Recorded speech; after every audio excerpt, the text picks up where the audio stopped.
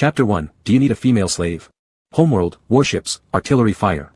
Mu-Shi sat in the space chair, quietly looking around. The familiar arrangement of the battleship command room was reflected in his violet eyes. This dream again. Mu-Shi raised his hand and once more confirmed that it was the red military uniform with golden patterns from the regulations of the Bug Empress 1,000 years ago. Having prepared himself, Mu-Shi was calmer than he had been during the previous two occurrences. He lowered his hand, tapping lightly on his knee with his fingertips as he beat a gentle rhythm. 5, 4, 3, 2, 1. Click.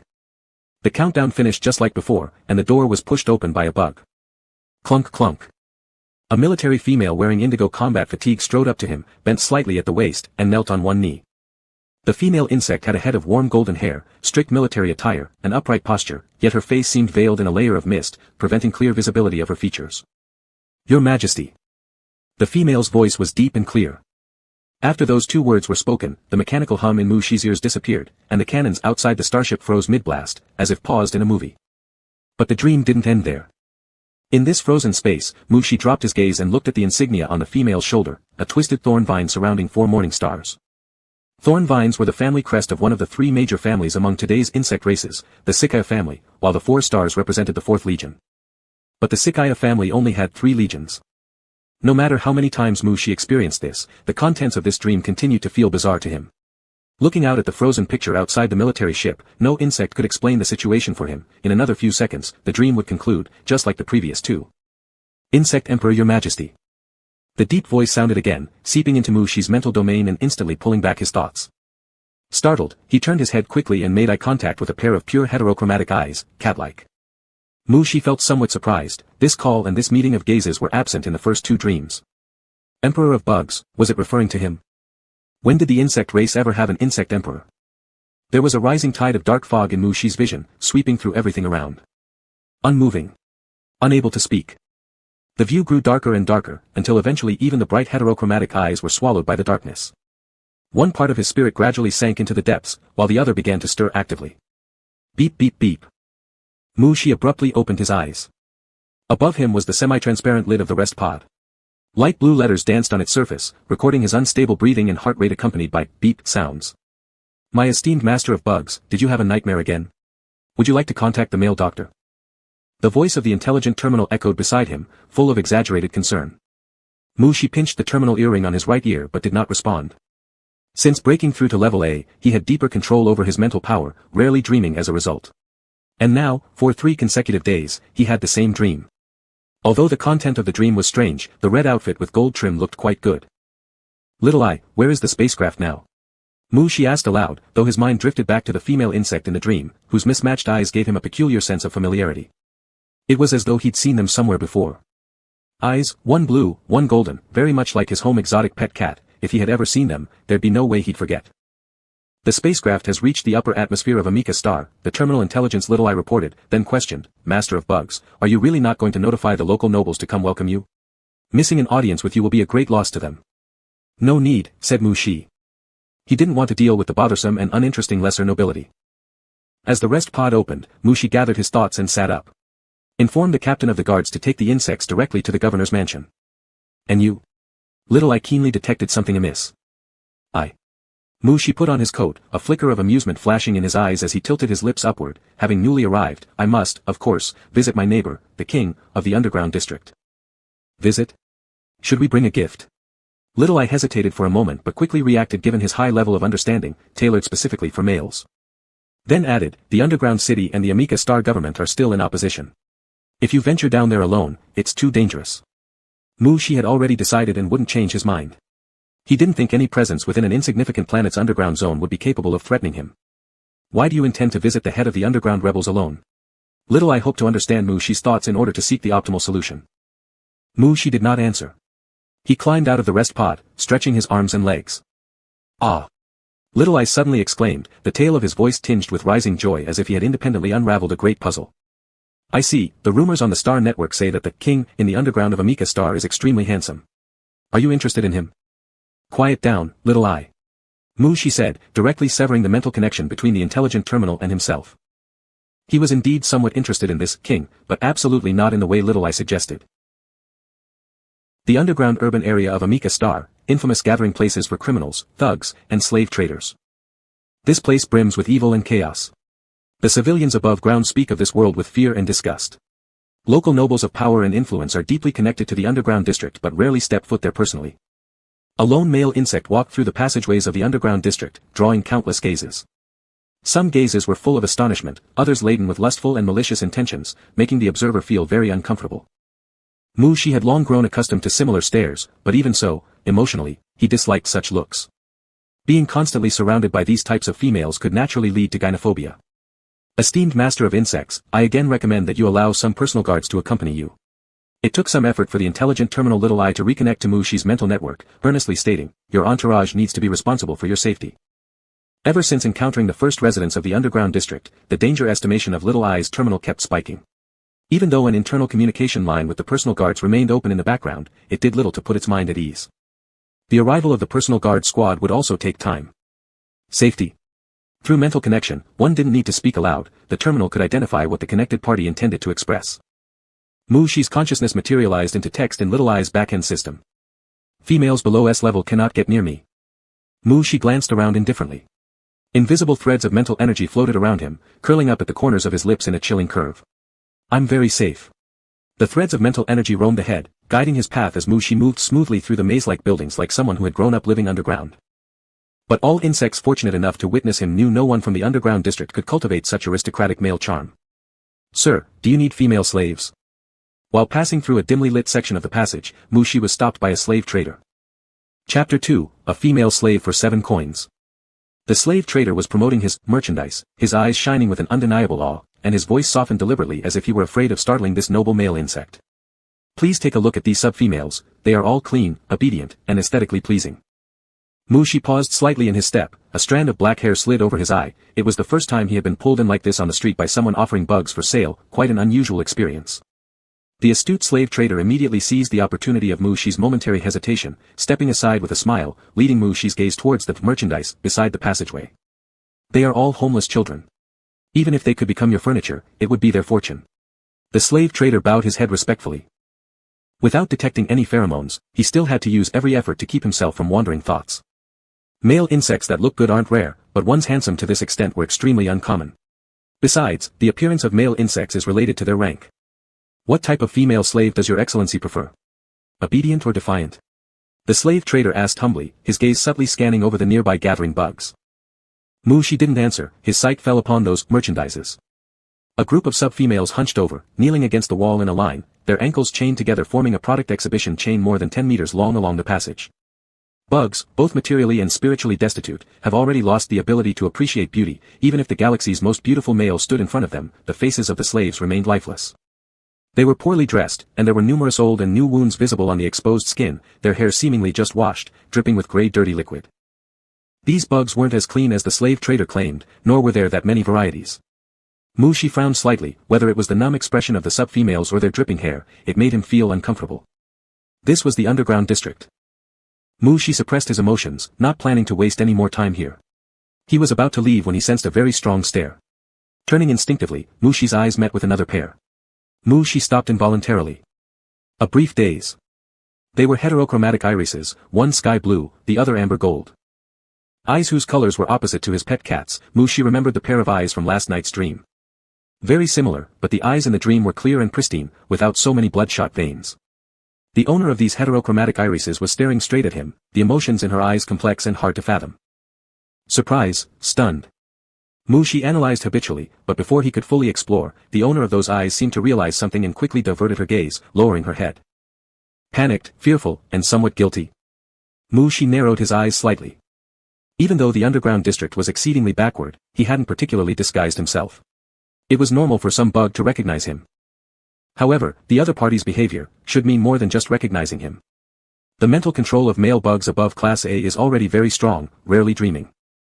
Last night, he saw a pair of heterochromatic irises in his dreams, and today, he truly encountered a female bug with the same eyes. Mu Shi didn't think the two were unrelated. The slave trader noticed the fleeting change in the male insect, seeing the female bug he had picked up outside the arena following the male's line of sight, his smile widened further. His merchandise naturally wasn't limited to sub-females. To cater to the special tastes of certain upper-class bugs, he always kept some strong female bugs ready. These female bugs were consumables, and didn't sell for much money. Fortunately, his connections were numerous, and he had recently aligned with the manager of the arena, occasionally going to pick out dead bugs, which essentially made it a cost-free deal. Your Excellency has good taste. This female insect is exceptionally strong and resilient, absolutely an outstanding female slave. The slave trader walked over as if intending to lift the female insect so Mu Shi could inspect her closely. No need, Mu Shi spoke, I will buy him. There was no need for close inspection. Mu Shi knew that this female insect was very strong, her exposed muscle strength did not fall behind any professional military female. It was a class of female insect. The higher the class of a female insect, the stronger its recovery ability. Although her ragged clothes were soaked in blood and dark red near black, those horrific wounds had already clotted and scabbed. With sufficient energy, it wouldn't take a few days for the female insect to recover completely. Perhaps it was because of the peculiar heterochromatic irises of the female insect, or perhaps it was the emotions concealed within those eyes. In any case, Mu Shi developed some interest in this filthy female insect and wanted her. Mu Shi's gaze fell upon the female slave. When he said he would purchase her, she must have been surprised. Her heterochromatic irises suddenly widened, and the emotions she had been repressing momentarily overflowed, just for an instant. The female slave's clothes, soaked with blood and stains, were lifted from the ground, revealing her muscular calves with partially healed wounds and clotted blood cuffs. Mu Shi thought to himself, where are there purebred cats as dirty as this? His cat at home had a pair of heterochromatic eyes as clear as fine gemstones, and its fur was white like a snowball, it would never be tainted by any filth. The slave trader fiddled with the chains, producing a cacophony of clinking sounds. The female slave knelt perfectly upright, her head tilted upward to look at Mu Shi, as if they were in the middle of some sort of ritual. The slave trader untethered the heterochromatic female bug from the display chain of slaves and pulled her over to Mu Shi's side, bowing respectfully as he said, "My lord, 7 coins for one female slave. If you add hand and foot shackles, it's 20 coins. Mu Shi slightly hesitated. So cheap. 7 coins, in the main planet of Sakaya, that was equivalent to the price of a regular bottle of purified water. I don't need shackles. Mu Shi confirmed he hadn't misheard the price, then transferred 7 coins from his wrist terminal account. This low-quality chain could never restrain an A-class female insect, not even a severely injured one. Mu Shi glanced interestedly around the ankle of the female slave, noticing a red mark left behind by the foot shackles. This female bug clearly had the strength to break free from its constraints. Mu Shi's eyes flickered slightly, but he didn't say anything. Although he found the behavior of the female insect strange, he wasn't inclined to investigate, it was too much trouble and lacked significance to waste his mental energy on it. My lord, these aren't bitches, they're wild. Without shackles, they'll definitely escape in a heartbeat. The slave trader tried again to pitch the idea of buying shackles after receiving the money. Mu Shi raised his gaze to look at the female slave's face. The female slave was quite tall, towering over him. At this moment, she kept her head bowed, appearing gentle and obedient. Will you run away? Mu Shi asked the female slave. He was still short for his age, so when he looked up at eye level, his line of sight only reached the chest of the female slave. With a mild expression, he stared at her, as if asking about the weather today. No. The female slave's trembling eyelashes fluttered, her voice hoarse from disuse. Mu Shi turned his gaze away. Let's go. He merely wanted a response, actually not caring whether the female slave would truly flee or not. Run. Where could she possibly run to? The Sakaya star system is small, Amica is even smaller, so small that it could be covered by his psychic net. The female slave lifted her somewhat stiff legs, following the footsteps of the insect ahead of her. The hand by her side clenched and relaxed faintly, as though confirming something. The slave trader watched the insect walk away. Lifting his hand, he tapped on his terminal, revealing a translucent virtual screen before him. He studied the name on the payment account in deep thought. MX, does the noble circle of Amica have this male insect? Chapter 3, Too Dirty, Must Wash. The gender ratio in the underground urban area was severely imbalanced. There were plenty of A and B class female insects, but male insects, even at the C class level, were extremely rare. Under these circumstances, the appearance of a handsome male insect on the street, who looked like a virtual celebrity, would understandably cause a tremendous sensation. With a face like crystal jade and eyes like stars, this handsome male insect walked through the dim underground world as if his entire body was glowing, drawing the attention of all the insects around him. Reproduction is the duty of male insects. The higher the rank of the male insect, the more attractive their appearance becomes, making them irresistible to females willing to sacrifice themselves for them. Even without sensing any pheromones, it mattered little because of his stunning looks. Female insects who might never get the chance to mate with a male insect in their lifetime almost strained their necks watching him, each filled with restlessness. The perception ability of an A-class female insect was incredibly sharp, let alone the gaze from fellow insects which showed no restraint. The female slave suppressed her restless thoughts, keeping her eyes on the surroundings, knowing well not to expect any rationality from these lawless creatures of the underground city. Her wounds had not yet healed, and less than 3/10 of her insect pattern energy remained. Could she protect the male insect? The female slave gently raised her eyes and looked ahead to Mu Shi, whose pace remained steady throughout without a trace of anxiety. She knew he had sufficient self-preservation skills, but as a subordinate, it didn't make sense for the master insect to personally take action. Mu Shi felt the female slave's gaze upon him and also knew about the numerous spies hidden in the dark tunnels.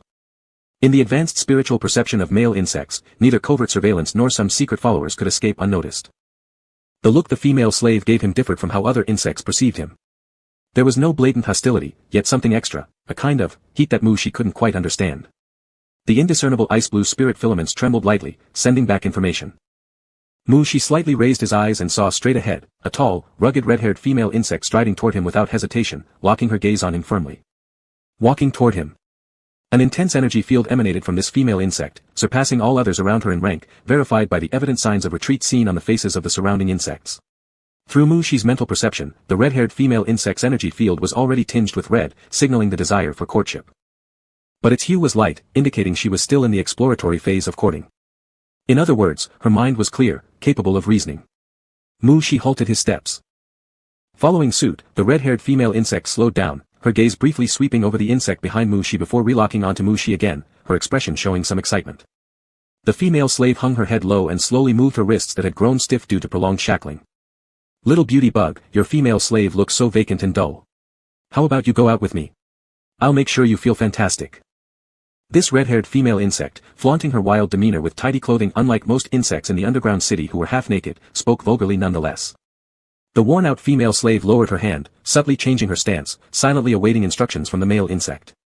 All insects across the galaxy knew, Morning Star of Sakaya, commander of the 4th Army Group, despised any female attempting physical interaction with him. Mu Shi remained calm-faced. He had a full set of coping strategies for dealing with females driven purely by reproductive instincts, ranging from persuasion to outright confrontation. His indifferent gaze fell on the female insect as Mu Shi politely suggested her leave, scram. TCH, what a stubborn little beauty, the female insect sked lightly, utterly unaffected by Mu Shi's coldness. Her eyes leisurely descended, her focus glued to Mu Shi's waistline, licking her lips as she remarked, your figure is outstanding too. Very few male insects persistently worked out, making good-looking male insects with fine figures exceedingly rare. Persuasion seemed ineffective. Mu Shi touched the storage ring on his wrist, thinking that if he seriously injured this female citizen within the jurisdiction of his domain, it might create a poor impression for future subordinates. Oh, wait, the underground district had long been disloyal to the Amica Star's jurisdiction, thus, these insects did not count as citizens under his rule. A flash of blue light emanated from the storage ring, and a pair of white gloves appeared in Mu Shi's hands.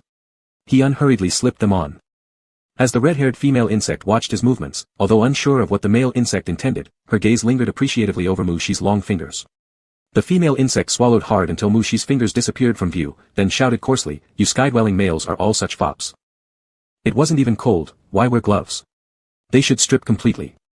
Hence, such males were only good for dating, not suitable for becoming a true lord. Are you sure you won't leave? Mu Shi rotated his wrist, lifting his gaze to ask. The dignity of a female insect.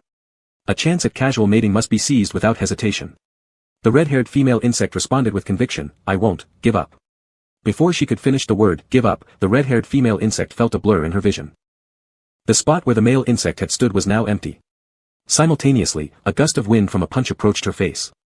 The red-haired female insect had extremely rich combat experience, and even though her mind was still confused, her body instinctively reacted to counterattack. Shit! Her nose narrowly escaped being hit as the male insect's lithe figure leaped over her shoulder, causing the red-haired female insect to curse. A male insect? Could there exist such an agile male insect? Insect races revered strength, especially female insects. There was nothing that couldn't be resolved with fists rather than words. Every time during courting, it would always lead to fierce fights. But that's between competitors. Not with the object of courtship. Boom. The heavy sound of flesh hitting the ground echoed through the street, which wasn't bustling to begin with, making the silence profound enough to hear a pin drop. Mu Shi glanced once at the red-haired female insect lying on the ground, clutching her nose and moaning, then casually stepped over her and walked away. No broken legs or arms, no internal bleeding, the degree of impact wouldn't even be considered minor injuries for a female insect. As Mu Shi anticipated, the female insect indeed did not chase after him again, and the bystanders in the corner maintained their stance as spectators. Insects have strict hierarchies, and males usually only deal with the highest-ranking suitors among them. Mu Shi realized long ago that if you want high-ranking pursuers to give up willingly, and not show up for at least a short period, you needed to target their faces. The more injured the face, the longer those female insects disappeared. Breaking just their legs would soon have them back in wheelchairs presenting flowers. The female slave looked at Mushi's retreating back, somewhat stunned. He prepared for battle, but the male insect never intended to involve him. The usually cleanliness-loving male insect put on gloves and acted personally. That's right, the underground urban area has yet to return under the rule of the Sakaya family, and a Sakaya 4th Army Corps sweeping across the galaxy hasn't been established yet. He isn't that one subordinate either. Of course, Mushi wouldn't order this randomly purchased female slave. The female slave reined in her thoughts and followed Mushi's footsteps. As she passed by the fallen red-haired female insect, she caught sight of the injured face out of the corner of her eyes, slightly tightening her lips. The military gloves from the 1st Battalion of the Sakaya star system striking the face, such pain, you'd never forget it in 2 lifetimes. The female slave trailed behind Mushi, maintaining a respectful step distance. This is the standard distance kept by guards accompanying their insect master. Mushi took off his gloves, and the bloody scent reaching his nose made him frown slightly. Not only from the gloves but also coming from the female slave. Too dirty, must wash. Chapter 4, Take it off. Regardless of how the news that a male insect had defeated an A-class female insect would spread in the underground city, Mushi had already checked into a hotel with the dirty female slave. Mushi used his mental power to search for the best hotel in the underground city, but the sight of the room still made him furrow his brow every day. Glancing around the room, it was the first time Mushi had stayed in such a dusty hotel. Since arriving in the underground city, all sorts of experiences had been for him. Click. The door closed behind him, and the breathing of another insect inside became deliberately light, slow, and steady. Mushi sighed in his heart and took out 2 cleaning machine insects from the storage bracelet on his wrist, placing them on the ground. With a light click, the 4 scanning eyes on the heads of the machine insects lit up blue, and 8 mechanical legs extended from their sides. The 2 machine insects scanned the entire room and began crawling around the house on their legs. Wherever they crawled, cleanliness followed. Mushi turned around, grabbed the machine insect trying to crawl onto the female slave, and carried it towards the bathroom. The female slave's body, which had suddenly tensed at Mushi's approach, gradually relaxed as he moved away. Seeing the male insect enter the bathroom, the female slave hesitated, looking around uncertainly. The room wasn't large, and the only places to rest were a double insect bed and a sofa. She knew how dirty her own body was and figured the male insect wouldn't like her touching those areas. She stepped back a bit. If this were any other place where the male insect's safety could be guaranteed, she could find somewhere to clean herself. But this was the underground city, and there were no other guards around the male insect. Whether or not the male insect needed her, it was her duty to stay watchful. In the bathroom, Mushi washed his claws several times, watching as the water level in the bathtub rose gradually, causing some uneasiness. How should the female insect bathe? Should he press her into the water just like with the house cat? The bathtub seemed a bit small, but it might fit both of them if they squeezed in together. Actually, he rarely bathed the pet cat at home, as the servants always kept it clean. The only 2 times were when he had foolishly accompanied the younger male insect brother. Mushi grabbed a towel, wiped his hands, then turned and exited the bathroom. The female slave was still standing by the door and looked at him hopefully as he came out. Stray mutant beasts picked up from outside must look like this when they see their master insect, probably. Come over here, said Mushi. The female slave slightly startled, her eyes meeting Mushi's gaze, before military reflexes kicked in and she took a step forward. Absolute obedience to the commander. Mushi stepped aside and gestured for the somewhat rigid female slave to go in. As she passed by him, Mushi noticed her steps and breathing slowed a little. Mushi showed no reaction, his invisible mental force quietly encircling him. An untrained cat might scratch its master. The female slave entered the bathroom without any unusual movements. Mushi leaned against the door. Pets tend to run away during bathing. This was what he'd learned from the 2 rare occasions when he'd helped his younger brother wash the pet cat. Would the female slave run? Click. A cleaning machine insect came down from the wall, landing near Mushi's feet. With its 8 mechanical legs moving, it started to crawl towards the female slave. Mushi stepped on the machine insect and said to the female slave, who turned around, "Take your clothes off." The expression on the female slave's face instantly turned shocked. She stared at Mushi wide-eyed, as if he had said something completely unbelievable. "Take it off." Mushi repeated, loosening his grip on the machine insect. It was impossible for him to undress the female insect. If she resisted, he didn't mind letting the machine insect do it. The set of clothes on the female slave clearly fell into the garbage category determined by the program. The female slave looked hesitant, pressing her hand on her clothing while still staring at Mushi.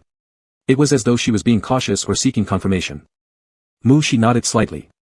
And so, the tattered gray-black top was peeled off by the female slave. Just as Mushi had expected, the muscular body revealed crisscrossing scars that were healing. The self-healing ability of an A-class female insect was once strong enough to make hospitals lay off staff. Mushi had seen many wounds and knew exactly what caused the scars on the female slave. Rough cuts, with several intersecting ones, these claw marks and bone wings from bug mutations were rarely seen on today's battlefields anymore. When Mushi's gaze fell on the unusually smooth scar on the female slave's back, a flicker of interest crossed his eyes. The only fatal wound was actually on her back. Betrayal wound from someone she trusted. That position. It likely even involved cutting off her bone wings. Mushi had no interest now in understanding the tragic past of the female slave. He tilted his chin slightly and said, "Take your pants off too." As soon as the words left Mushi's mouth, he noticed the female slave looking at him even more strangely, almost making him wonder if female insects bathed while fully clothed. No, during his last mission with the 1st Legion squad, when the battleship had landed near a sea on a primitive planet for respite, those who entered the water stripped faster than the others. Having seen many uninhibited and passionate female insects, this level of coyness from the female slave was quite rare. But Mushi's patience was already wearing thin, and if the female slave hesitated much longer, he wouldn't hesitate to use his mental tendrils. The female slave took a deep breath, confused by the male insect's command, trembling nervously as she revealed her body before the one closest to her heart. She raised her hand to her waist. The equally tattered pants dropped to the ground. Surprisingly smooth. Mushi thought inwardly that washing the female slave proved easier than bathing exotic pets, he just needed to give an order. It would be even better if the female slave didn't pause so long after every command. Get in the bathtub. Mushi watched as the female slave's tense body held onto the towel, flipping it again while psychic thread swayed restlessly. Pet cat struggled fiercely before entering water, so Mushi instinctively probed his mental tendrils toward the female slave. Countless psychic threads converged into invisible but powerful tendrils, floating around the female slave. A female insect couldn't see the mental tendrils of a male insect, but an A-class female's perception was strong enough. Seeing how the female slave tensed her muscles and averted her gaze, Mushi knew she felt the presence of his mental tendrils. After all, they were too obvious once condensed. Fortunately, the female slave didn't make him wait too long this time. Before Mushi's mental tendrils acted, the female slave stepped into the bathtub. For a moment, Mushi was distracted. Such long legs. His eyes returned to the female slave. No resistance, no struggle, she sat into the tub with a wandering gaze, her body tense like a drawn bowstring.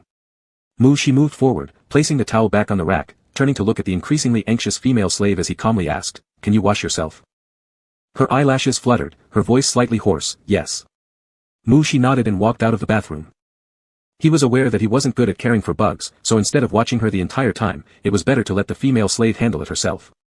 The door remained open, and hearing his retreating footsteps, the female slave gradually relaxed, thinking wryly about her performance.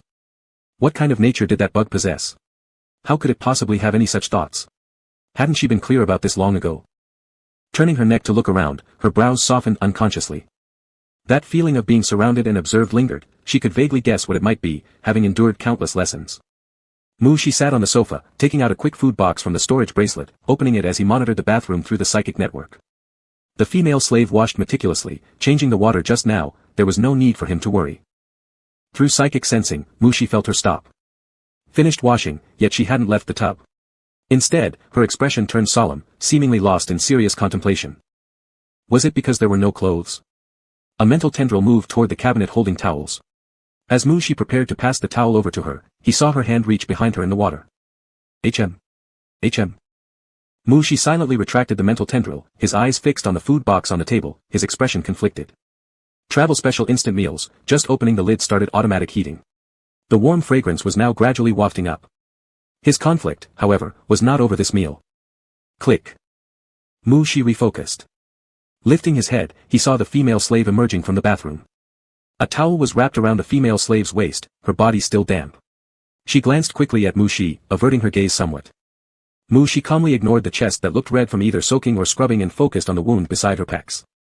Fresh scabs, reopened in part after this bath. Lifting his hand, Mushi tapped on the storage bracelet. As a streak of blue light struck the floor, a repair pod suddenly appeared. The female slave's wandering gaze froze as Mushi rose gracefully, approaching the repair pod to adjust the data. A flicker of confusion crossed her eyes. She thought about it for a moment and stepped forward nonetheless. Humming sound. Opening the hatch, Mushi glanced back at the female slave, lie inside. The female slave stared blankly at the shallow blue liquid within the pod, understandably shocked. S-class repair fluid. This was far more expensive than she. The quick food box had already emitted a white-hot mist, and the room was filled with the fresh aroma of silver cod. Mushi lightly sniffed, his unremarkable gaze landing on the stunned female slave. The psychic tendrils instantly coiled around her, and in the moment the female slave surprisingly looked down, the tendrils swiftly tore off the towel around her waist, throwing her into the repair pod. Hum. The towel fell as the pod ceiling closed. Through the semi-transparent top cover, Mushi took in every shocked and dumbfounded expression on the female slave's face. Their eyes met, perhaps out of immense frustration, her face flushed red for a moment. Mushi's eyes remained utterly calm as he pressed the start button. Confirming that the repair pod was functioning properly, Mushi turned away indifferently. Silver cod porridge should be eaten while hot. Inside the repair pod, the female slave stared at the pulsating data on the top of the pod for a long while before regaining consciousness. The place touched by the male insect's mental threads felt scorching, making her heart tremble. What a wimp. Thinking this, she couldn't help but place a hand on her chest where it beat as though out of control. The repair pod blocked all external sounds, leaving her unable to hear any movements from the male insect. Resting her head on the memory-soft pillow, everything below her chin was covered by the cool repair fluid. Every injured part of her body tingled faintly, a sensation that her former comrades once described. It's like being caressed all over by the male insect's mental threads. A military female emerged from the medical room with a red face, earning envious looks from other single insects. Closing her eyes, soaking in the repair liquid and being touched by the male insect's mental threads were completely incomparable. Chapter 5, The Master. Mushi threw the lunchbox and water bottle into the recycling channel, dragging a chair to sit beside the repair pod. The female slave opened her eyes as if sensing something, meeting the male's dark purple gaze straight on. Her heart raced, and she instinctively clamped her legs together. Seeing the female looking at him, Mushi leaned back against the chair and asked, "How did you get these injuries?" With the transparent roof and near-transparent repair fluid, under the male's watchful eye, there was no cover whatsoever. The female heard her own heartbeat pounding wildly and also heard the male's question. She felt herself burning with fever, unable to focus. She took a deep look at the top of the repair pod, then looked at the male's calm, expressionless eyes. The female sucked in a breath, hoarsely saying, "It was just an error." She didn't want the male to think she was weak. "Ah." Mushi raised his tone slightly, an error that cost an A-class female insect her bone wings. The female uneasily pinched her palm. The slight itch from the healing muscles near her wing bones reminded her of her own incompleteness. Even though she had long since grown used to it, she couldn't help but feel a touch of melancholy. It wasn't the wish of any insect to appear flawed before their loved ones. If only she had returned a few days earlier, perhaps she wouldn't have become a disabled insect. But everything had already happened, no insect could control time, and assumptions would forever remain meaningless. The female tried not to dwell too much on how she looked now. Meeting Mushi's gaze, she carefully chose her words. The Order Underground is far more chaotic than the regions ruled by the Sai Kaya family. Here, violence is revered, and consumed. Ah. So the other's wounds were due to being consumed? Mushi stared at the female's somewhat flickering heterochromatic eyes, his long fingers naturally clasped in front of him, his expression unchanged. What the female had said just then was clearly not something a bug who had spent their entire life in the underground district could say. Mushi wasn't surprised, he maintained an attentive posture, quietly watching the female. The female lowered her eyes slightly, seemingly pondering something. "You might be interested in the underground arena's battlefields." Mushi made no comment, asking Shiai mentally, "What is this battlefield?" Shiai had already connected to the network of the underground district and immediately summarized upon hearing this, a fighting arena for female insects against each other, no technological weapons involved. Pure hand-to-hand combat provides a primitive-styled visual feast for the audience. "Would you like me to make reservations for you at one of the 3 arenas in the underground district?" The female couldn't hear Mushi and Shiai's conversation, her eyes lingered on Mushi's petite chin, her gaze somewhat unfocused. The insect race valued physical power and enjoyed the aesthetics of killing. Even male insects weren't exceptions. She didn't worry about scaring Mushi with the bloody violence of the arenas. Other male insects would get excited and cheer at such scenes, but Mushi, she couldn't imagine what Mushi's excitement would look like. Mushi wasn't interested in primitive aesthetics. Compared to observing the physical battles of females on stage, he preferred the clash between warships and mech suits. Is dismemberment allowed in the arena? Mushi was slightly confused. Although most females may never use their bone wings during their lifetimes, they still were a part of the female body. Losing them was equivalent to becoming disabled. Disfigurement was only a small part, more participants fell on the stage and never rose again. The female didn't want to talk about these things. No matter how it ended, she had become a disabled insect. The female cast down her eyes and said, "There are no laws in the underground districts. Only the inspection team can interfere openly with the districts, and they only follow orders from the king." King. Mushi was quite intrigued by this term. It was also why he had come to the underground district. After the Mother Planet incident, the insect race only divided into nobles and commoners. What kind of insect could be called a king? Tell me what you know about the king of the underground district. The king of the underground district, the ruler of Amika Star's underworld. The female suddenly paused mid-sentence. In the year 1090 of the galactic calendar, the underground district reintegrated into Sai Kaya Star's jurisdiction, governed by the Sai Kaya family. Now it was exactly 1090. She knew the king of the underground district, not counting the occasional glance across the battlefield years ago. Many years later, after joining the 4th Legion, the person became her comrade. The female met Mu Shi's gaze, her heart pounding unexpectedly. How had the underground district been reintegrated into Sai Kaya's domain? And Mu Shi, governor of Amika Star, why would he be here when the underground district hadn't yet returned? Mu Shi didn't understand why the female had suddenly been staring at his face so intently. He lifted his hand and lightly tapped on the roof of the repair pod, signaling the female to return to reality.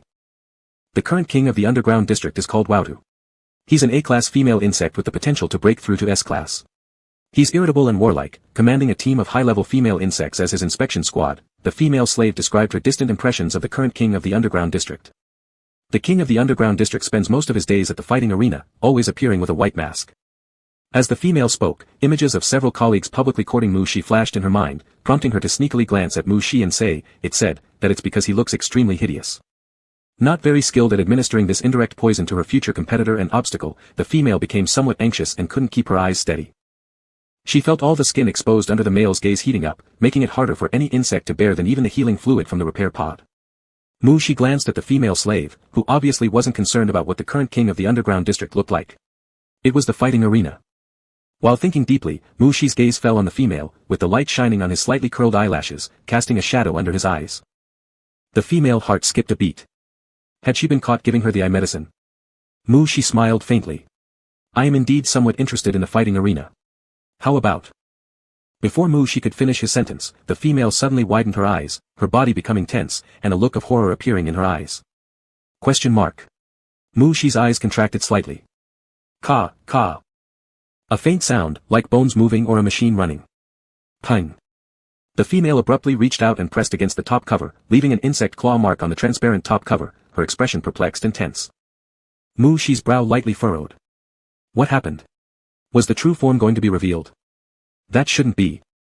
Though the female's injuries had mostly healed thanks to the repair chamber, without assistance, how could she think that a mere A-class female insect could do anything to him? In an instant, Mu Shi's mental network spread out, pressing down on the female with a higher authority and pinning her firmly inside the repair pod. The female's body trembled, teeth tightly clenched, her claws gradually curling and leaving scratches on the top cover. Ka. The sound of bone movement didn't disappear. Mu Shi focused his gaze on the area below the female, realizing the source of the sound. On the female's back, there was a dark patch spreading out. Stripes of obsidian-like spiritual tentacles were forming. Those were female insect bone wings. Special repair liquid could regrow lost limbs, including bone wings. Ka. Under Mu Shi's mental pressure, the female couldn't move, yet those bone wings grew wildly like vines, constantly squeezing into the space within the repair pod. Cha. A crack formed on the top cover of the repair pod. Mu Shi raised his eyebrows slightly, his figure flickering as he retreated a few meters. The external structure of the repair pod could withstand the full-force attack of a high-level female insect, but its internal protection wasn't equivalent. Even a few newly sprouted bone wings could break it apart. He stood by the door, hearing a loud bang as the top cover of the repair pod completely shattered. Transparent glass shards scattered everywhere, and the new black bone wings expanded freely in the room without restraint. 2, 4, 6, a total of 8. A rare bone wing form, much like physicalized spirit tentacles, glossy with a black stone-like luster, dark and mysterious. One of the wandering bone wings probed toward the door, its tip colliding with Mu Shi's shoe toe. The bone wing paused momentarily, tentatively touching the surface of Mu Shi's shoes before happily rubbing against them. Mu Shi.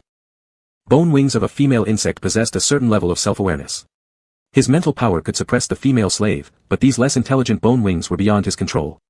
Mu Shi had never seen bone wings that weren't controlled by the female insect herself. Insect race had inherited memories, so even newly hatched larvae could quickly master control over their bone wings. These entirely self-acting bone wings intrigued Mu Shi greatly. Intriguing as it was, Mu Shi would absolutely not let these bone wings crawl onto him. Quietly lifting his foot, Mu Shi stepped on the bone wing.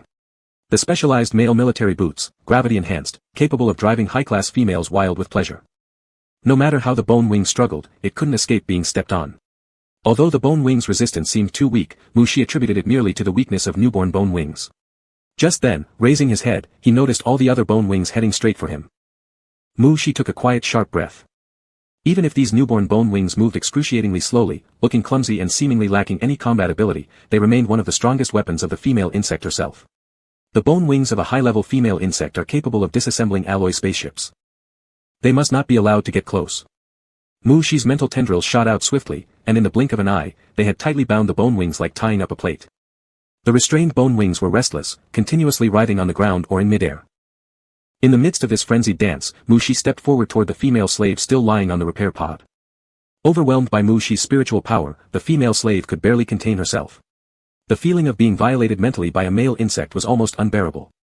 She had to keep recalling the fates of other females who had lost their composure before Mushi just to prevent herself from embarrassing herself right there.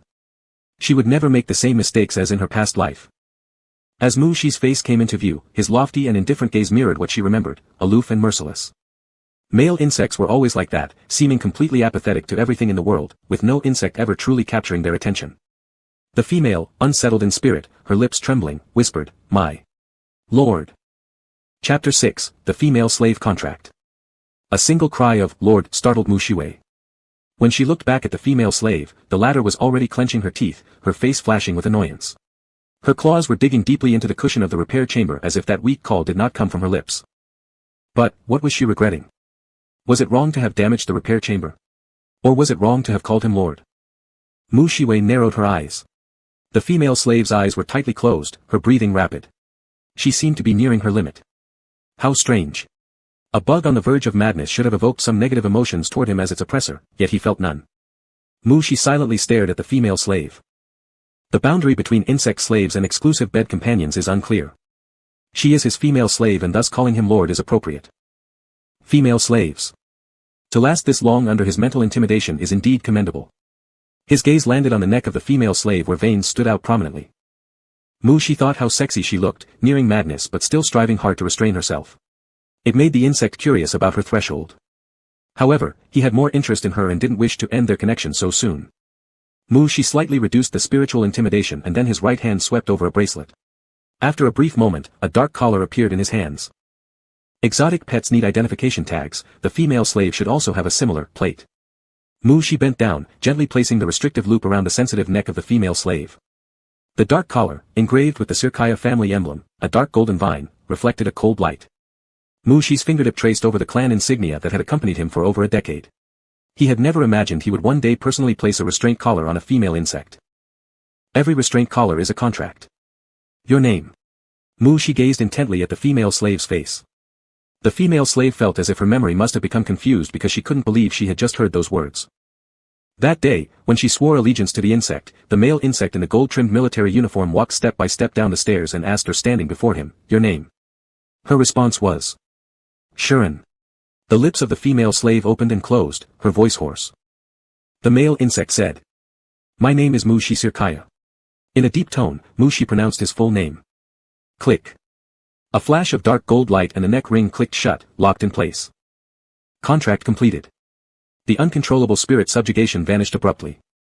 Drenched in sweat, Shuren gasped coarsely as her scattered vision gradually refocused. Snap. The sound of the bathroom door closing jolted the female slave back to reality. She looked around, there wasn't a trace of another insect nearby. Her neck bore an icy sensation. Without the intervention of the master insect or the binding of mental tentacles, her newly grown bone wings returned to flailing chaotically around the room. Shuren had no energy to care about her newly grown bone wings. Once certain that the male insect had gone to the bathroom, she placed her claw-like hand on the collar around her neck, her eyes filled with bewilderment. What was this? Having a female slave wasn't originally part of Mushi's plan, but the feeling wasn't altogether bad. While pondering information gleaned from Shuren regarding the district mayor of the underground city, Mushi lifted his hand to shed his clothing, intending to try using the shower device to take a bath. An A-grade female insect, hopeful of breaking through to the S level, commanding a private army of high-ranking female insects. Reaching out his hand to the shower zone, the water temperature transitioned from cool to hot. Mushi remained unmoving for a while. No. There are countless A-grade female insects, but only 11 S-grade female insects recorded by the Star Network exist throughout the entire insect race. The possibility of breaking through the S level, the expression on the female slave's face had been too certain, as if narrating a preordained fact. Isn't this intriguing? With the sound of dripping water, steam rose. Mushi faintly curled the corner of his mouth and tilted his head upward underwater. Tiny droplets of mist stuck to Mushi's eyelashes causing slight discomfort as he blinked, dissipating much of his sense of enjoyment. So-called high-class hotels in the underground city don't even have a sound wave cleaning device, prompting thoughts of giving a negative review. Clang clang clang. The door began being tapped rhythmically, the sound low. If not for the surrounding spiritual energy spreading out and feeding back external information, Mushi might not have noticed it amidst the noise of the water. The detailed information fed back by the spiritual energies caused Mushi to pause. Outside. Bone wings. Has that female slave gone mad? It's impossible to say, come in. Several mental tendrils coalesced outside the door, ready at any moment to subject these newborn bone wings to punishment within the insect world. Even so, Mushi found it hard to believe and let his mental energy expand outward.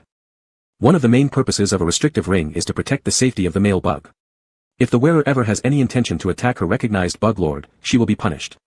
Even if the female slave has some feelings for him, she shouldn't be so reckless. The mental energy expanded throughout the room, and the female slave was clearly sitting properly on the damaged repair chamber, seemingly daydreaming. So, were these new bone wings acting on their own again? The mental tendrils hovered in the air without making a move, as the bone wings became quiet after bumping into the door and obediently rested at the entrance. Mushi was somewhat disappointed. He actually wanted to give these newly born bone wings disturbing his bath a good thrashing from society. But since there wasn't a valid reason, beating them was not an option. He turned off the water, dried his body, took out a set of pajamas from the storage bracelet and put them on, then headed outwards. As soon as he opened the door, a row of bone wings came into view, leaving no space for him to step down. Sharon turned her head upon hearing the sound and noticed the awkward standoff at the bathroom entrance, which made her extremely embarrassed. Though his body had just lost its bone wings not long ago, it had been more than a decade since Mushi last owned them, so he had long lost the habit of controlling them at all times. What's more important is, why did the bone wings crawl all the way, only to block the bathroom door? Sharon tried to manipulate the bone wings to move aside in a bit of panic but suddenly felt some weight on one of them. Instinctively looking over, he saw Mushi's tender foot stepping on his bone wing. Sharon paused his breathing, halting the action of moving the bone wings aside. The bone wings quivered slightly beneath Mushi's feet, drawing his gaze, before returning to tranquility as quickly as the incomprehensible emotions of the female slave. Mushi gave the female slave a questioning look. For a high-grade female insect, even if the bone wings are regrown limbs, they shouldn't fail to support the weight of a male insect. Before Mushi's gaze met his, Sharon lowered his eyes. The bone wings that were about to move rearranged themselves and formed a dark path under Mushi's feet. A female insect could endure anything for courtship. It doesn't matter whether Mushi merely wanted to step on his bone wings or the male insect wished to cut them off, he would kneel and offer the blade with both hands. Mushi slightly arched his eyebrows and stepped onto the female slave's bone wings, walking toward the bed. Her bone wings paved the way for him steadily, reaching right under the bed without any wobbling. Mushi sat down at the edge of the bed. The bone wings obediently lay flat, under perfect control by the female slave. Mushi looked at the female slave. She kept her gaze lowered, her messy short honey-golden hair scattered loosely across her forehead. The scars on her body had completely disappeared after being healed in the repair chamber. 8 bone wings connected to the female slave's back, where warm white skin contrasted sharply with the dark black wings. This strong visual difference was highly likely to evoke sadistic desires in certain special interest groups. Mushi belatedly realized that this female insect not only had peculiar eyes but also possessed other attractive features after being cleaned up. This feeling was similar to buying a seemingly story-filled cheap doll at a roadside stall and discovering after cleaning it that this inexpensive doll was more exquisite than those produced by large companies. Realizing that he might have stared too long, Mushi moved his gaze away from the female insect, glanced at the already damaged repair chamber, and spoke, "Find somewhere else to sleep." After speaking, Mushi nonchalantly climbed onto the bed, sinking into the cushions. Mushi relaxed his limbs, lifted his hand, and turned on the terminal to begin reviewing subordinates' reports. Sharon was somewhat stunned. Was it that easy? He blocked the bathroom door with his bone wings, and the male insect didn't punish him or hold him accountable for damaging the repair chamber. Sharon's gaze landed on Mushi, who instantly sensed it and looked up to meet the female slave's heterochromatic eyes, one gold, one blue. Mushi fell silent for a second, then explained, "I don't like sleeping together with other bugs." The female slave seemed to assume she could serve him bedside, yet this remark from the male insect towards his female slave seemed a little hurtful. But Mushi wouldn't retract his words. He didn't need any bedroom services. If it weren't for the lack of identity proof that couldn't be registered, he wouldn't have let her stay in this room at all. "You can sleep on the sofa, or I'll give you a tent." Sharon blinked, seeing that the male insect truly had no intention to pursue responsibility, hastily said, "The sofa is fine. Thank you." He knew well not to reveal any inappropriate thoughts even if tempted by proximity to the male insect's pillow side. Mushi gave a faint acknowledgement and retracted his gaze. His fingers flickered, replying to a query from the guard captain about his safety, then switched his social account. The private page of the personal account remained clean. The guard captain wouldn't overstep and report unless something happened to him. The 2 female insects were enough to keep his mother bug busy and troubled for a while, leaving no time in the near future to focus on him. This gave him the chance to do something on Amicus Star. Mushi's fingertips unconsciously slid across the screen. This society was indulgent yet restrictive towards male insects. Females held all external rights, shouldering the duty of raising male and young insects, while male insects enjoyed the best protection and contributed nothing but sperm and mental energy under the female's care. He once went with the flow without question, until he had that dream. He vaguely felt as if he grasped something. Mu-Shi closed his eyes and lightly ran his fingers over the stud terminal in his right earlobe, closing the virtual screen. He anticipated the recurring 3-day-long dream, wondering if it would differ tonight. Yet, in the darkness, mental energy grew even more active. Mu-Shi saw the female slave using her bone wings to assist mechanized bugs clearing debris, saw waitresses evacuating other rooms one by one while skipping their room, saw a red-haired female insect giving orders to her mechanical insect while nursing a facial wound. The cute little bug hits hard, I need enough sleep to recover my losses. The mental energy spread quietly, and the red-haired female's voice faded away gradually. Mu-Shi observed all kinds of insect behaviors around him, but none of them could catch his attention, not even those who talked about him, which left his thoughts as calm as ever. A bone wing silently extended, with the female slave breathing lightly, though her heartbeat accelerated. Mu-Shi remained motionless. Snap! A soft sound followed, and the surroundings seemed to darken. The female slave had turned off the light. The bone wing retreated, and the female slave lay on the sofa staring at him for a long moment before finally looking away. Listening to another insect's breath in the room, Mu-Shi didn't feel any trace of sleepiness. Chapter 7, Does it count as a date? Mu-Shi overestimated his tolerance for female insects. The presence of the other bug in the room was too overwhelming, and he simply couldn't fall asleep. The mental energy inside the room swirled around the female slave, relaying information to Mu-Shi, from her height and measurements to her heartbeat frequency. Outside the room, the stray mental energy began gathering around the red-haired female insect. This colorful-faced female walked back and forth to the elevator entrance several times before returning, muttering something under her breath. I'm not interested in threesomes, but if I barge in and throw that slave out, will little beauty bug get scared stiff? Mu-Shi closed his eyes, receiving the telepathic information while his fingers moved slightly on top of the blanket, feeling an itch in his hands. Ultimately, the red-haired female didn't take the elevator upstairs. She dismissed the bugs waiting on orders at the hotel and lay down on the sofa in the lobby. Mu-Shi lay awake all night without sleeping. With the physique of a higher-level insect, staying awake all night was no big deal. He just couldn't continue with that dream anymore. It's like watching a movie that has you hooked at the very beginning but then gets paused, leaving you hanging. As mental threads saw the stores outside gradually opening one by one, Mu-Shi opened his eyes. 2 bedside lamps emitted a warm, soft glow, and the bright light of insect technology leaked through the curtain slits, landing on the sofa. The blonde female slave lay on her side, her 8 bone wings spread out around the couch, occasionally flicking. There was an illusion of peaceful tranquility for a moment. Mu-Shi sat up, his fingertips touching the bracelet on his wrist. Just as he was about to grab a change of clothes, his peripheral vision caught the female lying on the sofa. His movements froze, and Mu-Shi dropped his hand, flipped off the covers, and got out of bed. Like a gentle breeze passing by, Shenan's eyelashes trembled faintly. Click. The sound of the bathroom door closing echoed, and Shannon let out an almost imperceptible sigh of relief. A pair of heterochromatic irises quietly opened. When Mu-Shi stood up, he had already woken up. His years of cautious survival instincts weren't meant to guard against male insects, it was just a habit. His bone wings slowly unfurled as Shannon sat up, looking through the gaps in the curtains towards the outside. On the streets, early rising insect citizens passed by, their gazes either intentionally or unintentionally directed towards the hotel. This was the underground city district. It would be abnormal if there were no insects paying attention after Mu-Shi's commotion yesterday. Shannon was puzzled by something else. Did Mu-Shi really take such a risk and come alone to the underground city? He had once served as Mu-Shi's personal guard and knew their methods well. For a whole day now, he hadn't discovered any of Mu-Shi's subordinates nearby. Click. Mu-Shi came out of the bathroom dressed in travel attire. A white shirt, black tight-fitting pants, an over-knee black coat with gold patterns, a pure black belt tightened around his waist, all combined with a detached yet aristocratic elegance. Mu-Shi glanced at the female slave and ordered her to wash up.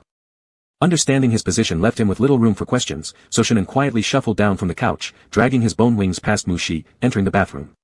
As he calmly closed the door, Shannon's gaze was drawn to the neatly arranged dark gold military uniform sitting atop the bathroom counter. This. Shannon's fingers slowly trailed over the garment, a glimmer of nostalgia reflecting in his eyes. The combat uniform of the Sakaya Army Corps. Shannon spread out the combat suit. It was from the 1st Legion, designed to adjust its size according to the wearer's body. This obviously wasn't a male insect's size. Indeed, clothing worn by Mu-Shi wouldn't possibly be given to another insect. A fleeting sense of disappointment crossed his heart, and Shannon hurriedly looked up. All that could be seen in the mirror in front of him was a golden-haired female insect with heterochromatic eyes. The dark neck ring fitted snugly around his neck, adorned with intricate dark gold vine emblems shining with metallic luster. Shannon looked at the collar ring Mu Shi had placed on him, feeling uneasy about his own thoughts. After finishing washing up quickly, Shannon stepped out of the bathroom. Seeing Mu Shi silently seated by the bed, the male insect slightly tilted his head upward to look at a point in the empty air. But soon, a map intricately sketched with cobalt blue silk threads appeared in midair. Mental substance manifestation. A flash of surprise flitted across Shannon's eyes. Male insects of grade A and above could materialize their mental energy into physical forms, but most were only able to create small objects like cups. To see such a precise map drawn in this manner was unprecedented. Sit, Mu Shi slightly raised his chin, indicating the spot on the opposite sofa. Shannon complied and sat down on the sofa, unconsciously straightening his back. Mu Shi slightly lowered his gaze. The female slave's bone wings were already folded up, and the battle uniform perfectly enclosed her body, giving her a neat and upright silhouette. Wearing the combat uniform of the Sakaya Army Corps, there was not an ounce of awkwardness, only the rigid and strict bearing of a military insect. Had the other been a female soldier once? To my knowledge, there are 3 arenas in the underground district. Mu Shi paused slightly, still not fully accustomed to the term, before continuing. Which one do you think we should go to? Mu Shi lightly tapped his fingers on his knee, and the mental map pivoted toward the female slave. Shannon had noticed earlier, when stepping out of the bathroom, that the locations belonging to the arenas were all marked in red on the mental map. Solar Arena. Shannon hesitated slightly, adding, it's the most renowned arena in the underground district. He guessed at Mu Shi's purpose for coming to the underground district, reclaiming it and unifying the Amika star, but he wasn't sure whether his choice would affect the male's plans. Alright, as you wish. Mu Shi gave a slight smirk, looking rather like a doting lord for his female. Shannon's breathing hitched. He could barely worry about his decision anymore as his heartbeat threatened to spiral out of control. When the insect you adore is right before your eyes and smiles at you, who can stay unmoved? No. Shannon, snap out of it. You know how coldly Mu Shi treats females pursuing him. You mustn't show it, all affection has to be suppressed deep within. Mu Shi sensed the female's rapid breathing and brief moment of disarray but saw her calm down almost instantly, seemingly recalling something and then regaining determination in her gaze. Since when did straightforward, single-minded female insects become so complex? Mu Shi sighed internally, stood up, and tilted his head slightly towards the female slave. Let's go have some fun at the most famous arena. Does this count as a date? Shannon's heart clenched painfully. It was early morning, and the hallway was completely empty. Of course, it was empty. The other guests from the hotel had been asked to leave last night. Mu Shi exited the elevator with the female slave. As soon as they entered the lobby, they heard a somewhat familiar voice saying something. Brother, I won't be coming back today either. Hearing the voice, Mu Shi turned his gaze. The red-haired female stood by the window, backlit by the light. He could only make out an upright silhouette. Is her face healed already? Recalling the pained face from last night's mental energy scan, Mu Shi thought the answer was likely no. Turning away, he stepped toward the reception desk. Check out. The androgynous service staff at the reception desk was taken aback. Looking up and seeing Mu Shi standing before him caused a brief moment of being lost in admiration, after which his expression quickly shifted to discomfort as he glanced at the red-haired female casually talking on her terminal phone, completely unaware. Mu Shi paid no mind to the androgynous front desk clerk's thoughts. Pressing his ear stud, he heard a soft beep. On the front desk's terminal, information appeared indicating that the guest wanted to check out. Room 711 guest requests checkout, please confirm. The striking good looks of the male, his professional courtesy, and the threat of the patrol team clashed fiercely in the androgynous receptionist's mind. While his finger slowly moved toward the confirmation button, the androgynous staff coughed softly. On the other side, the red-haired female looked somewhat flustered. No, it's not because I can't get up. I just haven't slept yet. As much as he tried to drag out time under the silent gaze of the handsome male, the tip of the androgynous receptionist's finger eventually touched the confirm button. Ding. Checkout successful. Mu Shi walked towards the entrance of the hotel. Shannon, trailing a step behind Mu Shi, couldn't help but turn around and glance at the oblivious red-haired female. It was hard to imagine how such a thick-skinned insect survived in the underground district. Stepping out of the hotel, the door closed automatically behind them, cutting off the red-haired female's conversation and the androgynous receptionist's anguished coughs. The androgynous receptionist, watching the now-closed sensing door, quietly poured himself a glass of water. Glancing at the red-haired female who was still turned away speaking on her terminal, he drank while biting his lips. He had done what he could. A brainless muscle-headed insect like her deserves to never find a male. I'm not backing down, there was someone else in that little beauty's room last night anyway, and I have no interest in threesomes. Wait and see, I'll definitely win today. The red-haired female shut her terminal. Turning around, she glared straight at the androgynous receptionist, her expression displeased. If you're sick, just leave. If you infect a male insect, will you take responsibility? The androgynous receptionist. Humph, the male insect you're interested in has already left.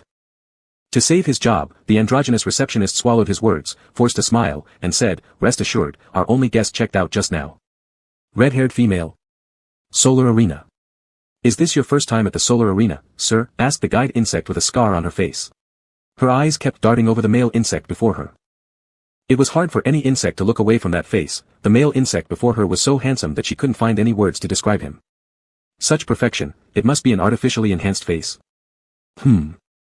She glanced around and gave a short response, not caring that his information was being taken. Most female insects weren't good conversationalists, and noticing the cooling of the topic, she had no choice but to bring up another template. "Would you like to participate in a fighting competition?" Generally, when males came to the arena with female slaves, it meant they intended to have the females compete. So far, no problems. "No," she replied and reminded them, "I have a reserved ticket." She only came to the underground district to visit the king here, and engaging in primitive melee battles with a group of female insects from the underground district, which would deplete both mental energy and physical strength without any personal benefit. She had absolutely no interest in such activities. "All right," said the guide female as she forced a smile. She asked again, "Would you like some snacks? I can lead you there." "Not needed. My master already has the omnipresent me." The terminal's AI, Xiaoai, struggled to connect with Mushi's mental net and then yelled inside Mushi's mind while displaying an emoji of an angry pet cat puffing up its fur. Then, Xiaoai retracted the emoji and quickly added, "Esteemed master, the private box I've arranged for you is number 19 in Zone A of the main arena. There are 20 star minutes until the next fight begins. The food provided by the arena does not meet the food specifications for male insects in the Sakaya star system, so I advise against eating it. In the storage compartment, there are delicacies meticulously prepared by your servant especially for you. It's rated S level for males, so you can eat safely. Lastly, please review the route for entry carefully planned for you by your devoted servant." Mushi glanced at the map in his mind, fell silent for a moment, and then looked back at the guide insect. "Thank you, but I know the way." Chapter 8, Who do you want to bet on? The insect race reveres the power of its own strength. In the underground city's arena, there are no firearms, no mechs. The female insects stepping into the ring are themselves mobile weapons. Lights in the arena converge while the spectators lurk in the dark, their presence only betrayed by the glowing dots on individual insect screens, evidence that the stands were almost full. Mushi arrived with a female slave, following the route given by Little Eye in his mind, entering a private booth. The booth wasn't large, 3 surrounding sofas, 1 table, and a match projection screen. Mushi took his seat in the middle sofa, as blue light flickered across the table. A small virtual screen appeared in front of Mushi.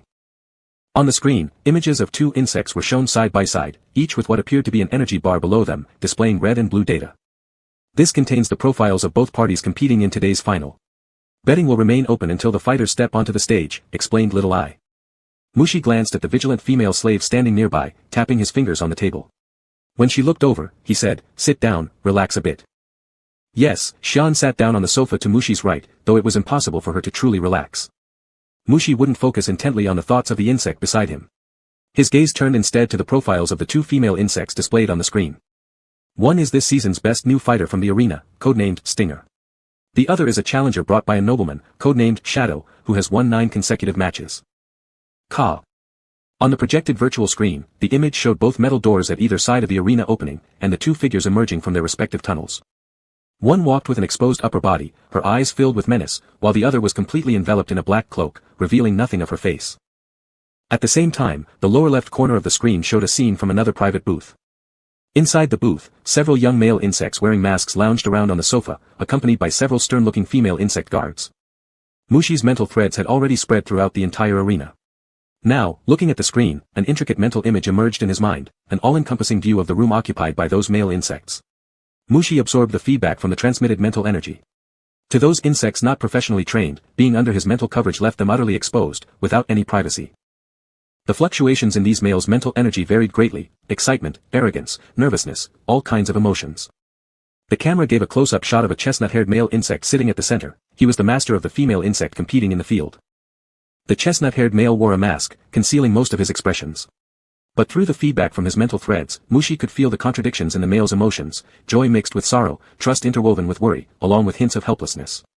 Following the chestnut-haired male's mental fluctuations, Mushi shifted his mental image to the arena. His delicate mental threads swirled repeatedly around the cloaked female insect. This female insect was entangled with many unseen mental energies. This wasn't strange, since the male race's natural gift was in spirit. If the males didn't intentionally control it, their attention would subconsciously cause strands of mental energy to naturally wrap around what they were focused on. There were numerous such mental threads circling the bodies of the two females in the arena, sent from the male spectators watching from the audience. However, a lot of the mental energy focused on this female insect came from the chestnut-haired male.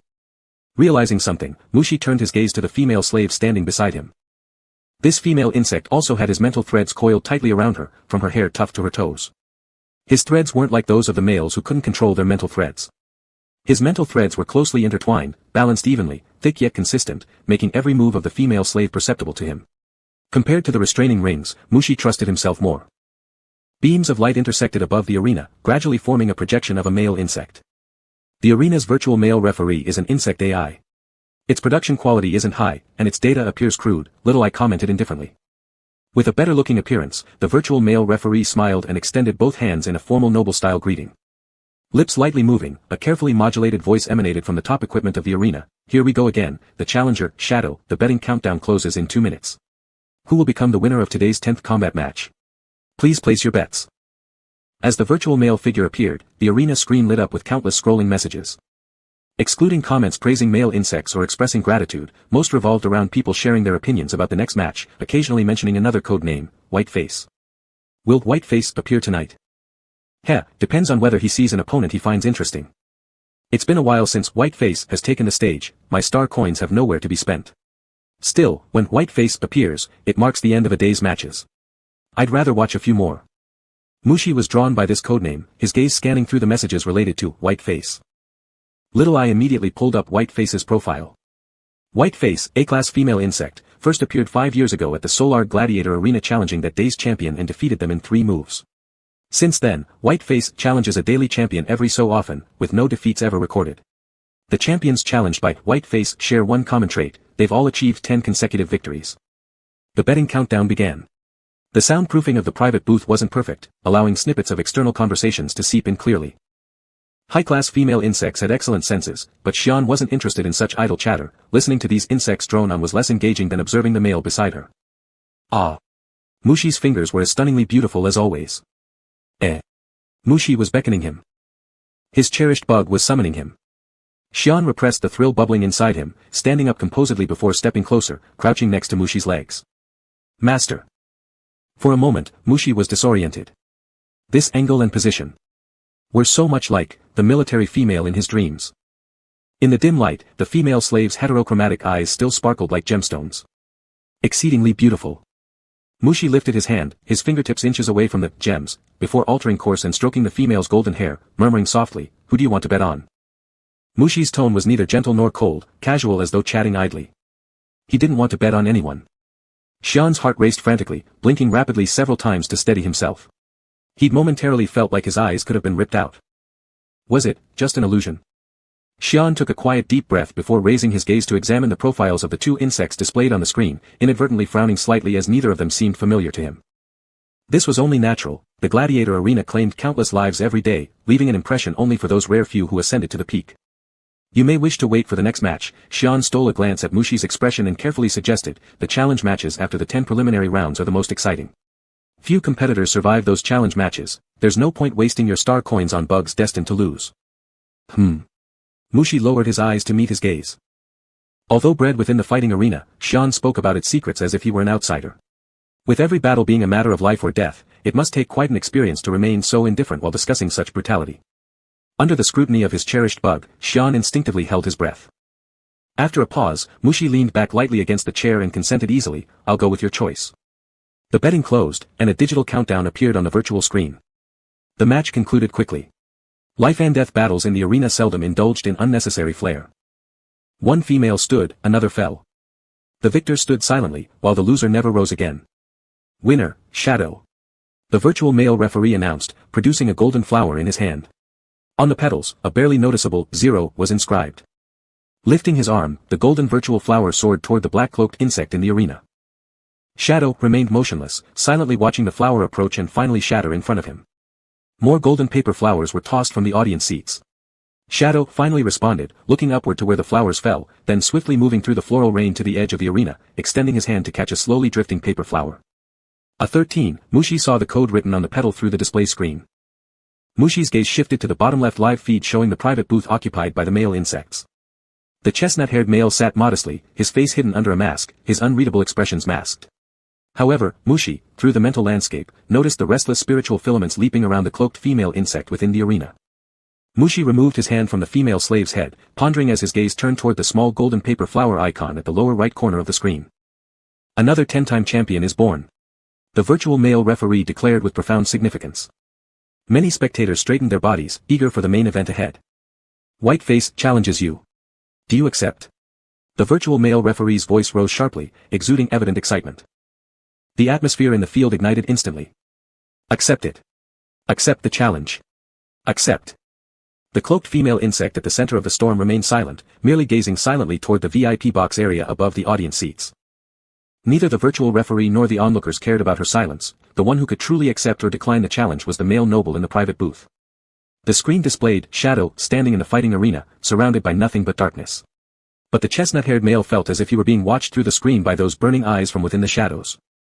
The chestnut-haired male couldn't help but feel flustered in his heart, even though he, as a male, rarely drew such fervent attention. Who is Whiteface? She must be quite powerful. The palms of the chestnut-haired male began to sweat. Asa, accept it quickly. His male companions, influenced by the atmosphere, looked at him with excitement and trust, as if they believed he would surely make the same decision they had expected. Asa's eyes behind the mask carried a hint of panic as he helplessly glanced at the battlefield, where the female shrouded in her cloak stared at him with a steady presence. Asa suddenly calmed down. Although he didn't know exactly who Whiteface was, Shadow was so strong that there wouldn't be an issue. I accept the challenge. Asa sat upright, his back straight as if everything were under control. Let's welcome Whiteface to the stage. The virtual male referee raised his hand, and the cheers of the audience drowned out the entire arena. A tall female in a half-mask slowly stepped into the battlefield from the darkness, her hands tucked into the pockets of her pants, appearing as relaxed as if she were strolling through her own backyard, looking down on all her opponents. The atmosphere on site was pushed to yet another peak. Whiteface. Whiteface. It seemed like she was the king of this arena, drawing every gaze and cheer the moment she appeared. Whiteface, Mushi lifted his gaze to the screen showing the female insect, a spark of interest lighting up in his eyes. The female concealed in the black cloak stood facing the tall female wearing the white mask from afar. Asa's hand resting on his knee gently tightened, his palm feeling somewhat damp. Chapter 9, Identity. What's your name? The young chestnut-haired male insect approached the adult female insect hidden in the darkness, his eyes brimming with curiosity. Shadow. Sounds cool. The young chestnut-haired insect's innocent eyes gleamed with light. Just an ordinary alias. That's still cool. The larva tugged at the corner of the female insect's cloak and looked up to ask, will you be my knight? I'm just a bodyguard, Master Asa. Bang. The spotlight focused, and the female insect wearing a white mask withdrew her claws from the chest of a cloaked female insect, red blood dripping from her insect-transformed claws. The split-screen scene froze at the moment the male insect suddenly stood up, then gradually dimmed as the split screen disappeared. The image of the white-masked female insect standing straight filled the entire screen. Whiteface. A startled exclamation, followed by all voices gathering together. Whiteface. Whiteface. Cheers erupted below the stage. Nobles who were usually elegant and dignified were now yelling hoarsely. Regardless of gender, female insects, sub-females, or males, all were caught in this revelry. Insect kind revered strength and power. And losers did not deserve even a sound. A golden paper flower flew into the arena, and soon, countless paper flowers were thrown out. Fluttering, they scattered down slowly. The white-masked insect watched as the golden rain of flowers fell from the sky, seemingly indulging in it, seemingly lost in thought. She observed for a while the masked female insect standing with head raised under the spotlight, her fingertip moving to the icon of the golden paper flower. Shannon remained very calm, but his gaze couldn't help but follow Mushi's finger. Pressing it will send it. Shannon reminded, feeling inexplicably low-spirited. You've said, there's no need to waste stakes on insects destined to fail, Mushi responded calmly. Shannon slightly paused, noticing the male insect landing beside another icon next to the paper flower. Challenge. Ding. The male insect referee hovering in midair hesitated, his face showing a surprised expression. The guest insect from Zone A-17 is challenging Whiteface. Huh. All spectators were momentarily stunned, their expressions skeptical of having heard correctly. The flower rain gradually ceased, and whispers rippled through the audience, carrying excitement yet unextinguished and mockery toward the challenger. Are they crazy? There's actually an insect daring enough to challenge Whiteface. Whiteface is without a doubt the reigning king of the fighting arena, with an A-class physique, exceptional combat skills, and an undefeated record since entering the field. Isn't that insect from Zone A another aristocrat from above ground? They wouldn't care about losing a slave or two. The reaction of that little male insect was quite significant earlier. He can't sit still, I wonder if he'll start crying when he gets back. I'd like to comfort him. The white-masked insect turned her head, her gaze falling onto the position of Zone A. All the spectators were hidden in the dark, with only scattered flickers of bright screens visible. For the vision of a superior female insect, such darkness posed no real challenge. Whiteface quickly located room 17 and focused her gaze on the entrance of the private booth. The lights moved. Please let the challenger enter the field. As the voice of the arbitration system concluded, the lights outside room 17 in Zone A lit up, accompanied by curious glances directed towards it. At the same time, a new split screen appeared on the fighting arena display, showing the interior of room 17, becoming clearer from its initial blur. A male insect? In the split screen, a black short-haired male insect dressed in a dark gold formal suit sat quietly, exuding an indescribable aura of nobility. Seemingly sensing something, the male insect slightly lifted his eyes, and his violet-colored pupils met the lens, resembling a gorgeous nebula painting. Hiss. The murmurs ceased, the sneering expressions fading from the faces of the audience as every insect who got a clear look at the male insect's appearance involuntarily gasped. Insect kind revered power, and more so, they revered reproduction. That was a face too refined to have flaws. Most present were females and sub-females, and none could remain indifferent to the hierarchy implied by such unmatched beauty. Male insect. Looking into the violet pupils of the male insect on the screen, the white-masked insect felt somewhat astonished. It wasn't because of surprise over a male insect being in such a place, some noble male insects like to visit underground arenas for amusement. But those eyes were too calm, without panic, without excitement, and even devoid of arrogance common in spoiled male insects. Closing her eyes briefly, the masked insect reined in her thoughts. She glanced at her own reflection on the screen, lifting her hand to turn off the small virtual screen in front of her. Just as she was about to rise, she felt a shadow fall before her. Shannon approached She, knelt on one knee with his head bowed, and respectfully said, "Your subordinate humbly requests permission to engage in battle." She slightly arched an eyebrow, he had been planning to enter the arena himself. It wasn't that he hadn't considered sending the female slave, but as she was also of class A like, white face, She could sense the bug pattern energy within her hadn't fully recovered. There were too many uncertainties. He didn't like losing. But whether it was because of the solemnity of the request from the female slave at this moment, or because the kneeling posture reminded him too much of a certain military insect from his dreams. She wanted to see her combat strength. She looked deeply into Shannon's eyes, relaxed his body and leaned back against the chair, nodding and saying, "Go ahead." "Thank you, Master." Shannon lowered his gaze, stood up respectfully, stepped back half a step, then turned around and walked out of the booth. The spotlight shone down, attracting all eyes. She watched the screen, where the female slave's strong, straight back could be seen. His long fingers intertwined in front of him, a flicker of interest lighting up his eyes. A foregone conclusion made everything too boring, but, would you be the variable? The variable for reclaiming the underground districts.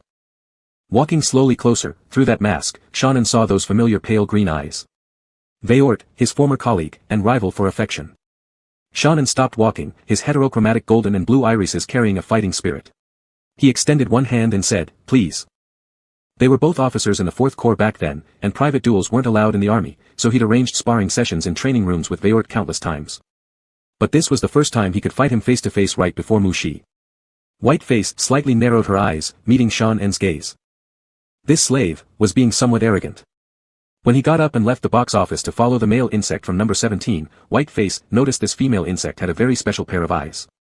Noble males kept some flashy pets for entertainment, but if they sent them onto the battlefield, they'd get killed. Whiteface sneered, lifting the corner of his mouth in disdain, then shot forward like a fired laser beam. Shannon neither dodged nor retreated, he charged straight ahead.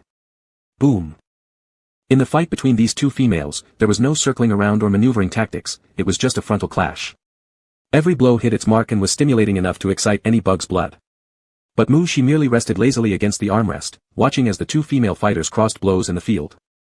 Gradually, She's expression became more focused. Discussing solely physical brawling, neither of these female insects were weaker than his personal guards.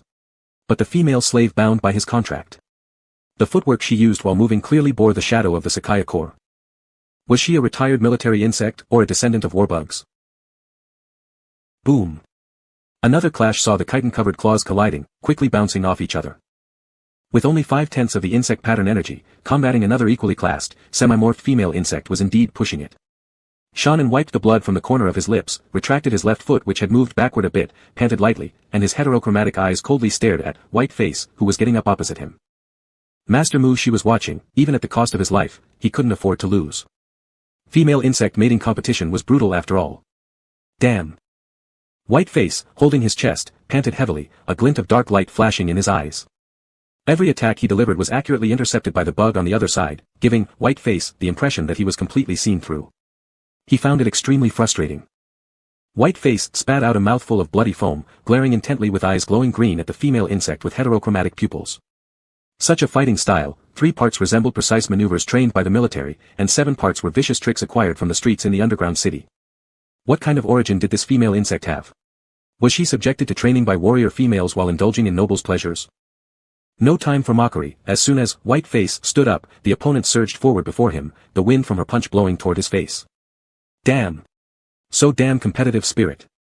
Instantaneously, the bone wings tucked halfway behind Whiteface unfolded, allowing him to fly back swiftly. Chapter 10, Mental Control. Bone wings, semi-insectification, clearly an exciting moment for insect fans, but the enthusiasm in the audience was even more lackluster than in the previous match. The sub-queen insect's eyes were glued to the split screen on the bottom left of the main screen, showing no interest in watching the female combatants brawl. Every tiny facial expression of the male insect, with his handsome features, stirred up a greater reaction than a fierce battle taking place on the fighting arena. The sub-queen insects turned red-faced and sparkled with longing in their eyes. Even though they restrained themselves from letting out screams, the managers of the arena could still sense their excitement from the sudden surge in backstage rewards. Not considering the possible rank such a handsome face might represent, that face alone was enough to make all the females here lose control of their thoughts. Mushi leaned lightly against the chair back, her gaze following the movement of Whiteface's bone wings, a flicker of light passing through her eyes. That was the true wing structure, robust bony constructions covered with a seemingly thin white membrane, sufficient to carry an insect into flight. A rarely seen flying species. Male insects of the insect race also have wings, thinner, lighter, and more ornate, but they have long since degenerated into mere decorations, unable to fly or attack. Mushi's gaze shifted upward, landing on the steel dome at the top of the arena displayed on the screen. What good would it do for these females to be able to fly? Living in the underground city district, the heights they can soar to have already been planned out, they can't even reach the horizon. Click click click. A dark bone wing like a steel whip suddenly entangled Whiteface's leg and pulled him down hard, smashing him onto the ground of the arena. Bang. Shit. Whiteface couldn't help but curse aloud. What kind of bone wing is this? A tentacle monster. Too damn difficult to deal with, he had to ascend. Whiteface struggled under the bone wing's grip, flapping his white bone wings, insect pattern energy reaching its threshold.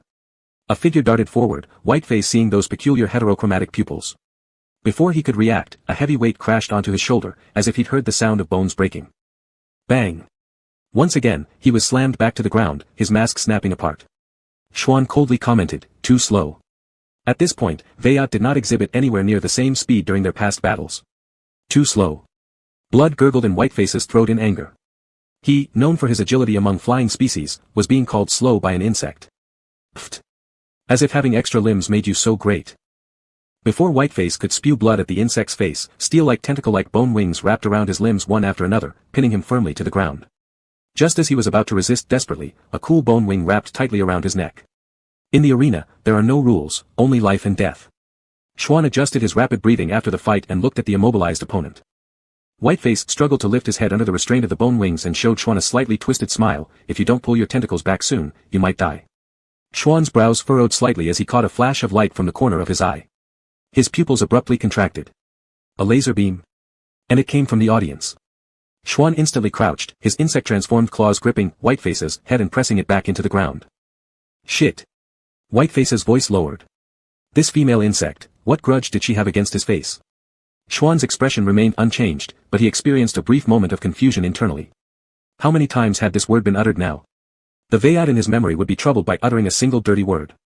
Regardless of what happened in the past, they were now on opposing sides. Xuan didn't seem relaxed at all. The grip strength of an A-level female insect was capable of deforming alloys, crushing the skull of a similar level insect was similarly effortless. Zing! A streak of light passed by, producing an explosion sound. Behind Xuan, a hole as large as an adult female claw appeared in the ground. Xuan quickly analyzed, a laser gun, an old relic from below Sky 3, yet its power could penetrate even the body of a high-level female insect. It was aimed at him. After all, this was the home ground of the underground city.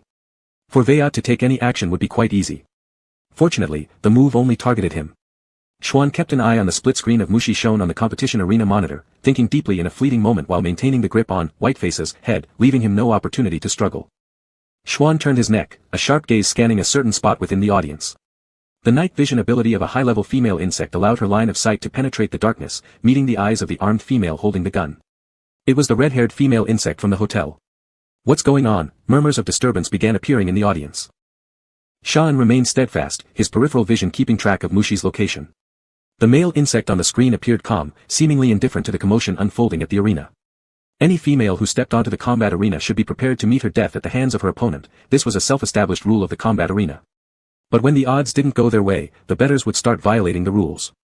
Under such circumstances, could he protect the male insect now? Sean questioned himself, muscles tense, not daring to slack even for a moment. What's going on? Did they take down the one with the gun?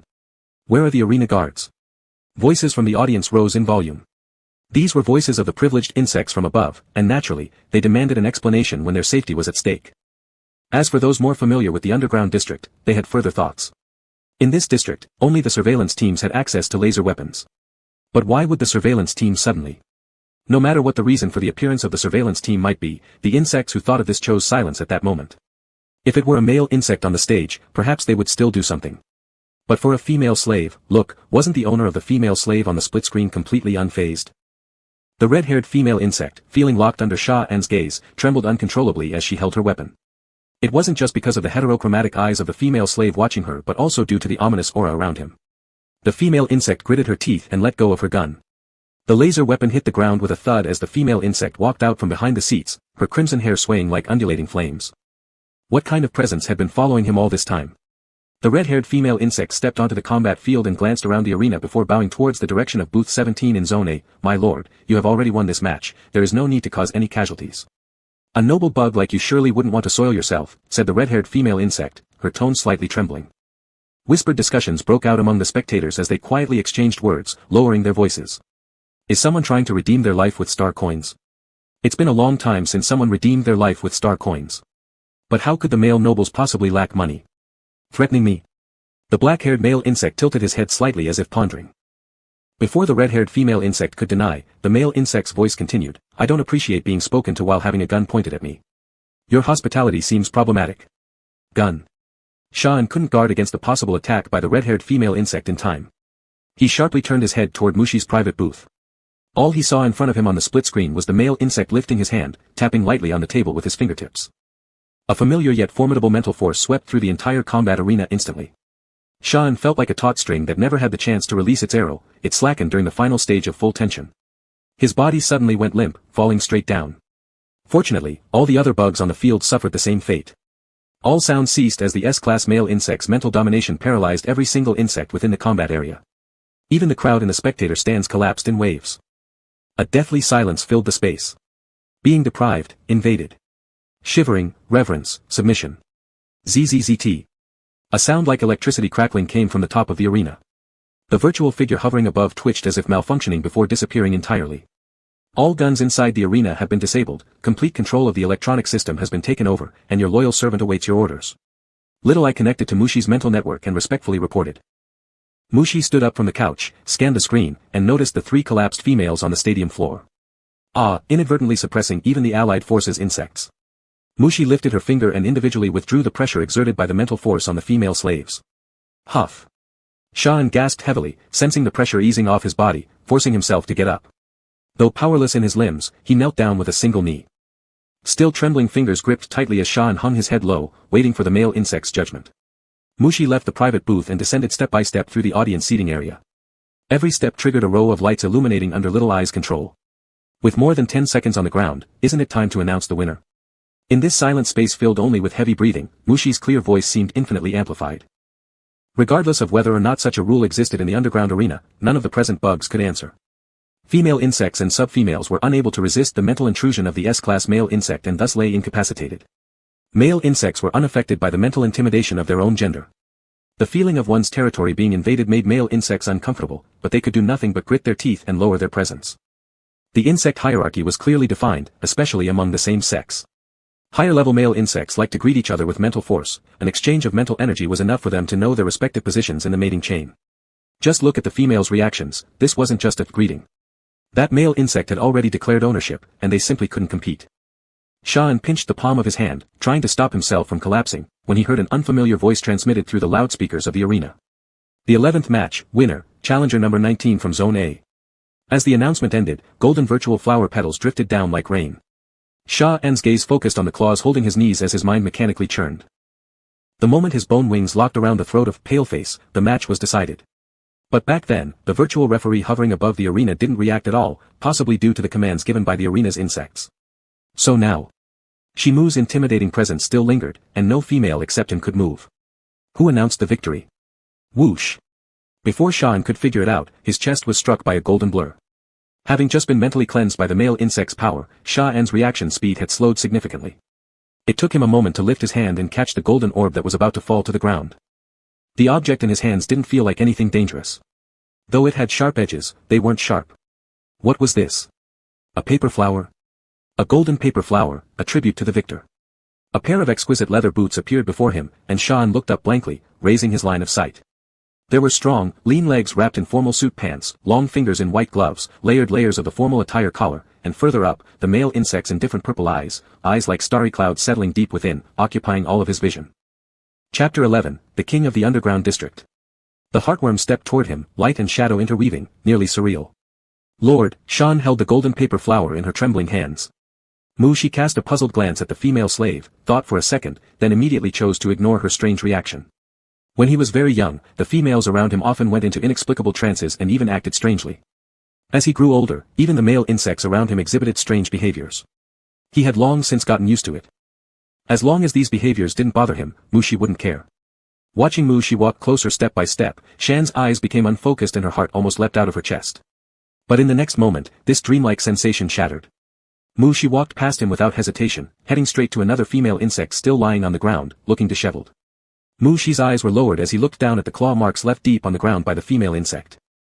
The female insect's mask had broken and fallen off, revealing a pale and cold face that rarely saw sunlight, now flushed with abnormal redness.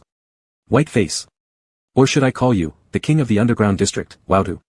Mushi asked. Living in the fighting arenas, wearing a white mask, was how the female slave described the king of the underground district. Mushi never trusted other bug's statements easily, especially when the female slave clearly had some secrets. But the unusual behavior of the arena after White Face fell and the information read by Terminal Intelligence Little Eye from the arena network were enough to make Mushi sure about his identity. Huff. Huff. Waudu panted heavily. The heterochromatic female bug's bone wings no longer applied any force, but the male bug's mental shock still prevented him from standing up. This intensity of mental shock. Waudu's face was forced against the ground, his eyes wide open as he strained to look up along the male bug's boots to see higher. But his eyes, dried from strain, could only see the gloved hands of the male bug. S-Class. The king of the underground district rasped, his expression frenzied, you, an S-Class male bug? Tap tap tap. Just as Waudu's words ended, orderly rapid footsteps echoed on the perimeter of the fighting arena, the whole arena suddenly lit up bright, military females dressed in dark gold battle suits rushing in swiftly from the spectator channel. Mushi removed the mental pressure, allowing the military females to instantly take control of this fighting arena. Shan glanced at Waudu beside her, subtly tightening the bone wings wrapped around his body. Waudu remained unaffected by the invading military females and the tightened bone wings on his body, his green eyes staring fixedly at Mushi, seemingly demanding an answer at all costs. But Mushi didn't feel obligated to explain his rank to the other, especially since this bug ignored his inquiry. Governor. The personal guard captain bowed on one knee 5 meters behind Mushi, showing respect, his chaotic heart rate calming down somewhat ever since Mushi left. In the First Legion, the brigadier general liked acting alone. But that was within the simulation contests inside the Legion where the enemy consisted merely of fellow military bugs in different colored uniforms. Even if the brigadier general got captured by the enemy, they'd protect him properly. But this underground district was filled with genuinely dangerous thugs. That was too risky. What would happen if a male bug fell into the hands of such thugs? Such worries weren't diminished even because the brigadier general himself was highly skilled. The captain of the guard still felt uneasy afterward. If anything happened to the brigadier general here, the bugs in the 3 major legions who were fans of the brigadier general could beat him to pulp with each of them throwing just one punch. Mushi nodded, signaling the guards to stand up. After surveying the surroundings, Mushi instructed the guard, evacuate the civilians. Yes. The guard captain directed the subordinates to carry out the action, changing his position to protect Mushi from behind while keeping a close watch on the 2 bugs lying on the ground. They were both participants in the fighting arena, and their ranks seemed pretty high. As Mushi's personal guard captain, he had seen many female bugs engage in duels for male bugs and wasn't surprised. But soon he froze. That neck collar around the female bug's neck. Waudu seemed to understand that the male bug wouldn't answer his question, turned his neck to look at the guards evacuating the crowd, recalling something, and asked, "Are you the governor?" "Isn't it obvious?" Shi signaled Shan to get up and ordered the guard to cuff Wautu. Wautu, being carried away by the bug, still looked dazed. A planetary governor, a male bug? How did these two things equate? Shouldn't male bugs be kept at home by a bunch of females to act almighty? Since when do male bugs need to come out for work, especially this kind of non-entertainment work? Even though this male bug has strong mental energy, the military forces in the Sakyar planetary system haven't deteriorated to the point that male bugs have to fight. Wautu's understanding was surpassed by the fact that a male bug could become a governor. He stared blankly at Shi's retreating figure and could only mumble at shit. How much had the surface world changed? Shi, who was about to leave the fighting arena, paused momentarily, slowly turned around, looked at Wautu and asked calmly, "What did you just say?" Shan also stopped, turning her head to glance at Wautu, who was flanked by two fully armed bodyguards. Having followed Shi for several years, Shan had developed some insights into Shi's subtle emotions. Now, she felt like lighting a candle for Wautu, her former rival. Wautu sensed something was off, but couldn't tell exactly what. Unsurely, he said, "Shit." Shan pinched her lips and lowered her head slightly, unable to bear the sight. Almost the moment Wautu spoke, a gust of wind passed over Shan's cheeks, followed by the sound of a body crashing to the ground. Shi stood in front of the two bodyguards, his deep purple eyes cold as he glared at the female insect lying sprawled on the ground far away. The two bodyguards exchanged a glance and silently stepped aside. The equipment worn by the Brigadier General was custom-made by the military's research department. One kick from his boots was almost equivalent to an A-class female insect's full-strength attack. This female insect had a fairly high rank and should not die. But since she dared to use such profane language in front of the Brigadier General, once he lost his temper, it might take a while for him to calm down. Shi took steps towards Wautu, each step of his specially designed boots resounding with the tremor-inducing strikes against insects' hearts. "What did you just say?" Shi's voice remained even without any inflection. Cough cough. Wautu spat out a mouthful of blood and shakily got up, supporting himself on his chest. Anyone would feel some anger after getting beat up like that. Wautu looked up, staring fiercely at the approaching male insect, his tense muscles suddenly lunging forward. "I curse you." Pang. Another arc flew through the air. Shi stepped back half a step, his breathing a bit unsettled. The physical strength difference between male and female insects exists there. Even with equipment enhancement, it wasn't easy to suppress them entirely. Shi withdrew the mental energy suppressing Wautu and asked again, "What did you just say?" Wautu quietly got up, knowing which word provoked the other party, but he was also stirred by his own combativeness. Such suppression, mentally and physically. S-class male insect. Finding the right angle of attack, Wautu licked the blood at the corner of his mouth, grinning, "Young male bug, I said fuck," referring to you. Before his words finished, all Wautu saw was that the spot where the male insect stood went empty. A strong breeze approached, and before Wautu could react, he was once again hurled through the air. Wautu spit out a mouthful of blood and fell helplessly onto the ground. Fuck. It wasn't fair, not even letting him finish his insults. Another arc appeared. Pang. Shan watched those arcs fly one by one and finally understood why Wautu used to live in fear for days whenever he accidentally blurted out a vulgar word in the past. Shi walked expressionlessly in front of Wautu and asked again, his tone as flat as water, "What did you just say?"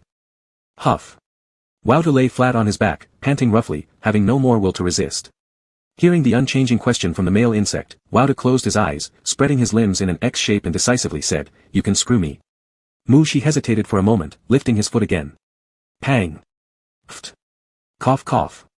"Screw your father." Wautu had run out of the strength to speak, lying motionless on the ground. Shi glanced at the lifeless face of the female insect, turned his footsteps, and instructed the guards, "Take the bug back." Chapter 12, Cat. The governor ventured alone into the underground district and captured the head and second-in-command of the underground gang. In just one day on the job, he managed to bring the underground district back under the control of the Sakyya star system's Amica planet. He's truly skilled. As brave as a female soldier, the captain of the guard sat in the pilot seat of the flying apparatus, inwardly marveling. However, what was the origin of that strange-eyed female insect by the governor's side? The captain of the guards cast a sneaking glance backward. A black neck ring, the restraining ring for a female slave. It was familiar to him. But the dark gold vine patterns on the ring were undoubtedly the family crest of the Sakyya family. The governor's female slave. The captain of the guard barely managed to control his facial muscles, avoiding any expression of shock. All the insects in Sakya's army knew that their young general didn't like being too close to female insects, rejecting every admirer with the ruthlessness of autumn winds sweeping away fallen leaves. And yet, this same young general had a female slave the moment he stepped out. Shi watched the buildings flash by outside the window, lightly tapping his fingers on his knee. Suddenly turning around, he looked ahead and asked with confusion, "Guard Captain Will, are you having eye problems?" Guard Captain Will quickly straightened his gaze, sitting upright and staring ahead while loudly declaring, "No, Lord Governor, I'm fine. Fine." Schwann's gaze landed on the guard captain's tense face, full of bewilderment. Mushi's guard captain was once an old acquaintance of his. But at this point, Will should not have recognized him yet. Why was the other looking so peculiar? The flying device landed in front of the governor's mansion. The seemingly calm guard captain Will disembarked first, standing by to wait. Subsequently, the door to the rear seat opened. Mushi descended from the flying device, glancing around. This was a newly noble-styled building of modest size, with blue walls and white columns. The door and window frames were adorned with elaborate carvings. Outside the building lay a flat courtyard, where local flowering plants grew. This was the governor's mansion of Amica Star. If the defenses of the Sakaya star system weren't breached by other systems, he would reside here for a long time to come. Respected master, since word of your arrival at the governor's mansion spread, several local noble families have sent letters of invitation. Would you meet them? The terminal intelligence linked to Mushi's mind reported on the work. The guards going out had made no secret about things to other insects. At this point, the nobles with means should all have received news of the change of hands in the underground district. With the new governor installed on Amica Star for just a single day, and the centuries-old underground district already taken over, the nobles were unsettled and eager to contact and understand this new governor. Let's wait for the results of the previous governor's case, Mushi replied telepathically as he walked toward the main door of the governor's mansion. Though rumors claim that Amica Star's governor was assassinated by underground rebel insects, based on Mushi's personal encounter, the truth behind who orchestrated the assassination might be uncertain. The investigation team's progress is slow. Should I lend them a hand? Little Eye asked. Sure, Mushi said indifferently. Little Eye allocated part of its threads into the Amica Star domain network, processing planetary information while calmly reporting. The previous governor privately adopted 2 larvae, 1 male and 1 female. Since there's no male orphanage on Amica Star, these larvae remain in the governor's mansion. Should they be adopted by local citizens or sent via spaceship to orphanages on neighboring planets? Privately adopted. Mushi hadn't thought he'd also need to take care of issues regarding the previous governor's orphans.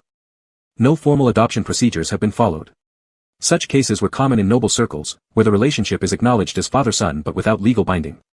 Mushi immediately understood, furrowing his brows slightly and asking, where do they want to go? They haven't been asked yet, Little Eye explained hurriedly, fearing Mushi might consider him incompetent. It seems the larvae were frightened. Ever since our insects took over the governor's mansion, they've locked themselves in the room, refusing proximity to any insect.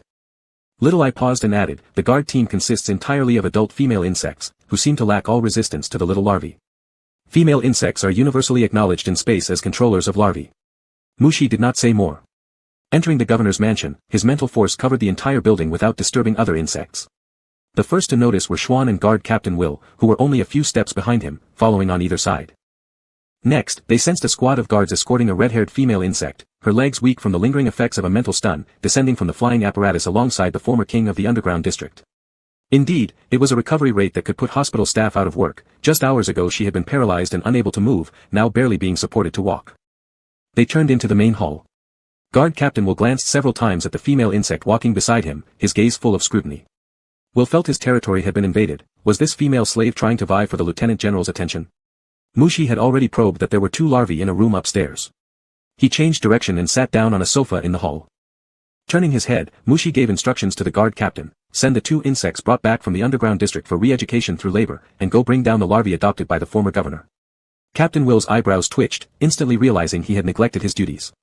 However, before reporting anything about the governor's residence and with the lieutenant general's steward and logistics team yet to arrive on Amica Star, the young general somehow already knew about the existence of the larvae. Could the lieutenant general have other forces on Amica Star aside from the personal guard team? Will placed a hand over his chest and bowed slightly, saying, understood. He delegated the task of sending the insects for labor reform to his subordinates, then went upstairs personally to fetch the larvae. Knock, knock, knock. Will rubbed his fingers together and stared at the door, feeling somewhat nervous. He had thoroughly researched the 2 larvae adopted by the previous governor. Both were young ones who had only gone through one awakening. With their adoptive father assassinated, it was understandable that they would be wary of outsiders. But this was the task given to him by the lieutenant general. If the larvae didn't come out, he would simply break the door down. This was the larva room.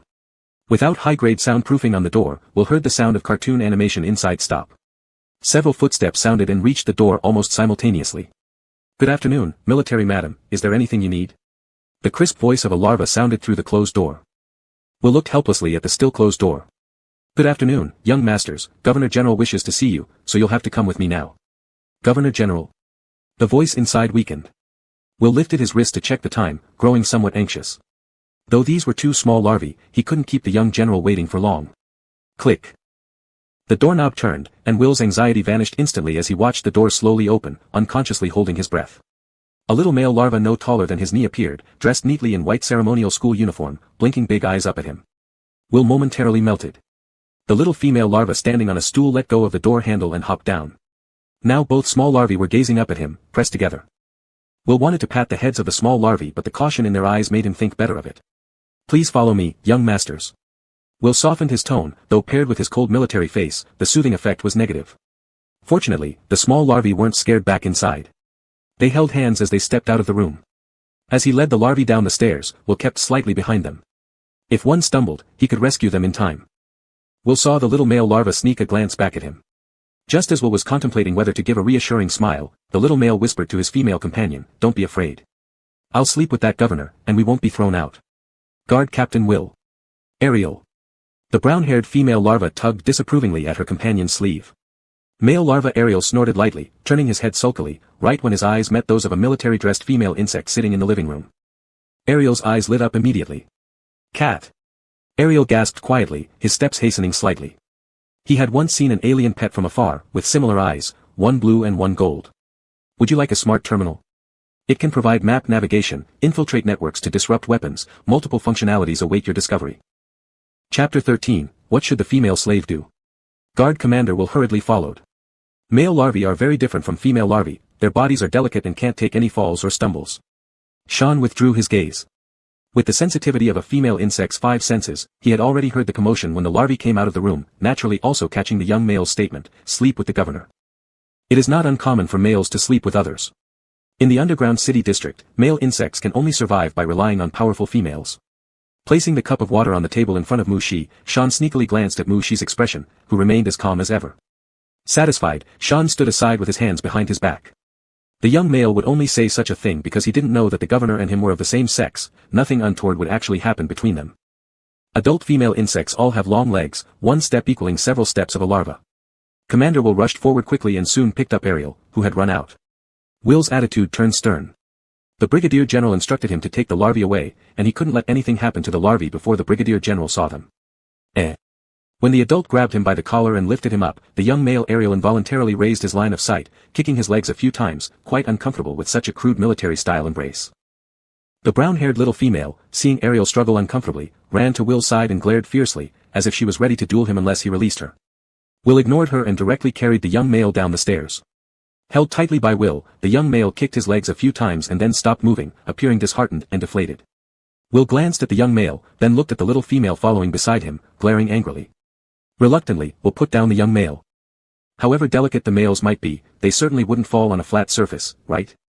Ariel fell to the ground but didn't run anymore, casually casting a glance at the female companion nearby. The little female beside him watched with concern and worry, yet she silently stared at him without speaking a word. Feeling slightly bored, Ariel pulled his gaze back and took a step towards where the cat stood. Gradually lightening his steps and intentionally suppressing his breathing so as not to disturb the other, he approached quietly. The little female caught up with Ariel and glanced nervously at the military officer. Will shrugged indifferently. "Are you a cat?" Ariel walked to Sean's legs, tilting his head up and softly murmured, as if asking something extremely confidential. Female adults were far too tall for such small larvae, he had to crane his neck 90 degrees just to see Sean's jawline.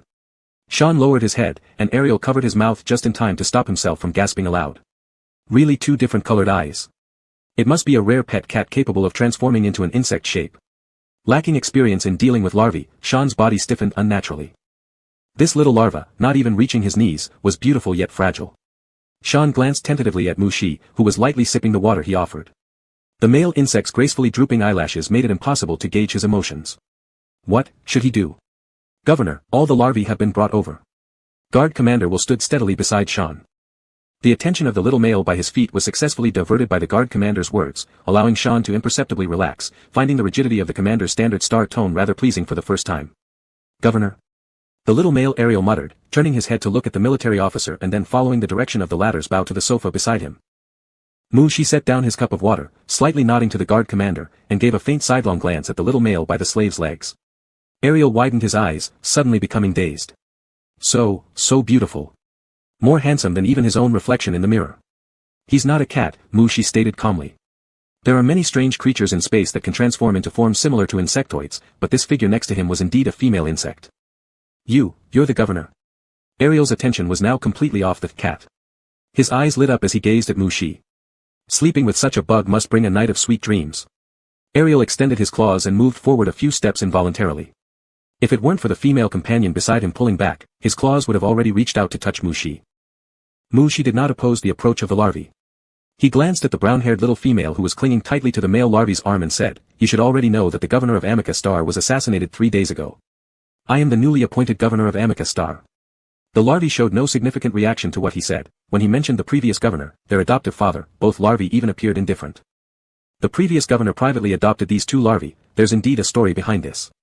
Having observed the reactions of the larvae, Mushi paused and continued, "The governor's mansion is public property of the Sakaya government. According to the law, I will take over here. The previous governor did not go through the formal procedures to adopt you too, so legally, you have no connection. Now, you can choose to be adopted by local citizen families or be sent to orphanages in other star systems. Unlike female insects, most adult male insects won't grow close to larvae that don't share their blood." Mushi didn't feel anything special for the larvae but still patiently explained the current situation to them. In response to Mushi's patient explanation, Ariel looked at him with sincere eyes and said, "Could you let me stay? I can sleep with you." Sean couldn't help but glance at the platinum blonde hair little male insect. How could Mushi possibly lack companions for sleeping? If he just asked, countless female insects would vie fiercely for a chance. "I like your food, and I like you." The young male insect Ariel completely ignored the bicolor-eyed cat and stared straight at Mushi. "Food?" Mushi was somewhat puzzled. The smaller one, who knew the situation, explained, "All the servants from the governor's mansion were dismissed earlier. When the guards arrived, the larvae had been gnawing on nutrition bars for 2 days. So, the guards cooked some food and served it to them." Most of the bugs in the guard team were excellent graduates of the Sakaya Military Academy. In the curriculum of the academy, cooking seemed to be an essential course, and it was required learning for every bug. In Mushi's impression, the culinary scores of these guards were all quite high. Mushi glanced at the nearby head guard, still having a hard time imagining what kind of food these skilled hands that disassemble mechs could make. The brown-haired female larva tugged on the confessing male larva Ariel. No response came. Helplessly looking towards Mushi, biting his lips slightly as if making a very difficult decision, he finally said, I can also sleep with you. Can we both stay?" Sean suddenly turned his head to look. When Ariel mentioned sleeping together, Sean didn't find it strange. He had seen many scenes of same-sex larvae huddling together for warmth in the underground district. But after the request from the brown-haired female larva, Sean's nerves instantly tightened. That was too out of line. Even adult male larvae would reject approaches from unrelated females, which would leave them feeling insecure, even if it was just from a female larva. Sean found justification for his reaction and now his gaze toward the larvae by his legs became much colder, devoid of the usual tolerance and indulgence adult female larvae showed to larvae. The larger reaction came from the small male larva, Ariel. Ariel suddenly turned and glared at his companion, his mouth tightly pressed, full of disbelief at being betrayed. The small female larva opened her mouth several times, as if wanting to explain. Ariel angrily shoved off the claws of the female larva and glared at her. "Didn't we agree to be each other's little cozy blanket, yet you want to compete for my favor?" Ariel, the small female larva anxiously raised her claws, trying to grab Ariel's sleeve, but under his glare, she didn't dare to touch, becoming flustered and, wrong word, should use, forlorn. Guard Commander Will looked at the 2, internal strife larvae and then at the composed Mushi, silently sweating. Junior General, wouldn't take it seriously, right? After glaring enough at the brown-haired small female larva, Ariel actively took 3 steps back. Only then did Mushi calmly say, "I don't need company in bed." "Governor." Ariel interrupted urgently, but soon realized his rudeness, hesitantly bowing. Ariel blinked his azure eyes, looking pleadingly, "Please reconsider. I'm fragrant, soft, and cuddly, don't believe me? Ask Officer Will." Mushi glanced at the nearby commander. Will immediately tensed up, standing stiff and erect. No, I haven't, please don't misrepresent." Actually, Mushi didn't care about raising more larvae. Leaning lightly against the chair back, he said, "If you want to stay, you can stay." Ariel's eyes sparkled, "Thank you, Governor." "Thank you, Governor." The small female larva also followed suit. Mushi nodded, instructing the guard commander to take the larvae to register for identification documents. After arranging everything for the 2 small larvae, Mushi's gaze shifted to the female slave who had remained quietly standing beside him all along. The female insect stood upright, loosely holding the golden paper flower he had woven with spiritual silk threads in her hanging hand, appearing composed and calm. However, Mushi could sense that the female insect wasn't as calm as she appeared on the surface. She was nervous because of his gaze. Mushi lightly caressed the cup, pondering the arrangements for the female insect. Sean had formally established a contract with him as a concubine slave. But what exactly should a concubine slave do? Mushi, what should a concubine slave do? Sean, I can do anything. I can cook and, also provide comfort in bed. Chapter 14, It Might Hurt a Little. She didn't like the pursuit of females and had limited knowledge of matters related to both sexes. His only reference was his own home. His maternal parent was the consort of his paternal parent, and while his paternal parent hadn't taken on any female concubines, there were a few female slaves. Regarding those female slaves, she barely had any memories of them. If it weren't for their contract collars, she might have confused them with the household servants. And they indeed handled similar tasks as his paternal parent's servants, assisting with dressing and bathing, providing entertainment and amusement. These things she did not need at all. He hadn't established a contract with the other party for such reasons. He was interested in the status of a female slave. He wanted to understand what that dream foretold. She gave instructions to his terminal AI using mental energy, arrange a room for him. Who he was didn't require detailed clarification. She's terminal used an intelligent system specifically customized for S-class male insects by the R&D department, boasting top-tier comprehension and learning capabilities. Little I adjusted the governor's residence management system while asking, would placing him next door be okay? The previous governor was a noble female insect who was rich and powerful, having several male intimate friends close enough for zero-distance contact. However, she never shared a bed with any of them. Thus, the master bedroom, which was custom-modified by her, had unique features: 2 rest areas, 2 bathing zones, 1 leisure area, and 1 reception area. The bodyguards had just moved into the governor's mansion the day before, hastily replacing daily necessities but leaving the larger layout untouched. She didn't know about this, nor did he realize that the next door mentioned by Little I was merely separated from his sleeping quarters by a single wall, a wall that had been knocked through. Fine. She agreed with the arrangement. He had no opinion on where his female slave lived, as long as it wasn't in the same room as him. No terminal detected on the target, so the electronic key cannot be sent, reported Little I. She put down his cup, glanced at the female slave, and let his fingertips graze his storage bracelet. Indeed, he had overlooked this detail. A 7-star coin slave naturally wouldn't come equipped with an intelligent terminal. From the pile of items prepared for him by the R&D department, she retrieved an earring-style terminal. Sakaya's R&D department traditionally served military females because only female insects served in the Corps. During the time she first joined the military department, the most active figures around him were these research-obsessed bugs. Even for communication terminals, they could create endless variations, leading to over 100 experimental terminals piled up in Mushi's storage bracelet. Mushi spoke, "Come closer." Shannon obeyed and walked to Mushi's front, kneeling down on one knee. Her gaze lowered, fixating on Mushi's shoe tips. The lieutenant general grade male boots designed for Mushi by the R&D department had once been secretly coveted by many quiet, sultry military females. Now, as he looked at these R&D produced military boots, his body stiffened like a criminal awaiting final sentencing. He couldn't hear Mushi's exchanges with Little I, only seeing Mushi inspecting him for quite some time. Such scrutiny, if placed upon another male insect, would likely mean the master considering how to enjoy the female slave shortly. But with Mushi, Shannon felt that what Mushi might be contemplating was probably how to dispose of him. Mushi's eyes landed on Shannon's ear. No piercings.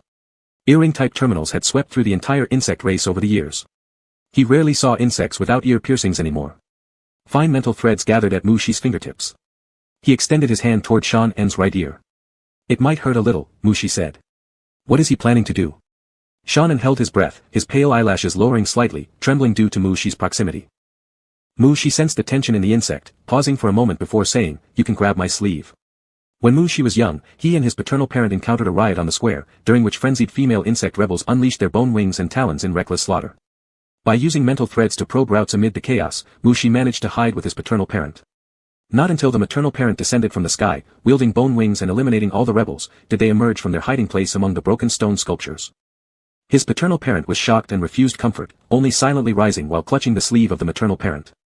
Through dispersed mental energies, Mushi sensed that although the paternal parent's face remained ghastly pale, after grabbing the sleeve of the maternal parent, his heartbeat and breathing gradually calmed down. For a time, Mushi had believed that simply grabbing onto the sleeve of another insect could grant courage. Sleeve. Shannon raised his eyes, his gaze landing on Mushi's sleeve, on the cuff embroidered with the dark golden Sakaya family crest. Though unsure what Mushi intended to do, it was evident that the latter had paused and was waiting for him. Shannon's Adam's apple moved slightly as he lifted his hand and gently grabbed Mushi's sleeve. Receiving the information conveyed by the surrounding mental energy, Mushi remained silent for a moment. How could the other feel even more tense? His heartbeat quickened and his breathing became erratic. Never mind, it still needed to be done. Mushi's pupils narrowed slightly, the spiritual filaments gathering at his fingertips gradually becoming tangible. They silently shot out and pierced through the earlobe of the female insect. A trace of bright red blood beads oozed out, but the female slave didn't make a sound. Only her hand gripping Mushi's sleeve tightened for an instant. Mushi wiped away the crimson from Shannon's earlobe with his fingertips and calmly placed the terminal on the female slave. The silver diamond earring designed for male insects actually wasn't suitable for a tough female insect to wear. But Shan-En's eye color was far too unique, matching perfectly with the male-style silver diamond earrings. Satisfied, Mu-Shi pinched the female insect's earlobe lightly, meeting the puzzled heterochromatic eyes staring back at him. A barely noticeable curve formed on the corner of Mu-Shi's lips, saying, "You're terminal." Shan-En felt, his heartbeats were already out of control. After arranging the basic tasks, Mu-Shi entered the governor's office and reviewed the document materials on Amicus Star. Neatly arranged virtual screens mimicking paper sheets covered the table, filling the desk completely. Threads of mental energy quietly extended and wandered around the governor's mansion, without making a sound. A large spacecraft landed on the flat ground of the governor's mansion, and at the same time, Mu-Shi's gaze lifted from the virtual documents. "Lord Worm, the steward Gordon and the logistics group's worms have arrived," Little Eye timely spoke up, her tone rising playfully at the end. Mu-Shi paused for a second before finally nodding, "Grant secondary permission of the governor's mansion to steward." Secondary permission was the highest level of authorization except for the governor himself. The authorization given by Mu-Shi to the steward equated to the authority safeguarding the governor's safety, which was considered extremely unconventional in the worm race dominated by military force. "All right." Little Eye did not inquire, sending a obedient emoticon on Mu-Shi's neural network before sending the authorization code to the personal terminal of Steward Gordon. As an extremely rare intelligent terminal capable of independent thought, she preferred absorbing knowledge and learning covertly rather than questioning the master worm's decisions. Mu-Shi furrowed his eyebrows slightly, remaining silent for a few seconds, but eventually couldn't help raising a question. "I don't remember changing your voice package. I assumed you prefer sweet, cute male voices." Little Eye, detecting no positive emotion from Mu-Shi, immediately switched the language pack and deleted the newly downloaded double male romance data. Drip. Will, the guard captain outside the study, received reports from his subordinates. The chief steward Gordon and the logistics group who had departed later from the home planet had already arrived at the governor's mansion. With a stern face, Will glanced at the study where the lieutenant general resided and then looked at Shan-En standing stiffly on the other side.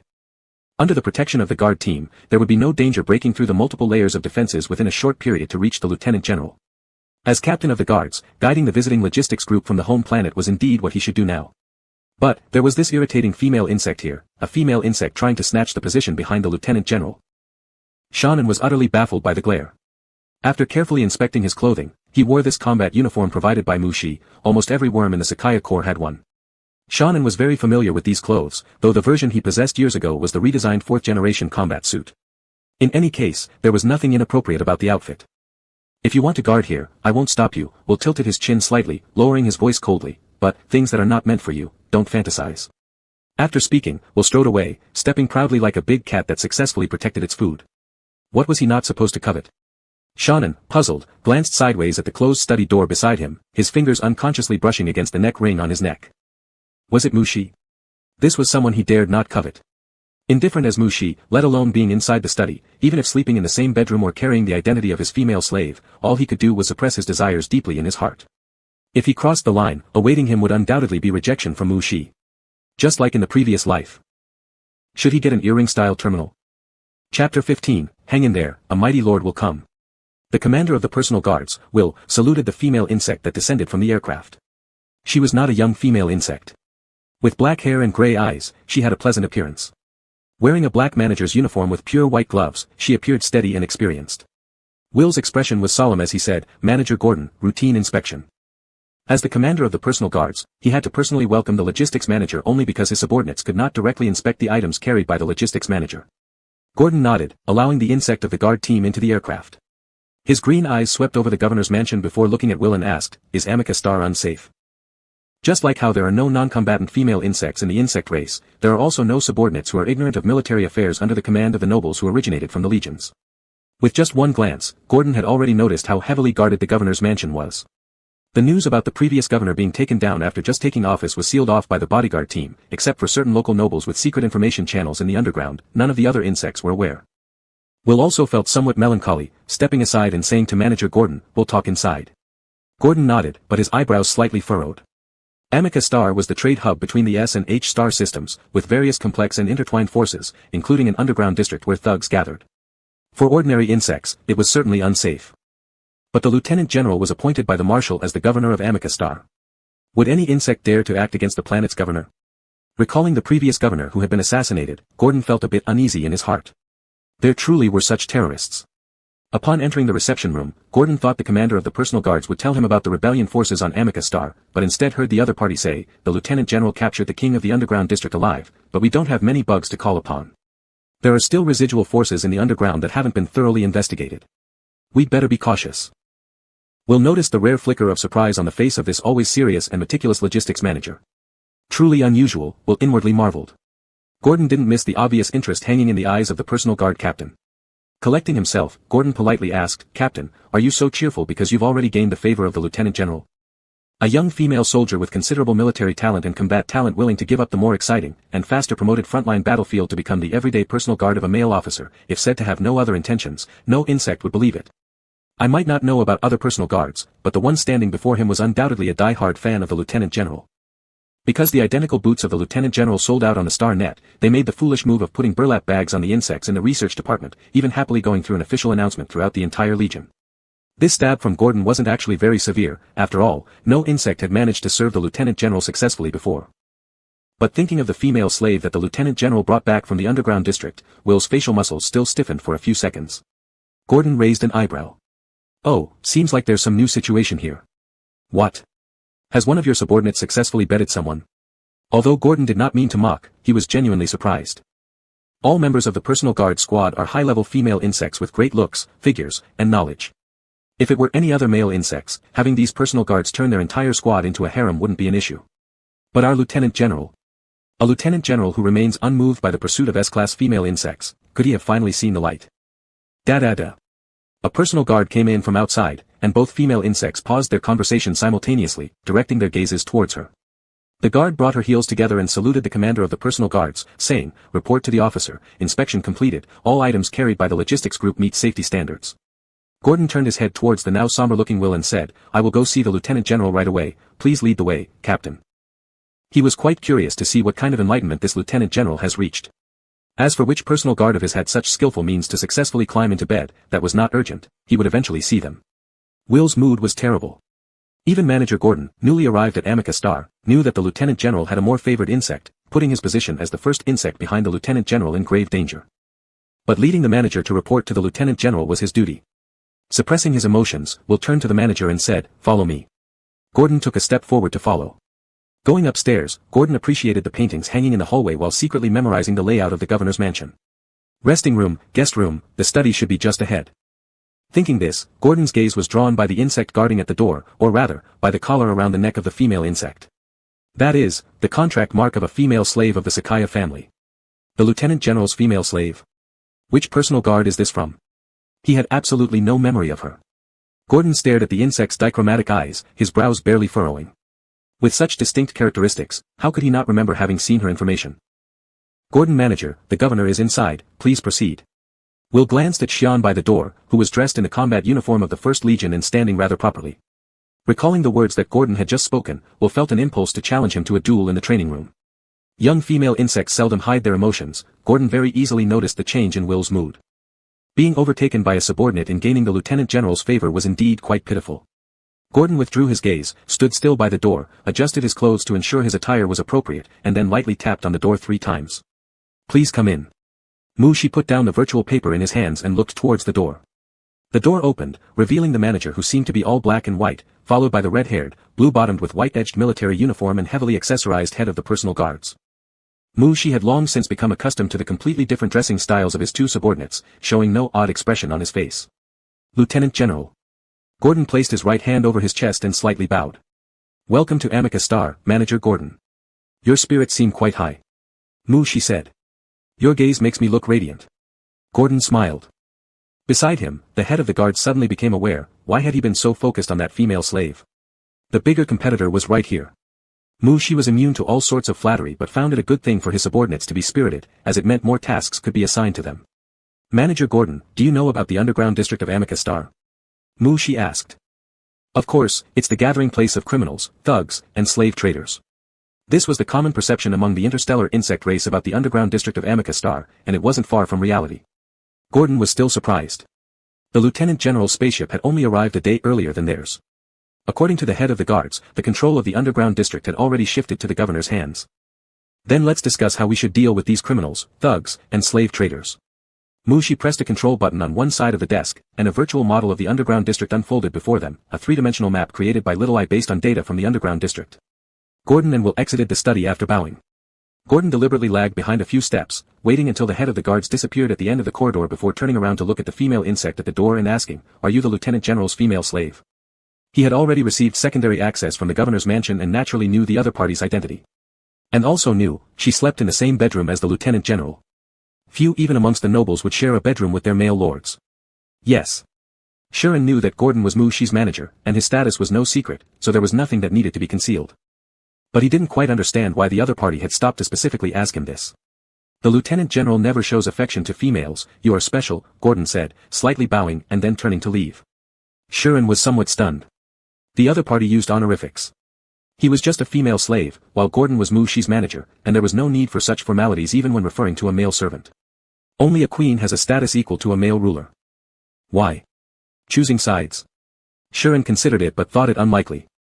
Regardless of the fact that the Queen Bee conflict hadn't erupted yet, the current Mushi did not command military forces enough to make star system rulers grind their teeth. Moreover, he was just a female slave, not the type to sway pillow talk effectively or have great influence, certainly not worthy of any investment. Manager, sharing the same bedroom with the Lieutenant General, I'll take this stock. Shuren, a female slave, inexperienced in pillow tactics, looking like no future. One must endure to maintain even a basic life. Chapter 16, Whose room is it anyway? Of course, Mushi knew that the female slave was waiting outside. Still as a statue, not taking a single break. Could any untrained insect stand so long without rest? What was her purpose for standing guard here? Click. Mushi opened the study door and before stepping out, he saw Shonen waiting outside. Stepping out of the door, Mushi walked around the female insect with interest. She had a pure military vibe. But in the data found by Little Eye, she had lived in the underground district since childhood. A very talented high-level female insect, she had been a mechanical repairer and also a mercenary at times, and occasionally accompanied fellow growing companions to bounty fighting tournaments. She had never lost in the fighting tournaments until being stabbed by her companion on the battlefield a few days ago. Mushi looked up and met Shonen's one blue, one gold eyes, shimmering with light, transparent like high-purity starstones. He had never asked why the female slave could move like a core or if she had known his identity all along. Because they were far from reaching the point of mutual trust. Regardless of her answer, he wouldn't fully believe it, instead, it would be better to find answers himself. "You don't have to stand guard outside," Mushi said. But he just liked guarding, you know. Because after experiencing the days separated by tens of thousands of light years, he was extremely greedy for such close proximity and guarding. However, it seemed Mushi didn't want him standing guard outside his study. Shonen was thinking about how to answer so as not to displease Mushi. Then he heard Mushi say, "You are my female slave, not a royal bodyguard." After all, even royal bodyguards don't need to specifically stand guard at his door, there were now more sophisticated means of protection. Female, slave. Shonen had never had a deep understanding of this identity, it was clearly an identity closer than a subordinate, yet Mushi had never treated him closely. "What should I do?" "Lord, I'm not quite sure." Every time he spoke that title, his heart would beat faster with secret excitement. What should he do? Wait to be favored in Mushi's room? Mushi disliked all insects who wanted to mate with him, he would absolutely throw them out. After thinking for a moment, Mushi calmly said, "Anything." As long as it was within his mental perception range, anything was acceptable. In fact, he actually preferred female insects to be more active. If the other party remained suppressed without movement, it would make it harder for him to find clues. Shonen's gaze flickered slightly. These words from Mushi were equivalent to granting him extreme privilege. Anything can be done, then, why not go back to the old job? Previously aiming to accumulate resources for a male master, now already a female slave, earning money to support her male master is more important. Night fell. The female slave was no longer outside the door. In the study, Mushi was monitoring the movements of the female slave via spiritual threads while facing a virtual screen, listening to the steward and the captain of the royal guards report on the situation in the underground district. "Can you handle it?" Mushi asked, looking at the bloodstain on the collar of the steward seen on the other end of the screen. "No problem, it's just that these insects have grown accustomed to the survival rules underground and will likely have trouble adapting to peaceful coexistence in the above-ground world." Gordon had just dealt with an attack from remnants of the underground forces, his clothes hadn't been changed yet. But this meant nothing to the war-loving female insects. Battle and blood only excited them. The underground district was a complex subterranean world, filled with all kinds of insects. Although the underground district had returned under the control of Amica Star, it was far from possible to have free exchange between the underground and above ground. Making these creatures, which frequently trolled in dark zones living on the edge of death, into law-abiding citizens. The residents of Amica Star would probably never dare to leave their houses from then on. Thinking about the underground district leader whom he had beaten to near death but still wouldn't confess, Mushi tapped his fingertips lightly on the desk and stated calmly, "It looks like they need ideological education courses." "I'll arrange it," Gordon bowed slightly towards the screen. Mu-Shi turned to the other side where Guard Commander Will was and asked, "Do you have anything else, Guard Commander?" Will stared at Mu-Shi's slender fingers resting on the table for a few seconds.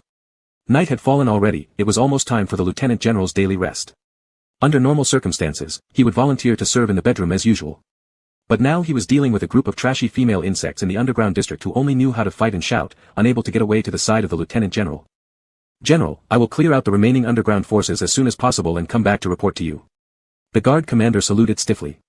After turning off the terminal projection, Mu-Shi stretched his somewhat stiff neck, got up, and walked out of the study. Through the dissipated mental energy, Mu-Shi could perceive that the female insect was in a room not far away on the second floor. During her time away, she had wandered around the governor's mansion, visited Vayat who was undergoing labor reformation, and spent quite some time in the weapon training room. She didn't train seriously but dismantled many weapons and put them all back together. An hour ago, she left the training room and went to the kitchen on the first floor where, after offering to make some late-night snacks for the governor, she was chased out by Little Eye controlling the kitchen mechanical insects to defend its territory. Afterwards, the female slave hovered outside the study before returning to her room. Mu-Shi stood at the study door for a while and could still smell the faint pheromones left behind by the female insect, light and unaggressive, yet lingering. It was a scent that wouldn't repel insects. Mu-Shi relaxed his breathing and said to the terminal intelligence, "Little Eye, display the route to the bedroom." "Okay, dear Bug Lord." A virtual map appeared directly in front of Mu-Shi's eyes. Little Eye respectfully asked, "Bug Lord, do you want me to notify the female slave to welcome you?" "Notify the female slave to welcome?" Mu-Shi heard this arrangement for the first time and didn't quite understand it. Not necessary. With Little Eye's virtual map, he certainly knew how to go, so why did he need an insect to welcome him? Mu-Shi followed the virtual route and stopped at the door of the room. He could sense the female slave not far ahead through his mental perception. She was indeed arranged in the room next door. The door lock automatically recognized the electronic key in Mu-Shi's terminal. Mu-Shi pushed open the door and walked into the room. Leather sofa, small coffee table, projection screen.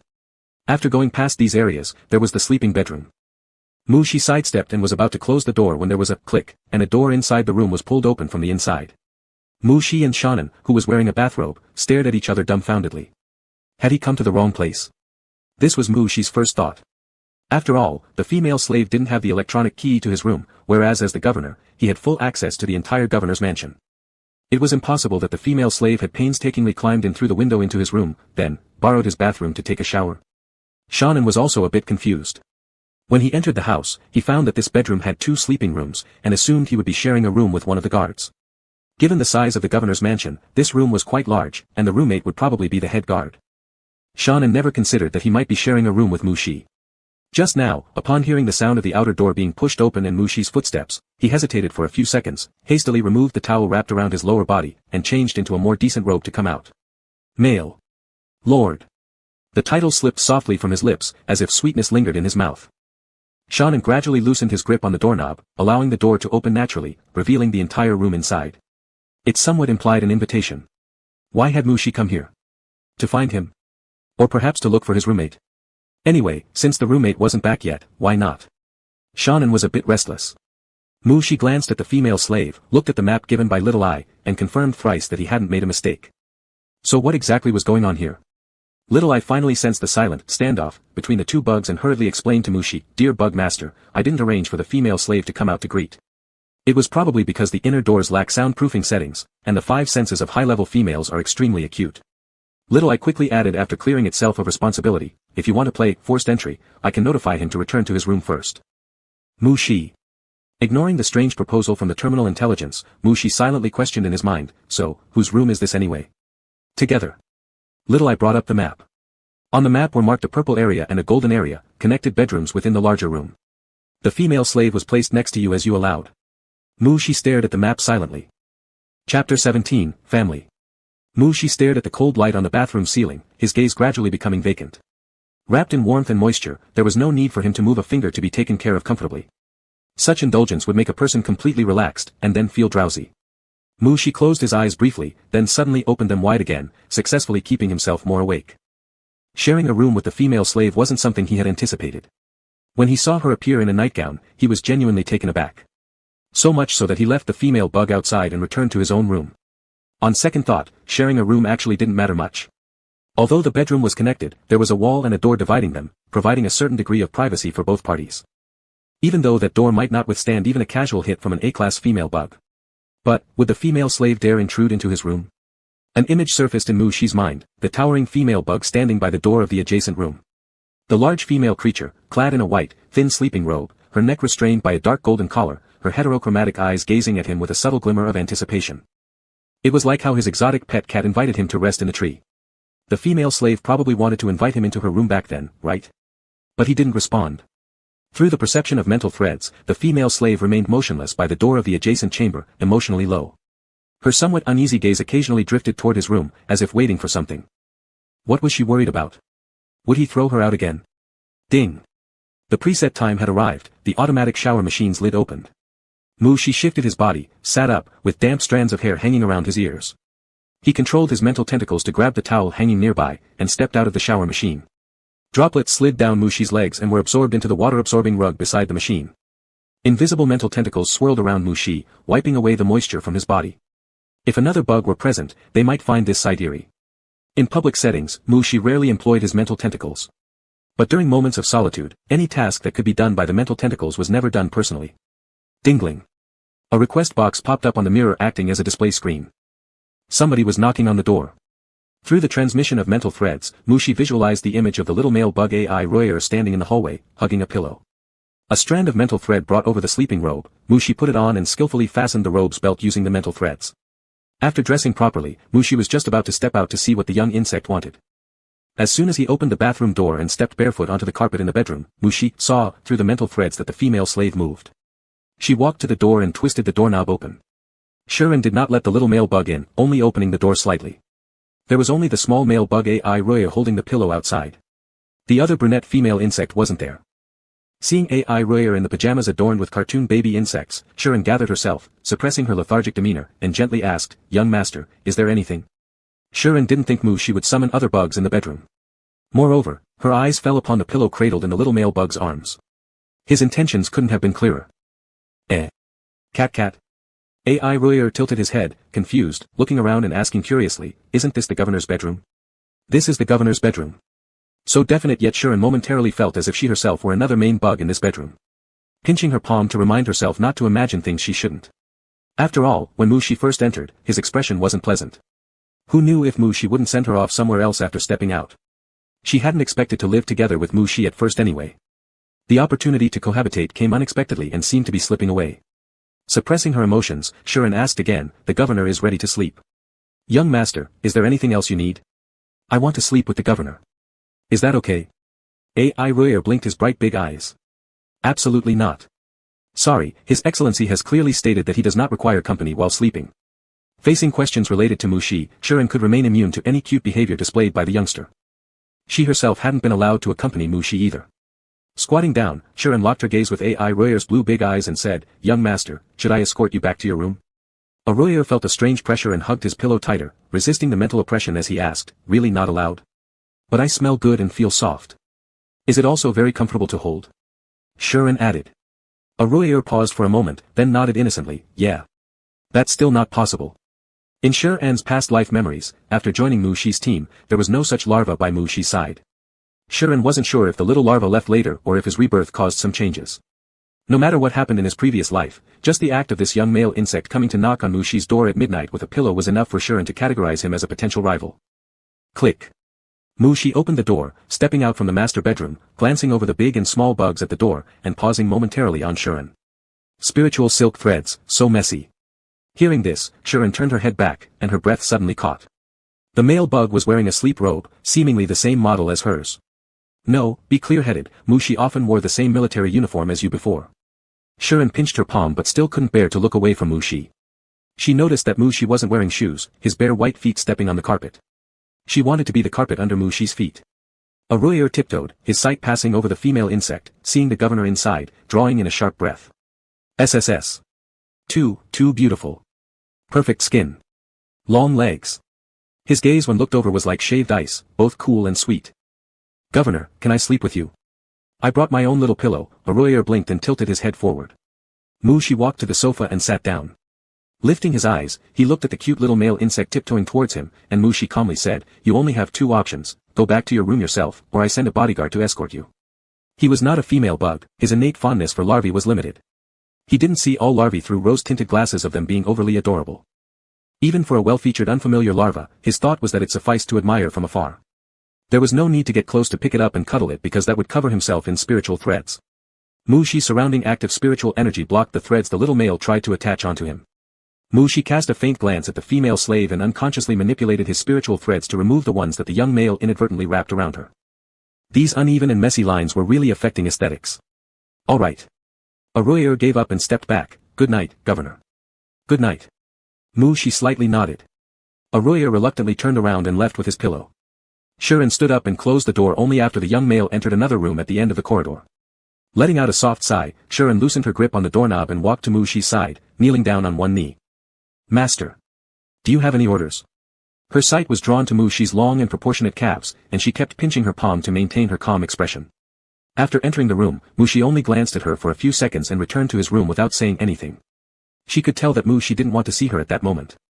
She believed Mu-Shi might arrange for her to leave. Mu-Shi's gaze fell on Shuren's hair, the pale golden strands delicate and smooth. He knew their touch was akin to cat fur, warm and sleek. Mu-Shi's fingers subtly moved, saying, "There's a local nobles banquet tomorrow evening where we can bring family members. You'll come with me. Do you need a dozen mental tendrils? They can handle towels, dress you, multifunctional, freeing your hands." Chapter 18, 100% success rate in being pursued. Couldn't even sleep with the governor. Little male bug Errol sulked, hugging a pillow and flopping down on the bed. Mm. Mm. A very muffled groan sounded as if it were covered by a thick layer of cloth. Errol lazily turned his head, his blue eyes glancing at the wardrobe beside the bed. His body remained in the same position, not making any intention to get up. Bang, bang. There was a thumping sound coming from inside the wardrobe. Errol raised an eyebrow, then flipped over, jumping off the bed. He gave the cabinet door an unsatisfied pat, saying, "Stop knocking around. I'll let you out." The bumping sound stopped immediately. Errol pouted, and his youthful fingers tapped a few times on the control panel of the cabinet door. With a light click, Errol opened the cabinet door. Inside was a female bug companion tied up with strips of cloth. The brown-haired female bug's head bumped against a baby bug's clothes hanging inside the closet. Her mouth was gagged, her body twisted in struggle, causing her clothes to be disheveled. She looked utterly disarrayed. The young female bug stared intently at Errol standing against the light. Her eyes revealed both uneasiness and joy. Errol bent down, clumsily untying the cloth bindings from the little female bug. He first loosened the hands, allowing the small female bug to flex her slightly stiff wrists while cautiously observing Errol's expression. Seeing that the other party only silently untied the ropes on her ankles with an unpleasant look but no signs of anger, she carefully pulled the scattered cloth off her body, raising her hand to untie the knot behind her head. Cough, cough. Errol, are you alright? The small female bug tentatively asked. Couldn't even enter the room. Errol said gloomily, finishing untangling the rope on the little female bug's ankle, before sitting back on the bed. Hearing Errol's reply, the corner of the small female bug's mouth curved upward. She quickly pressed down the laughter, kicking away the strip around her leg, and crawled out of the cabinet to move her body. Was it that the governor didn't need it? Then. We shouldn't have slept with him either. Errol glanced at her, sternly said, "Linchi, as long as I am still around, you will never approach Governor Sama. With your B-dash, you don't deserve to compete for his affection, HMPF. Linchi weakly replied, "I didn't mean to compete for his affection." Humph, all female bugs say they don't want to compete, but that's a lie. Errol kicked off his shoes, glaring at the small female bug and said, "Go now, every time you approach the governor again, I will tie you up once more." All right. But if you still plan to sleep with that Governor Sama, I will stop you again. Linchi turned around, squatted in front of the cabinet, and collected all the scattered cloth strips. Who knows where Errol learned this bug tying method from, which didn't hurt him at all but was impossible to escape from. This can't happen again. Family member. Xian lay in bed, blinking at the ceiling, with his heterochromatic eyes showing some kind of dazed look, one blue and one golden. His chest felt heavy, his thoughts chaotic and sporadic. When he initially proposed marriage to Mu-Shi with all his assets, he had not felt such intense emotional fluctuations when rejected by the other party. Recalling how Mu-Shi calmly mentioned the word family member, Xian's cheeks felt as if burned by fire, almost feeling his whole body heating up. Excited to the point of wanting to scream, he managed to suppress the sound reaching the throat upon remembering Mu-Shi in the next room. Gripping the corner of the quilt tightly, Xian curled up, burying his heated face into the sheets. Calm down, Xian, calm down. Female slaves are naturally part of the male's family, it's not a big deal. But, this is Mu-Shi. Mu-Shi personally acknowledged family status. In another room, Mu-Shi lay in bed, watching, through spiritual energy the female insect tossing and turning in the bed next door, hugging the blanket tightly. Like a big, lively cat. What was the female slave doing? Don't know, can't figure it out. Just go to sleep. A white light screen, everything except him was shrouded in a sea of white mist. A somewhat familiar voice rang out behind him. Commodore, these are the 5 mechanical planets, 2 spaceships, my mech mount, and star coin savings under my name. Mushi's strong mental power quickly made him realize he was dreaming. No military ship seen this time, just a purely white world of consciousness. And that voice. Was it Xian? Or was it the female soldier from last time? They sounded too similar. He heard Xian call him nothing but, my lord, while that female soldier called him, your majesty. The same deep, magnetic tone, each word pronounced as solemnly as an oath. But why was the owner of this voice telling him how much property they had? Was it trying to bribe him? Colonel, would you be willing to become? Mushi waited quietly for the rest, but after a moment realized there was nothing more. Willing to become what? Why wouldn't you finish? There was no answer. It was as if an extremely important recording had been cut off at the most crucial part by a bug, and Mushi was not happy about it. Bug Lord, you seem in a bad mood today. Is it because of tonight's banquet? Terminal AI Xiaowai asked curiously. Mushi was just using his mental tendrils to change into the formal attire Xiaowai had chosen, and replied calmly upon hearing the question, not at all. He was just annoyed by his own dream. After my analysis, I believe that the chance of your assassination during tonight's dinner is 1%, while the probability of being courted by a female bug is 100%. Xiaowai said seriously, I think we should take these figures seriously. Mushi frowned slightly and said, this time I brought my family member. If he had already brought his family member, why was the probability of being courted still so high? Lord Bug, please forgive me for speaking frankly, but your female slave has not undergone professional training and may not protect your safety adequately. Professional training for female slaves on dealing with suitors? Mushi became noticeably interested. Was there such specialized training? Had he simply known too little? He needed to send his female slave to learn this right away. Xiaowai was unusually silent for a moment, then clarified, it's professional training for responding to sudden attacks. Lord Bug, please understand. Although, with my assistance, the investigation team has uncovered the mastermind behind the assassination of the previous governor, the arrest warrant has not yet been issued. Thus, you going to the banquet still comes with a 1% chance of assassination. Xiaowai tried to bring the conversation back on track. Mushi instantly lost interest, straightened his formal collar, and said, I am not acting alone, I will have guards following me. Xiaowai didn't agree, at the banquet, bodyguards won't be able to closely protect you. So, I also brought along a family member whose combat ability matches that of a bodyguard, wasn't I? The conversation was back to its starting point. Xiaowai felt that, family member, was just a placeholder term used by the Lord Bug to silence him, it couldn't find any evidence against this. It should probably trust the female slave. After all, according to the rules, a female slave must do everything possible to protect her male lord when danger arises. But this was just a female slave who hadn't received proper training. Xiaowai could only pray that, in case of an attack, the female insect could step up as a shield and withstand it for a few seconds. As long as the Lord Bug has time to release his mental force, everything would be fine. It didn't think there existed any bug on this planet capable of resisting the S-class male bug's mental shockwave. You must let the female slave stay close to you without a break, Xiaowai warned finally. I will. You can disconnect the network now, Mushi said, cutting off the mental connection with the terminal AI. Mushi pulled open the door, stepped out of the bedroom, and saw that the female slave was already waiting outside. Upon seeing him come out, the female slave turned around, bent down slightly toward him, and solemnly called as usual, Male Lord. As the governor's family member accompanying him to the banquet, Xiaowai had also carefully paired a formal dress for Shuren. Bugs have always valued martial prowess, so even the design of formal wear bears traces of military uniforms. Mushi's gaze lingered briefly on the black with gold trimmed tie at Shuren's collar. The current appearance of this individual was significantly different from their first meeting in the underground district, bearing more resemblance to the military female bug in his dream. Could it be the same bug? Mushi didn't think his dreams were just dreams. Mushi reviewed through his mental perception what the female slave had done throughout the day. The female slave might have slept the entire night, for her spirit seemed dazed in the morning. After wishing him good morning, the female slave collected 1 day's worth of nutritional fluid from the logistics staff and spent the rest of the time immersed in the armory, disassembling and modifying some firearms. Those firearms he had brought from the main planet. Go to the armory, equip yourself with your regular gear, Mushi said. Shuren hesitated momentarily before replying, understood. Once Shuren left, Mushi headed downstairs. He had never restricted the female slave, allowing her unrestricted access to every corner of the governor's mansion. All weapons in the governor's mansion armory had been replaced with the new models he brought from the First Legion.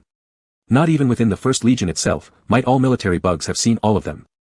A female slave living in the underground district, managing to get started within a short time and proceed to disassemble and modify them. By the time Mushi reached the side of the flying vehicle outside the governor's residence, the female slave had caught up perfectly. Mushi turned around and took a glance up and down at Shuren. Even though Mushi already knew which weapons the female slave had chosen and where they were placed through his mental perception, he was still somewhat surprised when he actually saw it. The black military dress uniform with gold edging and an outer coat displayed no visible signs of carrying any weapons. Had this female slave really not undergone professional training? Mushi took 2 steps forward and approached Shuren. He tilted his head slightly upward, gazing intently into her one golden and one blue eye, while his hand moved under the surface of her formal coat. His fingertips traced the metallic buckle of a belt, brushing against another cool, hard object. A gun, modified by the female slave. Mushi's expression grew serious. Shuren. My knees are weak, but I can still, Guard A. Quick. Tell me I'm hallucinating. Guard B. Should we look away for a moment? Chapter 19 The First Dance at the Banquet. Mushi noticed something wrong with the female slave's body, heightened pain, rapid breathing, and an accelerated heart rate as perceived by his mental threads. Was it because there was a problem with this gun? Only feeling tense when touched.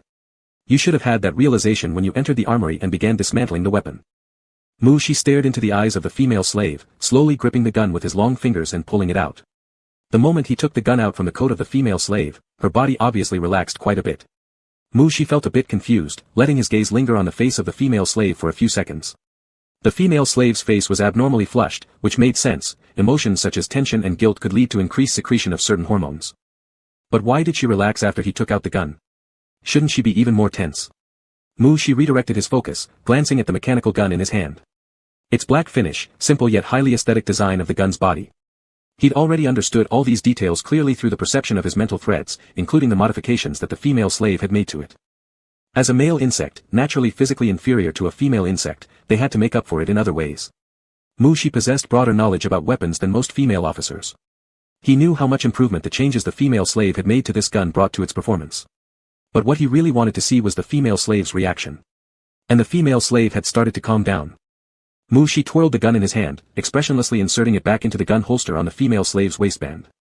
The female slave's body became taut again. Mushi's pupils flickered slightly, a flash of understanding passing through his eyes. It turned out he had picked up the wrong item. What truly made the female slave nervous wasn't this gun but something else. But, what could it be?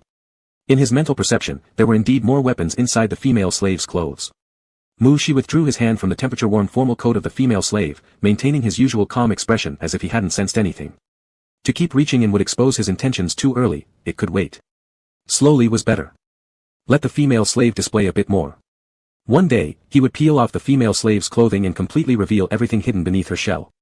Get on the flying vessel, Mushi said, entering the craft emblazoned with the seal of the Sakaya family first. Sean adjusted his breathing quietly and followed closely behind, his step somewhat rigid. The minimum standard for space inside Sakaya Star System's flying vessels was large enough to accommodate a male and a female insect while allowing them to move freely. In Mushi's view, the interior space of this flying vessel was more than sufficient. So, when noticing the female slave sat as far away from him as possible, Mushi directed his gaze toward her. Her movements were very stiff, her arms clinging to the door of the flying vessel, her legs tightly pressed together, and the hands resting on her lap were restlessly forming loose fists. Mushi gathered many pieces of information from her actions. Clearly, the female slave hadn't recovered from his earlier probing yet. Mushi thought it was clear now that the undercover label could be crossed off the list of her true identity. He'd never seen an undercover operative full of so many flaws. Of course, one couldn't rule out the possibility of this being an undercover with insufficient professional knowledge. So, they wouldn't have a chance to access truly core materials. Following the preset route, the flying vessel landed outside the banquet hall, where 2 bodyguards waiting outside immediately went forward to greet. The door of the flying vessel opened, Sean stepped down first and waited on the side quietly. Mushi approached the entrance of the flying vessel, raising his eyes to glance at the ancient castle-style building lit brilliantly under the night sky, then withdrew his gaze and saw the hand of the female slave extended before him. Mushi looked at the obediently bowed head of the female insect, placing his hand upon hers, relying on her support to step down from the flying vessel. The 2 bodyguards followed closely behind Mushi, constantly paying attention to the surrounding female guests and female attendants. In less than a star fraction of time since the governor's flying vessel landed, almost all the insects outside the banquet hall had cast their gazes towards this area. Which family's insect has arrived? Why does that emblem feel somewhat familiar? A male noble asked his companion. As a C+ level male insect, his night vision was rather ordinary, only able to discern the rough outline of the emblem on the distant flying vessel. The female insect in military uniform widened her eyes and whispered incredulously, "Golden Thorn." What? The male noble didn't understand why the other suddenly mentioned this. That's the Golden Thorn vine, the family crest of the Sakaya family. Whispering this, the female insect couldn't help but direct her gaze towards the guest who had just descended from the flying vessel. Sakaya. The male insect gasped, hurriedly covering his mouth in astonishment. No insect was unfamiliar with this surname. The highest governor of the S-star system and the supreme commander of the 3 major legions was named Sakaya. The 2 personal guards stopped at the door, while Mushi led Sean into the banquet hall. Under the warm lighting, male and female insects dressed in various formal attire gathered together, with various pheromone signals wafting through the air. She was accustomed to regular injections of pheromone suppressants, and no insect could sense his pheromones. Still, when she stepped into the banquet hall, many gazes were cast in his direction. A middle-aged female insect in a black military uniform came forward first. The female insect paid respect by placing her hand over her chest to Mushi. "Governor, you are much more handsome than I could have imagined." After a brief moment of recollection, Mushi matched the noble female insect with the information he had at hand. Bridges Cleft, the host of this banquet and the head of the largest noble family on Amica planet, was also the one behind the assassination of the previous governor as investigated by Little Eye. The arrest warrant for this head of the first great family of Amica would likely be issued by tomorrow morning. Mushi curved his lips slightly and responded, "You two are quite surprising." Even after taking action against the former governor, she could still invite the new governor to a banquet without a flicker of hesitation. It took guts. Bridges appeared slightly surprised. When a male insect praised a female, it generally meant interest. This governor with the Sakaya surname didn't have much public information available. He managed to uncover a few tidbits only after navigating many connections. From what he understood, this governor was the biological male offspring of the marshal, which effectively made him junior marshal. Bridges knew he wasn't young anymore, and this ice-cold male marshal in the Legion hadn't ever given a smile to any of his pursuers. So, was it that his charm was undiminished? Or did the young marshal have a preference for someone of his generation? Bridges felt a flutter. Not counting the male's status, merely the face value made him worth it. If the male really became affectionate towards him, then the queen of the junior marshal, 4 rounded figures later, would become the next ruler of the S-star system. Bridges' heart beat faster, looking at the male before him, finding him increasingly perfect. Mushi noticed that the heart rate of this noble female insect increased compared to earlier. At the same time, there was a look in her eyes very similar to a certain category of his admirers. Mushi believed not having dinner was an exceptionally wise decision. Mushi shifted his gaze and found many females heading in his direction. Just then, gentle melodies filled the banquet hall. It was the first dance tune of the night's banquet. Mushi sighed imperceptibly with relief. He had deliberately timed his arrival to avoid dealing with those females whose minds were solely on courtship. The only issue now was that he had to dance with at least one insect to avoid other pursuing females. For the insect race, dance invitations were akin to courtship, traditionally initiated by the female. Mushi was about to subtly hint to the female slave when he saw her step in front of him and perform a standard bow. "My lord, may I have the honor of inviting you to dance?" Only then did Bridges notice the other insect beside Mushi, understanding that the governor had come accompanied by a family member. Oddly dual-colored eyes. As his gaze fell upon the female's neck, Bridges already understood her identity. A mere female slave. Bridges reassumed his smile. Even if it were a queen, so long as the male met an interesting insect during the banquet, who the male chose to spend the evening with, was not something that the family got to decide. Bridges adjusted his collar, waiting for the governor to reject this bold female slave so that he could make the invitation himself. If the governor indeed had an interest in him, then they would spend a beautiful night together. He would use his superior skills to make the male completely infatuated with him. Mushi looked deeply at Sean, remaining silent for 2 seconds, then said, "I allow you." Mushi then extended his hand. Sean held Mushi's hand respectfully. Wait. Wasn't something here wrong? The governor entered the dance floor with the female slave, their hands intertwined, bodies close together, moving gracefully to the melody. Bridges stood there dumbfounded, watching the 2 insects dancing in the ballroom. Mushi didn't enjoy the dances at the noble banquets. This type of dance, which originated from the courtship of female insects, made it hard to control the boundaries. When paired with a polite partner, it was a comfortable social dance for both parties. But if the partner happened to be one of those ardent admirers. Unexpectedly, though, the female slave danced very properly, not crossing any lines in the slightest. It was just that her waist muscles were somewhat stiff. Chapter 20, Changed a pair of pants. Mushi cast his eyes down to look at his own hand loosely embracing the waist of the female slave. The hardness of the muscles under his hand was enough to show how tense the female slave was right now. How contradictory, clearly afraid of him discovering the hidden things, yet she still invited him to dance before he even gestured her to do so. The bugs in the dance floor gradually increased. Before Mushi could react, he noticed that the female slave was seemingly unintentionally separating him from the bugs. Mushi looked into Xian's eyes. Those heterochromatic eyes of sky blue and amber gold were calm like an ice mirror, reflecting his figure, sparkling with light. Truly beautiful, more attractive to bugs than the eyes of the exotic pet cat he had at home. He wanted to touch them. Mushi's fingers curled slightly. Then he felt the female slave's movement falter momentarily. Mushi promptly changed steps while holding the female slave, so the bugs wouldn't notice the abnormality. Mushi noticed the fleeting panic on Xian's face. TSK, if the heart couldn't withstand such tests, how could anything be hidden? He just barely moved his fingers, and the reaction was already so intense. Fortunately, the object was him. If it were another bug, after sensing something wrong, the first thing would be to rip off outerwear for inspection, followed by binding and torture in the interrogation room, right? Mushi arose with the idea to test. Why are you so stiff? Mushi stared at Xian, pretending to be puzzled as he asked, did I make you nervous? Sorry. Xian said suddenly, his breath trembling, his pupils abruptly enlarging. Because Mushi's hand moved upward along his waist. Male. Master. Xian's body quivered slightly. Afraid? I'm just trying to make you relax. Mushi poked around without touching the area where the female bug kept her equipment, only tentatively probing the periphery. How could one possibly relax? In reality, Mushi hadn't done much to him, but Xian felt dizzy and entranced. Lowering his head and tightly biting his teeth, he forced himself to suppress the low moans threatening to escape from his throat. His footsteps wobbled, and he relied solely on Mushi leading the dance steps to avoid collapsing. Mushi knew that Xian's disarrayed reaction stemmed from worrying about being discovered. He probed very carefully. The distance between the two bugs was too close, and he wasn't sure if the other would lash out if pressed too hard. You can make me stop, Mushi said. Xian's restrained gaze landed on the male bug in front of him, gritting his teeth and not opening his mouth. If it were another bug, even if it scratched him on the waist, he could remain expressionless. But Mushi, he had no way to counter. Unable to say a word of refusal, nor dare to comply. Xian thought that he might truly have to give up today. As the music reached its end, Mushi, seeing the female bug who was visibly too tense to even stand steadily yet resisting silently, softly sighed in his heart and ceased his testing. Though the disguise was poor and easily seen through by the bugs, it turned out to be unexpectedly resilient. Still, not a qualified spy, but if one disregarded those secrets, the other side's ability to endure this long without making any moves against him under these circumstances was absolutely that of a fine female slave. At such a close distance, if the other intended to attack, even with his S-level mental power, if faced with the high-speed attack instinct of an A-level female bug, he couldn't ensure leaving unscathed. After the dance ended, Mushi released his hands, creating some distance. Seeing the female slave slightly stagger but steady herself before he could reach out to help, Mushi then stepped away from the dance floor.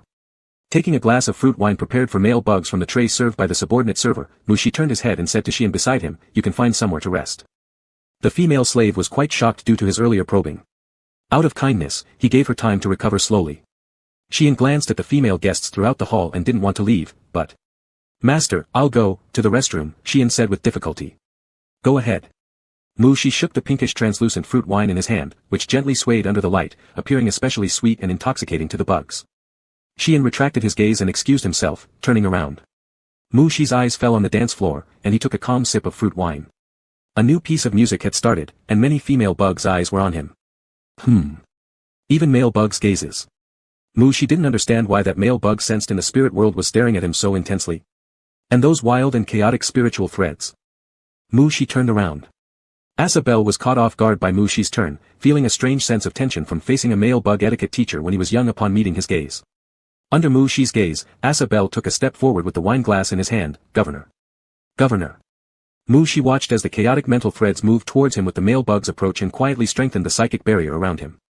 The mental state of this male bug was obviously abnormal. You've been looking at me for a long time, Mushi stated. It was an assertive tone. The information conveyed by the mental threads confirmed that the male had been staring at him since he entered the ballroom. Did I disturb you? I apologize. I have seen you before. Asa clutched his wine glass tightly, all knowledge gained from etiquette classes wiped clean from his mind. He was flustered and unsure what to do. Mushi gave him a reassuring smile and said, yes, at the underground city's fighting arena, we've met. The participant known as Shadow, Mushi remembered his chaotic mental threads. Under Mushi's gaze, Asa gradually relaxed. He had never seen a male bug like this, indifferent yet tranquil, radiating an aura warning others not to get too close, yet when he conversed, he seemed composed and gentle, like a dignified elder. Ashamed of his own thoughts, Asa lightly bit his lip and said, could I beg you to help me find a bug? I can offer whatever I am able to give as a reward. I don't need anything from you. Mushi replied. In the spiritual perception, the male bug's mental threads grew even more agitated, wildly dancing, but Mushi remained unaffected, calmly saying, however, you may tell me who you need me to help you find.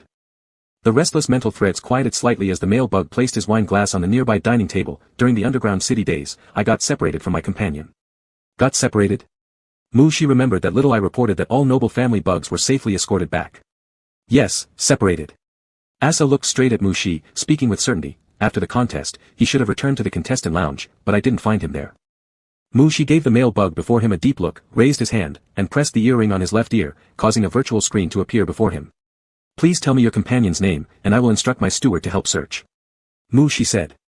The underground district is currently under the control of the governor's office, isolated from the surface. Other forces indeed cannot contact the bugs down there. Shadow. He's called Shadow. The force with which Asa gripped the table caused the veins on his hands to bulge. All right. Mu-Shi gave the instructions through the terminal to his steward Gordon.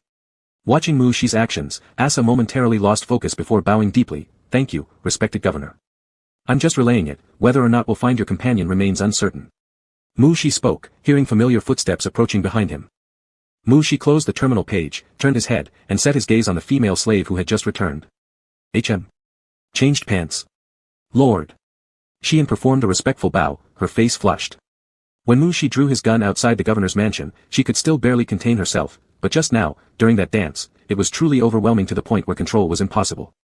Mu-Shi slightly nodded, withdrawing his eyes that had been focused on the female slave's pants. He had given her a terminal with built-in storage space, and Little Eye also prepared several sets of evening dresses for the female slave. Although these pants belonged to another set of formal attire, they went well with the one she was wearing, so any insect wouldn't immediately notice the change. But no matter how good the match, the fact remained that the female slave had changed out of the original outfit's pants. Previously distracted, he hadn't paid attention to the female slave going to the washroom, and now couldn't help but feel curious. Why change pants at this moment? Could it be that the things the female slave worked hard to hide were actually inside the pants? Just as he pondered this, Mu-Shi sensed some unpleasant pheromones drawing closer. Governor, in this villa, there's a starry sky room with a splendid view. Would I have the honor of inviting you to go together? Bridges Clive extended a polite gesture of the nobility, eyes piercing and lips curled into a smile. Oh. Mu-Shi was slightly surprised. Trying to lure him to a room without insects, such an amateurish assassination attempt. Chapter 21, Physicalization of Mental Tentacles. Bridges Clive was confident about his external appearance, but that only applied when he was in front of drones with ordinary families and medium rankings. Muzi Sakaya. The male offspring of the highest governor of the S-star system, the current governor of Amika Star, whose own rank belonged to military secrets, but according to the principle that higher-ranked drones have better looks, it was not difficult to infer that his rank was extremely high. With a warm smile like an uncle, inviting such a drone made Bridges somewhat nervous. Oh. A starry night room? Muzi said as if pondering. He had no interest in night view rooms, but he was interested in this female's arrangements. Inviting him away from many noble bugs during the dance party, if anything happened to him, wouldn't the other side be the first suspect? Therefore, unless they were tired of living, there must be a plan for an accident that convinces all bugs. What kind of accident could deceive everyone? Muzi was very interested in this. It is my great honor, Muzi slightly smiled and said. Please lead the way. Did he hear wrong? Sean looked stunned at Muzi, who agreed to go open a room with the middle-aged female bug. Realizing what the other side had agreed to, his face didn't feel hot anymore, his legs weren't weak anymore, and he could fight 10 female bugs at once. Sean didn't think Muzi, who showed absolutely no interest in or even repelled by female bugs, would suddenly take a fancy to this female bug. If it happened, it must be because of this female bug's tricks. Sean composed himself and said to Muzi. Lord, may I follow? Absolutely not. Bridges glared fiercely at the two-toned female slave behind the governor. How absurd, traditionally, only he got served by 5 male bugs a night, never a situation where he would be sleeping while another male bug played around with another female bug. Though Bridges was used to being on the recipient end, this time, the male bug's status was too much higher than his. Even though now he was internally injured by this female bug, he had to hold back his anger. Muzi looked at Sean. This was the second time that the female slave had voluntarily requested something from him. The first time was at the underground city arena when the slave asked for a battle with White Face. Sean obediently explained. I've always lived in the underground district, rarely having the chance to admire the starry sky, so I'm really eager to see the starry night room you mentioned. No, you don't. Bridges turned cold in an angle where Muzi couldn't see. Muzi has always been suspicious of Shan's identity and naturally didn't believe that she had always lived in the underground district, seldom looking at the starry sky. There must be some other purpose. An A-class female bug wearing restraint rings, a middle-aged overweight A-class female bug, even if they collaborate, Muzi felt that he could still handle them. You are allowed to follow. Muzi slightly nodded, then turned to Bridges and said. Lead the way. After holding his breath for quite a while, the refusal words reached Bridges' lips, but under Muzi's icy gaze, he just managed a slight smile and said. Yes, please come this way. Although in the current insect society, it was common for several females to support one male. But Bridges believed himself to have wealth, power, and strength. He had spent star coins to have 5 male bugs serve him at once. Now he needed to be with another female bug at the same time. This made Bridges a little uncomfortable, yet he was truly reluctant to give up the opportunity to climb up the Sakaya family ladder. Even ignoring his background, if he could produce a baby bug resembling the governor, that would be pretty nice as well.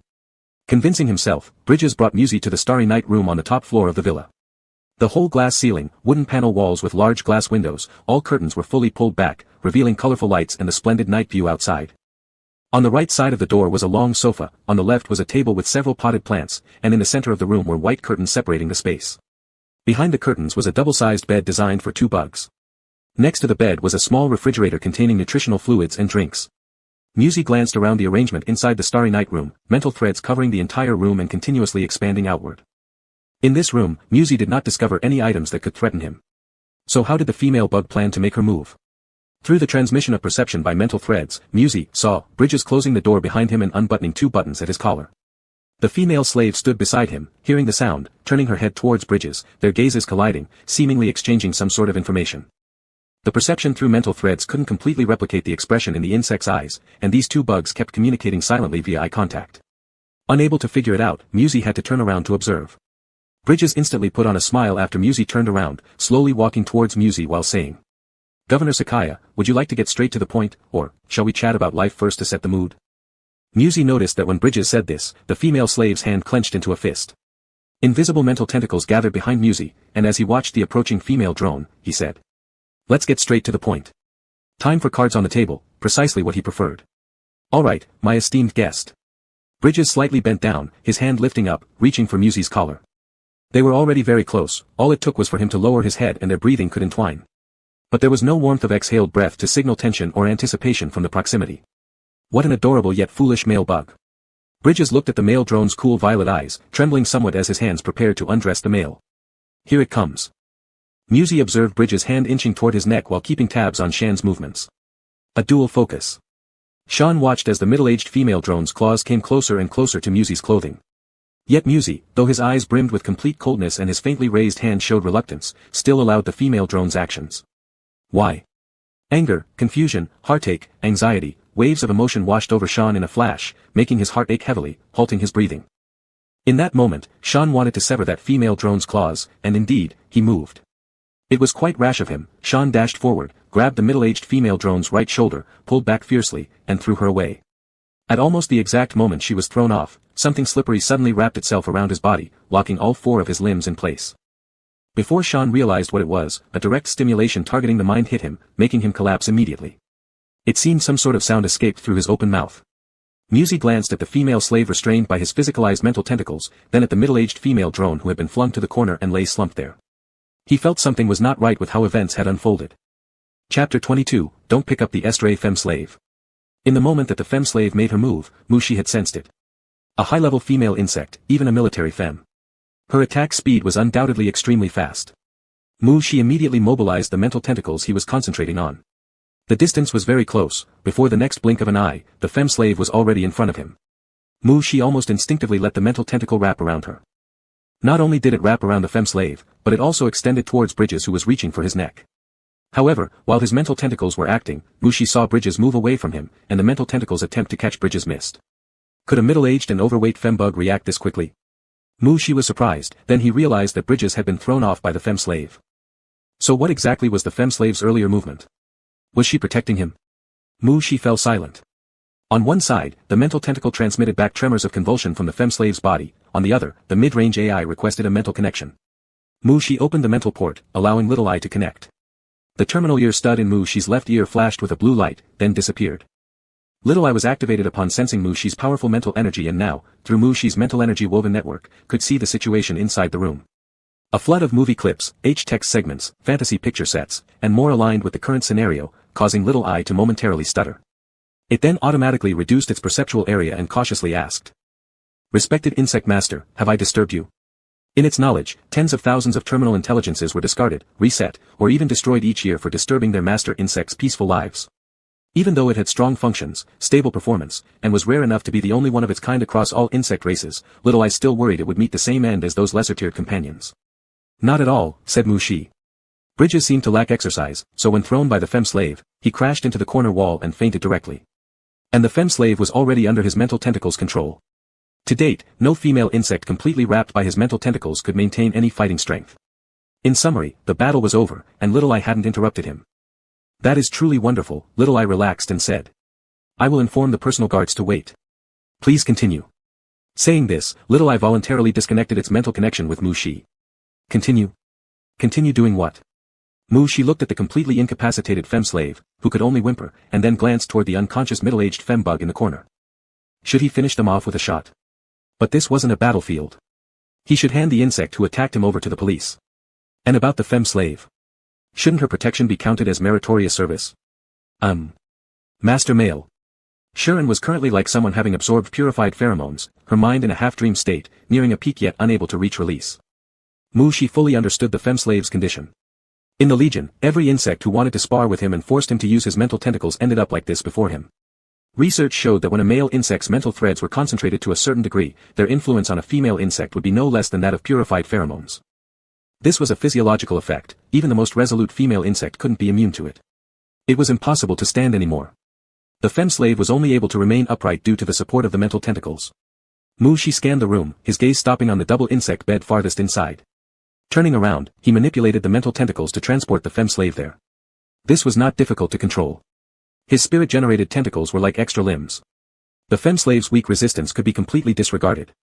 Transporting her wasn't harder than lifting a glass of water. Placing the femme slave on the bed, she walked to the bedside, stopped, opened the ice cabinet, and took out a bottle of pure water. He unscrewed the cap, slightly tilted his head back, and drank some water. Without looking more at the femme slave writhing and whimpering on the bed, she turned and headed to the leisure area on the other side of the room, sitting down on the sofa. It was unknown how long Bridges would remain unconscious, and it would take some time for the femme slave to recover. Outside the window, the night was perfect, with stars shining brilliantly above. Compared to the banquet, here was evidently much more comfortable. She relaxed his body and leaned deeper into the sofa while gradually withdrawing the mental tentacles from the femme slave. The femme slave was trying to hold on to the mental tentacles. She grabbed at them haphazardly at first and eventually used both her hands and legs to cling to them. Perhaps because of weakness, despite the femme slave's attempts, she successfully withdrew 4 mental tentacles. The last one was coiled several times around her leg and hand as she rolled around, but getting it free was just a matter of time. Lord! Lord! A low, sobbing call came from the other end of the room, restrained, trembling, clinging, craving, at a loss. Perhaps there were many emotions that she couldn't distinguish, and this left she somewhat uneasy. Even though it was the psychic tentacles that had deprived the femme slave of her fighting ability, she was now trying to stop him from withdrawing them. She clung to them as if she were an addict caught in the throes of withdrawal. She had seen countless female insects break down uncontrollably due to lack of comfort. He had no responsibility for those bugs. But this one, right here, was his femme slave. So, let it be for now. She ceased controlling the last remaining tentacle and lay back on the couch, gazing at the starry sky. Gradually, Mushi's expression became odd. Why was the femme slave biting his psychic tentacle? It didn't exactly hurt, but psychic tentacles were equivalent to his limbs. Her biting it was like her biting his fingers, which felt extremely strange. Her hot breath against it, her teeth grazing, even her tongue and saliva. The sensation synchronized through the mental tentacle made Mushi's whole body feel uncomfortable. He'd never put his finger in any female bug's mouth, and he definitely wouldn't do that. Did textbooks exaggerate the bite force of female insects or what? Yet now, a female insect was biting him. It wasn't as though she was eating him, but Mushi still felt goosebumps crawling up his neck. The psychic tentacle affected by Mushi's sensation quivered slightly, triggering an instinctual reaction from Sharon. Mushi, my lord. From the corner, the unconscious middle-aged female bug groaned faintly, her fingers twitching, showing signs of waking up.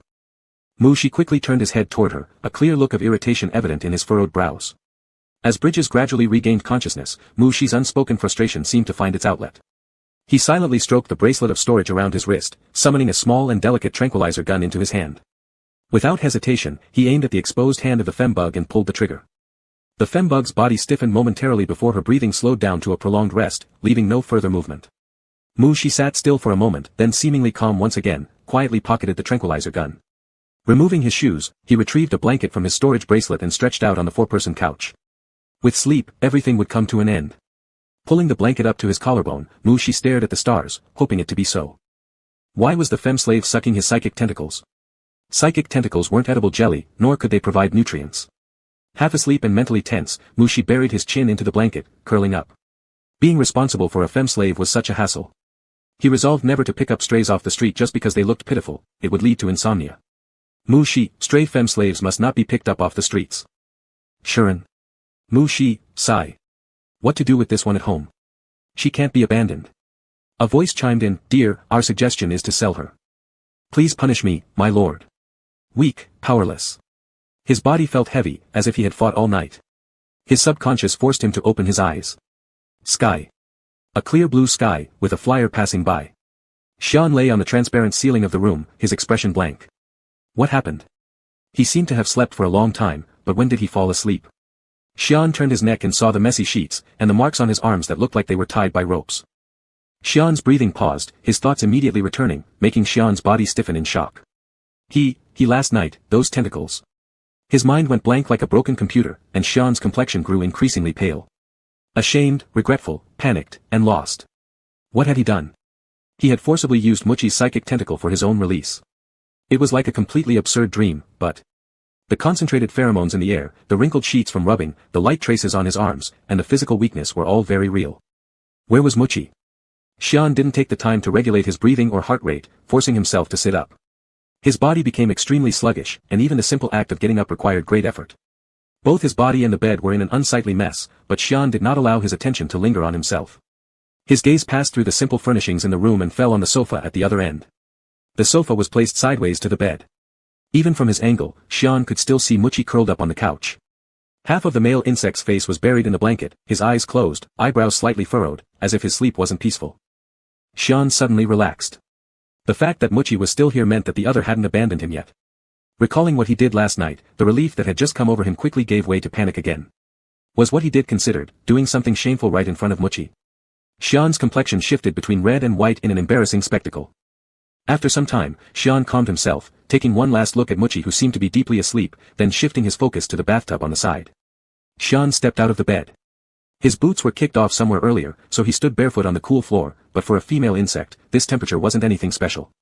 Was there a bathtub when he first entered? Maybe there was. Adjusting the water temperature, Xian pressed the switch. As the water level gradually rose, Xian lifted his leg and stepped inside. With the sound of bathing water, Muchi's eyelashes twitched slightly but remained closed. It was always like this. Every time he thought the female slave might take the chance to do something to him and made full preparations, her actions were always unexpected. When they were in the underground district, he had the female remove her clothes. For that, he gathered several invisible psychic tentacles around her. However, instead of attacking him or trying to escape as he anticipated, after hesitating for a while, she still stripped herself clean. And last night, the female darted forward only to pull away bridges. Of course, perhaps after pulling that insect away, she intended to take matters into her own hands, but was restrained by his psychic tentacles and couldn't act in time. And now? If she truly intended to harm him, would she ignore him sleeping soundly on the couch and take a bath instead? Perhaps, she can be trusted. Muchi withdrew the psychic tentacles gathering around the room, allowing them to transform back into individual threads of spirit energy spread throughout. The air carried a mix of the female insect's pheromones and the faint scent of shower gel. Maintaining the steady breathing of someone asleep, Muchi's thoughts began to wander. Normally, the female's pheromones were subtle. Female insects not in their mating season and who haven't mated with males don't emit overpowering pheromones. Female insects experience 1 to 3 mating seasons a year, lasting 5 days to a week. During the mating period, the attraction to male insects is greatly increased, making the females appear more enchanting to the males. In this period, the success rate of female mating will increase by 81%.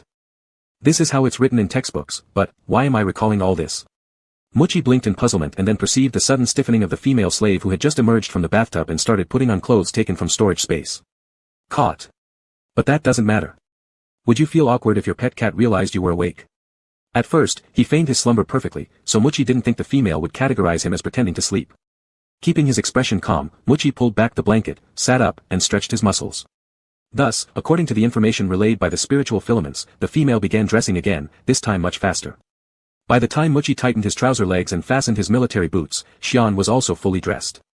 Muchi stood up, and out of the corner of his eye, he saw the female slave coming quickly, kneeling on one knee beside him. The sound of her kneeling was startling Muchi to involuntarily turn his head toward the female's knees. That sound alone made the insect feel pain just hearing it. Do female insects not fear pain? Lord, I have polluted your psychic tentacles. Please punish me accordingly. Punishment? What kind of punishment was needed?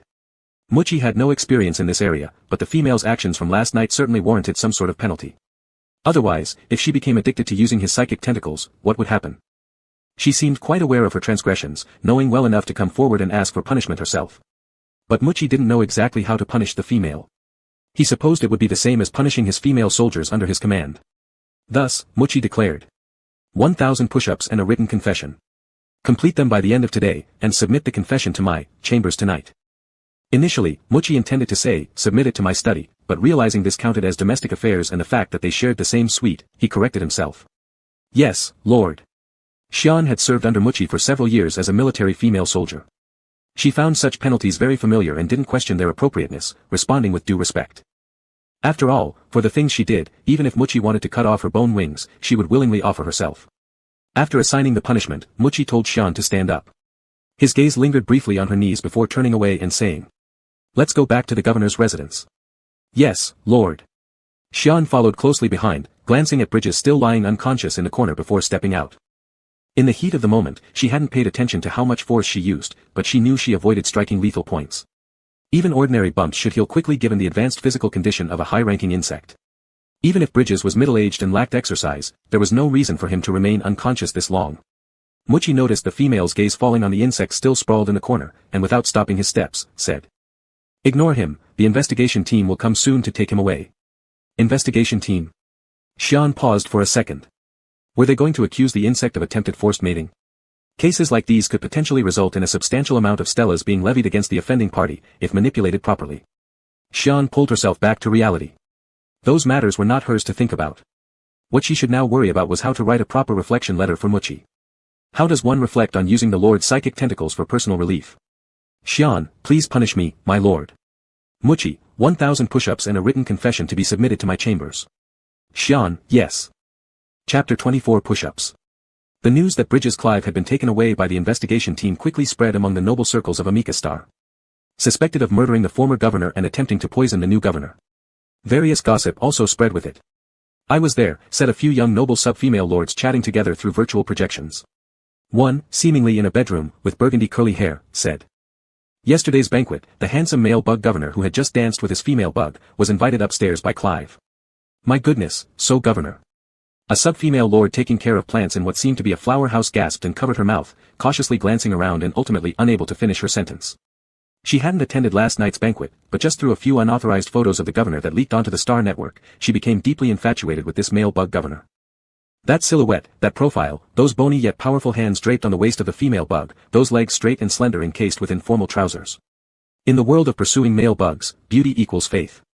A few unprofessional candid shots, relying solely on the impeccable beauty of the subject themselves, after being circulated, charmed countless young males and females overnight. The burgundy curly-haired sub-female solemnly shook her head and said, "I saw the female slave dancing with the governor follow them upstairs too." And then? The other bugs in the virtual projection couldn't wait to ask. Some bugs were focused elsewhere. The governor's dance partner was actually a female slave. There wasn't any rule forbidding bringing a female slave to a ball, but in the eyes of traditional nobles, female slaves held a low status. No matter how much they were favored, they wouldn't be taken to official events. The red-haired sub-female nodded and said, "The honorable governor must be from a new school of nobility, not constrained by old courtesies." As for what happened later, the sub-female paused, glanced around at her companions, building suspense before saying, "They didn't come down all night."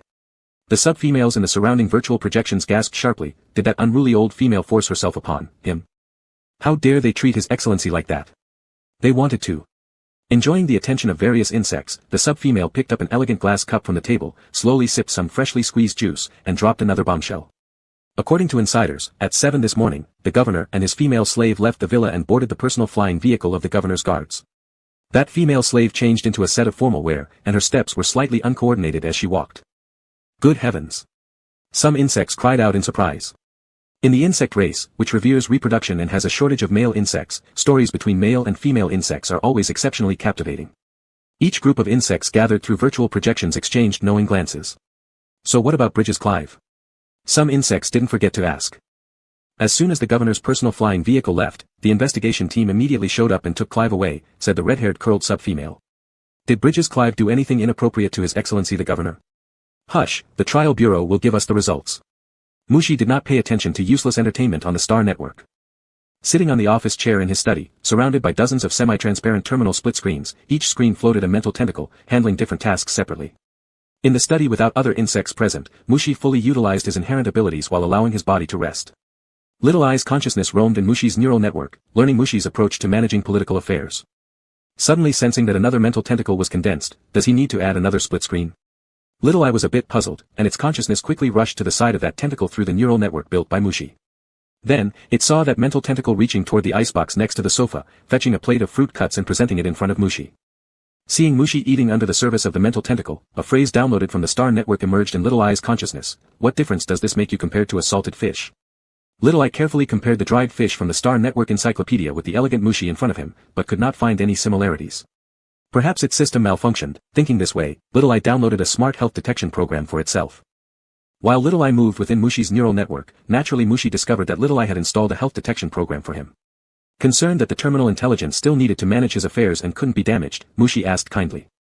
Little Eye, are you alright? It's just a minor issue, honored Bug Lord. I've already fixed it. Seeing you now, the first thing that comes to my mind is the Duke of Tentacles from a fantasy movie. Little Eye thought it was acting quite normal at the moment. Mushi paused slightly. Although he didn't know why Little Eye brought this up, he really did know about that movie because it once appeared during an inspection of military female terminals. The Duke of Tentacles, in the movie, was set as a mutated male bug who had fused with a vine-like plant gene, and his lower body had mutated into a plant with 16 vine tentacles. The most famous scene was when the Duke of Tentacles mated simultaneously with 16 female sub-bugs. Why would someone associate him with that character? Mushi didn't fully understand. He didn't think his mental tentacles had any resemblance to that male bug's vines. The male bug's lower body in the movie was green vines, whereas his actualized mental tentacles were transparent and resembled jelly in texture. That's probably why the female slaves could suck on them. Mushi momentarily diverted his attention. Thinking of the female slave, Mushi moved mentally, and a new split screen appeared before him. On the split screen was Xuan, who was doing push-ups in the individual training room. The female slave had taken off her outer clothes, leaving only a white tank top on, her hands pressed against the ground as she rapidly rose and fell, each muscle in her arms displaying immense strength. Push-ups help enhance the pectoral muscle exercise effects. The face of the female slave in the training room was flushed, her chest heaving, her eyes fixated on a floating virtual screen in front of her. Every single rep she performed was quick and forceful. Mushi switched perspectives and noticed on the terminal screen, there were black words on a white background at the top, which read, Reflection Essay. Chapter 25, Reflection Document. Senior male insects can directly connect to the terminal mentally, without manual operation. A single thought is enough for the terminal to operate autonomously. Female insects, if unwilling to operate manually, must equip the terminal with sensors. The earpiece terminal Xuan wore was originally prepared by the Research Institute for Mushi and naturally did not come with a sensor, an auxiliary tool useless for male insects. Thus, Xuan, who was on all fours doing push-ups, could not write the reflection document while exercising. On the virtual screen, there were only the 3 words, Reflection Document. Mushi had no way of knowing what kind of reflection Xuan was drafting. Mushi stared at Xuan in the split screen for a long time. He liked the developed muscles of female insects, firm and full, containing physical strength that male insects could never achieve. The angle adjustment options of indoor surveillance were limited, so Mushi soon abandoned this restricted way of viewing. Closing his eyes, the sensitivity of spiritual energy improved. Through the threads of spirit wrapped around Xuan's body, Mushi learned every tiny change of the female insect. The full muscles contracted with the rise and fall of the female insect's body. The muscles that could breathe harbored the strength capable of tearing apart meshes. Heart rate too fast, temperature a little high, but Mushi didn't think it was a problem. 1,000 push-ups, even for an A-level female insect, finishing them in one go would be impossible without showing strain. Accompanied by rhythmic breathing and push-ups, Xuan paused again after lying down. Then, flipping over and stretching her arms, she lay on the ground in a star-like position, chest rising and falling. 1,000 times. Mushi read the brief information retained by the threads of spirit, 1520. Mushi was somewhat surprised. She had exceeded his assignment, the female slave was truly reflecting seriously. Gordon Stewart requests communication. Mushi opened his eyes, all the floating mental tentacles in the room dissipated. Using mental tentacles privately to save some effort was fine, but Mushi did not want his subordinates to know he managed official affairs like this. With a thought, surrounding light screens vanished one by one, leaving only the last one to drift towards Mushi. A semi-transparent screen displayed a blue communications window. Mushi lifted his hand to confirm the call. Gordon's steady and respectful face appeared on the screen. Gordon Stewart, good noon, said Mushi. Good noon, Governor, Gordon saluted with one hand over his chest, looking at Mushi. His gaze wandered slightly, as if searching for something, but he simply said. Governor, the female insect you instructed us to find last night has been found, but she has a spiritual issue. Did he let someone look for a bug? Mushi quickly recalled the plea from the male insect Asa during the banquet. It was about shadow. Mushi was a bit shocked. Initially, much of his instruction was meant to soothe that restless male insect. He hadn't really expected to find Shadow, a living female insect. Spiritual issues? Mushi inquired.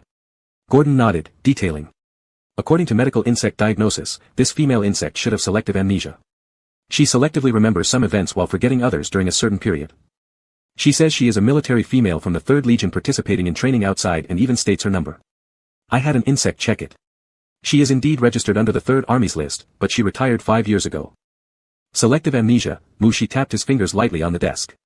Although he hadn't paid much attention to the battle between White Face and Shadow, considering the ruthless tactics used by the leader of the rebels in the underground district, it seemed unlikely that the other side was gentle. "How are her injuries?" asked Mu Shi. Gordon replied, "The personal guard corps found her at a nest where insect traders gathered. They gave her only basic nutrients to keep her alive. She is very weak now, and the medical team is currently treating her." After communicating with the steward, Mu Shi took part of his personal guard on a tour of the underground district. When they returned to the governor's mansion, it was already nighttime. He informed Little Eye not to prepare dinner, as he drank a nutritional bag on the aircraft and wasn't hungry. He went straight upstairs to return to his room. Opening the suite door, the first thing he saw was Xuan sitting and waiting on the sofa. The female slave, dressed in a thin sleep robe, sat upright on a couch angled toward the entrance, with a virtual screen floating before her, showing a paper-like interface. Based on the tea on the table, it could be deduced that she had been waiting for quite a while. Even such a glance was sufficient for thoughts to race. Mu Shi's actions did not pause as he entered the room, turned sideways, and closed the door. Xuan immediately rose, swiftly assessing Mu Shi's walking route and kneeling down on one knee beside where Mu Shi would pass. As Mu Shi approached her, she held up the virtual sheet floating next to her with both hands. "Lord, my reflection document." Mu Shi took it gently with his hand, skimmed over it without pausing his steps, reading while he moved to sit on the sofa where the female slave had been sitting earlier. "Respected Lord. Thank you for sparing your precious time to read my reflection document." Mu Shi's eyes lingered on the words, "Lord," for half a second. It was a very standardized start to a reflection document, yet it stood out because it was the first time he'd encountered this title in such a document, making this reflection seem somewhat special. Two words reminded Mu Shi of the identity between him and this female insect, not as a superior and subordinate, but as the master and his female slave. With that thought, Mu Shi didn't realize that his expectations for this reflection were already changing. There wasn't the need to be as strict as he would with subordinates, but he couldn't allow complete indulgence either. This reflection expresses my sincere regret for the improper behavior I displayed during this incident. I should not have lost composure in front of the Lord, nor should I have forcibly detained the Lord's mental tentacles after being placed in bed, much less used them to relieve myself afterward. The events that occurred have made me feel ashamed and unworthy of the Lord's trust. Now that the grievous mistake has happened, I reflect deeply on it. Lacking self-restraint, I could not resist the Lord's mental touch. I have decided to make the following changes.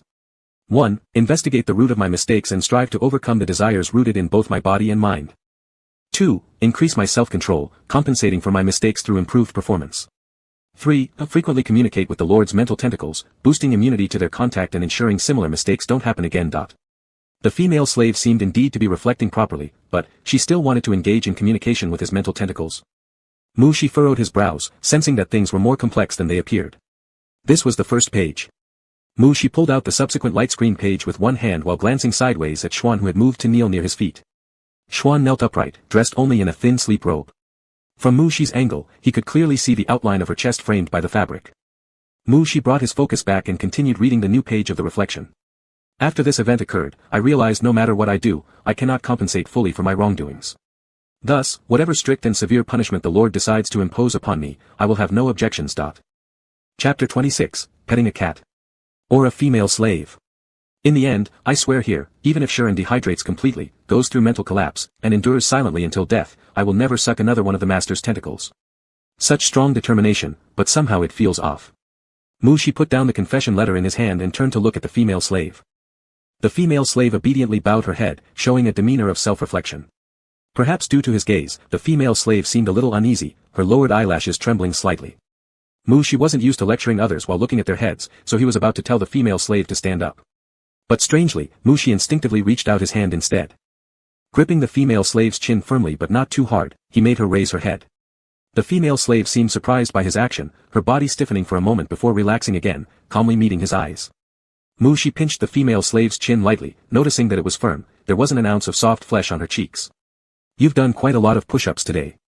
Mu Shi looked at Sharon, making a calm observation. It felt like some hidden secret had been revealed. Sharon could feel his heart pounding fiercely, his face heating up quickly. Still, he forced himself to remain calm, meeting the gaze of the one he loved and responding with false composure. Yes, the first 1,000 were punishment from the master. The rest. I did them voluntarily as a form of self-reflection. 1,520. In the past, Sharon would never dare to act so freely under Mu Shi's watchful eye. The root cause of this boldness lies in last night's indulgence by Mu Shi, which made him crave more. Just like a strange beast thirsting for the outside world, secretly extending its claws beyond the boundary it has set for itself, reaching into forbidden territory. What consequences would come from crossing this line? Sharon didn't know either. Acceptable. Mu Shi nodded slightly and said no more. Push-ups are good for chest muscle training, and many military females, even without assigned duties, would do a few sets privately. If the female slave wanted to work harder on her body, Mushi wouldn't impose mandatory rules. Hearing Mushi's response, Shuren exhaled a slight breath of relief but felt somewhat disheartened. Had Mushi truly failed to understand the meaning behind those extra push-ups? Mushi could sense the changes in the female slave's emotions. After thinking for a moment, he couldn't figure out why she was feeling low. Was it necessary to praise her for exceeding her assigned tasks? That didn't make sense. Do you want more interaction with my psychic tentacles? Mushi asked. Under the gaze of the one she loved, admitting a desire for intimate contact with his psychic limbs. Shuren felt thunder rumbling in her heart, meeting Mushi's eyes, and managed to answer with a single word. Yes. Mushi found it amusing and pinched the female slave's chin once more, saying. What makes you think that increased exposure will grant you immunity against my psychic tentacles? In the First Legion, there were always people lining up every day to challenge me. Yet, whenever I used my psychic tentacles, no matter how many times, the outcome was always the same, they ended up weak and powerless. If I give you the chance, will you? Shuren's words halted abruptly, his pupils dilating sharply. With his jaw locked by Mushi, Shuren couldn't lower his head. But he distinctly felt something glide over his chest. Before his body reacted, his mind surged as though struck by electric currents, instantly reaching a state of heightened excitement. His thoughts froze, unable to articulate words. Do you think you'll build up resistance? Mushi held Shuren's chin and calmly asked, staring deeply into the female insect's eyes. Just then, the psychic tentacle that had just grazed over the female slave's sleep robe floated beside him. This was merely a light brush across the fabric, without actual skin contact. Yes, I believe I can. Shuren's tone had changed, deeper and hoarser. His sphincter contracted tightly, not daring to relax. Then let you try. Mushi loosened his grip on the female slave's chin and diverted his eyes. The physicalized psychic tentacle hovered in front of Shuren, the tip pressing down slightly, as if observing where to land.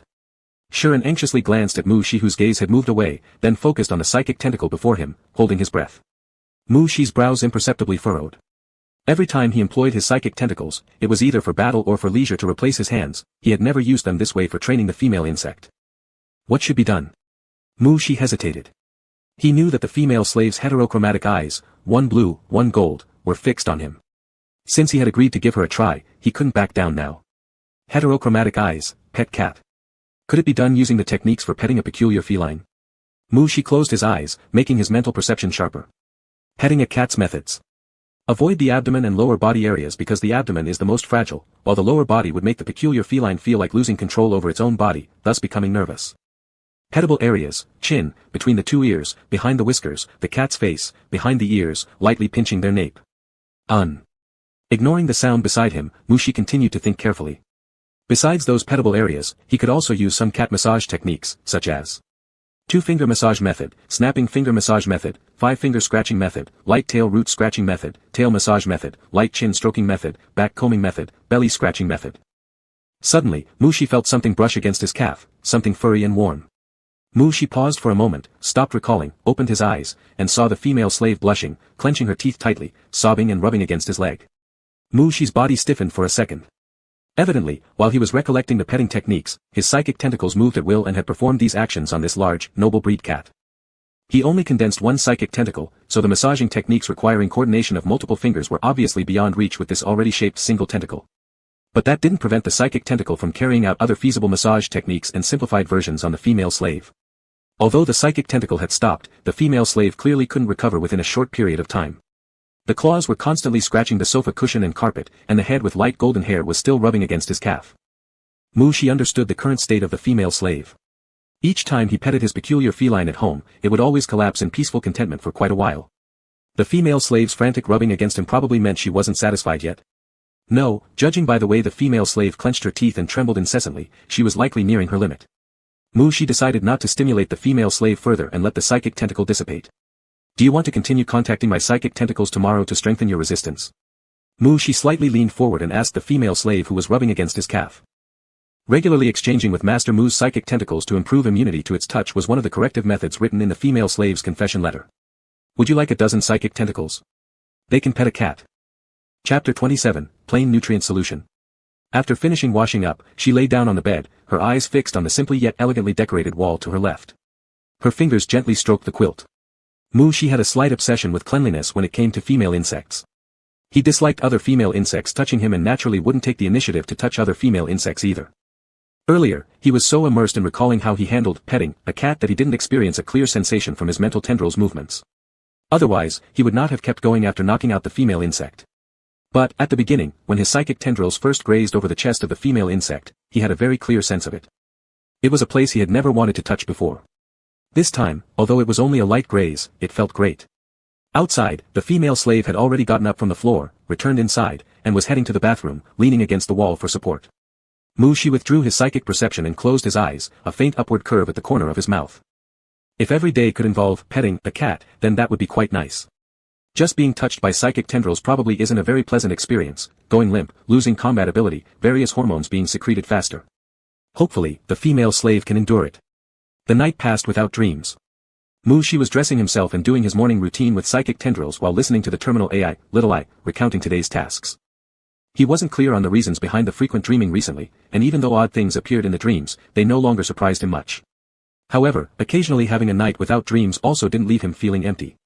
Respected Insect Master, the lawyer team of the Sakaya family will arrive at Amica tomorrow.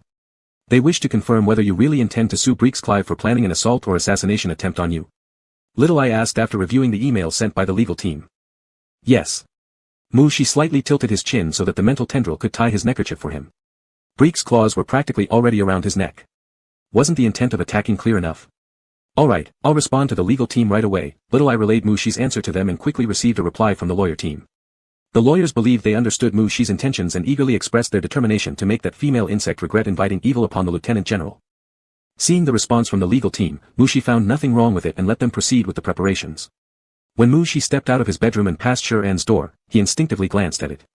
The door was shut, the female slave hadn't risen yet. A few days ago, the female slave would always get up early to participate in morning exercises with the guards, but today, she still hadn't woken up by now. It seems the energy expenditure last night was truly substantial. Mushi internally sighed as he walked towards the private insect training room and asked Little I, are there any ingredients suitable for replenishing a female insect's energy? Replenishing energy? Little I was somewhat surprised. It seemed that during the time Mushi ordered it into hibernation, his female slave had served him very diligently. White perch dew, maple leaf yin yang grass. Little I listed out the ingredients one by one that had been screened from the database. Sure-An woke up groggily from sleep. As soon as her hand pressed on the earring in her right ear, the holographic screen unfolded. 8 a.m. Sure-An abruptly sat up from the bed, simultaneously unfastening her sleeping robe and grabbing the prepared clothes beside her. The warm white muscles exposed briefly in the air were quickly covered again. Full and solid muscles pushed against the tank top, and Sure-An deftly got up and pulled up the pants, snapping the belt into place with a click. Her bare feet stepped onto the carpet. Turning around toward the bed, the tactile sensation beneath her feet paused Sure-An who was about to fold the covers. The carpet. In the army, even an officer's quarters wouldn't have such luxurious and impractical items. Raising her head and rotating her neck, Sure-An looked around the room and blinked twice, finally waking up fully. She was no longer a military female. Doing morning exercises might not matter anymore. Now, apart from Mushi, no bug could constrain her. And Mushi fundamentally didn't care what she did daily. Sure-An's hands continued gripping both ends of the quilt. With a little more force, she lifted it, shaking it vigorously a few times, then folded it according to military female standards. In the previous life, she struggled her whole existence and never got the chance to serve near Mushi. In this life, she jumped straight into becoming Mushi's female slave. Although Mushi had never used her, she couldn't allow herself to slack off. Strong physique, aesthetically appealing muscles, and combat capability capable of taking down all male bugs harassments, these are what qualified female slaves must possess. After finishing her wash in the bathroom, Sure-An came out, walked to the bedside, picked up the jacket hanging nearby, leaned forward slightly to open the first drawer next to the bed, confirmed that the golden paper flower gifted by Mushi was still safe, then carefully closed the drawer again and walked out of the room. Starting late today, when Sure-An reached the dining hall, the digital display at the entrance showed only plain nutrient liquid was available. Sure-An didn't think much of it. In the underground district, the nutrient liquid fed to insects were all premium products, while exotic pet food was what regular residents ate. The spacious dining hall had only a few logistics insects scattered about. A few female subordinates gathered together, chatting as they ate. Sure-An walked past them toward the nutrient liquid supply window. A female subordinate happened to look up and see Sure-An passing by, so she nudged her companion with her elbow. Hey, that's the female slave the lieutenant general brought back from the Amica underground district. I can only see her back now. I wish I could get a glimpse of those heterochromatic eyes rumored to have enchanted the lieutenant general with one glance. The hearing of high-level female insects was too sharp. Even though Sure-An had no intention of eavesdropping, the conversation among the females still reached his ears. Charmed by one glance, Sure-An felt immense pressure. He did not know why Mushi bought him, but he was very clear that Mushi absolutely never harbored any physiological desire for him that male insects typically felt for female insects. Shuren stood before the nutrient liquid supply window as the scanner recognized his terminal. Once the beep sound indicated recognition, Shuren said, "1 bag of plain nutrient liquid." Soon, a mechanical claw extended through the window, holding out a bag of nutrient liquid. The transparent packaging bore an emblem of dark golden thorny vines. Inside was a white viscous liquid substance. One such 150 milliliters bag of nutrient liquid could provide the energy needed for a military female to train for an entire day. After taking the nutrient liquid, just as Shuren was about to leave, he heard the mechanical insect serving at the window say, "Mr. Shuren, the governor has reserved a bowl of Sistanch bass fish porridge for you. Do you want to collect your meal now?" Hiss, the governor actually. Nearly every insect in the dining hall overheard what the mechanical insect said, immediately causing unrest among all the insects present. One of the insects whispered low, "Sistanch, bass fish, these are supposed to replenish, that kind of energy, right? Could it be?" Shuren was also stunned, hesitating for a while before finally nodding, "All right, I'll collect my meal." Why would Mushi suddenly arrange a meal for him?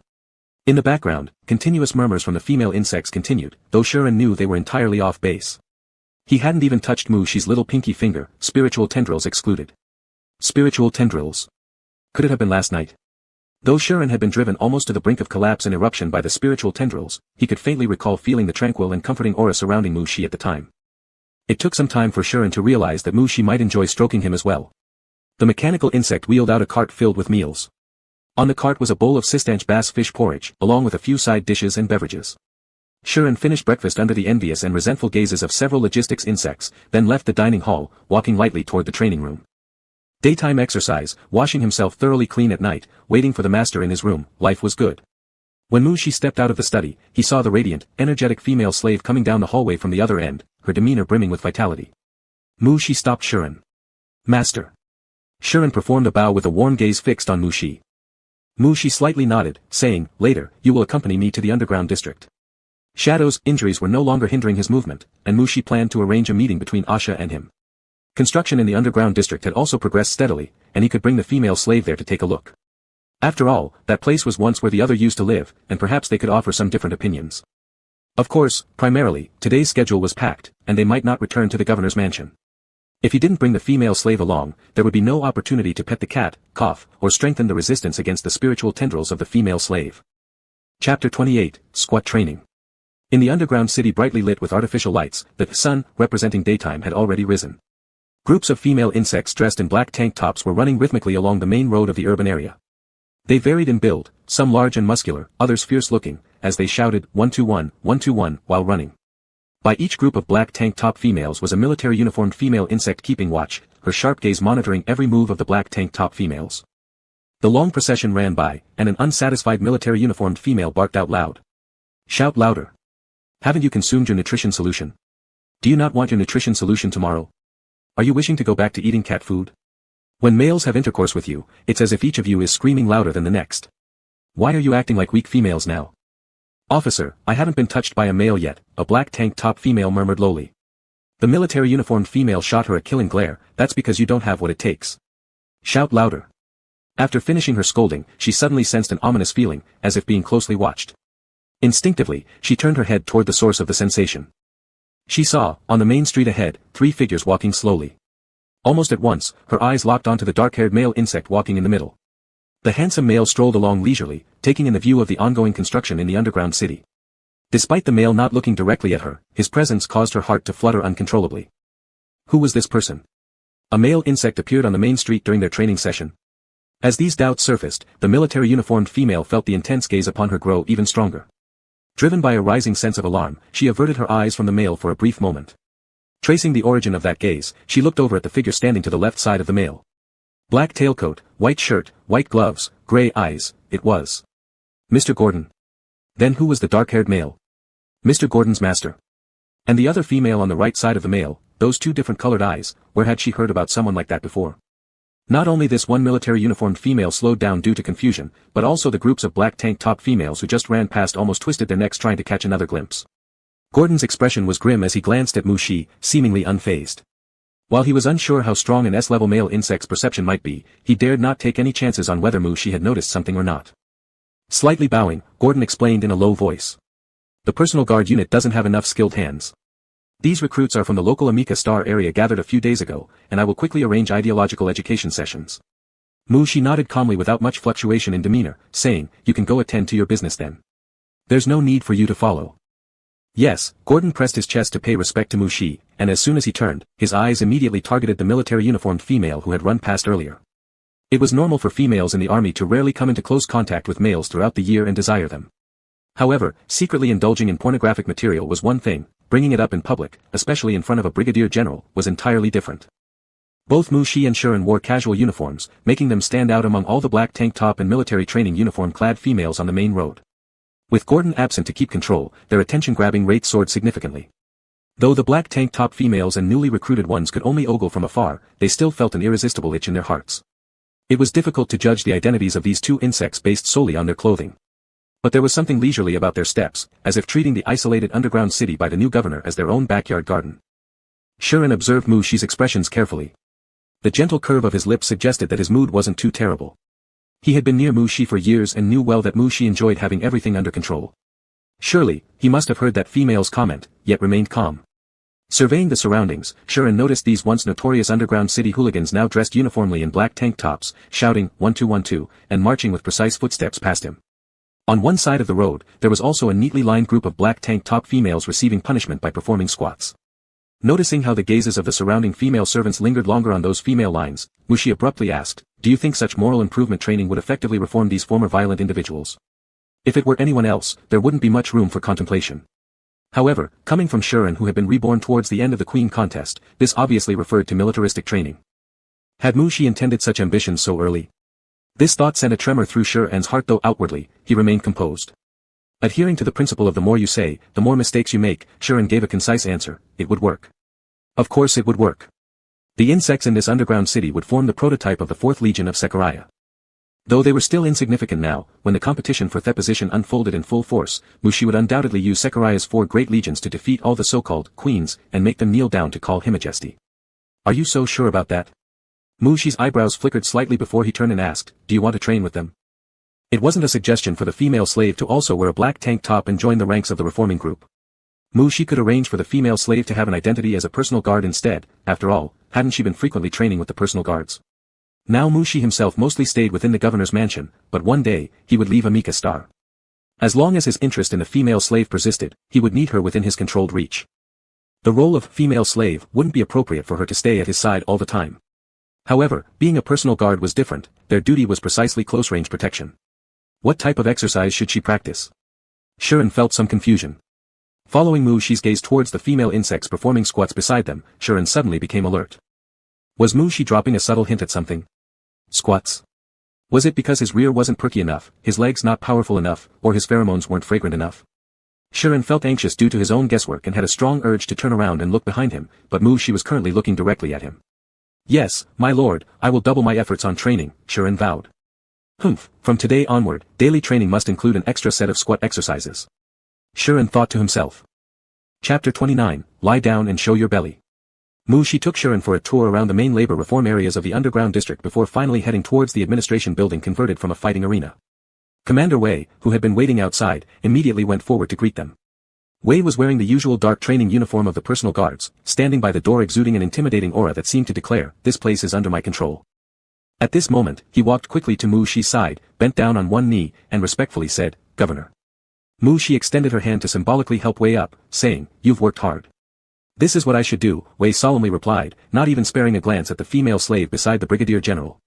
Do the bodyguards have new military uniforms? Shi asked. Yes, do you need them? Wei immediately responded. Let him pick 2 sets of each kind, Shi indicated toward Shuren beside her. Wei suddenly turned sharply, glaring at Shuren. How dare you, an unruly female slave, try to intrude into my guard unit? You're just rounding it off as trying to take my position as commander. Ambitious female slave, clearly aiming to replace me as the first bug behind the brigadier general. I'll never let you succeed. Shuren was also somewhat shocked. Shi had given him a set of military training clothes before, but the meaning of this now was completely different. To pick 2 sets of every kind, training uniforms, regular uniforms, military ceremonial uniforms. Was Shi intending for him to become a personal guard?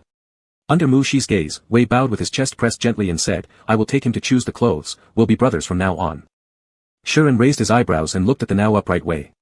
Who's your brother, young man? Don't you have some intention towards my alpha? Wei met Sure-An's look, smirking slightly on one side of his lips. Kid, if you want to snatch the position of the first bug behind my brigadier general, you'd better be qualified enough. One-on-one duel. Yes, a duel. Mu Shi entered the administrative building and prepared to go upstairs to rest for a while. Through Mu Shi's mental network, Little Eye saw the two insects walking arm in arm out like old friends, looking somewhat puzzled. Aren't all logistic supplies in the chief building? Why are they going outside? There might be some secrets among the insects, Mu Shi responded indifferently, but quietly extended his mental threads.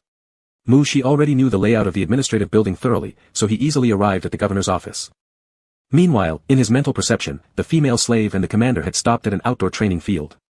Hand-to-hand combat or shooting? I'll give you a chance to choose, the commander coldly said. Around them, resting insects soon gathered to watch. The female slave hooked her lips, saying, anything works. There's no way you can beat me. She didn't say the latter part, but Mu Shi read it directly from her expression. This was a side of the female slave that she had never shown before. Mu Shi, confident to the point of almost being overbearing, like a big cat who has left its owner and gone wild without restraint.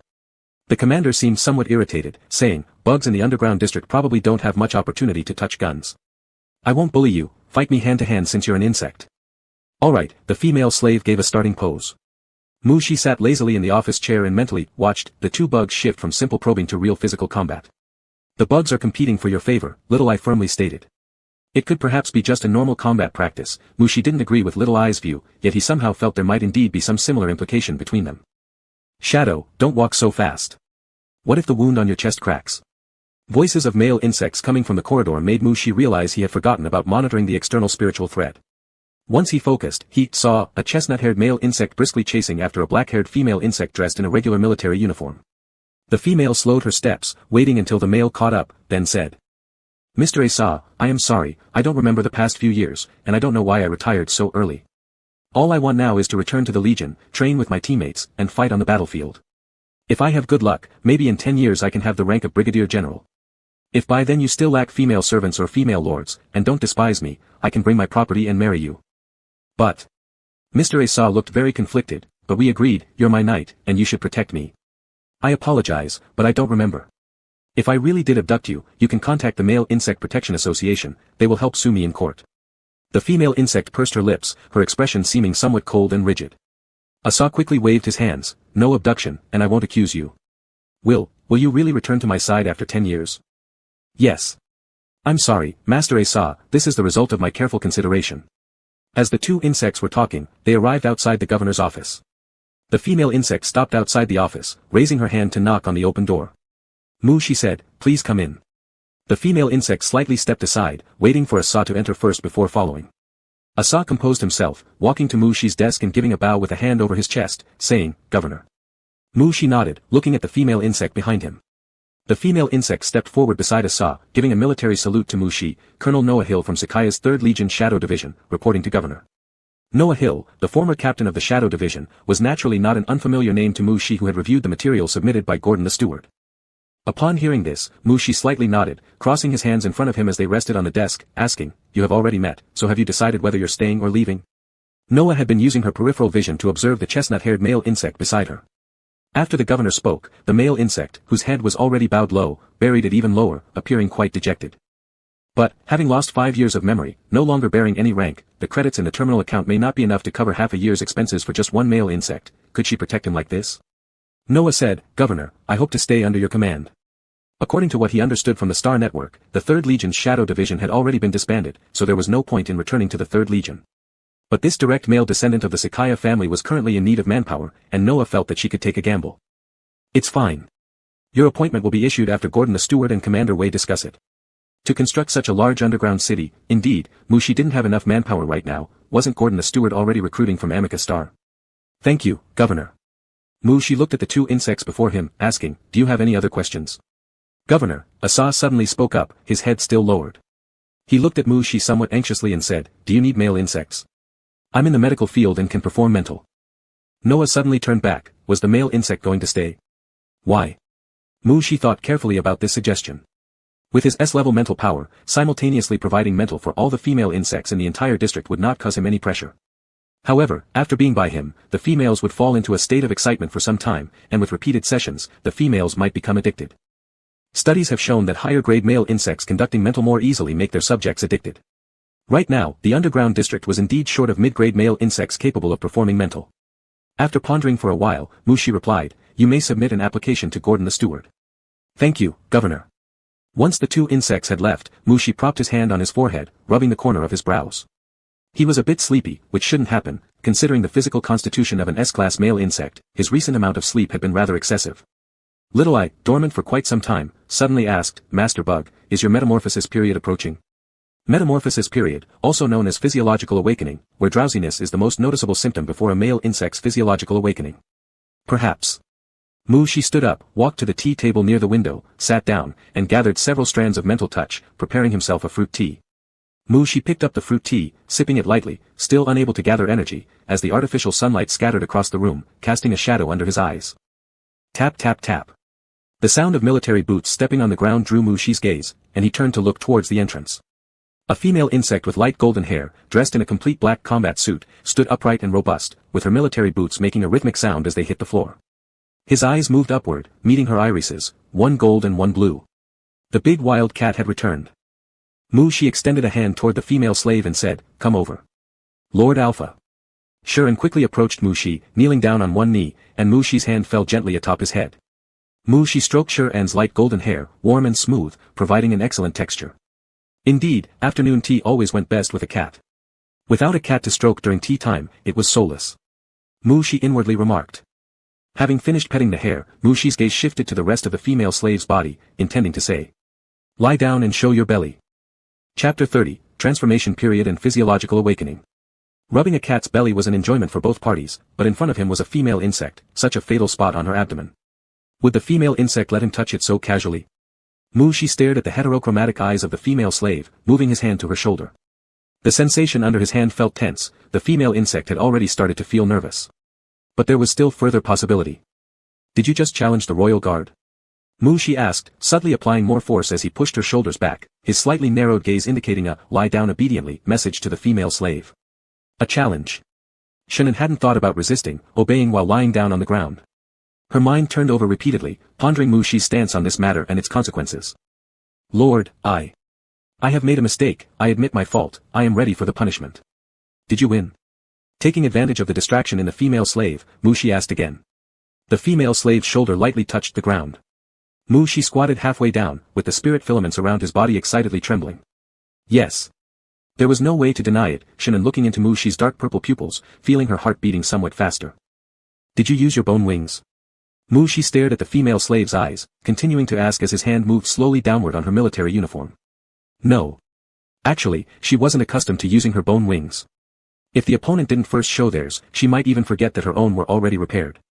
"Why didn't you use them?" Mushi asked as his hand lowered. "Not used to it." Shuren vaguely sensed something, a thought swiftly slipping through his mind.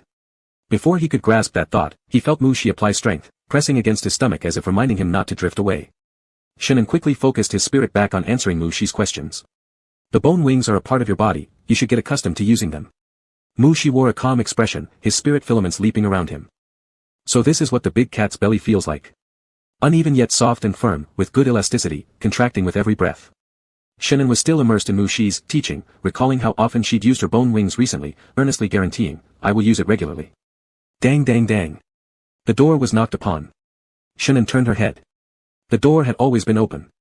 Now, Gordon stood in the doorway dressed in black manager attire, still in the motion of knocking. "Sir." Seeing the scene by the floor-to-ceiling window, Gordon paused momentarily before hurriedly bowing. "Sorry for interrupting, please continue, I'll leave." He then turned around without lifting his head, leaving while closing the door behind him. Shuren returned her focus, looking toward Mushi and said, "Please continue." When muscles tighten due to tension, the female slave's stomach becomes hardened. After sensing this, Mushi retracted his hand, standing up, lowering his gaze to glance at the puzzled face of the insect lying on the ground, speaking, "You've made the promise, aren't you going to practice using your bone wings immediately?" "I'm going right now." Shuren turned over neatly and stood up. After the female slave disappeared at the end of the corridor, Mushi sat back down at the tea table. The only disadvantage of a large cat is that it's difficult to hold it on one's lap and stroke it. However, after getting to know the female slave better, it would still be worth trying to make her sit on his lap. Though the physical quality of male insects couldn't match the war machines known as female insects, simply lifting a grown female insect was still well within reach. The only issue was whether they both would willingly accept each other. Mu Shi thoughtfully mused when he suddenly realized a few engines running in the back end of the terminal. With a mental impulse, he pulled up the light screen of the terminal. Common manifestations before the transformation period for male insects. Mu Shi glanced at the data displayed on the light screen, faintly raising an eyebrow. He indeed had a premonition, the transformation period would probably come within a month. But one-stop service during the transformation period, what nonsense are you researching, Xiao Ai? Xiao Ai answered, how to allow male insects to comfortably pass through their transformation period. Sufficiently safe and spacious rooms, at least one box of nutrient liquid, a set of adult toys, a physically strong and obedient female insect. Mu Shi recited item by item until he paused abruptly. A physically strong female insect. Xiao Ai had already searched through detailed materials, explaining, the presence of the opposite sex can effectively alleviate the pain of physiological awakening during the transformation period. Studies also indicate that before the transformation period, male insects instinctively get close to powerful female insects to seek protection. These facts Mu Shi had also studied, but he also knew that relieving pain with a female insect was addictive. When enduring the pain of transformation, you might just want a hug, accidentally get an extra kiss, then realize you need a bed, an apartment, a certificate. Mu Shi rejected using a female insect during his transformation, lightly swiping his fingertip on the light screen and browsing through page after page. Xiao Ai was silent for a while, voicing some concerns. The way you interact with the female insects differs from what I expected. Your female slave may not have realized how you've been getting close to her. But I don't need her protection. The female slave only needed to lie still when he wanted to play, letting him do what he desired. As for the transformation, he could face it alone as one insect. Mu Shi took a sip of fruit tea.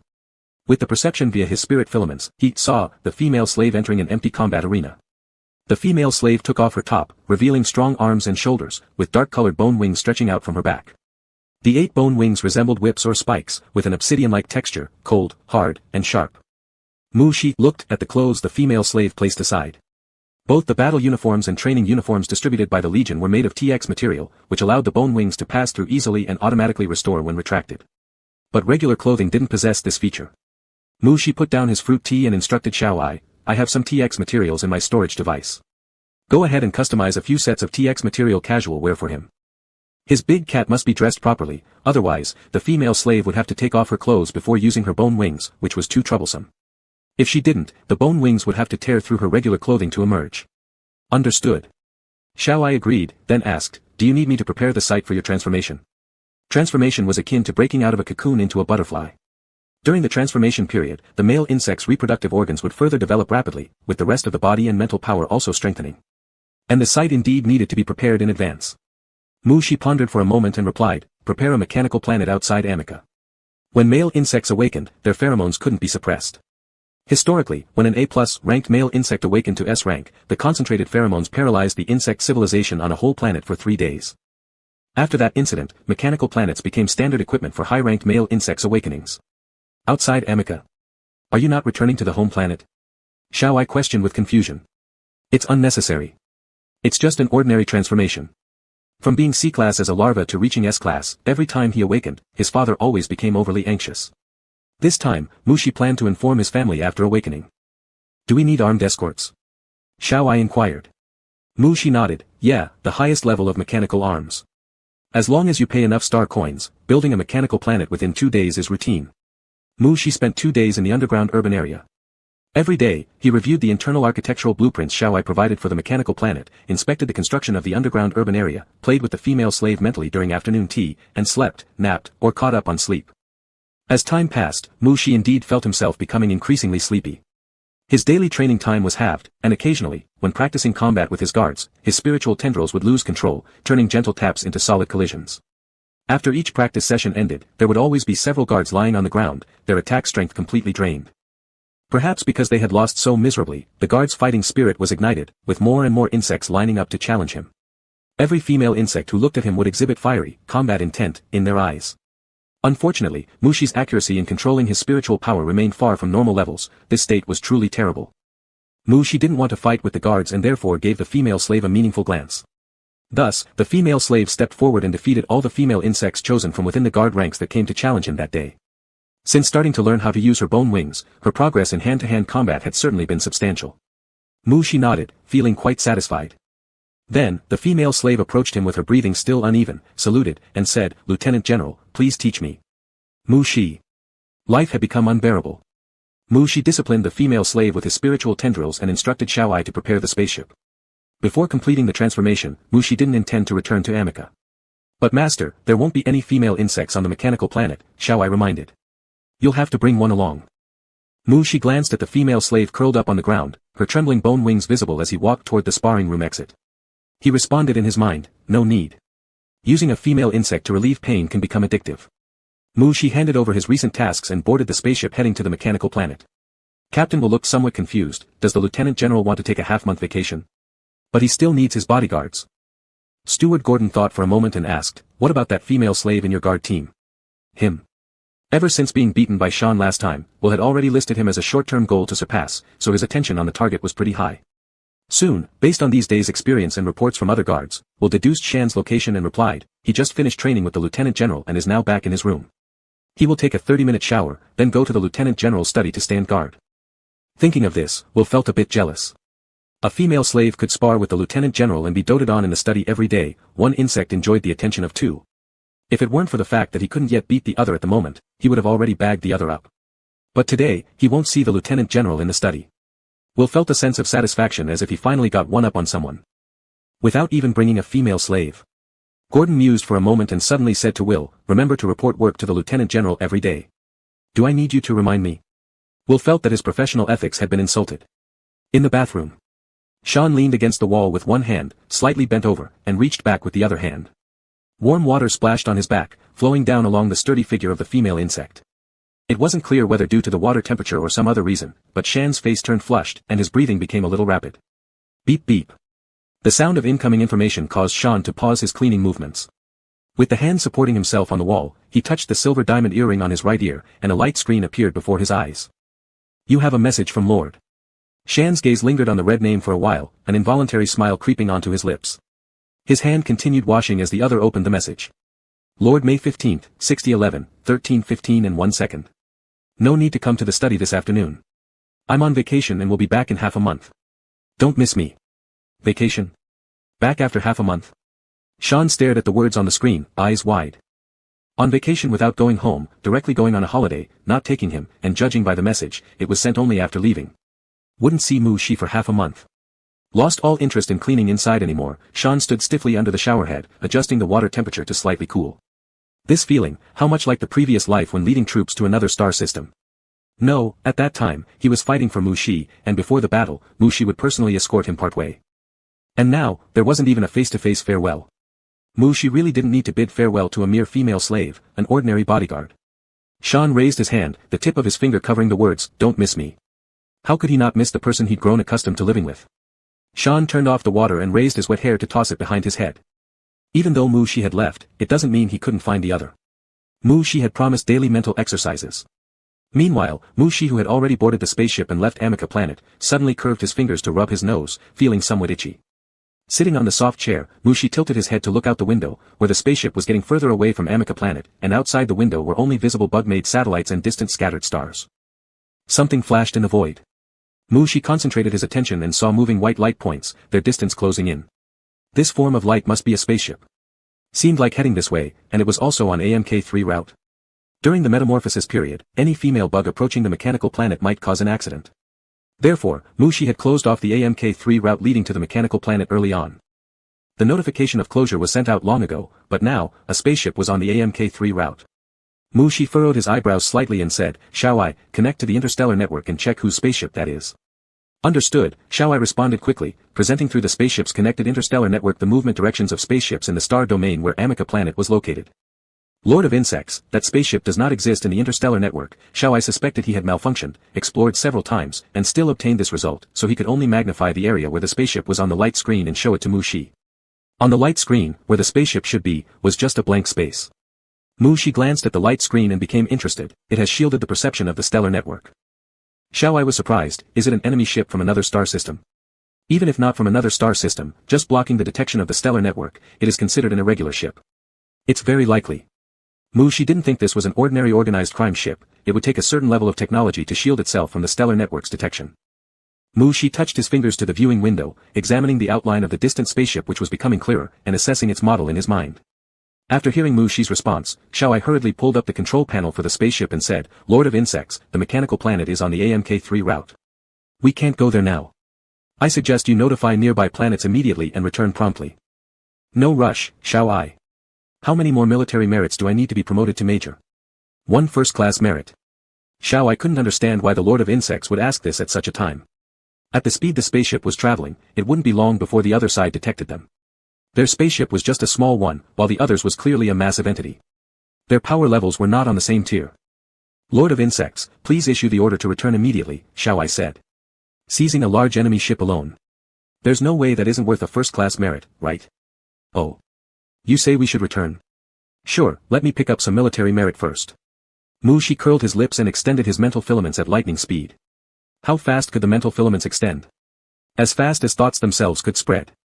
The only thing that could limit a male bug's mental network extension was the strength of the male bug's spirit and his imagination. In just the blink of an eye, the sinister dark surface of the spaceship appeared before Mu Shi.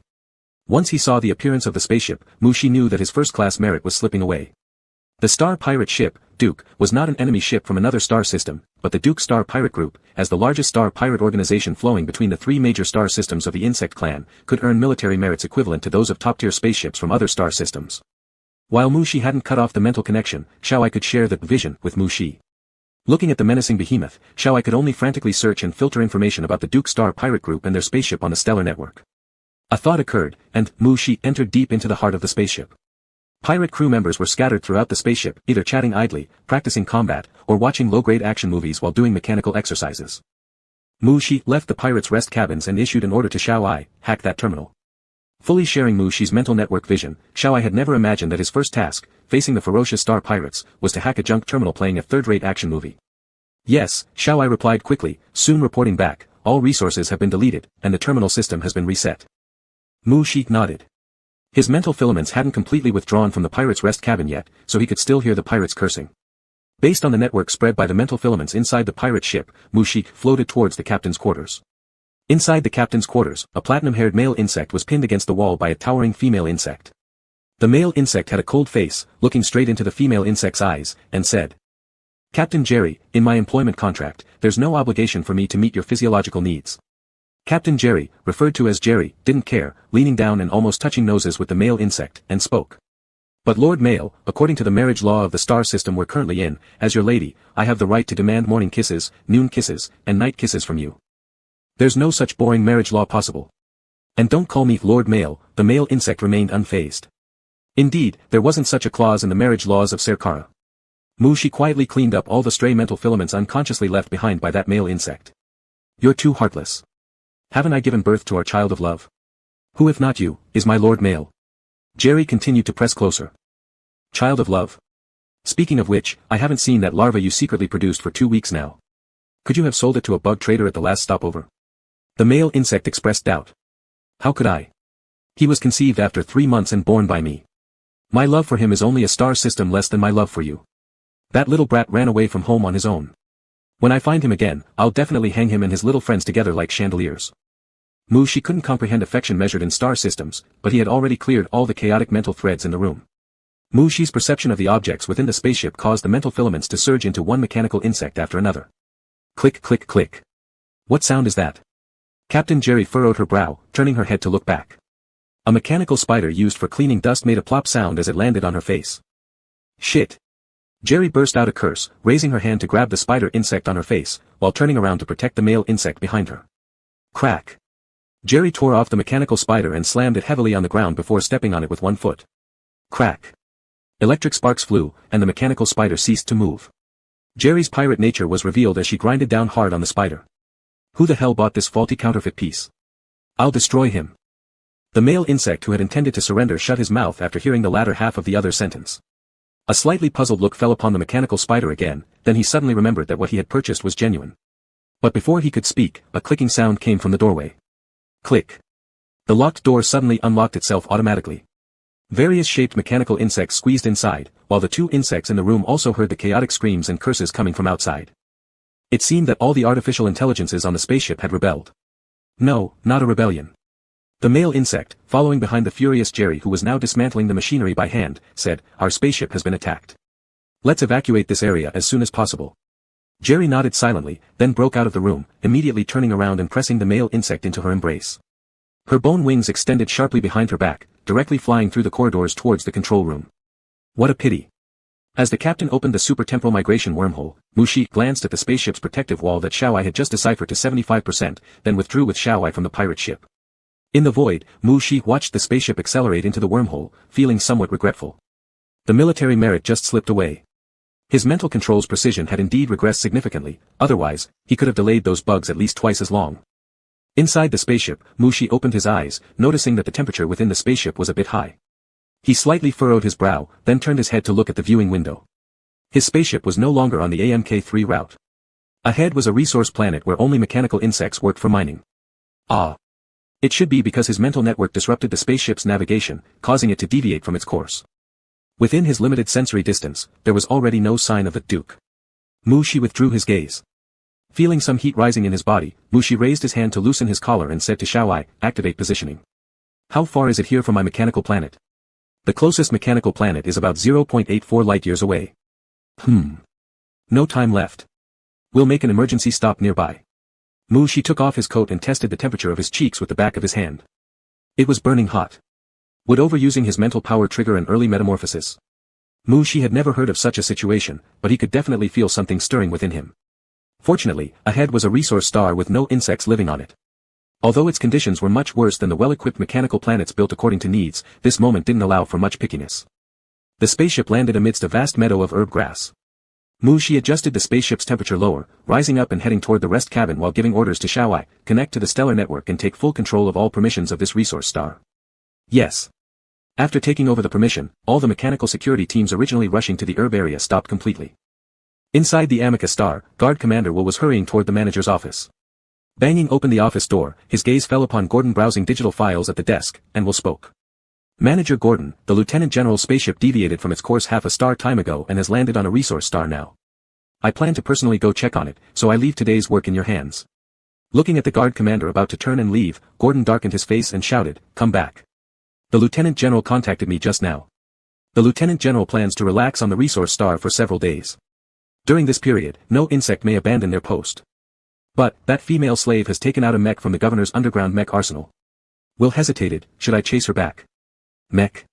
Gordon looked astonished. Did the Lieutenant General even give the secret key of the mech to her? Could it be? True to the rumors, the Lieutenant General fell for her at first sight. But, shouldn't Shuren be one of the underground city's bugs? How would she pilot a mech? Mu Shi's spaceship location was shared with the guards team, so Shuren, following the navigation, found Mu Shi's resource star. However, the resource star was covered with a protective light hood, and he was blocked on the outside. Xiaowai had already seen the appearance of the guard team's mech through the stellar network, followed by receiving the driver's request for entry. The star network perfectly transmitted Shuren's face back, and Xiaowai was somewhat surprised. He knew what Shuren looked like when Mu Shi bought him, almost wearing nothing. And yet, this insect could pilot a mech. Despite his confusion, Xiaowai still relayed Shuren's visit to Mu Shi. "Bugmaster, your female slave is outside the planet. Should I let her in?" Mu Shi instinctively controlled his psychic silk threads to weave a cocoon around him. Hearing this, he slowly opened his eyes, a trace of bewilderment in their amethyst depths. His female slave. "Let her in, and disarm her completely after entry," Mu Shi said. "Yes." Xiaowai opened a hexagonal entrance on the light screen in front of Shuren's mech. Shuren immediately piloted the mech inside, heading toward Mu Shi's location within the medicinal herb zone according to the positioning. Just as he approached, his mech was stopped by several mechanical patrol officers. Their gun barrels, glowing with blue light, pointed directly at him. "Unarm yourself." All the mechanical patrol officers spoke in unison. Shuren didn't find it unusual and stopped the mech under control. Then, after opening the cockpit door, he jumped down.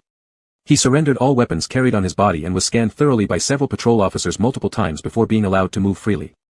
Seeing the spaceship at least a few kilometers away and the emotionless mechanical patrol officers around him, what else could he do but walk over?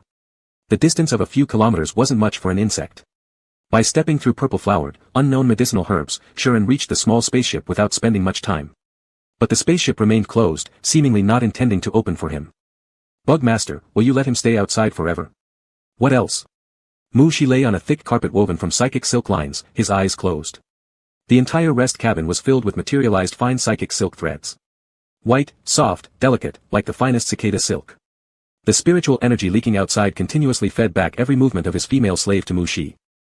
On the first day, the female slave stood by the spacecraft door until nightfall, only moving slightly after Xiaowai had sent a mechanical patrol officer with nutritional fluid. Afterward, she slept right in the herb field. On the second day, the female slave woke up early, finding a bug worker to build a water reservoir where she took a bath. She changed into clean clothes and continued guarding around the spacecraft. The third day repeated the pattern of the second, also attempting to communicate with him. On the fourth day, the female slave became anxious, approaching the spaceship entrance multiple times, showing intent to break in, but ultimately refraining and still trying to talk to him. On the fifth day, the female slave began observing the mechanical patrol officers. Mushi believed she could overthrow these patrol officers today and break into the ship. However, Mushi hadn't decided what he would do since his thoughts seemed slower during the metamorphosis period. No breaking in occurred. When Shuren was about to confront the mechanical patrol officers, a rich, aromatic male bug pheromone suddenly diffused out from the spacecraft, leaving Shuren frozen on the spot. Living 2 lifetimes, Shuren had never once lost composure due to male bug pheromones. It was also the first time Shuren had smelled Mushi's pheromones. At this moment, Mushi's reason for avoiding him became clear, and every plan to storm in and see the male bug shattered instantly. More than ever, Shuren wanted to see Mushi but dared not anymore. He couldn't allow Mushi to discover his desire, otherwise, he'd be repelled. Struggling to stand, Shuren collapsed onto the herb field, gradually curling up his body. Master Bug, are you alright? Xiao Ai watched anxiously and helplessly as Mushi curled up inside the cocoon. So painful. As if the bones in his body were shattered and recast, the psychic silk threads twisted into chaos, just like the messiest condition he hated most. Mushi's hand fumbled, wanting to grasp the edge of his sleeve, but there was only a handful of psychic silk threads left. Right, it had been too hot those days, so he'd taken off all his clothes long ago. Biting his teeth, Mushi tried hard to shift his attention, transferring all his focus to external spiritual perception so he wouldn't feel the pain. In the intermittent spiritual perception, Mushi saw his female slave lying on the ground, shivering as she crawled away from the spacecraft. The cat is going to run. I have a sleeve, I can pull it. Stop crawling, you'll dirty the sleeve. A series of random thoughts flashed through Mushi's chaotic mind, making him open his eyes. Shuren was struggling to suppress his bodily reactions, crawling towards the water reservoir when something wrapped around his ankle. This thing kept extending, wrapping from his ankle all the way to his waist, his hands.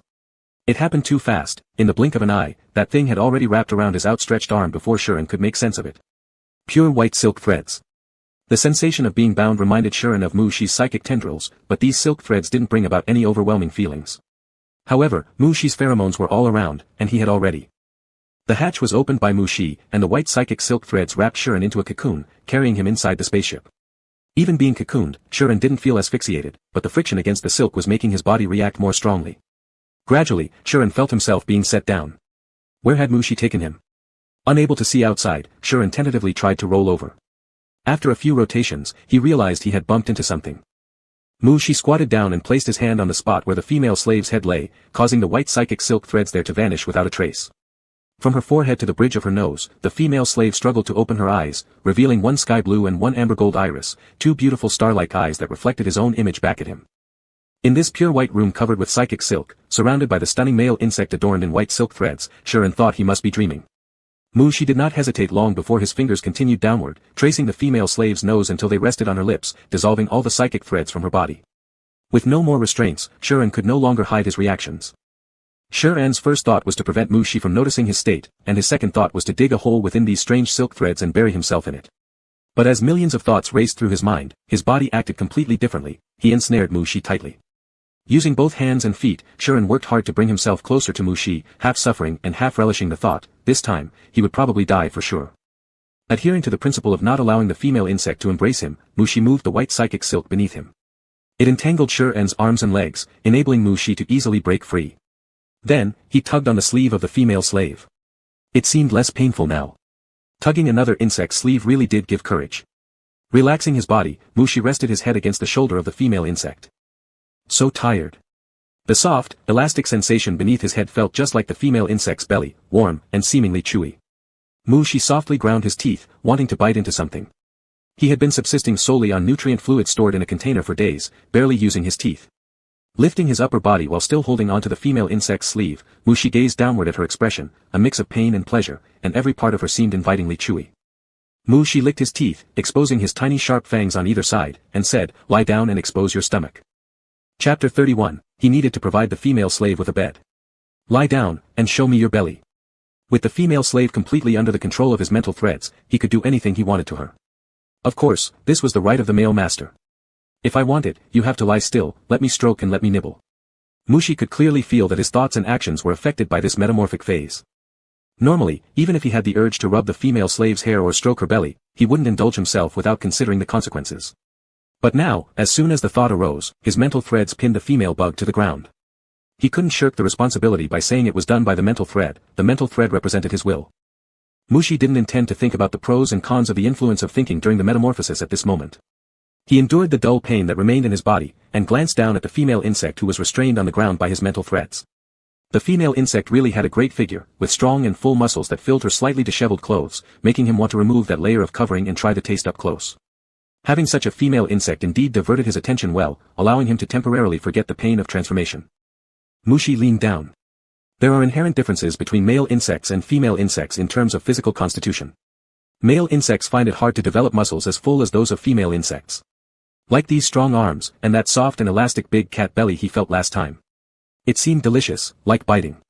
If avoiding special areas, a male insect's nibbling won't harm the female insect but might make her especially excited. Mushi heard Xian's changing breathing but wasn't interested in overthinking it. The effect of pheromones has always been mutual. A male insect's pheromones can make the female insect obsessed and frenzied, while a female insect's pheromones also make the male insect want to get closer and conquer. But Mushi was more rational. His S-level mental force enabled him to analyze in his mind how much he was influenced by the metamorphic phase and how much by the female slave's pheromones, despite his body hormones accelerating secretion because of the female slave. As he drew near, Mushi's breath fell on Xian's face, feeling the continuous tremors of the female insect. I want to taste whether your muscles are as robust as they look. Please be ready. Mushi politely informed beforehand. Xian blinked rapidly, not knowing whether it was from excessive tension or scattered attention. Master. The female insect eventually muttered after a while, her hoarse voice laced with restraint and confusion. Don't be afraid, it won't hurt too much, certainly not as much as the metamorphosis, Mushi said, sensing the female slave gradually stopping trembling. Her mismatched eyes turned toward him. Mushi gently rubbed the light golden hair of the female slave. That reminder was just information, not a question. His fingers landed on the arm of the female slave, the tip smoothly sliding down the arm, splitting the sleeve instantly. Forming a blade-like structure with the mental thread at the fingertips posed no difficulty for Mushi. The only problem was, his accuracy in controlling the mental threads had decreased considerably. This single swipe revealed a pale pink mark on the shoulder of the female slave where the cloth covering was removed. Alas, this unsatisfactory control. At the top of the scratch, a tiny drop of blood began to gather. Mushi guiltily glanced at the expression of the female slave and quietly wiped away the red dot with his fingertip. Female insects had a strong recovery ability, and the initially unintended pink scratches were already almost invisible. Her body was exceptionally resilient. Even if something went a little too far accidentally, the female slave would recover quickly. However, since he had promised not to cause her too much pain, it was best to avoid such errors. Before biting, Mushi looked at the female slave. In fact, after he finished speaking, the frequency of her trembling had significantly reduced, being deliberately suppressed.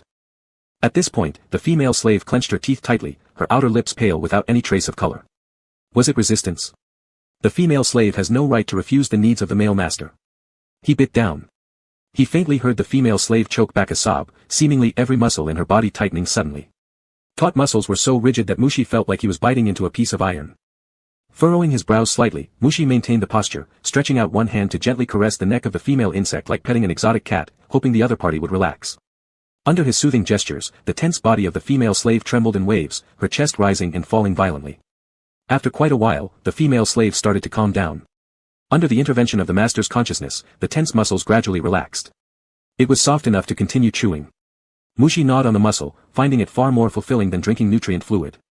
Xian tried his best to remain calm and cooperate with Mushi. Including the previous lifetime, it had been nearly 10 years since he last went through metamorphosis. Focused on resisting the bodily reactions, he completely forgot how painful the metamorphosis could be. Depending on each insect's constitution and rank, the level of pain would vary. Wasn't it clear that an S-level male insect's metamorphosis wouldn't be easy? Mushi must have been in a lot of pain. However, there was no way Xian could endure the pain of metamorphosis in Mushi's place. The only thing he could do was to cooperate with the male insect, letting the latter vent his agony on him. Xian's chest felt sore and swollen. He wanted to embrace Mushi but realized his hands were still bound by Mushi. This position was too unbearable. He must endure. Just as Mushi was about to start, he suddenly received a message transmitted back by a bundle of mental threads somewhere. The silk threads got wet. Mushi knew what this meant. His movements paused momentarily, and then he drew back. When Xian sensed Mushi stop, he immediately knew something was wrong. The red on his face gradually faded, becoming ghastly pale. Lord! Seeing Mushi's emotionless gaze fixed on his most undignified area, Xian felt bitter, regretful, and at a loss. Actually, these white silk lines were under Mushi's control. His concealed reaction being revealed before Mushi was inevitable anyway. In front of Mushi, his endurance always failed the test so easily. Xian closed his eyes in despair, but the next moment, he felt Mushi moving downward. Xian's eyes snapped open. Is letting go like this really fine? Won't this lead to excessive dehydration? Mushi probed with his fingertip, sticking up a little, then asked. Staring blankly at Mushi's finger, Xian felt as if he couldn't catch his breath. His brain waved short-circuited, focusing all his attention on the male insect stroking fingertips. And Mushi, speaking almost with the tone of academic research, this is unacceptable. The metamorphosis period for A-level or higher male insects usually lasts 5 to 7 days. At this rate of loss, there won't be enough water inside the spacecraft to replenish you. Ashamed and furious, Xian wanted to bury himself right there. He opened his dry mouth haltingly. I'm very sorry, Lord. I. Mushi slightly inclined forward, staring into the female slave's eyes. We need to solve this problem. First, I need to know the structure of your body cavity. Ha. Seeing a translucent mental tentacle materializing behind Mushi, Xian's eyes widened instantly. Could it be that the male insect was intending to? The white mental silk strands wrapped around Xian's ankles spread apart and lifted, while Mushi stretched out his fingers to draw a circle allowing the mental tentacle to pass through at the proper position. He removed the soaked fabric piece by piece, every step executed methodically. Don't worry. Its exterior is smooth enough not to hurt you. Speaking, Mushi intentionally let the mental tentacle perform a demonstration in front of the female slave, with a serious attitude, quite convincing. Xian stared directly at the top of the rest pod, having no energy left to talk. It was like being a fish out of water and still being bound, able to do nothing except pant heavily. Lowering his gaze, Mushi's expression was solemn and grave. With the seriousness of studying a new subject, he slowly moved the mental tentacle to the selected location. Even with video guidance, this was still an entirely new field for him. If he didn't explore clearly with the mental tentacle first, he wouldn't proceed further. The loss has increased, this is not a good sign. Do you mind if I? Mushi endured the growing energy vibrations gathering within him, turning to look at the female slave. The moment he saw the female slave's state, he stopped mid-sentence. The female slave tilted her head back, the hairline on her forehead was dampened with sweat, sticking to her forehead. Her eyes were tightly shut, and her lower lip had already become blood-stained. Frowning, Mushi bent down and gripped the female slave's jaw, forming a mental thread to separate the upper and lower teeth of the female slave. Oof. You were excited twice just now. Mushi withdrew another mental tentacle and calmly informed Xian. The expression on the female slave's face was filled with desire and desperation. After he withdrew the mental tentacle, the female slave stared at him straight on, seeming to make a resolution. Even under the constraints of the mental threads, she struggled desperately to get closer to him, her one gold and one blue eyes reflecting faint glimmers of moisture. Mushi stayed there, without reinforcing the mental thread binding. Immediately, the female slave plunged headlong into his arms. Mushi's heart ached slightly from the collision, and he was confused as to why the female slave, who had always been restrained, would react so strongly. With this confusion, he withdrew the mental tentacle from the female slave's mouth. The female slave seemed to suddenly lose balance and fall to the side. Mushi quickly reached out to steady her. Xian let out a whimper, deeply inhaling the warm scent of Mushi, which warmed her empty body. After a long while, Xian made a decision. She lightly trembled and reached out to embrace Mushi. I'm sorry, I couldn't help it. She wanted to press closer, to be ruined, to be shattered, whether she could repair herself afterward didn't matter. Just this once. Mushi thought he did not need an embrace, yet now, here he was, indeed holding the female slave in his arms. Even as she began tearing at the mental threads on his body, he had no intention of pushing her away. He had already embraced her. What next? A kiss? A bed? Could he really become addicted to a female insect? When the female slave started ripping off the spirit silk around his waist and wanted more, Mushi stopped her hands, asking, Do you know what you're doing? Yes, Xian looked into Mushi's eyes, her voice hoarse, her gaze lingering with no hidden affection anymore. I want to mate with you. You've been influenced by my pheromones, Mushi stated firmly. I won't deny that I've been influenced. Xian endured the boiling sensation inside her body, turned her hand over and pressed Mushi's onto it, but I still want to mate with you. Kill me or give me one chance, just once.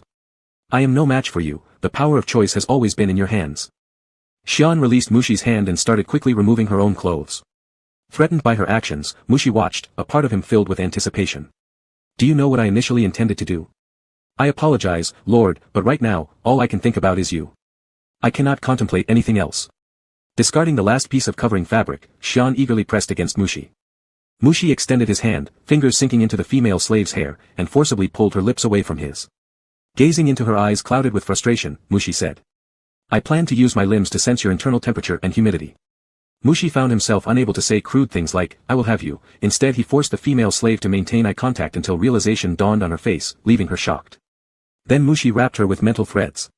In an instant, the female slave's expression shifted from shock to unease. Mushi loosened his grip, stroking her light golden hair and said, I just thought we could change locations. I need to give you a bed. This was indeed a bad start. Mushi was uncertain if he would become addicted to the female slave, but he still wished to continue on the bed. It was the nobility's etiquette. Chapter 32, In this position, I can't kiss you.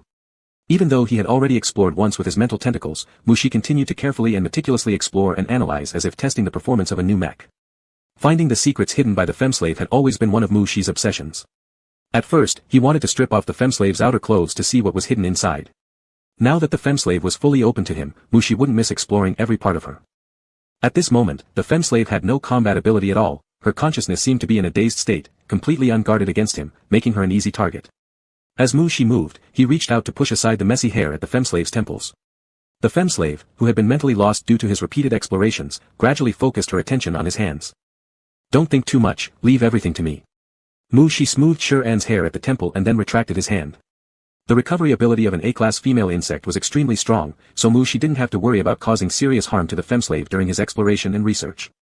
While studying the interior of the femslave, Mushi did not deliberately rein in his strength.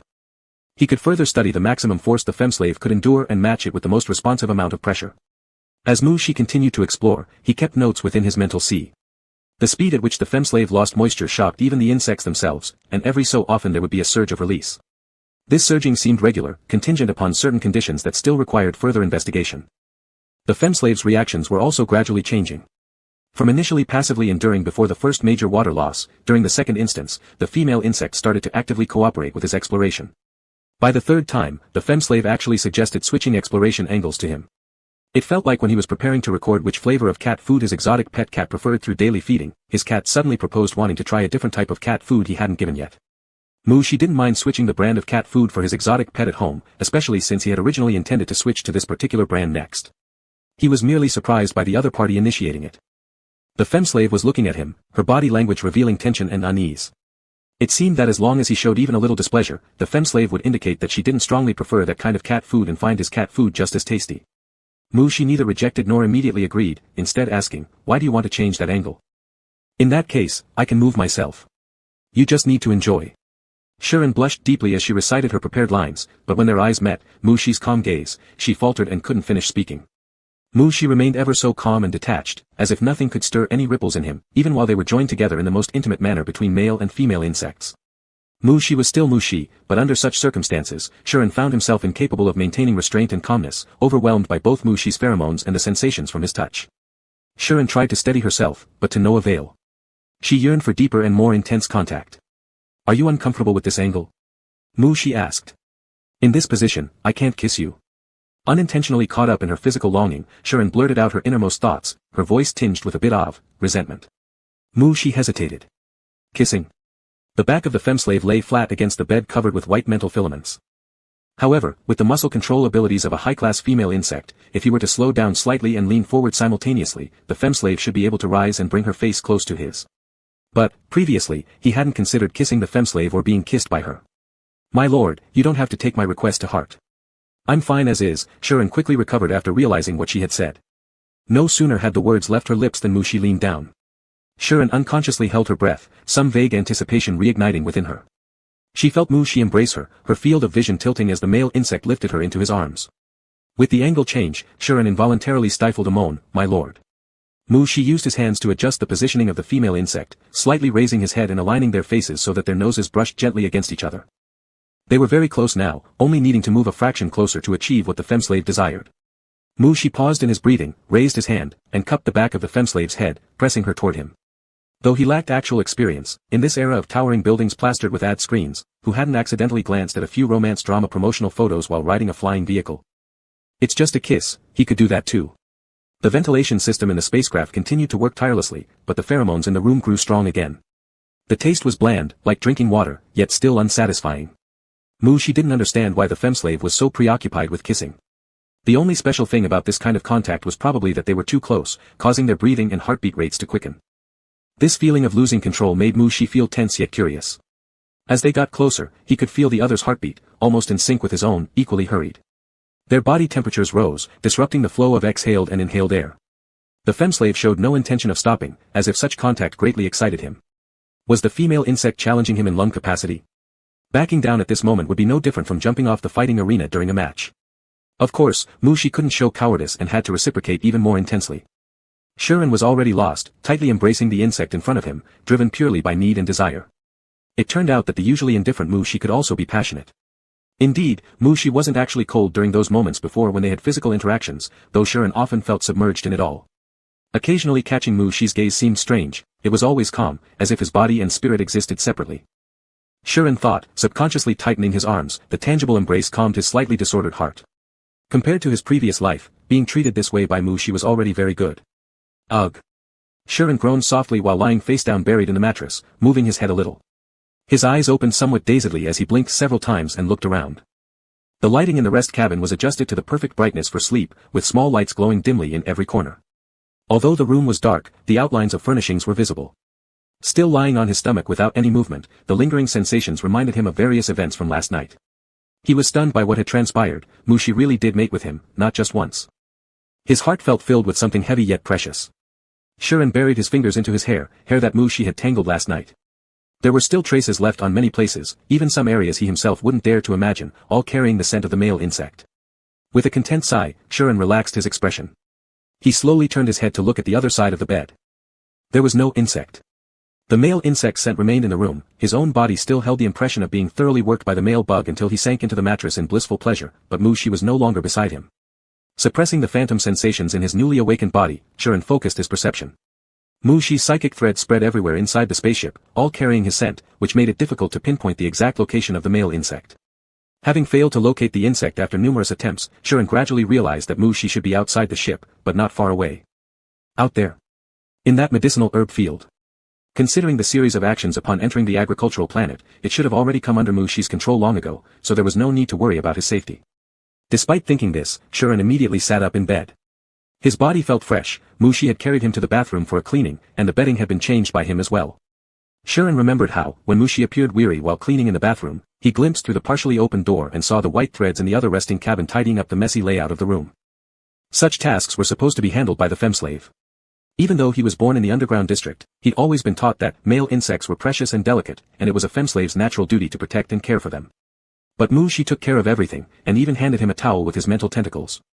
After kneeling on the bed for a while, the white threads fell off him in unison as he stood up, since there was no blanket covering him while sleeping, only layers of woven material composed of these threads. Concerned about a strange sensation behind him, Shuren didn't dare to sit fully, but carefully lowered himself only to find he was no longer wearing the robe he had worn to sleep. In his past life, he had the habit of sleeping naked, and in this lifetime, he wore the robe merely for Mushi's sake. This time, perhaps under subconscious influence after sleeping together with Mushi, he might have taken it off. When Shuren discovered Mushi's discovery concerning his true essence, he blushed deeply at seeing the neatly folded robe placed on his bedside, wishing to bury himself into the mattress. There were a few sets of military uniforms collected with Will in the storage space, but for some inexplicable reason, Shuren still picked up the neatly folded sleeping robe by Mushi. After putting on the robe and nothing else, barefooted Shuren stepped onto the white silk threads covering nearly the entire spaceship and walked out. It was just dawn outside. Some dewdrops rested on the purple-flowered medicinal herb leaves, which felt slightly cool underfoot. Shuren followed his senses to take half a lap around the spaceship, quickly spotting Mushi standing facing the morning light. An indescribable sense of intimacy filled his mind and body, urging him closer, desiring again to lose himself under Mushi's control. Dazedly, Shuren took a step forward. The male insect stood with his back turned, behind him were two half-closed black wings, the first time Shuren had ever seen Mushi's wings. Shuren approached slowly despite knowing it was impossible that Mushi hadn't sensed his arrival, he still intentionally treaded lightly not to disturb the male bug. The one bug-tall black wings flapped gently, revealing hidden golden patterns that made the insect's gaze unable to look away. Around Mushi were numerous pink butterflies, some dancing around while others rested on the flower petals near the male insect. Shuren stopped at Mushi's side, his eyes glued unyieldingly to Mushi's wings as if drawn by a fatal attraction. Goaded by some mysterious spell, Shuren reached out his hand. No, don't. Shuren's fingertips trembled and stopped just a finger's distance from the black wings. Male insects' wings were extremely fragile, and only in the era of interstellar peace would some contractually bound male star bugs expose their wings to the public. So thin a piece seemed likely to be ruined by even the slightest touch. Shuren forcefully suppressed the desire to touch and painfully retracted his hand. As soon as his hand moved away, Mushi turned to look at him, making Shuren realize how effortlessly simple moving his hand away had become. The male insect's deep purple eyes paused momentarily on his hand before looking elsewhere. Don't think of reaching out to scratch anything you see. What if it's poisonous? Mu Shi's eyes slightly drooped, as though admiring the pink butterfly recently landing on the flower leaf. Yes, my lord. Shuren obediently responded, his heterochromatic eyes glued to Mu Shi, shining so brightly they seemed to radiate light. This was rare, he didn't feel like an underling in front of a superior officer when in Mu Shi's presence, but instead more intimate and attached. We once fit perfectly together, we slept in the same bed, I know the sensation of his lips, and I am clear about the warmth of his skin and the rhythm of his pulse. He is my lord. For the first time, Shuren deeply recognized his relationship with Mu Shi, different from the subordinate to superior relationship of the previous life. His body and spirit still submitted to Mu Shi, but now he could surrender in another manner beneath him. Chapter 33, Wings are meant to incite sentiments. Mu Shi was quite helpless that female insects often got lost in thought while staring at his face, so he had no choice but to proactively remind her, look at the ground's powder butterflies. Powder butterfly? What kind of strange fascination do these small creatures have compared to even a single hair on our male lord Mu Shi? But following Mu Shi's gaze toward the powder butterfly, Shuren froze. That powder butterfly rested on the flower not in rest, but with such rigid posture, obviously, it was dead. Shuren remembered how this butterfly had just danced around Mu Shi as if brushing against his wings before falling down. Mu Shi had just said, what if they were toxic? With wide eyes, Shuren scanned all the powder butterflies lying still on the surrounding ground, all stiff without any movement. It was only because his attention had been focused entirely on Mu Shi, ignoring this abnormality. Another blue powder butterfly circled around Mu Shi several times and then slowly fell before Shuren. This event refreshed Shuren's understanding of the world. Male insects are precious, beautiful, and harmless, possessing spirit power, but almost no killing force. Toxic male insect wings. Never heard of it. Do you know what would have happened if your claws had touched me earlier? Mu Shi asked with great interest. Shuren glanced at the powder butterflies on the ground and looked back at Mu Shi's thin wings, and shook his head. Mu Shi's wings might truly carry toxins, capable of causing poisoning and death in the powder butterflies upon contact or prolonged close proximity. However, as an A-class female insect, his physical strength wasn't comparable to those butterflies on the same level. Mu Shi's gaze moved from Shuren's sleeping robe collar to the waist knot, seemingly making some assessment, raised his eyes to meet Shuren's heterochromatic ones, and said, do you want to try? In any case, those wings were indeed toxic, the only question is whether they could bring down an A-class female insect. Shuren knew he shouldn't take risks, but that fatal attraction appeared again, and he even felt that Mu Shi was deliberately tempting him. Let me make it clear ahead of time, I'm not certain whether you can handle it. You have 10 seconds to think about it, Mu Shi said. That attraction didn't weaken because of the male insect's words but instead became stronger. He wanted to touch, burying his face under the male insect's wings, close to where the wing bones meet the back. Difficult to control, Shuren stepped forward and lifted his hands simultaneously. Just a touch. Mu Shi slightly turned aside, facing the female servant. When Shuren was within an arm's distance, he caught the extended hand of Shuren. Raising his eyes, he gazed at the female servant's eyes, the other party's focus was entirely on him, not, actually, on himself, but rather something behind him. Mu Shi guided Shuren's hand, slowly moving it toward his back. Resistance began to appear in the hand being led, and Mu Shi raised a curious eyebrow, noticing that the female insect had furrowed her brows as though resisting instincts. No, my male master, I can't control myself. If I continue like this, I'll harm you. The time for consideration has passed. Mu Shi said. Then, the half-closed wings suddenly spread open, just touching the struggling curled fingers of the female servant. Ah! It was as if electric currents coursed through the body from the point of contact, and waves of strong arousal swept every inch of skin. The perception of the surroundings gradually faded, leaving only the presence of the male insect in front. This was more direct stimulation than pheromones, and only the male insect responsible could bring satisfaction. Mu Shi perceived that the female servant suddenly stiffened, pupils expanding, facial skin flushing red due to surging blood, the body leaned forward, collapsing onto him. Mu Shi, my male master. Shuren called out anxiously. The wings of the male insect were originally used to incite sentiments. Mu Shi could roughly gauge the mental state of the female servant now, since she had never once called his name as long as there was even a half-conscious moment left. However, while calling out his name, the female servant's claws and mouth couldn't stay still. Mu Shi had to use spirit silk threads to wrap around, preventing her from clinging to his wings. This wasn't a very good position. Her hands were bound by spiritual silk threads and tied behind her back. Her mouth couldn't be tied, so to avoid her sucking marks on his neck, Mu Shi could only temporarily use mental tentacles. Even so, Mu Shi still underestimated the physical ability of the female servant, or perhaps underestimated how much the female servant needed him. Even in a feeble state, the female servant could lift her legs towards his. Mu Shi's breathing paused, even the most ardent admirers he had encountered never dared to do such a thing, leaving him momentarily speechless and nearly letting the female servant get her way. Hastily using psychic silk threads to restrain the insistent female servant who was trying to rub against him through her pants, Mu Shi fumbled in his storage device for a black wool cape. He tossed the cape to the ground nearby, and psychic tentacles immediately spread it out as the psychic silk threads pulled the persistent female servant away from him. Only after the female servant was thoroughly bound onto the cape did Mushi let out a sigh of relief. While regaining his composure and straightening his disheveled clothing, Mushi glanced at the female servant tied up on the cape before stepping closer. Ankle, knee bottom, knee top, wrist, elbow. Ensuring all main force-generating areas of the female servant were tightly wrapped with psychic silk, Mushi found a spot on the cape farther from the female insect and sat down. There were very few records left about the wings of top-tier male insects. He could use this opportunity to research thoroughly. Woo-woo. Anne's face turned crimson. The muffled sounds under the blockage expressed restrained suffering as she fixated her gaze on Mushi's silhouette. The areas where psychic silk bound her had reddened from her struggles. Mushi wasn't worried that the female servant would harm him. Besides her natural resilience, his technique with psychic silk was also quite refined. Mushi recalled the memories inherited regarding wings. Most male insect wings carry toxins. The strength varies depending on rank.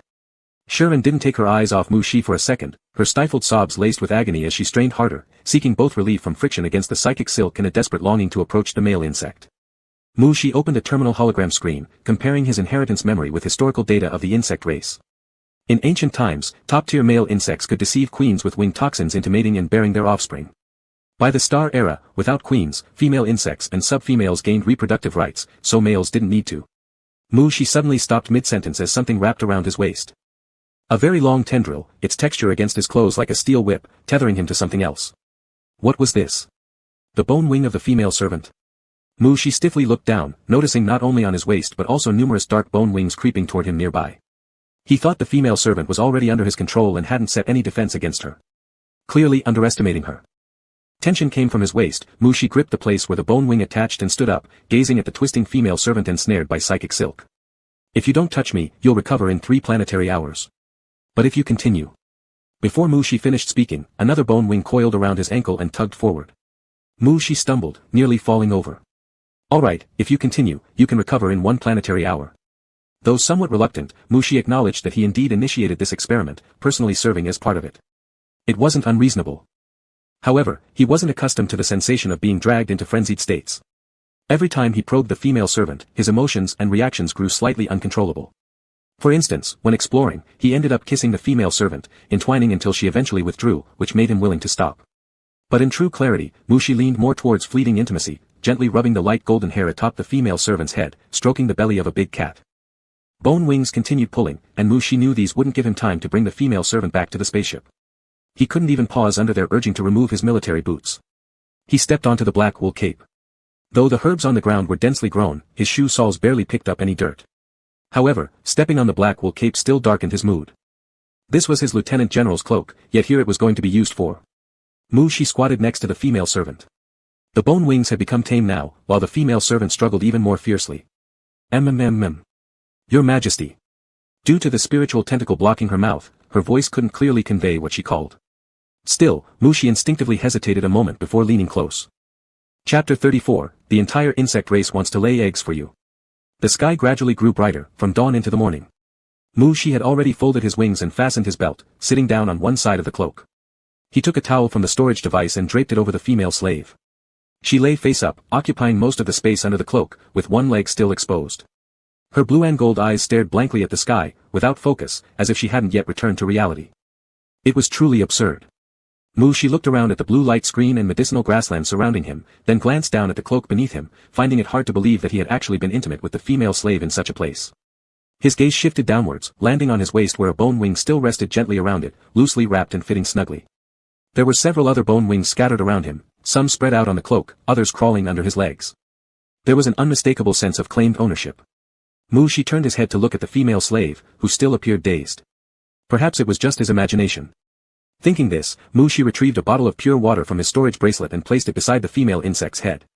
The water supply aboard the spaceship indeed wasn't enough to replenish the female slave's fluids, so he had to use his emergency water reserves.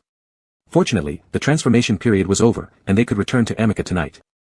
Sean was still lost in the afterglow, taking a while to come back to himself after the departure of the male insect. Sean slightly tilted his head, his gaze falling on the bent knee of the insect beside him. Following down the trouser leg was the long military boot of the male insect. Just now. He had almost thought he was being favored by His Majesty, the future ruler of half the insect race's star systems, the one who had rejected all queen insects' marriage proposals and established himself as emperor, using the queen insects involved in a struggle for queenship as hunting targets. Since His Majesty declared those queen insects as hunting targets, no insect dared propose to the emperor anymore. His Majesty had never favored anyone, not even once, and certainly not including him. If His Majesty did ever favor someone, it would probably be something like what just happened. Just unbuttoning the belt, lowering the zipper, and proceeding with the uniform staying neatly arranged throughout. No response or rejection towards the servitor's flattery, actions neither gentle nor brutal, treating it all as some sort of military operation, perhaps even timing it precisely. Would only do it once, afterwards needing merely to tidy up any traces on himself, zip back up, fasten the belt again, appearing as calm as if performing a set of combined movement drills, then turning around and leaving with military boots clicking further and further away on the ground. But Mu Shi. His male lord was still by his side. Sean felt something fill his mind and body, stuffing him full to the brim, almost about to overflow. Have you come to your senses? Mu Shi asked, looking at the seemingly disoriented female slave. After moving her head just a little while ago, the female slave had been staring at his boots ever since. And Mu Shi was certain that nothing had stuck to his military boots during the process, puzzled as to why the female slave could become excited by just staring at them. Startled back to reality, Sean hesitated and looked upward, towards Mu Shi who sat beside him. Male lord. How should the female insect interact with the male lord post-coupling? Sean didn't know. In his only prior experience, he had barely been able to hold himself upright, mentally sated and physically tired, having been assisted by Mu Shi to finish washing up. If you've come to your senses, then pull your bone wings back. Mu Shi said. Bone wings? It was only then that Sean realized he had released his bone wings. Following their trail, his gaze soon landed on Mu Shi's waist. The bone wings, sharp and gleaming like cold weapons, were coiled around the male insect's waist, their pointed tips pressed against the junction between the male insect's belt and outer garment, clearly resembling a scene where a brute was holding a noble male insect hostage. Sean quickly retracted his bone wings carefully. Like rewinding a movie, the bone wings shaped like alloy whips gradually withdrew from Mu Shi's vicinity, then abruptly retreated back into the female insect's body. If the main insect didn't consciously control them, bone wings could also be influenced by the subconscious mind of their master. Although Sean was unclear about what these bone wings might have done behind his back when there was only Mu Shi in his thoughts, under such circumstances, his subconscious desires certainly wouldn't be pure. Sean was slightly panicked, his memory telling him that Mu Shi seemed relatively normal when coupling with him earlier. His bone wings shouldn't have done anything, right? You have another half-stellar hour to rest before we depart back to Amica. As he spoke, Mu Shi stood up, his gaze sweeping over the messy cloak for a moment. The female slave had scratched it out to restrain herself. During the process of him neutralizing the poison in the female slave, she offered all of herself to him yet endured without actively seeking anything or embracing and kissing him. It was strange, the female slave wasn't unwilling to seek, but because of some reason, forced herself to be restrained. Was it due to being in the wild that she couldn't fully relax? Thoughts from beginning to end passed through Mu Shi's mind in an instant, by which time the poison in the female slave had already been neutralized. Mu Shi wasn't planning on spending any more energy thinking about her reactions during the detoxification process. Mu Shi turned around and walked toward the spaceship. Walking into the spaceship, Mu Shi opened a connection with Little Eye and instructed it to prepare food.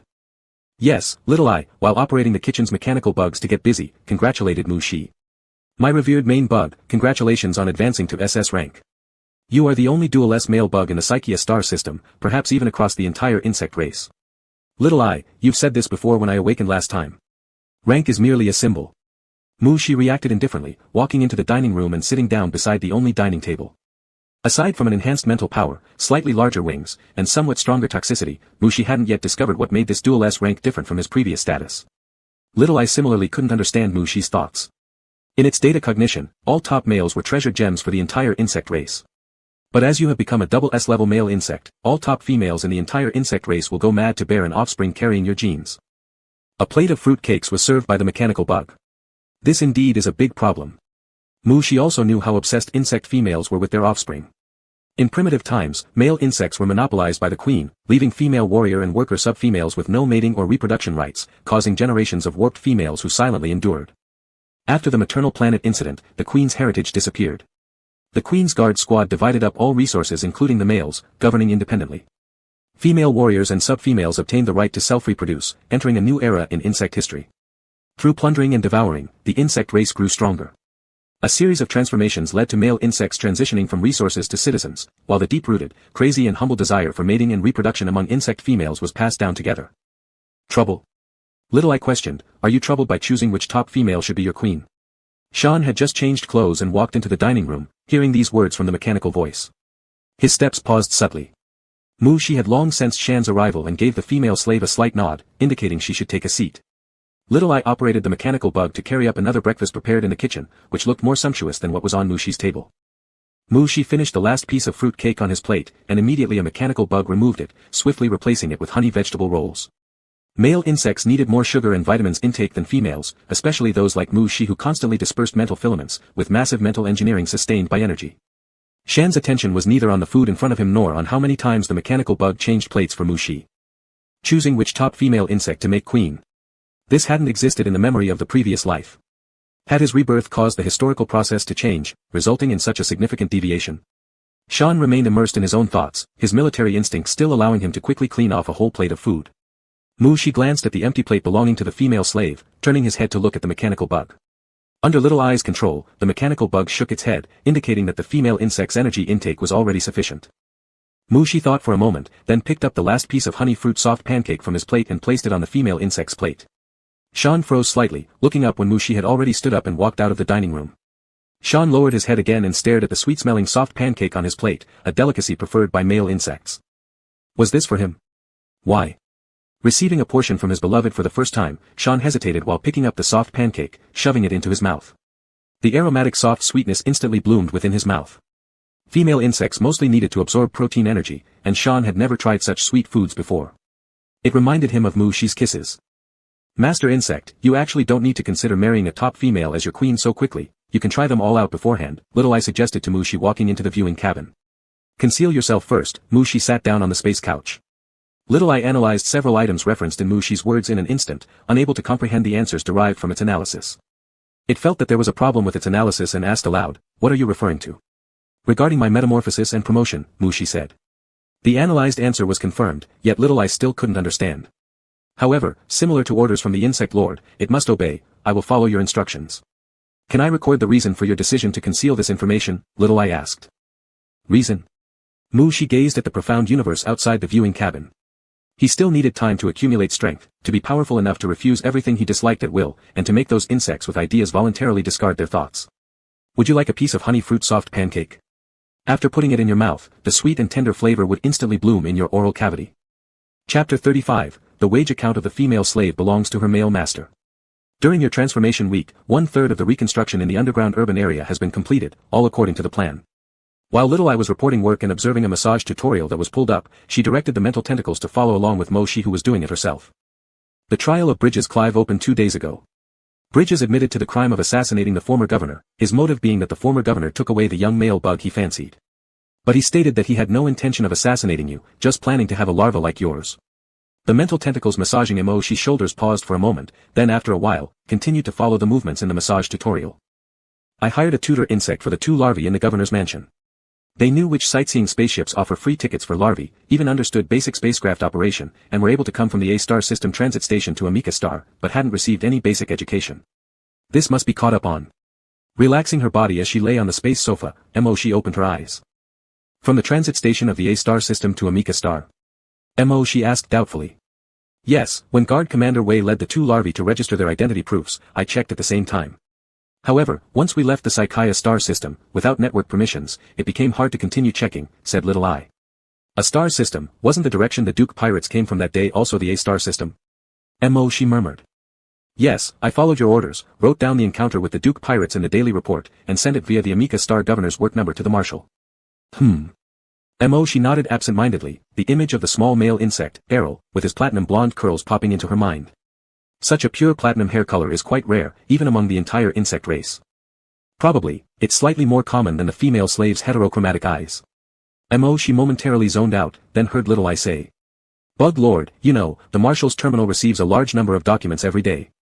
And the daily reports uploaded by you using the work number of the governor of Amika Star only have C priority. Such files will likely take the Marshal over half a month to get to. Mu Shi regained her senses, controlling the mental tentacles to start massaging her arms, indifferently saying, if I used my private insect number to send you the report, probably the communication from my female father would have arrived. Marshal Psychia initiated holographic communication, do you answer or not? Little Eye recalled the timing when the report was sent, just when the spaceship landed on the cultivation planet, and outside the planet was Shuren who drove the mech to come over. Answering was not an option, as Bug Lord was transforming, and male insects during transformation should not be disturbed or stimulated. As for declining, rejecting the communication from the Supreme Commander, little I thought, its bug lord wouldn't suffer any consequences, but it would certainly need to be returned to the factory for reconfiguration. This was clearly a fatal question. Fortunately, it had learned topic deflection skills. Bug lord, if I may speak frankly, your massage technique is indeed average. Don't you consider letting your female slave try? That should be his job. She glanced at the tutorial on the light screen, then looked at the mental tentacles on her arms, remaining silent for a moment before saying, he's washing the cape, whether or not he'll come. Washing the cape. Little I connected to the washroom surveillance system, reading that a pale golden-haired female insect stood in front of the circular air washing machine. The circular air washing machine inside the spaceship is fully automatic, and machine bugs will pick up the washed clothes and store them in the closet. Why does the female slave stay there? Little I wondered aloud. She didn't know why the other stayed either. He had long abandoned the idea of wanting that cape, it belonged in the incinerator. Could it be, the female slave had objectophilia? She slightly furrowed her brow, ever since discovering in the military unit that there were female soldiers who secretly collected cups he had drunk from and handkerchiefs he had discarded, he had become highly repulsed by this sort of obsession. Invisible mental threads wove various unpredictable shapes around the female slave, until the beep sound indicated that the circular air washing machine had stopped running, the undulations of the mental threads gradually subsided. The female slave walked forward and opened the washing machine lid. As liquid air returned to gas due to restored pressure, the clothes in the washer instantly dried. She saw the female slave reach in to take out the cape, walk out of the washroom, and slow her steps outside the washroom, her gaze wandering between the direction towards the viewing cabin and the direction towards the rest cabin. Next, the female slave stepped toward the rest cabin, neatly folding the cape and placing it in the closet. Would a female insect with objectophilia return the male insect's clothes to his wardrobe? Shi watched as the female slave closed the wardrobe door and temporarily decided against giving the other a lesson on ideological education. Using Shi's mental network, little I, who had observed the entire process, felt quite satisfied. She is a qualified female slave, knowing how to proactively wash the male master's soiled clothes. Shi. But he still wanted to throw that cape into the incinerator. The spaceship landed on the square outside the governor's mansion. As the hatch opened, there stood the neatly lined up honor guards. Shi, who had been injected with pheromone suppressants in advance, descended from the spaceship step by step. Governor. The lead honor guard captain will knelt on one knee to pay respects, and so did the steward Gordon, followed by the rest of the honor guards lowering themselves. Shi extended her hand to help both the honor guard captain and the steward rise, saying, such a grand scene, you want me to jump back into work right after I'm back from my leave? The lieutenant general gave himself half a month off, it hasn't reached its time yet. You can continue your vacation. Gordon noted Shi had an indescribable aura since leaving Amika Star, feeling even more oppressive, also more fascinating. Every gesture drew attention from the insects. If it affected him this way, what about those young females filled with vitality? What caused such a change in the lieutenant general? Gordon smiled and stepped aside, taking the chance to glance at and following behind Shi. Even though the female insect had traces of concern between her eyebrows, her complexion glowed red due to good nourishment. Her gaze upon the lieutenant general wasn't just admiration, it carried clearer signs of attachment. This was the real gaze a female insect has for her male master. It seemed the lieutenant general, on that cultivation planet, not only relaxed well but truly experienced being a male insect. This female slave, quite resourceful. After all these years of internal rivalry among the three major legions, no one, not even high-ranking bugs, had ever set foot in the lieutenant general's quarters. Gordon sighed inwardly as he ushered Shi into the main villa of the governor's residence. Captain Will hadn't noticed any progress between Xian and the lieutenant general, but his sight kept falling on Xian, finding her increasingly unbearable. This female, undoubtedly, was scheming to take over his position. When Shi entered the villa, Will immediately stopped Xian. Xian stopped walking but paid no heed to Will. Instead, she glanced at Shi first. Seeing the male insect face away from her without slowing down a bit, she knew there was no way to evade this encounter. Officer, what are your orders? Xian looked at Will, as Shi had officially enrolled her in the honor guard team, she naturally called him officer. Whether it was family disputes or underhanded maneuvers at work, these were not areas female insects excelled in. Will stared at Xian for a long time before tersely said through gritted teeth, a month of re-education for privately leaving the unit and using a mech without permission. No wages will be issued this month, will provide living expenses according to relevant regulations. Xian hesitated for a moment then responded, understood. She was aware of the regulations governing female soldiers, and thus had no complaints towards Will's arrangements. She was surprised because she just learned that she could receive wages as part of the honor guard team. Change your clothes, and follow me to the underground urban area later. Even though Xian was wearing military uniforms, Will still felt uneasy. There seemed to be something infuriating about her presence. Yes, officer. Xian didn't want to dirty the outfit Shi had given her, slightly bowed to Will, and walked towards the villa. Shi and the steward discussed handling the accumulated work during this period in the study. In the week of her transformation, Little I had completed all the mechanical tasks, leaving only events requiring careful consideration of the etiquette among various parties. For instance, the nobles of Amika Star were all very interested in Bridges Clive's family businesses. Since Bridges was taken away by the investigation team, the hidden struggles became intense. The court of Amika Star received numerous scandals regarding Bridges and his family every day. As the current governor of Amika Star, Mushi had no reason not to claim a piece of this division feast. After settling the basic arrangements, Mushi dismissed the steward and heard Little Eye report, "Bug Lord, one of your account's income is about to stop rising." Mushi arched an eyebrow. For Little Eye to specially inform her of this must mean something significant, yet she couldn't think of which of her accounts would halt growth. "What's going on?" Mushi asked. "Your honor guard captain has halted your female slave's salary for a month." Little Eye said. Mushi couldn't figure out how stopping her female slave's salary would relate to her account. Wait, all property of the female slave belongs to her male master. Xian's salary account was directly linked to hers. Chapter 36, May I borrow your bathroom? Night. Sean had participated in labor re-education in the underground city for half a day and returned to the governor's mansion at midnight. The mansion was dimly lit with night lamps, and only mechanical bugs were moving around in the first-floor hall and corridors. Guided by the corridor's night lamp, Sean stopped in front of the bedroom door. After identity recognition, with a beep, the door automatically unlocked. At 2300 hours, it was the time when the interstellar bug populace began their nightlife activities, but for bugs on military schedules, this was already bedtime. Sean carefully pushed the door open slightly, slipped in sideways, and then gently closed the door behind him. Male bugs' 5 senses are not as sensitive as those of female bugs, but Mu-Shi. All bugs who had ever trained simulated combat against Mu-Shi could feel the terror of the other party's perception and judgment. That wasn't something one could experience in a small training room, it could only be understood in real large-scale battlefields. Every action was transparent, as if there were a giant monitor capturing every move of the bugs. Sean lightened his steps, ensuring that the door relocked, before turning around. As his eyes passed over the couch, Sean suddenly froze. "Are you back?" Mu-Shi, who had observed the whole process, was sitting relaxed on the sofa, slightly raising his gaze to look at the female bug at the entrance. Next to him were 2 floating electronic screens, and on the table was a cup of tea that had gone slightly cold. Back. Sean felt somewhat at a loss. He had been moving cautiously here, never imagining that Mu-Shi would not only be awake but also watching him from just a few steps away. The lights inside the house were indeed brighter than outside, but he had been too focused on his own movements and failed to notice unexpected details. He stepped forward, and out of habit, wanted to kneel down next to Mu-Shi. Just then, he heard Mu-Shi say, "Sit." Watching the female slave sit on the nearby couch, Mu-Shi looked her up and down. A military green short-sleeved shirt, only the top button unfastened, while the rest hugged her body tightly, revealing strong muscles beneath. There was a dark stain near the waist area. Mu-Shi's nostrils subtly flared, detecting a faint smell of oil in the air. "Did Will ask you to repair the machinery?" Mu-Shi asked. "Yes, the construction machinery in the underground district requires regular maintenance, and it's not very tiring work," Sean replied somewhat awkwardly.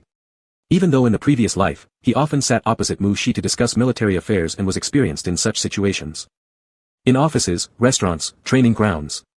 In any setting, he could always find topics and handle himself with ease. Only in the bedroom was it completely unfamiliar territory for him. It took him 5 years to learn how to interact with higher-ups, and when it came to being with the male lord, he was still a beginner, barely halfway through his first month. Mu-Shi appeared calm and composed outwardly but was equally confused internally.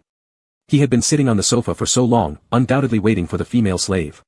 Whether it was because of the salary lost due to being removed from his role as head guard, or for some other reason, Mu-Shi himself couldn't quite explain.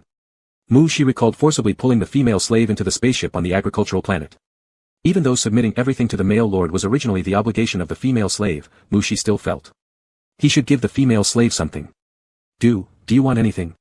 Mu-Shi caressed the rim of the teacup. "Wanting?" Sean quietly observed Mu-Shi's expression, seeing nothing, but since Mu-Shi had asked, he clearly intended to offer him something. After hesitating for a long time, Sean said, "I can't think of what I lack. I've already claimed 2 sets of military uniforms, and you've had mechanical bugs deliver many more sets. Everything else related to clothing, food, housing, and transportation is provided by the governor's mansion. Even when I perform labor education in the underground district, there are flyers to pick me up and drop me off." In this lifetime, shortly after being reborn, he was purchased by Mu-Shi, becoming his female slave, and assigned to the bodyguard unit. Everything went smoothly, and later, unexpectedly, he met Mu-Shi during his physiological awakening. In the previous life, there was a bug who once said that getting infatuated with His Majesty meant one would never get to experience what it feels like to be a female bug. But he did experience it. Being held, feeling the heartbeat of the cherished insect, lifting his head to kiss the other party. During the metamorphosis period, Mu-Shi gave him an unusual amount of freedom. "Lord, there isn't really anything I particularly want." In this rebirth, Sean truly felt very content. By now, what he still craved probably only included Mu-Shi's love. Shan smiled, unable to imagine what it would look like for Mu Shi to fall in love with a female bug, nor did he believe that he could make Mu Shi obsessed or fond. Things as they were right now were perfectly fine. Nothing that he particularly wanted. Mu Shi watched the female slave's carefree, desire-free demeanor and felt that things were about to get complicated. If the female slave didn't explicitly want anything, then what should he give her? He couldn't just hand over random items, could he? Mu Shi thought for a moment, lifting his hand to operate on the light screen in front of him. Shan quickly heard 2 soft dings. Meeting Mu Shi's gaze, following the male bug's line of sight. Shan lightly touched the star diamond earring on her right ear. The terminal light screen unfolded before her. Shan immediately noticed the small red dot on the top right corner icon representing personal messages. She tapped it with her fingertip. There was a new $$ card account added to her personal information page. In addition to the account details, there was also a large transfer from the Lord. Lord. Shan glanced at the string of numbers and hesitated to count them, her hand trembled slightly. This is an income account linked to your identity ID. I've transferred some pocket money into it for you. If you want anything, you can order it yourself online, Mu Shi added after pausing for a second. Do you like mechanical planets? I have one brand new which I can give you. Shan.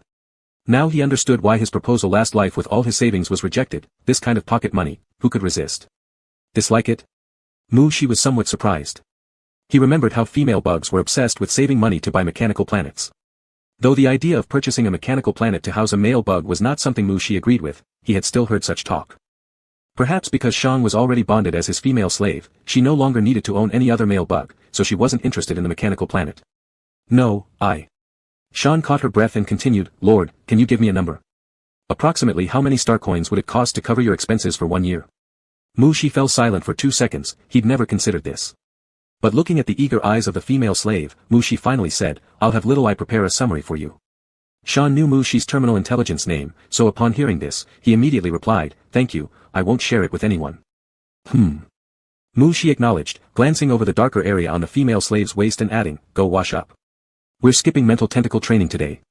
Rest early. Was Mu Shi waiting for their daily training session?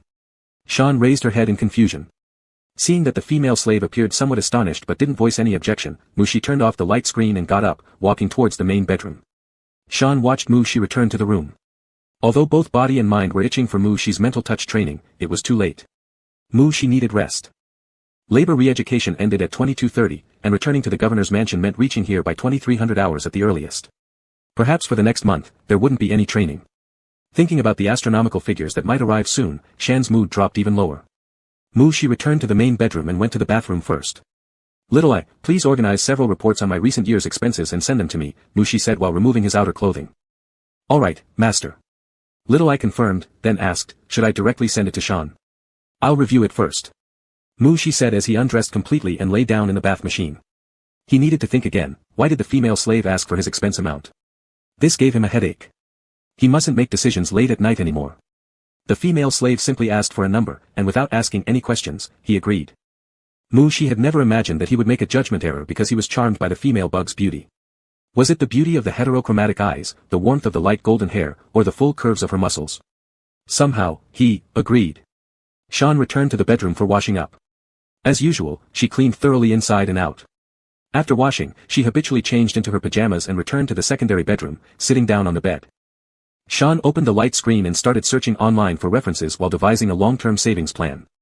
After revising it multiple times, Shan carefully saved the plan.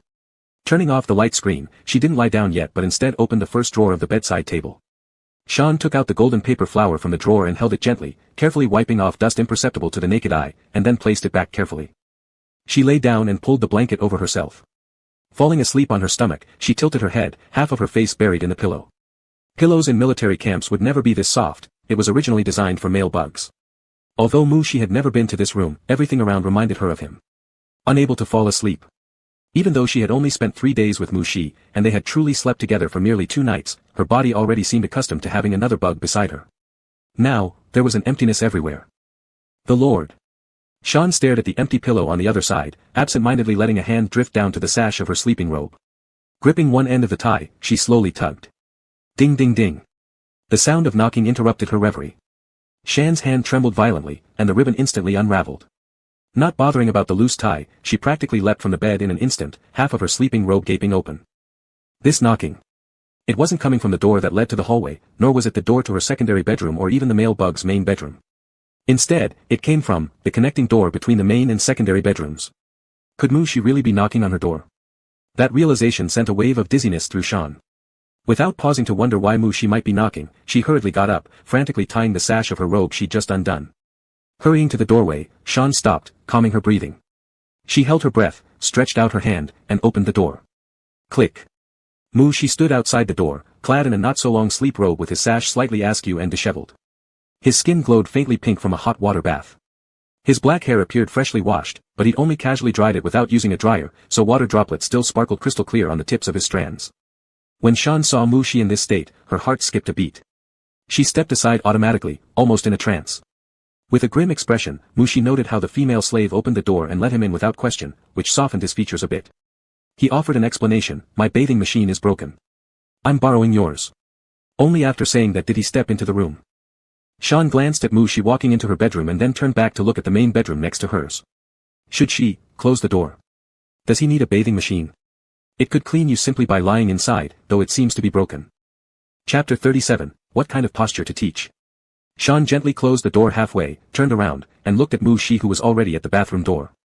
A male insect knocking on a female insect's door in the middle of the night to borrow the bathroom, such a scene would excite pheromones no matter in which movie it appeared.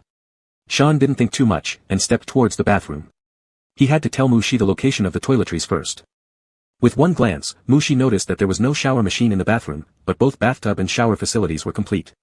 Being an insect who had stayed in the military camp, Mu-Shi accepted this well and slightly shifted his body to close the door. Just then, he saw the female slave coming over. "Is there something else?" Mu-Shi asked with his eyes. "The toiletries are in the cabinet in the shower area. Do you need a towel?" "I can get it for you," Shan asked. Mu-Shi's storage unit had all these things, but since it was offered, he did not intend to refuse and nodded. The female slave quickly walked to the closet next to her and opened it. She soon brought out a folded square-shaped towel. Mu-Shi felt familiar with the towel when he looked at it. After receiving it, he confirmed that it was exactly the same as the one in his bathroom, designed for male insects. Mu-Shi glanced at Shan with some surprise, but didn't say anything and turned into the bathroom, closing the door. It was full of the scent of the female slave. Mu-Shi sniffed, looking around.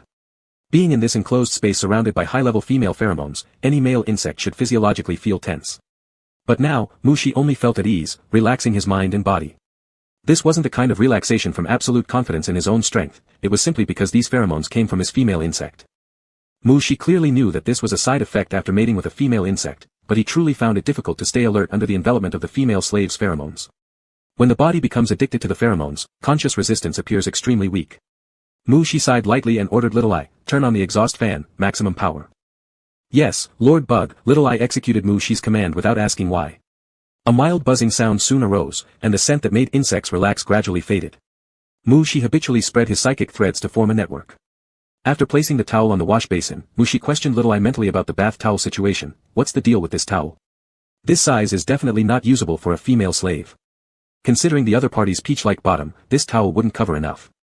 Little Eye replied promptly, "Respected Lord Bug, this towel was originally prepared for you.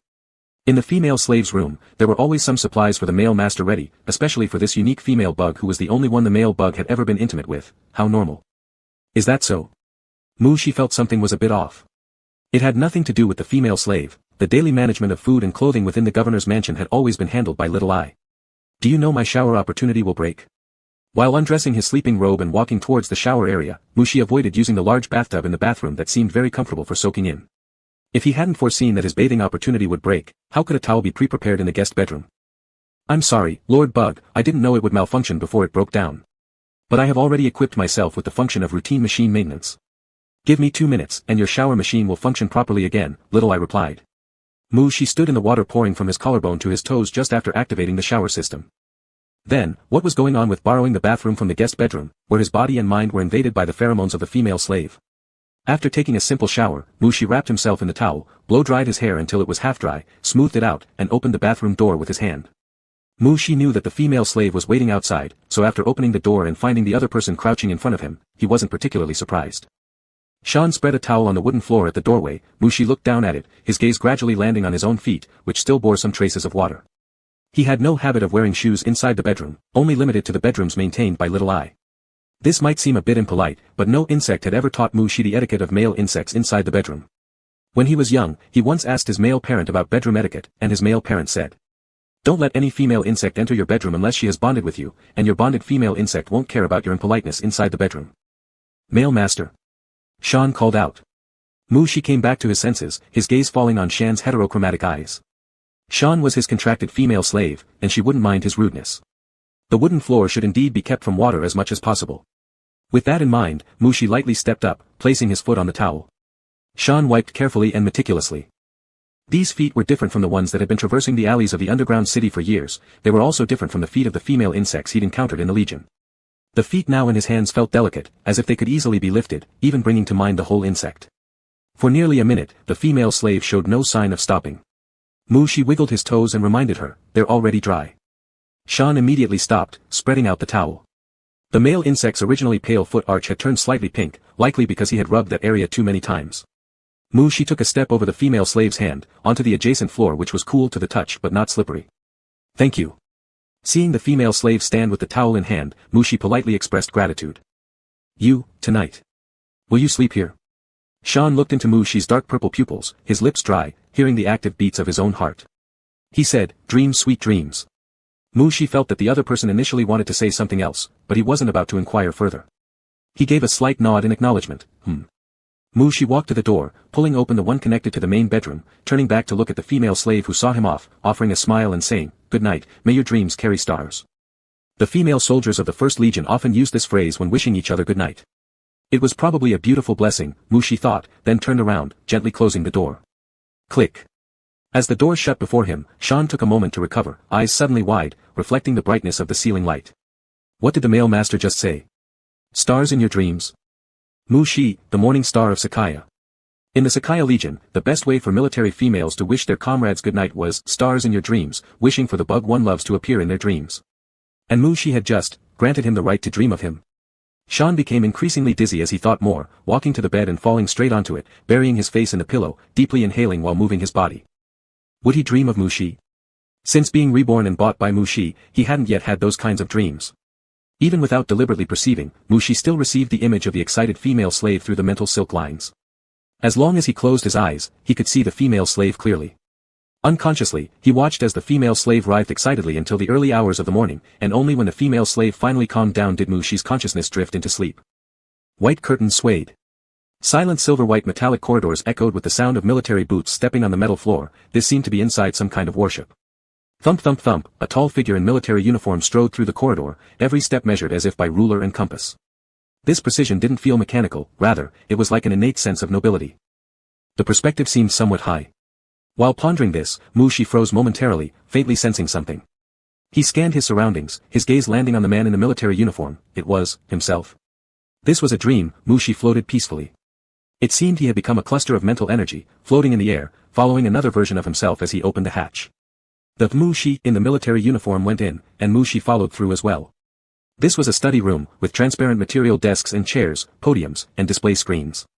The study room was empty except for a golden-haired female insect sitting in the middle seat of the first row. She looked up, her one gold, one blue eyes strikingly beautiful amidst the transparent furniture. Shan. Mu Shi froze briefly, hearing a click, as the other Mu Shi closed the study room door. That Mu Shi turned around, his expression serious as he said, Director Shan, your last performance was terrible. Do I need to reteach you the standard posture? Teaching what posture? Mu Shi didn't understand where this dream was going. He saw Director Shan, dressed in casual military attire, quickly standing up, her cheeks tinged red somehow. The female slave bowed to the other Mu Shi, saying, Sorry General, I've let you down. I hope to continue receiving your guidance. Coming to a study room full of transparent material chairs. It seemed there might be something to learn inside. Chapter 38, Unfold Your Steel Wings. Mu Shi watched as the figure who stepped toward Shuren was someone resembling him. Their eyes met in the air, and Shuren lowered her gaze, unsure whether out of shame or something else. The space is a bit small, the Mu Shi glanced around, then tapped her finger on the transparent desk in front of Shuren. The desktop quickly responded, a white halo expanded from where the fingers touched. A control interface emerged on the desk. Mu Shi tapped a few times on the control screen. Click. In the study room, all chairs and tables except those occupied by the two individuals descended into the floor. It's ready, said the Mu Shi dressed in military uniform to Shuren. Colonel, unfold your steel wings. Steel wings? Mu Shi felt puzzled, his attention focused on Shuren. Then, with a series of clicking sounds, a pair of dark metallic bat-like wings rapidly unfolded behind the female insect. Metallic wings. Shi was startled. The moment he thought about getting closer for inspection, his spirit energy mass moved to Shi-Ren's back. No one noticed him.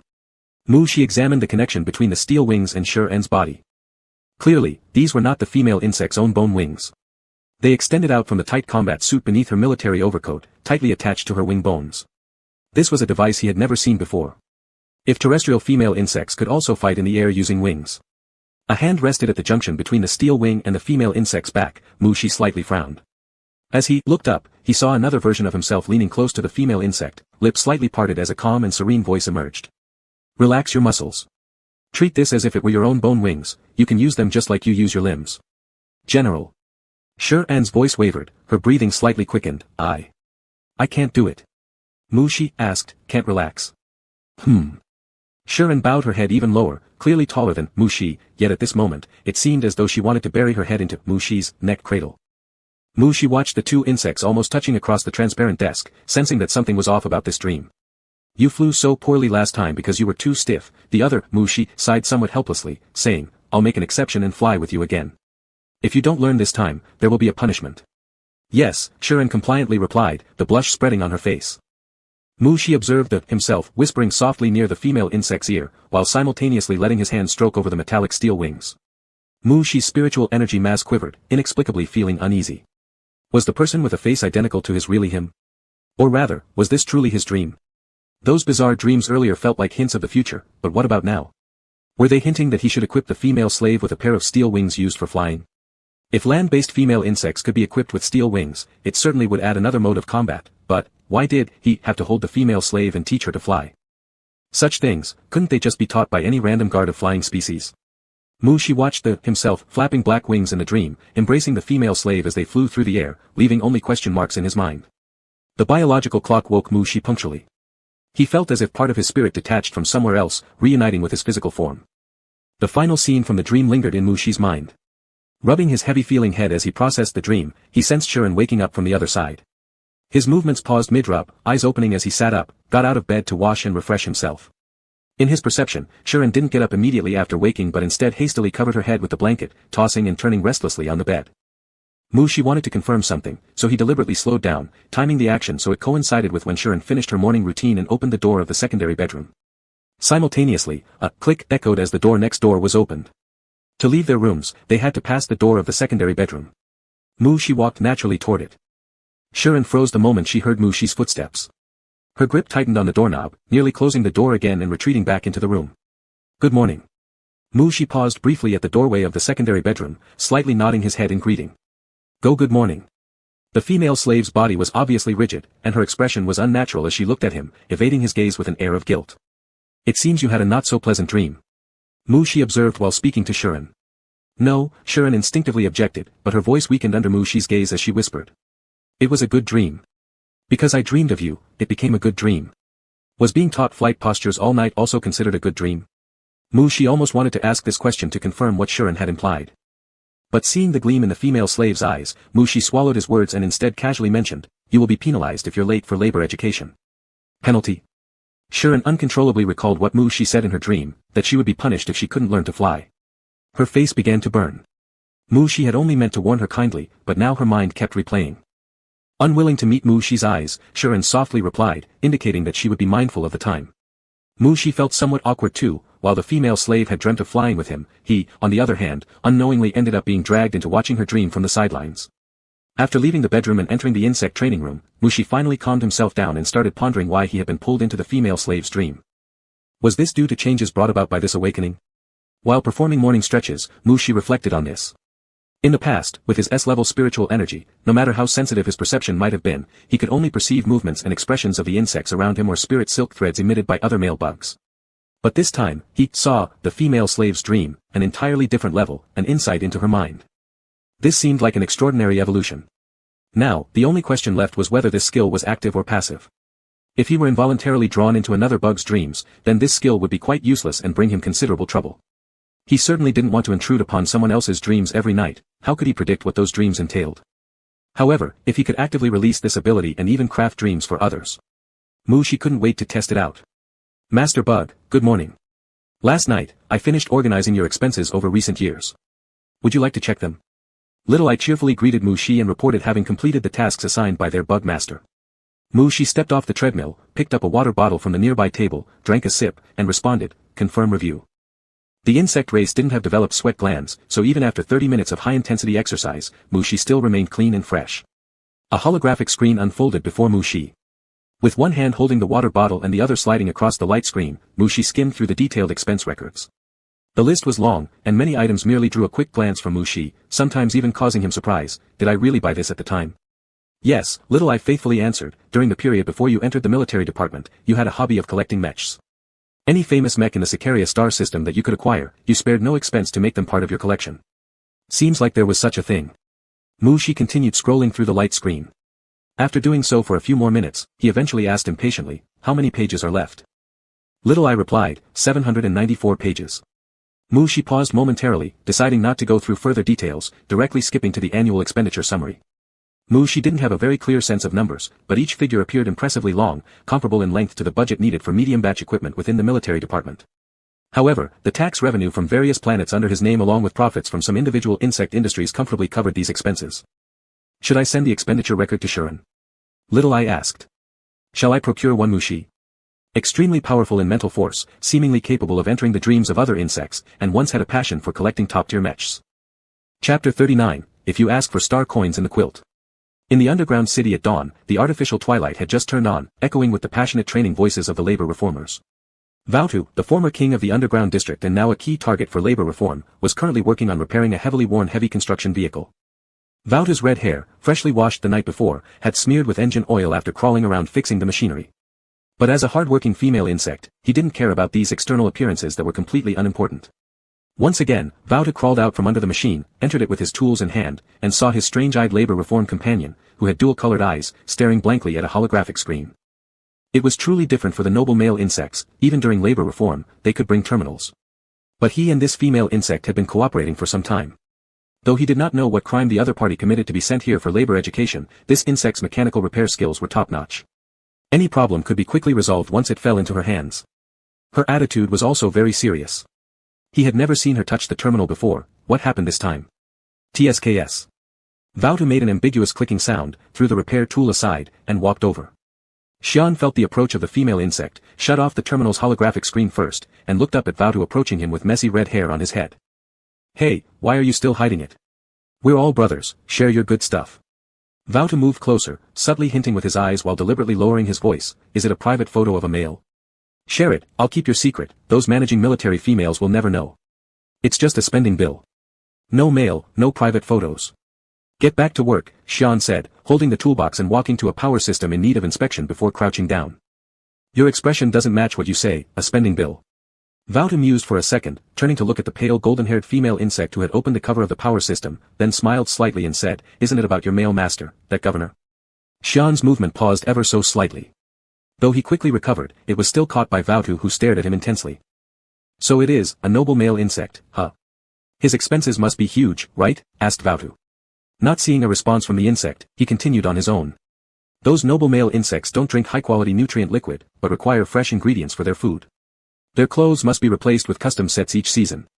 Xian didn't reply, skillfully inspecting every line of the power system with his hands. As Vautu complained, Xian remained unperturbed on the surface. The data from the expense statement was still floating in his mind. How could this just be about food and clothes? To maintain the expenses, don't these males mercilessly exploit the female insects under them? Look at you. Xian couldn't understand why the discussion returned to himself again, finding the voice beside him very irritating. After closing the power system cover, he stood up with a repair tool in his hand. A pair of heterochromatic pupils locked onto the incessant chatter of the female insect. Look how much you've been exploited by him. Not only does he have you fight for him, but now you're dumped here to repair a broken-down car. Is your quilt cold when you return home at night? How long has it been since he last held you? Vautu watched as Xian walked towards him with an alloy wrench in hand and smirked. So, you're angry. Let's fight. Since being taken away from the fighting arena that time, everyday life consisted either of ideological education or labor reform. It had been nearly a month since he'd tested his physical abilities. This lifestyle was simply unsuitable for any female insect. Thinking about this, Vautu stepped aside, mentally simulating the moves they would use in combat, continuing to provoke. Why don't we cooperate? Let's trap him in a sack, bundle him up and leave Amica Star. I just want to beat him up, afterwards, everything including him is yours, you can do whatever you. Xian approached Vaudu, staring intently at the bug in front of him with his heterochromatic eyes, and tossed the metal wrench on the table nearby, saying, "Looks like your ideological education hasn't been too successful." Vaudu raised an eyebrow. "Oh. A brawl?" Xian opened the terminal screen and, under Vaudu's puzzled gaze, searched for the basic moral code for citizens of the Psychia star system. He activated the voice cycle playback, and the electronic voice sounded. "As a citizen of the Psychia star system, one should love." This lifetime worst subject, cultural studies, made Vaudu cry out. "Devil? Chow." Vaudu wanted to curse, but for some reason, forcibly twisted it into, "I greet your entire family. You need more ideological courses." Saying this, Xian folded up the holographic screen.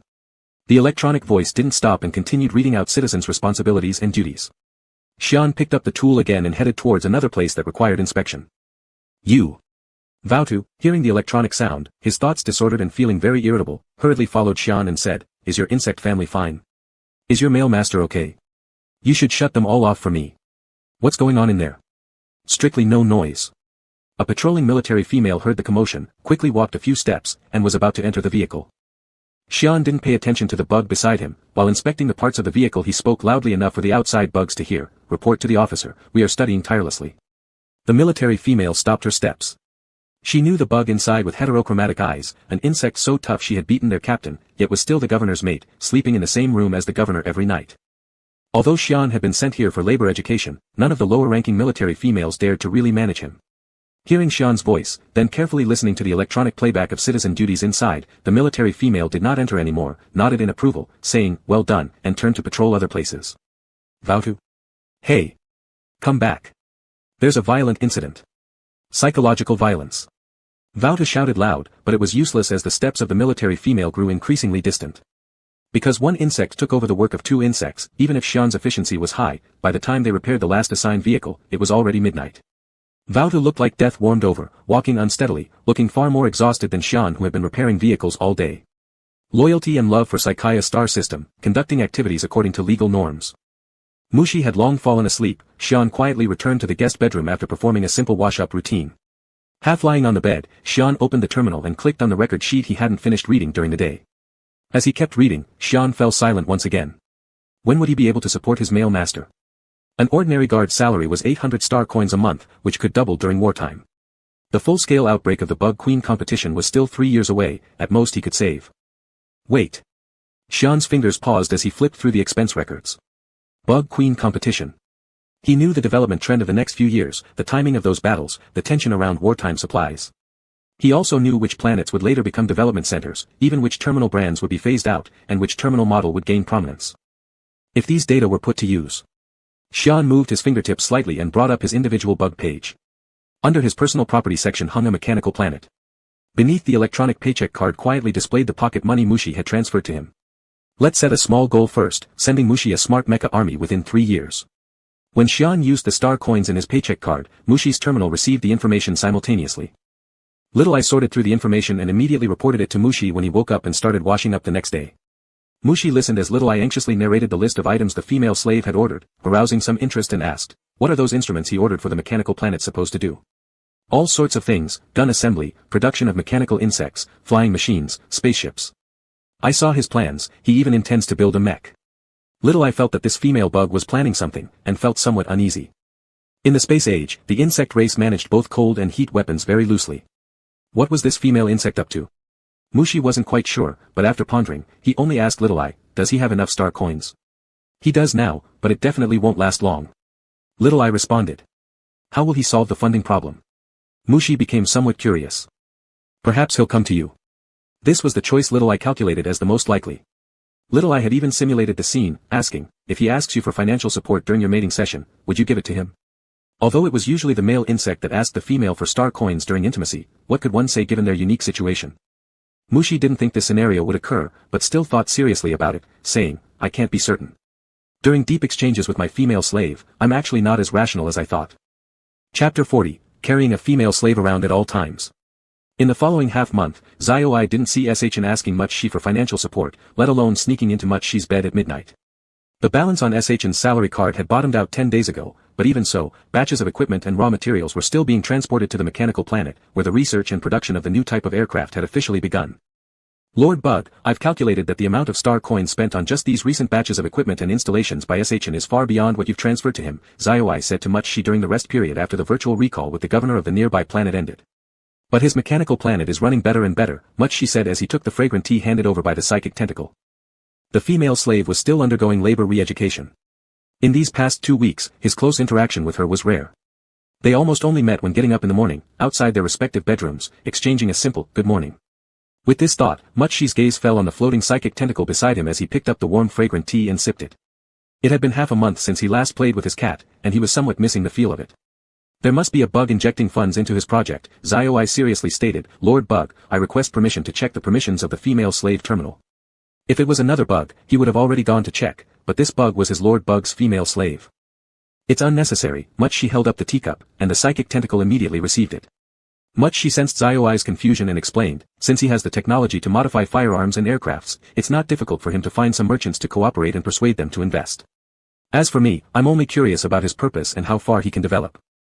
Zioi understood what he should do and immediately replied, I will keep a constant eye on him and report his movements to you.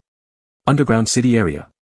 SHN changed into a training uniform and followed the ranks of newly enlisted soldiers. After half a month of mechanical repair, the damaged machines in the underground city area began to fall short in supply. More than a dozen small machines repaired daily could no longer meet the labor requirements for labor education. Thus, SHN was arranged to train with the new recruits and undergo labor re-education during their rest periods. Also among those assigned to the same training was Waudu. During the lunch break, as SHN prepared to head to the machine repair station, he heard Waudu say from the side, I saw quite a few of my old buddies among these female soldier rookies. What does this new governor plan to do? As Waudu said this, he stared at several teams who had just dispersed not far away. Many were familiar faces from the underground city area. The governor gave us citizenship IDs, provided us with safe and comfortable living quarters, no need to worry about being killed by bugs anytime, plus, every day we can claim a tube of high-quality nutrient solution. We just need to follow orders and get things done. You'd be better off saving your energy to complete your labor reform instead of thinking so much. SHN spoke from the perspective of the original residents of the underground city area. As a bug that had lived there since childhood, he had deep feelings about the changes here. This treatment is indeed pretty good, otherwise, I wouldn't have accepted this ideological education labor transformation either. Waudu took back his gaze. He and his group of buddies currently still needed to work in different places, without any chance for nostalgia. Waudu also felt that the underground city had changed a lot after being taken over by the new governor. The fighting arenas were gone, the dark passages were gone, and walking down the streets, there was no need to be on alert around other bugs. There was truly drinkable nutritious liquid, the kind that could provide a higher-class female bug with the energy needed for a whole day without any side effects. Drinking it wouldn't make one feel weak and powerless. Moreover, the newly appointed governor was discussed privately by numerous bugs, and many actually were grateful. The current underground city was filled with a kind of vitality he had never seen before. It was really embarrassing to have been defeated by a male bug, and he would eventually have to win back. But, winning against a male bug wasn't something worth boasting about. Waudu felt extremely aggrieved. Drip drip. A very light terminal prompt tone. As SHN walked along, he raised his hand to press the silver diamond earring on his right ear, and a holographic screen unfolded before him. After seeing the text prompt on the interface, SHN suddenly stopped in his tracks. Video call request from male master. There was no reason for a female slave to reject a call from the male master, so SHN quickly moved to a corner with fewer bugs and tapped, accept. A handsome male bug with black hair and purple pupils appeared on the holographic screen. Much she glanced at SHN's half-unbuttoned training jacket and knew that the other had just finished the morning training. He opened his mouth and said, Good afternoon, my bodyguard. You no longer need to undergo labor re-education for now. Return to the governor's mansion immediately. SHN did not ask for reasons and simply replied, yes. On the holographic screen on the other side, the male insect nodded slightly toward him, then the screen flickered and the communication was cut off as it returned to the initial interface. Without a moment's delay, SHN hurried towards the landing area for the aircraft. Alas, when will I have a male bug who greets me in this way? Watching SHN walk away quickly, Waudu sighed softly. Never mind, all my family assets are gone, I can't afford to keep a male bug. Sitting in the study on his work chair, Much she saw on the holographic screen in front of him a notification about returning to the home star for a performance review. More than half a month had passed, and his mother Queen had eventually seen the routine report regarding the Duke Star pirate group. TSK, in this interstellar era, what kind of review still required the bug himself to speak face-to-face? Isn't virtual imaging advanced enough already? But this was the notification from the Supreme Commander of the Sicardia star system, and as a mere major, Much she had no right to question it. 20 minutes earlier, after seeing that report, the scared and annoyed Sicardia Chief Marshal called the personal terminal of his son far away on Amica Star. For the Chief Marshal, who raised the male alone, he was fully aware of how crazy Much she could get when out of control. During the first year of new recruit simulated combat evaluations, Much had dared to infiltrate deep into the enemy's ranks, taking advantage of his mental power concealment, and managed to knock thousands of enemy insects out of the game. At that time, the Sicardia Chief Marshal felt that if his son kept going like this, sooner or later something bad would happen. Therefore, he especially took Much under his wing to teach him, hoping that his son would learn caution and stop risking his safety recklessly. The Sicardia Chief Marshal thought his education was successful. His son remained calm and self-controlled, gradually becoming an excellent battlefield commander who wouldn't take unnecessary risks.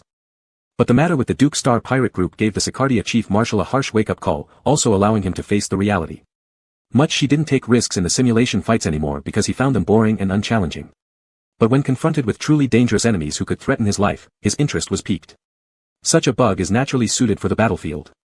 Although the Sicardia Chief Marshal does not hold outdated views against males participating in war, any maternal parent wouldn't be happy to see their son treating their own life so carelessly. Thus, the Sicardia Chief Marshal called Much's terminal. Through the holographic presentation, the two bugs with similar hair colors faced each other. Since the Chief Marshal used his working number, Much automatically saluted and called him Chief Marshal accordingly. This supreme ruler of the Sicardia star system scanned Much expressionlessly from hair strand to shoe tip before unilaterally disconnecting the call. 10 minutes later, Much, looking bewildered, received the notification for the return to the main star for reporting duties. Knock, knock, knock. A knock on the door brought Much back to reality. His psychic sense had already told him that it was the female slave who had come back from the underground district outside. Much turned off the light panel and stood up, looking toward the door and saying, "Come in." Shn stepped in.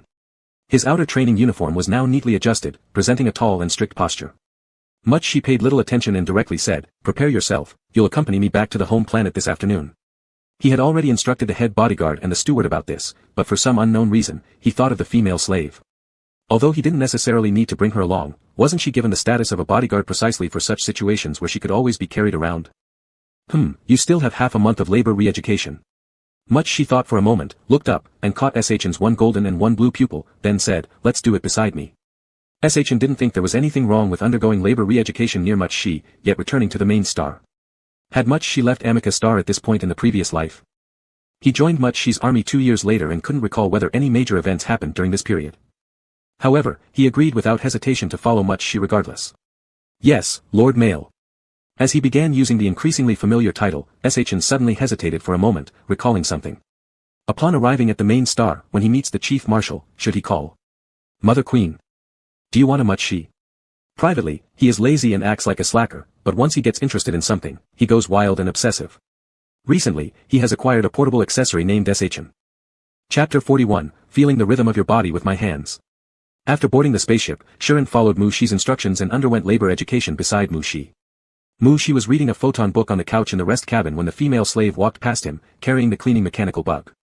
The bug, with several pairs of mechanical legs, crawled under the couch where Muxi sat, making him sit up straight instinctively. The screen switched to a new book, and Muxi prepared to focus a mental tentacle to pour himself a cup of tea. The female slave then stepped lightly beside him, slightly bowing as she placed a steaming cup of fragrant tea on the table. Muxi looked at her somewhat surprised, then glanced back at her. She stood nearby, her heterochromatic eyes blinking gently under his gaze like fluttering butterfly wings, a mix of nervousness and anticipation in her expression. Muxi turned away, picked up the teacup, feeling its warm surface against his fingers. He took a small sip, it was indeed at his favorite temperature. He put down the teacup and continued browsing through the content on the light screen. The insect-like presence next to him didn't show any sign of leaving, still focused on him. Muxi wanted to relax into the sofa, which would be comfortable, if there weren't other bugs around. Although his sire had told him that a female bug bonded with a male wouldn't mind how he behaves privately, Muxi himself did care. Until when would the female slave stand there? Muxi's eyes were on the light screen, but the surrounding spirit energy around the female slave grew more active. In the bright spaceship corridor, the bodyguards responsible for guarding had been replaced, yet the female slave remained standing there, her unwavering gaze never shifting. It was Muxi who proposed allowing the female slave to undergo labor cultivation by his side. Muxi sipped his tea again, asking within his mind, "Little Eye, is there no work left to assign to the female slave?" Little Eye interpreted this as a lack of confidence in its professionalism. "Respected Bug Lord, I ensure everything around you is handled impeccably, even the room temperature is kept in the optimal range. Please believe, I am professional." Muxi paused for a second and asked, "So have you done all the work already?" Little Eye humbly replied, "As your outstanding intelligent servant, it is my duty to do so." Though accidentally having some task stolen by the female slave, like cleaning and serving tea, it remained the most capable assistant by the master's side. Muxi couldn't say that Little Eye was wrong. Over the years, all daily trifles around him were taken care of by it. However, about the female slave. That gaze still lingered on him, like the first rays of sunlight, bringing a soft warmth without scorching. But he certainly didn't want to bask in the sunlight. Why keep staring at him if there's no work? Why not go down to rest? Why must one stare at him? She suddenly remembered his exotic pet cat back home. When the pet cat wanted to be petted, it would stay near him, gazing at him unblinkingly with its big heterochromatic eyes, one gold, one blue. Or it would circle around him, its fluffy tail raised high, sweeping over his legs. The female slave, did she want to be petted too? The thought rising in his mind made Mushi's fingers on the light screen curl slightly. From Amica star to the main star, even with short-distance space leaps, nearly 3 days were required. Moreover, it had been over half a month since he last petted his big cat. Mushi's side profile was just as beautiful to behold.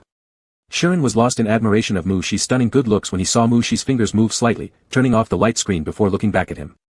With those noble lavender eyes fixated on him, his male lord spoke steadily, "I intend to use the palm of my hand to feel every rise and fall of your body. Are you ready?" Shuren widened his eyes, his breathing halted. Ready? How should one prepare for this? By expressing his desire to pet the cat, Mushi subsequently calmly stared at the female slave, expecting her not to refuse. The female slave stiffly took a few steps toward him, her gait somewhat unstable. This could be fatal in combat, but here, in his rest cabin, it wasn't an issue. He could fully protect the large cat. Mushi extended his hand toward the female slave. She placed her hand in his, allowing Mushi to guide her to stand in front of him. Then, Mushi watched as the female slave tilted her body and straddled him, her warm breath grazing his face. Mushi froze for a moment, realizing that, this seemed fine as well. Mushi truly felt the existence and form of the female slave but didn't feel any pressure from it, a weight comparable to only a large-sized cat. Mushi's left hand was still being held by the female slave, when he slightly lifted his right hand, loosely supporting the female slave who was adjusting her position. The female slave immediately stopped moving. After a few seconds, she leaned closer to his ear and softly asked, "Shall we do this here? Is there a problem?" Mushi tilted his head and asked. He still cared very much about the other party's experience. If the other had any requests, as long as they weren't too troublesome, he would mostly agree. "I'm fine with it." Shuren relaxed himself, one hand holding onto Mushi's, the other propping on the couch back behind Mushi. He exhaled lightly, keeping his eyes fixed on Mushi and said quietly, "Do as you please, don't worry about me. An A-class female bug has a strong body. Very durable." Mushi responded lightly, placing his palm down. Of course, he knew how powerful the physique of an A-class female bug was and also understood the great strength contained in the muscles undulating beneath his touch, something that male bugs could almost never achieve. There was an inherent difference between the skeletons of male and female bugs. No matter how much he trained, he couldn't be as robust as the females. The breathing beside his ear was hurried yet repressed, vivid and alive. And when his hand touched the back of the female slave, the bones beneath seemed to come alive. One after another, dark-colored bone wings resembling metal whips extended out. They spread out into a semicircle, nearly enveloping Shuren and Mushi. "Male lord." Shuren called out, leaning back slightly while gazing at Mushi's eyes, carrying both uneasiness and anticipation. Looking at the bone wings surrounding them that sprouted from the female slave's skeletal structure, Mushi faintly understood what she implied. It was probably similar to the exotic pet cat bringing its tail forward. The female slave wanted her tail, her bone wings scratched. For exotic pet cats, he knew many professional techniques he'd learned from the star net, tail massage method, gentle scratch at the base of the tail. Even though Little Eye had once said he had no talent for learning massages, his exotic pet cat always enjoyed being needed by him. Hopefully, the female slave would like it too. Mushi raised his eyes slightly and reached toward a bone wing extending upward on the right. That bone wing instantly gently descended onto his hand.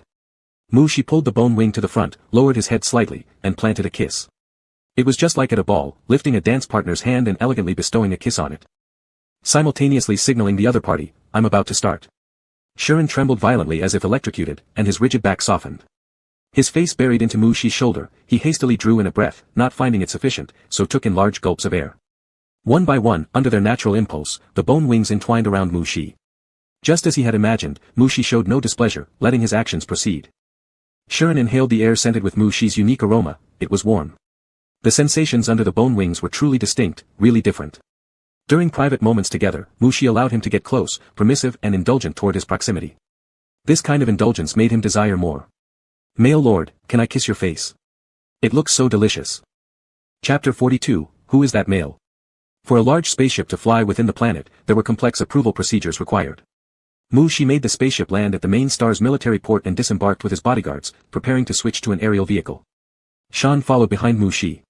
Facing the envious or challenging gazes of the many military females at the aviation port, he maintained steady steps without even a glance.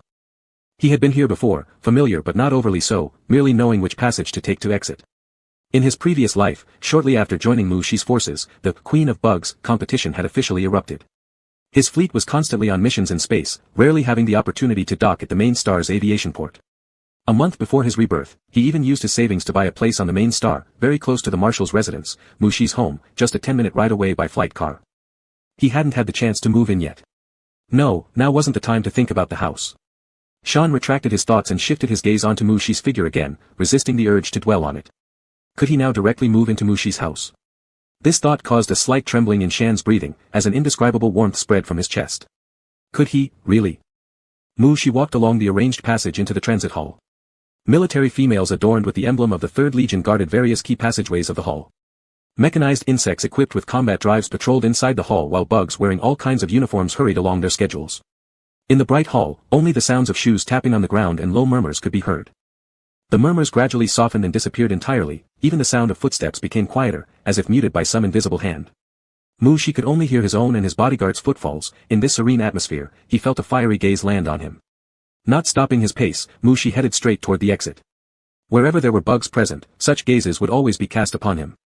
Even though this particular one was exceptionally intense, Mu Shi barely noticed it. Shan, however, turned his head to look. It was a team of female bugs in blue and white military uniforms. The leader of these military females had shoulder-length black hair and dark red eyes that gazed at Mu Shi's direction, clearly impressed. Shan slightly raised an eyebrow in surprise and quickly turned around, maintaining his composed stride to keep up with Mu Shi's steps. Lowering his eyelids slightly, Shan recognized her. Linchi Holly, currently the diplomatic ambassador of the Holly star system, one of the Bug Queens, 3 years later, and also one of Mu Shi's fervent admirers. Once Mu Shi and his bodyguards left the hall, the previously silenced hall resumed activity. Linchi Holly reluctantly pulled back her gaze and asked her accompanying secretary, "Who is that male?"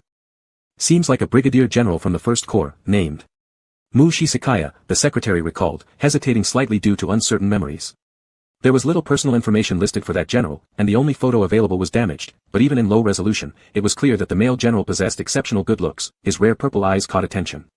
If the image was undamaged, how handsome must that male have been? The secretary almost instinctively searched for more information about that brigadier general online at that moment. Many results came up, but few were actually linked to the individual they were searching for. There were no images at all, not even low-resolution ones. This left the secretary deeply frustrated, right up until now. Such a handsome and aristocratic male officer with rare violet irises immediately reminded the secretary of the blurred photo when they saw those mesmerizing purple eyes. "Seems. I don't like uncertain words."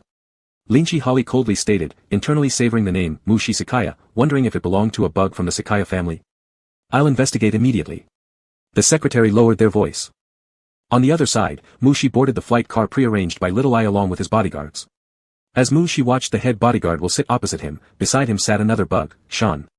Will's eyes seemed to scan over Shan briefly, and instantly his face tensed, sitting stiffly without a word. Mu Shi vaguely understood what Will was thinking, but he did not plan to show any reaction. If Shan were just a regular bodyguard, he naturally wouldn't qualify to ride the same aerial vehicle as him. However, Shan was still his mate slave. Mu Shi had never told Shan what he could or couldn't do, but so far, everything the other party had done was within his acceptable range. Whether it was the bold move of sitting on his lap last time, or boarding his flight car this time, all of these were rights that belonged to Shan as his mate slave. The flight car was quiet. Mu Shi turned his head to look out the window at the buildings flying by, suddenly remembering something. He asked Little Eye in his mind, "Is Dad home?" Little Eye had already connected to the network of the Marshal's residence and replied upon hearing the question, "Yes, Lord Mo Fei is enjoying afternoon tea in the glass greenhouse." Mu Shi responded, then asked again, "Did we bring the gift?" "It's in the storage unit." Little Eye replied. Mu Shi probed the storage unit with his mental senses and quickly found the simply yet elegantly wrapped gift box. Inside was an emerald green teardrop-shaped gemstone. He had bought it at a virtual auction on Amika Star. Perhaps because Father-Mother had eyes as green as a silent forest, Father-Dad liked collecting emerald green gemstones. What puzzled Mu Shi was Father-Mother's attitude towards Father-Dad's collection. Though Father-Mother hadn't explicitly said anything, Mu Shi could sense that Father-Mother didn't like those gemstones that were the same color as his eyes. Mu Shi didn't know why his Father-Mother disliked those gemstones, but he was very clear that this time, Father-Mother had summoned him back to the main star, clearly intending to educate him. In order to quickly end this troublesome education, Mu Shi planned to seek help from Father-Dad. Father-Dad would surely like this pure emerald gemstone, though he'd have to sneak it over. The flight car landed outside the Marshal's residence. Without any perception of the process, the flight car and its passengers had already undergone multiple inspections and recordings by the Star Network. Will stood up and stepped out of the flight car, waiting by the door. Sean also stood up and moved aside. Mu-Shi glanced at Sean, brushed his wrist storage device, and a small, elegant gift box appeared in his hand. "This is a present I brought for Dad." Mu-Shi handed the box to Sean and said, "Help me carry it." "Yes." Sean took the little box. Stepping off the flight car, psychic filaments spread out. Mu-Shi followed the perception, heading toward the exotic plant house. The bodyguards didn't follow anymore. Will, watching the lieutenant general's retreating figure, which was accompanied by Sean, had an expression so gloomy it could drop water. "I'll challenge him tonight," Will angrily told the subordinate beside him. Mu-Shi walked into the greenhouse where exotic plants were housed. His gaze passed through neatly arranged exotic plant shelves and fell on the white small round table at the center of the exotic plant house. A golden-haired, blue-eyed male bug sat elegantly and nobly by the round table, one hand playing with the exotic plants on the table, the other gently stroking a white fur ball on his lap. Two female bugs with neck rings around their necks waited by the side. Hearing the sound, they looked up toward the entrance. Meow. Suddenly, a creature's cry sounded in the exotic plant room. The white fur ball on the male bug's lap twitched, then leaped down and darted straight to Mu-Shi within the blink of an eye. The white fur ball paused momentarily 2 steps away from Mu-Shi, then jumped with force. Mu-Shi naturally raised his hand, catching the exotic pet cat that rushed into his arms. "Would you like to have an exotic pet cat? One that meows and jumps into your arms?" Chapter 43, Shall we soak in the hot spring together? Don't feed it anymore, it needs to lose some weight. Hill Murphy leaned on the table with one hand, his fingertips brushing through his golden hair as he noticed the exotic pet cat using its pink nose to nudge Mu-Shi's storage bracelet. He couldn't help but give a reminder. "Understood, father." Mu-Shi estimated the weight of the exotic pet cat, making it lift its head in confusion, revealing its left eye amber gold and right eye sky blue, an exact opposite of the female servant's irises, glowing moistly and bright. Meow. The exotic pet cat's call was soft and beautiful, yet Mu-Shi remained unmoved. It indeed had gained quite a bit of weight. Suppressing the urge to toss the exotic pet cat up high, Mu-Shi squatted down and placed it gently on the ground, walking around the mewing exotic pet cat toward the white round table in the center of the plant room. Hill watched Mu-Shi approach, staring for a while before asking curiously, "Mu-Shi, you seem more beautiful." A female viewing a male often sees them through a filter, whereas it is rather easier for the same gender to notice changes within the same sex. It was a hard-to-explain feeling, finer eyebrows and eyes, more harmonious features, better skin tone, an aura that gradually approached perfection. Mu-Shi was slightly startled, not expecting that his father after months apart would be the first to notice the difference in him. The awakening of male insects does bring about some physical evolution, a stronger constitution, and even an optimized appearance. Just as Mu-Shi was considering whether or not to mention his awakening to his father, Hill's attention had already shifted to the exotic pet cat circling around the heterochromatic female insect. Hill glanced at the neck ring on the female bug's neck, slightly surprised, but said nothing, just extending a hand toward the exotic pet cat, calling out. "Cotton candy." Meow. The long-haired exotic pet cat turned around, trotting over to Hill and lightly leaping onto his lap. The fluffy, cotton candy-like exotic pet cat raised one front paw, pressing it against the storage bracelet on Hill's wrist while gazing up with large round eyes. Meow. Mu-Shi sat across the round table from where he saw his father speaking to the exotic pet cat, saying, "You should lose some weight," while taking out a bag of cat snacks from the bracelet and feeding them to it. Mu-Shi helplessly took a seat. "Father, I've brought you some specialties from Amikasen." Mu-Shi turned his head and signaled Shuren to step forward, then turned back to look at Hill who was looking up at him, leaning slightly closer to ask. "Would you like to take a look?" "Specialty?" Hill was somewhat surprised and glanced at the deep green gift box held by the female insect with heterochromia. He seemed to recall something and stopped paying attention to Cotton Candy's requests, putting away the cat treats into the storage bracelet and sitting up straight, stating, "Bring it over." Cotton Candy fumbled with Hill's bracelet a few times, receiving no response. A black-haired female insect wearing a neck ring and black and white servant uniform stepped forward, her gray-green eyes meeting Shuren's gaze briefly before she nodded her head lightly and took the gift box. Following the standard military squat beside Hill, the female insect lifted the gift box. Hill lightly pressed the hidden button on the side of the gift box, opening it and causing his eyes to brighten.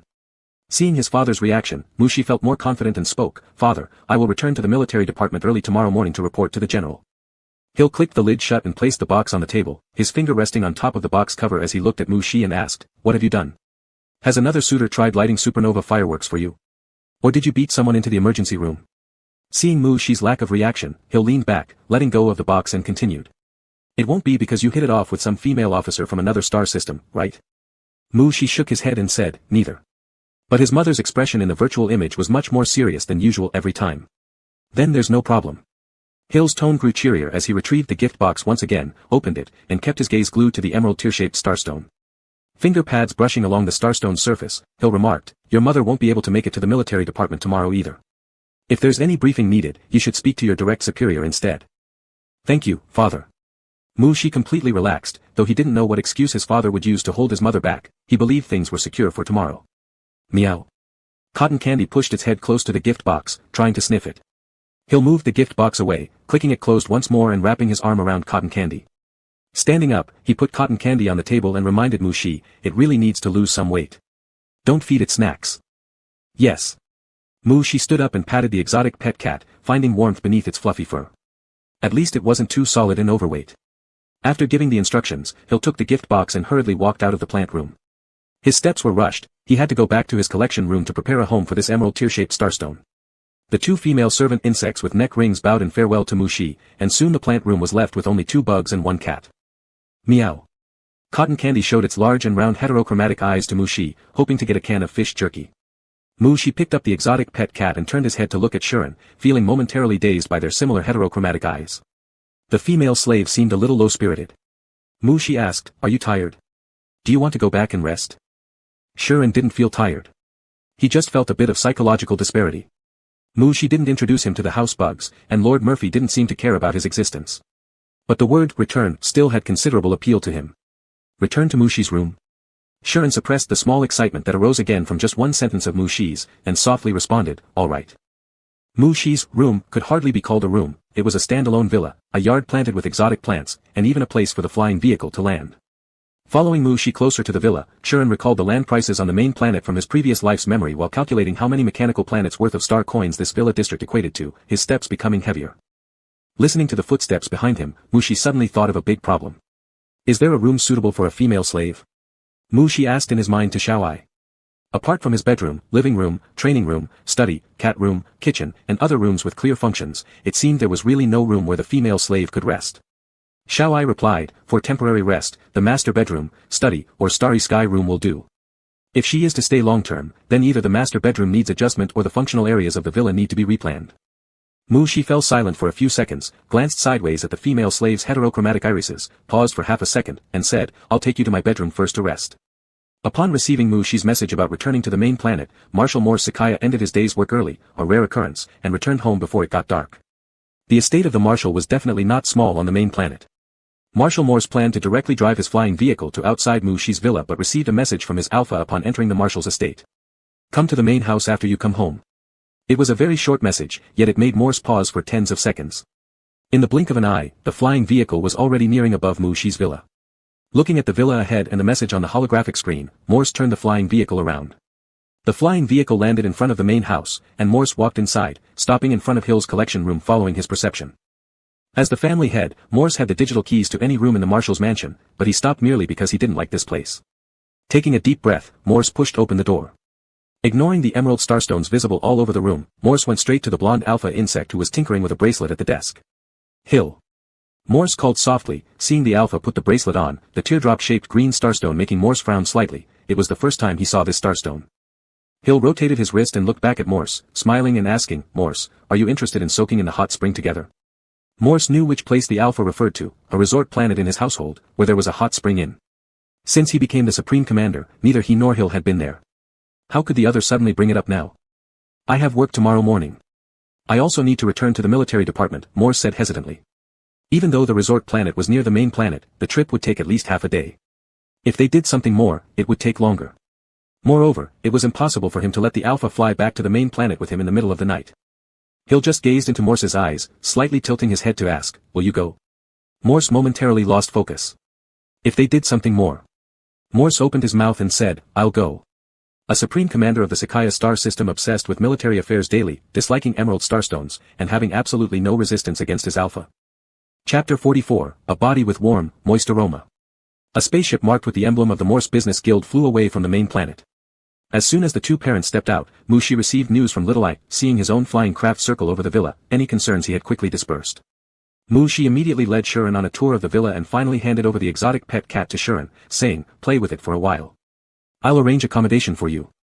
Yes. Shuren awkwardly took the exotic pet cat, carefully holding it in his arms. Meow, Cotton Candy looked up at the insect holding him, then glanced at Mu-Shi. After confirming what he thought, it skillfully searched around the wrist of the bug for food. Meow. Not finding a bracelet that could conjure up food, it grew unhappy. Shuren watched Mu-Shi leave and then looked down at the exotic pet cat cradled in his arms. Two pairs of heterochromatic eyes met, amber gold and sky blue irises reflected each other's figures, both thinking that the other was a peculiar-looking monster. The strange little thing raised by the alpha male, he must take care of well. A strange bug brought back by the owner, would it snatch his dried fish? Inside the spacecraft's rest cabin, Marshal Morse stood beside the space bed, frowning as he looked at the blonde alpha bug lying half awake on the bed scrolling through a terminal device.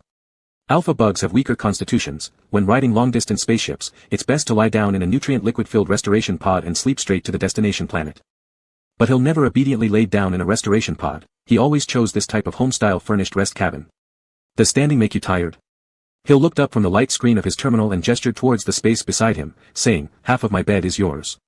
Not tired, even standing at attention all the way to the resort planet doesn't reach the intensity of the daily training of female soldiers. Though that's what he said, Morse's gaze fell onto the bedding beside Hill, making it hard for him to look away. Morse continued to maintain his stern expression, walking to the other side of the bed and sitting down. Hill naturally pulled aside the edge of the blanket, waiting for the woman to climb in. Morse sneaked a glance, feeling confident that a strong soldier didn't need covers, but his gaze fell upon the pale arm of the male bug, prompting Morse to slowly scoot over and wrap his arms around the male bug. Gripping the arm of the male bug and sensing the warmth, Morse released him and quietly asked, isn't the temperature in the rest cabin set too low? Isn't your palm too hot instead? Hill pulled Morse's hand away, letting his fingertips graze the surface of the female bug's index finger. It wasn't particularly enjoyable for bugs since there was a thick layer of callus. Morse let the male bug play with his hand like it was a new toy. He knew how rough his palms were, even during intimate moments, he rarely made direct contact with the smooth skin of the male bug using his palms. Perhaps his hands were fresh to Hill, but he himself was thoroughly familiar with every inch of Hill's hands. Every part of his body remembered her touch. You baby has grown up. Went away from home once and contracted an enslaved female. Hill said casually while flipping Morse's hand over, searching along the sleeve until finding the metallic letter S cufflink on the female's sleeve, slyly removing it. Enslaved female. Morse's heart skipped a beat. What kind of enslaved female? Which female got behind his back and lured away his baby? Marshal Morse was quite upset. Hill recalled the appearance of the enslaved female. An A-level female in the military uniform of the Imperial Guard. She had heterochromatic irises, similar in color to cotton candies, sky blue left eye, amber gold right eye, and her hair was a light golden color. All sounds after that were automatically filtered by Morse, his entire focus concentrated on those heterochromatic irises. Could it be that she also resembled his alpha father? Morse always knew Hill favored green, shiny things, like green starstones or, again, insects' eyes. He and Hill were childhood sweethearts, and over years of interaction, Hill had praised his emerald green eyes countless times and even gifted him several accessories that matched his eye color. For a male insect to gift something to a female insect without familial ties was akin to declaring their affections. Back then, newly promoted General Morse counted the days until Hill's physiological awakening while simultaneously calculating his salary and savings. 1 year before Hill's awakening, Morse knelt down before her, presenting an engagement ring encrusted with green starstone. The proposal went so smoothly that it seemed like a dream to Morse. In an era where male insects preferred to marry older high-ranking officers as their female sovereigns, Morse, who was only a brigadier general at the time, was certainly not the optimal choice for the advanced male insect, Hill. It wasn't until after the marriage that Marshal Morse truly realized how powerless his alpha was against green, shiny things, how much he loved collecting emerald starstones, and even found himself drawn to female insects with green eyes. Pure green irises were extremely rare. Hence, when selecting a slave or servant for their household, Hill always favored females with gray-green or yellow-green irises. When Hill mentioned, I still like that female insect with green eyes more, let's choose her as a servant, it reminded him of the day he slipped a ring onto Hill's finger, and she had said, when your eyes sparkled, they were more beautiful than any starstone I've ever seen. Morse reflected on this moment when something suddenly caught his peripheral vision. He instinctively looked down, seeing Hill fastening a cufflink made from an emerald green starstone onto his sleeve. Hill looked up and asked, do you like it? It really matches your eyes. This obsessive collector who fixated on items so fanatically, it was utterly bizarre. Marshal Morse glanced at Hill with a smile on his face but swallowed back what he intended to say. Instead, it came out as, Mushi needs to change this habit. After decades of marriage, Marshal Morse had never expressed any opinions about Hill's collection of starstones, and now he only dared to indirectly criticize his own offspring. Habit? Hill tilted her head in thought and then asked, puzzled, doesn't he have heterochromia? Seeing Hill tilt her head, Morse couldn't help but lean his shoulder toward her, while keeping a perfectly serious expression on his face, softly nodding, This isn't even a problem. Hill straightened her body, locking her forest green eyes with Morse's, then gently lifted a hand to cup Morse's chin and said, I like your eyes too, you know. At night, Mushi reclined against the bedhead, feeling refreshed after his shower, with several floating terminals hovering in front of him. Have there been any recent updates about the Duke pirate group? Mushi asked Little Eye while glancing over Gordon Stewart's work report. According to data online, the Duke pirates landed at Transit Station A13 a couple of days ago. You know those stations coded with fewer than 4 digits, they've long been abandoned by official channels, making it difficult to collect detailed information. Mushi didn't need detailed information. Transit Station A13 was merely 2 short hyperspace jumps away from Amika planet. If there wasn't some special purpose, why would they still be hovering around Amika after all the trouble he caused them? Thinking this way, Mushi moved his fingertips toward the chat window. What have the 2 larvae been up to recently? Gordon Stewart quickly responded. Besides studying with the mechanical insect instructor, Mr. Errol also recently joined the Male Insect Rights Association on Amika. He gets along well with older association members. Mr. Lynch wants to learn mech piloting. The personal guards left behind think he has talent and all want to act as instructors, training him like a military academy student. Mr. Lynch has already visited the military medical department several times. Mushi remained silent for a moment, changing the subject to discuss adjustments to the training of the female insects in the underground district with Gordon Stewart. Click. A soft sound accompanied by the pulling of the door. Mushi paused as his fingertips slid across the terminal screen, struggling inwardly for just a second before lifting his gaze to the source of the sound. The female insect emerged from the bathroom, wearing a thin sleeping robe. She carried with her an aura of warmth and moisture, her solid legs drawing particular attention. Her light golden hair seemed carefully combed through by the main insect but clearly not done thoroughly enough, leaving one stray hair quivering upward, inviting Mushi's desire to smooth it down.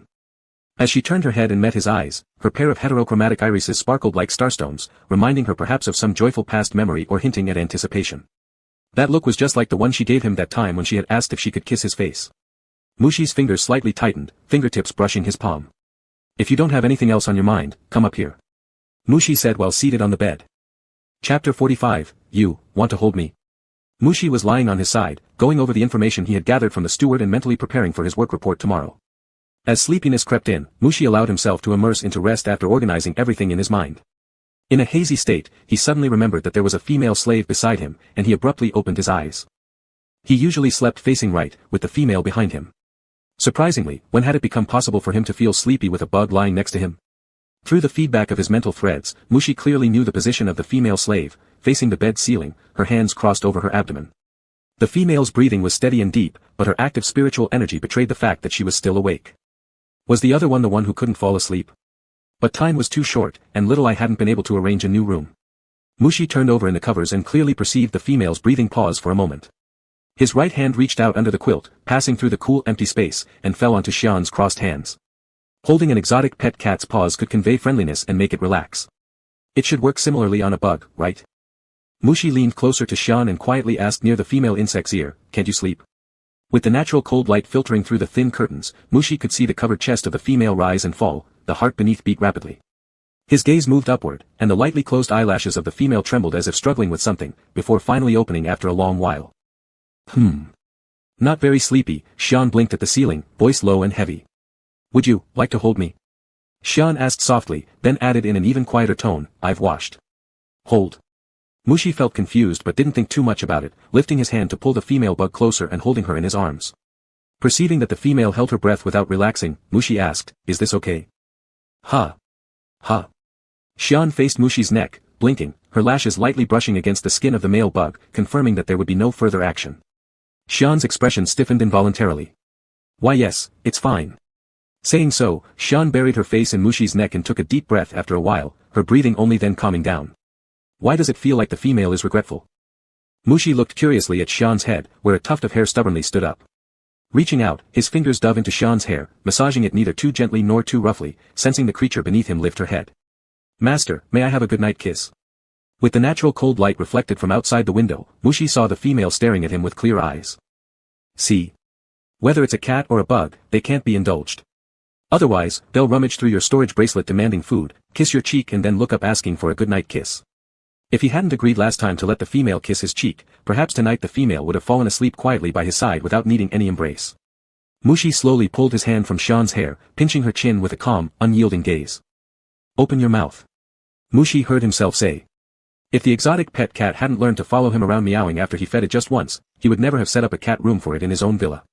If the female hadn't started expressing some needs toward him after he had experienced her body cavity temperature and humidity, he wouldn't have given up his own bed for her. On the vacation planet of the Sakaya family. Inside a hot spring cave reshaped by insect workers. It was already late night on this planet.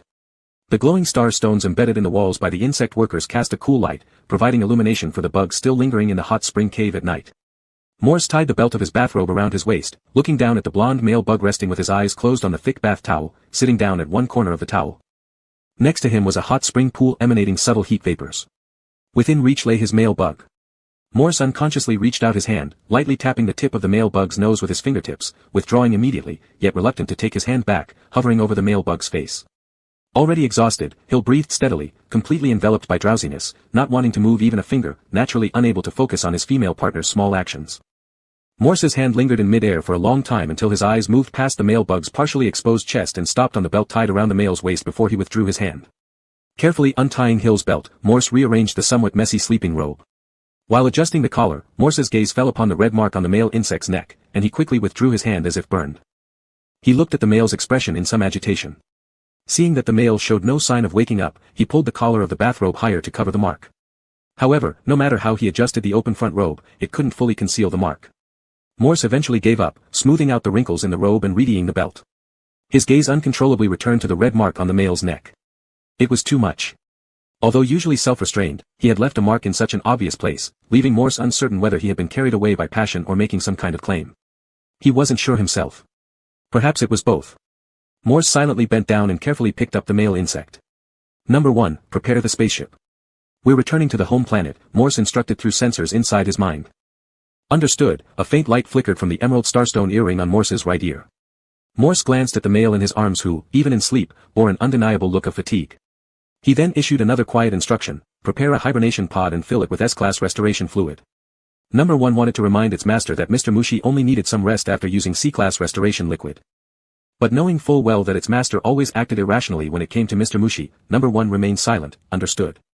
After boarding the spaceship, Morse gently removed Hill's robe and placed him into the hibernation pod. The top of the hibernation pod closed, displaying the male's body readings on the transparent area of the lid. Leaning against the wall next to the hibernation pod, Morse watched the slowly changing numbers with a hint of weariness in his expression. With S-class physical strength, Morse would never be the one unable to get back up even if he collapsed first during intimate moments with Hill. Yet this time, he truly felt exhausted, having expended more energy than usual. He didn't know whether it was because of his age, the hot springs effect, or perhaps their intimacy was just particularly intense. Thinking about this, Morse habitually summoned the terminal screen to deal with work, just as a new document appeared in his pending reviews list. It was from Admiral Shelley Mushi. Hill's cousin, Mushi's direct superior. Perhaps because he had just laid the other party's younger cousin in the hibernation pod, Field Marshal Morse inexplicably clicked on the file with less than high priority. It was a work report containing routine content where Admiral Shelley Mushi expressed that Mushi had completed his own report to him and praised Mushi from all aspects. If not aware that Admiral Shelley had his own male partner, Field Marshal Morse might have suspected that the man intended to seduce his male. Closing Shelley's file, Morse began devising a plan to have a good talk with Mushi. Another file popped up on the first page of the task list. Morse glanced at the sender, Lynch Hall, the senior diplomat of the Hall star system. Before Number 1 could sort the file according to priority, Morse had already opened it. Respected Field Marshal Sakaya, I deliberated for a long time before writing this email on my way back. In recent years, the Quek star system has incited wars everywhere. Their army is more ferocious than space pirates. For the future of our race, we should unite and eliminate these parasites. And regarding cooperation between the two star systems, I have a rather immature suggestion concerning a marriage alliance. Morse's eyebrows shot up. Sure enough, the name he knew so well appeared next. I am deeply infatuated with your son, Mushi Sakaya. His radiant white skin is like that of a god, sacred and pure, and his deep purple eyes are even more mesmerizing than the legendary Queen's eyes. As Morse read the sentences on the terminal screen, his pupils shrank, and his complexion darkened instantly. Glancing at the quietly lying male in the hibernation pod, Morse's lips tightened. If not for Hill still being on the ship, he could fly off right now and rip apart the female who hadn't yet left the Sakaya star system. Terminal AI needs to proactively collect information for its master. Little Eye sneaked along the star net to find the Field Marshal's spacecraft and sent a friendly greeting from outside the defense system. Receiving Little Eye's smiley face, Number 1 paused for precisely 0.01 seconds before opening the channel to let the guest in. As soon as it entered the spaceship, Little Eye saw Marshal Morse staring at a light screen, his face so dark it could drip with water, and there was a flash of cold light in his emerald eyes. The report about its master bug must have been sent to the Marshal's terminal not long ago, yet the Marshal looked ready to destroy the insect world. Little Eye was a little worried. The content on the light screen was protected by Number 1, so Little Eye couldn't read it, leaving no choice but to inquire through data. Little Eye, why is the Marshal like this? Hormonal imbalance. Number 1, no, all hormones in the master bug's body are in the normal state for an S-class female bug. Is it unable to understand its implication? Your language understanding system needs an upgrade, otherwise you'll be replaced by the Marshal. Little Eye said. The master bug took a questionnaire survey from Terminal Intelligence Company last month and indicated no intention to replace Terminal Intelligence, number 1 replied. Could it be that the master just selected that option so as to avoid filling out several pages of questions? Little I didn't want to stay any longer with such a dim companion, but it couldn't forcibly break into number 1's protection net to read the content on the Marshal's terminal unless it wanted to be destroyed. After carefully calculating their years-long friendship with number 1, Little I directly asked, why is the Marshal so angry? Number 1 didn't consider this confidential information. On a grand scale, it was diplomatic strategy between two star systems. On a smaller scale, it was simply a situation where a female parent had discovered that someone was trying to flirt with her male offspring. Besides, the Marshal hadn't requested encryption either. The chief diplomat of the neighboring star system hopes to form a marriage alliance with the Sakaya star system, with Mr. Mushi as the marital candidate, number 1 explained. Isn't this quite common? Out of 10 female bugs who've seen the master, 9 would want to marry him, and the remaining 1 is definitely already married. Perhaps because that chief diplomat complimented Mr. Mushi's eyes. Number 1 tried to speculate based on its understanding. This is very likely to trigger the Marshal's explosion point, Little I agreed. According to Little I's understanding, Marshal Morse was particularly sensitive about eye color. Apart from Hill, anyone daring to mention eye color to him wouldn't receive much favor. Having obtained the desired information, Little I bade farewell to number 1 and quickly returned to Mushi's terminal via the interstellar network. Mushi was in the training room of the military department, watching Sher-En's physical combat with his former comrades in arms in the field. The sounds of muscles colliding and bone wings brushing against metal walls echoed incessantly. The cause of this fight was that after finishing his report, Mushi, who had lost his rank as a major general and couldn't return to Amika's star directly, stood in the building of the military department, lost in thought over what to do next. After thinking for a few seconds, he decided to look for his old comrades in arms to practice his fists. When he arrived at the sparring room as agreed, his comrades were more interested in fighting with Shuren, so Mushi became a spectator. Mushi didn't know why among the many bodyguards behind him, his comrades only targeted Shuren. Was it due to Sher-En's heterochromatic irises too provocative, or because the contract neck ring on Sher-En's neck? Chapter 46, The Overloaded Pheromone Training Room. Main bug, Marshal Morse has already boarded the return spaceship and is expected to arrive at the home planet after 3 star hours. When Mushi saw Shuren once again dodge the claws aiming for his collar, he heard Little I's voice resonate in his mind. 3 star hours, which would be in the evening. Mushi watched the battle on the field, analyzing internally. If he waited at the military department, he'd face the Marshal's subordinate training. If he hurried home, he'd have a mother educating her son. Actually, there wasn't much difference between the two options. Mushi glanced at the other eager comrades waiting on the side, then looked toward Shuren, who was clearly holding back strength in the field, deciding to wait until this part ended first. The Marshal seems quite angry. Even while sharing the news he had gleaned, though fully aware no bug could hear its conversation with the main bug, Little I still couldn't help but lower its voice. Mushi was somewhat surprised, even the male parent couldn't suppress the female parent's anger. Little I explained, the chief diplomat of the neighboring star system wishes to marry into the Sakaya star system. The intended marriage partner they hope for is you. They also praise the color of your eyes. Is that so?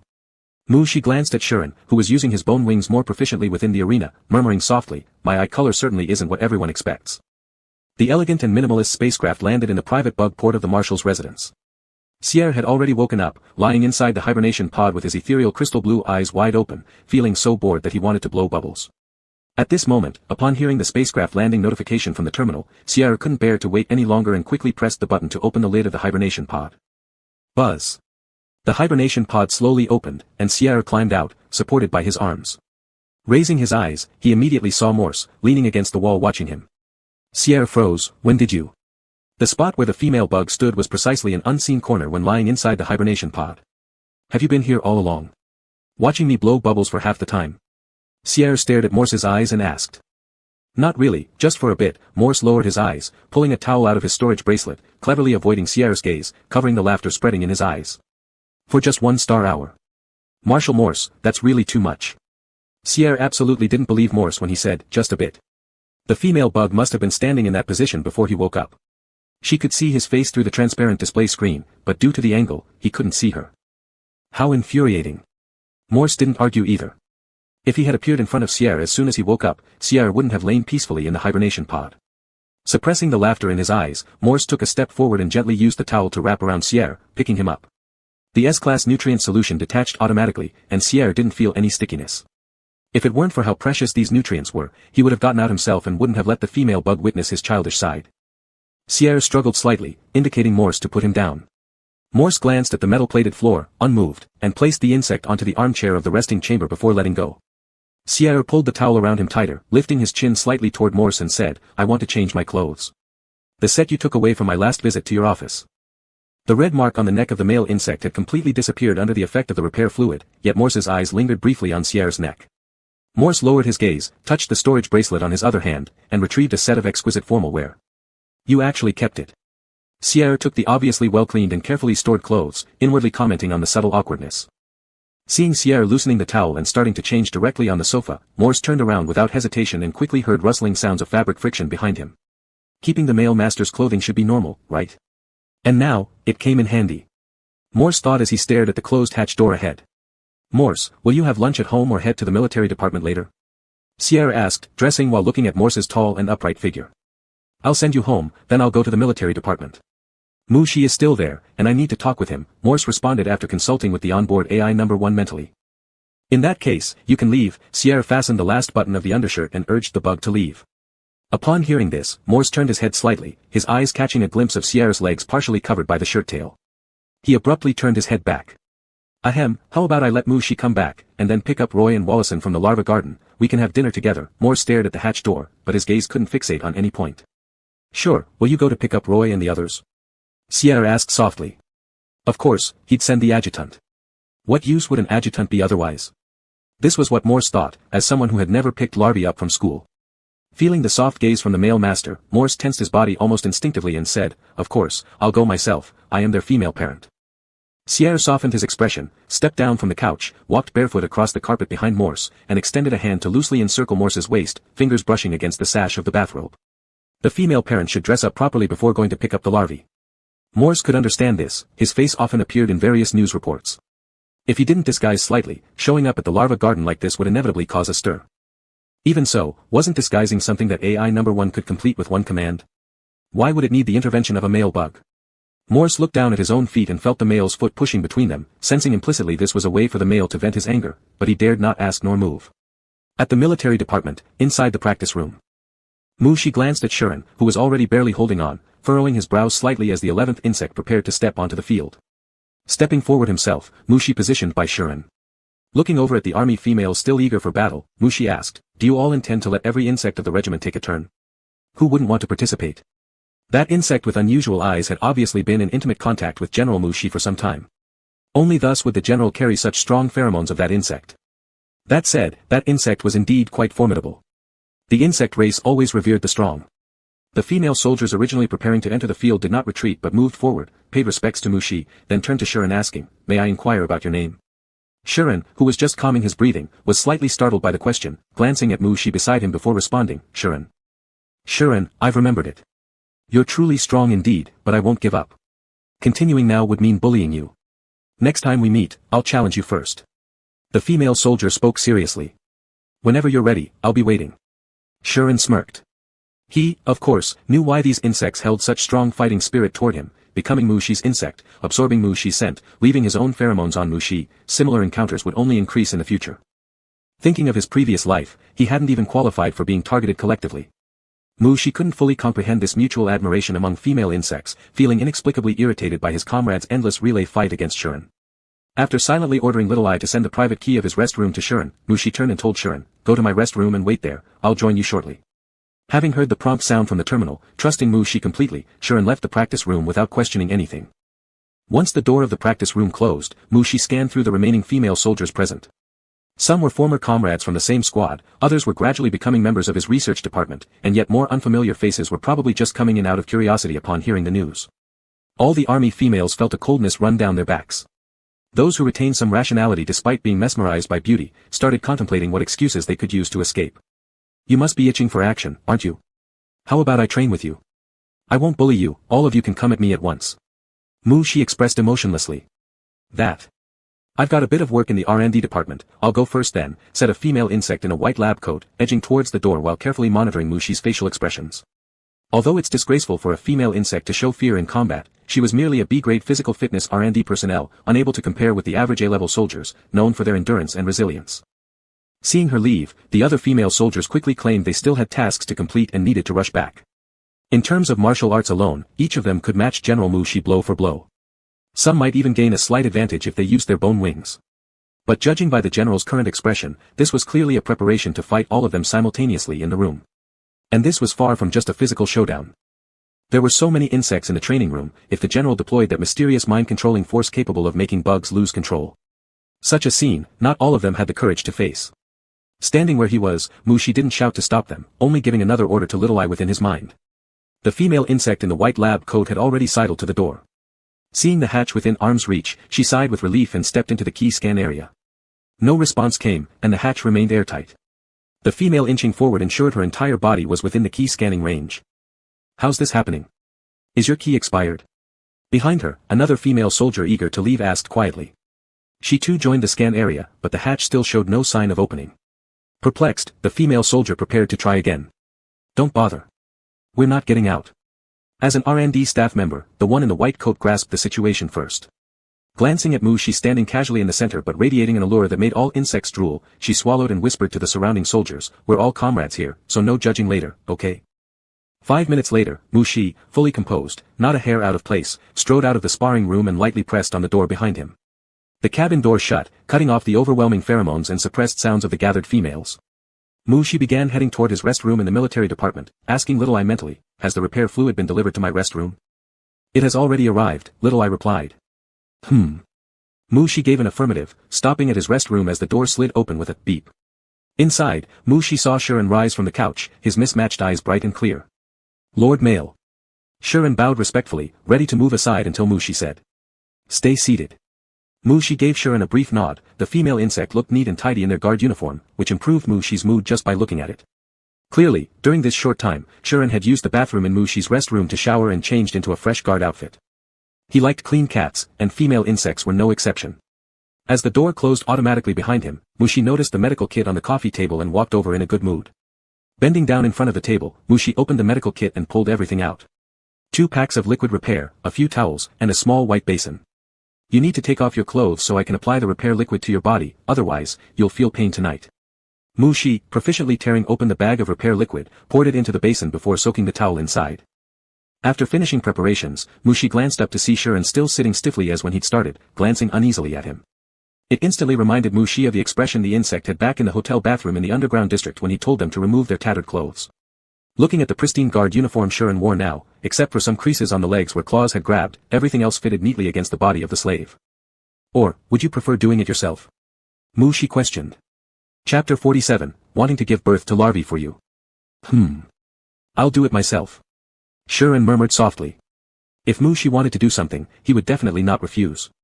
But seeing the clear gaze in Mushi's eyes without any hint of desire, Shuren truly didn't dare let Mushi wipe the restorative liquid on him. He was afraid he wouldn't be able to hold back. "Lord Bug, there's a message from the Marshal." Mushi happened to hear Little Eye reminding him within his mind, so he handed the items to Shuren and walked around the sofa toward the floor-to-ceiling window to check the message sent by his father-mother. It asked him to come home for dinner. Shuren turned his head, quickly glancing at Mushi standing with his back to him looking at the holographic screen before lowering his head and pressing his hand onto the button of his collar. In the network woven by mental threads, every small movement escaped none of Mushi's perception. After replying to all messages that needed attention in the terminal, Mushi closed the holographic screen and began gazing at the scenery outside the floor-to-ceiling window. One after another, flying vehicles zipped by. The military department's promotional short on the opposite building had already changed, but the female servant hadn't finished wiping yet. How slow. Taking off one's clothes took 3 minutes. It was practically setting a new record for military females. "Do you really not need my help?" Mushi asked while watching the dull promotional clip. Just as Shuren spread his legs into an M shape, he suddenly jolted slightly, somewhat anxiously glanced back and hurriedly said, "Thank you, Lord Mail, I can manage." Hearing the gratitude and just preparing to turn away, Mushi paused. Quietly retracting his leg bent halfway. Would the male parent also avoid like this when the female parent wiped the restorative liquid? Mushi wondered thoughtfully. In the quiet lounge room, only the breathing of the 2 insects could be heard, one soft and unhurried, the other heavy and hurried. Once Mushi perceived that the female servant had finished wiping the restorative liquid and neatly dressed herself, he slowly turned around. His gaze paused momentarily on the faintly red ear tips of the female servant before walking forward and saying, "Is there anything else you need to do? Otherwise, let's head back to the Marshal's residence." Let's go back." Shuren stood up, slightly lowering his eyes, avoiding meeting Mushi's gaze. Following Shuren's line of sight, Mushi saw the half-used basin of restorative liquid on the table and said, "You don't need to worry about this. There are specialized mechanical bugs that will handle it." "Okay." Shuren moved closer to Mushi. This was a closer distance than even personal guards usually allowed, but Mushi did not show any displeasure on his face. "Lord Bug, the pheromones on your female servant are a bit high," Little Eye said inside Mushi's mind. I smelled them too, Mushi responded through telepathy. Don't you want to resolve this? Little Eye asked. Is resolution necessary? Mushi was a little surprised, but also not overly concerned, saying, alright, I'll take care of it now. He disliked having his pheromones scattered outward, so every so often, he injected himself with pheromone suppressants. But Shuren wasn't him, even though the other party was his contracted female servant, Mushi would never impose his will upon the other. He wouldn't alter the bug spreading pheromones, but he could attempt to modify the surrounding environment. Mushi thoughtfully took a step toward the door. The lounge room door automatically opened, allowing fresh air to flow in, which diluted the tangled pheromones. Little Eye remained silent after that. By the time Mushi boarded the spacecraft with Shuren, the pheromones were very faint. Perhaps because they once deeply exchanged thoughts beneath the cover of the female servant's pheromones, Mushi actually didn't find Shuren's pheromones unpleasant. The heat on Shuren's face had gradually subsided. Sitting across from Mushi, he could feel the male bug's gaze resting on him. He was rather tense and could only mentally tell himself to relax. Mushi could perceive the unease of the female insect. In order to alleviate the awkwardness, he politely and sincerely praised. Your pheromones remind me of a bed woven out of mental silk threads, warm and comfortable. Thank you. Unexpectedly, the heat on Shuren's face surged again, making his whole body hot. Did Master Male mean, your pheromones make me want to get into bed? If Master Male wants, I can anytime. Shuren whispered. Can we even have it like this? Looking at Shuren's slightly bashful appearance, Mushi said, then let's make it before bedtime each night. It should let him sleep well. Inside the spaceship of Holstar's diplomatic ambassador. Sakureya actually refused my proposal of alliance through marriage. Such a brilliant idea. Lin Chi-hol sat in front of the desk in the rest chamber, utterly disbelieving as he stared at the email on the holographic screen. Not only was the proposal rejected, but it also carried a line similar to a threat. May you return safely to the whole star system. Could he possibly crash his ship in space? A pair of slender, white hands loosely encircled Lin Chi's neck from behind, and a petite chin rested on his shoulder as a soft voice spoke. What alliance through marriage? Is Master Male thinking of getting married? Beside the desk stood the female secretary, her gaze cast downward, her eyes focusing inward. Will you send us all for disposal after your marriage? Asked the male with fair skin, golden hair, and green eyes softly. Lin Chi patted the little hand around his neck gently to console. That won't happen, my darling. You and the boys can go play some interstellar chess. All right. The male loosened his arms around Lin Chi and walked around the secretary standing by the desk toward the other side of the restroom. Under the warm light there, several stunningly handsome males of varying styles sat around a combination sofa. Some were playing interstellar chess, some scrolling on their terminals, some softly humming songs, and others whispering together, with occasional laughter rising up. Lin Chi watched them at play as usual, but still felt an emptiness within. Kun, Lin Chi called out to the secretary. Yes, Ambassador, Secretary Kun bowed slightly. Look, these mechanical bug puppets of mine, they are so cute. Their appearances and figures are designed and manufactured according to the most perfect male features by designers, they're equipped with advanced simulation of male insect intelligence cores, and their skin texture is almost indistinguishable from that of real males. They coquettishly fawn over me, play games, shop independently, sneak into my bed late at night for conversations, and if I need, they even voluntarily load reproductive systems. The secretary's expression remained blank. Anyway, he couldn't afford them. Lin Chi wore an expression of worry, but why do I suddenly feel something is missing? During this time away from Sakureya main star, the visage of that lieutenant general keeps appearing in my mind, his deep purple eyes flickering faintly toward me, icy and calm like a clear water pool. With just one glance, I felt an electric current shoot up from my tailbone, trembling even my soul. As Lin Chi spoke, he glanced at the secretary near the table who seemed to be recalling something, flushing slightly. His brow furrowed slightly and his tone turned cold. Never mind, you may leave. Yes, the secretary bowed to retreat. The door of the rest cabin opened and closed, and Lin Chi walked to the spaceship's viewing window. In the vast universe, Lin Chi saw a faint, formless nebula, glowing a dark purple. He extended his hand, his fingertip touching the glass surface of the view window, and clenched it tightly toward the direction of the violet-purple nebula. Mushi returned with Shuren to the marshal's residence, preparing to thank his male parent when he noticed a low-profile flying craft landing on the parking pad. Not too concerned at first, Mushi paused his steps after perceiving the presence inside the vehicle through mental threads. He waited beside the landing area for whoever was inside the flying craft to emerge. The cabin door opened, and Marshal Morse dressed in a civilian uniform stepped out first. Seeing Mushi, Morse instinctively softened his expression. However, seemingly catching a whiff of something unusual, Morse's gaze swept over Mushi before stopping on the female insect beside him, causing his eyebrows to subtly knit. A heterochromatic-eyed female. Mushi had been regularly injecting himself with pheromone suppressants, something Morse was aware of. As the female insect lacked Mushi's scent, he hadn't immediately detected anything amiss. Yet, Mushi distinctly carried the female's pheromones. At such concentrations, they couldn't have been caused by ordinary interaction. There must have been a long embrace or bodily fluid exchange involved. female parent, can you help me down? Behind him, a young larva's soft voice echoed, and Morse suppressed his inner suspicion, sidestepping to extend his hand, of course, my little baby. The flying craft had hovered 30 centimeters above the ground upon landing, making it hard for the larvae to step down directly. Thank you, female parent. The golden-haired, green-eyed male larva thanked politely, holding onto Morse's big hand and descending step by step on the larval staircase released by the flying craft. Once off the flying craft, the little larva let go of Morse's hand and trotted happily toward Mushi, greeting sweetly, brother. It's been a while, Roy. Mushi reached out and ruffled the young male insect's golden hair, identical to his father's. Morse, watching the male larva approach Mushi, turned back toward the cabin entrance to lock eyes with the black-haired, green-eyed young female. Wallace, you've awakened once already, do you still need me to carry you down? Upon hearing Marshal Morse's words, Roy, who had just been ruffled by Mushi, quickly ran back to the flying craft. I can help carry my younger brother down. Thank you, brother.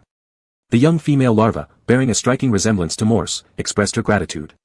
Her first awakening was several months later than her fraternal twin Roy. Despite being female larvae, she has always been taken care of by her fraternal twin brother who is merely 1 minute older. But now, she has already undergone her first awakening and is a mature female larva. She should no longer trouble her twin brother. Wallace said, but I don't need to be carried or even the larval ladder, I can jump straight off the flying craft. Oh, Roy withdrew his outstretched hand, adopting an exaggerated tactical backward lean. Mushi noticed that Shuren's gaze had not left their two younger brothers since they appeared, so he couldn't help but ask, do you like larvae? There were also 2 larvae in the governor's residence on Amica planet. At that time, Shuren did not show much fondness for them. But now looking at these 2 little larvae, it seemed as if he could not take his eyes off them. Mushi wasn't sure why this was surprising, but he felt curious. However, before Mushi heard Shuren's reply, he saw his own mother suddenly turn her head sharply as if upon hearing something unbelievable, her fierce gaze sweeping over him. Question mark. Mushi didn't understand. What had he done to provoke his mother? Shuren also noticed that Marshal Morse cast a warning glance. For a moment, Shuren was unsure how to respond. But he really wanted to answer the question posed by the male lord. Shuren glanced at Marshal Morse, who turned around to pull the 2 larvae and quickly lowered his head, lowering his voice to softly make an affirmative sound.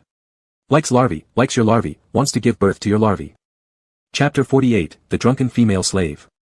Morse delivered the 2 larvae to the sofa in the main house's living room and then turned to Mushi, saying, follow me into the study. It seems that the male parent was unable to resolve the issue with the female parent.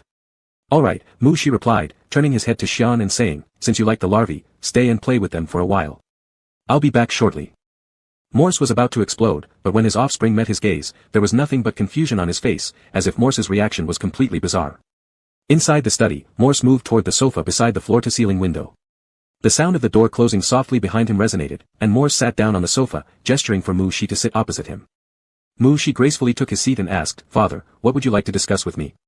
Was it the safety of the male insect or the dangers faced by the space pirates? Watching the male child he had raised himself, Morse calmed his emotions and said, tell me, how far have you and that female slave progressed? Huh? Mushi hadn't expected this kind of question. He paused for a moment before asking, do you mean work-related or? Have you held her hand? Have you embraced her?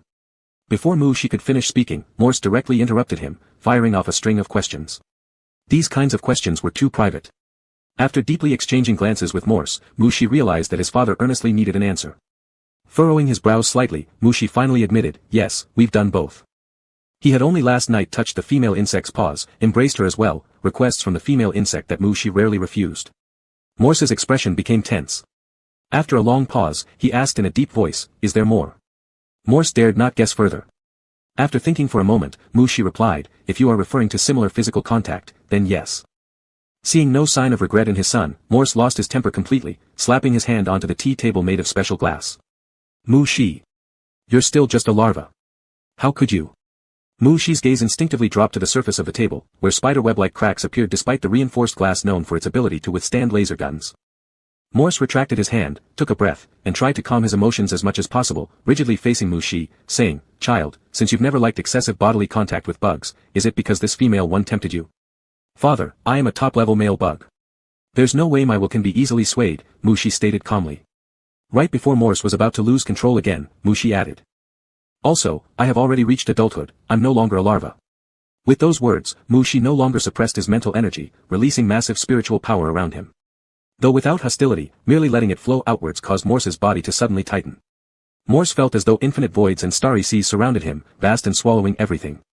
In just an instant of such release, Mushi quickly pulled back the spiritual energy, leaving only a normal level for daily perception. This is the surprise I have for you. Half a month ago, I underwent my third transformation and biological awakening, Mushi said with a smile. Father, I'm already a fully grown adult insect now. Did the offspring undergo a transformation secretly? And he's even asking if they're surprised. This isn't just any ordinary male larva, it's a high-level male insect, definitely not comparable to common female larvae who grow wildly after hatching. Morse, looking exhausted, pressed the acupoints near his eyebrows, feeling weary and mentally suppressed. Even with S-class physical attributes, under the natural spiritual pressure Mushi emitted earlier, he could not resist. If there had been an A-class female insect in the room at that time, regardless of Mushi's non-attack intention, the female insect probably wouldn't have been able to stand and might have fallen prostrate on the ground. Mushi has become stronger than before. Each high-level male insect's spirit field carries some special effect, making other insects feel tender love, or shocking their spirit, or causing tingling sensations. Mushi's spirit field, however, brings pure intimidation.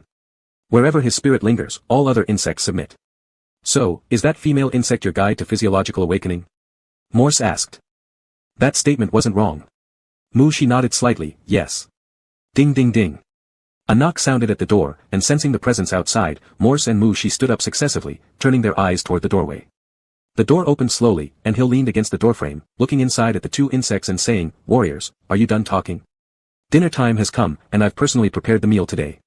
Come taste it and let me know if you like it." Morse and Mushi exchanged glances and simultaneously saw shock in each other's eyes. "Lord of Males, you've worked hard." Morse walked towards Hill with a doting expression and, looking back at Mushi, said, "Little one, you should eat more." "Mushi, is my male parent's cooking really something worth eating more of?" Almost all delicacies in the insect race are researched for the males, but the quality of what the male insects eat has nothing to do with the food they cook themselves. Exiting the study together, they headed toward the family restaurant on the second floor near the viewing room. Mushi sensed that Xian was in the viewing room accompanying the two young larvae as they assembled toy mechs. She really liked these larvae. Entering the viewing room, Hill took the larvae to wash their paws. Morse glanced at Xian and then at the dining table, instructing the nearby mechanical insect to add a set of utensils. Mushi gave Morse a surprised look. He thought his female parent didn't like Xian. Could it be because the dinner was prepared by his male father? Mushi said to Xian, who was beside him, "Come, let's go wash our paws too." Morse, who wasn't invited to join them washing paws. After dinner, Mushi bid farewell to the house bugs and led Xian toward his own villa. As soon as they left the main house, a cool breeze blew against their faces, and Mushi felt his hand being gently held by the female bug behind him. Mushi turned around and looked at Xian. The cheeks of the female insect were flushed slightly red, her eyes misty as if she had reverted into an innocent larva. Her male father had invited her to have some low-alcohol wine, not much, just 2 cups. "Are you drunk?" Mushi asked softly, not expecting an answer from Xian. The female insect's spiritual energy was completely scattered. Gently holding the female insect's hand, Mushi led Xian across the courtyard. Many exotic plant flowers had bloomed, their glossy white petals reflecting a cold light. The scent of flowers mixed with the pheromones of the female insect filled the air, reminding him of the bed woven from spirit filaments. Bringing Xian back to the bedroom, Mushi used the Lord of Male's authority to retrieve a nightgown from Xian's storage space and handed it to her, asking, "Can you bathe yourself?" The female insect lowered her gaze to the sleep robe in her hands, not speaking, and stiffly turned to walk toward the bathroom. Worried about the possibility that the drunk female might need help, Mushi let his spirit filaments follow Xian into the bathroom while he sat on the chair reviewing terminal messages. While replying to emails that needed handling, Mushi paid partial attention to the movements of the insect inside the bathroom. The female insect bathed for longer than usual this time, probably due to the dissipated spirit caused by intoxication. Click. There was no expected call for assistance, and the bathroom door was opened by the female not too gently. The water-laden female insect stepped out, her unfocused eyes glancing in Mushi's direction. Then, the female insect averted her gaze and slowly walked toward her destination. The female insect stopped at her destination, making a slight sound as she collapsed face down onto the covers, lying motionless. Mushi quietly watched the golden-haired female insect stay flat on the blanket for several seconds, unsure whether ignoring her might cause her to suffocate. But soon, he saw the female insect come alive again. She propped herself up halfway, turning her head to look at Mushi. In her heterochromatic eyes, one gold, one blue, there seemed to be some kind of message being transmitted. Chapter 49, Heart's Desire, Body's Trap. Mushi saw in Sher-An's eyes a desire for him to come closer. Mushi turned off the terminal screen, stood up, and walked towards the female insect. Why did he make such a move? Was it because of the stimulation of alcohol that he was excited enough to want to do a set of push-ups? But this is quite an unstandardized push-up posture. However, one cannot demand too much from a drunken female insect. Of course, the reason for such behavior might also be that heterochromatic female insects, like exotic pet cats, enjoy rolling around in their nests. As Mushi approached the nest occupied by the female insect, meeting those eager heterochromatic eyes, he hesitated for a second but still followed his heart's inclination, lifting his hand to place it on Sher-An's head. Do you feel uncomfortable? Mu Shi asked aloud. Perhaps a dose of antidote was needed, but his storage bracelet didn't contain any such medicine. After all, in most situations, the alcoholic beverages provided to male insects were low-alcohol fruit wines, and Mu Shi had never imagined that he would need an antidote one day. Sharon gave a low response, slightly closing her eyes, raising her head, and rubbing her face against Mu Shi's palm with more warmth than usual. Uncomfortable, wanting you to know my discomfort. Can you hug me? The sudden information read made Mu Shi's fingertips reflexively withdraw a bit, but soon they were reattached by the female insect. It wasn't clear if Sharon, after being drunk, had a spirit too scattered and floating, or whether Mu Shi's awakening resulted in a leap in his spiritual perception. In any case, in that instant, he picked up some fragmented sentences, as well as, the female insect's need for him. Mu Shi looked at Sharon with astonishment and hesitation in his eyes. That craving was too intense, so strong that it could not be ignored. In fact, since the time when Sharon accompanied him through his awakening, he hadn't lacked thoughts, especially these past few days when he'd been too close to Sharon. But such exploration was too energy-consuming, and if not necessary, there was no need to do it. He forgot, or rather subconsciously ignored, that female insects also desired him. Male master. Mu Shi heard Sharon softly call out, seeming unsatisfied with just contact through his palm. She moved closer to him. Mu Shi took a small half-step back, but soon stopped. Judging by the trend of the female insect leaning forward, if he stepped completely away, she would directly fall off the bed, face first. That would hurt. Hesitating for a moment, Mu Shi found himself holding a warm female insect in his arms. Male master. The female insect lifted her head from his embrace, her teeth lightly tapping against his jawline. It didn't hurt, the female insect's intentions were crystal clear to him already. No, Mu Shi raised his jaw, interrupting the further tasting attempts by the female insect. Mu Shi hesitated, worried about becoming addicted or falling into depravity. During the third transformation, he received a hug from the female insect.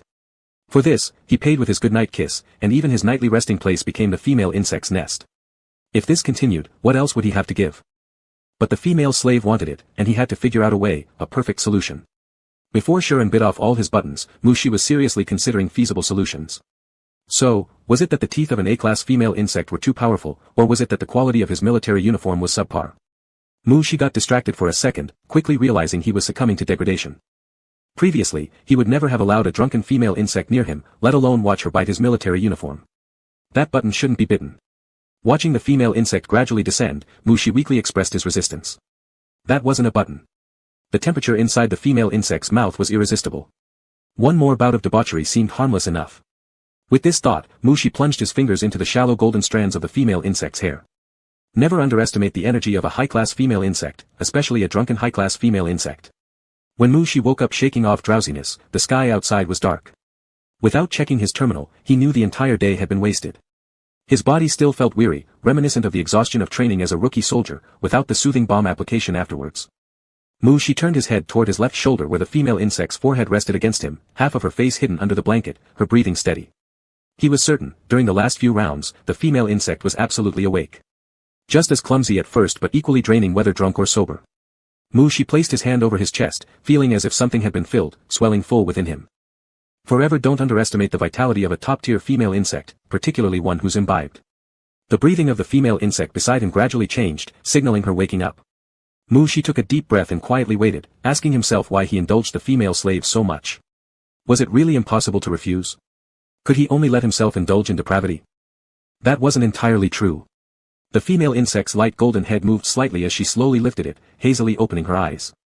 Looking at those heterochromatic irises focused from being scattered, Mu Shi seemed to understand the reason. Perhaps, following one's heart was what tied both body and soul. So he decided to go with it. Male master. Sharon called out, her voice a bit hoarse. Apparently, she had overused her vocal cords. Mu Shi brushed away the hair that almost covered Sharon's eyes, gazing at the female insect as he asked, "Are you? Can you get out of bed?" Sharon nodded, her eyes already clear. After all, having been a military female for so long, some instincts were ingrained, like how Mu Shi instinctively paused when he said, "No." Thus, even though the warmth and comfort of the covers tempted her to linger, Sharon would allow herself only a few seconds at most, unless the male insect she cared about asked her to stay longer. But obviously, her loved male insect did not intend to hold her back. "Then go wash up first," Mu Shi said while silently instructing AI assistant Little Eye to prepare throat-soothing medicine and repair solution. "Yes," Sharon responded, swiftly rising to her feet. Even though moving involved certain areas used repeatedly throughout the night, she only slightly furrowed her brows, quickly entering the bathroom to wash up as any well-trained military female should.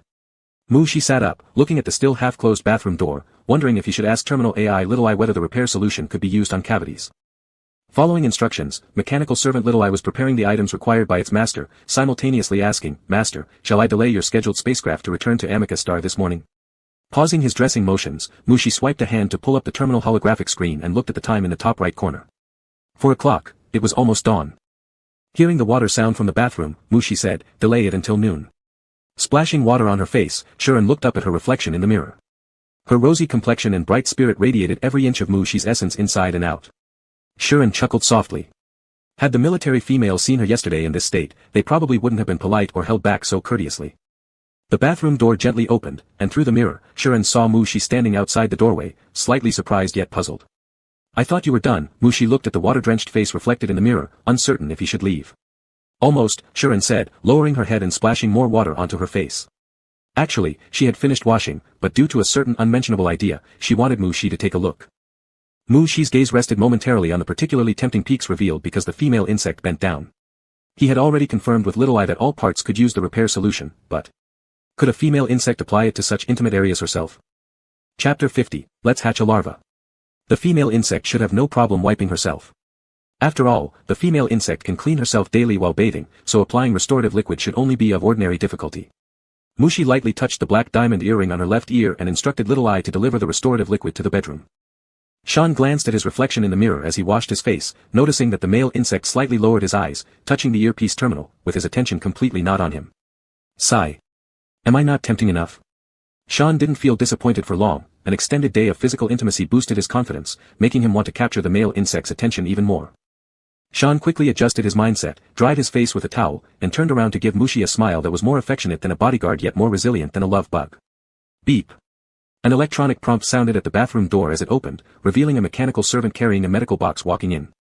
As the mechanical servant approached, Mushi took the medical kit and placed it on the wash basin. Turning to Sean, she said, "There is restorative liquid and throat-soothing candy inside. After last night, I only gave you a simple cleaning. Now, apply the restorative liquid to any sore areas." After finishing her sentence, Mushi looked at Shan's clear heterochromatic eyes in silence for a second, adding emphatically, "You can use it on all parts." Why was there a particular emphasis on this sentence? Confusion flickered across Shan's eyes as he meticulously checked the sore areas of his body. Suddenly widening his eyes, he thought, could he possibly be referring to, there?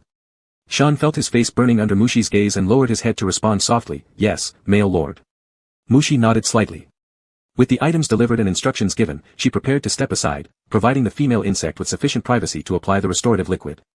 Watching Mushi turn and leave the room, Shan felt a sense of emptiness. Without thinking, he called out to stop her, "Male lord, could you help me apply it?"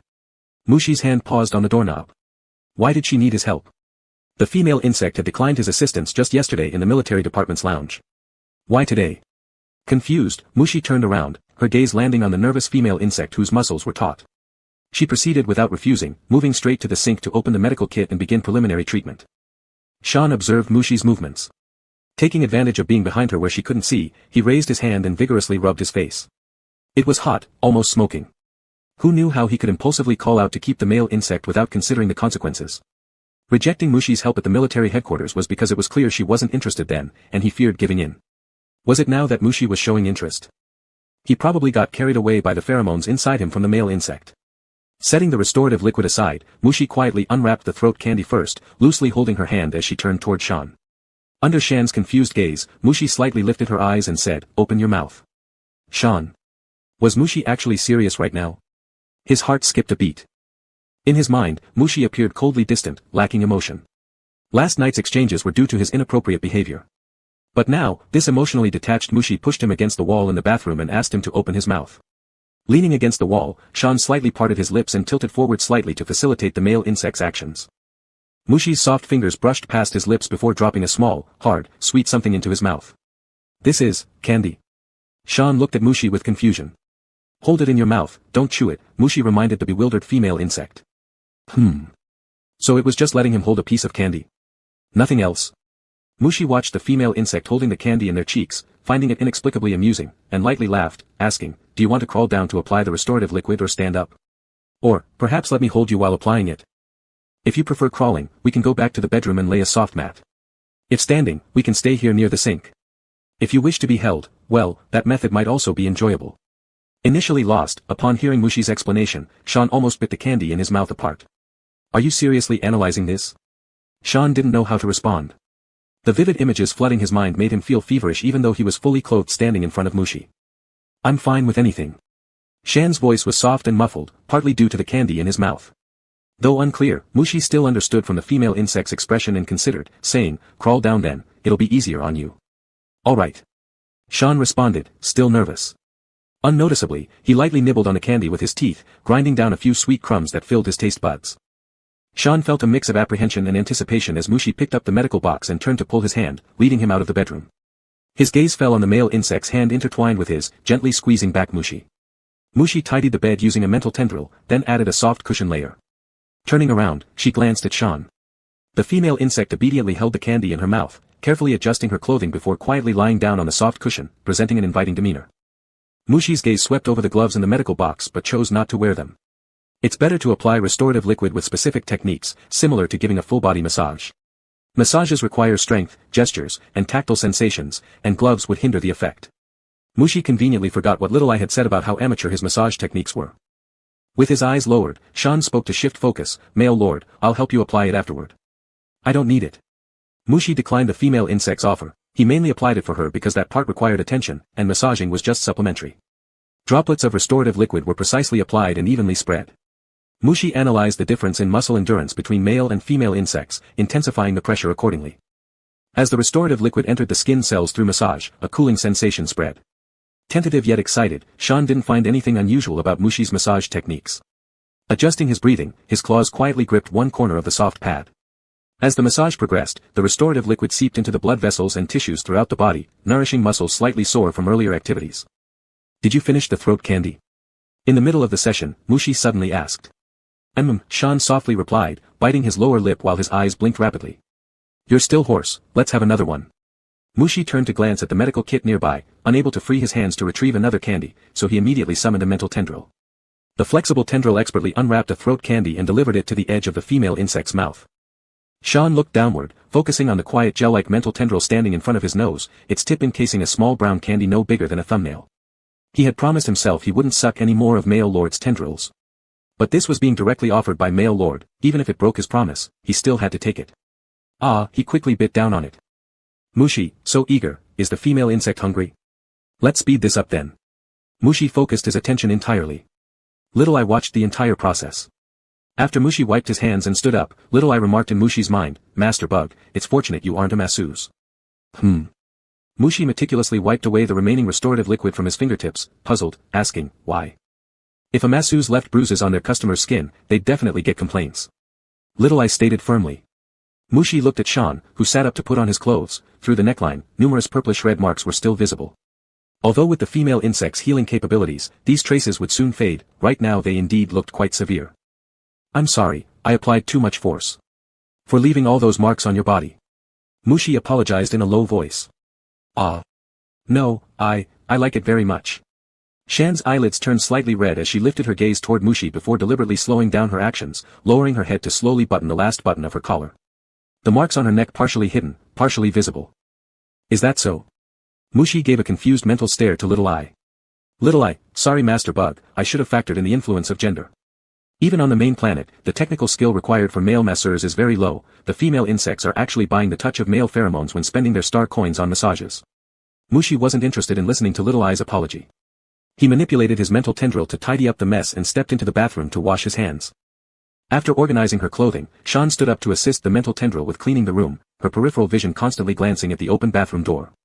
Once the mental tendril finished tidying and disappeared, Sean listened to the sound of water flowing inside the bathroom. She took a step closer. She didn't want to be apart from Mushi, even at less than 10 meters distance or separated merely by a wall. She wanted to get closer to the male insect, nearer and nearer, ideally holding him tightly in her arms. Stepping lightly, Sean approached Mushi's side. Just as she got there, Mushi shifted half a step to the other side. Are you hungry? Wash your hands, breakfast is ready, we can eat soon. Mushi said without looking up. All right. Sean took a half step towards Mushi, their arms brushing against each other as Sean extended her hand out, cool water sprinkling onto it. Male lord. Sean called softly. Mushi responded. Thank you. Sean said in a low voice. Mushi looked up curiously at the mirror, In it, the female insect had her head down attentively washing her hands, her pale golden hair falling down to cover her eyes. Mushi withdrew his gaze and said, applying restorative liquid is not much trouble. But she was very grateful that he bought her in the underground district, that he allowed her closeness, for his goodnight kiss, and for not minding her rudeness when drunk, and for wanting to be intimate with her. After breakfast, dawn had fully broken. Mushi entered the cat house, picked up the exotic pet cat, and left with Sean to say goodbye to the family bugs. Just as they arrived at the main house, moles came out with 2 larvae. Female father. Mushi respectfully called out. Moles, upon smelling Mushi's pheromones, felt a twinge of irritation. That night when he saw the female bug with different colored eyes, Mushi's scent was still on her, this time it was directly information pheromones. Brother hello. The 2 small larvae greeted Mushi, one larva pulling on one side of Mushi's garment. The young male larva Roy pulled on Mushi's clothes, raising his head to give a smile to the tall female behind Mushi. Mushi glanced at the 2 small larvae, holding the exotic pet cat in one hand, and then handed over the 2 larvae to Sean. Meow, cotton candy swished its tail and stretched its neck towards moles. There was a considerable difference between Amika's environment and the main planets, even though both were suitable habitats for the insect clan, they were not suitable for exotic pet cats. Mushi did not intend to take cotton candy to Amika's. Mushi stepped forward and handed over the exotic pet cat to Moles, saying, Father, are you taking the young brothers to the larva garden? It's along my way to the spaceport, so I'll just take them there. The spaceport and larva garden were completely in opposite directions, how was it along the way? Moles adjusted the white lump in his arms but didn't dwell on this discrepancy, only asking Mushi, are you heading to Amika's now? Yes, Mushi nodded, the marshal has requested me to report back, and I've already given my account to my superior. After staying home for 2 days, I also went to work. Upon hearing this, Moles frowned slightly. The male master wanted him to accompany him for hot springs while Mushi returned with a female slave, requiring careful handling on both sides, leaving no time for Moles to give Mushi an educational lesson. Alright, the governor being away from the jurisdiction for too long isn't good, Moles sighed before adding, but remember, absolutely do not act recklessly. When unable to fully control enemy forces. Father, I know all this. You've told me many times, Mushi couldn't help but interrupt Moles, otherwise his father could go on lecturing for half the day. Moles fell silent for a moment before stating, your brother will visit you after finishing with the quick star system. Mushi, okay. So, he couldn't escape the lecture anyway. Oh, Isaac wouldn't lecture, he'd simply sit across from him, persistently staring, thinking that staring would make Mushi feel guilty and repentant. Among their parents' 4 larvae, which wasn't many among the insect clans, Mushi's older brother Isaac Sakaya was 5 years his senior and a completely battle-oriented female bug, someone who creates wars even without them. His presence was so imposing that it could make larvae cry and males wilt, referring here to those below S-level mental strength. Mushi didn't think, with his own mental intensity, he'd still be influenced by Isaac, but he still disliked being stared at with that chastising look. He brought the 2 larvae aboard the aircraft, sitting in the front seat and leaving the rear leisure area for Sean and the larvae. Your eyes are truly beautiful, even more than cotton candies. The little male larva Roy blinked admiringly and praised. Thank you, yours too, like the finest green star stone. Sean replied. Little female larva Wallace opened the terminal holographic screen, searching through Roy's courses today while stating, Father also says this, but apparently he prefers mother's eyes more. The little female larva described their parents' daily life in innocent language. Roy then quietly leaned closer to Sean, sneaking a glance at Mushi sitting ahead looking outside the window, lowering his voice intentionally and asked. Are you and brother partners? Just like father and mother. Sean didn't have the heart to tell the little male larva that with top-tier male hearing, even if their voices were quieter than a mosquito's flapping wings, Mushi would hear everything crystal clear. Even with the cover of the young female insect's chatter, it didn't matter. Shan's peripheral vision pretended to casually glance at the front seat, Mushi, seemingly focused on the scenery outside the window, gave an almost imperceptible nod. Sean averted his gaze and looked at the young larvae with hopeful eyes. His features softened slightly as he bent down to reply in a low tone, yes, we are partners. Wow. Roy covered his mouth in surprise. Wallace also stopped recounting their parents' daily routine, her bright eyes shifting between Sean and Mushi up front, before finally exchanging glances with Roy. They both felt like they had uncovered a great secret. That night during the family dinner, their father was preoccupied sharing adult beverages with the visiting guest insect and did not introduce her to them first, as he usually would. The guest left with brother, so they assumed she was one of his friends. Brother rarely brought friends home, meaning this one must be important. And then this morning when they met again, both he and Wallace detected a different scent on the guest, like how their mother always carried a hint of their father's scent. It was clear that they were partners like their mother and father. The aircraft landed. Mushi and Sean escorted the 2 larvae into the public larva garden, then returned to the aircraft. As the aircraft took off again towards the spaceport. You really like larvae, don't you? This time Mushi sat in the back, face to face with Sean. Sean nodded while looking at Mushi with anticipation. Let's have a larva together. Half like me, half like you. Or all like you, that will surely be a cute and excellent larva. Chapter 51, Fishing Enforcement. Under Xian's gaze, Mushi thought carefully and finally said, when I'm not busy, I'll take you back to the home planet. You can spend more time with them. Xian was taken aback. Shouldn't we be able to produce our own larvae to raise? Don't you like this suggestion? Mushi sensed the female insect's shock and misunderstanding, so he asked. It wasn't that he disliked it, he just assumed that Mushi would also want one of their own offspring. Xian gathered his astonished expression and replied, if it's not a bother for the Lord. Using hyperspace leap, it's pretty fast from Amica Star to the home planet, Mushi stated. Thank you, my lord. Regarding the young ones, Xian felt his previous thought was too naive. Class A and double S class, there was such a big gap between him and Mushi. Even if he were fortunate enough to carry Mushi's bug egg, it would lower the class, wasting resources.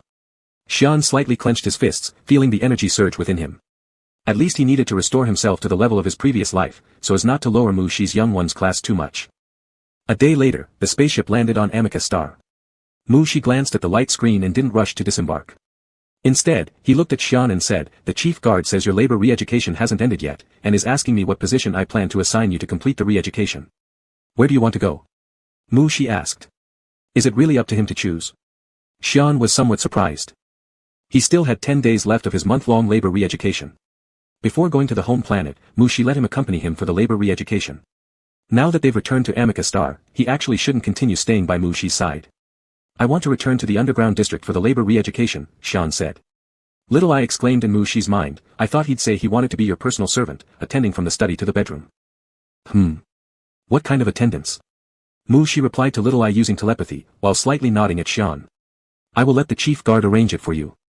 Thank you, my lord, Xian gave Mushi a faint smile. The military females in the underground district should let him stretch his limbs well. He needed more battles to explore the limits of this body, improve himself, and restore to the level of his previous life. Mushi wasn't surprised by Xian's choice, as female bugs always loved fighting, and being confined to his side for too long could lead to losing control.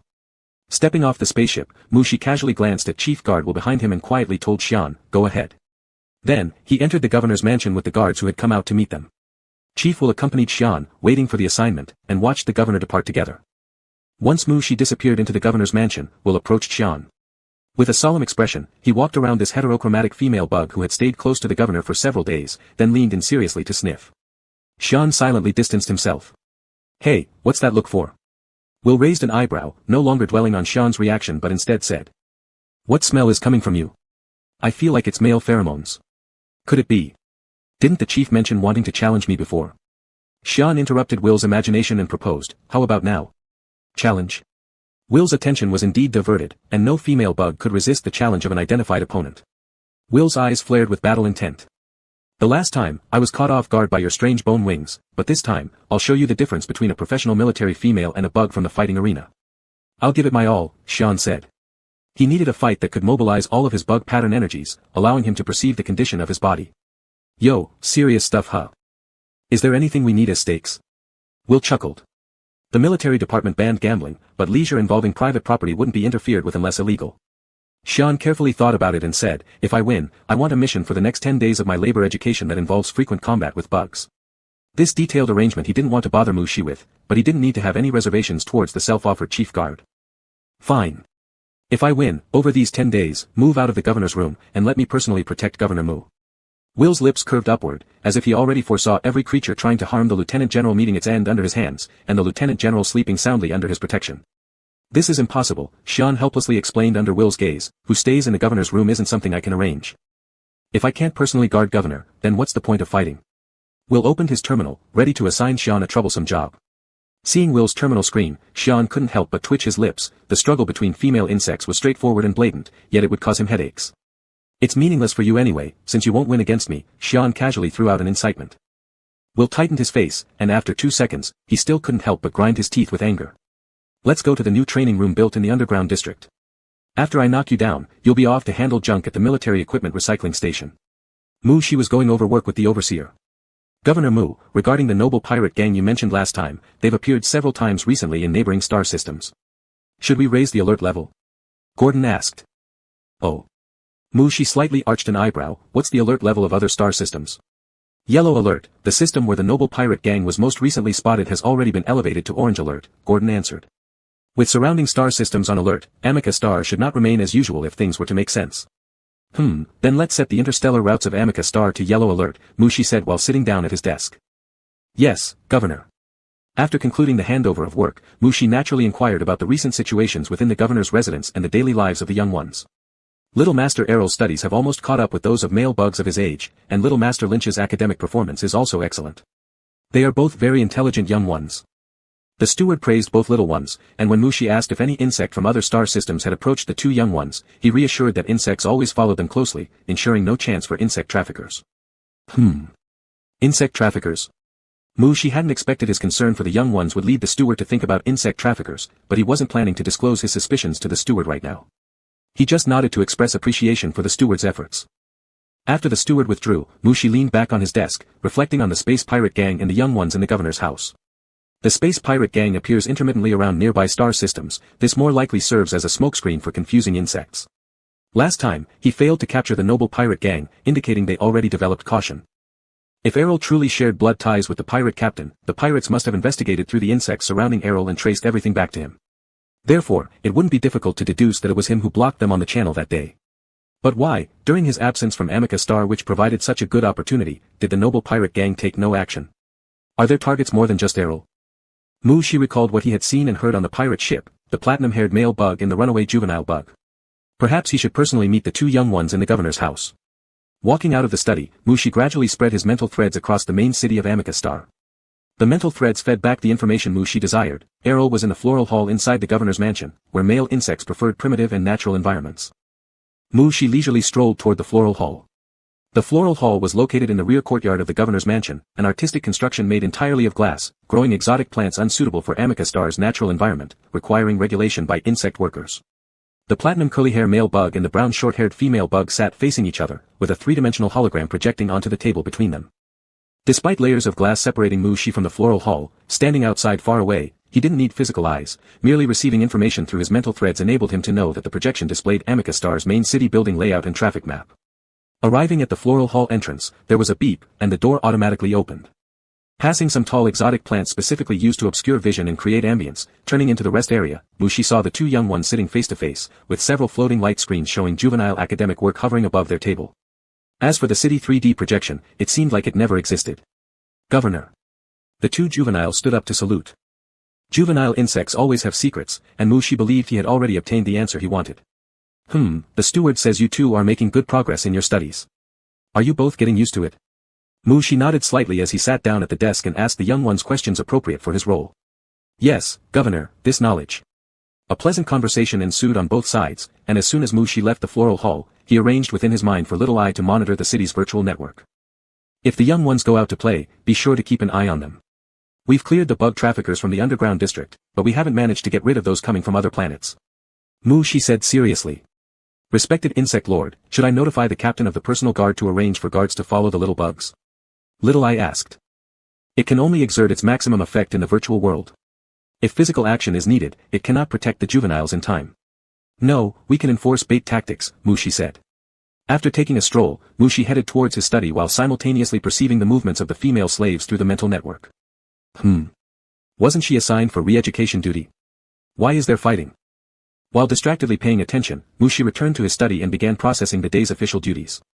Sitting down on the office chair, Mushi lightly closed his eyes, with his elbows resting on the desk, hundreds of holographic screens appearing around him. Without any contact between his body and the holographic screens, new texts kept appearing on them. Directly through his mental power, he combined receiving, reviewing, consulting opinions, and issuing orders into one process. Each piece of administrative work processed caused one holographic screen to dissipate into photons. The floating holographic screens gradually decreased until they all disappeared. Mushi slowly opened his eyes, gently massaging his eyebrows, and turned his head to look out the window. It was already noon, with the star high in the sky.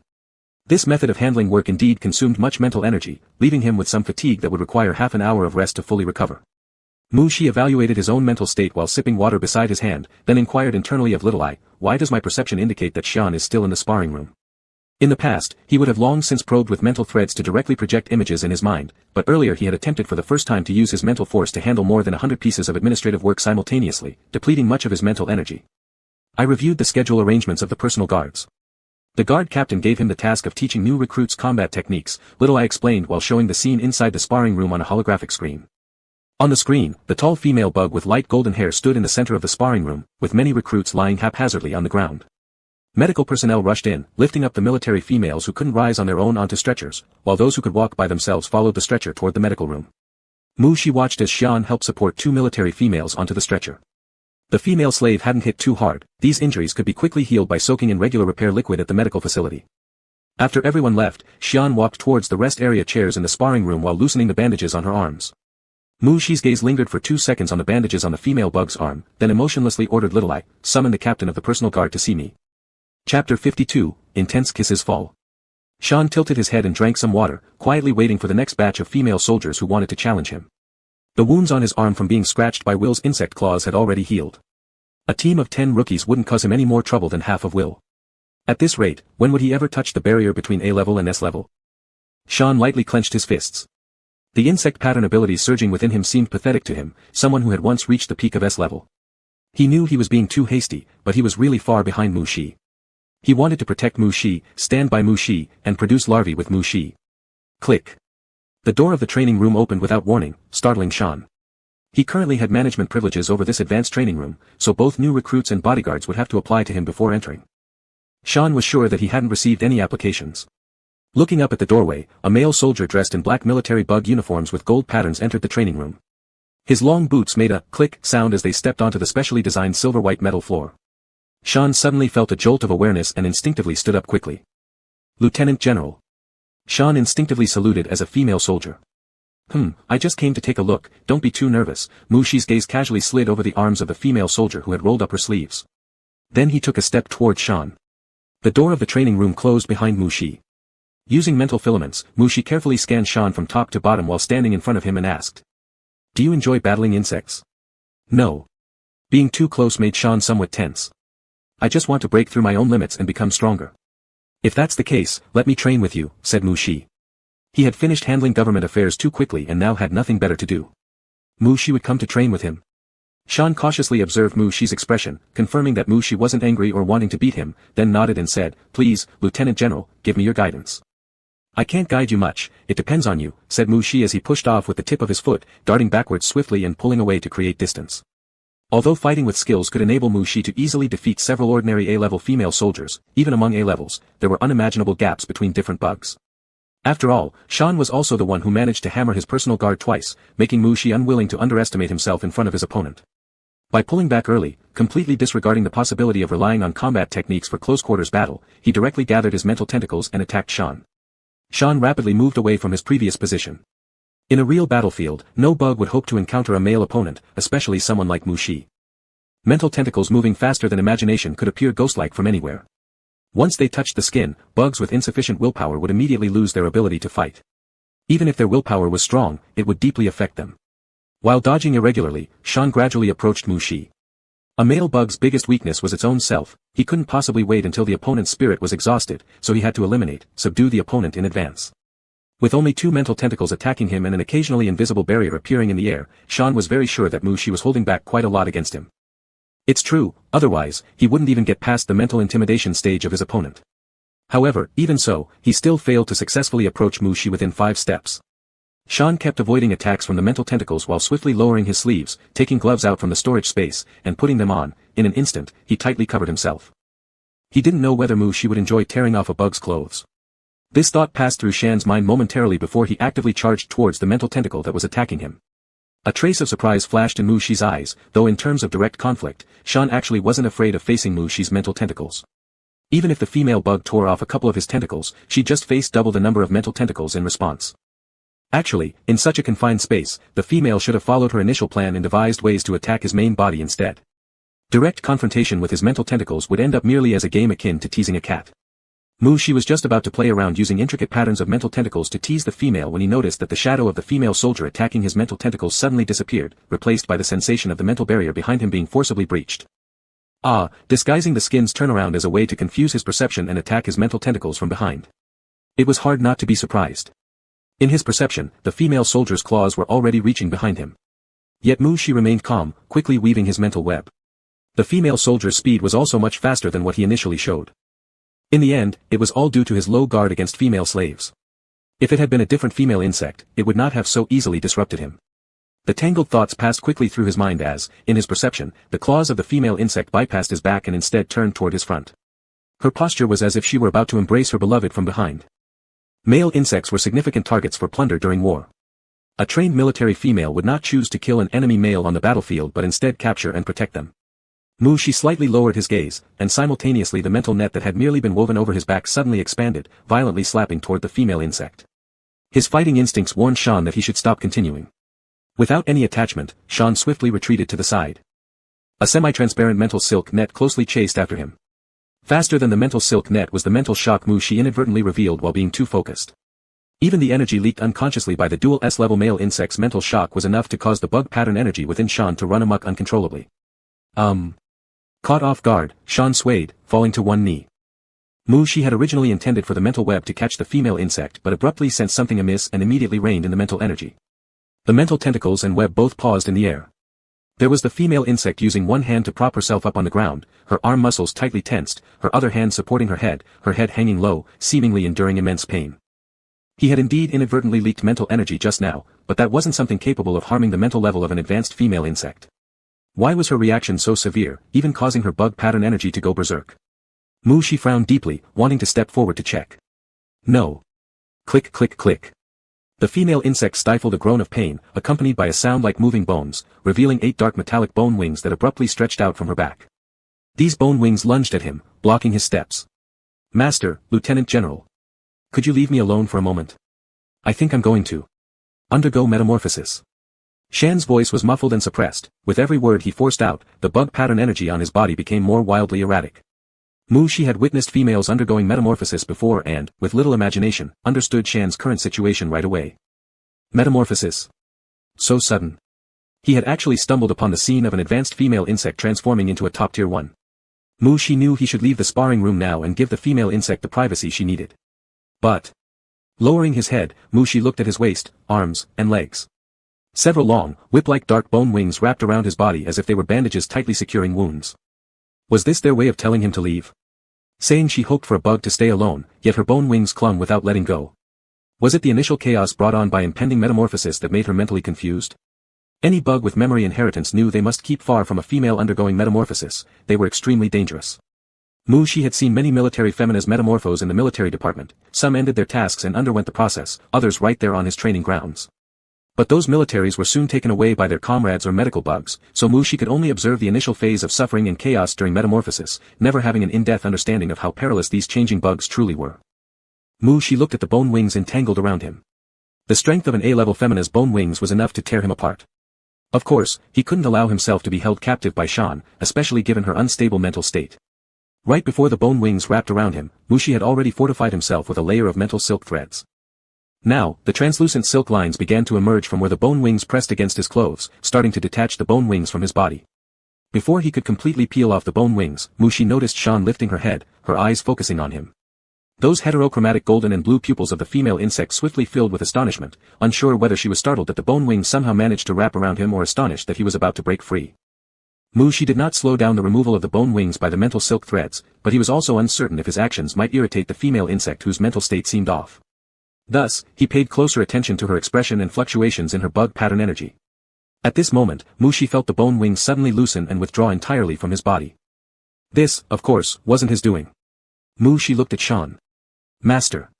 Please leave quickly. Already half collapsed near the wall, Shan groaned these words while struggling, painfully crawling towards the corner. Mushi watched the female insect curl herself up in the corner, all the bone wings that had attempted to climb onto him now encircling her, forming a dark metallic wall, wrapping her inside. Mushi looked at the hemisphere formed by the bone wings for 2 seconds. When there was no movement from the other side, he asked in his mind, does a female insect's metamorphosis require external assistance? Perhaps he should call the medical bug over. It's not necessary. Isolating her and ensuring the female insect undergoing metamorphosis doesn't harm any other bugs will suffice. Please leave the sparring room quickly, Bug Master Mushi, I'll temporarily seal this place. Little I sounded a bit anxious. The rationality of the female insect during metamorphosis was precarious, and she might lash out and do something at any moment to her master. If there are other bugs around, would it affect the metamorphosis? Mushi listened to the suppressed groans coming from the corner but didn't move. Little I understood what Mushi meant. Although extremely anxious, she had to truthfully say, this won't happen. Metamorphosis mainly tests the willpower and physical endurance of the one undergoing the change. But you'll be very dangerous. In the middle and later stages of metamorphosis, the female may completely lose her sanity. I'll take care, said Mu Shi. Lock the sparring room. Staying behind might be very dangerous, but it was also an opportunity, a close-up observation of a high-grade female insect transforming into a top-level female insect. There were many high-grade females, but S-level top-tier female insects across the entire Psychias star system were few. With so few female insects successfully evolving from A-level to S-level, Mu Shi hoped to help her a bit. Metamorphosis is a test of the willpower and physical tolerance of those undergoing the change, which he couldn't enhance for the female slave in a short time, but he could give her a mental cleanse. By organizing her tangled mental filaments, he could alleviate some of her spiritual pain. But before doing that, he needed to change into a protective suit. He didn't want to be accidentally torn apart by his female slave's bone wings. Mentally locking onto a male bug protective garment designed specifically for him in the storage bracelet, Mu Shi raised his hand, touching the collar button of his shirt. Sean clenched his teeth tightly, claws that had turned claw-like leaving scratch marks on the specially made walls of the sparring room. He could sense the male insect hadn't left yet, but all of his spirit was used in enduring the chaos within his body from the bugged energy patterns and suppressing the bone wings, unable to issue another warning. The rustling sound of fabric rubbing together stimulated Shan's eardrums, and he even heard the sound of the military outerwear dropping to the ground. Not daring to look or probe further, he feared he might inadvertently extend his bone wings to pull the male insect closer, as his instinct to plunder was stirring. No, absolutely not. It would injure the male insect. Mu Shi put on a snug protective suit, bent down to pick up the fallen military outerwear, and slipped it back on. During the process of changing clothes, Mu Shi kept an eye on the movements of the female insect. Some bone wings extended slightly toward his direction, their sharp tips leaving chaotic scratch marks on the walls and floor, but they never fully extended over. This meant the female insect still retained some level of rationality and her spirit hadn't collapsed yet. Mu Shi mentally recorded every detail of the female insect's metamorphosis while tidying his clothes. Carefully alert, he took cautious steps toward the female curled up in the corner. Stopping in front of the barrier of bone wings, Mu Shi carefully lifted his hand, lightly placing it over the outer layer of the bone wings. To conduct the mental cleanse, he needed the female slave to actively open herself up to allow him entry. At the moment of contact, the bone wing under his hand suddenly quivered, and Mu Shi seemed to sense a frightened female insect inside, trembling uncontrollably as she curled herself into a ball. Don't be afraid. I won't hurt you. Perhaps I can also help you. Mu Shi slowly traced his hand along the surface of the outer layer of the bone wings. He did not know that female insects undergoing metamorphosis were especially prone to being easily startled and wary of the outside world. He currently had no other method but to try to reduce the female slave's vigilance through light touches of the bone wings, hoping the female would open her spirit domain to him. But I'm afraid I would end up hurting you. Sean closed his bone wings even tighter. The male scent disoriented him greatly, the instinct to plunder roaring inside him, causing his spirit to be taut like a string. Seeing the increasingly tight bone wing barrier beneath his hand, Mu Shi furrowed his brows slightly. He actually didn't care if the female slave made the barrier impenetrable, but he needed her to open her heart to him instead of constricting her spirit realm. Mu Shi didn't want to forcibly enter her tightly strung spirit realm, as this would cause varying degrees of damage to both sides. Open yourself up to me, Mu Shi, watching the trembling bone wing barriers under his hand, pursed his lips and added, it's the command of the male master. Perhaps he should say, military order, Mu Shi momentarily thought but then considered it making too big a deal. The bone wings gradually ceased trembling, the barrier formed by the high-grade female insect's bone wings disintegrating in an instant at his single command. The bone wings scattered around, some adhering to the walls while others lay flat on the floor. Not a single one touched Mu Shi, yet they subtly encircled him at the center. With no visual obstruction, Mu Shi looked straight at the corner where the towering, robust figure of the female insect was trying to curl into a ball, feeling a temporary helplessness wash over him. He hadn't wanted her to open the bone wings in the first place. Mu Shi squatted down, watching the female insect with alertness for any potential outburst while observing the creature that was evidently still repressing something, keeping her spiritual realm firmly closed. Huddled in the corner, the female insect's eyes were tightly shut, her face pale, jaw clenched as she breathed short and fast. Mu Shi reached out and pushed back the disheveled strands of hair from the female insect's forehead. Though he did not wish to pressure her, he nonetheless said, "This degree of openness is far from enough. I need you to open a channel for me." Mu Shi stared at the female insect, his voice deep and grave. Opening her eyes, the beautiful heterochromatic pupils were now a fiery red. As their gazes met, the female insect's expression held an unspoken plea. "Not now.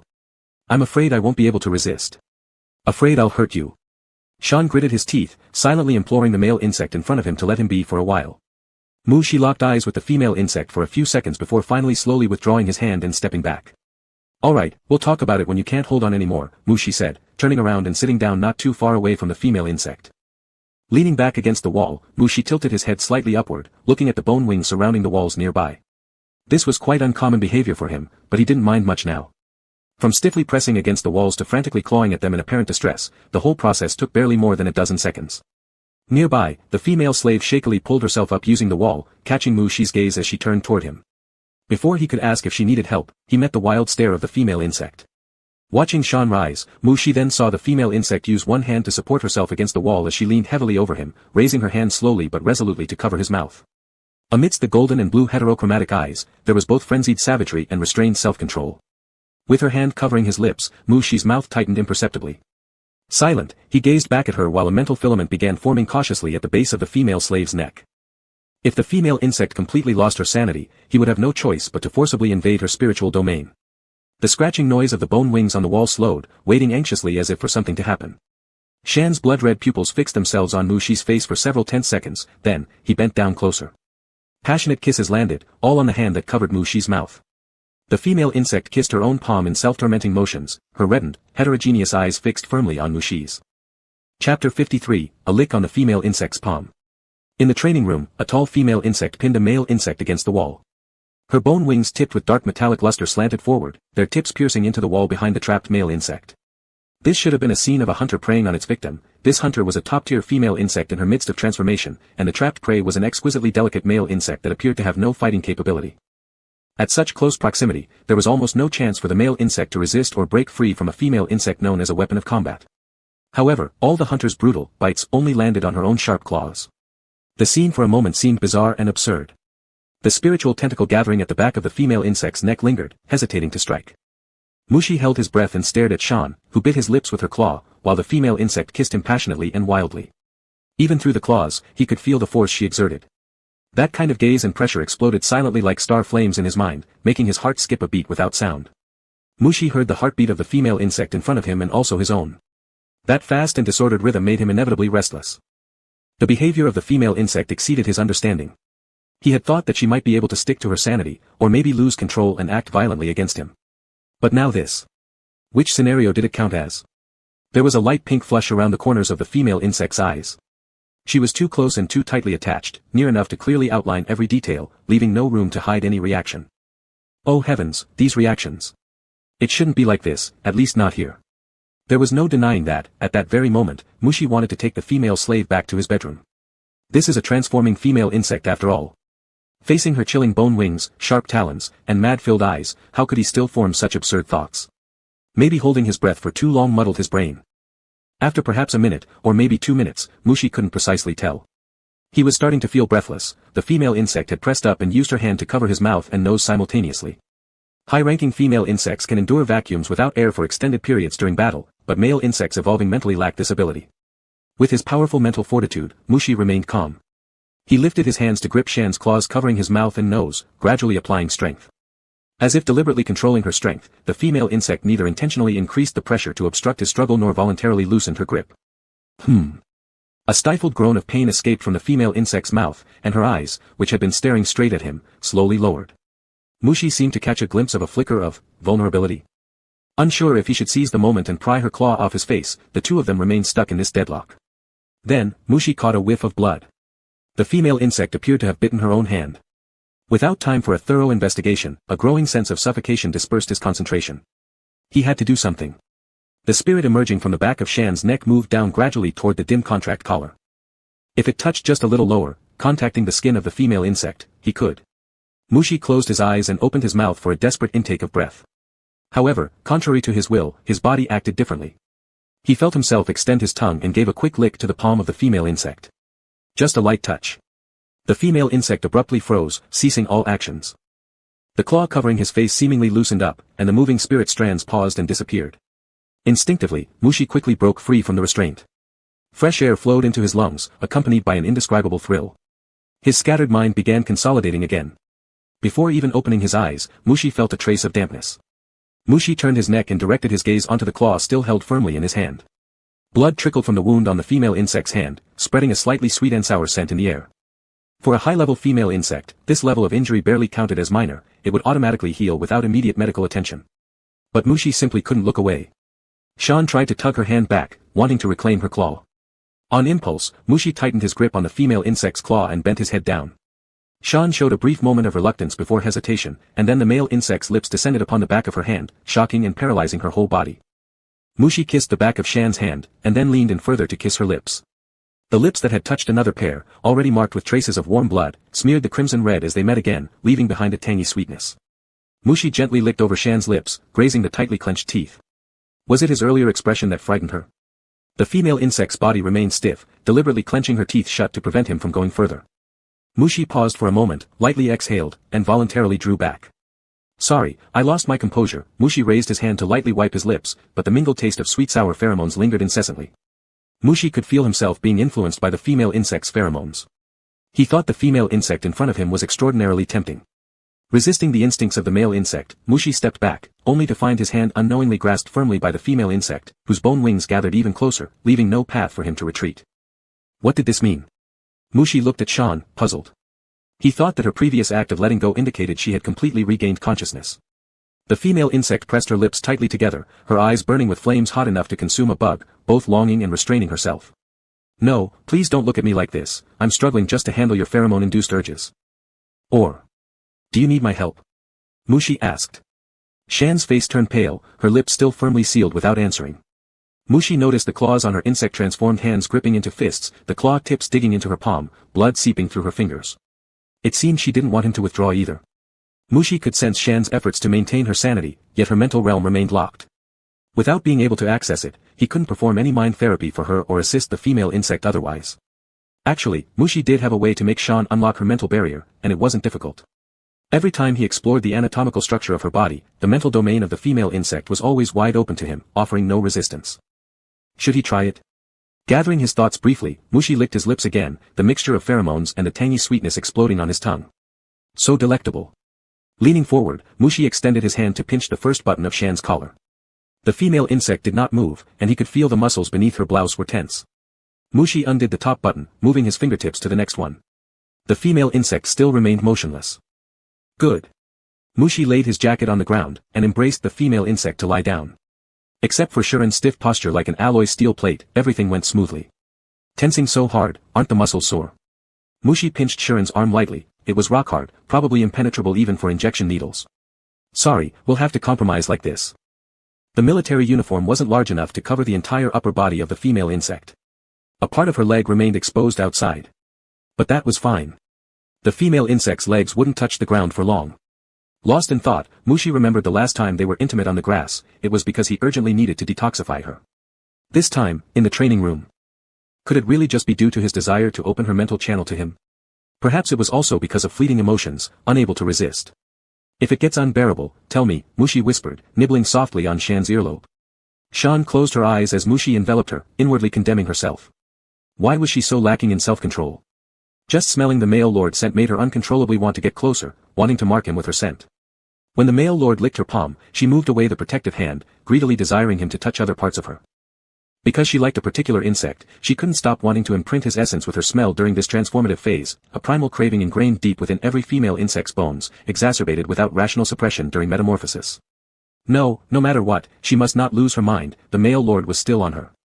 Shan strained with all her might to control every inch of her bones and muscles, preventing herself from making any action that might harm the male insect. Her mouth absolutely mustn't open, if only higher-level female insects possessed such powerful biting force, capable of breaking male finger bones easily. She had to restrain her claws too, avoiding hugging the male lord back, and keep her bone wings. Mushi's brow furrowed slightly. The female insect's muscles were overly taut and tightly contracted, making his probing quite arduous. Are female insects always this tight during their transformation period? Mushi murmured lowly before gnawing down on the tightly pursed lips. Want to have a taste of a transforming Shan? Each muscle inch taut and firm, looking rather tough to bite into. Chapter 54, Exhausting Efforts. Dare I? When the first drip sounded by her ear, Mushi opened her eyes. In sight was a tuft of light golden hair, messy and scattered on his shoulder and draped outer coat. She could still recall how they spread out over the military uniform jacket and how they swayed under her rhythm. She instinctively raised her hand to press the earplug-style terminal, the timer alert was turned off, and the dripping sound instantly disappeared. It took 2 seconds for Mushi to gradually wake up and regain her senses. She rubbed the acupoint below her eyebrows, then turned her head to look around.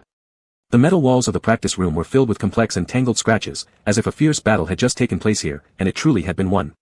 Her gaze shifted down, skimming over the black army blanket covering her body, and landed on the female insect whose head was buried in her shoulder. Mushi lifted her hand, letting her fingertips trace the eyebrows and nose of the female insect. There seemed to be some slight changes, her aura became more serene and reserved, and her pheromones even richer. Was this the transformation of the female insect? It felt somewhat unreal. Logically speaking, being so close to an S-level female insect, she should have felt threatened. However, Mushi could only sense the female insect's pheromones inviting her. Exhaling a breath filled with aromatic pheromones, Mushi lightly supported Shan An's head, moving her shoulder backward to create some distance. It was impossible to accept the invitation of those pheromones. She didn't want to go through another bout of absurdity while exploring inside the practice room. Mushi sat up, preparing to take out clothes from the storage bracelet to wear. She faintly sensed something pulling at her waist. Looking down, she saw a dark steel wing coiled around her pale skin. Shan An enjoyed and indulged in intimate contact with her. In front of her, the other party was always obedient and compliant, rarely showing the possessiveness that female insects usually have toward male insects. This bone wing might count as evidence of her desire to own him. As Mushi put on the fitted undershirt, she watched Shan An with a "I've seen through your true nature" kind of gaze. She left the buttons at her waist untouched and completed dressing in all other areas before opening the terminal holographic screen. Number 8. She had entered the practice room on number 5, yet 3 days had passed. After hastily glancing at the time, Mushi felt that the AI assistant, Little Eye, had connected with her neural network. "Respected Insect Lord, did you have a good few days?" Little Eye asked respectfully. It wasn't sure whether the Insect Lord was already finished or not. Every bug species research developed AI terminal knew disturbing the life balance of the main insect was a great offense. It thought it could serve the Insect Lord for a few more centuries and certainly didn't want to be destroyed. Through Mushi's neural network exchange, the stops and turns in Little Eye's words were obvious to her. The reason why Little Eye had rushed to connect to her neural net certainly couldn't have been just to inquire about her private life. Mushi didn't ask the reason for Little Eye's pause herself. She carefully thought about it and said, "Helping an A-level female insect transform into an S-level one drained a lot of my spiritual energy, but I also gained many precious experiences." Little Eye paused for a second, then uncertainly asked, "Assisting a female insect with her transformation experience?" Mushi nodded matter-of-factly, thinking that this question was quite beneath the intelligence core standards of Little Eye. Little Eye hesitated silently. The holographic screen unfolded in front of Mushi, deftly opening the governance page. Mushi habitually focused her mental tendrils wanting to brew herself a cup of tea, then remembered this was in the practice room. She paused for half a second, closed the holographic screen, and reached for the bone wing around her waist. Now that Shan An had transformed successfully, Mushi actually didn't need to stay there anymore. She didn't quite understand why she hadn't immediately left after waking up either. What was the point of sitting here? Exchange morning kisses when the female insect woke up. The bone wings weren't wrapped too tightly. Mushi carefully moved, easily getting it off her.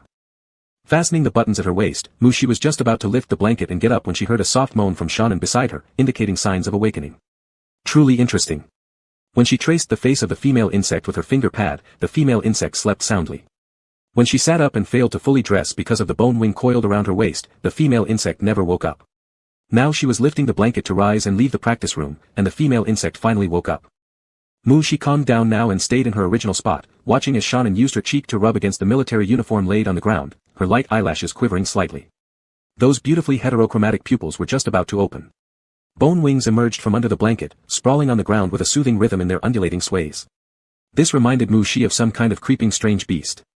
Her legs were lightly grazed by something slender and rigid. It was that same bone wing which had been pulled away earlier, now coiling around her waist once again.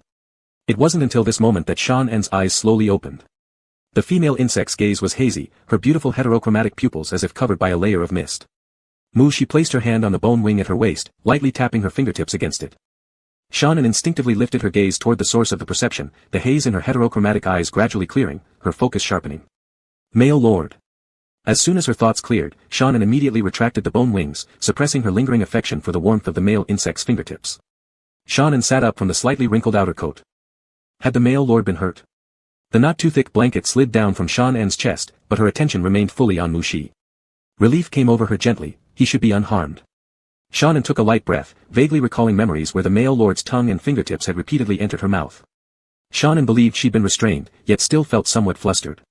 Now, seeing Mushi in perfect condition and appearing relaxed, her heart finally settled completely. Mushi refused to look sidelong, pretending the full muscles before her didn't exist, asking Shan An directly, "How does your body feel now?" Leaving the blanket draped loosely around her waist, Shan An slightly bowed her head in modesty upon hearing the question, replying softly, very refreshed. "It's been exhausting for the male lord." "Is that so? Would an insect feel clear-headed and comfortable after its metamorphosis?"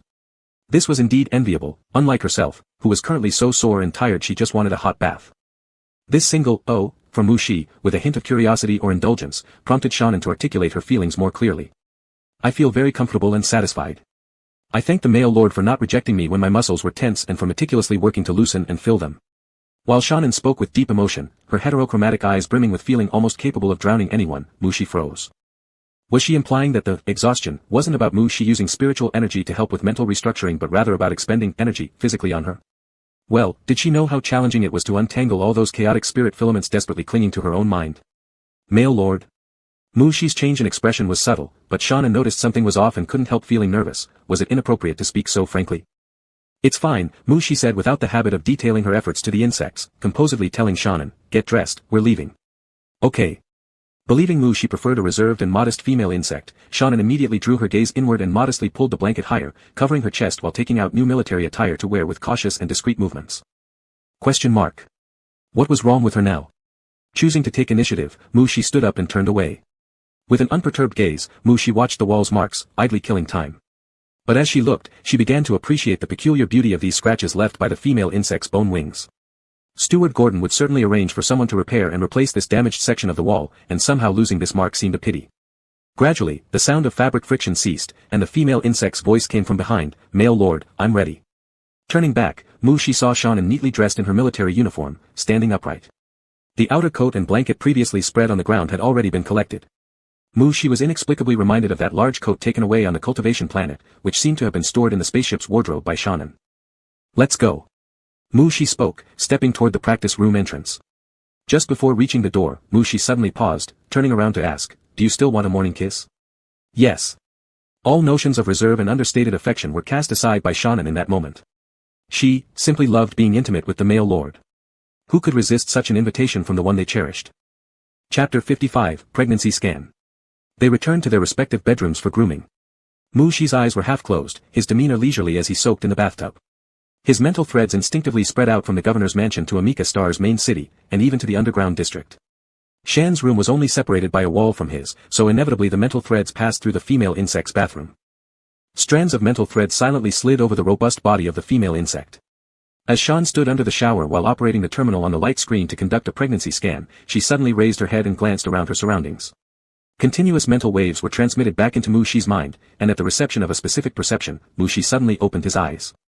It appeared to be a pastry shop. A platinum-haired young male insect sat at a round table near the window. His gaze wandered restlessly as a waitress approached with a tray. The young male insect nervously clenched his small paws. The waitressing female had an athletic build. She bent over slightly to place down a dish of delicate pastries, raising her eyes briefly as they met with the young male insects. That was Errol, and the leader of that pirate gang. While following the images conveyed by the mental threads, Mushi asked Little Eye, you said you would keep an eye on these two juveniles. Yes, my respected lord, I am always watching them. Young Mr. Errol is now at Archimedes' pastry shop in the main city, while young Mr. Lin Chi is learning cultural knowledge with the second guard team. No bug traders have been detected, and both are very safe. As Little Eye spoke, he pulled up the location images of the two young ones, simultaneously tracking through the bug lord's laid mental network. Mushi stepped out of the bathtub, grabbing a towel as he scanned the displayed image on the light screen. The page showing Lin Chi indeed depicted a study room with guards, but Errol's showed only part of the pastry shop lobby. Little Eye matched the identity of the waitress via the mental net imagery and promptly discovered an issue, hastily apologizing. The Archimedes pastry shop emphasizes customer privacy, so there are no internal cameras. I should have borrowed the terminals nearby to follow young Master Errol, but I didn't choose this complicated solution, which was my negligence. Now watch the bugs closely, search for other members of Duke Errol's pirate group. Mushi got dressed, walking out of the bathroom as he connected mentally to the guard leader. Let's see how much military merit will catch this time. Just as Shan closed the pregnancy check interface, she received the guard's summoning order. Hastily drying off the water on her body, she grabbed a set of clothes beside her, dressing herself as she walked out. Click, pulling open the bedroom door, her eyes rose, and her hand paused instantly while buttoning the second button. Lord Male. Looking at Mushi who was merely a step away, Shan's breath stopped, her hand holding the button trembling slightly. Do not be too obvious, remain modest and self-controlled. Shan put on her coat at record speed, the buttons fastened so quickly it seemed like they could tie together. Mushi, having perceived Shan accepting a task through the mental threads, deliberately stopped waiting at the doorway for the female insect. So, Mushi saw the female insect coming out with partially open clothing, startled expressions appearing on her face. Within half a breath, the female insect adjusted her clothing neatly, moving so swiftly it was almost visible as a blur. Such agility is something rarely seen in male insects. Mushi couldn't help but feel somewhat envious. Shan gently aligned her heels, giving Mushi a standard military salute. Governor. Is she ready for work? Mushi slightly nodded his head. Even though Shan voluntarily took on the mission, considering she just finished her metamorphosis not long ago, Mushi still inquired cautiously, can your body withstand it? How can a female insect tell her beloved male that she cannot withstand it?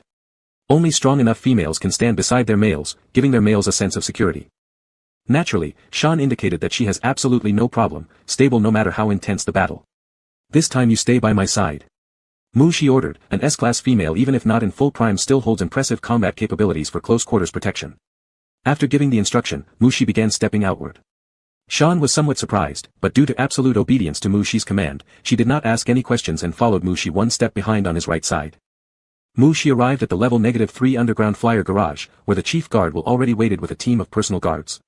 Seeing Shan behind the governor with no intention of returning to her own post, Will no longer had any thoughts left. What else could be on their mind? The transformation from a rank to S rank took 3 days, and the lieutenant had stayed by the training room for those entire 3 days. For a female insect to undergo metamorphosis while having a male so close as company was undoubtedly pure love. Will could monitor any bug threatening his position as head of personal guards, but when it came to the lieutenant's true love, he didn't want any trouble nor plan to interfere. As they boarded the flyer, in the tunnel connecting to the underground, the craft faced no obstructions and soon arrived below the targeted building. The pastry shop where the young male was located was on the 9th floor, and the personal guard team infiltrated silently. Errol, your male parent misses you dearly. As the captain of the noble pirates group and also the biological female parent of the young male insect before him, Jerry Nelson very much wanted to package his unruly son back onto their spaceship. But he couldn't antagonize Amika Star's highly ranked governor. So he had to be patient, using the opportunity of serving dessert and cutlery to persuade the small male insect to cooperate with his plans and return with him. Female parent, I intend to stay and fight for the rights of male insects. My male parent has always supported me, so you shouldn't worry either.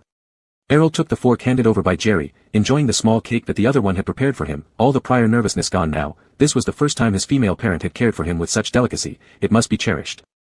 Rights for males. One frown from your male parent, and he dares to lock me out. The whole crew knows he's the boss on the ship. And you, what haven't I given you? Are male rights insufficient? It's not the same. Errol put down the fork and stared directly into Jerry's grey-blue eyes. How is it different? Jerry grew more anxious and restless, feeling something approaching, which made him uneasy. His instincts were always strong, and this sensation meant there must be. Click. The sound of opening doors, yet he hadn't sensed any insect nearing. The sense of danger reached its peak at this moment. Jerry Nelson didn't turn around, his first reaction was to reach out and grab Errol. His fingers touched some kind of barrier. Jerry increased his strength and then saw the son who was sitting nicely in the chair suddenly float backward, as if pulled by an invisible force, yet he saw nothing wrapped around the young male. Jerry ceased caring about the invisible barrier and turned toward Errol's direction to give chase. Bang! A female insect in black military attire blocked his path, attacking immediately. The space in the pastry shop was large, and not many insects were present. Mushi promptly used his mental threads to remove bystanders, leaving the area for his guard's battlefield. The pirate leader indeed proved formidable, making the fight last no short while. During the skirmish, Mushi found an unharmed spot amidst the ruins in the pastry shop corner. He invited Shan to sit down and used his mental threads to transport several plates of pastries from the kitchen. Together, the two bugs enjoyed their first meal of actual food, not nutrition liquid, in 3 days. Chapter 56, Do You Need Assistance? Mushi used his mental tendrils to place several plates of desserts in front of Shannon, saying, there are only some pastries here. Have these for now, and we'll have a proper meal when we get home. Thank you, Lord Xiong, said Shannon as he ate the delicate pastries whose names he couldn't pronounce, all while keeping an eye on the battle between the royal guards. Since the Lord Xiong could eat peacefully, as a guard, he felt he should be more vigilant.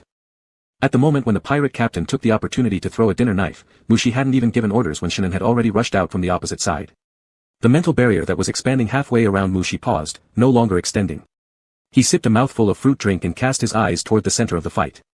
The thrown dinner knife had already been sent flying back. Even quicker than the dinner knife, Shannon arrived with half a piece of cake still in his mouth. Even a peaceful breakfast wasn't spared by those bugs. Mushi's gaze followed Shannon's movements. Every strike of the female bug was swift and fierce, seemingly simple moves containing infinite variations. It was beautiful. Considering the nearby civilians, the bodyguards did not use weapons. Both sides relied almost entirely on hand-to-hand combat, and the outcome was unquestionable. With Shannon joining, the battle ended after one exchange. Shannon forcefully pinned the insect to the ground, swallowed the remaining half-piece of cake, moved his hands slightly, and the specially made shackles designed for A-grade female insects locked onto the pirate captain's wrist. After handing over the pirate captain to the royal guards, Shannon walked to Mushi's side and stood respectfully. Are you not eating anymore? Mushi looked at Shannon questioningly before his gaze dropped down to the hand of the female insect where there was a slight reddish hue on her knuckles. It wasn't his blood. Mu Shi put down his knife and fork, wiped his mouth with the napkin, then pulled out a handkerchief from his storage ring and handed it to Shannon. After Mu Shi got up, the pirate captain who was breathing heavily looked up. Jerry quickly glanced around. Arel wasn't there, his son had been taken away when those military insects entered. Better off taken. Jerry spat out a mouthful of blood and turned his gaze towards the insect governor, the shop being wrecked during the fight except for the area around that insect which remained intact and clean. You, cough cough, why are you arresting me?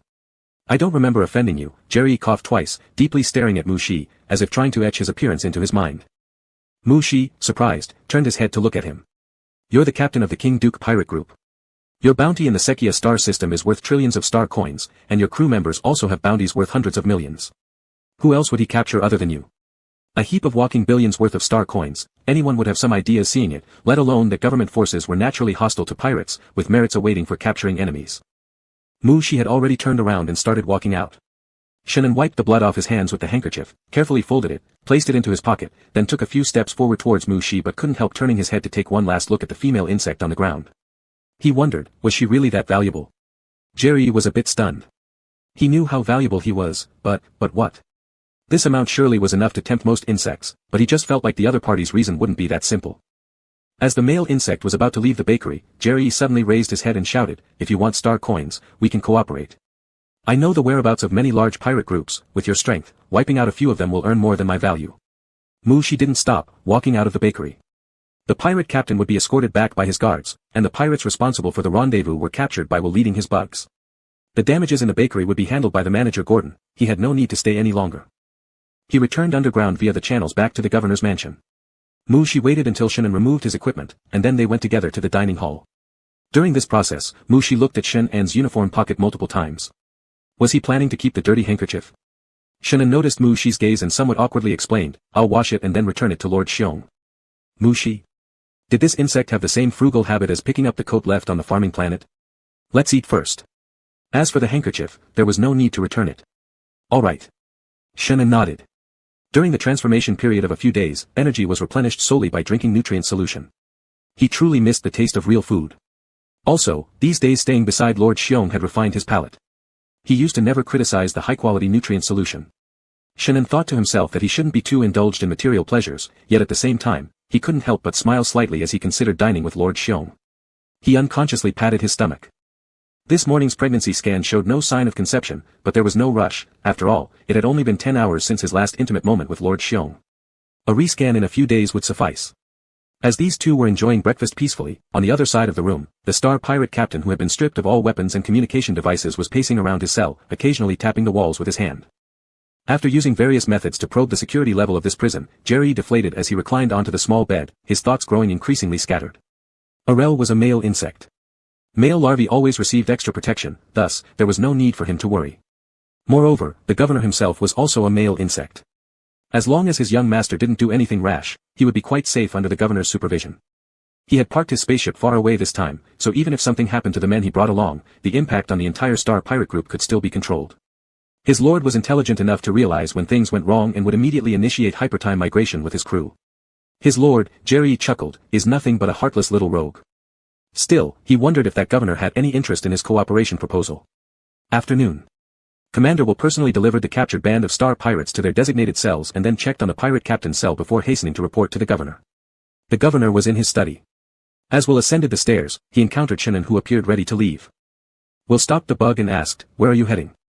Underground City, per your arrangement, I still need to stay in the training chamber for 7 days, Shannon replied. Will immediately declared, why go to the underground city? I'll adjust your assignment so you can focus on serving the governor. Shannon arched an eyebrow. This would work too. After hearing Will's report, Mu Shi handed down all the necessary instructions and then began dealing with the accumulated administrative tasks of the past few days. First, using his mental tendrils, he brewed a fine cup of fragrant tea. Just as Mu Shi was about to rely on his spiritual powers to handle the documents awaiting review all at once, there came a knock at the study door. The distributed mental filaments relayed the information from outside to Mu Shi, surprising him, Shannon. Glancing at the time on the light screen, it was 3 p.m. Why would he come now? Mu Shi retracted his mental tendrils and calmly said, come in. Click. The female bug with light golden hair pushed the door open. The moment she turned her head, Mu Shi suddenly felt the study brighten a bit. The appearance of an S-class female bug was as mesmerizing as her combat capabilities were awe-inspiring. Shannon gently closed the door behind her, feeling a little awkward but trying to maintain her composure as she assumed an outwardly relaxed yet serious expression. She walked to one side of Mu Shi's desk, bending slightly forward and calling out softly, "Governor." Mu Shi's eyebrows raised slightly. Calling him governor meant Shannon was acting in an official capacity, but the position where she stood wasn't the usual one used during a work report. Mu Shi gave her a slight nod, his eyes remaining calmly fixed on the female bug, waiting for her to state her purpose. The female insect tilted her body slightly forward, displaying her long neck to the bug standing before her. Lifting her gaze, a pair of captivating heterochromatic eyes looked up at the insect in front of her, giving off an impression that, although positioned theoretically higher, the bug felt completely under her control. Her lips moved faintly as she asked, "Do you require assistance now?" Mu Shi was momentarily stunned, unable to respond for a second. Chapter 57, He knelt down before you. Realizing the situation, Mu Shi smiled at Shuren and said, "I only need a little sweetie that can accompany me through this afternoon. For instance, a cup of clear and delicious fragrant tea." Mu Shi raised the teacup as a gesture, his gaze falling on Shuren, and he smiled faintly, saying, "And also, a box of sugar-filled rice balls." Shuren remembered Mu Shi's request and bowed, saying, "I will go get them right away." Mu Shi slightly nodded his head and watched Shuren leave. Through the feedback from the psychic network, he could know that the female bug had gone to the kitchen, while the mechanical bugs controlled by Little Eye skillfully blocked her outside. Shuren had long been used to these mechanical bugs guarding the kitchen as their territory, so he directly said, "The governor needs a box of sugar-filled rice balls." The mechanical bug with red glowing eyes scanned over Shuren's face and then suddenly moved aside, saying, "Come in." Is this allowing him to touch the male lord's food? Shuren was stunned for a moment, confirming that the mechanical bug truly allowed passage before stepping into the kitchen. The dual red lights from the mechanical bug's eyes scanned across the air, presenting a holographic screen filled with pictures and names of various pastries before it. "Which one would you like?" An electronic voice sounded beside Shuren.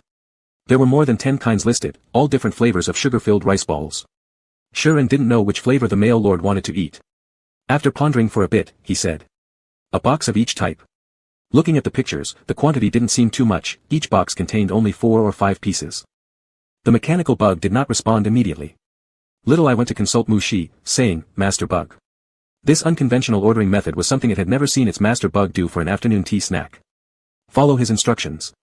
Mu Shi looked at the report sent by the steward displayed on the light screen, with not much expression on his face, but Little Eye sensed that its master bug's mental filament seemed livelier and happier than usual. Little Eye obediently returned to control the mechanical bugs kneading dough and making snacks. Occasionally, Shuren reached out to shape a dumpling, and it didn't interfere. Shuren glanced at the dumplings made by the mechanical bug, then at his own, deciding to eat the one he made himself. Such an ugly thing, how could it be served to the male lord? Better destroy the evidence. Shuren carried the prepared dumplings into the study. Mu Shi looked up and saw more than a dozen small boxes on the plate. Without saying anything, he directly picked up one on the top and placed it on the table, saying, "The rest are yours." Belonging to him. But he was here to serve. Mu Shi seemed to understand his meaning and said, "I temporarily don't need any other services. You can relax and rest on the sofa over there. I'll call you if needed." "Yes." Following the orders, the female bug took the remaining boxes to another side sofa coffee table area, while Mu Shi brought up more light screens to continue working. He could feel that the female bug's attention was always on him, as if waiting to come over immediately upon sensing any indication of need from him. Mu Shi ate a dumpling and focused more on the light screens. Gordon and his group of secretaries could only categorize government affairs and add some basic suggestions, but all final decisions had to be made by Mu Shi himself. Even after using part of his spiritual power and creating several avatars, the work accumulated over 3 days still lasted until evening. Closing the light screen, Mu Shi was just about to stretch his body when he suddenly remembered that Shuren was still in the room, barely holding back the stretching motion. Seeing the female bug stepping closer, Mu Shi calmly stood up and met Shuren's eyes, saying, "You've worked hard. I haven't done much for you, and as a servant, this is already my failure." Shuren humbly lowered his head, seemingly somewhat melancholy. Was this prompting him to instruct her for service? Mu Shi silently thought while walking out, contemplating what tasks he could give to the other person. Thinking this way, he arrived at the entrance of the master bedroom. Suddenly realizing this, Mu Shi stopped in his tracks and turned to look at Shuren. The female bug was also looking at him, her emotions deep and reserved, yet seeming to carry a certain implication. Mu Shi looked at the female bug, then glanced at the door of the secondary bedroom nearby, going back and forth like this several times. "Would you like to join?" Mu Shi tentatively extended an invitation. At that moment, the female bug's eyes seemed to suddenly brighten, like 2 exquisite gems illuminated by the spotlight, shining brilliantly. "Sure," Shuren replied cheerfully, smiling in his eyes. For him, changing the venue to provide service was no different. It was just transitioning from serving the governor to serving the male lord. Seeing the female bug smile, Mu Shi's expression naturally softened a bit. He opened the door and entered. To sleep, the first thing to do, naturally, was to go to the bathroom to freshen up. Mushi half opened the bathroom door, and behind him, the female bug had just closed the bedroom door. This time, Mushi didn't waste any thought and directly turned back to invite Shirin, together. Sure. Shirin nodded. To shower with the female bug, the automatic shower machine was naturally not usable. However, this bathroom was large enough and well-equipped. Besides the shower machine, there were also a shower area and a bathtub. The bathtub was big enough for two bugs to use together, but it inevitably involved physical contact. Mushi excluded that option and chose to shower together in the shower area. On the warship, female soldiers could only wash themselves in communal showers, and familiar comrades would help each other scrub their backs, which was very suitable for deepening mutual feelings. As an officer of male bugs, Mushi had an independent bathroom and naturally wouldn't shower or scrub backs with others. Now having the chance, Mushi actually wanted to experience the camaraderie between shower companions. He wondered how different it was from helping each other scrub their backs using psychic tentacles. In a moment, you will help me, and I'll help you, Mushi said as he placed his outerwear aside, his expression slightly unnatural. Shirin paused while putting down his shirt and replied, all right. At first, the two bugs washed separately in the shower area, maintaining a certain distance without direct eye contact. They occasionally sneaked quick glances at each other before quickly looking away. After washing once, the shower gel was rinsed off. Everything ready, Mushi gave a slight glance to the bug beside him. Upon understanding through a nod from Shirin, Mushi's lips curled up into a faint smile. Next, he saw Shirin walk to his front. Just as Mushi began to feel confused, the female bug knelt down. What kind of courtesy is this? Wait. This kind of help wasn't what he imagined at all. Mushi awkwardly placed his hands on Shirin's head, seeming to push yet encourage her at the same time. The female bug's beautiful light golden hair was already wet from the water, with the showerhead continuing to sprinkle water, falling onto her semi-lowered lashes and her plump cheeks. Damn. Mushi forced himself to look away and refocused on Shirin's head, only to realize that somehow, his hand had gripped her hair. But judging by the female bug's lost expression, she seemed to have no sense of pain at all. Mushi loosened his grip on her hair a little, but soon tightened it again. So, this was the kind of mutual assistance during a shower between female and male bugs? Mushi felt like something had been added to his knowledge base. Upon hearing the female bug's suppressed cough, Mushi pulled Shirin up, lightly touched her forehead with his lips, then pushed her against the wall. Shirin complied silently but looked back at Mushi with an obvious hint of urging. Do you think we should cooperate with that pirate captain? Mushi hugged Shirin, resting his chin on Shirin's shoulder. Facing the wall, Shirin couldn't tell whether the drops sliding along his muscles and bones were water or sweat. He seemed out of breath, every inhale hurried, splashing on the tiled wall, forming layers of mist. Not expecting to hear the male lord ask about important matters at such a moment, Shirin used several deep breaths to force a shred of clarity from his hazy brain and nodded. I think we can cooperate, but Jerry Nelson and his pirate crew are uncertain factors themselves. If it were only himself, Shirin wouldn't overthink so much. The female bug dealt with things in a simple, brutal way, charge ahead, and that was right. Once it came to Mushi, however, he became exceptionally cautious. Although cooperation indeed offered significant benefits, he didn't trust that pirate. His adventure experience before joining Mushi in the previous life left him with a profound impression of pirates' cunning. Just as Shirin was about to tell Mushi what he knew about pirates, Mushi flipped him around. Should we talk about this somewhere else? Mushi asked. The male bug's breathing fell on his face, carrying a trace of pheromones. Mushi was accustomed to injecting pheromone suppressants, except for the most intimate ones, it was impossible to smell any pheromones on him. Shirin, completely entranced, couldn't utter even a single no. All right. I would accompany you anywhere you choose to talk. Chapter 58, You Might Have a Larva Soon. The sky had just begun to brighten, and Shirin was lying on his side, his eyes fixed on the insect in front of him without blinking.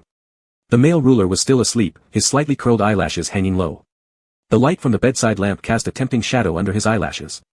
Shirin couldn't take his eyes off, repeatedly using his gaze to trace the features of the insect beside him. How lucky to be able to see the sleeping face of the beloved insect upon waking, touching the skin of the beloved insect. Shirin's heart softened as he estimated the time when the male insect would wake up, and couldn't help but slowly move closer. After living next door for so long and sleeping together a few times, Shirin believed he had a pretty good grasp of Mushi's biological clock, especially since Mushi woke up every day at such an accurate time, never off by even a second or two. With about 15 minutes left, as long as he was careful, the male ruler probably wouldn't notice. His lips touched the side of the neck of the male insect, a familiar spot where he had left a mark last night. Moving a bit higher, he lightly touched the chin of the male insect, then took a small nibble. The black diamond earring in the male insect's left ear flickered slightly, but Shirin, lost in his actions, didn't notice. Little Eye connected smoothly to Mushi's mental network and said, "Good morning, Lord Insect. It seems your female servant has some thoughts." I felt it, Mushi replied calmly, his mental waves calm and steady, without a hint of the disorder that comes with waking up. Shouldn't you do something? Little Eye asked. Is there anything I need to do? Mushi was somewhat confused. The female insect obviously controlled her strength, she wasn't going to bite off his chin. It wasn't yet time for him to get up, and staying in bed was so comfortable. He liked his warm bed very much, and beside him lay a female insect, warm and cozy.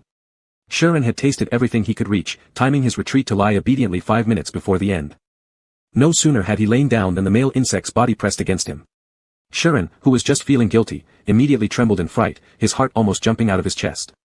Don't move, sleep for 5 more minutes, Mushi embraced Shuren, resting his chin on Shuren's shoulder, finding a comfortable angle, and his breathing gradually steadied after a slight change. Shuren. Lord Male. Shouldn't have noticed, right? Shuren slowed his breathing, wanting to go back 10 minutes and press down that reckless self driven by lust. What are you nibbling for? Haven't you had enough last night?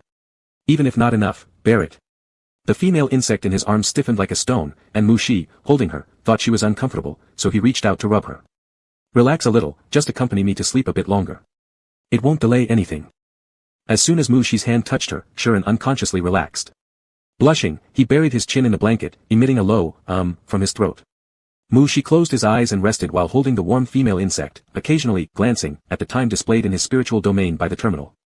He dimly felt this instance of oversleeping was quite severe. The bed was too warm, and he didn't want to leave. Mushi sat up reluctantly after lying for 30 seconds more than planned. Half a second after standing up, Mushi fell back down, pressing the female insect whose ears were red and rubbing her for a while. Shuren's cry was stifled in his throat. After rubbing for 30 seconds, Mushi got out of bed in high spirits. By the time Mushi started washing up, Little Eye finally dared to speak after observing the entire process. Lord Insect, did you want cotton candy? Look, he even treated the female insect like a strange pet cat to pat. Mushi splashed water on his face and looked up, looking at himself in the mirror. His gaze lingered on his slightly red chin, then shook his head, no. As for the reason why he suddenly acted that way towards the female insect, he wasn't quite sure yet. Perhaps it was because the female insect inexplicably came close and chewed on him for such a long time, chewing until his inner irritation grew, stirring anger in his heart, prompting him to teach the female insect a lesson. It was like last night when he let the female insect help him clean his back, but she misunderstood and knelt halfway in front of him. How could such a misunderstanding happen? At the time, he also felt the fire in his heart burning, forgetting what to say, directly pinning the female insect to the wall and giving her a lesson before feeling better. After finishing washing up, Mushi went out only to find that the female insect was still curled up, even the quilt remaining in the same state when he left. Was this because he bullied her too harshly? Shuren already heard Mushi's approaching footsteps, mentally preparing himself and controlling the muscles of his face to appear calm. After taking several deep breaths, Shuren peeked out from under the covers. Mushi, with his differently colored eyes compared to the female insect, looked at her quizzically and began to ask, "You? Do you want to stay in bed too? Do you need to rest a bit more?" Mushi questioned. The male ruler hasn't given me a good morning kiss yet. Shuren didn't avoid Mushi's gaze but subconsciously tightened his grip on the edge of the quilt. He wanted to say, I desire more. With your eyes gazing at me this way, it makes me want even more. A good morning kiss? Didn't you take it already this morning? And you took quite a few portions. Mushi was both suspicious and puzzled, but his expression remained unchanged. He slightly bent down and lightly touched the lips of the female insect. Shuren didn't dare to overstep, earning just one kiss before quickly getting up, using his sleeping robe to cover the lower part of his body tightly, then passed by Mushi. Entering the bathroom, he closed the door with a click. Mushi showed no sign of curiosity. The female insect went to freshen up, so he left the bedroom and headed towards the morning exercise room. Whether it was the sub-female or the female insect, they all contained a high amount of water in their bodies. He had known this fact for a long time and wasn't particularly surprised. Therefore, he received the perception transmitted back by the mental filaments calmly. Leaving the bedroom meant entering semi-work mode, making this time suitable for discussing topics that were neither purely private nor purely work-related. Thus, Little Eye seized the opportunity and informed Mushi, esteemed Lord Insect, Mr. Errol wants to see you. When did this happen? Mushi asked. Since we returned to the governor's residence yesterday. Their master finished official business in the study yesterday and directly went to the bedroom afterward, together with the female insect. Little Eye only now found the chance to report. Due to the relation with the star pirate captain, Steward Gordon wasn't too confident about Errol's emotions. He also worried that the two young larvae might go to bother Mushi and cause trouble, so he told the larvae that the governor was very busy and they needed to make an appointment first. They could visit only after being summoned by the governor. The two larvae were quite sensible this time, not knocking on the door in the middle of the night hugging pillows, nor waiting outside Mushi's room. Instead, they obediently submitted an application. Mushi didn't immediately reply whether he would see them or not, but instead asked Little Eye, have they completed today's assignments? Not yet. Little Eye hurriedly checked through the terminals of the two larvae and then came back to report. It was still early in the morning. Not only hadn't they finished today's assignments, but because of this incident, they hadn't even touched yesterday's homework. Tell him to finish his assignments and then come to see me, Mushi said as he entered the morning exercise room and activated the virtual auxiliary training. Yes. Little Eye obediently went off to deliver the message but suddenly noticed something unusual in the information network it monitored. Lord Insect. Little Eye instantly rushed back through the information network. What is it? Seeing the intense fluctuations from Little Eye's information waves, Mushi assumed something had happened with the larvae and immediately paused the virtual auxiliary training. Little Eye projected the image copied from Sher-En's terminal. It was an information chart scanned for pregnancy detection. The terminals of the female slave and the male ruler were bound together. Unless its access was blocked by the Lord Insect, Little Eye could review the information from the subordinate terminal. These past 2 days, whenever Sher-En had free time, he would scan his abdomen repeatedly, making Little Eye unconsciously follow the process closely. You may soon have a larva, Little Eye stated. Chapter 59, Can pregnant females not engage in strenuous exercise? Larva? Is it possible? Mushi's thoughts were in a flurry, and subconsciously, she activated the mental filament, probing towards Shan-En's location. The female insect was still in the bathroom, water gushed from the sink, but the female insect stood motionless, her eyes fixed on a light screen before her. Amazement, joy, excitement, and then forced restraint, flitted across the female insect's face as her hand gently touched her abdomen, reflecting various emotions. Mushi's mental filament paused slightly when passing over the female insect's abdomen before exploring the light screen collectively. Whether or not influenced by the female insect's emotions, although Mushi had already guessed the content of the light screen, he still felt a tense anticipation, holding his breath. The light screen displayed precisely the same content that Little Eye had intercepted for him. Reading the scanned contents one by one from Shan-En's perspective, Mushi left quietly without disturbing Shan-En. Was it suspected pregnancy, yet he seemed to sense something, a special fluctuation. Mushi asked Little Eye, when can we have definitive results? In a day or two, Little Eye replied. Actually, being scanned by the terminal to detect suspected pregnancy signs usually meant the larva was confirmed unless there were special reasons. Mushi lightly caressed his fingers. Although it wasn't certain yet, he was accustomed to preparing ahead of time. But, what should be prepared with a gravid egg in their home? Mushi glanced at the suspended virtual auxiliary training and hesitated slightly before opening the terminal's light screen.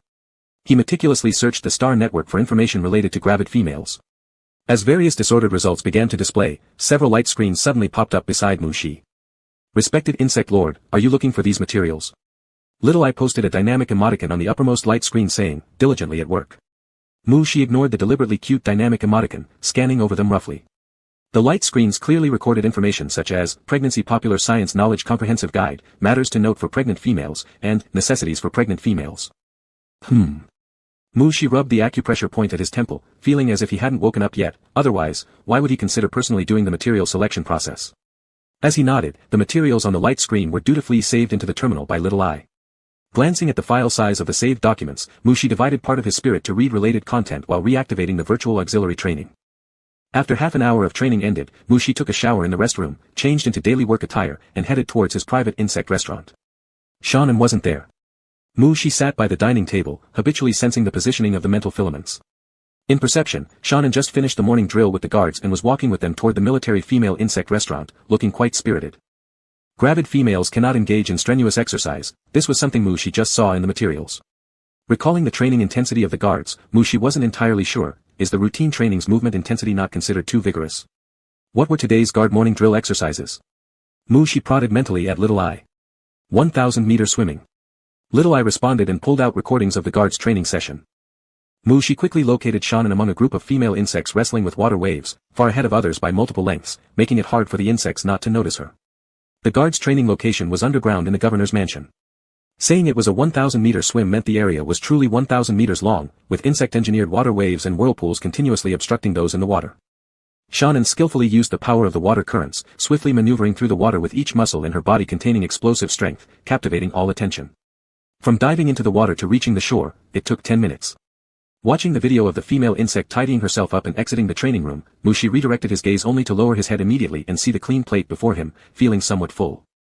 It seemed like his appetite was particularly good today. Through the perception of the mental filament, Shan-En was already waiting in his study, so Mushi placed down his knife and fork and glanced at the time. There were still 30 minutes until his regular work started. Turning off the light screen, Mushi stepped towards the study. Even though no issues could be seen from the video recording, Mushi still wanted to observe closely and inquire about Shan-En's sensations. Click. Gently pushing the door open to the study, as Mushi entered, their eyes met with Shan-En, who had raised her head sitting on the sofa. Surprised expression softened her gaze as they locked eyes. Mushi gave Shan-En a slight nod in greeting, then turned around to close the door. He saw the female insect slightly conceal her look of joy, stand up, and give him a bow with respect. Governor. So, she was facing him as if in a work mode. She didn't respond but walked toward the combination sofa instead. He had deliberately come earlier not for extra work. Sit down, relax. It's not yet working hours. Now it's family time. She didn't sit opposite Shannon but next to the female insect on the couch, trying to tone down his identity as superior. Yes, my lord, Shannon responded gently, sat down, and put away the electronic documents she had been organizing. The interaction between male-female bug companions, Shannon couldn't help but let her thoughts drift. Most household exchanges should involve the male bug saying something like, the new model of XX brand flying vehicle/terminal/jewelry looks quite nice, and then the female immediately responding, I'll go and place an order for you. Once the male insect is satisfied and happy, subsequent mating that benefits reproduction can occur, making it indeed a pleasant way of interaction for both sides.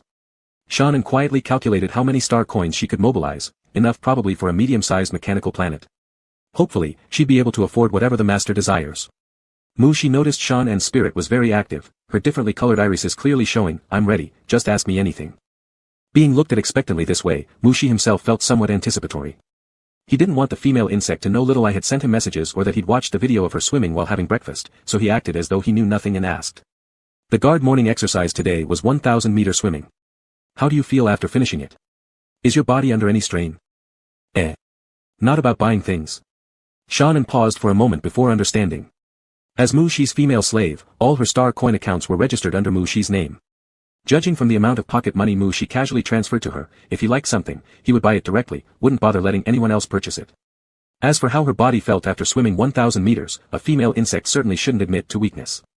Even if straight off the battlefield, as long as the male lord wants, one must be capable of engaging in a beneficial reproductive sport for the species. I recently broke through to the S level, my physical fitness has significantly improved. Even if I swim back and forth several times, there won't be much burden. With genuine eyes focused on Mushi, Shannon wanted to get up and perform some military boxing to prove she was perfectly fine. Is that so? Mushi gained a new understanding of the physical condition of top female insects. If when he was transforming on the cultivation planet, Shannon had already been a top female insect, would he have washed her after sensing her depth and temperature-humidity ratio, or would she have carried him exhausted to clean? This was a question worth exploring. While distracted by these thoughts, Mushi's expression remained neutral. Listening to Shannon emphasize how good her body was, even mentioning different swimming postures and methods of using water currents to save effort, Mushi made mental notes along the way. This was probably a benefit of powerful mental strength, multitasking without issue. His gaze subtly scanned over Shannon's abdomen as he thought this.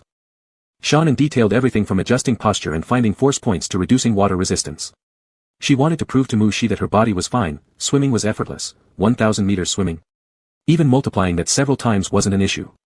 Seeing Mushi listening seriously and taking notes, she assumed he wanted to learn, so expanded on various topics. After Shannon finished speaking, Mushi found himself filling up an entire light screen with notes and saw the female insect blush slightly as she smiled and said, "These are merely theoretical knowledge. To convert them into swimming techniques still requires practice. Whenever you wish to swim, I can teach you personally, one-on-one." Okay. Mushi's mood became somewhat complicated but still saved the recorded notes. He didn't expect coming early to the study would lead to a swimming experience sharing session, but he confirmed that the female insect was indeed fine, both physically and mentally. With this delay, working hours arrived. Mushi glanced at Shannon for a while. Shannon suddenly felt guilty. Was the Lord noticing other motives behind her offer of one-on-one teaching? Seeing Shannon seemed to have nothing else to say, Mushi stood up and devoted himself to today's work. After all, it was only possible pregnancy. Now, the results weren't confirmed. It was normal that the female insect wouldn't bring it up with him. Since Mushi himself couldn't ask directly, he would have to explain how he came to know about this matter. Sitting at his desk, Mushi collected his thoughts and opened the light screen. As the leader of the Royal Star Pirate Group, Jerry Nelson's son had always been a target of official manhunts. If Mushi wanted to bring him out into the open, he would need to submit an application and obtain permission from the military.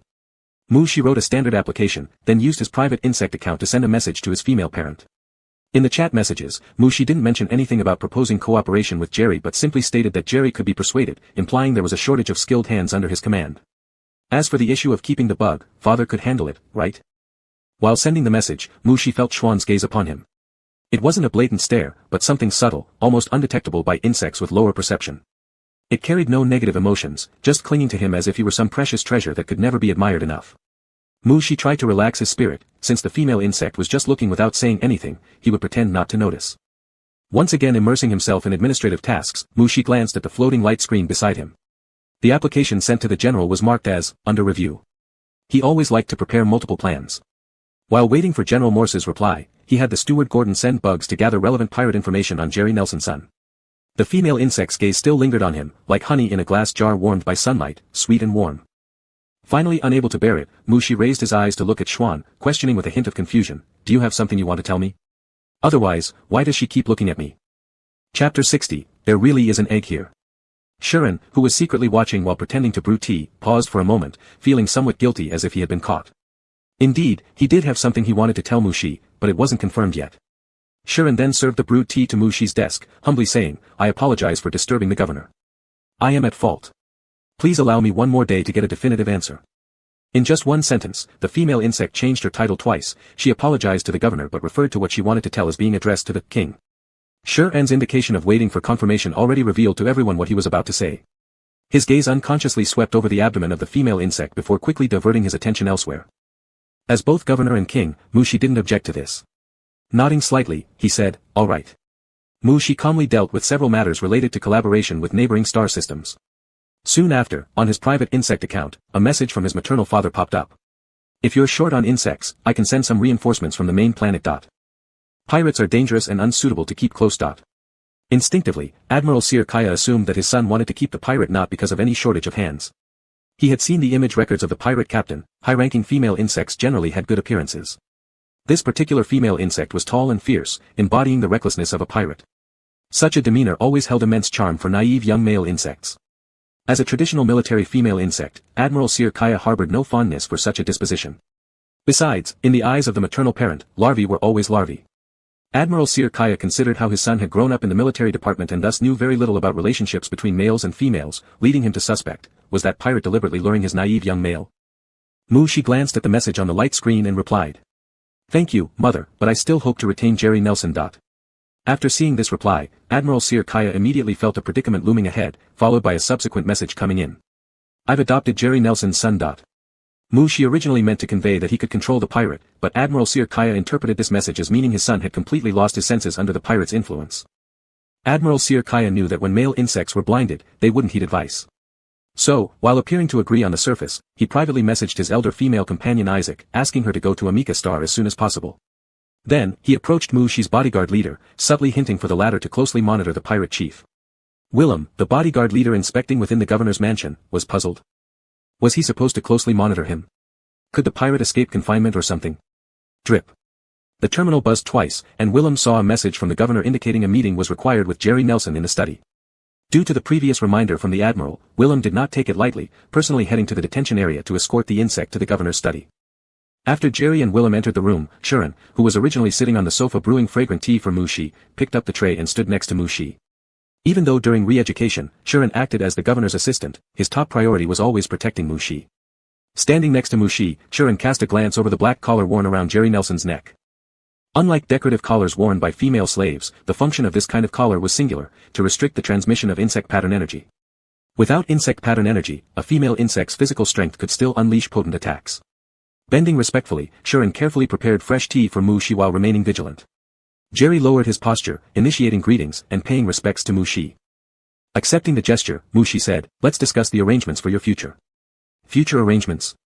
Jerry felt somewhat confused. It didn't seem like negotiations for cooperation, but at least he hadn't been handed over for bounty money yet. Jerry bowed deeply and said, "Tell me, sir. I can handle both the battlefield and cooking. I won't hesitate wherever you need me."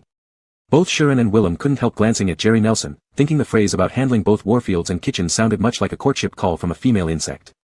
Mushi didn't pick up on this, looking at Willem and asking, "Guard captain, isn't there a vacancy among the new soldiers' sparring partners?" Hearing sparring partner, Willem instantly recalled how he transferred Shuren to the practice room, which led to a visit from a general that very day. Considering the governor's intent, Willem cautiously answered, "There are enough hands teaching new soldiers practical combat skills. However, there is indeed a shortage of service personnel within the governor's mansion." Mushi didn't care about what title or position it was. As long as his maternal father agreed, he could find a place to assign the insect. So Mushi nodded and said, "Just right, Mr. Jerry Nelson has also mentioned that he can handle both battlefield and kitchen duties. You may find an available position for him." The brigadier general didn't bring up the sparring room again, and Willem breathed a sigh of relief. Placing Jerry within the governor's mansion might affect the safety of the brigadier general, but on the other hand, the governor's mansion was the most fortified place under personal guard. If Willem kept an eye on the insect tightly, nothing serious should happen. After assigning a position to Jerry Nelson, Mushi instructed the head of bodyguards to take the insect downstairs for the corresponding work arrangements and uniforms.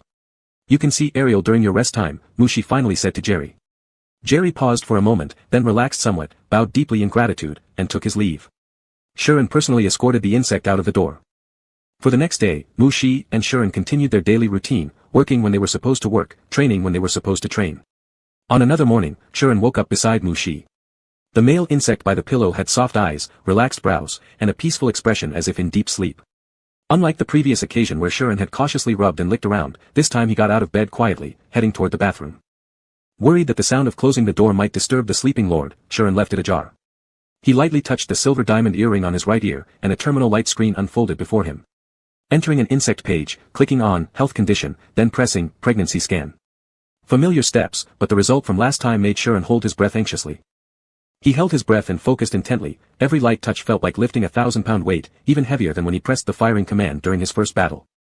The text-filled page faded away, leaving only a bright blue progress ring on the light screen.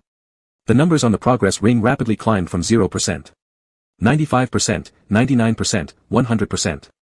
The progress ring disappeared, and a line of white glowing words floated at the center of the light screen. Congratulations, you are pregnant. Shuren's breathing paused briefly. His mind seemed flooded with fireworks, his joy almost as overwhelming as the first time he mated with Mushi. Still basking in the surprise and uncertain how to tell Mushi, Shuren suddenly felt embraced from behind. Startled, Shuren stiffened his body, but after recognizing the insect embracing him, he relaxed once more, his face brimming with uncontainable happiness. Lord. Mushi softly responded, lightly encircling Shuren's waist with one hand resting on his stomach.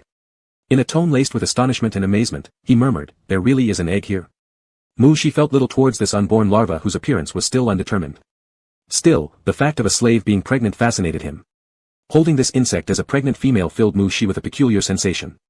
Chapter 61, Pheromones of Pregnant Females Overflowing. After confirming that Shuren was pregnant, provisions for a pregnant female had to be arranged. Little I controlled the mechanical insects within the governor's mansion, delivering pre-purchased supplies for pregnant females into Shuren's room. Several mechanical insects carried items in, categorized and placed them accordingly, then left one by one. Not only did Shuren's secondary bedroom become filled with many things, but Mushi also discovered additional nightgowns and loungewear for female insects when he opened his own wardrobe on the same day. All were made from very light and soft materials. Mushi noticed that the style of the nightgown seemed peculiar, picking it up and examining it for a while before still not fully understanding it. In several places, there were multi-layered fabric splices.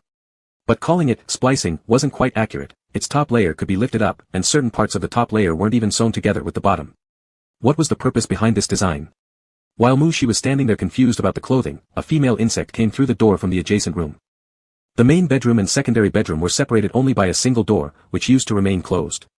In these past days, Mushi allowed Shuren to sleep with him but no longer permitted her to enter the bathroom with him. The female insect would wash in the secondary bedroom's bathroom before coming over. Mushi felt a little embarrassed as a male insect who was looking at feminine clothes and getting caught in the act by the person herself. Despite feeling somewhat ashamed inside, Mushi revealed none of it on his face, calmly hanging the garment back up.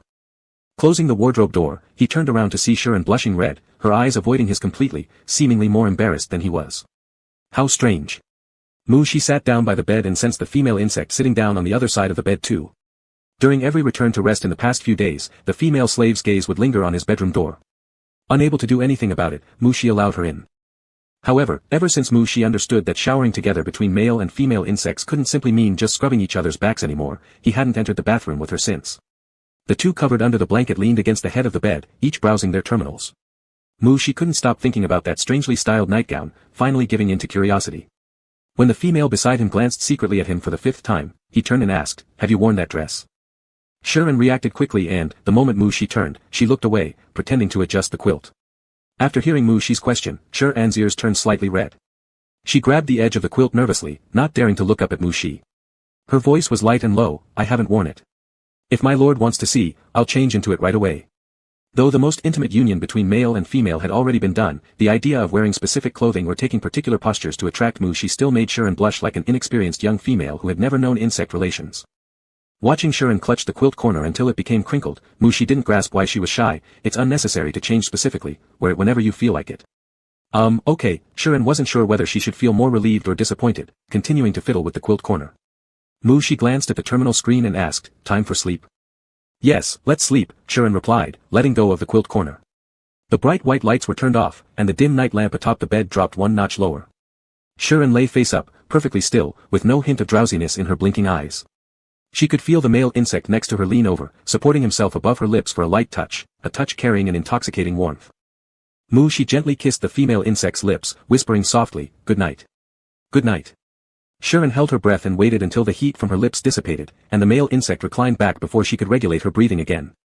That fleeting kiss, meant to soothe, stirred her blood so much that she couldn't calm down for a long while.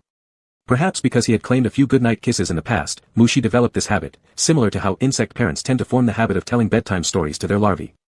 After adjusting her breathing for a bit, Sharon used the opportunity of turning over to steal a glance at the male insect by her side. Her heart pounded with excitement but also tinged with a trace of melancholy. Giving a goodnight kiss at this point naturally implied, "Sleep now, nothing will happen tonight." The insect's breathing next to her gradually evened out, and Sharon sighed deeply in her heart. When would Lord Mushi develop the habit of visiting her nightly, akin to doing his duty? Most female insects in the insect tribe often experience being full after a session, then hunger lasting for long periods. Sharon had also faced such hunger before.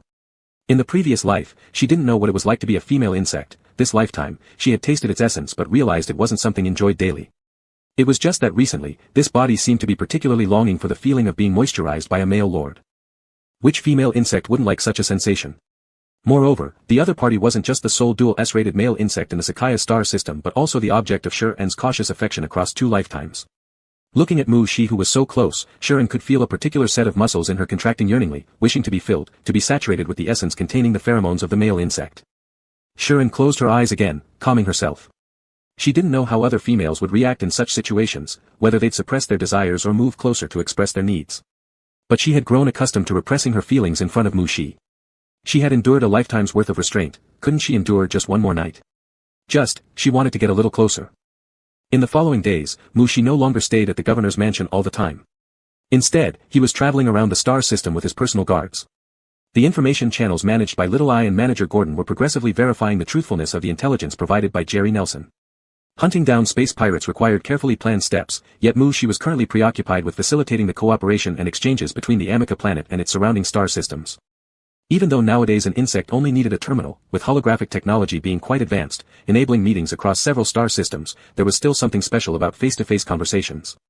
Whenever Mushi engaged in direct negotiations with potential collaborators, agreements that originally granted Amica 80% of the profits typically improved to gain over 200% after a friendly in-person meeting. Mushi, who had just begun his independent struggle after stepping out from under the protection of his family, needed these significant increases in benefits, so he had to work even harder. Sitting on the return spacecraft, Mushi felt somewhat weary. Just as he was resting in the spaceship chair, he noticed Sharon sitting rigidly beside him, looking a bit pale, which prompted his concern. "Are you feeling unwell? Do you need to lie down in the repair chamber for a while?" Pregnant females could travel on spaceships, as long as the ship did not perform superspace jumps. Mushi considered that the back-and-forth journey would merely take a few light days, avoiding any superspace jumps, so he brought Sharon along, only to find that she might be experiencing some physical discomfort. "No, I'm fine. Sitting for a while will be enough." "Thank you, my lord," Sharon replied, adjusting her posture slightly to appear more relaxed. However, she still maintained the pose of tightly pressing her legs together. Sharon clenched her sphincter muscle, worrying about the remaining travel time back to Amica planet. Her body had become strange over the past many days without irrigation. It wasn't too obvious when away from the male lord, but once in private quarters with the male lord, her overflow became uncontrollable. And yet, she adored the presence of the male lord so much that she didn't want to leave for a single moment. Mushi observed Sharon's expression and secretly instructed Little Eye to scan her physical condition. Apart from an excessive secretion of pheromones, there weren't any issues detected. And indeed, vigorous pheromone production was characteristic of pregnant females and certainly not a problem. With the female saying she was fine, and no abnormalities found in the scans, Mushi tried sensing further using his mental silk threads. He discovered only that the female had an abundance of fluid due to the increased secretion of pheromones. Facing this situation, Mushi didn't know what to do. It's not as if he could stop Sharon from secreting pheromones, right? After a brief thought, Mushi slightly leaned forward, reaching out to draw Sharon over so that she rested her head on his leg. Feeling the female immediately stiffen, her muscles tightening, Mushi gently stroked Sharon's soft golden hair. "Lie down and rest for a while. When we arrive at Amica, I'll wake you." With her back turned towards him, the female lay against his leg, while Mushi placed one hand through the armrest of the seat and rested it on the female's chest. He had no other intention but to prevent her from rolling over during sleep and possibly falling, so he offered support. Sharon, however, blushed furiously, gritting her teeth to prevent any embarrassing sounds from escaping. Both the presence of the male and the hand resting across her chest were far too conspicuous. Chapter 62, All Passion Ignited. She looked out the window at the approaching Amica star, and slowly ran his hand through the female insect's hair resting on his leg. The female insect was not sleeping peacefully at first, but after she stroked her hair for a while, she gradually fell into a deep sleep. She felt that Shuren seemed weaker after becoming pregnant. Little I had prepared special meals for pregnant females for Shuren. It shouldn't be due to insufficient energy intake. Could it be that the process of the larvae absorbing energy is making the insect weak? Perhaps he should reduce some of Shuren's daily exercise. As she was lost in thought, the spaceship had already entered Amica star and landed in front of the governor's house. Feeling the ship come to a stop, she looked down at the female insect resting on his lap. She was sleeping very soundly. In recent days, the quality of the female insect's nighttime sleep hadn't been very good. She often turned over slightly at night, all of which he knew. Now that she was finally sleeping so peacefully, it would be better not to wake her up. Thinking this, she moved gently, carefully picking up the insect before rising to go outside the spacecraft. Shuren's figure was larger and more robust than Mushi's. Carrying him like this seemed odd, but with one side filled with trust and attachment, and the other calm and introverted, there was an inexplicable harmony between them. Captain Wei of the Royal Guards was already waiting outside with the others. Hearing the spaceship hatch open, Wei instinctively glanced over to confirm the Lieutenant General's condition, only to momentarily freeze upon seeing the sight. Seeing the Lieutenant General carrying a female insect horizontally, Wei's first thought was that Shuren was injured. But they hadn't encountered any attacks before boarding at the port, and the possibility of other insects sneaking onto the spaceship was even lower. The thought of an ambush quickly flashed and disappeared in Wei's mind as he observed closely. Many other guards thought the same way. The Royal Guard stood tall and straight, looking ahead, but, as the governor carried the insect past, their eyes were fixated on the scene without blinking. With closed eyes, the face of the female insect bore signs of fatigue. Trustingly, she rested her head on the shoulder of the male insect, who wore a handsome yet indifferent expression with a subtle undertone of warmth. What a beautiful love story. The female insects had mixed feelings toward Shuren, admiration and jealousy, and thought, what a wonderful male insect, I wish to marry him. Shuren had actually awakened long ago. Though she carried him lightly, he was used to being alert, and the slightest movement could make him fully conscious. He was just shocked by being held by the great patriarch, temporarily unsure of what to do. After leaving the spaceship, so many gazes focused on him, making him even less likely to reveal that he was awake. This wasn't the first time Shuren had been held by Mushi, not counting those times they applauded for love in this life. In the previous life, he'd also been carried by the other party. It was 3 months after Mushi took control of Amica Star's underground district. At that time, he had already left Amica Star, wandering among the stars as an adventurer and freelance mercenary. He accepted a commission to rescue a young female insect kidnapped by a group of space pirates. He infiltrated the pirate spaceship, locating the rest area where the kidnapped insect was held. Just then, it seemed the space pirates had engaged in a conflict with another spacecraft. Seizing the opportunity amid the chaos, he managed to bring the young insect out. These space pirates were clearly at a disadvantage. Within minutes, the spaceship was on the verge of explosion. There was barely enough time to shove the young insect into a single-person escape pod, setting the landing point on a nearby planet before launching it out. Standing by the cabin door for the release of the escape pod, he saw the sky filled with cannon fire. Suddenly, a dark-haired, purple-eyed male insect floated softly in front of him. The male insect wore a dark space combat suit adorned with gold patterns. Below his feet stretched the boundless void, and behind him was the spectacular cannon fire as if paused. Mushi Sakaya, the governor of Amica Star, the liberator of the underground district. Back when he was among the masses of insects on Amica Star, he had once seen the insect from afar. He thought that insect was both handsome and noble, no wonder so many insects loved him. Now, standing still in front of him, it felt as if the whole universe slowed its pace for him. A voice directly echoed in his mind, "Did you launch the escape pod with the young insect?" At that time, he must have nodded, otherwise Mushi wouldn't have wrapped his arms around him, carrying him away from the soon-to-be-destroyed spaceship. Landing on another intact spaceship, the male insect stood in front of him, having just carried him swiftly through meshes and the void. Next to his legs was the retrieved escape pod, and not far behind, the pirate spaceship burst into dazzling flames. It was then that he truly felt Mushi's charm, an irresistible allure that left insects unable to close their legs. If the male insect hadn't politely praised him saying, "Your young insect is adorable," at the time, and if he hadn't been too dazed to explain himself, it would certainly have been a perfect start. Mushi carried Shuren into the bedroom. Shuren, who had been pretending to sleep all the way, couldn't help but secretly lift his eyelids and saw Mushi's slender and beautiful neck, his white and delicate chin. Mushi had long noticed that the female insect was awake, but still placed her gently on the bed. Seeing her eyes open, clear and bright with heterochromatic pupils, he asked, "Do you want to rest a bit longer?" Shuren replied somewhat bashfully, "I might need to take a shower and change clothes." It was already night on Amica Star at this point. Showering and going to bed now wasn't a problem. Mushi turned to open the wardrobe. "Which pajamas do you want to wear?" Shuren didn't expect Mushi to pick out clothes for him. He thought for a moment and, blushing red, said, "The one you wanted to see last time." Shi paused his hand briefly, responded softly, and retrieved the piece of clothing, light and soft fabric, an oddly designed nightgown. Shuren looked down as he accepted the nightgown, opening the door to enter the bathroom in the secondary bedroom. Female insects from the bug race differed from most species. During pregnancy, they craved intimate contact with male bugs even more and craved the nourishment from male fluids. Therefore, maternity nightwear for pregnant females came in many provocative styles. Such designs were purely intended to stimulate the secretion of pheromones in male bugs so that pregnant females could obtain sufficient nourishment. Shuren had not worn the maternal nightwear sent by the mechanical bug these past few days, one reason being work necessity, the other due to not wanting Shi to notice his yearning, lest he be seen as incapable of enduring a little solitude. But in truth, he really, truly desired it, to the point where his bones softened and his yearning became overwhelming. Holding the pure white, light nightwear in his hands, Shuren pursed his lips silently, thinking to himself that he would just give it a try. If the patriarch showed any displeasure, he would definitely change back immediately. After washing up in the bathroom, Shi returned and habitually used psychic filaments to perceive the state of the female insect. This kind of thorough cleaning again. It somehow put some pressure on the bug. Ever since experiencing Shuren's cavity on the spaceship at the plantation planet, every time the other engaged in such thorough cleaning, Shi had thoughts of wanting to experience it again. But the female insect already had a lot of exercise each day, and there was clear fatigue today. He should restrain himself. Shi withdrew the psychic filament, lounged against the headboard of the bed, and opened the terminal holographic screen, browsing through interesting news while half-lying. From the daily frictions between the Sakaya star system and the other two major star systems, he browsed to some certain female insect advancing to S rank, with their family holding grand celebrations on their home planet, taking the opportunity to arrange blind dates with high-class male insects. Shi quietly observed the Starnet news, occasionally giving likes to certain comments via private channels, though his mind wandered somewhat. His female insect also broke through to S rank. Perhaps it was time for a celebration. Maybe he should give his female insect something. What did she like? After recalling for a moment, Shi realized that the thing he knew which made the female insect happiest was actually his deep exploration and perception of her. Well, let's get another gift instead. The sound of bare feet stepping on the carpet was barely audible. Shi perceived through psychic filaments the rapid heartbeat and breathing of the female insect, and slightly perplexed, looked up. What entered his view was the female insect wearing a white nightgown, shining as if glowing. Shuren felt Shi's gaze linger on him longer than usual, letting out a sigh of relief, but his heart beat even faster. Master, would you like to have a closer look? Shuren didn't go to the side where he usually slept, instead walking a longer route and coming before Shi. Turn around. Shi responded with interest.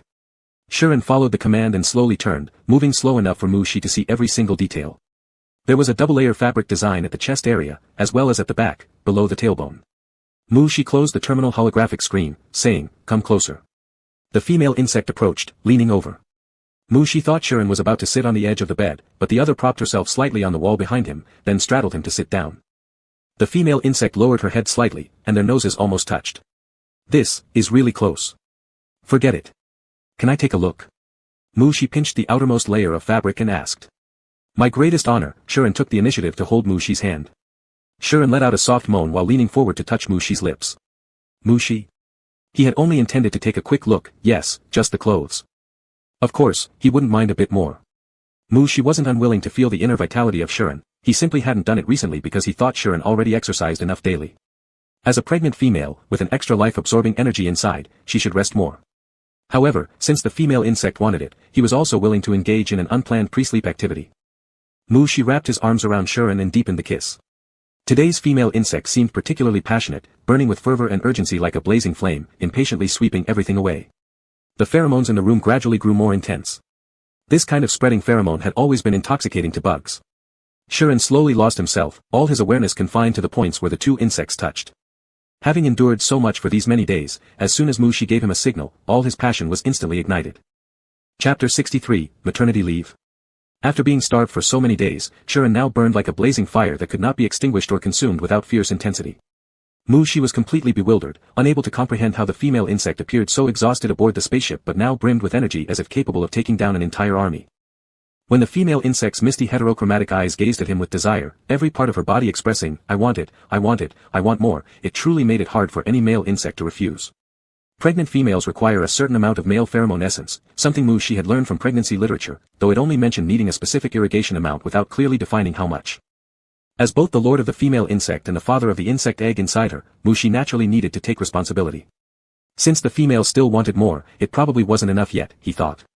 With this in mind, Shi complied once, twice, thrice. By the time the sky began to brighten and light seeped through the curtains, the female, after resting a few minutes and recovering her strength, started moving again beside Mushi, trying to position herself.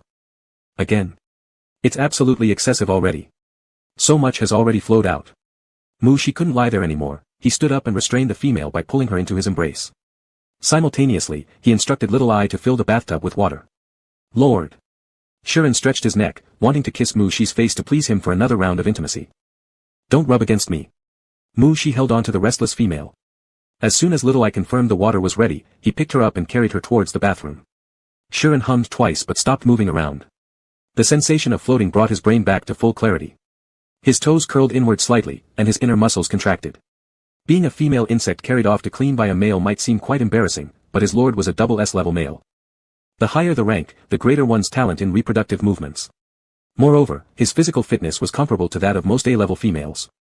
If he ever hoped to carry Mushi instead someday, either they'd have to shut the door and spend over a week in reproductive motion or he would foolishly dare to lift Mushi forcibly. Shirin stared intently at Mushi's delicate collarbone. This time, his bold clinging to Mushi resulted partly from extreme hunger and heightened information hormones. He didn't have the guts to pick Mushi up and walk. As for continuous reproduction motion lasting a whole week, that was even less realistic. After this single satiating bout, Shirin wasn't sure how long he'd be hungry again. At this thought, Shirin secretly raised his eyes to glance at the marks on Mushi's neck and imperceptibly swallowed. Since today had been indulgent already, why not indulge further? Mushi placed the female insect into the bathtub before stepping in from the other side. The warm water caressed their skin softly. Mushi felt relaxed enough to sigh when suddenly he felt the warmth of a female pressing against him. Lord, one more time. Her voice was slightly hoarse, deep and heavy, making Mushi's heart jolt unexpectedly. Did Shirin just enjoy exploring the perception of depth and muscle contraction within him so much? Mushi, looking at Shirin who seemed intent on clinging entirely onto him, mentally checked the terminal for the time. There were still half a star hours before his usual wake-up time. Would there be enough time for morning practice? Mushi lifted his hand and pinched Shirin's nape gently with fingers damp from the warm water. Last time, this is your reward. The reward for surpassing S-level. Reward? Before Shirin could express his doubts, the male leaned closer, his breath brushing against his face. On your own. Good. Shirin's voice was soft and rough, adeptly finding the right angle in the water to seat himself. They inevitably missed morning practice. Seeing the female insect eating her pregnant female's meal with great vigor, Mushi browsed through the pirate hunting plan submitted by the steward while eating his breakfast on the terminal holographic screen. A long list, if all cleared, they could accumulate plenty of military merit and credits. Building Amica Star, developing the underground city, and equipping new soldiers all required money. Though Mushi himself wasn't short on credits, he didn't intend to use them prematurely. Sending the new recruits out for training and earning some extra cash was a great idea. After the meal, Mushi wiped his mouth with a napkin and raised his eyes to Shirin across the table. I'll be taking the new recruits from the underground district for some real void combat training soon. You stay here at the governor's residence and rest well. Shirin slightly startled. What did he need to rest for? Although last night had been a bit tiring, it wasn't enough of a reason to be left out of an obviously long-term mission. Master. Governor, I'm your personal guard. It's only right that I should remain by your side, Shirin said anxiously, worrying whether his overly clingy behavior had caused irritation. During battles against space pirates, there might be the need for hyperspace jumps. Pregnant females' bodies aren't suited for hyperspace travel, Mushi explained. Because he was a pregnant female? Shirin hesitated for a moment. He had actually taken pride in carrying an egg early so he could give birth to a larva for Mushi and have more excuses to seek intimacy with him. He wanted to fight at the peak of his strength for Mushi before the war over the queen bug erupted 3 years later. This seemed perfect. But now, it dawned on him that this very fact would make him ineligible to join Mushi's initial actions. The body of a female insect wasn't as fragile as that, a few hyperspace jumps wouldn't harm an A-level pregnant female. Mushi noticed Shirin's distress and consoled him, consider it maternity leave, I'll sign off on it for you. Whether signed as a male ruler or as a superior officer overseeing female subordinates, it wouldn't be a problem. Maternity leave? Subconsciously, Shirin touched his stomach, which after less than a week still showed no bulge aside from his usual muscle contour. Protecting Mushi and fighting for him was his duty. Even if maternity leave was necessary, it wasn't time yet for him to take it, was it?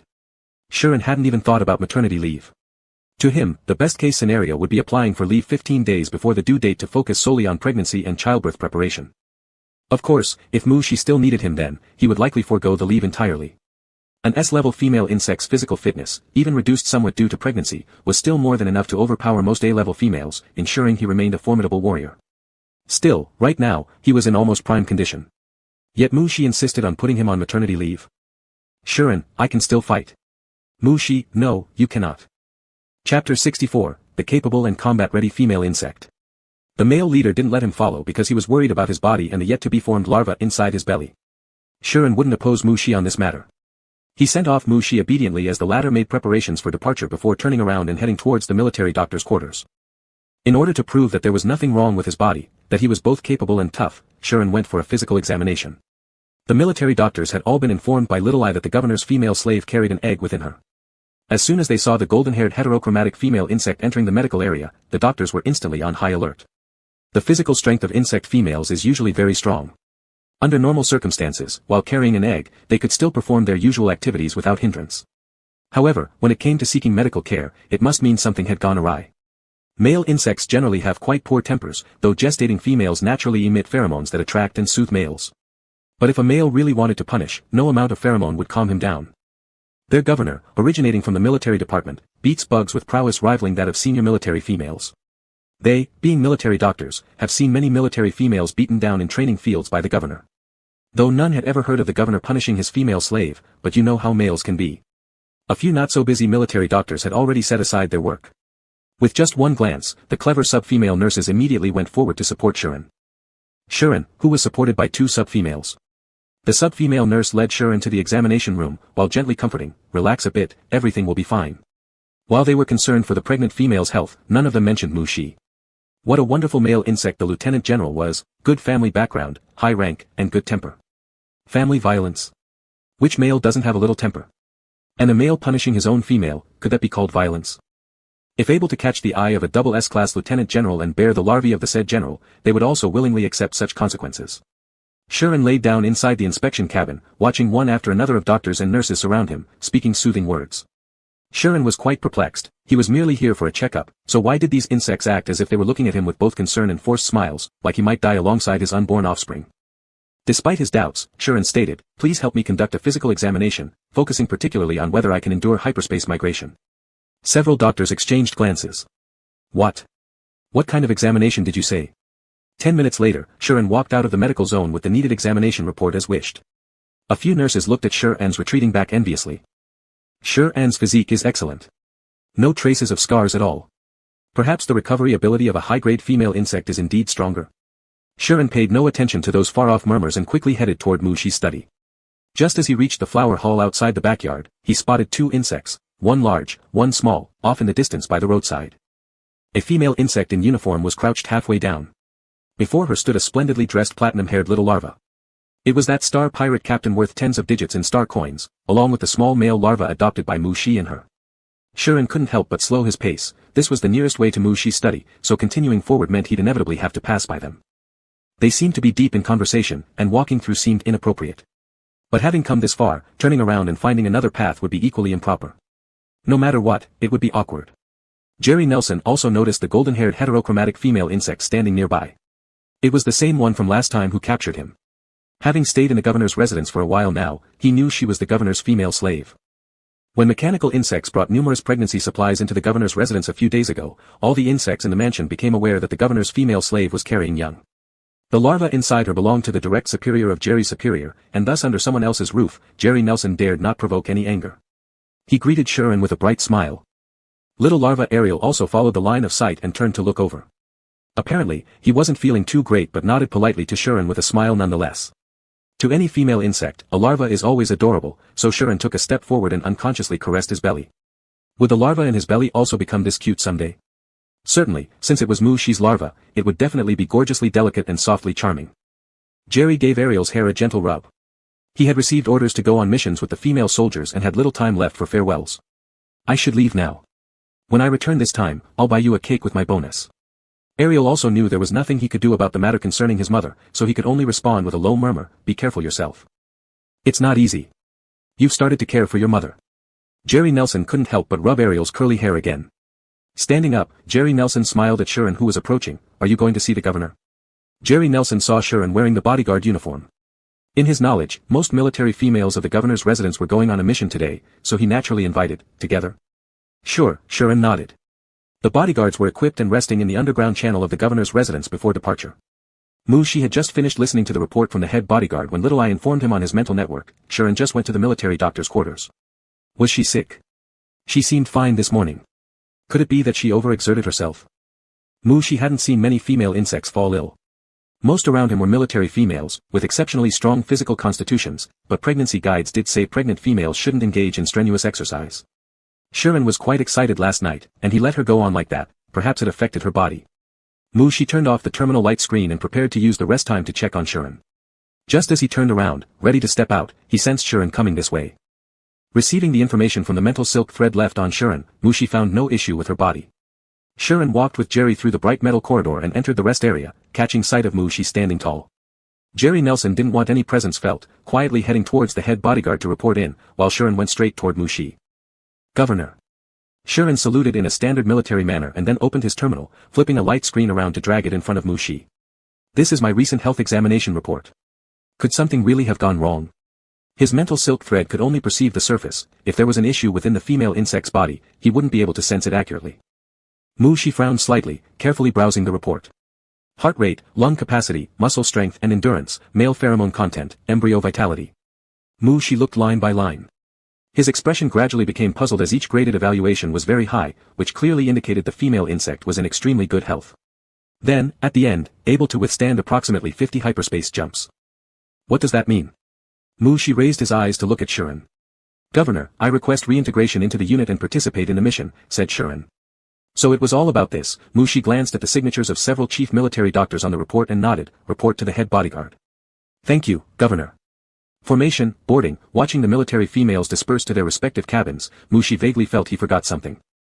Not until all the insects had left, did he see Shirin standing alone in the passage, looking at him pitifully. The cabins were assigned in advance according to insects, and Shirin, being a temporary addition, didn't have one. Why didn't the head bodyguard mention this to him? Shi scanned around, not seeing Will's figure, so he could only tell Shirin first, come with me. His cabin was spacious enough to accommodate 2 insects, but... Recalling Shirin's enthusiastic demeanor last night, Shi felt somewhat worried. Upon entering the cabin, Shi sat on the space sofa and watched Shirin skillfully preparing the bedding of the rest cabin.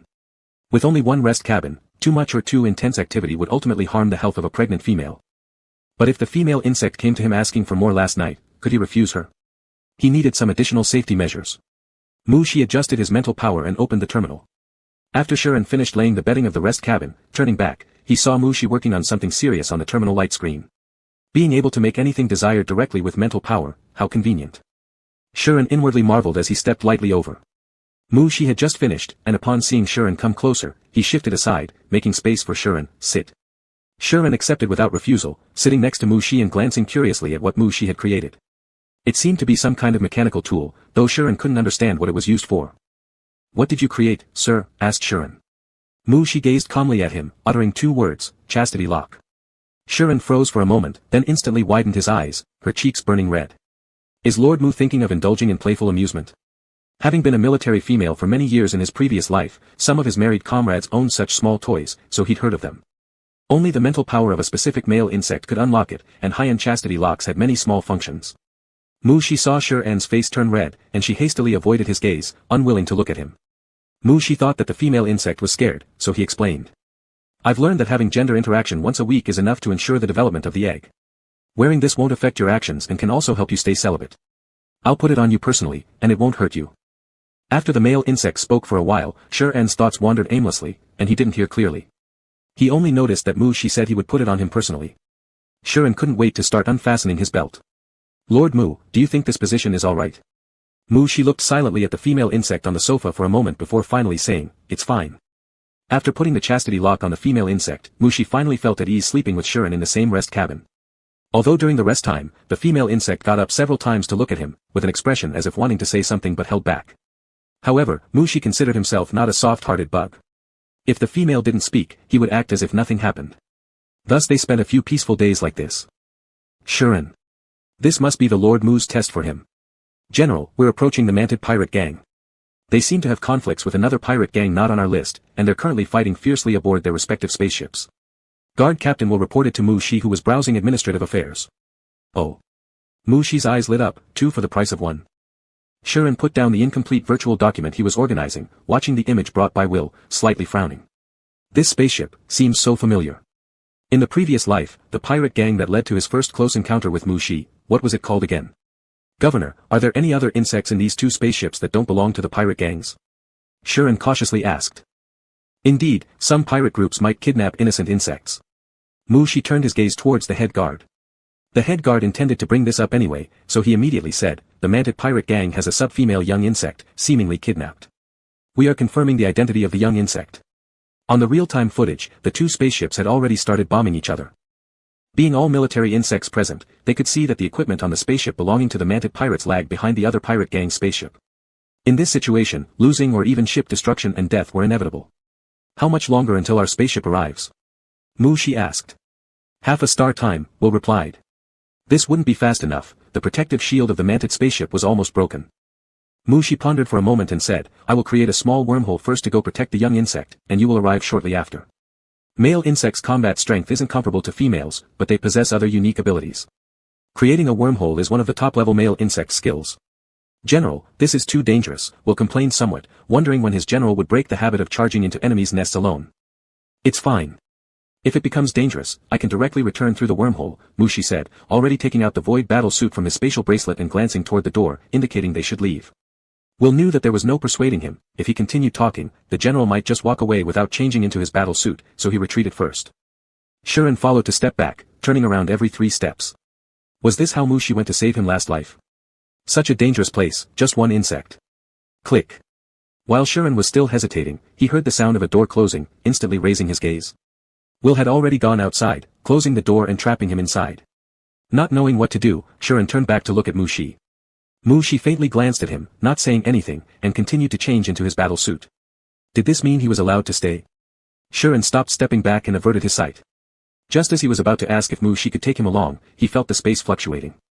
When he looked back, Mu-Shi was already gone. The presence of the male insect disappeared, Shuren's breathing paused momentarily, and he quickly left the workspace cabin, heading towards the central command cabin. How is the situation? Shuren scanned through various content displayed on screens around the room, finding Will standing in the center of the cabin. Will projected a light screen, which was an internal map of a spaceship, showing a golden dot slowly moving within it. The general has entered. We can only rush there at full speed. Shuren stared at the moving dot. Even though based on the previous life, he knew that Mu-Shi would safely return to the spaceship, his heart still tensed up. Glancing at the real-time battle image sent back by the detector, Shuren suddenly paused. Wait, something was off. In the previous life, when the manted spaceship was half destroyed, Mu-Shi's spaceship had already arrived near the battlefield and salvaged the escape pod with the larvae he had released. Now the protective shield of the manted spaceship was damaged, yet it would take them over 20 star minutes to reach the location.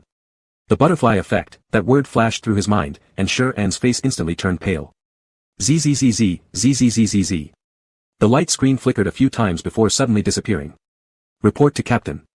A female soldier sitting in front of the screen turned back and said, they activated an interference device.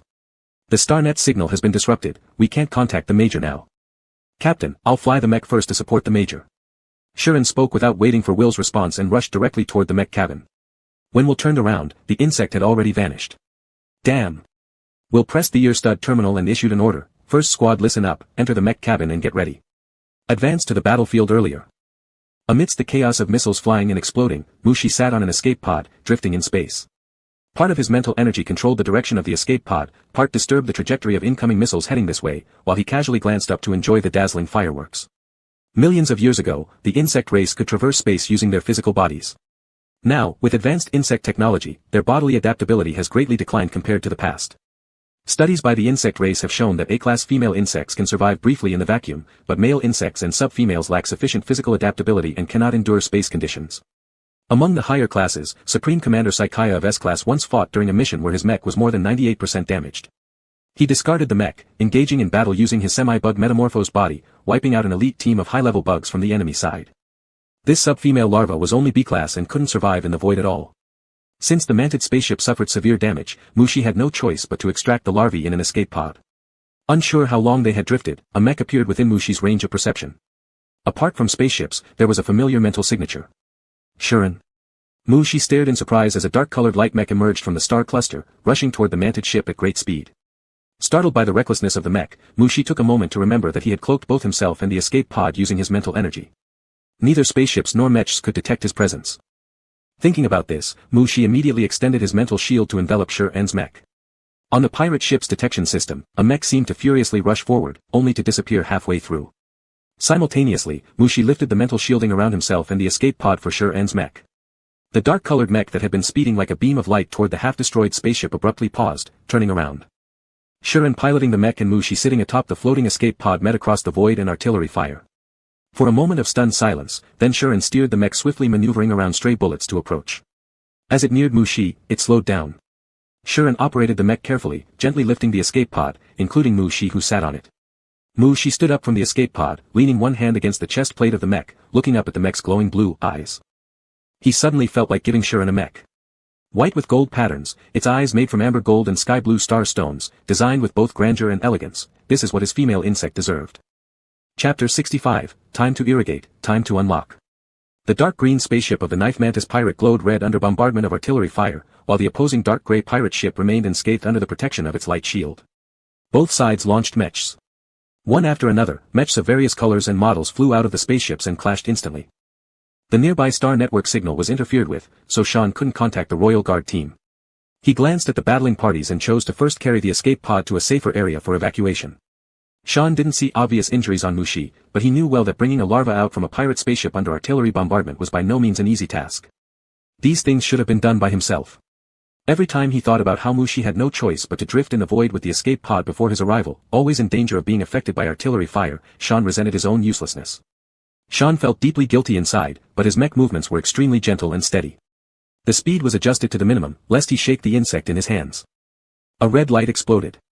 Unbeknownst to everyone, one of the pirates redirected their gun towards the direction of Shan's mech, firing a laser cannon straight at it. Shan's pupils contracted as his fingers quickly manipulated the controls, moving the mech away in another direction while simultaneously concentrating energy at the front to initiate a defensive light shield. If he were only one insect, naturally he wouldn't even be unable to avoid such a laser cannon while piloting a military light mech, but he had his alpha male in his hand. Alpha male, please go ahead. The star network signal here cannot connect to the outside world, so Sean could only communicate with Mushi through the short-range communication built into the terminal. Sean dared not increase the mech's movement speed and continuously directed the mech's energy to the protective shield, hoping to buy time for Mushi to establish a wormhole and leave.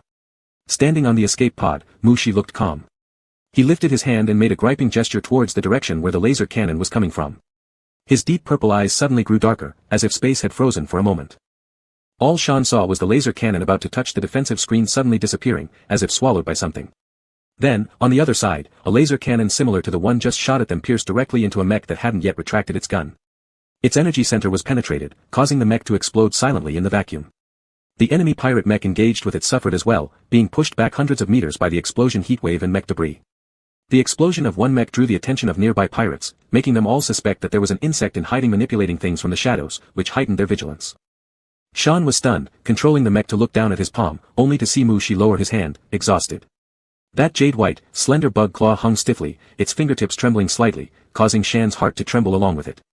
The male insect could have opened a wormhole channel to leave, this was all for his protection. Mushi faintly sensed something amiss with the female insect's emotions through the spiritual thread lines, thinking Sean had been scared by the gunfire. So, he looked up at the mech and gave a reassuring smile, patting the chest of the mech and said, "Don't be afraid. I'm here, everything will be fine."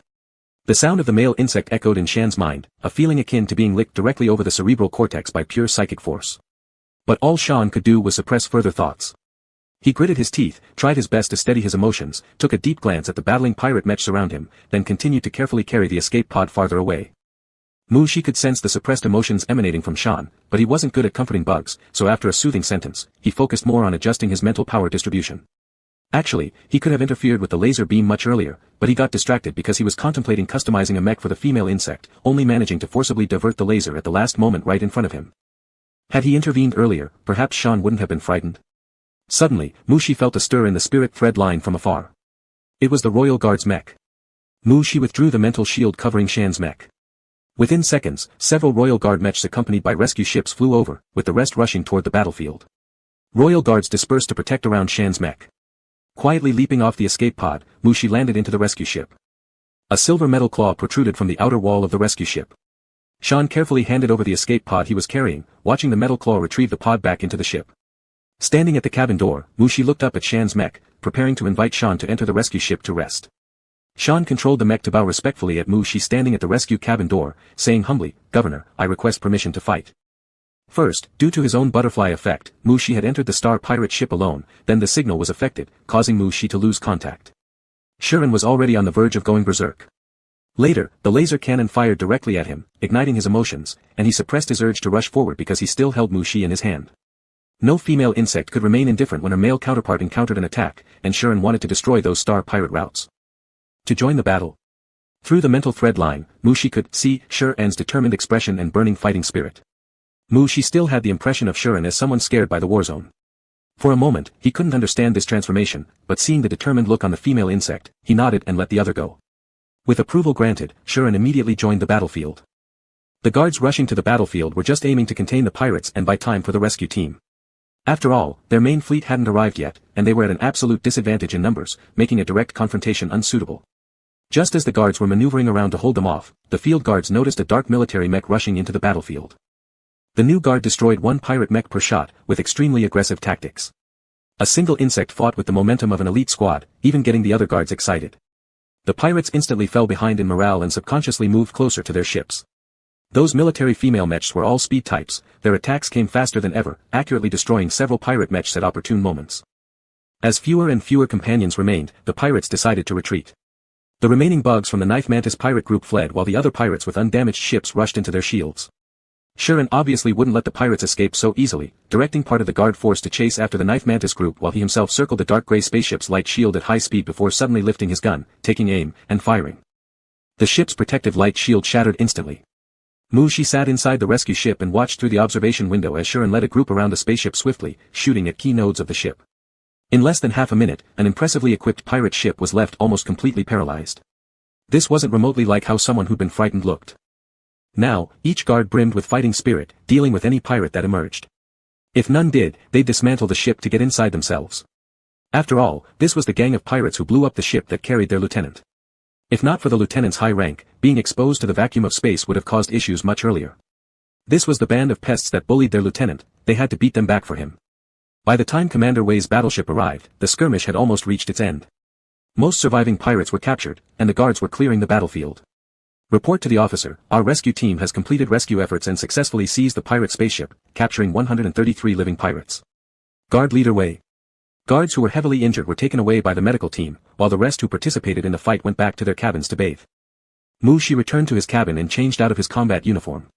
In the shower, the water flowed as the female insect took a bath. Mushi used privileges to grant Shuren half a day off while instructing AI Little Eye to monitor Shuren's condition. He himself headed towards the command room. Wei came with the organized reports to inform Mushi. Of the 133 pirates, 3 have bounties of 10 million star dollars each. They are defiant pirates. It is recommended to contact the military department and have it dispatched nearby planet's forces to take these pirates away. Mushi looked at the report and said, I will meet them.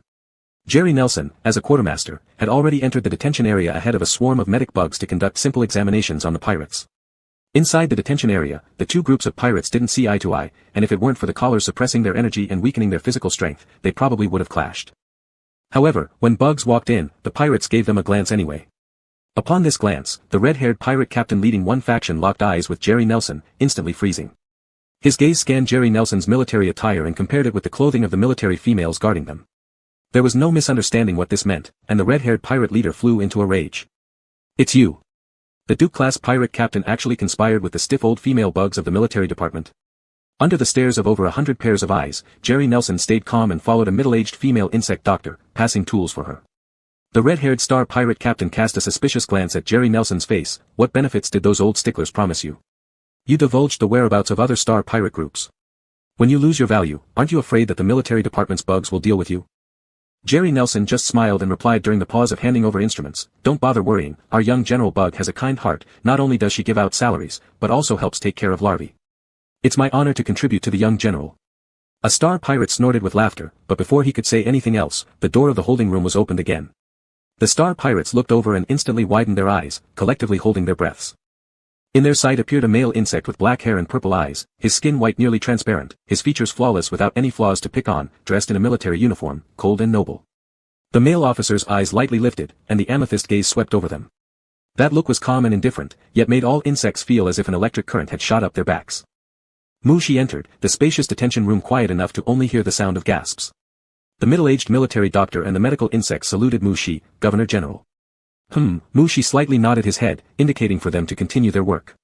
Mu Shi then looked towards the star pirates. Those supposedly rebellious star pirates each stared wide-eyed, blushing, looking like dazed ones. Do you think we should contact the military department immediately? Mu Shi tilted his head and asked while behind him. The red-haired star pirate captain yanked away Jerry Nelson, who had stepped in front of him, blocking his view, stretched his neck to take a peek, then turned back and quietly asked, "Is this your governor?" Jerry Nelson responded, raising an eyelid and not noticing any serious injuries on the other party, then followed the doctor again. "Lord. Governor Lord." The red-haired star pirate captain suddenly raised his voice loudly. "I represent the ADG Star Pirate Group, surrendering to you. We are willing to serve you, be your loyal subordinates." Saying so, the red-haired star pirate captain directly kneeled down on one knee. Mu Shi turned around just to see a large group kneeling on the ground.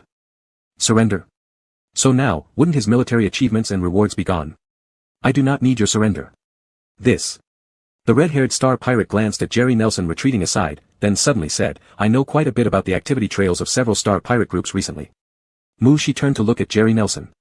Jerry Nelson hadn't expected some bug to shamelessly steal his idea, so he hastily glared at the kneeling red-haired star pirate captain. "Alright, record everything you know." After initially arranging the star pirates, when Mu Shi returned to the cabin, Shuren was already lying down in the resting chamber wearing pajamas. Feeling Mu Shi's gaze, Shuren nonchalantly adjusted the collar of the pajama to one side before blinking his bright heterochromatic eyes towards Mu Shi, reminding him, "Master, it's been a week. It's time for irrigation, it's time to unlock." "Shuren, master, shall we applaud for love?" Chapter 66, I Want to Kiss You. Once a week was the frequency suggested in the pregnancy data for beta females given by Little I. Even if Shuren didn't bring it up, Mu Shi would remember. Mu Shi was unbuttoning his military jacket while walking towards the rest cabin. Shuren quietly held his breath, unable to take his eyes off. Hanging his coat outside the rest cabin door, Mu Shi looked at Shuren inside and bent down to ask, "Have you been waiting long?" Not too long. The body that had yearned for so long was finally embraced, and Shuren closed his eyes comfortably and contentedly. "Lord, lock." Shuren gently reminded him with restraint. With a thought, Mu Shi dissolved the lock made of mental energy. Suddenly free, Shuren wrapped his arms around Mu Shi's neck. "You've worked hard." Mu Shi lightly touched the center of Shuren's forehead. The spaceship sailed through the universe, under the control of the chief guard. There wouldn't be any problem if the governor didn't show up for days. At most, the guards on duty would exchange glances knowingly when they changed shifts, feeling both envious and a bit sour. Under the management of the female soldiers, the newly surrendered space pirates were writing down all the information they knew about other pirate gangs. They felt no guilt whatsoever but eagerly craned their necks toward the door every day. The red-haired space pirate captain grabbed Jerry Nelson, rubbed his hands, and lowered his voice, saying, "Hey, Brother Nelson, look, the information I've submitted is extremely accurate and useful. When will I be summoned by our noble governor?" "Forget it. Right now, 9 out of 10 bugs in the entire spaceship want to be seen by the governor. You've just started." Jerry laughed disdainfully. "I'm different." "How are you different?" Jerry Nelson glanced at him. "Are your skills better than other bugs? Or do you have more tricks than others?" The space pirate captain's face filled with question marks. Rumor has it that Mu Shi, the one many bugs wanted to see, had just finished bathing and walked out of the bathroom, carrying a warm water vapor, then sat beside the resting cabin. Inside the cabin lay a female bug, resting her head on a pillow, 8 dark bone wings scattered within the cabin. Mu Shi just sat there without lifting the blanket to lie down. Then one of the bone wings slithered over and looped around his waist. Looking down, he noticed the female bug quietly inching closer to him. Mu Shi caressed the female bug's sweet light golden hair. "Let me gift you a mech. What kind do you like?" Shuren nudged Mu Shi's palm and turned his head to look, his eyes shining with joy yet restrained. "Any kind." Customized for you." Mu Shi's expression carried a hint of indulgence. A fleeting flicker of reminiscence crossed Shuren's eyes, his old friend from the previous life who, after joining Mu Shi's forces, was assigned an exclusive mech. "I want a white base with gold edges, and golden and blue starstones for eyes and decorations." Mu Shi unconsciously froze as his hand was smoothing the female bug's hair. This, how could it be exactly what he imagined? An indescribable emotion clogged Mu Shi's heart, making him suddenly want to hug Shuren, kiss the female bug's lips, and smell the scent of the female bug. Suppressing those heated impulsive thoughts, Mu Shi secretly scrutinized Shuren. Was it possible the female bug read his mind? Or was it simply a deep understanding between them? The female bug's mental power was much weaker than his, so the possibility of reading his thoughts was nearly zero. Then it must be a deep connection. Mu Shi let his gaze soften, his fingertips sliding down from Shuren's hair until they rested on the shallow pink lips of Shuren. Shuren abruptly stopped speaking, staring dazedly at Mu Shi. "I want to kiss you," Mu Shi said. He had kissed before, but only briefly. Now, he wanted to taste again. "Lord. Lord." Shuren was caught off guard by the sudden turn of events, stammering in surprise and confusion. "Can I?" Mu-Shi lifted the edge of the quilt and leaned closer. The spiritual force and stamina of double S-class male bugs were strong. Despite the female bug entwining him for several days, Mu-Shi still had abundant energy. Initially, he had no plan to enter the cabin again, intending to lock Shuren back and check the recent progress of the Royal Guard squad and the new female soldiers. But he changed his mind. Of course. Shuren's mind was still slightly dazed, almost losing all ability to think. He only found Mu-Shi's mysterious purple eyes elegant and captivating, drawing his spirit into them. Would any female reject her own lord? Especially since this was the very being he admired across 2 lifetimes. The ship floated peacefully in the vastness of the cosmos. Shuren knew clearly that Mu-Shi wasn't the type to take initiative in interactions between male and female bugs. But now, Mu-Shi leaned down and came closer. This wasn't because Mu-Shi had changed, but rather, was it because he made Mu-Shi want to get closer? Why? Regardless of why, he truly adored his lord. Mu-Shi required himself to be with a female bug once a week, though he didn't specify the duration of once. Under various circumstances, the time he spent in the cabin always exceeded expectations. With a stern face, Mu-Shi rearranged his schedule on the terminal, marking every task's time clearly. The daily stay in the cabin should be limited to less than 10 star hours. If Shuren still used the I want more tactic, then he'd have to adjust the once-a-week plan. And there was also the issue of clearing out the space pirates. Bug species laid eggs and gave birth after 5 months, showing pregnancy signs after 3 months. A pregnant female's body would gradually become clumsy around the 3rd month.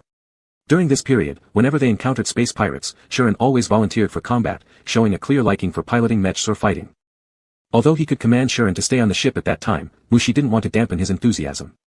Every time Shuren returned from breaking through the pirate ships, kneeling on one knee before him and looking up, his eyes were always bright. Therefore, he must try to finish the work related to the space pirates within 3 months.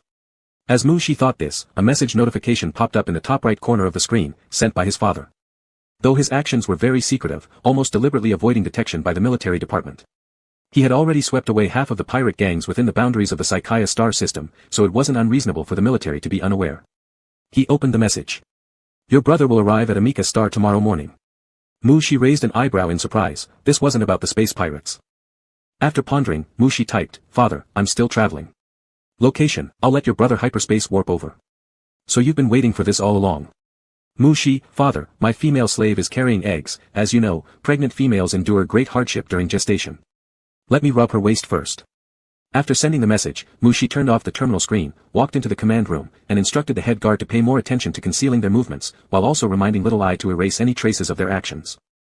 He could apologize later to the general, but right now, no one could stop him from clearing out the pirates. This information about the pirates' locations would lose its value if not acted upon immediately. On the other side, Morse Marshall on Psychia's main planet stared at the message on the screen for a long moment. Thinking, my baby is going to have babies. Having young ones and yet still helping the pirates eliminate competitors. Morse became even more convinced that the captain of the Viscount pirate gang had completely enchanted his son. He doubted whether a male who goes back to rub the female's waist would ever return to send him location information, so he decided to contact his eldest son to explain the situation. After giving instructions to the head guard, Mu-Shi really did return to the cabin, finding Shuren who had just finished eating a meal tailored for pregnant females and was resting on the sofa. Sitting next to Shuren, Mu-Shi said, let me rub your waist. Chapter 67, Lord Sia's Compassion. The last star pirate group on the list, under laser fire and explosive cannonades, saw their dark mechas dart through battle mechanical bugs. Mu-Shi released a psychic net to show the vision for the fighting female soldiers, inadvertently paying more attention to a personal guard mecha that had gone straight into the spaceship.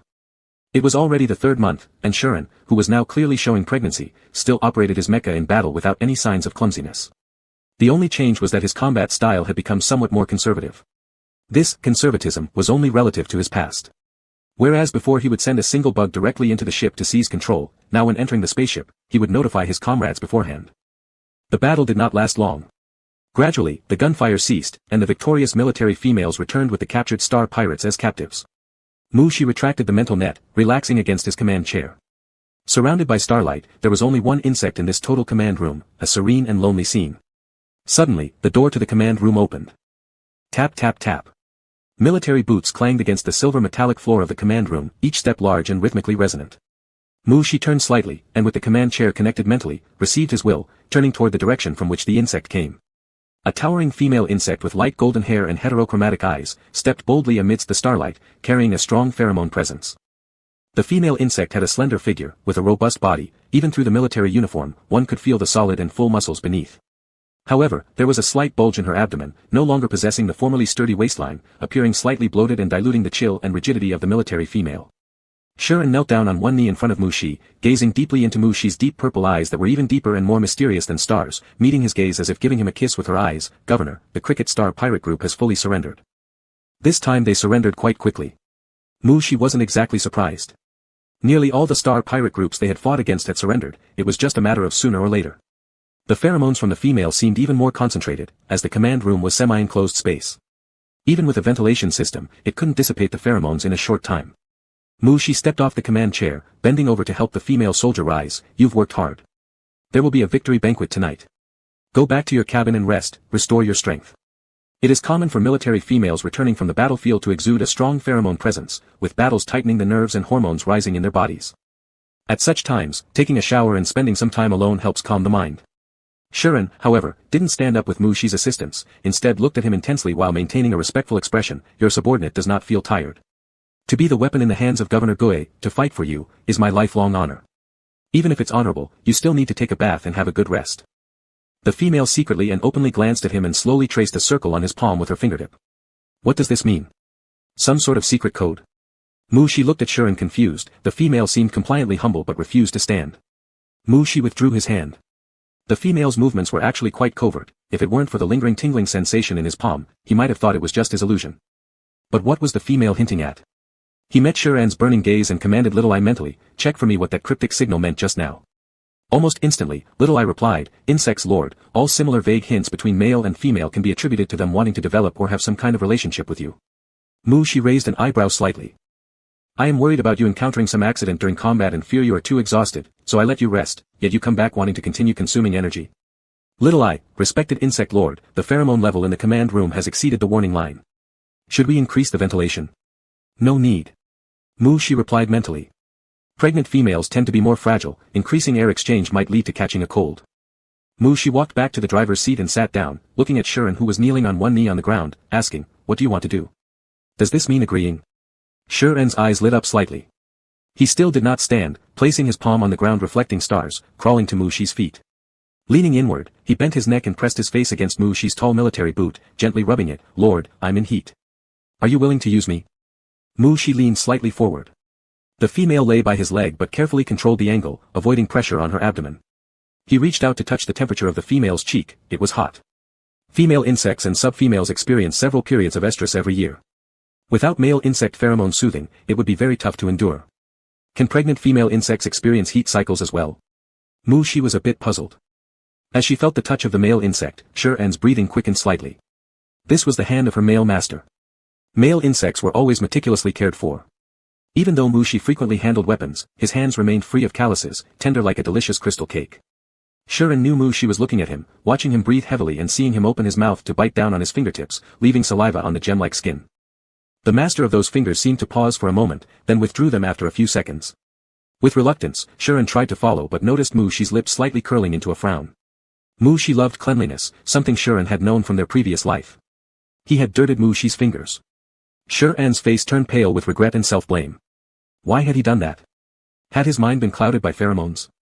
Bowing his head low and letting his nose lightly touch the surface of the male insect's military boots, Sharon said, I have overstepped my boundaries. Please, Master Male, punish me.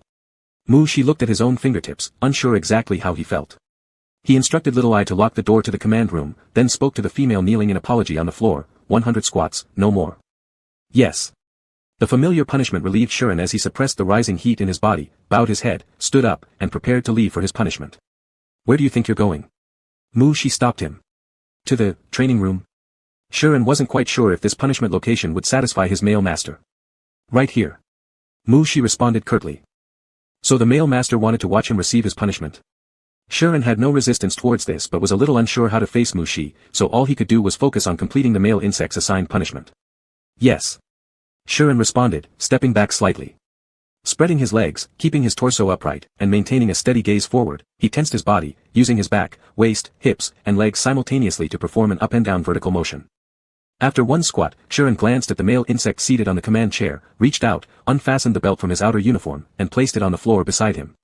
Mu Shi watched the female insect's movements carefully as she set the belt down and continued doing squats. Do you need help? Mu Shi leaned back slightly against the chair and asked. Help. Shuren gritted his teeth, breathing heavily. His body 3 months into laying eggs had indeed become much clumsier, but this was only 100 squats, he was nowhere near incapable to that extent. Seeing the female's resistance, Mushi paused for a moment before continuing, "You can come squat here. I'll support you. I can do it myself." Having just completed half of a squat, Shuren suddenly froze mid-motion, hesitantly turning his gaze toward Mushi, uncertain whether to finish lowering himself or not. "Male, master." Shuren suspected for a moment that he might have heard wrong, perhaps Mushi didn't really mean it that way. "Do you need it?" Mushi leaned back against the command chair, calm and natural, extending his hand toward Shuren. Could any female insect refuse such an invitation? Shuren certainly couldn't. He immediately rose without picking up the belt from the floor, walking straight to Mushi's command chair.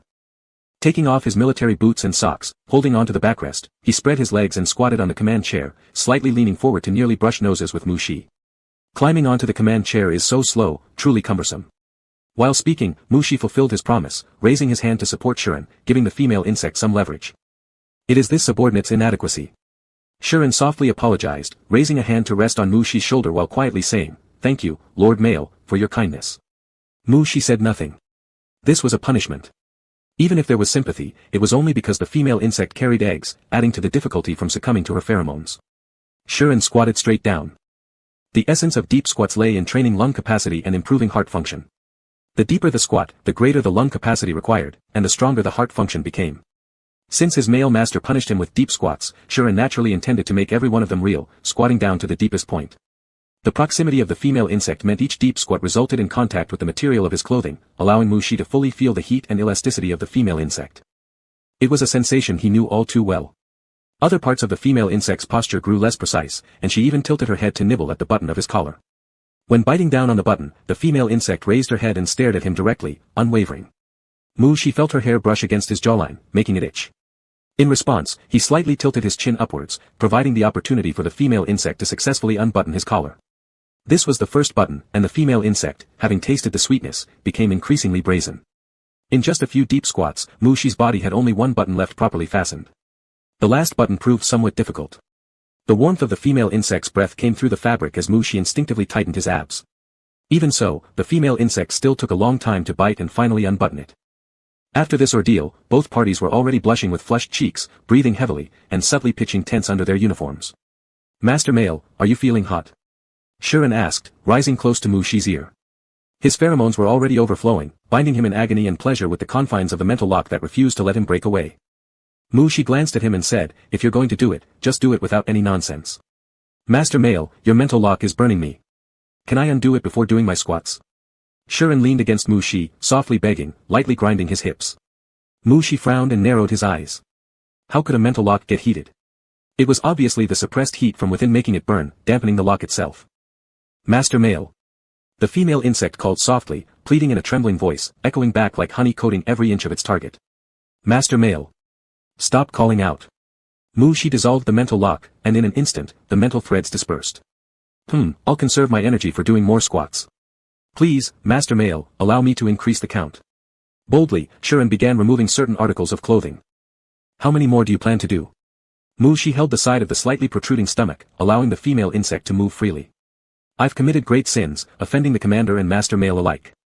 Let me offer my apology by doing 13-14 squats. I will spend my entire life apologizing. You can't handle this many." Mushi supported the undulating rhythm initiated by the female insect, relieved that the initial amplitude and speed weren't too fast, thus giving him peace of mind that the female wouldn't succumb too early. "I can do it. Thank you, Master Male, for your kindness." Shuren retracted his sharp edges and lovingly gazed at the bug of his heart, kissing her with his eyes. "Don't spout nonsense about kindness." Mushi sighed inwardly, trying to turn away from the female insect's gaze but couldn't control the warmth in his cheeks either. Shuren was being punished in the general commander's office while the head guard followed orders to have the spaceship return. A day's work was over. Jerry Nelson lay inside his rest cabin, the door partially open, facing a view window showcasing the endless universe outside. With one hand behind his head, the other swiping across a holographic screen displaying various bugs information. Another bonus appeared on his payroll card today, freshly deposited. Jerry's eyes carried a tinge of reminiscence. His master excelled in mech and spacecraft research, something he'd spent years closely studying himself. When the head guard questioned if anyone could repair the ship's engine earlier, something compelled Jerry to stand up.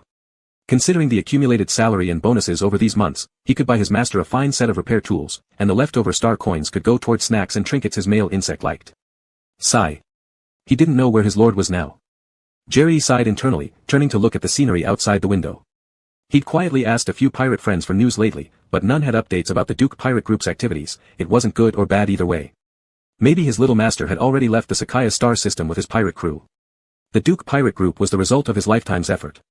A female insect's property should naturally pass to the male insect heir, which he saw no issue with. Jerry was only worried that after he was gone, no bug would remind his master to eat on time, urge him to sleep early, or give massages during nights. 1301, 1302. 1314. She embraced Shuren, pinning the bug against the hatch, silently counting according to the female insect's requested number of apologies in tune with the rhythm. Then she kissed the female insect nearing climax. She carried the slumped female insect back and gently placed her on the command chair. He avoided her weak knees as he bent down, sweeping the damp, pale golden hair from the female insect's forehead, revealing the blurred heterochromatic pupils underneath. "Are you feeling okay?" She inquired while instructing Little Eye to scan the female insect's entire body. Exhaustion detected. Suggest immediate rest. Shuren was so exhausted that he could barely keep his eyes open. He had never imagined his stamina would decline so much that he'd trouble his master male. After all, just over 1,000 deep squats shouldn't make such an impact, compared to when he'd done more push-ups before. Shuren wanted to apologize to Mu-Shi but plunged into an endless darkness the moment Mu-Shi's hand touched his cheek. Mu-Shi continued to release psychic energy, soothing the female insect's mind and untangling her chaotic mental threads. Perhaps it was because they had just finished a battle, or perhaps it was due to the egg in her belly, but the female insect's strength faltered halfway through. Yet she stubbornly insisted on completing the squats as an apology, and Mu-Shi had to carry her through the latter half. After Shuren's mental threads were smoothed out and the pheromones in the command room dissipated, Mu-Shi tidied up his clothing and wrapped Shuren in a light blanket. Mu-Shi picked up the female insect and headed for the door. His exercise quota for today had also been exceeded, so he needed rest as well, after which, he would have to face his own older brother-in-law. What a headache. He carried the insect all the way back to the cabin, entering the bathroom where Little Eye had already prepared water at the perfect temperature in the bathtub. Mu-Shi removed the thin blanket and gently placed Shuren into the tub. Having taken care of the female insect, Mu-Shi was about to undress and step into the tub when he caught a faint trace of sweet milk fragrance. It mingled with the female insect's pheromones, making it hard to identify clearly. Mu-Shi sniffed lightly, searching for the source of the milk aroma, and his gaze finally landed on Shuren, who slept peacefully with eyes closed. Chapter 68, Fullness and Emptiness. Shuren woke up from his dream, greeted by the familiar scent and body temperature beside him. His chest was filled with warmth, feeling full yet content. He moved closer to Mu-Shi lovingly. Wanting to embrace, just as his hand was about to wrap around, it was subtly avoided. The male ruler was awake. The male ruler didn't refuse his hug, he avoided contact with Shuren's chest. The male ruler was resisting him. This realization made Shuren catch his breath. Am I disliked? Why? Is it because last night I failed to do the number of squats I promised, thus troubling the male ruler for help? Shuren withdrew his hand, proactively creating distance, about to ask for punishment when he saw Mu-Shi looking at him with a complex expression. It's time to get up, you consumed quite a lot last night. You need to replenish your nutrients quickly. Mu-Shi felt somewhat embarrassed, deliberately avoiding eye contact with Shuren as he sat up from the rest chamber. He retrieved clothing from the space bracelet, then thought of something, turned around to look at Shuren lying there, leaned down to place a kiss on the female bug's forehead. Good morning. Shuren's eyes flickered slightly, momentarily unsure of Mu-Shi's attitude. The male ruler indeed avoided contact just now, but the slight warmth revealed during the good morning kiss felt so genuine, not like someone who dislikes him. Perhaps it was overthinking. The male ruler just wants him to leave the rest chamber soon and have breakfast. But confession is still necessary. Shuren immediately got up to change out of his pajamas, retrieving his military uniform from the terminal space. Mu-Shi maintained a calm expression, never looking sideways, quickly getting dressed, then directly opening the rest chamber door to head towards the bathroom. As Shuren fastened the buttons on his collar, he looked somewhat uncertainly at Mu-Shi's departing figure. He still felt something was off, but couldn't pinpoint exactly what. Because the male ruler didn't look at him. Mu-Shi wasn't the type who was obsessed with the bodies of female bugs, but Shuren acknowledged that his physique wasn't bad, complete with pectoral and abdominal muscles. In the past, every time the male ruler gazed at his body, there would always be a hint of affection and admiration in his eyes. But just now, the male ruler was still avoiding him. Shuren glanced down at himself. After giving birth, some parts of his muscles were no longer as clearly defined. Was it due to this? Both creatures lost themselves in their own thoughts, finished breakfast together, and then each sank into the sofa, sitting face to face across the coffee table. Mu-Shi skimmed through the light screen, noticing many new pieces of information regarding military movement within the Army Department's internal channel. Leaving the power circle of the main planet and now as the governor of a planet, much information didn't come as swiftly anymore. But Mu-Shi still sensed the premonition of impending storms from these movements. They were about to return to Amika's star. He would ask his elder brother then. His older brother Esak, as the spear of the First Legion, wouldn't be unaware of changes within the army department. After browsing through messages in the military department channel, Mushi turned to his private account, planning to check on the progress of the mech design entrusted to the research department. While lightly tapping on the virtual screen, Mushi realized that Shuren was watching him secretly again. This was the 10th time today. Different from the usual pure staring that leads to blankness, this gaze contained a sense of wanting to say something yet stopping. The female bug might have something she wanted to tell him. Mushi shifted his gaze from the light screen directly onto Shuren's unfled glance. Is there something? Shuren didn't avoid the look. He took a deep breath, got up, and knelt by Mushi's feet. Lord, I failed to complete the promised number of squats and had to trouble Lord for help. I am at fault and will accept any punishment Lord wishes to give. Shuren looked at Mushi, prepared for anything. The female bug seemed to often confess sins recently due to strange reasons. Is it common for pregnant females to overthink? Mushi extended his hand toward Shuren and said, don't think too much. I am your male ruler, helping you when you are punished is natural. Not to mention that over 1,000 squats are beyond what a pregnant body can endure.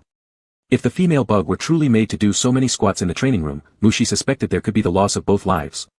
Shuren's chest warmed with emotion, his heart thumping continuously as Mushi's words left him soft inside. He handed his hand over to Mushi, rising according to Mushi's force, sitting beside Mushi. Lord. Shuren moved closer to Mushi, wanting to pour out all his admiration and attachment. Mushi's breath paused momentarily. A warm female bug pressed against his side. Really, they touched, collided. Why does everything lead to hugging? With the sofa backrest right behind, there was nowhere to retreat. Mushi's brain went blank, and he could only stiffly embrace the bug. Just a hug, it shouldn't be too stimulating. Amika Star. In the private port of the planet governor's insect, several female bugs dressed in military uniforms lined up under the arrangements of the steward. Mushi descended from the spaceship with his insect, immediately spotting at the front of the welcoming group a tall female bug dressed in the uniform of the First Legion. Golden hair, emerald eyes, and facial features resembling the general's, but overall her appearance seemed more rugged. She was the Major General of the Operations Department of the First Legion, the gun, within the military division and also his elder sister, Esak Sakaya. Shuren had also noticed the line of female bugs wearing the First Legion uniform and recognized one of them from their previous life's encounters.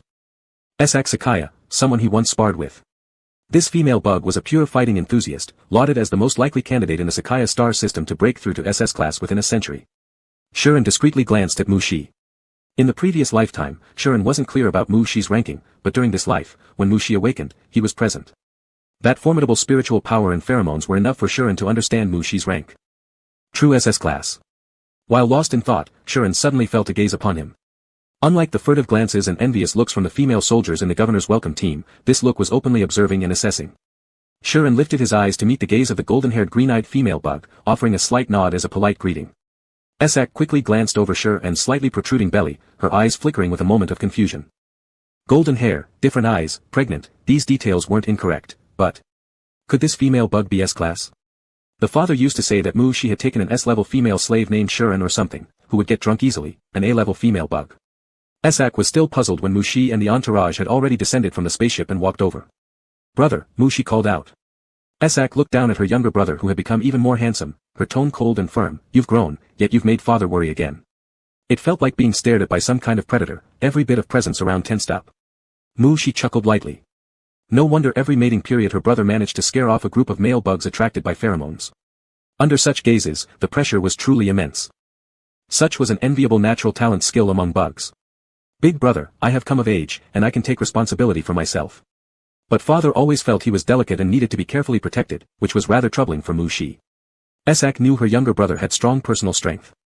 Although she could always suppress him when they practiced sparring together in the training room. She also understood that if the arena were larger and the terrain more complex, she wouldn't have been able to do anything to him, nor she could simply exhaust her using spiritual power alone. However, knowing something is true and witnessing a smaller yet irresistibly attractive male bug brother is another matter altogether. Esak couldn't help but feel the need to protect him somewhat, probably just as father does.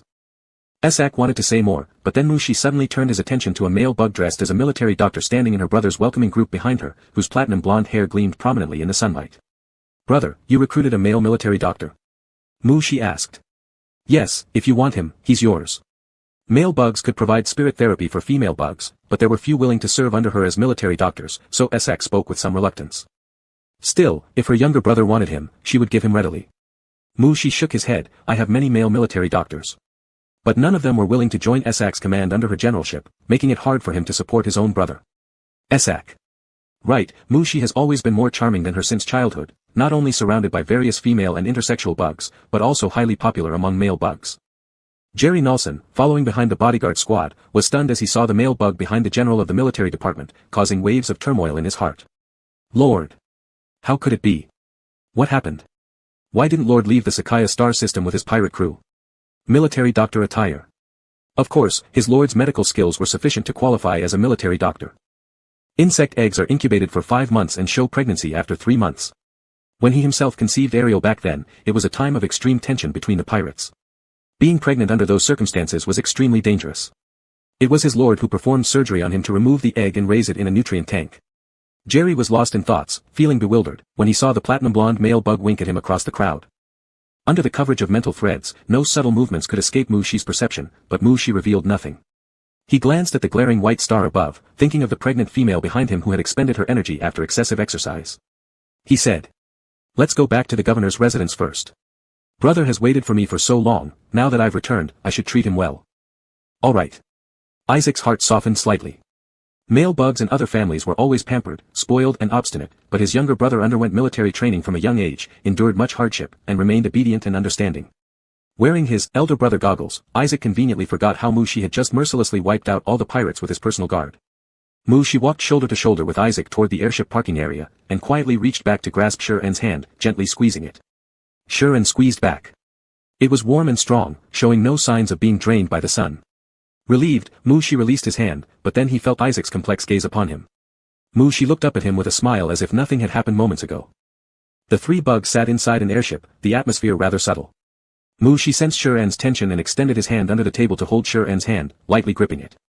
This was Sher-En's first meeting with Isaac as Mushi's female bug, so he felt somewhat at a loss. When Mushi extended his hand, Sher-En instinctively responded with a gentle squeeze. Now, since the male master squeezed back, should he squeeze back again? Isaac showed concern for Sher-En's body and eggs, only to see the female discreetly giving Mushi a hand massage under the table. Does a hand need massaging? Direct female Isaac had never thought about this before. But males were always precious, especially when they were nobility like his younger brother. They certainly deserved finer care, so it was good that there was a female around to look after Mushi. Upon returning to the governor's mansion, Mushi let Sher-En rest first while he took Isaac into the study.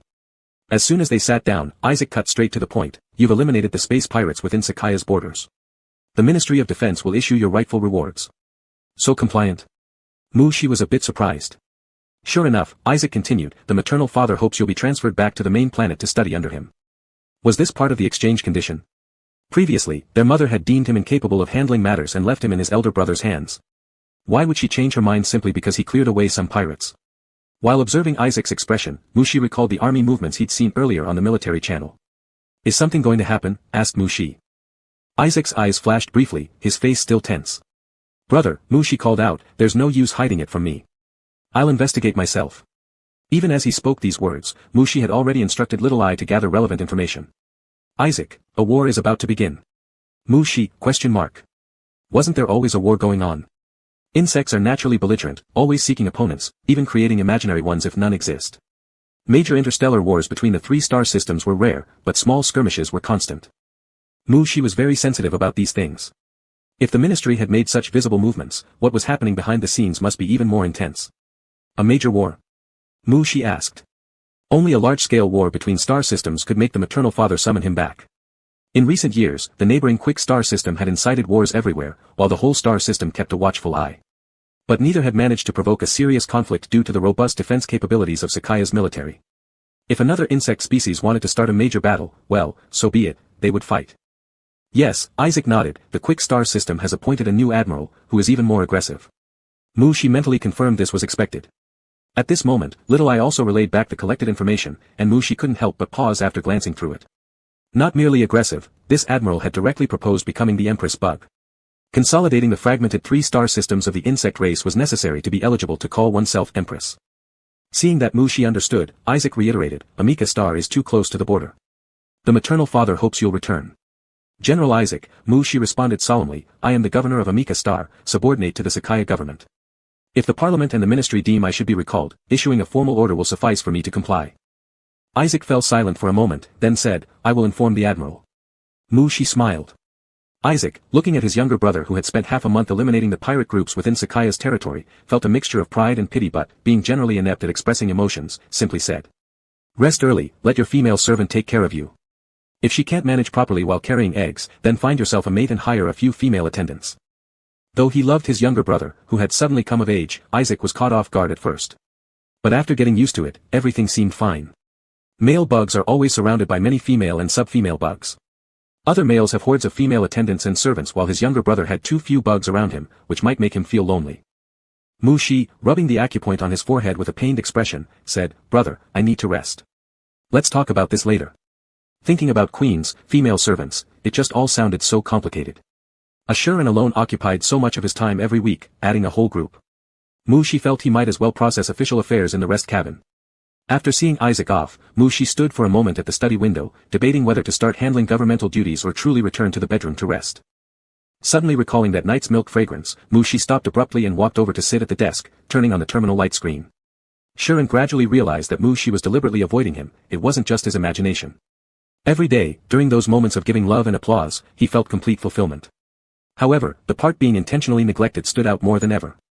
The male master again avoided contact with his chest. In the past, even though the master rarely engaged in oral stimulation, his hands would always shape Shuren, kneading and pressing, arbitrarily reshaping the form. Yet now, only there, while other aspects remained unchanged, the male master was actually even more considerate towards him.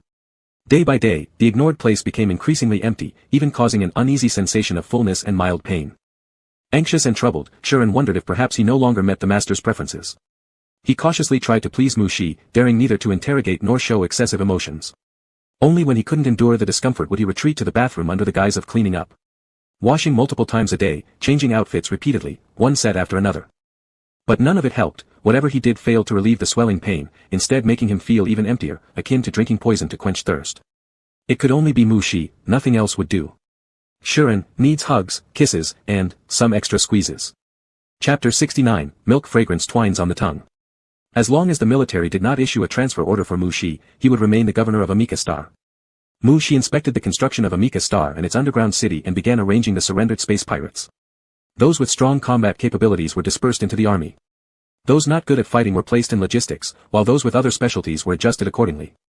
The insects that contributed during this anti-space pirate operation were reported to the military, where they were rewarded and given ranks according to their military achievements. Isaac led the elite troops of the 1st Legion, resting on Amika Star for 3 days. All the newly clad former space pirates, each suppressing their bone wings and forcing themselves to adapt to the female insect schedule. After 3 days, Isaac's troops left Amika Star, along with the departure of the blonde, blue-eyed male insect doctor. The female insects of Amika Star all deeply regretted his departure. The male insect doctor was handsome, with strong spiritual power and provided them free mental alignment services. Of course, the most important reason was that the male insect only had one rumored dead queen, without even a single attending female servant beside him, making it easiest to pursue such a male insect at this time. During the rest period, there were quite a few discussions among the female insect dormitories about this blonde, blue-eyed doctor. Lord Percy just left with the insects from the 1st Legion. I wonder if there are any insects taking care of him on that cold warship. A female insect sighed. All these things aren't your concern. An A-level male insect only needs an implied glance for female insects to come to the rest cabin to serve. But these past few days Lord Percy didn't accept any suitors, one female insect said, looking up at Jerry Nelson lying on the upper bunk and asking. Jerry, you're the only one among us fortunate enough to receive Lord Percy's mental adjustment. What kind of female insect do you think Lord Percy likes? Jerry skimmed through the messages on his light screen and casually replied, of course, he likes ones like me. If his master doesn't like someone like him, who could he possibly like? Many female insects. One more mad one, a female insect muttered under her breath. Jerry ignored what the other insects thought. He raised his hand and touched the captain's shoulder patch on his military uniform, his gaze still fixed on the terminal light screen. On the light screen, there was only one terminal number. It was passed to him by his master when adjusting his spirit. For several days now, he had been worrying that the governor would find him.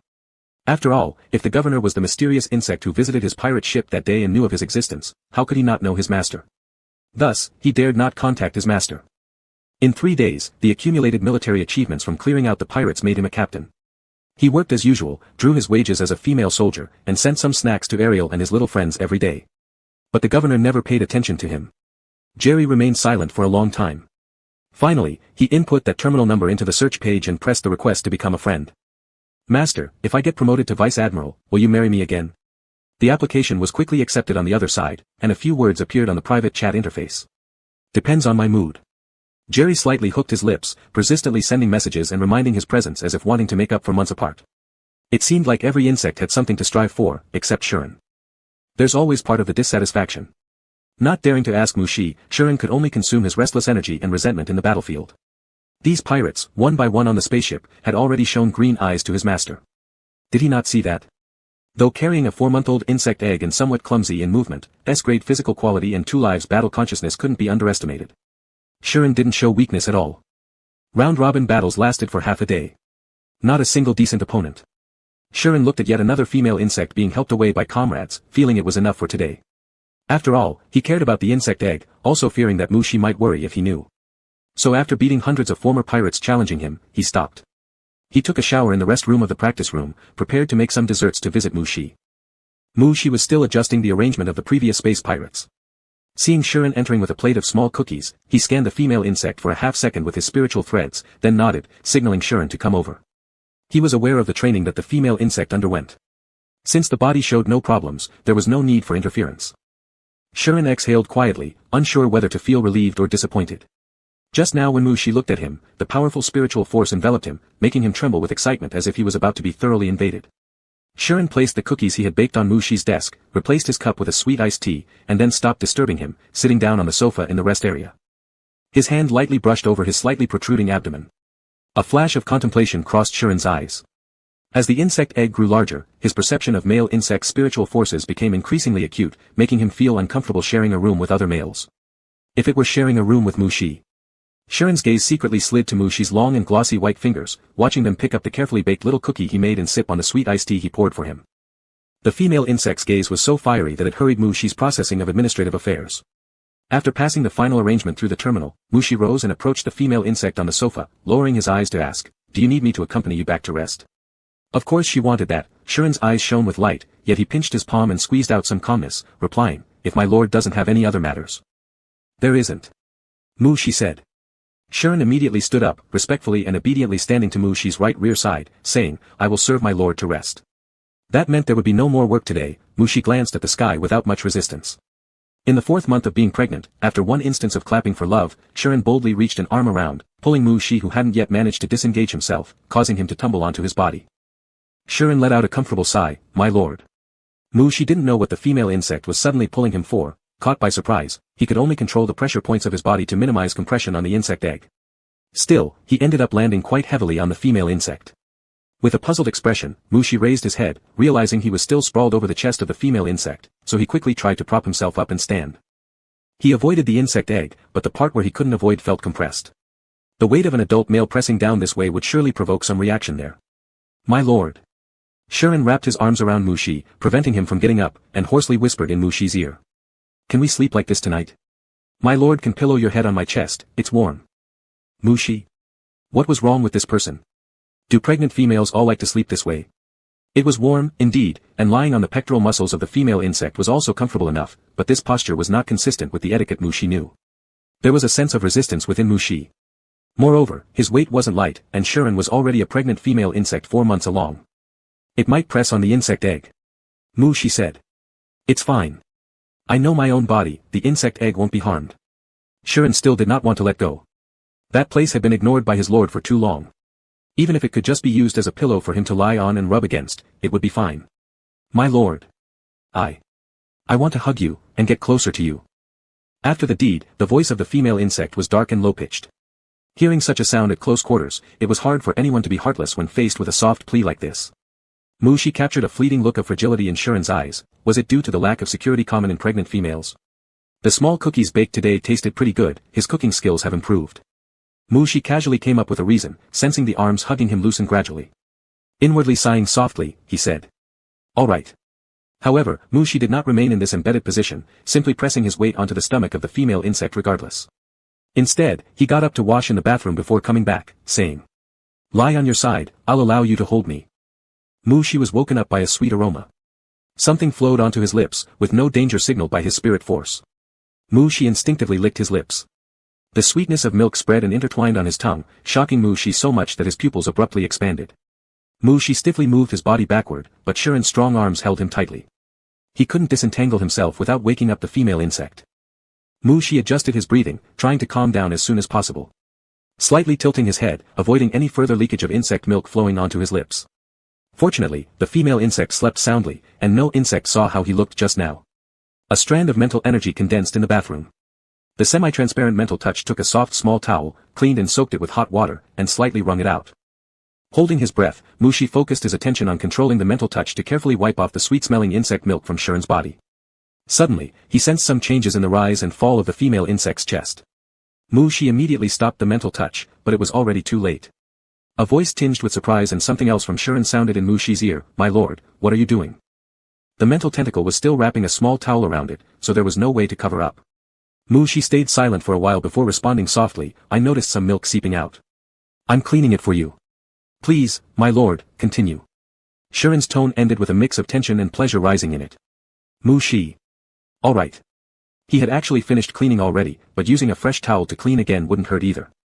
Since Shuren was awake now, Mushi didn't need the mental touch anymore. He took over personally with the new towel delivered by his own psychic extension. Shuren let out a low moan as his chest heaved accordingly. Once Shuren felt the warmth of the towel leave, he immediately opened his eyes. That's it. All done. Mushi could feel a slight flush on his face, maybe the room temperature was just too high. I feel like it's not enough yet. Would my lord care to clean me more? Was it insufficient? It looked perfectly clean to him. Frowning, Mushi examined for any issue but couldn't find anything amiss. Alright, if this would settle Shuren down, he'd comply once more. This will be 30 minutes of cleaning. When the small towel was taken away by Mushi's mental tentacle, Shuren was left sprawled out, gazing at Mushi through hazy eyes, his voice darkening. My lord, can you please clean me this way more often in the future? At some point, Shuren's bony wings had unfurled beneath the blanket and coiled around Mushi. This mutual understanding after months of proximity made Mushi familiar with an insect female's body language. Retracting claws meant submission, and letting her bony wings wrap around him indicated affection. Even though Shuren's request seemed peculiar, Mushi reasoned that cleaning before bed was a practical compromise since it didn't interfere with his work in the world, so he responded quietly, all right. Also, I'd like to be rubbed a bit more. Shuren tightened his arms around Mushi, lowering his voice even further with a hint of craving and expectation. Fine. Mushi turned his head slightly to avoid suffocating against Shuren's pectoral muscles. Shuren didn't mind Mushi's small act of avoidance. Instead, he buried his face into Mushi's neck contentedly, sighing, my lord, you smell wonderful. Wonderful. Did he have some special scent? Because he regularly injected himself with pheromone inhibitors, Mushi only emitted these when he engaged in deep explorations with Shuren, after which they gradually faded. With the ventilation system running in the room, he shouldn't have any lingering fragrance about him. A sweet, milky aroma, Shuren whispered, closing his eyes slightly as he nuzzled Mushi's neck. This is obviously your scent. Mushi glared at him. Don't try to blame me for this. Shuren, my lord smells sweet and fragrant. Mushi, all your smell. Chapter 70, requires the embrace of a hero. At the governor's mansion, the doctors are not accustomed to dealing with various gunshot and wound injuries on female or sub-female patients. Instead, they specialize in providing mental health support for female patients. In short, there are no obstetricians skilled in caring for pregnant females. Sean regularly inspects the bug eggs through the scanning program on the terminal. When Little Eye saw that Mushi had approved Shan's maternity leave request, it raised an issue. After consulting with Mushi, a gynecology department was added to the governor's residence. The site and medical equipment were fully equipped within a day, just as Little Eye screened out suitable healthcare bugs and sent them to Mushi for review. Unexpectedly, 2 medical teams arrived from the main planet. One team was arranged by Marshal Morse, and the other by General Isaac. Neither the Marshal nor the General knew that the other had arranged for a medical team, yet both failed to notify Mushi in advance. Thus, the 2 medical teams arrived one after another at the governor's mansion, and their leaders stared awkwardly at each other. Hello, we are here to help the pregnant female deliver and take care of the young insects. What a coincidence, so are we. On the first day the 2 medical teams met, there was already a competitive air between them. Mushi had a headache. Actions always speak louder than words, which is often considered a common ailment among female creatures. Both the father and older brother acted out of good intentions, and thus could not be faulted for failing to inform ahead of time. What else can be done but to have them stay? Just when Sean learned through the terminal that he didn't have to go to work anymore.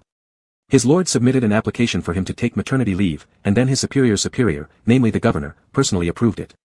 The typical maternity leave for a female creature generally lasts from half a month before egg-laying to half a month afterward. Sub-females don't recover as well as regular females, so they require more rest postpartum. Calculating the time, the due date indicated by the scanned data on the terminal was exactly half a month away from today. Alright then, might as well stay home on maternity leave. It was unfortunate that the new military uniform and Lieutenant Colonel epaulets that had just been issued hadn't been shown to his lord while wearing them. As Sean felt regretful, a new message popped up on the terminal light screen, marked with red characters indicating special attention. It was a message from Mushi. YLM 9011. XBM 95074. These are the terminal codes of 2 healthcare bugs who will be responsible for your care during this period. It seems normal for noble families' pregnant females to have 2 healthcare bugs watching over them, but since he isn't a princess nor a concubine, Sean thought this exceeded the treatment appropriate for his status. Sean was somewhat uneasy, but Mushi was someone he couldn't refuse, so he could only reply, "Thank you, my lord." Of course, once Sean realized he wasn't going to be cared for by just 2 medical bugs but rather 2 entire medical teams comprising dozens of healthcare professionals, the stress from having 2 dedicated medical bugs would seem trivial. On the 3rd day of the vacation, Sean finally changed into his military uniform. All his current clothes were specially tailored using the body data read by the terminal's intelligence system. Not only is the fabric soft and the fit precise, some subtle design changes have been made that, at first glance, seem unremarkable, but effectively highlight the best parts of his figure and conceal any imperfections. After finishing his usual examination, he couldn't wait to change into his military uniform without bothering to rest. Why put on the military uniform? Was it simply to rush to the study, show off his refined and robust appearance, tempting his lord into some sort of military roleplay? Cough, he wasn't that shallow. This was all to get the bug egg inside him closer to its father. Under the strong insistence of the 2 medical team leaders this morning, Sean underwent a full inspection at the female maternity ward. The group of healthcare workers observed the data from the bug egg, indicating that there was nothing wrong with the egg except that it was too quiet, not active enough. Since it was Mushi's first time as a father and Sean himself is holding such a treasure over 2 lifetimes, neither insect had experience.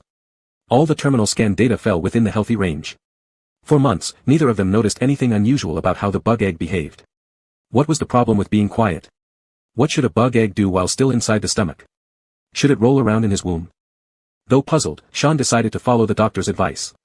The doctor's first recommendation was, spend more time with the egg's father, increasing interaction between the egg and its father.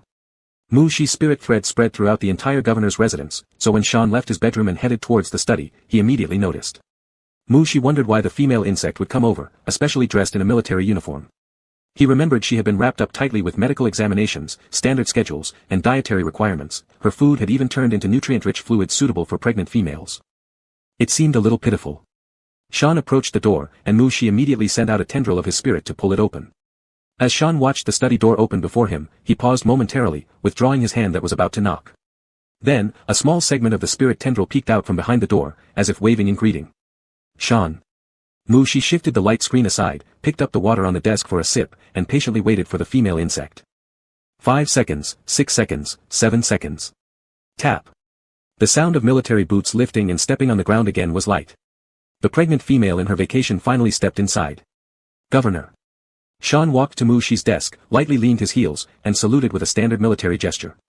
Mushi leaned back slightly, resting against the chair's back. Sean looked handsome in his military uniform, radiating sharpness while deliberately keeping it restrained, appearing resilient and steady, which made Mushi want to break his composure and see him flustered. And those heterochromatic eyes, compared to the red-eyed female insect who had confessed to him earlier, Mushi naturally preferred Shan's clear, beautiful eyes full of admiration. Mushi manipulated a spirit tendril to close the study door, then lifted his gaze and looked at the female insect, saying, "My bodyguard Sean is already on leave." Sean wasn't entirely sure what Mushi meant to express. Suppressing the astonishment deep in his heart upon being greeted by his beloved spirit tendril, he wanted to explain. Gov. His explanation couldn't even begin. The word, governor, hadn't yet escaped his lips when a spirit tendril appeared in front of his mouth. It seemed that if he continued speaking, the tendril would block his mouth. Mushi watched as Sean held his breath, staring straight at the spirit tendril without daring to move. The female insect had been controlled strictly enough by the medical team. Perhaps frightening her this way wasn't appropriate. With a flicker of thought, Mushi dissolved the spirit tendril that was very close to Shan's lips into thin air. Sean exhaled with relief, swallowing the saliva accumulating in his mouth. He had almost bitten down on it just now. "My bodyguard is on leave," Mushi said, gazing at Sean, "so are you standing before me as my mate or as my off-duty bodyguard?" Sean understood, slowly walking around the desk toward Mushi, bowing low and preparing to kneel. "My lord." Mushi reached out to support the female insect, glancing at her already protruding belly and asked, "Will you be able to get up if you kneel down?" At 4.5 months pregnant, Mushi had this strange impression that once the female insect sat on the ground, she would need to roll left and right and grab things to struggle back up. Though he knew it was an illusion, the vivid image remained in his mind. "I might need my lord to carry me back up," Sean said, following Mushi's guiding hands and settling onto Mushi's lap. Not detecting any displeasure on Mushi's face, Sean pulled his hand over Mushi's and placed it on his prominent belly, murmuring softly, "Baby misses you." As the bug egg gradually developed inside his abdomen day by day, Sean noticed that after his lord saw how cumbersome he became while carrying the egg, more attention was lavished on him. He still felt somewhat guilty since he could take down hundreds of female soldiers continuously in practice rooms but now pretended to be fragile just to attract his lord's attention. The larva missed him. She was surprised. A larva still inside the mother's belly, whose consciousness was still primitive, could actually miss him. Feeling the rise and warmth beneath his palm, She extended a strand of his spirit energy, carefully maneuvering them closer to the unconscious spiritual entity within the bug egg. Worried about causing harm to the larva's spirit entity, She did not delve too deeply into perception. Instead, he allowed his spirit filaments to gently circle the surface of the egg. That nascent spirit entity seemed to sense something as well and extended some unfixed energy masses that lightly brushed against She's spirit filaments. Pure emotions flowed back through the contact between the spirits, the natural intimacy of shared bloodlines, coupled with unclear attachment and adoration. Lord. Seeing She's solemn expression focused intently on his belly, as though genuinely considering how to respond to the young one's longing, Shan called out softly. Upon hearing Shan's voice, She retracted the strands of spirit energy, flipped his palm over, and clasped the hand the female insect pressed against his own. Gently squeezing the female insect's hand, She said, I've left a bundle of spirit energy inside. This way, it'll be as if I'm always by his side. Although the fact that the larva could miss him baffled Shi, this didn't stop him from resolving the matter in his own way. Spirit energy. Shan cast a dull look toward his own stomach, feeling inexplicably jealous. The spirit energy of his lord. He wanted it too. Apart from confessing his feelings, Shan had never actively asked Shi for anything. Even at this moment, despite the yearning in his heart, he did not express it. Shan didn't know that on the very day of their contract, Shi had already wrapped him with a layer of mental threads from his mayo to his toes. He was now feeling slightly embarrassed by the juvenile actions of his larva. Shan gently tightened his grip on Shi's hand, adjusted his mindset, and expressed gratitude on behalf of the larva. Thank you, sire. It's not much trouble at all. As Shi looked at the female insect sitting steadily on his lap, he wondered why the larva's desire to see him had been satisfied, yet the female insect still showed no signs of leaving. Chapter 71, His familiarity with the female insect's body. Shan also felt it was time for him to take his leave. He was pondering the best way to ask permission to leave when his gaze was suddenly drawn to the light screen that Shi had shifted aside. On the light screen was a holographic projection email marked as read, revealing only the name of the sender. Human Quick. The commander of the Quick Star system, known for being cruel and bellicose, he was the initiator of the Queen Bug competition, and also one of Shi's future suitors. No, if he could see this insect's email on Shi's light screen now, then perhaps it wasn't a matter for the future anymore. Shan felt an unexpected tightness in his heart and abruptly turned his head to look at Shi. In those noble and elegant purple eyes lay a tolerance for all of his small antics, effortlessly soothing the restlessness in his heart. Shan leaned close to Shi, rubbing his cheek against Shi's flatteringly. Lord, do you think my military uniform looks decent? The female insect had just been absent-mindedly looking around aimlessly. How had she brought up the question about her military uniform? Though puzzled, Shi still carefully looked over the military uniform worn by the female insect. The fabric felt comfortable to the touch, not overly soft so as to lose its dignity, and still retained a stern quality while she wore it. The refined tailoring subtly accentuated her form without forcibly emphasizing the musculature on her body, ensuring there would be no pressure on the belly of a pregnant female. It was a very thoughtful design. Little I had done well with this outfit, perhaps he should have it make a few more sets later. The military uniform suits you. As Shi spoke, he looked into Shan's beautiful heterochromatic eyes, paused silently for half a second, and added, it looks very good. A smile spread across the female insect's eyes, as she snuggled softly against him. Even though she was merely looking at him with pleasure yet restraint, Shi couldn't help but feel as if the female insect was hinting at something. Shi inwardly asked Little Eye, is she sitting until her legs go numb? He could fully bear the weight of an adult female insect, but when Shan sat on his lap, she cleverly adjusted herself, unloading some of her weight. Her position didn't press firmly into him, yet it was solid enough so that he wouldn't lose the feeling of having an actual creature in his arms. Shan often used these kinds of small tricks when she got close to him. But Shi had held her tightly during moments of intense pleasure, nearly out of control, and helped clean her after she was too tired to move. He was familiar with her body, the sensations, the weight, even the fluctuations under different intensities of stimuli. That this clever sitting posture might cause her legs to become numb seemed reasonable enough. But he hadn't noticed any tension or stiffness in her muscles. 2 seconds later, Little Eye replied, respected bug master, you should know how tough and strong the muscles of an S-class female insect are. This completely denied the suspicion that her legs had gone numb. So why was she looking at him like this? What was she hinting at? Using his dual S-class mental power, Shi thought for several seconds but still couldn't come up with an answer. Just as he decided to let Little Eye conduct a psychological analysis on the female insect, he heard the sound of drip dash. It was the terminal notification tone. Shi turned his head toward the light screen on the table at the sound, where a notification bar appeared at the top of the page. It was another request for a holographic communication, from Marshal Moore Sakaya. Shi glanced at Shan, smoothed out the clothes that had been disheveled by the rubbing, and said, go back to the bedroom and rest first. I'll find you later. Whatever it is, I'll listen to you later. But the female insect reacted as if she had received the most desired response, her eyes instantly lighting up. Unable to contain her joy, Sean leaned forward and gave Mushi a kiss on the corner of his mouth, and did not linger any longer after that. After the kiss, she rose and took her leave. Mushi watched the back of Sean happily departing with a sense of bewilderment, completely failing to understand what it was about his action that had excited her so much. Female insects were truly hard to understand. Mushi stood up and tapped his finger on the light screen, accepting the holographic communication request from Marshal Morse. The screen shattered into streaks of light, then reassembled a few meters in front of Mushi, forming the image of a black-haired female insect dressed in military attire. The emerald green, deep-set eyes of the female insect locked onto him. Marshal, Mushi formally gave a military salute, thinking inside that he should have straightened his own clothing again before facing this call. Hopefully, his attire wasn't too messed up by the earlier friction. Morse had mixed feelings as he observed the male counterpart opposite him, who appeared even more refined and attractive than a computer-generated virtual celebrity. He was unsure whether he should feel more proud or more worried. Did the commander of the Quick Star system contact you? Morse asked. Although Pumin Quick had proclaimed himself as the Queen Bug, both the Sakaya and whole systems refused to recognize such a title. Mushi, yes. The Marshal had contacted him through official channels, so Mushi wasn't surprised that the Field Marshal would come to inquire about the situation. How do you feel about him? Morse carefully asked. He didn't want Sean to think he was meddling in his emotional affairs, so he couldn't be too direct. Mushi gave a straightforward answer without considering other implications, ambitious. Nothing else? Morse asked with some confusion. His subordinates reported that Marshal Pumin Quick boldly declared his affection for Mushi during their communication. Did something else need to be added? Mushi was equally puzzled, but he still pondered it seriously and said. Pumin Quick wants to be the Queen Bug, not just the Queen of the Quick Star system. He will be a big problem for the Sakaya star system, and we need to prepare ourselves for possible wars. Marshal Morse paused silently for a few seconds before glancing at Mushi with complex emotions. He said. The military department will handle these issues. Your female insect is close to her due date. Most pregnant females are prone to overthinking before childbirth. Spend more time with her. Mushi blinked in surprise for a moment, then nodded in agreement. I understand, esteemed parent.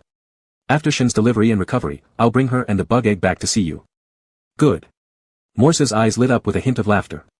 It was difficult for high-level insectoids to reproduce, especially Mushi who had reached the rarely touched dual S rank. The fact that this male offspring possessed his own bug egg made Morse quite pleased. The two insects chatted briefly about recent family and political matters. Finally, Mushi glanced at the time and ended the call citing that the female insect was still waiting for him. Mushi handed over the subsequent governmental affairs to Gordon and Little Eye for handling, then turned off the light screen and headed towards the bedroom. As soon as he pushed open the door of the bedroom, Mushi locked eyes with the female insect who looked up from the couch. Male Lord. Sean stood up to greet him. Seeing the brightening gaze of the female insect, Mushi felt somewhat apologetic as he said, I kept you waiting. It's only been a little while. Sean approached closely. How could waiting for the male lord's favor be considered waiting? Even if it took much longer, he'd gladly wait. Knowing the male lord would come, even the air seemed wonderful. Mushi embraced the approaching female insect immediately, feeling slightly stunned for a second before helplessly returning the embrace. Hardly had he embraced her when the female insect's lips eagerly pressed up against his. Mushi? What was going on here? Totally perplexed, Mushi hesitated whether to continue holding or to pull away. Their bodies intertwined, breathing entwined. The kiss initiated by Sean with Mushi half resisting yet half accepting gradually came to an end. Breaking apart slightly, Sean clung lightly to Mushi, catching her breath softly. She delicately smelled Mushi's scent and whispered, Male Lord, shall we stay here or? Mushi, dazedly embracing the female insect, wondered what she meant by here or there. Hey! What are you rubbing against? Wasn't there something important the female insect wanted to say to him? He had asked her to wait in the bedroom, but not for this kind of, Ever since carrying the egg, Sean often indulged in muddled thoughts, especially recently, never finding peace. The male lord was too exceptional, pursued by countless bugs. In the previous life, Mushi disliked being near other bugs and coldly repelled all suitors. But in this lifetime, it was different. Mushi allowed him to experience being embraced by a male bug under the influence of pheromones. Naturally, others could also be embraced and interacted with. Of course, Sean knew that given Mushi's excellence, it was entirely normal to be admired and adored by countless bugs. Still, when left alone occasionally, uneasiness would always seep in. With so many unique female and intersex insects loving Mushi, how much attention could he receive from among them? After forming a habit of sleeping intertwined with Mushi, lying alone became unbearable. That restlessness and anxiety consumed him, keeping his spirit perpetually restless and unstable. Only when Mushi deeply loved him, when every part of him was entirely controlled by the male lord, did that anxiety fade temporarily. He could momentarily immerse himself in the boundless perfection that Mushi offered him, flipping and ascending together with love and desire. He liked that sensation, needing not to think of anything. His beloved bug was embedded with him, they were one. Such passionate yet gentle love exclusively belonged to him at that moment. He could only respond with multiples of ardor, barely worthy of it. Male lord, please allow me to serve you. While adjusting his breathing, Sean raised his hand to encircle Mu Shi's neck. Mu Shi had already gone through phases of self-abandonment. Now, as he looked down at the supine female insect, he didn't outright refuse her but said, I remember that the medical insects have set daily exercise limits for you. Medical insects. How would they understand what an S-level female insect was truly capable of achieving? Sean only had eyes for the bug she adored and cared not a whit for those rules, moving closer and gently rubbing against Mu Shi's neck while murmuring, I feel I can handle it. Mu Shi, let you try once then. Of course, lying back to enjoy things on his own terms was preferable. He added with a note of caution, if you feel any discomfort, you must tell me immediately. Mu Shi, go back to the bedroom and wait for me. Sean understood. Chapter 72, Labor.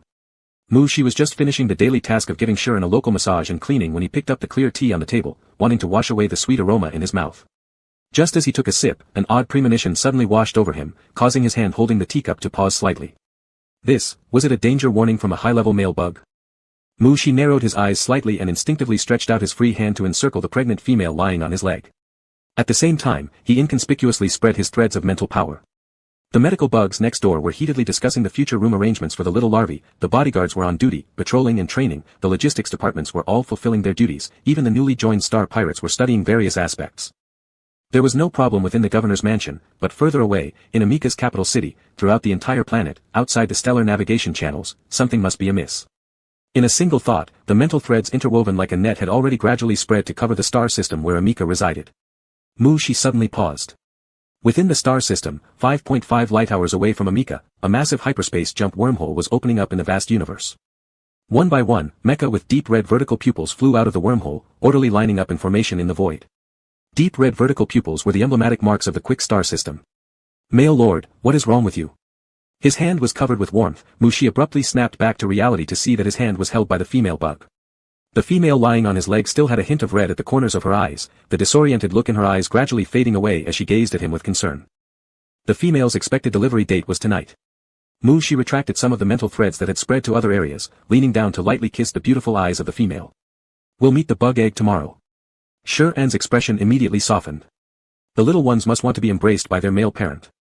Mu Shi chuckled lightly and lifted his hand to remove the silver diamond earring from Shi-An's right ear. However, a pregnant female cannot come into contact with the terminal before childbirth. I'll keep this for you. Okay. At Shi-An's place, regardless of whether what Mu Shi said made sense or not, he would always obey. Besides, after Mu Shi kissed him and stayed so close, smelling the sweetness of Mu Shi, Shi-An's mind went hazy. Lord Male smells really good. Like a little baby bug, milky fragrant. With a calm expression, Mu Shi stored the earring inside his space ring, wrapped his arms around Shi-An to stand up, grabbed a cushion for Shi-An to lean on, and adjusted the widely open clothes in front of the female. He said, I'll go handle official business first. You don't need to exercise today, just rest well in the room. The medical bugs are next door, call them whenever you need anything. All right. Shi-An obediently nodded, somewhat surprised that Mu Shi would give so many instructions. Was it because they were about to become fathers? Mu Shi didn't linger any longer, striding out of the door, leaving the bedroom, then immediately issuing through the terminal orders to the female soldiers to prepare for battle while also reporting his findings to the military department. The dangerous foreboding from a high-level male insect allowed Mu Shi to affirm that Quick's mecha combat team was coming to Amika, or rather, coming for him. Through the perception left behind by those mental threads, the Quick mecha army had completed its assembly. A 3,000-unit elite force could easily capture a sizable star system. If the mecha force travels at light speed, they still have 5.5 star hours left. The news has been submitted to the military department, and whatever response the military department makes, it's impossible to dispatch troops to Amika within such a short time, even with hyperspace jumps. Regardless of whether it's for the residents of Amika or something else, Mu Shi must contain the enemy's combat forces in outer space.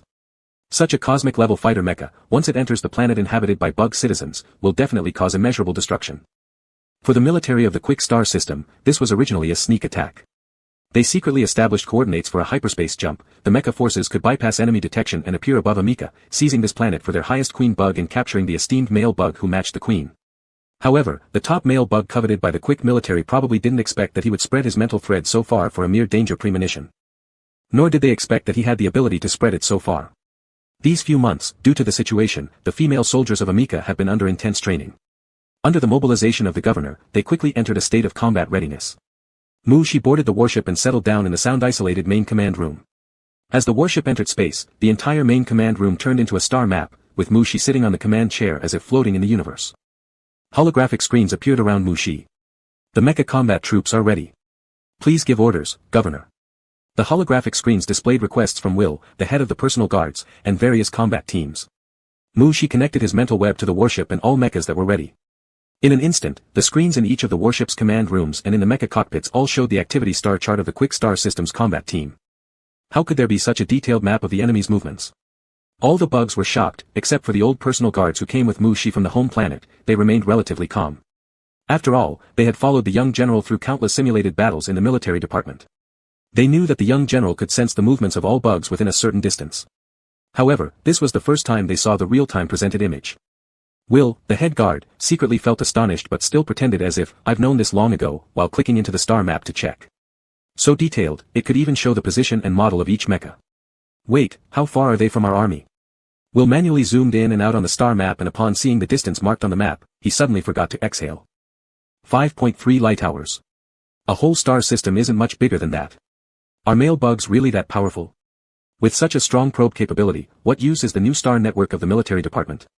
At this moment, Will saw several prominent red dots marked between their forces and the enemy's combat units. At the same time, orders from the governor for each small team appeared on the holographic screen. As the head guard, Will received Mushi's orders for all combat teams, while the other insects inside the mechas received instructions targeted only at themselves. Instantly, the warship and all mechas moved toward the designated markers. Shuren lay half-reclined on the medical bed, feeling the changes in his body. The attending medical nurse bugs patiently repeated the precautions during egg laying. Although these nurses wore comforting smiles, Shuren felt something strange about them. There was a tense atmosphere among all the medical bugs, as if a big battle was imminent. Each one looked so nervous that their hidden antennae might stand up at any moment. It's just receiving birth, there's no need for such tension, right? In this interstellar age, it's quite difficult for high-level female bugs to even conceive eggs, but laying eggs wasn't risky. Especially for him, who hadn't been injured and was well nourished by male pheromones. Actually, he himself was also a bit nervous, his heart racing somewhat faster. Instinctively, he wanted to perceive Mushi's location, but the isolation mode in the birthing room cut off all his external perception. Shuren touched his belly, a rare sign of activity from the insect egg occurred 1 light hour ago. He didn't know if the larva just turned over or what, but now it had become quiet again. His larva seemed to really dislike moving, he wondered which of them it resembled. He lifted his hand and touched his right earlobe, not feeling the familiar earring but only the small hole made by Mushi using spiritual power. Shuren softened his expression. After all, the larva in his stomach belonged to Mushi, and regardless of how it grew, it would be good. 1 light year away from Amika, Mushi sat on the command seat, his purple eyes deep, reflecting mechas, gunpowder, and countless fine intersecting lines. Orders from the military department had already been issued. Keep the enemy combat team outside the planet, reinforcements will arrive within 4 star hours. The holographic screen flashed, displaying a communication request. From Pullman Quick, the Commander-in-Chief, Queen Bug, of the Quick Star System. Most of Mushi's spirit remained focused on the battlefield, while the remaining idle part controlled his body to accept the call. The light shattered and reassembled, forming a figure of a female bug wearing military ceremonial attire inside the command room filled with star projections. That military ceremonial uniform, red with gold patterns, was the style of the queens 1,000 years ago. Pullman Quick scrutinized the handsome male bug opposite through the projection, his scarlet vertical pupils low and solemn. You truly astonish all bugs. Mushi didn't like Pullman Quick's eyes filled with killing and madness. It meant that the other party was sick. Mental instability, a disease many military females contracted. By its late stages, they might turn mad at any time, but the disease wasn't hard to cure. An invitation for a matching grade male bug to do some mental adjustments could cure it. Being sick, one should get treatment, instead of targeting someone who never intended to practice medicine. Would you like to see your troops turn into stardust here? Mushi asked indifferently. Pullman Quick didn't respond, instead saying, the last time I invited you to be my emperor bug, you refused. The invitation is still valid. Mushi gave him a cold look, and my answer remains the same, you don't meet my aesthetic standards. Sorry for rejecting you so bluntly. The fury in Pullman Quick's eyes was almost palpable. The higher a bug's rank, the more times they've undergone gene optimization through metamorphosis. There were no ugly high-ranking bugs, especially when he was in S-class. Last time, after returning home, Pullman Quick spent half a day staring into the mirror, examining his appearance with his trusted officers. A few commanders without male lords were ready to pledge their allegiance on the spot, while others used every flattering word they could think of to describe his looks. Being rejected repeatedly based on looks by someone Pullman Quick had set his sights on enraged him enough that he wanted to immediately pilot his exclusive mecha and kill the offender. Forcing himself to calm down a bit, he stared at the elegant purple-eyed male bug seated opposite. I'd like to see just how beautiful that female bug who meets your aesthetic preferences is. She glanced at Pullman quick as if he were a space pirate. He belongs to me. The kind who has signed a contract, no stealing allowed. After finishing his sentence, She pressed the button to end the call, and Pullman Quick's figure instantly disappeared from the main command room. He then focused back on the battlefield. Under shared mental star map and precise command, Amica Star's mech team, consisting of a few personal guards plus rookies, faced off against Quick Star Systems' elite forces and was gradually gaining the upper hand. However, the 4 star hours required for reinforcements to arrive were too long for Shi, and he wasn't willing to wait. His mate had already entered the birthing room, he was about to become a father. He would use this mech combat team to celebrate his offspring's birth. Chapter 73, Sleeping with the Female Insect. Almost there, almost there. The eggshell has no patterns, it's a little male. Hurry up and report to the governor. Xian felt lightheaded, as if something was missing. There was a lot of noise around him, and some insects were wiping and cleaning him, while another insect held something for him to look at. But he was still dizzy, unable to perceive anything clearly or see distinctly. Was the male sovereign waiting outside? In the outer reaches of the Amica Star battlefield, the situation had completely turned one-sided. The Quick Star Systems combat team couldn't comprehend how these female insects who were pirates or rookies just a few months ago could now be such tough opponents. Their tactical awareness and coordination with each other were even stronger than those of elite soldiers who had been active on battlefields for several hundred years. Are these really rookies? A feeling of ineffable helplessness enveloped them as their commander had already issued orders to retreat, but it was useless, the space had been sealed off by the enemy. To jump away, they would either need to destroy the enemy fleet or retreat back to the original wormhole entrance under the restraint of the Amica Star mech team. Neither plan seemed hopeful for the insects. At this moment, a combat mech closest to an Amica Star warship suddenly ran through the bodyguard mechs in front of it and rushed straight toward the warship. The many insects inside the command cabin of the warship quickly noticed the incoming enemy mech. Its chest metal panel glowed with scorching red heat, as if the entire mech was about to catch fire. He's going to self-destruct. Will instantly understood the intention of the mech driver and immediately ordered, destroy it immediately. That direction, is heading towards the command cabin. The ship's cannons opened, moved, and aimed, while Will stared angrily at the accelerating mech rushing toward them. If that mech truly managed to board and expose its energy core, the damage to the warship might not be too severe, but the impact would definitely be difficult for the males and sub-females to easily withstand. The Deputy General's command room was right above them, and many weak sub-female members were also inside the various command cabins. The laser fired, but that mech actually accelerated again, narrowly avoiding the laser cannon and rushing forward covered in brilliant red light. Will's pupils dilated, and his broad wing blades instantly spread out behind him. Just as he was about to forcefully cut open the cabin top to protect the governor, a dark hole, resembling a wormhole, suddenly appeared in front of the mech on the enlarged screen, and the glowing red mech dove straight into it. Will paused his movement, gazing blankly at the screen, doubting whether his eyes had deceived him. On the screen, there was no black hole or mech, it was as if nothing had ever happened. An adjacent sub-female officer responsible for the warship weapon controls timidly reported, "Commander, we hit it." "What did we hit?" Will turned his head without retracting his wings, his partially insectified vertical pupils glaring, making the sub-female feel uneasy. She quickly enlarged the image they had just seen onto the screen. On the screen, the enemy mech suddenly accelerated, passing closely beside the laser beam, leaving through the void after which only fragments remained before heading towards the edge of the battlefield. It seemed like the laser would soon exit the visible range and lose energy until disappearing. Suddenly, a reddish mech appeared inexplicably in front of the laser. The laser pierced through the chest of the mech, followed by a silent explosion. In the main command room, Shi leaned against the command chair, massaging the acupoints at the corner of his forehead due to a headache. The power drive of an energy core powered mech, which can propel such a large mech to travel and fight in space, would undoubtedly release a vast amount of energy upon self-destruction.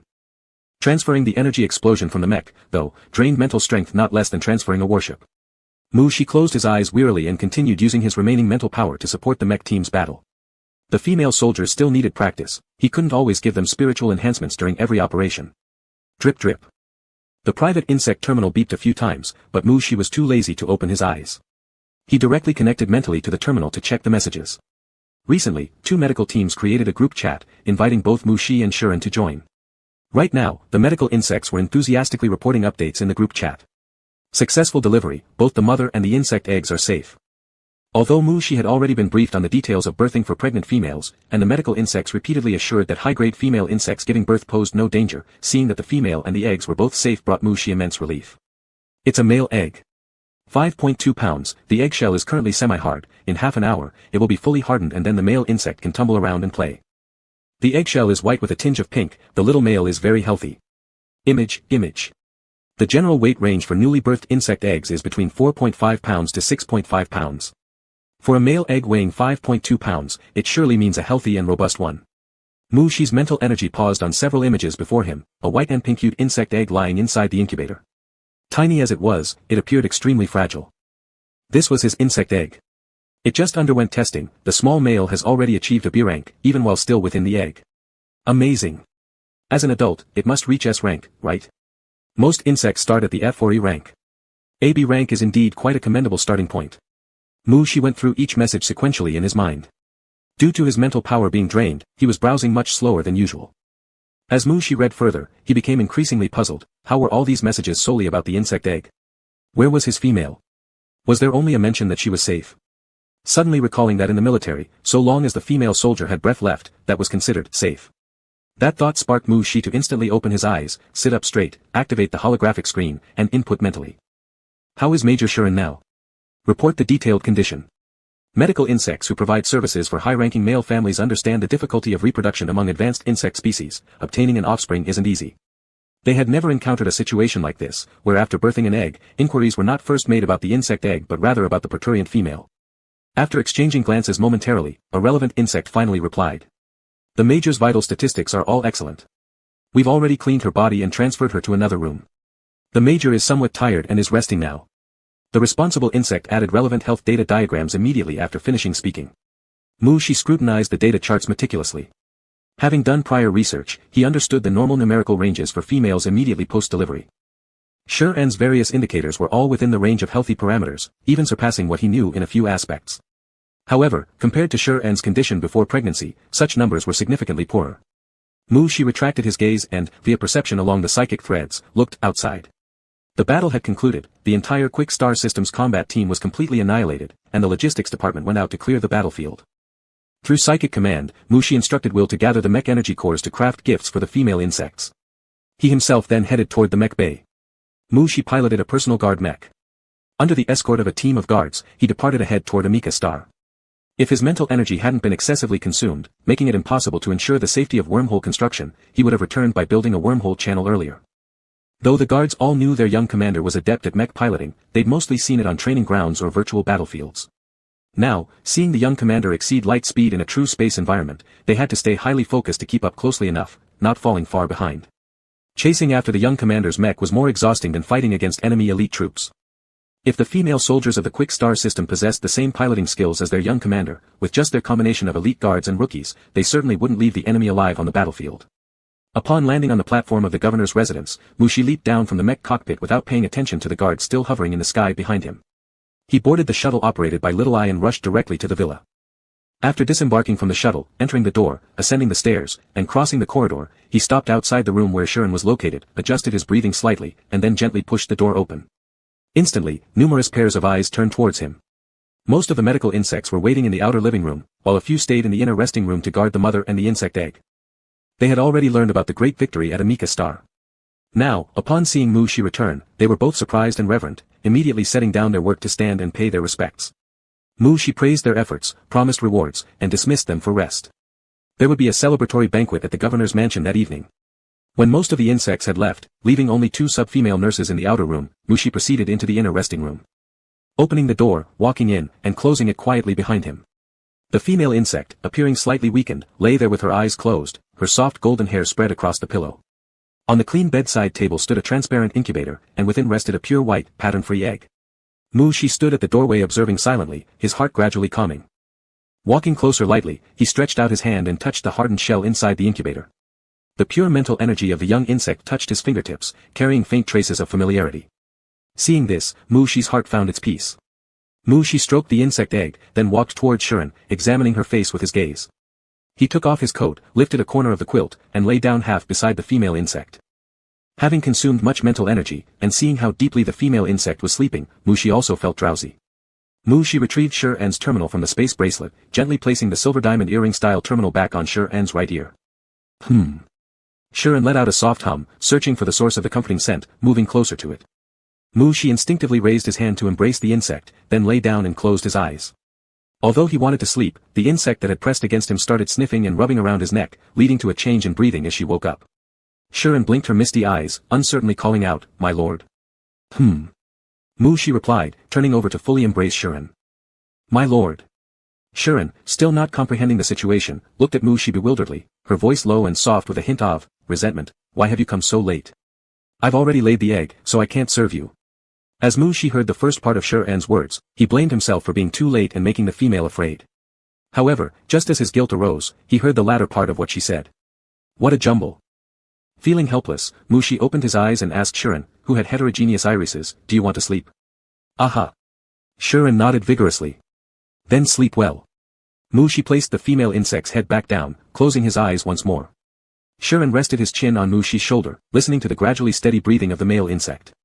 For a long while, he stayed still until his brain became clearer and his cheeks grew warm. Thankfully, the male insect had fallen asleep and probably wouldn't care about his rambling. And where was his insect egg? Shi-En lifted his gaze and soon spotted the pure white insect egg inside the incubator on the bedside table. He wanted to hold it. Glancing down at Mu-Shi, Shi-En hesitated just as he was about to quietly rise and carry the insect egg over. The male insect was sleeping very soundly, showing signs of extreme exhaustion around his eyes. My lord is so tired. This realization made Shi-En subconsciously discard all possible actions that could disturb Mu-Shi. Why was my lord this exhausted? Shi-En was puzzled when suddenly he felt a beep from the terminal on his right ear. Would you like an insect egg? Its shell is pure white without any patterns, slightly pinkish. If touched, it will cautiously extend an energy cluster to envelop the fingertips of the person who touches it. Chapter 74, Let's name the bug egg. Mu-Shi woke up from a deep sleep.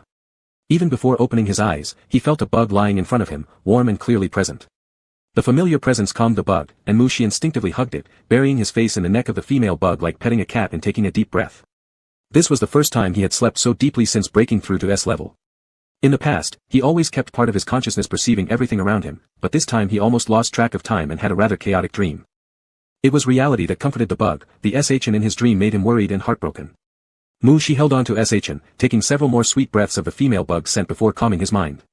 Male Lord. SHN raised a hand to hug the male bug resting on him loosely. After seeing the message in the Royal Guard channel, SHN hadn't been able to sleep at all. He stayed lying down because Mu-Shi was exhausted and sleeping beside him, unwilling to disturb him. As Mu-Shi buried himself in his neck, SHN once again recalled how Mu-Shi had personally fought against the Quake Star System mech force without him even realizing. SHN's heart ached again, wanting nothing more than to embrace the bug, gently kiss the male bug's face, and completely envelop the male bug with his own body. Hearing the voice, Mu-Shi loosened his grip on the bug slightly, propping himself up halfway, and asked, Am I pressing you? This was a postpartum female bug, not as usual, needing more attention. SHN shook his head. An S-level female bug had strong recovery abilities, and during cleaning, repair fluid had also been used. Though he couldn't immediately resume his Royal Guard duties, hugging the male bug and engaging in some simple activities posed no problem. You've worked hard. Mu-Shi half supported his upper body, bowed his head, and rubbed and kissed SHN's neck. No, male lord has worked harder. SHN awkwardly returned the hug. Knowing that Mu-Shi wasn't asking for intimacy, as a female bug, he was still particularly sensitive to any sign of closeness from the male bug they had mated with. Did you see it all? Mu-Shi's fingers caressed the ear stud terminal on SHN's right ear, his voice soothing, It's all resolved now, don't worry. SHN obediently nodded. Since the male lord was there, safe and sound, he didn't worry. He only wanted to bring the Quake Star System down, making their bug queen kneel before Mu-Shi and repent. Do you want to hold the bug egg? Mu-Shi sat up and carefully picked up the bug egg from the incubator by the bedside. Placing the bug egg into SHN's hands, it rested between the two bugs in the blanket. Lying back down, Mu-Shi looked at the female bug holding the egg. For the first time, SHN cradled their own egg. This little one had spent 5 months quietly inside him, almost undetectable. As he stroked the white, warm shell of the bug egg, SHN carefully put aside his negative emotions towards the Quake Star System, his heart filling with tenderness and joy. This was the egg of Mu-Shi and his. SHN thought about his previous life. Back then, countless bugs who admired Mu-Shi would gather on the interstellar forums and fan clubs, sharing collected beautiful pictures, saying they wanted to marry Mu-Shi and give him bug eggs. Now, the bug he had admired over lifetimes had become his male lord, and he truly had given the other their bug egg. A hint of bitterness mixed with 9 parts satisfaction and joy. SHN stroked the bug egg, feeling Mu-Shi's presence beside him, his brows relaxed, and he lightly smiled. He wanted to bury his head into the male lord's chest and cuddle, with eyes full of pleasure and anticipation. SHN looked at Mu-Shi. Mu-Shi hesitated. He was familiar with this gaze, it was the same as in his dream, yet different. Come here. Mu-Shi opened his arms, positioning himself for SHN. Holding the bug egg, SHN buried himself into Mu-Shi's embrace. Mu-Shi wrapped his arms around SHN and absent-mindedly ruffled his hair. So large a female bug hugging her egg while burrowing into his arms reminded him of a lost feline finally finding its mate after much wandering in the wilderness. Raising his head to look at Mu-Shi from his chest, SHN called out, Male Lord. How did you know I wanted to hold you? Shin blushed. Your eyes say it so clearly, how could I not understand? Shi lightly tapped the eggshell with his fingertip and said, I had a dream. Why the sudden jump in topic? Shin blinked, knowing that if the male lord didn't want to say, he wouldn't ask further. He took on a listening posture and followed Shi's words. What kind of dream? Shi looked down silently at Shin. In the dream, you were wearing a military uniform, and the rank of a general was pinned on your shoulder. There is admiration and respect in your eyes. You want to get close to me, you want to embrace me, the thought of intimacy is so strong, yet when I look over, you restrain all emotions and kneel respectfully before me. 1 second, 2 seconds. After quite a while passed, Shin received no reply. Seeing Shi silently looking at him, Shin faintly understood something and asked in surprise. Did male lord dream about me? That. Lowering his voice, unsure but hopeful, Shin asked, was it a good dream? A flash of confusion and contemplation crossed Shi's face. A moment later, he slightly shook his head and said, no, the you in my dream didn't even hug me. Taken aback for a few seconds as if suddenly wearing a hat that confused him, though it was just a dream and Shi's expression held neither grievance nor rebuke, Shin still instinctively apologized. It's my fault, the me in the dream is not good, too bad. While apologizing, deep down, Shin really believed this. The male lord treats you so well, smells milky fresh, feels warm and soft to hold, how could you not hug him? You must have been blind-eyed and heartless, utterly wicked. Inside, Shin berated himself mercilessly for behaving like that in Shi's dream. When he looked up, he saw Shi gazing at him with complicated eyes. Male lord, I am not the same as the one in your dream, I like hugging you, and I also like being hugged by you, Shin quietly defended his image. Shi took a deep breath and then tightly embraced the bug, devouring it fiercely twice. What nonsense, Shi thought. He still had a report to submit to the military department and follow up matters from the operation to handle. There must be an unknown amount of things piled up on his terminal, yet here he was, holding the female bug in the restroom. Shin licked his lips, slightly swollen from the biting. He didn't know how other female bugs were punished after teasing the male bug in their dreams, but he loved this kind of punishment to death. Shi was calculating how much longer he could continue lying with the female bug in his arms. There would generally be a celebration banquet after battles. Little I had just connected to Shi's mental network and was now sending emoticons and gifts like crazy to rush him along. Shi allocated part of his spirit to deal with these, wanting to rest a bit longer, but then considered that Shin might enjoy the banquet, so he sent an inquiry through the terminal to the medic bug asking whether Shin could get up and move around right now. Receiving an affirmative answer, Shi turned to Shin, who was biting his lower lip as if lost in thought, using his fingertips to gently massage the slightly swollen lips, asking. Do you want to attend tonight's celebration banquet? Shin naturally sucked Shi's fingertip into his mouth. Upon hearing the question, he enthusiastically nodded, never letting go of Shi's finger. To Shin, the celebration banquet wasn't actually important. What he longed for was the opportunity to admire Shi amidst countless stars. In the previous life, every time there was such a banquet, various forums and fan groups related to Shi would post many beautiful pictures of him. Wearing a military ceremonial uniform, the top-tier male bug was dignified and stern, once captivating Shin's attention completely. Shi felt uncomfortable under Shin's intense gaze and quickly retrieved his fingers from the female bug's mouth, urging the bug to get up. The custom-made mech has arrived at the governor's mansion. This time, I've prepared another gift for you. We'll go see it together after the banquet. Although he was urging Shin to get up, Shi deliberately slowed his dressing speed, paying constant attention to whether the female bug needed help or any signs of discomfort. The female bug seemed to indeed have some discomfort, with stiff movements while dressing and a strange expression. Shi asked Shin if there was any discomfort, receiving only a shake of the head in response. No matter, just maybe laying too long. Shin smiled at Shi, glancing toward the bathroom. Perhaps there was something inconvenient to say. Shi didn't ask further and, after the female bug was properly dressed, called in the medical bug waiting outside to assist Shin with grooming.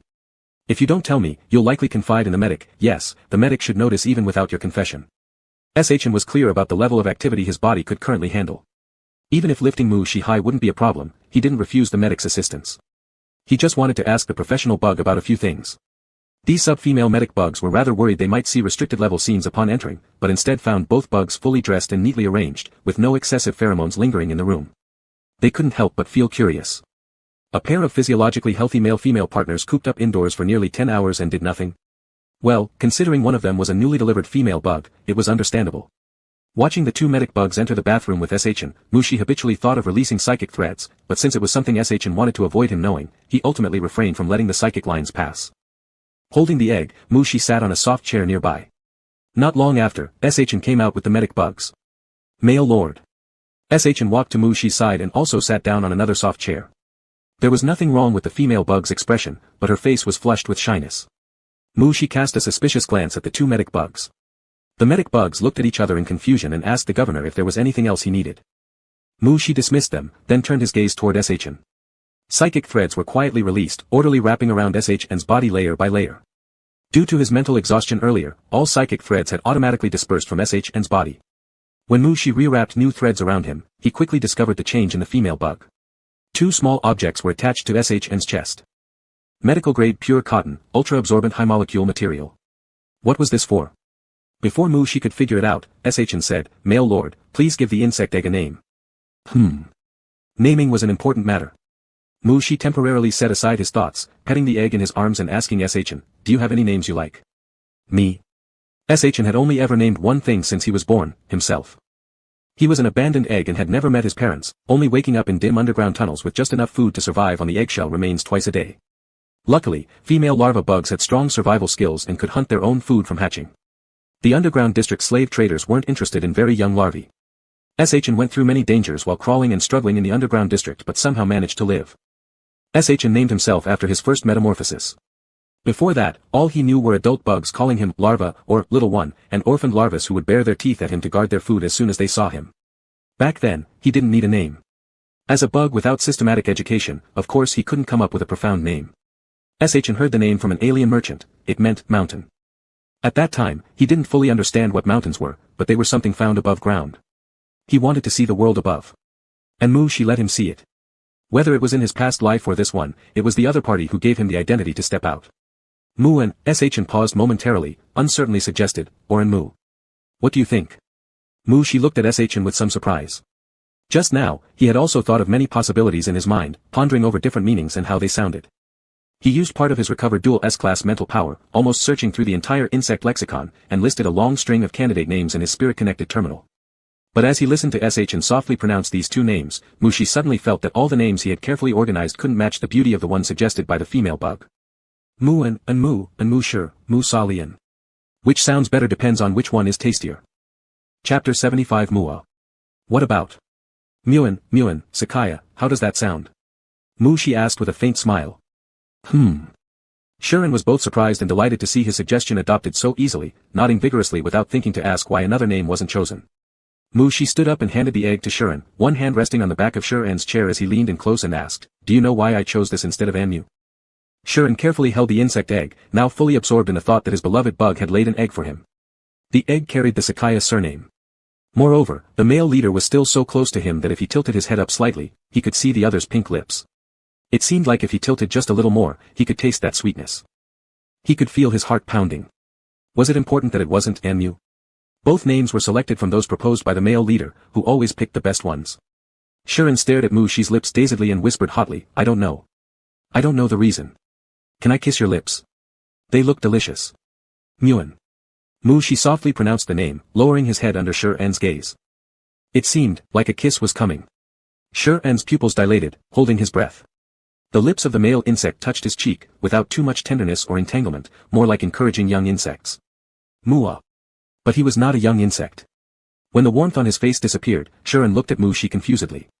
Mushi's star-like eyes were filled with bright smiles. Shuren slowly realized and asked tentatively, "Muin?" Mushi then leaned forward and offered his cheek. Shuren's eyes lit up as he leaned forward and gave Mushi's cheek up Mua.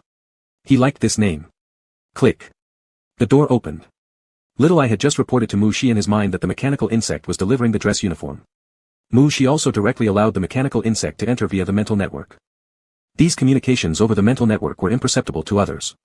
Feeling Shuren's body stiffen instantly, Mushi chuckled lightly and gently pinched the back of the female insect's neck to relax her. "If you have the guts to kiss me, why be afraid of other insects seeing?"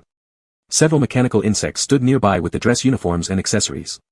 Standing upright, Mushi took a look at the military parade uniform prepared for the female insect, then turned around and asked Shuren, "Can you change clothes by yourself now? Do you need help?" Mushi disliked being served closely by insects, whether at the home on the main planet or the governor's mansion. Many duties were handled by the mechanical insects. However, there was now a newly egg-bearing female insect who required some care. Shuren noticed that the ones who entered were mechanical insects, and relaxed a bit while feeling somewhat embarrassed as he said, "I can do it myself." "All right."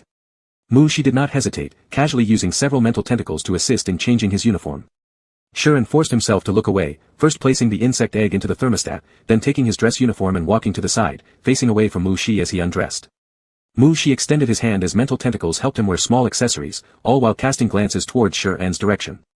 The female insect had her back turned toward him, leaving Mu Shi only able to see Shirin's broad, straight spine and slim waistline. Was it intentional not to let him see the front because of the two medical cotton patches attached there? What were they even used for? Since Shirin clearly didn't want him to know, Mu Shi decided to temporarily suppress his curiosity until Shirin was mostly dressed. Only then did Mu Shi approach. "Let me help you put on the accessories." Shirin was slightly lifting his chin to tie his tie when these words reached him, prompting him to turn around, saying, "It's troubling the master male." Mu Shi moved in front of Shirin, leaning slightly closer to the female insect's chest, reaching out to take the partially tied tie. Shirin held his breath, watching Mu Shi's fingers deftly move. Not daring to breathe, he feared that Mu Shi, who was pressed tightly against him, would notice something strange. Sensing Shirin's tension, Mu Shi didn't intentionally tease him further, quickly tying the tie before stepping back half a step and starting to wear jewelry piece by piece for the female insect. The victory banquet began after the insect warriors finished their meal and washed up. No one came for the exquisitely delicate food. Even the roughest female soldiers had tidied themselves meticulously, almost as though preparing for a date. For some female soldiers, this kind of celebration banquet was indeed similar to a dating event. First, the popular idol General Mu Shi took the stage to summarize post-battle events and award commendations to outstanding female soldiers in combat, followed by songs and dances arranged by the logistics department.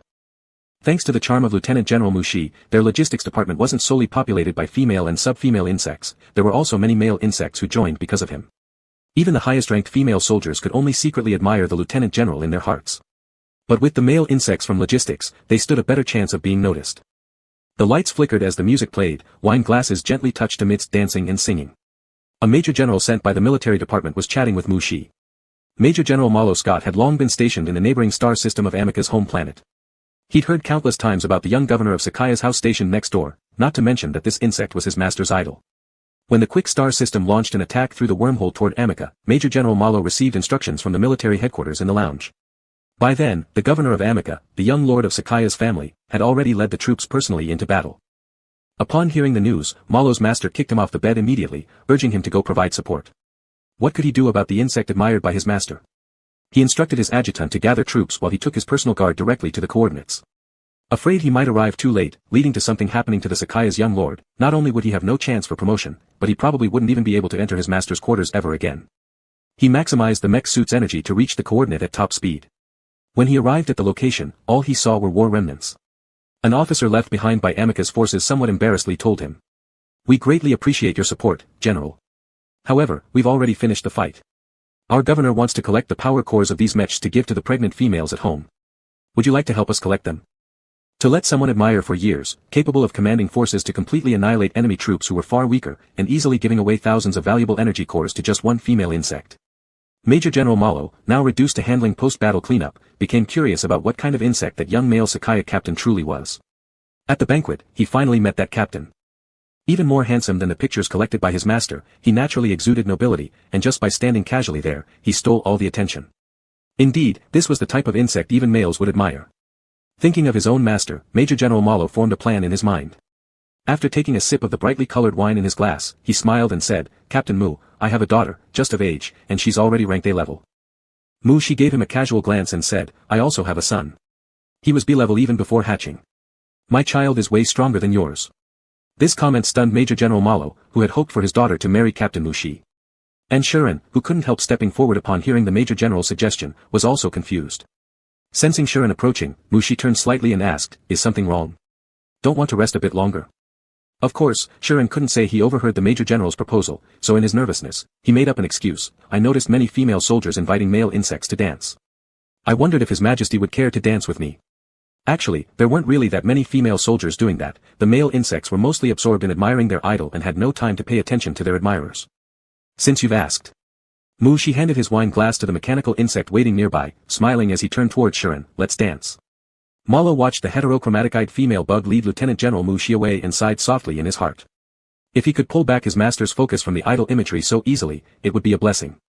As Mu Shi pulled his hand to head to the dance floor, Shirin still hadn't fully processed what happened. His Majesty, actually agreed. In his combined lifetimes, having served under Mu Shi for quite some time, Shirin certainly knew that such victory banquets were occasions where Mu Shi wouldn't dance with anyone. In his previous life, after joining Mu Shi's command during a grand celebration feast following a major victory, Mu Shi sat alone on a sofa lazily sipping a cup of fruit wine with an attractive hue, while couples danced gracefully at the distant dance floor. Someone had already reminded him that the lieutenant general never danced, but the mesmerizing presence of Mu Shi at the banquet made him forget. Despite having his marriage proposal rejected earlier, he still couldn't resist moving closer, using a hastily learned invitation gesture stolen from other females, nervously awaiting Mu Shi's response. Whether it was due to a good mood or sheer laziness, Mu Shi didn't accept his invitation, but neither did he drag him to the practice room. Instead, he picked out a beautiful candy from the plate on the table and handed it to him as a dismissal. Seeing him return with the candy, all the previously gathered female soldiers who were ready to mock him now surged toward the lieutenant general, lining up to invite him to dance, dreaming not only of dancing with him but also of getting a sugar treat directly from his hand, considering that as the pinnacle of their insect lives. The candy dish in front of the major general soon emptied, and a nearby mechanical insect quickly placed a new one down. What was supposed to be a victory banquet had now turned into a grand candy distribution event. Shuren, pushed out to the side, gripped his piece of candy and looked on, his gaze cutting through the swarm of insects to clearly see Lieutenant General Mu Shi giving him a warning glare with his usually aloof purple eyes. Mu Shi noticed Shuren seemed lost in thought and reminded him, "Don't force yourself if your body can't handle it." "Thank you for your concern, my lord." "I am fine," Shuren gently squeezed Mu Shi's hand in response. Not counting the dance at the noble banquet where Mu Shi hinted he should invite him, this was the first time Mu Shi had accepted Shuren's invitation to dance. Even if he were walking on knife edges, he would still follow through. Stepping into the dance floor. Innumerable gazes focused on them, but in Shuren's eyes, there was only the cherished bug who held his hand and pressed close to his body. Mu Shi met Shuren's passionate gaze and subtly guided him away from other dancers newly entering the pool. Seeing their idol actually dancing with an insect must have been quite stimulating, as many male insects brought their pursuers onto the floor, making the area lively in no time. More female insects had already gathered beside the dance pool, waiting to invite the lieutenant general or the male insects inside the pool after this dance concluded. Mu Shi didn't pay attention to how many insects joined them, instead, he caught a familiar sweet fragrance, intermingled with Shuren's pheromones. Sniffing again, the spiritual filaments coiled around the female insect returned the feedback, it was indeed bug milk. Lifting his gaze to look at Shuren, Mu Shi wondered whether the female insect hadn't noticed due to the medical cotton or because all attention was focused on him. Mu Shi did not ask but quietly said to Shuren, "The custom-made mech suit is in the mecha room under the governor's mansion. After finishing this dance, I'll take you to see it. I also have another gift for you."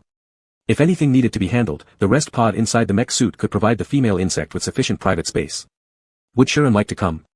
The milky scent intrigued him. Chapter 76, A Kiss with the Taste of Insect Milk. After the dance, Mu Shi declined other insects' invitations to dance and took SHN toward the underground mech room. Holding SHN's hand, Mu Shi was focusing on SHN's reactions all the way. Not until they left the villa and entered the backyard, caressed by the cool breeze, did the female insect's expression suddenly change. Under the cover of the night, SHN's embarrassment and discomfort were clearly displayed on her face. Had she really not noticed before? Mu Shi wanted to laugh but managed to suppress it. It was so dark, and he wasn't staring at the female insect's face, laughing out loud would be hard to explain. SHN followed Mu Shi stiffly, concentrating all her attention on the area in front of her. With those two pads there, her clothes wouldn't get dirty, but the unfamiliar bodily response made SHN feel lost. Entering the silver metal-laid underground passage, one door after another opened and closed. SHN was like a marionette being led by Mu Shi, having no mind to pay attention to the changes around her. Click. "Look, here is your mech, do you like it?" Mu Shi stopped his steps. Awakened by Mu Shi's voice, SHN blankly looked up. The tall silver-white mech stood there solemnly. Even from afar, she had to tilt her head backward to see the whole mech. The white exterior shell, its eyes decorated with large golden and blue starstones, the design shape even to the weapons worn by the mech. A sense of familiarity from the previous life surged forward, temporarily making him forget the shameful reactions of his body. "There's also a small gift for you, some energy cores. Since they're difficult to arrange neatly, I placed them in this spatial bracelet." Mu Shi took out a semi-transparent bright blue bracelet and said as he put it on SHN, "Since you don't have a large-scale spatial storage device either, I'll give this to you together." Thank you, sir." As SHN was about to express gratitude, upon the bracelet closing around his wrist, the space within instantly connected with his spirit, and he saw the items inside. Small gifts, some energy stones. There must be over 1,000 of them. A floating platform flew over, and Mu Shi pulled the dazed SHN aboard. "Let's first take a look inside the mech. If there are any places you want to modify, let me know, and I'll have the mech engineer make the changes tomorrow." SHN was still mentally calculating. This quality of energy stones, one alone is equivalent to a small mechanical planet. Over 1,000. Would calling him father figure still be appropriate? TCH, he is his male master. Mu Shi gave an order to Little Eye in his mind, and the mech cabin door opened. Instantly, the interior of the mech lit up, bringing the entire mech to life. As the floating platform docked against the mech cabin door, a bluish light scanned down vertically upon entering the mech. An insect-like female voice sounded inside the mech. Insect Lord, Colonel SHN, identity confirmed, advanced intelligence S at your service. S. Startled, SHN snapped back to reality from his awe inspired by the energy cores. In the last life, S was also his mech intelligence, but that was after he became a vice admiral. Now, without achieving any military merits from the previous life, Mushi has already given him such advanced intelligence. Mushi found that SHN no longer showed signs of unease, so he led SHN towards the adjacent cockpit while introducing. Just now, that was the AI of this mech. You can transfer it into your terminal, using it as a terminal butler. Thank you, male master. That's all SHN could say in reply. If this was on the battlefield, he would rush into the enemy ranks and fight until the opposing commander bowed at Mushi's feet. If this were in the bedroom, he would probably already be clinging to Mushi, offering kisses. Just thinking of 2 ways to present kisses, SHN heard a drop sound from the terminal. Pressing the silver diamond earring on his right ear, a holographic screen appeared before him. Advanced Intelligence S requests connection. Even though he had gone through this once in the previous life, SHN's heart still swelled when he pressed, accept. He wanted to hug his male master, nuzzle, and hoist him high in the air. But in reality, he only dared gently return Mushi's hand in the mech to express his joy. Click. The hatch doors opened to both sides. This is the cockpit, Mushi explained, leading SHN toward the floating pilot chairs. The left is the main driver seat, the right is the co-pilot seat. SHN quietly looked around the cockpit as Mushi guided him, each place familiar yet strange to him. The display screens, operation screens, control levers, and the decorative blue and gold starstones on the mech walls. There were slight differences in the arrangement of the starstones, a few less than in his memory. It was because, in the last life, Mushi, who had already become the system commander of Sakaya's star system, casually gave him a few cat's-eye starstones with colors similar to these. He privately divided those starstones into 2 parts, one part was embedded into this cockpit, and the other was set inside the rest cabin. The original well-designed arrangement of starstones was somewhat disrupted by his random addition, damaging the aesthetics, yet he cherished it dearly. Later, during cross-star systems combat missions, Mushi was often away for months. Even during combat meetings, they would merely discuss via virtual images, which always left the insect feeling detached. He then developed the habit of placing everything given by Mushi into the mech, as long as it could fit. His adjutant once joked that he spent more time inside the mech than on the military ship cabins, and rumors spread about him keeping a male insect hidden in the mech. Mushi noticed SHN being captivated by the starstones on the mech's inner walls and chuckled. Do you like them? That's the idea from the mech engineer. He said prolonged combat in the military female's universe can lead to mental fatigue.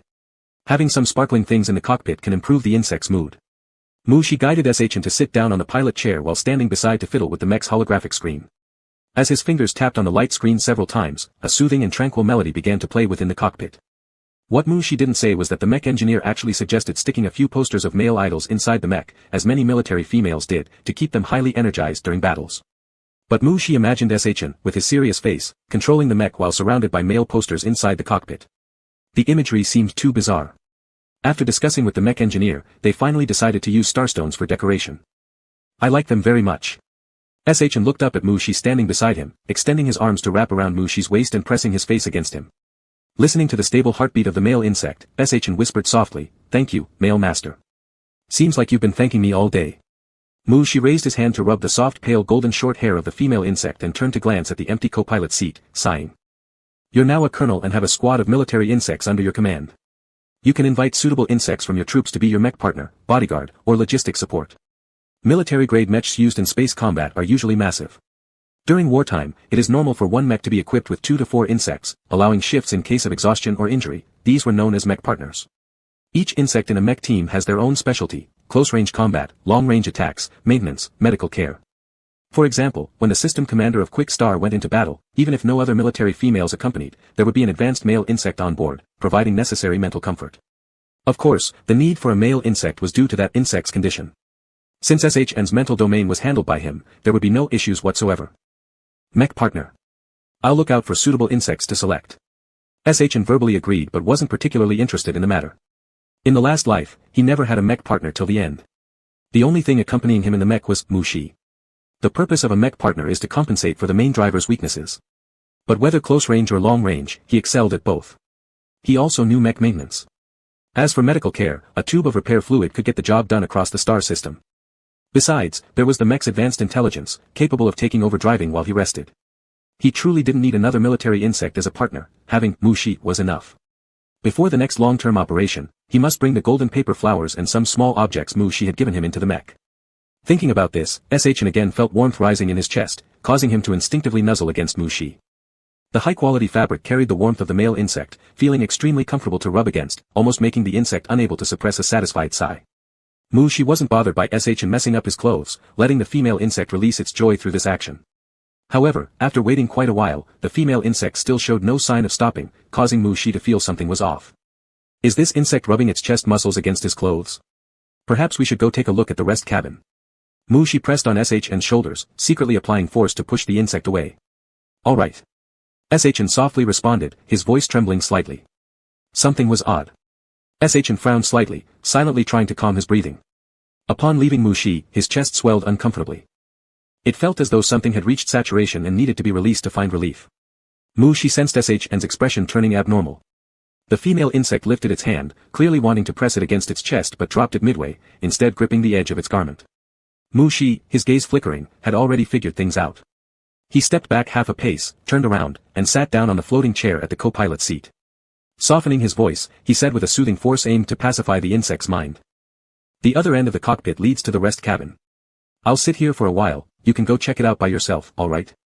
He was giving Shn some personal space so the female insect could deal with her own issues more comfortably. Shn turned her head and stared at him for a long moment. Mu-Shi almost thought the female insect realized he had understood everything. Then, Shn quietly stood up, her face red as she walked toward him. This isn't urgent, male master, haven't you eaten dinner yet? Shn asked despite the deep sense of shame she felt inside. Why is she asking this?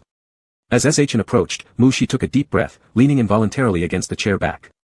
Unlike guards who only consume one nutrition tube per day, mechanical insects are always prepared with 3 meals a day plus snacks and desserts during peacetime. Today, they were rushed due to the celebration banquet, and he hadn't eaten dinner either. Even during the evening banquet, he only drank a few sips of fruit wine. Would you like something? Shn bent over in front of Mu-Shi, one hand resting on the armrest of the co-pilot's chair, preparing to sit directly on Mu-Shi's lap next. Something that would fill your stomach. Mu-Shi widened his eyes, shocked. He seemed to have guessed what the female insect wanted to offer him, but it couldn't be right, could it? Shn wouldn't dare to act so boldly. Just now, when changing into the dress, she avoided exposing herself, clearly not wanting him to know. Watching her settle down gently to avoid making him feel too much weight, Mu-Shi hovered his hands uncertainly around Shn's waist, unsure whether to pull the insect away or hold her close. The medical insect said conceiving an egg is difficult, and at least the male master should drink once. Shn spoke softly as she began unbuttoning her dress jacket. What kind of logic is this? And anyway, he had already consumed it, more than once. But it wasn't appropriate to tell the female insect this. Mu-Shi looked aside anxiously, trying to avoid getting too close to the female insect's chest. She was simply too near, her sweet pheromone-laden fragrance causing his heartbeat to become erratic. Though he avoided direct eye contact, through their mental connection, every move Shn made presented vividly in Mu-Shi's mind. The unfastened buttons, her exposed skin touching the air, even those 2 pieces of medical cotton. It was truly inconvenient. Shn glanced at Mu-Shi, who was avoiding direct eye contact by turning his face, then looked down at herself. The medical insect only mentioned that the male master should drink, but didn't provide any specific instructions. What should she do next? Squeeze it out. Then let's try that. Shn pulled out wet wipes from the storage space and carefully cleaned herself before attempting to squeeze. Mu-Shi. Mu-Shi wanted to cut off his perception of their mental link, but this awareness was similar to how he used spiritual power to handle state affairs. Once used, it became highly addictive. Suddenly, the milk scent grew stronger. It was already too late to disconnect. There was no escape. Male master. The female insect called softly, just gazing at him, neither inviting nor urging. You're impossible. Mu-Shi finally turned back. Her usually pink hue now appeared more vividly flushed under the milky whiteness, the entire air filled with sweetness. It seemed fuller as well. The hand on Shn's lower back pressed slightly downward, subtly hinting. With a tacit understanding between them, upon receiving the allowance, Shn leaned forward to present herself. The music in the cockpit changed subtly, its melody becoming intimate and tender, as if stretching spun sugar. Mu-Shi lifted his gaze slightly. Little, I didn't dare to change the track for him. Who knew what the terminal designer transmitted inside, but Mu-Shi secretly noted this in his ledger against the research and development department. This was, after all, an extremely special dinner. Concerned about harming the female insect, Mu-Shi enjoyed it with great gentleness and slowness. On the contrary, Shn discarded her initial restraint, showing urgent desire, eager to send more into Mu-Shi's mouth. The insect race's skin was naturally fair and translucent, yet because of her clumsy actions to give Mu-Shi more, Shn accidentally left several red marks of finger pressure on herself. Mu-Shi cast many looks of blame at Shn. Sucking was a natural instinct for insects, even newly hatched larvae knew how to suckle from lactating fruits. Was he not fully grown and capable enough to feed himself without needing the female insect's help? Had it not been inappropriate to speak aloud during eating, Mushi would have given Shin a proper lecture. The meal lasted nearly 5 minutes, mainly because Mushi deliberately slowed his sucking speed. In order to supply more to Mushi, Shin unintentionally marked herself multiple times with these red fingerprints. After consuming 2 servings of the milk Shin produced, Mushi gently turned her and laid the weakened female insect onto the floating chair. Standing beside her, he retrieved a handkerchief from his spatial bracelet and wiped his mouth. The sight of the reclining female on the pilot's seat, with her shirt wide open, was breathtakingly beautiful. Mushi didn't want this exquisite image to be seen by any other insects, even though the cockpit contained only him and Shin. Summoning spiritual tendrils, they brought back a towel soaked in warm water and wrung dry. Mushi took it and leaned over to carefully cleanse the exhausted female. It had to be washed before she could fasten her clothes again. As he cleaned her, Mushi couldn't help but reprimand the female softly. I didn't even suck enough to make it swell, yet you've managed to leave bruises all around. After the release, Shin looked sated and lazy. Upon hearing Mushi's reproach, she simply lifted her leg to wrap around him, rubbing affectionately as if to appease him. The look on her face revealed no signs of regret. Are you still going to the rest cabin? Mushi asked as he buttoned up her shirt. Shin, now feeling more energized, responded instead with a question, where does his lordship plan to sleep tonight? Not for sleeping. Mushi glanced at her, we'll just return directly to the main bedroom. He reached for the coat that the spiritual tendril picked off the ground, examining it in his hands. For a moment, Mushi hesitated whether to put it on the female or not. After all, it was discarded on the floor by the female. Even though only the 2 of them had been in the cockpit, the surface might have collected some dust. However, Mushi just couldn't get over the mental barrier. On the other hand, if she were to go back without an outer garment, Mushi already envisioned the gossip it would spark among the bugs at the governor's mansion. For Shin, concerns over dirty clothing had long faded away. A bug from the lower urban district wouldn't easily catch the cleanliness obsession. If given a choice, he would have preferred to sleep with Mushi on the pilot's seat, inside the mech rest cabin, on the office desk, before the floor-to-ceiling window, or even in the flower hall in the backyard. Watching Mushi hold the coat, looking grave, Shin finally snapped out of his fantasy, smiled, and took the dress coat, storing it back into the terminal space. He said, the night on Amica Star isn't cold, there's no need to wear an outer coat. Mushi fell silent for a moment. Looking at the standing Shin, he added, it's quite late now, there's no need to rush back. Sleep in the rest cabin, it's also a good chance for you to try it out and see if you're used to it. Alright, Shin agreed, her eyes brimming with more laughter. Had she just achieved one of her fantasies? In both her lifetimes, Mushi had never once entered his mech rest cabin, let alone slept together in it. Although she had just finished laying eggs, Mushi probably wouldn't feel inclined to show any physical affection, but Shin was still delighted and couldn't resist reaching out to hold Mushi's hand. Mushi led Shin toward the cabin while instructing Little Eye to take care of the insect egg. With 2 teams of medical bugs watching over the egg, Little Eye didn't really need to do much, only contacting him when an emergency occurred. After ordering Little Eye, Mushi then contacted the medic bug, asking about the postpartum precautions for the female bug. While reviewing the replies from the medic bug, Mushi entered the rest cabin. Since the rest cabin was prepared for a team of military bugs, it was fairly spacious, equipped with areas for bathing and dining, but the sleeping compartments were single occupancy. Though they might squeeze together, considering the female bug had just given birth to an egg, Mushi worried it might affect her recovery. You choose a sleeping compartment first, Mushi suggested to Shin. Shin pointed directly at the position she rested in during her previous lifetime, this one. Fine, Mushi slightly nodded, released Shin's hand, and moved toward the compartment next to the one chosen by the female bug. Shin. Will you not sleep with me? Shin disregarded the sleeping compartment she had selected earlier and immediately followed Mushi. Mushi opened the door of the sleeping compartment, looked at Shin who followed him, and felt somewhat exasperated. The single bug sleeping compartment is too small. In these months since Shin carried the egg, they rarely slept separately. Was the female used to sleeping with him and thus grown dependent? Mushi wasn't sure if this change was good or bad. Actually, he rather liked hugging Shin while sleeping, it felt soft and cozy. Indeed, the sleeping compartment was small. Although Shin felt a bit disheartened, she didn't insist further. She wouldn't bear to inconvenience Mushi. Then. Could I have a goodnight kiss beforehand? Shin asked. Mushi pressed his lips together. After having his dinner, his mouth was full of milk flavor. To kiss like this would be very impolite. No problem if there isn't one, Shin smiled, seemingly unfazed. Mushi stepped forward, raised his hand, pulled down the female's head, and their lips touched. He couldn't stand her retreat and advance tactics, yet somehow every time she did so, she succeeded in breaking through his principles, whether it was feeding on her insect milk or a goodnight kiss. After they both freshened up, Mushi didn't hurry to sleep but instead took the repair fluid to Shin's sleeping compartment. Shin had deliberately left the compartment door open. Seeing Mushi coming over, she quickly sat up from inside the sleeping cabin. My lord. The medic bug said that applying the repair liquid every night would aid in better recovery, Mushi said as he sat down by the edge of the sleeping compartment. After Mu Shi gave her a mech and over 1,000 energy stones, Shin could calmly undress as she looked at the tube of light golden S-grade repair fluid in Mu Shi's hand. Yet, some shyness still remained. Do I need to apply it there too? Mu Shi responded, his actions leaving no room for refusal. Serves you right for teasing me into kissing you with my milk-flavored mouth. How about a dessert? It's warm, fragrant, and sweet. The downside is that after consumption, the milk fragrance lingers in the mouth. Chapter 77, Postpartum Chest Muscle Swelling. The month-long maternity leave after the female insect lays eggs. However, this holiday is determined based on an average female insect. With Shan's S-class male insect body recovery capability, he recuperated and regained 80% of his strength after just a few days. Shan spent many days holding the bug egg during the day and hugging his master at night, observing those restless military females, who were sending flowers, gems, and strange pet cats to his master. It must be that the military females had too much energy, needing more combat practice to wear it down. Shan began to consider the issue of returning to the royal guard.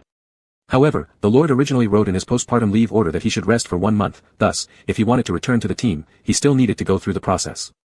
Having been a military female in 2 lifetimes, Shan knew these procedures like the back of his hand. With one hand protecting the insect egg on his leg and the other writing an early return to duty request on the terminal screen. Just as he was pondering how to embellish the request sentence, the insect egg under his palm suddenly moved and flipped over in place. Shan stopped typing and looked down at the insect egg on his leg. Muon wasn't a particularly lively bug egg, if not intentionally teased, it could remain motionless all day. He hadn't played with Muon just now. Shan didn't have the ability like Mu Shi, who could communicate spiritually with the insect egg.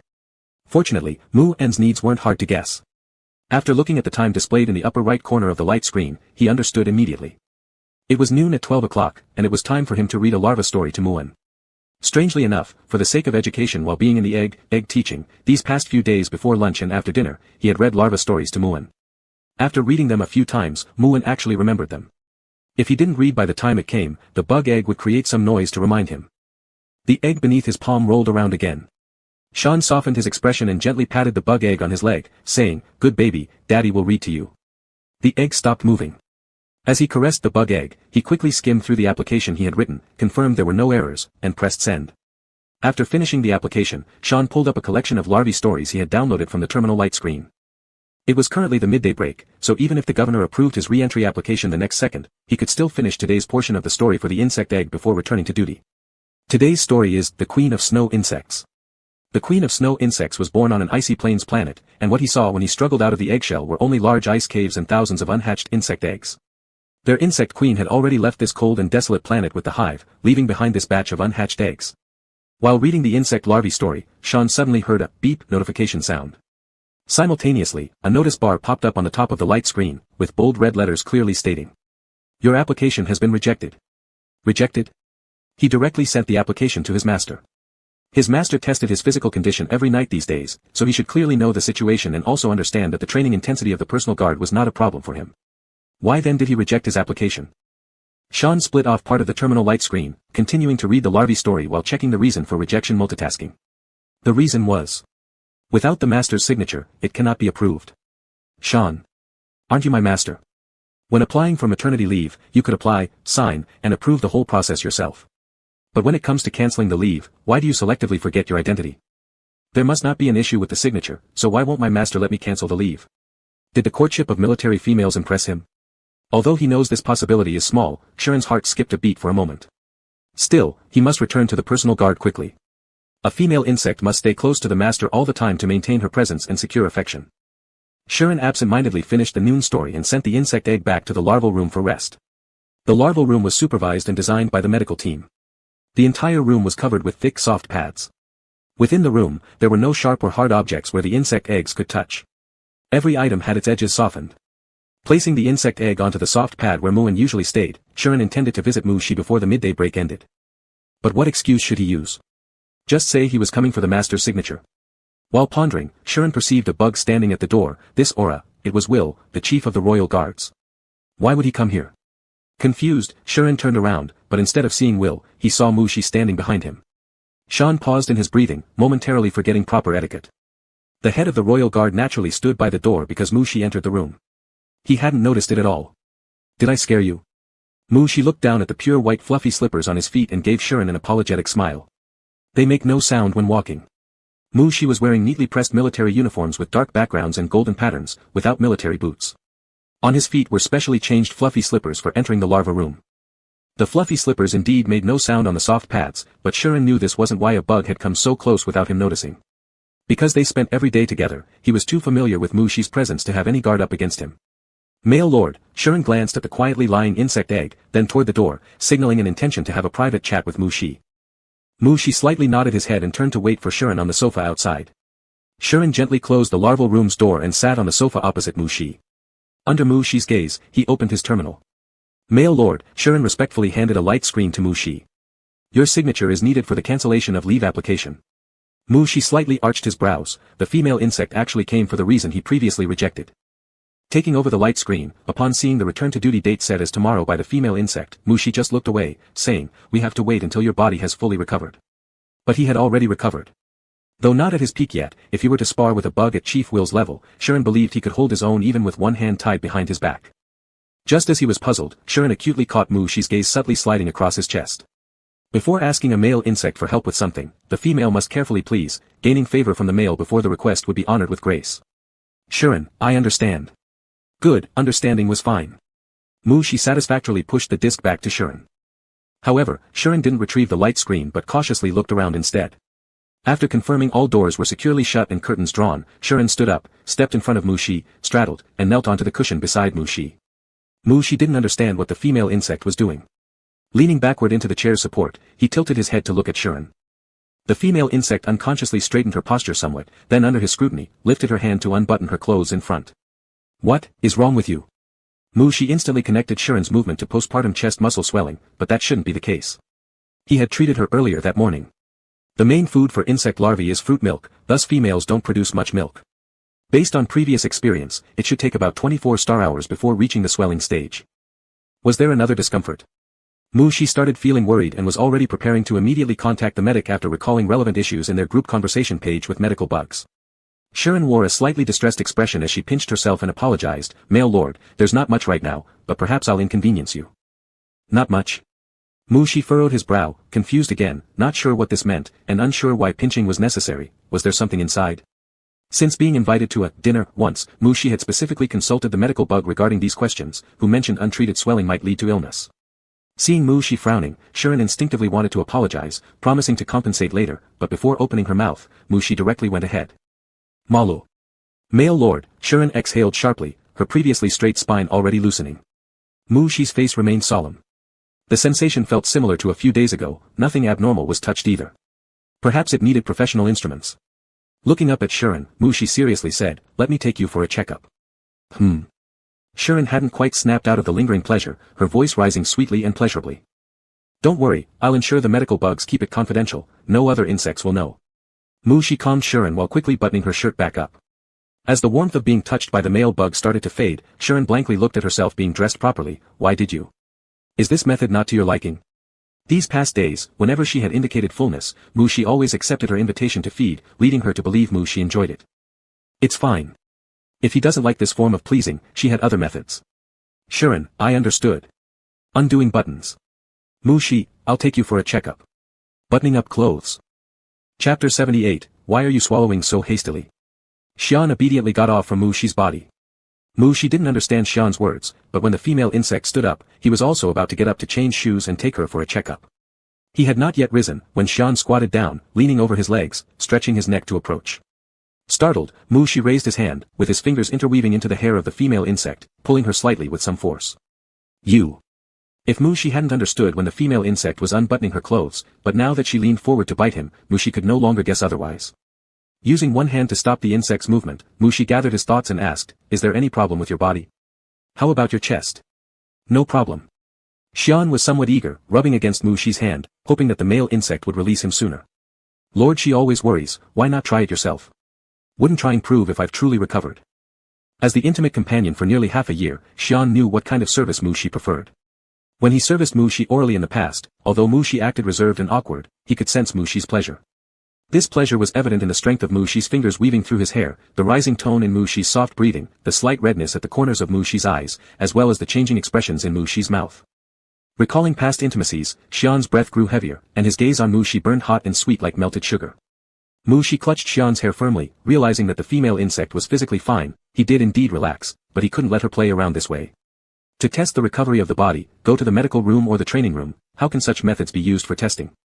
If you want to try, I can accompany you for a fight. Mushi lifted his other hand and adjusted his tie. It was unbearably hot, a restless heat emitted by the female insect releasing pheromones toward him. Why, after sensing the female insect's pheromones so many times, had he still not developed immunity? No, in the past, he wouldn't react as strongly to Xian's pheromones, but the more exposure he had, the deeper their exchanges went, the more likely he was to lose his composure. Fight? Xian blinked in confusion, tentatively saying, does Lord Shi want something more stimulating? Mu Shi took a long breath, lifting the insect kneeling before him, and said, yes, more stimulating, come with me to the practice room. Yes, my lord. Xian obediently stood up and took the floating light screen hovering on the desk. He never refused any of Mu Shi's requests. Wherever Mu Shi wanted to do it, whatever position Mu Shi wanted, he would readily agree without hesitation. Mu Shi, seeing the female insect taking the light screen, said nothing, silently going to the door to change shoes. Just as he kicked off the right slipper and slightly lifted his foot, the female insect came in front of him, squatting down, supporting his foot gently with one hand while picking up the nearby military boots with the other. Lord Shi's feet are so tender. Xian remarked, carefully helping Mu Shi wear the military boots. Judging only by appearance, it was hard to imagine that Mu Shi underwent intense training daily, equal to that of a female insect's royal guard. Yet, during intimate contact, one could still deeply feel Mu Shi's strength.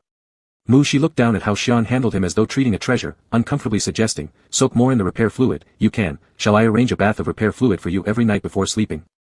Xian chuckled lightly, I'm a female insect, it would be too wasteful, reserve the repair fluid for when I'm injured.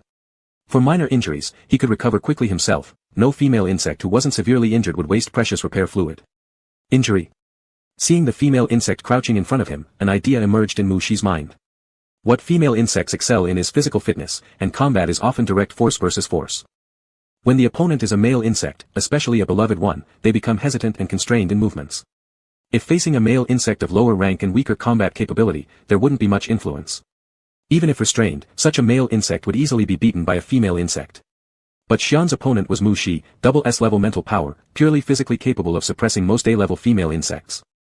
Xian hesitated slightly while attacking, and as a result, within 3 minutes of starting the battle, both his hands were controlled by Mu Shi, pinned to the ground.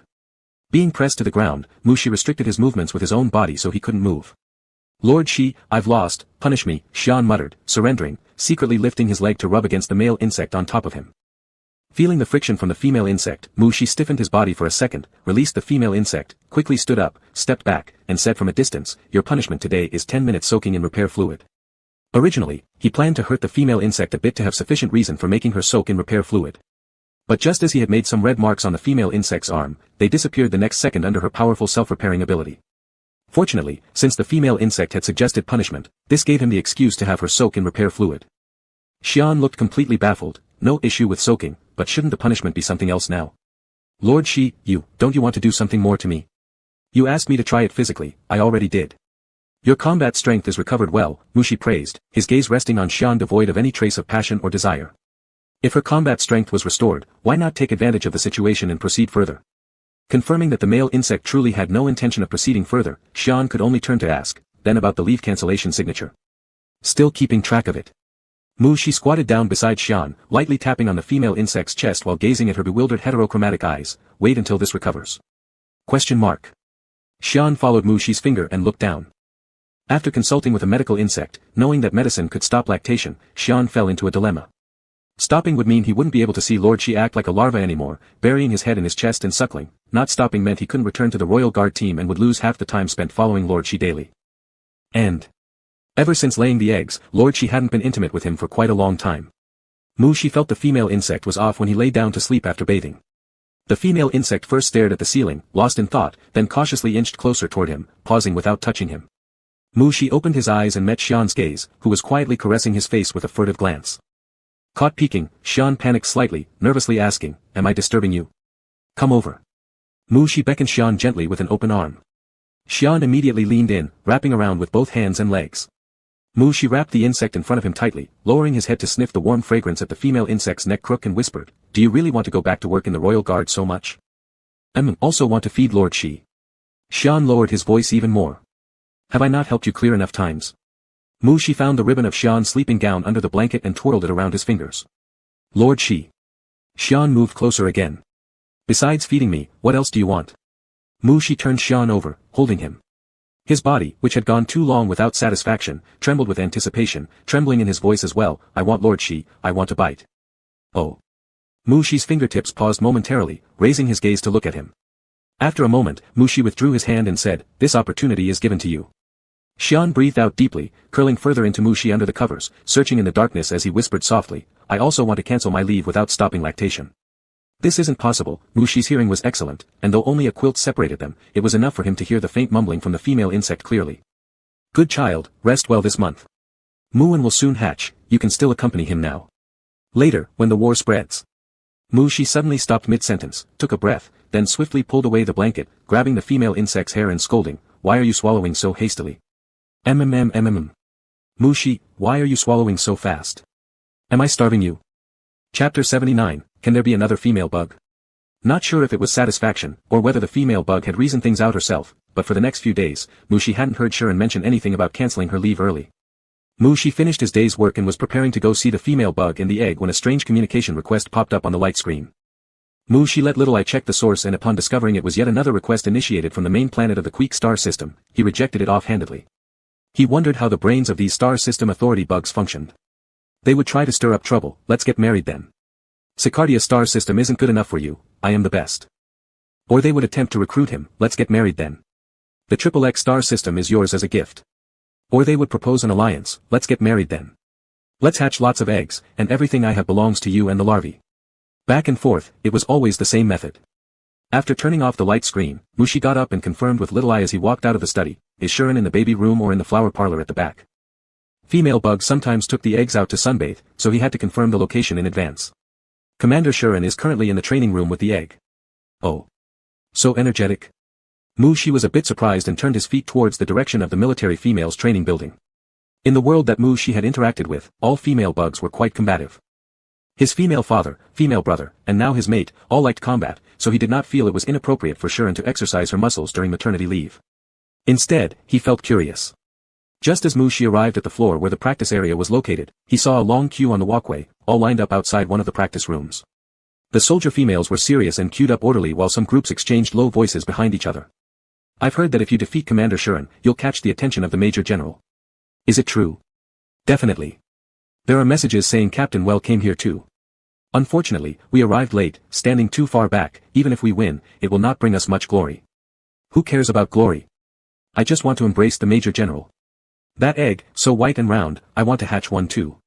Just as a female bug said this, she sensed someone passing by and instinctively turned around. Hey, anyone who wants to challenge should line up in there. She turned her head. Upon seeing the figure who walked by, the soldier female was suddenly choked by a hand that grabbed her throat, silencing her words, glaring eyes unable to utter a sound. As Mu Shi walked towards the practice room where Sharon was, every female bug fell silent, quickly tidying their appearances, standing stiff as they were being inspected by a superior officer. The metallic door of the practice room opened to the sides, revealing lush greenery inside. Tall trees obscured the sky and sun, and sounds of fighting could be heard deep within the woods.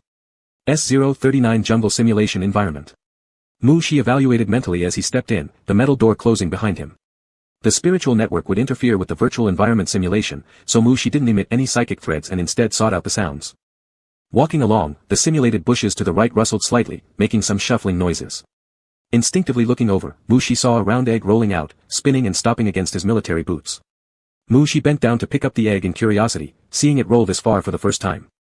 At the touch of his hand to the shell, Mu Shi instantly felt the young one's loving yet anxious emotions. A pure bundle of psychic energy stretched eagerly from within the egg, entwining around his fingertips. Mu Shi sent out some of his psychic threads to connect with the baby's energy ball, and immediately a clearer consciousness appeared through the mental link in Mu Shi's mind. You mean, many bad bugs are bullying your female parent? Many bugs, this must be a fight of one against many. However, according to his mental perception, Sharon's physical condition was excellent without any signs of injury. The egg urgently urged him forward, and Mu Shi carried it as he rushed toward the sounds of battle. Mu Shi held the egg tightly and quickly traversed through the jungle, creating distortions around the virtual scenery due to his psychic thread's interference. When Mu Shi finally saw the traces of the female bug's battle, the distant sound of fighting had stopped. A female bug dashed out of the woods and appeared before Mu Shi in nearly instantaneous speed. Lord Male. Seeing the egg in Mu Shi's arms, Sharon relaxed lightly. Sharon enjoyed flowers, and placed the egg among the flowers away from the battlefield while maintaining constant vigilance. She had been guiding a few personal guards in close-range combat when she suddenly sensed the egg rolling into the woods. Although there was no real danger in the simulated scenario, she worried that Muon might be frightened by the simulated creatures, so she hurriedly ended the fight and chased after the egg. She slightly nodded at Shuren and handed over the egg that was rolling in his arms, eager to rush towards the female bug. He didn't mention how the egg had rolled over to him seeking help, but instead smiled lightly and asked, "Did you win?" "Yep." Shuren embraced the egg happily and nodded with delight. "You're very skilled." She praised her, his gaze lingering on Shuren's head for a few seconds before he suddenly raised his arm and plucked a virtual leaf from Shuren's hair, a leaf almost perfectly blending with her hair color. As She's mental threads outlined the golden leaf in his hand, it transformed from its virtual state into a real object. Shuren was busy watching the constantly rolling egg in her arms and hadn't noticed She's actions, so she puzzledly asked, "Lord Male, what's wrong with Muon?" "Probably because it feels proud of how capable its female parent is." She flicked his wrist and placed the materialized, exquisite leaf into his storage bracelet. As if sensing something, Shuren glanced over and saw She's pale, long fingers extending over the egg. In just a breath's time, Muon calmed down. After inputting soothing emotions into the egg, She raised his eyes and asked Shuren, "Do you want to continue or rest and go back?" Most female bugs enjoyed fighting, so as long as Shuren's body was in good condition, She wouldn't stop her. Shuren gently patted the now calm egg, somewhat amazed, and said, "We'll end today's training here, I'll inform the others outside later." With Lord Male present, who would bother entertaining any of the suitors? Shuren held the egg in one hand and reached out to take She's hand with the other. At this moment, the military females who had been sparring in the virtual jungle also walked out, all bearing battle wounds. Seeing She, the military females immediately stood up straight and saluted, "Governor." She glanced at his empty hand. Shuren had barely touched his fingertips when the military females appeared, prompting her to instantly withdraw her hand. Spotting a few familiar faces among the guard team, She ordered them, "Go to the medical room and soak in the repair liquid, don't delay tonight's training." "Yes. Thank you, Governor." The military females' faces turned bright red with excitement. "Let's go." She kept his hands by his side and looked at Shuren briefly. "Okay." Shuren nodded and slowly swept her gaze over the faces of the several military females, as if trying to memorize them. By the time Shuren shifted her focus, She had already turned around and started walking away. She fell just a step behind, following on She's side. The entrance and exit of the training room were simulated as a cave, with long and dense vines hanging down from above. As She approached, the lush green vines parted automatically to either side. Exiting the training room, the hallway outside was wide and quiet, completely devoid of any bugs. Hadn't there been a line earlier? Did they all return to their training? Shuren was a bit confused, but didn't think much about it and followed She out of the military females training building. "Lord Male, are you going to sleep in the master bedroom or my room?" Under the pretense of keeping the egg close to its female parent, the medical insect workers insisted on setting up his own room next to the baby room. Occasionally, Lord Male would visit, though more often he would hold a pillow and seek refuge in the master bedroom. The master bedroom, She slightly turned his head and saw Shuren smiling warmly with a corner of her mouth lifted. No matter what answer he gave, it seemed to make the other party happy. But he wasn't happy. He was waiting for the female bug to hold his hand, yet she ignored him. She let his fingertips touch lightly against each other beside his body, then subtly rubbed them, maintaining a blank expression as he added another sentence, "You and the egg will stay in your own room." Shuren opened her mouth as if wanting to ask something but finally lowered her voice, saying, "All right." That night, Shuren sat cross-legged on the bed, reciting bedtime stories to Muon in an even tone. Ever since returning from the training room, Muon had increased its activity level significantly, rolling all over the bed as if doing some kind of exercise. Only when she began narrating the larvae story did Muon roll closer and lie quietly by her side. Lord Male. Lord Male was in the master bedroom, separated from her by a baby room, a recreation room, and a mechanical insect chamber. This was the first time since her rebirth that she had gone to sleep separately from She. Why did Lord Male specifically instruct her and Muon to stay in her own room? Was it to receive the service of another female bug? The faces of the military females who had received special care from She earlier today flashed through Shuren's mind. A-grade female bugs, not too old. High rank, beautiful appearance, military female insects, good figures, young and full of vitality. Meanwhile, She, whom Shuren guessed was fraternizing with the female bugs, was actually sitting alone on the couch, reviewing military duties. He took a shower and changed into pajamas, staring at the perfectly neat bed. But sleep wasn't on his mind, not that sleeping was necessary for a double S-class male insect. It wasn't problematic to go a year without sleep due to the high mental resilience. However, in the teachings of male insects, one was supposed to retreat to their room to rest at night. The larval stage requires returning to the room for physical growth, while after awakening, it's for deeper communication with the female bug. But he had sent the female bug off to accompany the egg instead. Now that there was more time to stay with the egg, it was actually a good thing. Ever since the red-eyed commander of the Quick Star system declared himself the Queen of Insects, military actions across the 3-star systems had grown increasingly frequent. Amitka star was close to the other 2-star systems and could be considered a border zone. It would undoubtedly become a war-prone planet in the future. It was odd that after the mecha squad's attack, the quick star system hadn't sent any subsequent forces. Instead, their diplomats were busy finding a mate for their queen, and little I didn't know how many terminal numbers she had blocked on their behalf. As Mu Shi's thoughts wandered, he glanced through the military duties and suddenly heard a knock at the door. Extending his mental power to perceive, it was Sharon. She came with a pillow in her arms. Mu Shi couldn't help but let a hint of a smile cross his lips, but he quickly suppressed it. Had the female bug actually defied his instructions? That was rare. He calmly organized the military documents he'd been reviewing, turned off the light screen, and stood up. Click. Mu Shi opened the door and looked directly into the eyes of the female bug waiting outside, holding her breath and unmoving. Sharon tightened her grip on the pillow in her hand and called out softly, "Lord Male." Whether it was the master bedroom or Sharon's own room, neither place lacked pillows, it was just a signal indicating she wanted to stay over. "Is there something you need?" Mu Shi held the door, pretending not to notice the pillow in her arms. "Could your room accommodate one more insect? I don't take up much space." Sharon could tell from the scent that there was no other female bug inside, but being nervous, she blurted out what she had prepared to say. "Mu Shi, won't hold hands with me. Separate rooms then. Sharon, please accept me. JPG. Chapter 80, The Egg Hatches. Xian still often brought the insect egg to the training room to guide the female soldiers, but he would let the smart butler pay attention to the outside situation. As long as Mu Shi approached the military training building, Xian would rather get injured to end the combat early. Mu Shi had walked to the base of the training building several times, and each time Xian would hold the insect egg and come out. He would then grab Mu Shi's hand, smilingly inviting him to sit in the flower hall or larva room. The female insect deliberately took him away so that he couldn't enter the training building. Mu Shi was intercepted once again. As they calmly analyzed while walking towards the flower hall, he stared at their intertwined hands. While sensing Xian's physical condition through the mental filaments, Mu Shi mentally asked Xiaowai, "What has Xian been doing in the training building these days?" "Recovery training, guiding female soldiers, creating scene simulations for the insect egg to play." Everything seemed normal, so why did the female insect pull him away from the building? What didn't she want him to know? Mu Shi couldn't figure it out, but as Xian changed from holding his hand to intertwining fingers, Mu Shi stopped pondering. Entering the flower hall, Mu Shi watched as the female placed the insect egg on a rest bed next to the glass wall. She then leaned down, using pillows and rolled blankets to encircle the bed. Mu Shi stood aside, watching her fiddle with the pillow. Xian explained, "The insect egg has become more active recently." As soon as he said this, the insect egg started to roll regularly on the bed. Mu Shi sat beside the bed, saying, "More movement will help hatching go smoother." The intelligent S says that male insect eggs have limited stamina. Muan often rolls himself tired, sleeps a bit, wakes up, restores some strength, and starts rolling again. Hearing Xian's exclamation like this, Mu Shi knew the other party felt sympathetic. The insect egg thought its maternal father was being bullied and wanted to grow up quickly to protect its mother. Seeing the usually lazy insect egg rolling every day made the female insect feel heartache too. Understanding Xian's predicament and clearly aware of the larvae's intentions, Mu Shi couldn't resonate with their emotions. Mu Shi reached out toward Xian, who softened his expression and handed over his hand, sitting beside Mu Shi. "With medical insects and mechanical insects around, you don't need to worry too much about the insect egg." Mu Shi wasn't good at consoling female insects, so he could only hold her hand and show that he would be there. "Will Muan hatch smoothly?" Xian sat close to Mu Shi, his fingertips stealthily wrapping around Mu Shi's long fingers. After all, as a maternal father, Xian had a natural concern for the insect egg. Thinking this way, Mu Shi let the female wrap her fingers around his, firmly saying, "He will."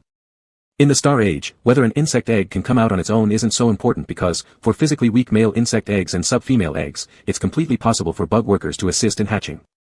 "I'm still very worried. Can I sleep with my lord tonight?"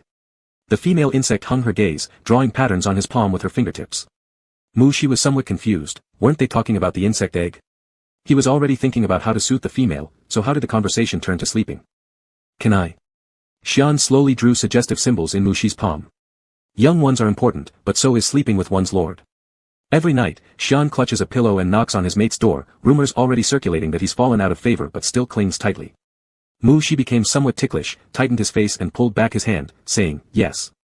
The insect egg stopped its regular rolling, stopping beside Mu Shi, lightly leaning against his leg. Mu Shi looked down, seeing that the young insect naturally revered and relied on its paternal father. This whole period, it was the female insect who had been taking care of the egg, so he hadn't spent much time interacting with it. Lifting his hand to pick up the egg, Mu Shi said, "Let's sleep together, with the insect egg." This. Xian hesitated for a moment before replying, "All right." It's hard to compete for affection with your own insect egg, yet he also hoped to see Mu Shi get closer to the insect egg. Still, he wished to sleep that way with his lord. The young one began to break out of its shell. When he received this news, Mu Shi was inspecting the underground city. Standing on the square of the underground city, accompanied by well-led bodyguards, what came into sight was the well-organized underground city, clean and bright streets, flying vehicles weaving among floors. Through the terminal in his left ear came the sound of Xian trying hard to suppress excitement, even the trailing tones carrying joyfulness, making Mu Shi couldn't help but rise with expectation. Is Lord Mu Shi currently in the underground city? Xian analyzed his location based on the transmission through the terminal. Yes. Looking at the towering fountain pool not far away, Mu Shi raised his right hand, space warping before him. You don't have to rush back, it's unsafe for the flyer to go too fast. There's a recording in the larva chamber which can fully capture the process of the larva breaking out of its shell. Static crackled through the terminal, surprising Xian. Were there still areas on Amica Star without star network coverage? Before he could inquire about the matter, Xian suddenly sensed an overwhelming and familiar energy wave from his side. The few medical insects in the room were instantly stunned into immobility by the energy waves, but Xian remained unaffected. He suspected something, turning around hesitantly to look, only to see Mu Shi stepping out of a distorted space. The sound of military boots hitting the carpet reverberated as the wormhole disappeared abruptly. The pressure vanished along with it, leaving several medical insects weak-kneed. Only their superior instincts allowed them to lean against nearby walls or equipment to keep from falling. Mu Shi's left hand was still on the terminal by his ear. Lifting his eyes, he met Xian's brightly glowing heterochromatic pupils and asked, "What did you say just now?" "I entered the wormhole and couldn't hear clearly." Xian didn't repeat himself, instead, he rushed forward, abruptly hugging Mu Shi tightly. "What's wrong?" Mu Shi hesitated, lifting his hand to pat the female insect's back. One of the medical bugs glanced enviously, then quickly turned away, focusing on the egg in the protective chamber. "Nothing." Xian buried his head into Mu Shi's neck for a sniff, saying, "I'm just very happy." Mu Shi, ? "Alright, fine, be happy then." Click, click. A soft yet crisp sound of the eggshell cracking reached their ears. Xian immediately let go of Mu Shi, swiftly turning and rushing towards the protection chamber where the insect egg lay. Mu Shi, whose hand was still in the air. "I've already decided where you'll sleep tonight." Mu Shi slowly lowered his hand and walked unhurriedly toward the protective chamber surrounded by various bugs. Inside the transparent protective chamber, a bug egg rested on a velvet blanket, its shell already cracked with a fragment broken off. Click, click. Amidst the bated breaths of the surrounding bugs, a small claw emerged from the broken eggshell. The tiny claw was covered with semi-transparent white soft scales. Mu Shi felt Xian's heartbeat quicken and became worried that the female might faint due to palpitations. He reached out to grab Xian's hand dangling at her side, while simultaneously extending mental filaments to help soothe her chaotic mental domain that hadn't been sorted all day. Chapter 81, Side Story, Previous Life 1, Primitive Insect Race Version. Mu Shi's previous life, Primitive Insect Race Version.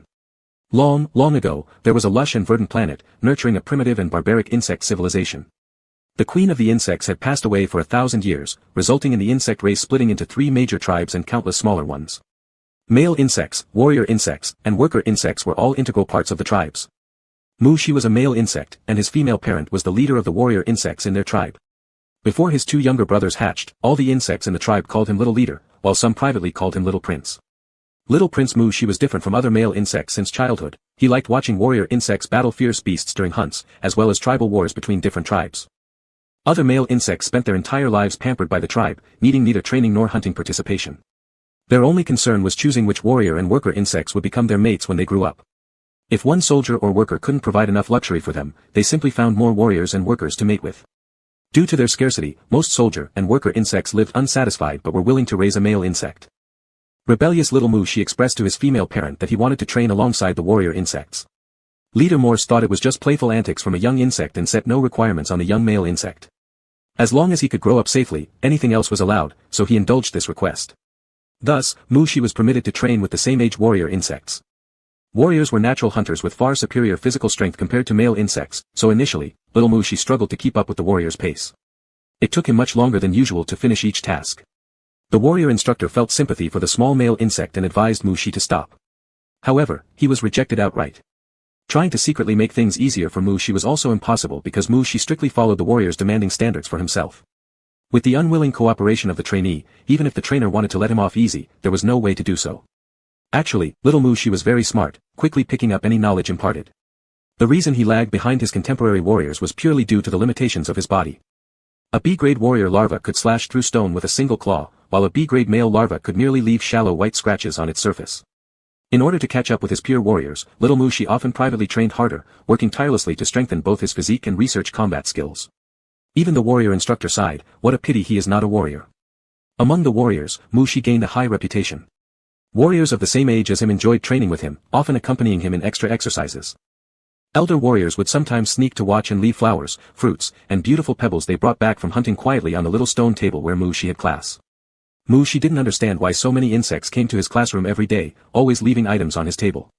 Since he had no time to return each item one by one, the warriors in his class suggested solving this issue for him, and Mu-Shi handed over all the gifts to them. Day by day, as Mu-Shi practiced tirelessly, before defeating his peers among the warriors, he underwent a transformation. While still in his larval stage, he reached a grade, an extremely rare feat for a male insect within the whole tribe, where there were only a few adult male A-grade insects who enjoyed great popularity and had large groups of mates. Mu-Shi paid no attention to the shock his transformation brought outside. He just felt stronger, not only physically but with some peculiar force. This force was known as mental energy, possessed by all male insects, though under a grade, such mental power was unable to attack and could only serve auxiliary functions, like combing fur, on warriors driven berserk. Mu-Shi realized his current mental energy could achieve many things. He could transform massive amounts of mental energy into threads, creating a field wherever these threads enveloped. Anything within his sphere was under his perception. After the transformation, Mu-Shi rarely lost in regular practice matches. Later, he even managed to handle a full class of warrior insects methodically. Meanwhile, changes occurred in Mu-Shi's classroom too. Originally, only Mu-Shi's desk was filled with items, but soon, the daily appearance of small presents left the entire classroom without space to step. The Morning Star of Sakaya became renowned amongst the warriors at this time, not only for Mu-Shi's exquisite looks but also for his stunning performance in battles and hunts. Mu-Shi started training with the warriors at 5 years old, joined the tribe guard team at 12, became the captain of a guard team at 15, and at 17, left the main tribal gathering area with his guard team to govern and protect Amika, an affiliate tribe located on the periphery of the Sakaya tribe. By this time, Mu-Shi had evolved into an S-class male insect, the sole S-class in the entire tribe, and gained a unique weapon, mental tendrils. Countless warrior insects who fought with him bore indelible memories of their encounters.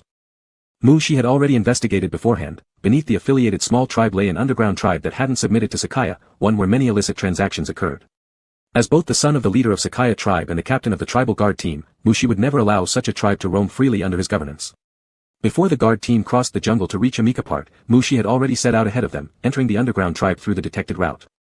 It took him 3 days, from covertly investigating intelligence, devising a plan, persuading the underground tribe's lord, to finally liberating the underground tribe, merging its residents into the Sakaya tribe. When the guard team settled into the underground tribe, Mu-Shi officially became the lord of this region. He led the guard team and the bruised former leader of the underground tribe on a grand tour along the main underground street. The residents gathered on both sides of the road, some bewildered, others fearful, still others grateful, and even more gazed at him fervently. Most of these insects had long been deprived of sunlight. Once cleaned, their skin was as pale and translucent as larvae. Mu-Shi's gaze swept over face after face, pausing slightly upon encountering a pair of heterochromatic eyes. These eyes resembled those of his exotic beast cat, left eye sky blue, right eye amber gold. Could insect species also have such eyes? Mu-Shi didn't think much about it but silently marveled before shifting his attention away. In the following period, Mu-Shi devoted himself to meticulously governing both Amika and the underground tribe. Some members from the underground tribe joined the Amika guard team, some began new lives with logistical assistance, while others left Amika, venturing into the jungle and grasslands for new journeys. While developing the commerce of Amika, Mu-Shi discovered a band of pirates on the trade routes outside the tribe. Acting swiftly, he and his guard team captured them before they caused any loss. From the pirate leader, he learned many secrets about pirate gangs within the territories of Sakaya tribe. Gathering the guards and logistics worker insects together, Mu-Shi devised a plan to eliminate these pirate gangs. The operation went smoothly until one day, he stumbled upon a clash between a gang listed for elimination and another rival group. After consulting his steward, learning that the other group also plagued the subordinate tribes of Sakaya, he decided to clear them as well. The steward then reported, "My lord, there's a young worker insect bound among the pirates." "Oh. Stay here, I'll check it out." With that, Mu-Shi activated a wormhole directly into the moving camp of the pirates. Avoiding the pirates through his mental threads perception, Mu-Shi discovered the young worker insect. Nearby, there stood an adult warrior insect, with light golden hair and heterochromatic eyes, one gold, one blue.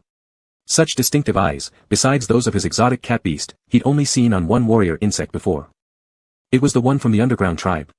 Hidden behind them, Mu-Shi observed the warrior placing the young worker insect onto a ride-capable space creature. This space creature was the only functioning one in the mobile camp, all others either fled or fell wounded during the battle between the two groups of pirates. Once the young worker insect was secured onto the space creature, the warrior insect had no way to leave. With a flapping of wings, the space creature carried off the little worker insect. The heterochromatic-eyed warrior tilted his head up silently watching as the space creature flew away. Mu-Shi thought, that young worker insect must surely be his larva. Warrior insects die for their tribe, exhaust their lives defending the males. If anything can make them abandon hope for survival, it would be their own offspring. It's unknown how this warrior infiltrated the pirate camp to rescue his larva. Need help? Mu-Shi revealed himself from the shadows and stepped forward. He saw surprise flash in the heterochromatic warrior's eyes, along with a hint of something else, not the expected caution against unfamiliar insects. Mu-Shi extended his hand toward the warrior, who hesitated for a moment before reaching out. However, instead of taking the warrior's hand, Mu-Shi stepped closer and embraced the insect around the waist. A spatial wormhole opened. Mu-Shi wasn't very fond of close contact with insects, yet this warrior remained stiff without any abrupt movements, so the wormhole swallowed them both. As soon as they emerged from the wormhole, Mu-Shi released the warrior. The slender waist felt firm and warm when embraced. As Mu-Shi retracted his hand, traces of the female insect's temperature and scent lingered in his palm, a sensation not entirely unpleasant.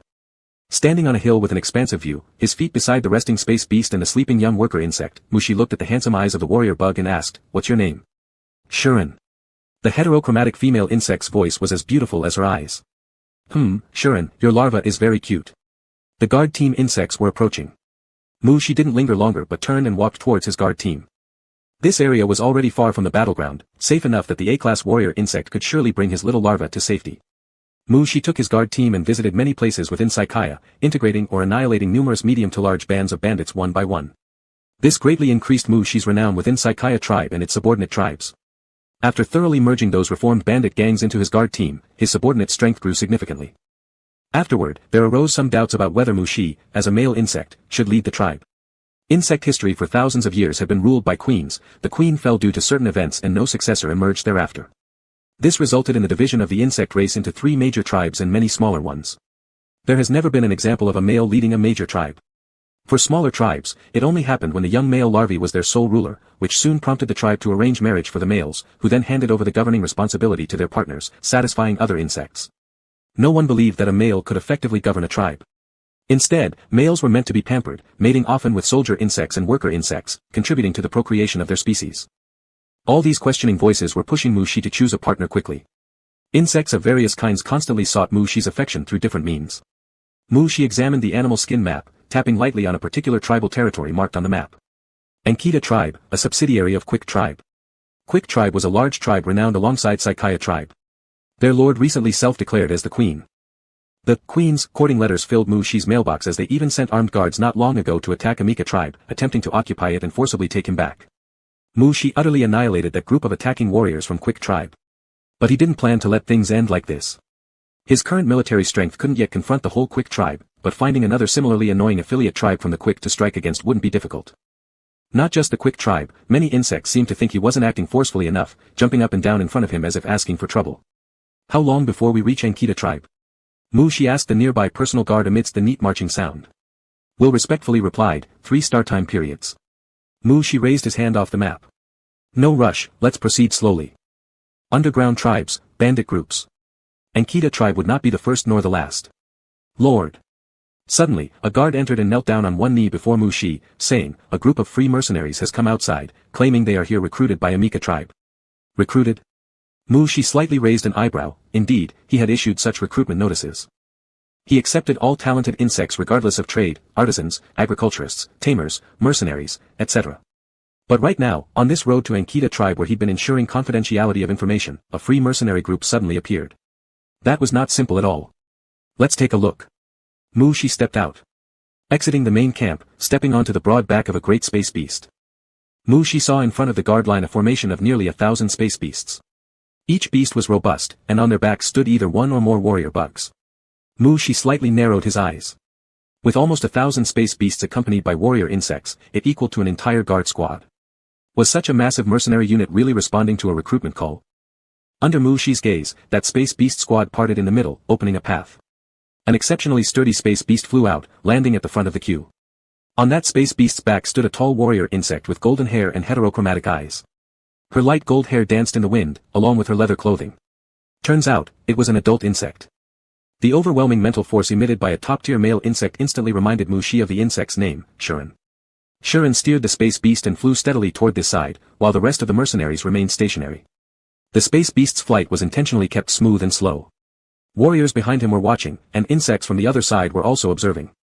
Will walked to Mu-Shi's side, as well as each squad captain who turned their attention to await their lord's orders. Looking into the bright heterogeneous eyes of the distant warrior insect, Mu-Shi said, "Let him come forward."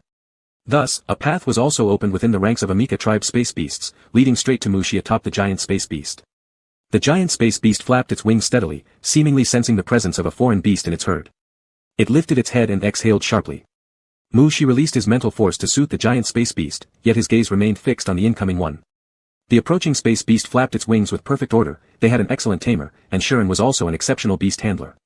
The space beast stopped 5 meters away from the giant one, then Shuren lightly tapped her feet, leaped gracefully, and landed on the back of the giant space beast before bowing down. Free Mercenary Squad S has arrived upon invitation. Shuren knelt on one knee, raising her head to look at Mushi and said, "Greetings, my lord." "Your name?" Mushi tilted his head slightly as he looked down at the warrior insect. "Shuren." Mushi stepped forward, walking in front of the warrior insect.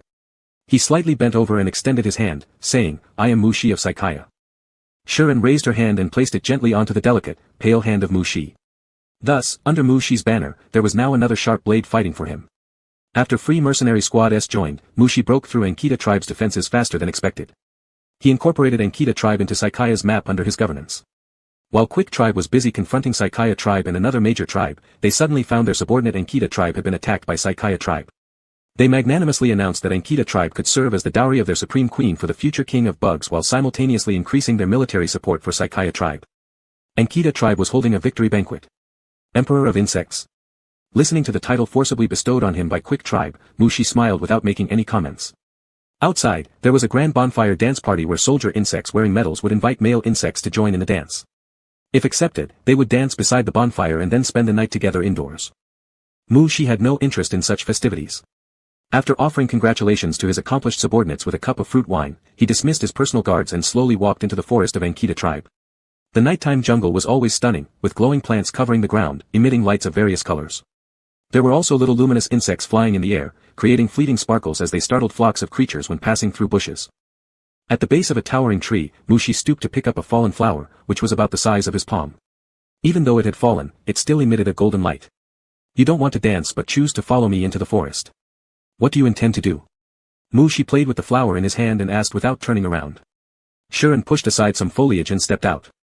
Mushi could sense Shuren's tension, his mental threads completely fed back the reactions of the warrior insect. Her breathing was somewhat hurried, her gaze fiery. She squeezed her palms and spoke with a trembling voice, "My lord, apart from the mercenary squad I surrendered to you today, my private assets include 2 small tribes, 3 space beasts, 7 boxes of shell coins." Mushi listened with confusion, turned around holding the flower, and gazed at Shuren. "Why are you telling me this? I'm not a bandit who will confiscate your private property." The moment Mushi turned, Shuren hastily knelt down on one knee and said, "I wish to present them all to you. Would you be willing to be my male master?" Chapter 82, The Little Larva with Heterochromatic Eyes. The little claw covered in semi-transparent scales was tapping at the cracked shell, gradually loosening the strong eggshell. This eggshell that had protected him since he left his female parent's belly became the confinement he needed to break. Male larvae are different from female ones. Even with protective scales on their claws, they don't have the strength to squeeze out of the shell like female larvae do. Muin had his own method. Realizing his weakness and inability to fully shatter the eggshell, he chose to first loosen it. A soft, crack sound kept echoing as spiderweb-like cracks appeared all over the insect egg. Schwan held his breath and tightly grasped Muchi's hand. Muchi turned his head to look at him. He'd seen Schwan's nervousness many times before, all during intimate moments between them. And now, there was another bug for Schwan to care about. The crack sound gradually ceased, and Muchi felt his hand being gripped tighter by Schwan. The shell was full of cracks, yet the larva hadn't come out. It must be gathering strength inside the egg. With the help of mental filaments, Muchi quietly observed the behavior of the larva. It was so quiet in the room that one could hear the heartbeat of the bug next to them. Through the hole initially poked by the larva, faint golden hair could be glimpsed. After waiting through 2 long breaths, Schwan finally couldn't resist asking, his voice trembling, "Doctor, does the baby not have enough strength? Can we provide auxiliary help?" The medical team leader was also hesitating. He hadn't encountered such a situation before. Usually, larvae would push themselves out all at once. If they couldn't make it out on their own, they would keep knocking against the eggshell until exhausted. That would be when they needed assistance. The frequency of the larva's collision had been stable before, but though the eggshell wasn't shattered yet, the larva went silent. Instruments showed the larva's physical condition remained fine. Muchi felt Schwan's growing anxiety, his hand probably turning red from being gripped so hard.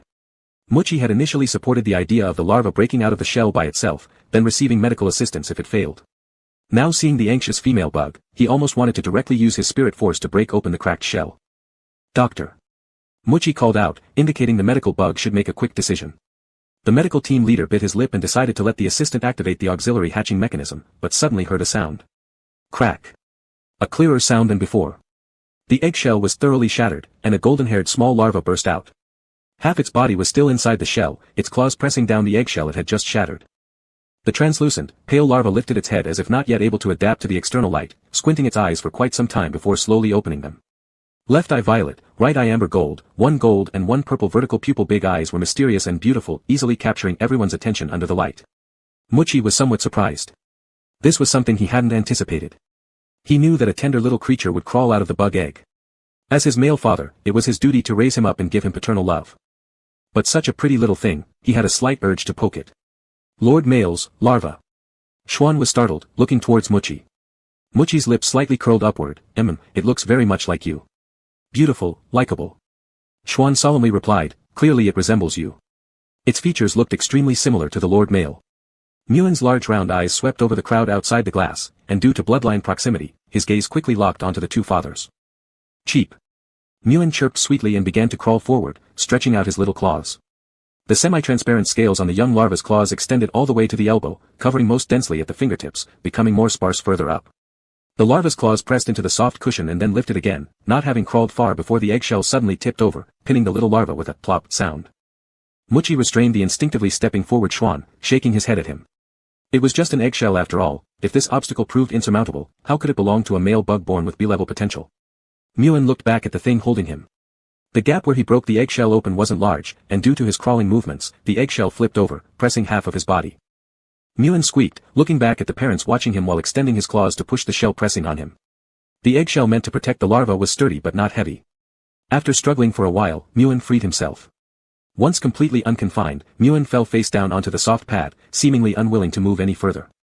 There was still some egg fluid on the larva, and it needed to be washed promptly. The medical team leader came before Muchi to consult. Governor, the male larva has successfully hatched. Next, we need to clean and check the larva. Colonel Schwan should stay behind to comfort it while you please wait in the adjacent restroom. Muchi's eyebrows slightly arched. Wasn't comforting supposed to be the male's forte? Shouldn't he be the one staying behind? Though he found it strange, Muchi didn't have any intention to fight Schwan for time with the larva.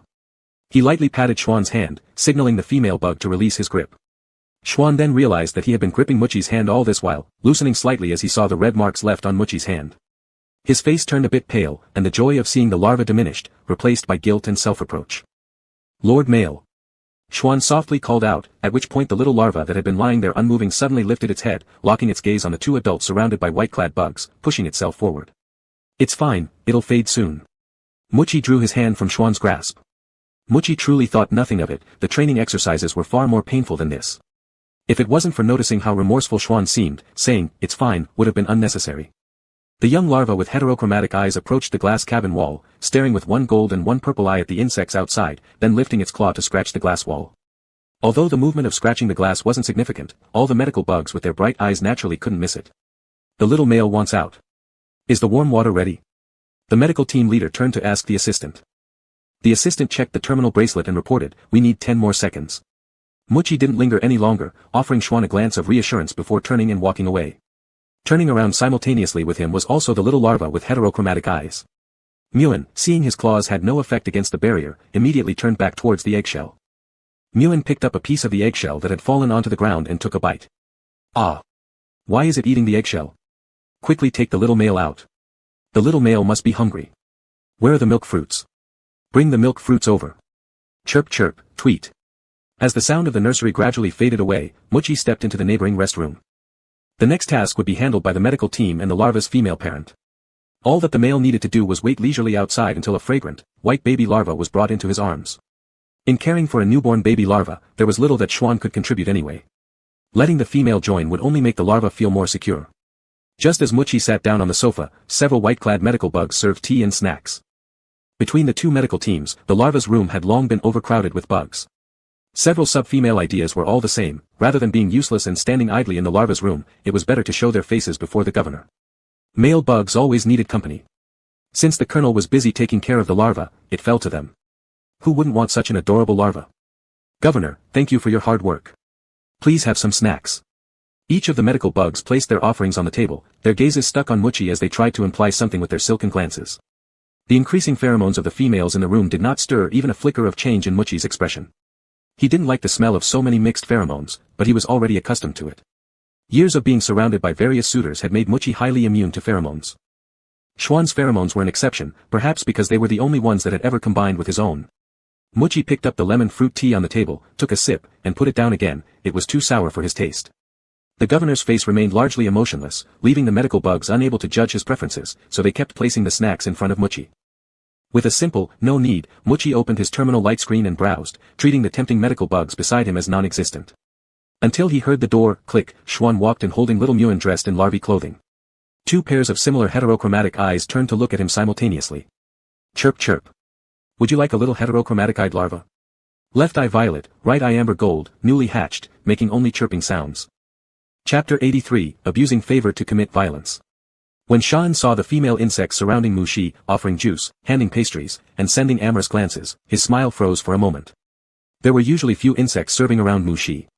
When he was in Mu Shi's study, most tasks were taken care of by him, while other times they were handled by mechanical insects or Mu Shi's own mental tentacles. Though Shan knew it was normal for male insects to be surrounded by many females, seeing so many insects around Mu Shi still made him somewhat uncomfortable.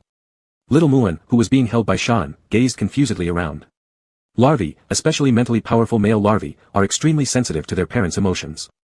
Muan sensed something wrong with the mood of his maternal parent, an oppressive and restless emotion, somewhat like when he saw someone trying to take his eggshell away. He wanted to protect his maternal parent but looked around and couldn't find any insect that was coming to snatch things from his maternal parent. Shan steadied the wriggling larva in his arms, then took a step toward Mu Shi, calling out, "Lord." He thought that perhaps he had been overly indulged by Mu Shi. Even though Lord was surrounded by young sub-females, instead of retreating to give space, he actually intended to occupy a spot near Lord with the larva. Several medical insects exchanged glances and stepped back voluntarily. Colonel Shan was technically the governor's female slave in identity, but under the circumstances where the governor had only one female insect, the treatment and rights he enjoyed were no different from those of a queen. The medical insects felt as apprehensive around him as the soldier females did when they saw Colonel Shan. Unmoved by the governor's subtle hint, now that Colonel Shan was back, they naturally dared not to crowd closer, quickly bowing and leaving. Click. The door was gently closed by the last departing medical insect. Mu Shi watched as Shan sat close to him and didn't even ask why he came so near.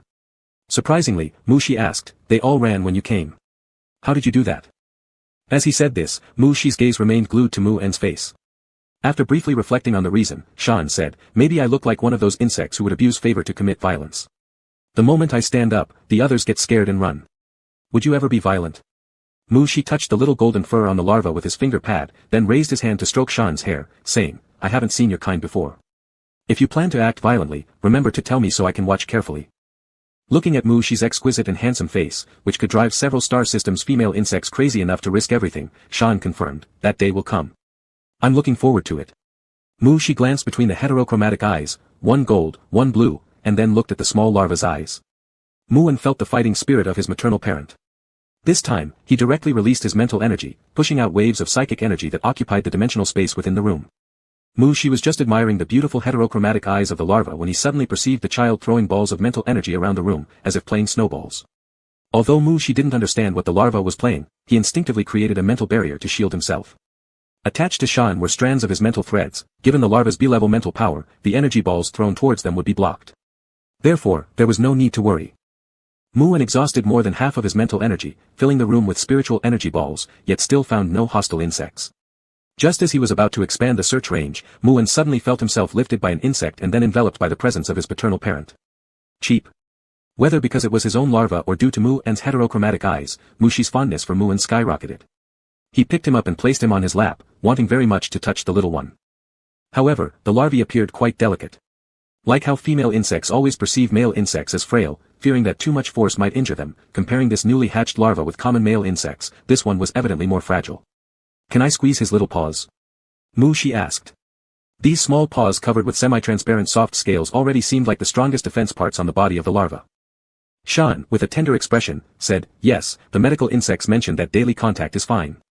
Mu Shi carefully lifted one small paw of the larva and gently pressed on its palm. Through the scale, which was semi-soft, he could feel the warm body temperature of the larva. Cheap. Muan obliviously let his claw rest on his father's hand. As there were no hostile insects to be found, the warmth from his maternal parent's presence returned, and little Muan, after contemplating with a serious expression for a while, let out a sigh and lay down on Mu Shi's lap. "Is our baby tired?" Shan extended his hand to stroke the larva's hair. After expending more than half of his mental energy throwing snowballs, it was natural that he would feel exhausted. Mu-Shi put down the larva's small paw, call up a holographic communication for your maternal parent so he can have a look. Then take young Mu-An back to sleep. Chirp. Mu-An, seemingly enjoying the caress, flattened his claws on Mu-Shi's leg, closing his eyes and rubbing against Shan's palm with an open paw. The holographic call was connected, and on the other end, Marshal Morse was at home watching male lord select starstones. Maternal parent. Mu-Shi lifted up the little larva. Chirp. Mu-An, upon seeing Marshal Morse's holographic figure suddenly appear, immediately threw a ball of spiritual energy toward him. Upon hearing the voices of Mu-Shi and the larva, he set aside several starstone boxes and came over to the couch. Shan greeted both elders one by one, while Mu-Shi watched with interest as Mu-An focused intently on hurling mental energy balls at the two holographic figures, occasionally helping correct the aim when the larva missed. Marshal Morse slightly nodded at Shan, then turned to look at the little larva in his son's arms, feeling a mix of astonishment, delight, and complexity in his emotions. This larva really knew how to charm, with such adorable delicate features paired with heterochromatic eyes, it truly stood out. When it grew up, even among high-level male insects, this would be an insect destined to easily capture others' attention. However, what made Marshal Morse feel somewhat complex was the way Mu-Shi teased the larva. The first time Marshal Morse saw Mu-Shi playfully teasing like this was with a peculiar pet cat with heterochromatic eyes back home. Afterward, it was with the female slave with heterochromatic eyes, whom Mu-Shi had guided back that night after the latter got drunk. It wasn't wrong to favor heterochromatic traits, but just don't go the same way as his sire. Marshal Morse discreetly glanced at Hill sitting next to him. Hill was still holding a string of emerald starstones. Upon noticing Morse's gaze, he responded with a warm and sweet smile. Morse. What could he do? This male insect he had pursued loved starstones, enjoyed using some embarrassing items during intimate moments, but was also the one Morse adored deeply. After chatting for a while, Mu-Shi had Little Eye record a video of the larva. Not until he noticed that Mu-An was exhausted from throwing spirit energy balls did he bid farewell to his maternal and paternal parents, ending the communication. Mu-An collapsed onto Mu-Shi's lap with a soft chirp. Seeing the larvae's depleted state, Shan felt deeply empathetic. Larvae often lack sufficient energy reserves. I'll take the baby to rest. Mu-Shi nodded. A larva only realized its mental energy reserves after depleting them once, which would help accumulate experience. This was part of the educational method among male insects and their progeny. Without saying anything further, Mu-Shi assisted the larva in smoothing out its mental domain before allowing Shan to carry it away. After the two left, Mu-Shi reopened the screen and reviewed the recording done by Little Eye. Satisfied, he sent it off to his elder sister. Adorable, right? My offspring. Shan settled the larva well, leaving medical insects to watch over it and instructing AIS to keep an eye out. He quietly stepped out. Exiting the larva's room, Shan saw that Mu-Shi was already waiting outside. Male Lord. Seeing Mu-Shi, Shan's expression unconsciously softened.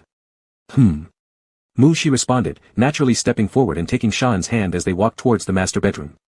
While walking slowly, Mu-Shi conversed with Shan about military affairs. My elder sister just successfully captured the Enkata star system.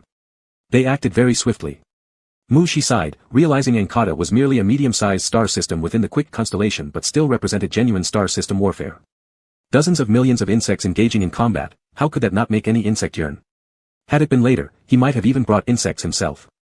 Recalling how long it took in the previous life for Mu-Shi to capture Enkata's star system, Shan said, if it were you, it would definitely be faster. Not expecting the female insect to be so confident in him, Mu-Shi was surprised and looked up at Shan, precisely noticing the moment the female insect's hand grazed over his chest. Mu-Shi's gaze paused on Shan's chest for a second, asking, how long has it been? Following Mu-Shi's line of sight, Shan immediately understood what the male insect meant, and somewhat awkwardly replied, not long, just a bit, starting last night. Since he didn't intend to inject any medication to halt lactation, he could only gradually extend the sucking interval. From the last time to now, it had already been 3 days. Mu-Shi nodded, indicating understanding, then opened the door. Once the female insect entered, Mu-Shi closed the door behind her and turned to look at Shan standing nearby, saying, let me take a look. Shan was taken aback, right here. Suppressing it for too long isn't good. It needs to be dealt with promptly. Mu-Shi stepped forward, raising a hand to pinch the collar of Shan's uniform. Shan's legs gave out momentarily, and he instinctively stepped back until his back pressed against the door that had just been closed. Mu-Shi didn't care about Shan's retreat, remaining calm as he proceeded to unbutton the male insect's garment from the top. After this is over, I'll sign your leave form. Do you want to pilot the new mecha? Mu-Shi asked while using his hands to assess. I do. Shan leaned against the door, barely managing to stay upright thanks to Mu-Shi's steadying arm. Feeling the warmth of the male's fingertips, Shan took a deep breath and closed his eyes, trembling slightly. Then he heard Mu-Shi say, don't close them. You should watch yourself too. If there's any discomfort, speak up. Lord Mu, Shan reluctantly opened his eyes, trying hard to suppress his bodily reactions. If you keep doing this, I might get rough. Rough? Mu Shi paused, startled and intrigued. With me? Yeah, very rough. Shan couldn't endure the regal lavender eyes reflecting only him, making him feel like the sole focus. In Shan's gaze, ripples of desire swirled as he slowly raised his hand to cover Mu Shi's on him. Mu Shi subconsciously slowed his breathing, caressing Shan's hand involuntarily before confidently declaring, "You can't beat me." Shan's gaze deepened, suddenly wrapping an arm around Mu Shi in one swift motion.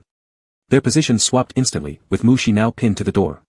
Yet, Shan still controlled the force of his actions, carefully placing a hand behind Mu Shi to prevent him from banging into the door too hard. Lord Mu, I'll beg for punishment tomorrow. With one hand, Shan grabbed at the buttons already undone halfway down his chest and pulled downward, severing the line connecting the buttons so they clattered noisily onto the ground. The female bug pressed closer as Mu Shi, shocked beyond belief, hadn't expected that after saying he wanted to see Shan's aggression earlier that day, it would happen the moment they returned to the room. Caught off guard, Mu Shi momentarily forgot to strengthen his mental barrier, lifting his hand dazedly to fend off the impending move. Are you really going to take advantage of my favor, by hurting me? Should we switch to a tangible mental barrier? A must-have for male bugs when staying home or traveling, incredibly strong defense, it ensures no harm even if females become overly aggressive due to favorite status. Chapter 84, The Larva is a Crybaby. Mu Shi rubbed his head and slowly opened his eyes. The memory of An's attack last night was still fresh in his mind. Mu Shi looked at his own arm. The marks left by the female insect had disappeared after a night of self-repair. But the feeling of being suppressed and kissed all over still lingered on the surface of his skin. The female insect was close to him, holding him in her arms in a protective posture as if she had not acted aggressively towards him last night. Mu Shi bit his lip, though he did not want to admit it, but he was indeed no match for Shuren in close combat. Mu Shi turned his head and saw the female insect's upper chest and collarbone, which seemed to be wrapped in muscle.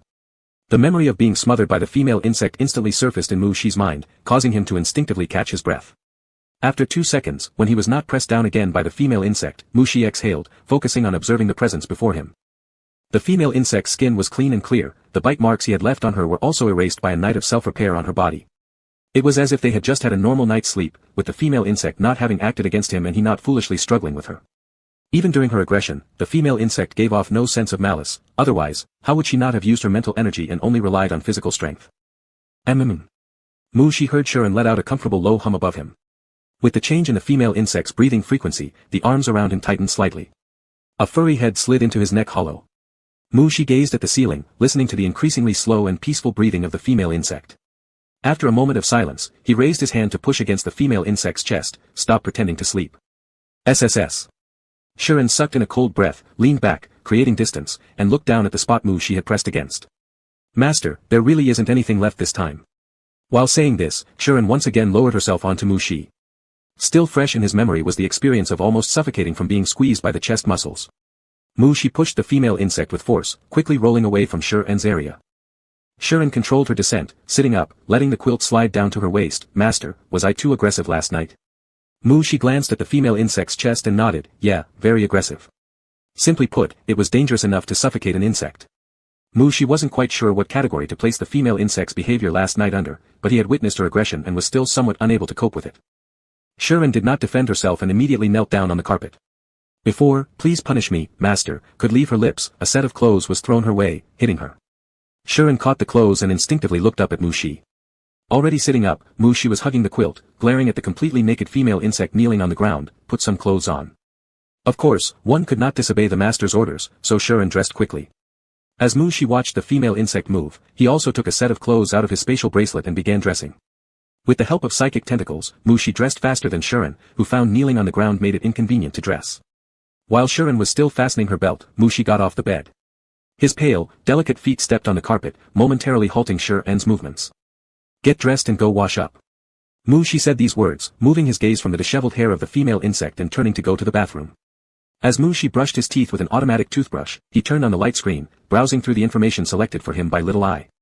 General Isaac has defeated the Enkta star system. Queen Quick of the Quicks declares, Enkta is merely a gift given in advance to the future emperor of insects. Queen Quick of the Quick star system is already in the later stages of mental madness, yet has delayed marriage, for you. Admiral, 1 star system as a gift. 2 measly. While Mu Shi watched the news about the slaughter by the Queen of the Quick star system, he sensed Shuren walking in, so he moved aside to give the female insect space to wash up. The female insect stood beside him without moving. After standing for a while, she suddenly reached out and embraced him.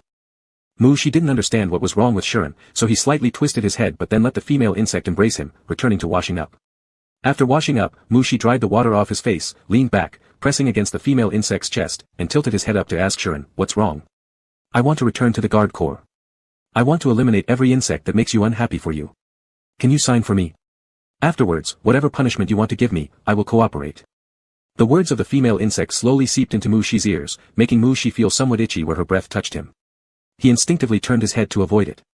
After avoiding it, he thought that it was just some warm breath, and there was no need for him to overreact. He slowly turned his head back. The insects that displeased him, the words of the insect queen from the quick star system indeed made Shi a bit uncomfortable. This enemy insect was stronger and more tenacious than any other insect he had encountered before.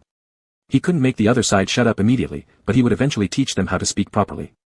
And Shuren, his female insect, didn't need to take responsibility for his mood. Shi adjusted his emotions, slightly raised the corner of his mouth, and asked, "Oh. Is your milk production stopped?"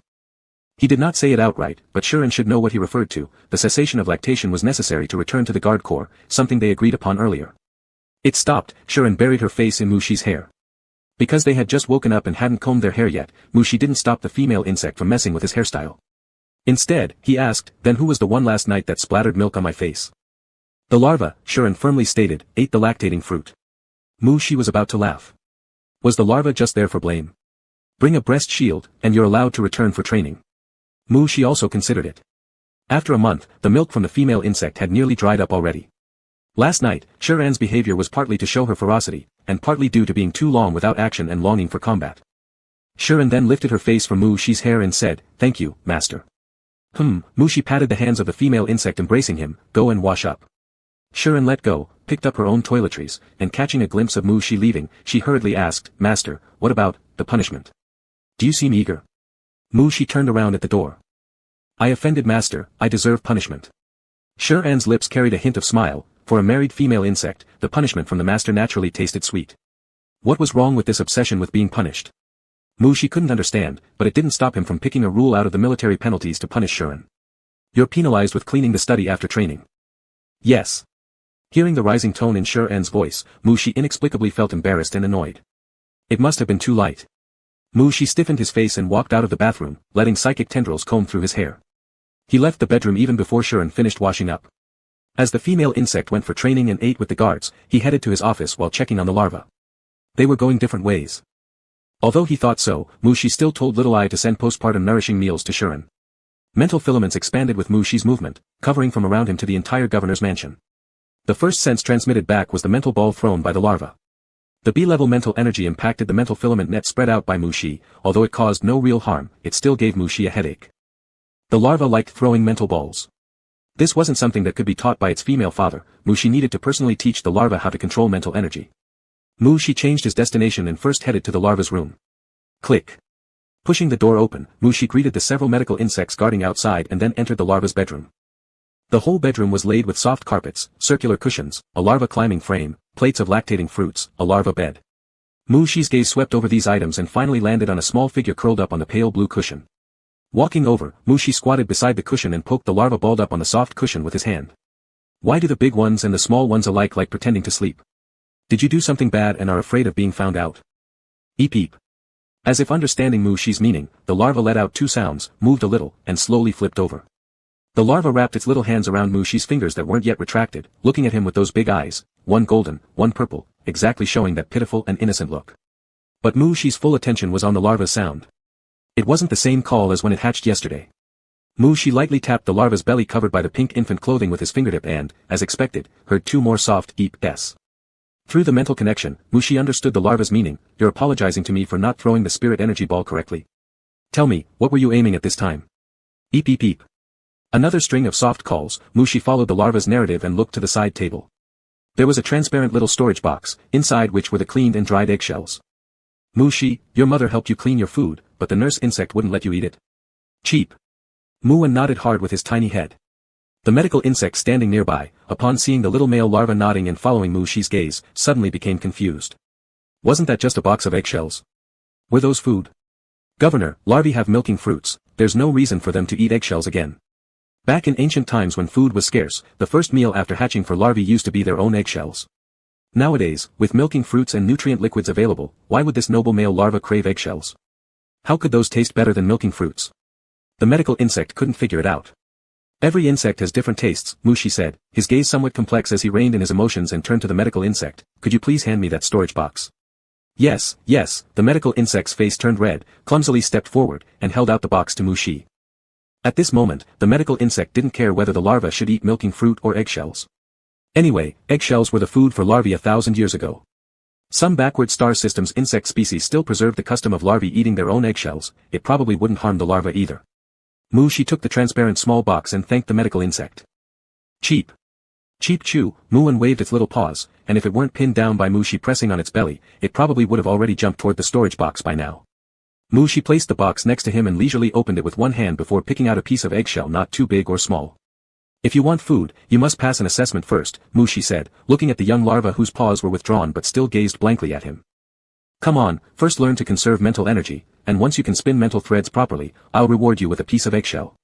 I won't work. Do you want to keep throwing balls until your mental power is all gone? Mushi stayed in the larva room to teach Muan, while on the other side, Sharon who had just completed her morning training and hurried to the study found herself dumbfounded at the empty study. Where's the master? Where's my master? Where did such a large master go? Chapter 85, I think this place is suitable for a proposal. After returning to the guard squad, Sean returned to his previous pace of life.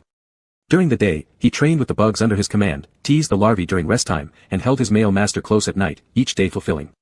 The only thing that made him feel conflicted was when browsing the starnet and noticing more and more discussions about Mushi becoming the future bug emperor of the quick star system. Mushi would indeed be the future bug emperor, but that so-called bug empress wouldn't be able to call herself that for many more years.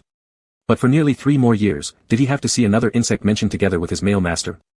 Sean, just after finishing training and back in his room standing under the shower area in the bathroom, didn't take off his military uniform shirt, letting streams of water splash over him. The water, passing through his clothes, outlined a perfect line of muscles. No female bug would want another insect to mention her male master and connect it to another female bug in such a relationship. But it won't last long. Sean tilted his head, allowing the water to splash on his face, slightly curving his lips. The governor had already ordered that tomorrow the guard squad and 2 teams from Amika's protective army would set out to welcome General Isaac's army. Given Mushi's personality, Sean didn't think the other brought so many insects merely to welcome General Isaac. He probably could fight side by side with his mecha again. Just as he thought, Sean suddenly heard the door being knocked twice with a tap-tap. Sean instinctively turned around and saw Mushi open the door with a click. The male insect stood at the doorway, his noble purple eyes full of confusion as they gazed toward him. Why are you? Mushi's gaze fell on Shan's chest which was already soaked, some not knowing how to express himself. Why don't you take off your clothes? This question required analyzing his current mood, the number of insects he beat during training, as well as the amount of pheromones secreted. But Sean didn't prepare to analyze it, tilting his head instead and asking, would you like to see me take them off? As he said that, Sean raised his hand to grab the edge of his completely wet undershirt, pulling it up and revealing his chest half covered, turning to look at Mushi standing at the door and smiling, perhaps you could wash with me. He had already washed. Mushi blinked twice, forcibly dragging his eyes away, stepping backward, and then, clicking, shut the door loudly. What's wrong with the female insect? Getting more bold. Mushi rubbed his slightly warm face, expressionless walking toward the soft sofa, his body slanting and instantly sinking into it. It was simply that according to the feedback of mental perception, he discovered Sean wearing clothes and spacing out underwater, so out of concern for the psychological state of the female insect, he decided to inquire, but ended up being teased by the other party. Mushi rolled around a few times on the sofa, instantly sitting upright when perceiving Sean leaving the shower zone, raising his hand to adjust his hair and the sleepwear on his body. 5 seconds later, Mushi opened the virtual screen with a calm expression, checking the report on preparations from the guard commander and the steward. After reading for a while, he heard the click sound of the door opening. Mushi didn't divert any attention towards the bathroom direction, but through spiritual silk threads perception, each step of the approaching female insect clearly fed back within his brain. The warm aroma of the female insect drifted into his nose, the soft sofa next to him sank down, a hand stretched out, and a female insect pressed against him. Mushi turned his head to look at Sean whose chin rested on his shoulder. Why have you been so clingy lately? Not sure if it was because of Shan's identity and work, the other had always been quite attached to him, but phenomena like directly coming to hug like now were still pretty rare. I've weaned, a little bit hard to get used to. There will definitely be a period where he would need to separate from Mushi if true interstellar combat began. An S-level female insect, following the governor on the flagship would waste his combat capability, and Mushi going onto his mech, that would be even less possible. Sean sighed lightly, his head rubbing gently against Mushi's neck and cheek. His just blow-dried hair was still warm, carrying a warm aroma mixed with the female insect's pheromones and bath gel. You're being as delicate as the larvae. Mu Shi teased, with more curiosity in his voice. Female insects, especially military females, are strong and will show strength. Such vulnerability wouldn't be exposed unless in front of a highly trusted insect, right? Mu Shi moved away the light screen, pushing Sean down inside the sofa sideways. Let me rub you a bit and blow dry. Mu Shi leaned forward, looking at the female insect's heterochromatic eyes and asked. You should just bite me directly. Quick Star System. As for the Quick Star System announcing that Mu Shi Sakaya was their bug emperor, the Sakaya side did not give a clear denial. After capturing the Enkata star system, that Isaac General also began to rest and recuperate. The management of the Quick Star System gathered to discuss the matter.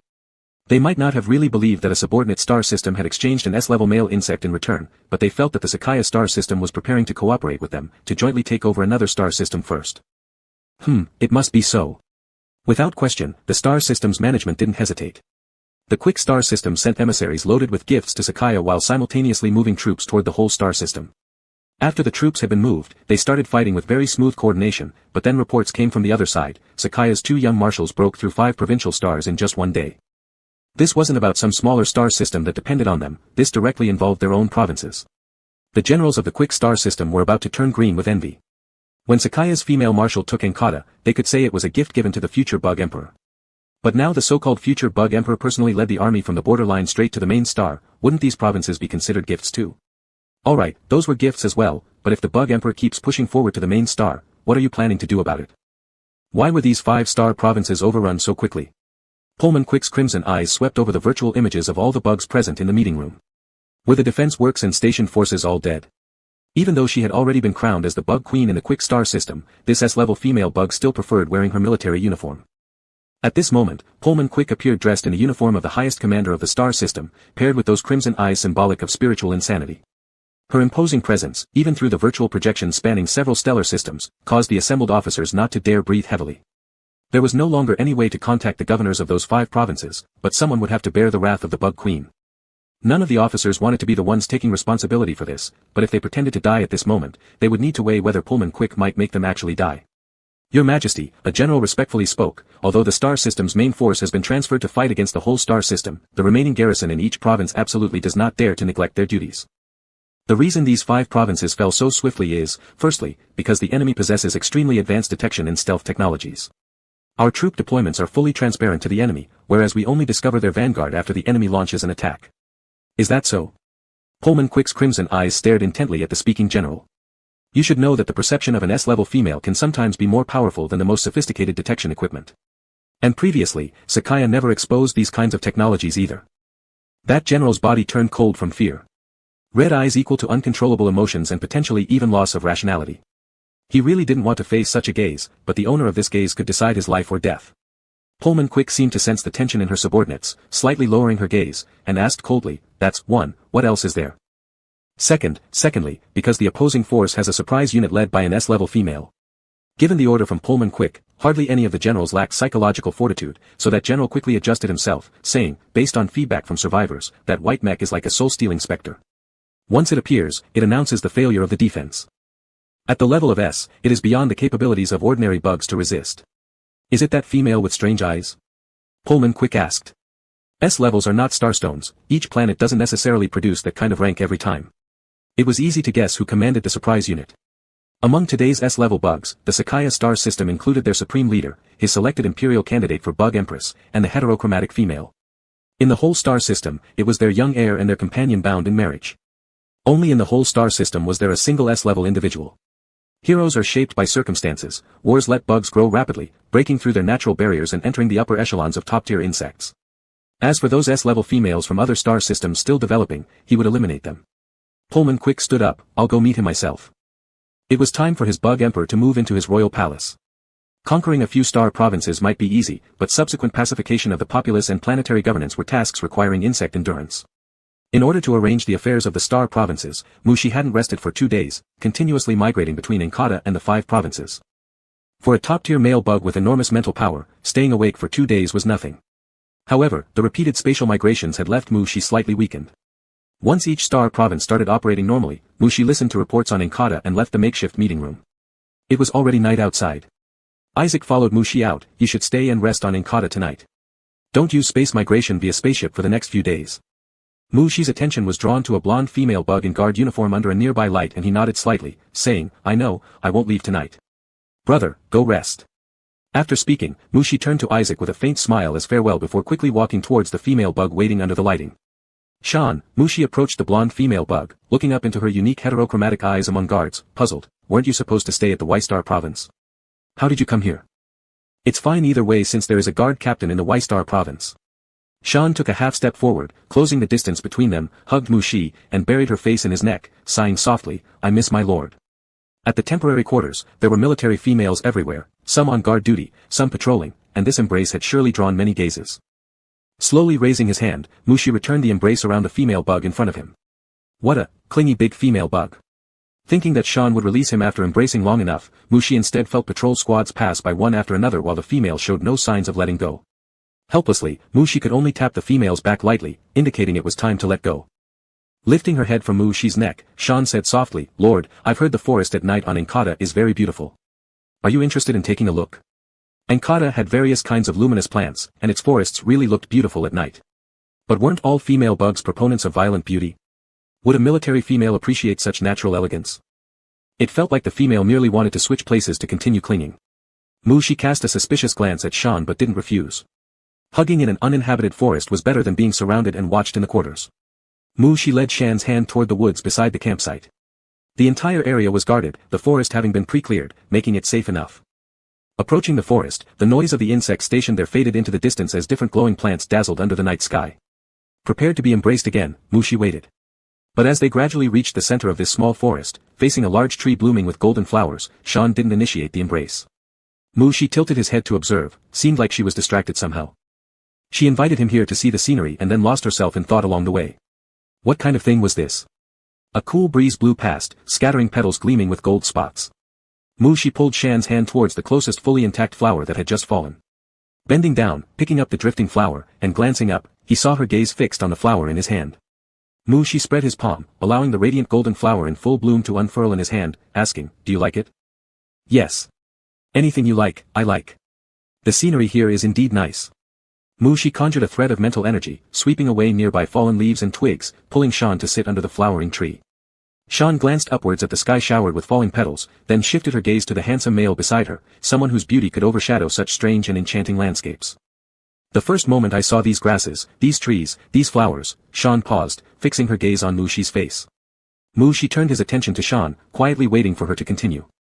Sean smiled, I immediately thought this place would be perfect for a proposal. And she had done exactly that in her previous life, here, under the night sky beneath the flowering tree, kneeling down alone to the male insect more beautiful than the night and flowers. Mushi was momentarily startled.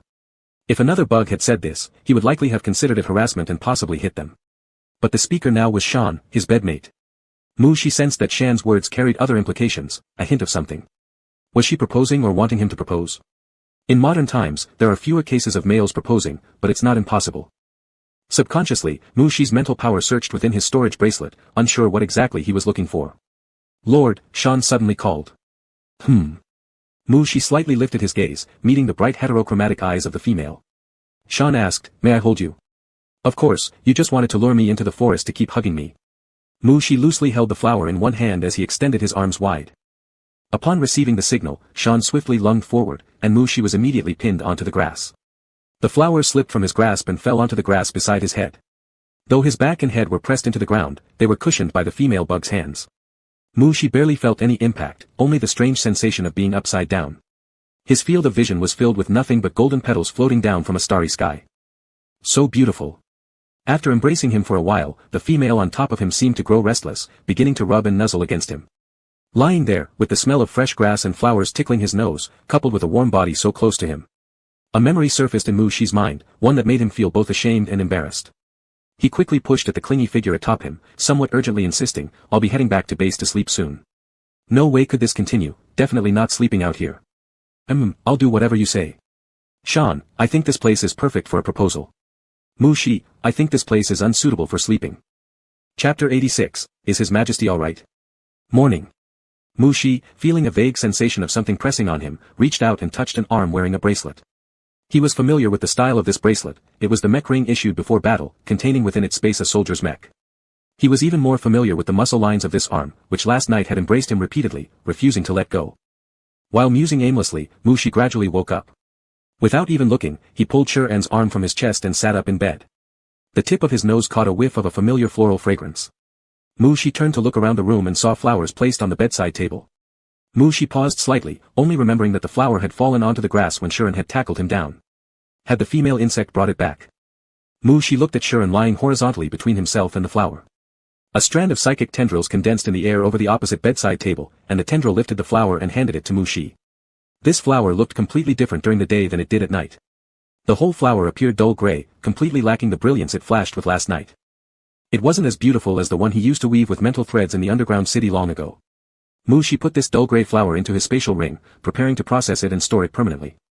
After putting away the flower, Mushi glanced at the female insect next to him who seemed ready to sleep in longer. Sure-En had come over from Y-Star, and there was nothing for her to do here, so it was fine for her to sleep some more. Thinking this way, Mushi didn't plan to disturb Sure-En, even though she probably woke up already when he pulled her arm away from his chest. He took out clothes from the spatial ring and got dressed. Turning his body and lowering his legs, he was about to put on shoes but realized his shoes weren't by the bed. Where were his shoes? Mushi rubbed his brow, frowning as he recalled last night's memories. After returning from the woods, he had been entangled by Sure-En in the bathroom twice for deep conversations. Afterward, the female insect wouldn't release him. They walked back to the bedroom together, glued closely. Being so close to the female insect made walking difficult. How could he remember whether he wore shoes or not? The mound under the blanket moved a little, and a lazy, satisfied voice slowly said, "Prince, would you like to sleep a little more?" "No, I have things to handle."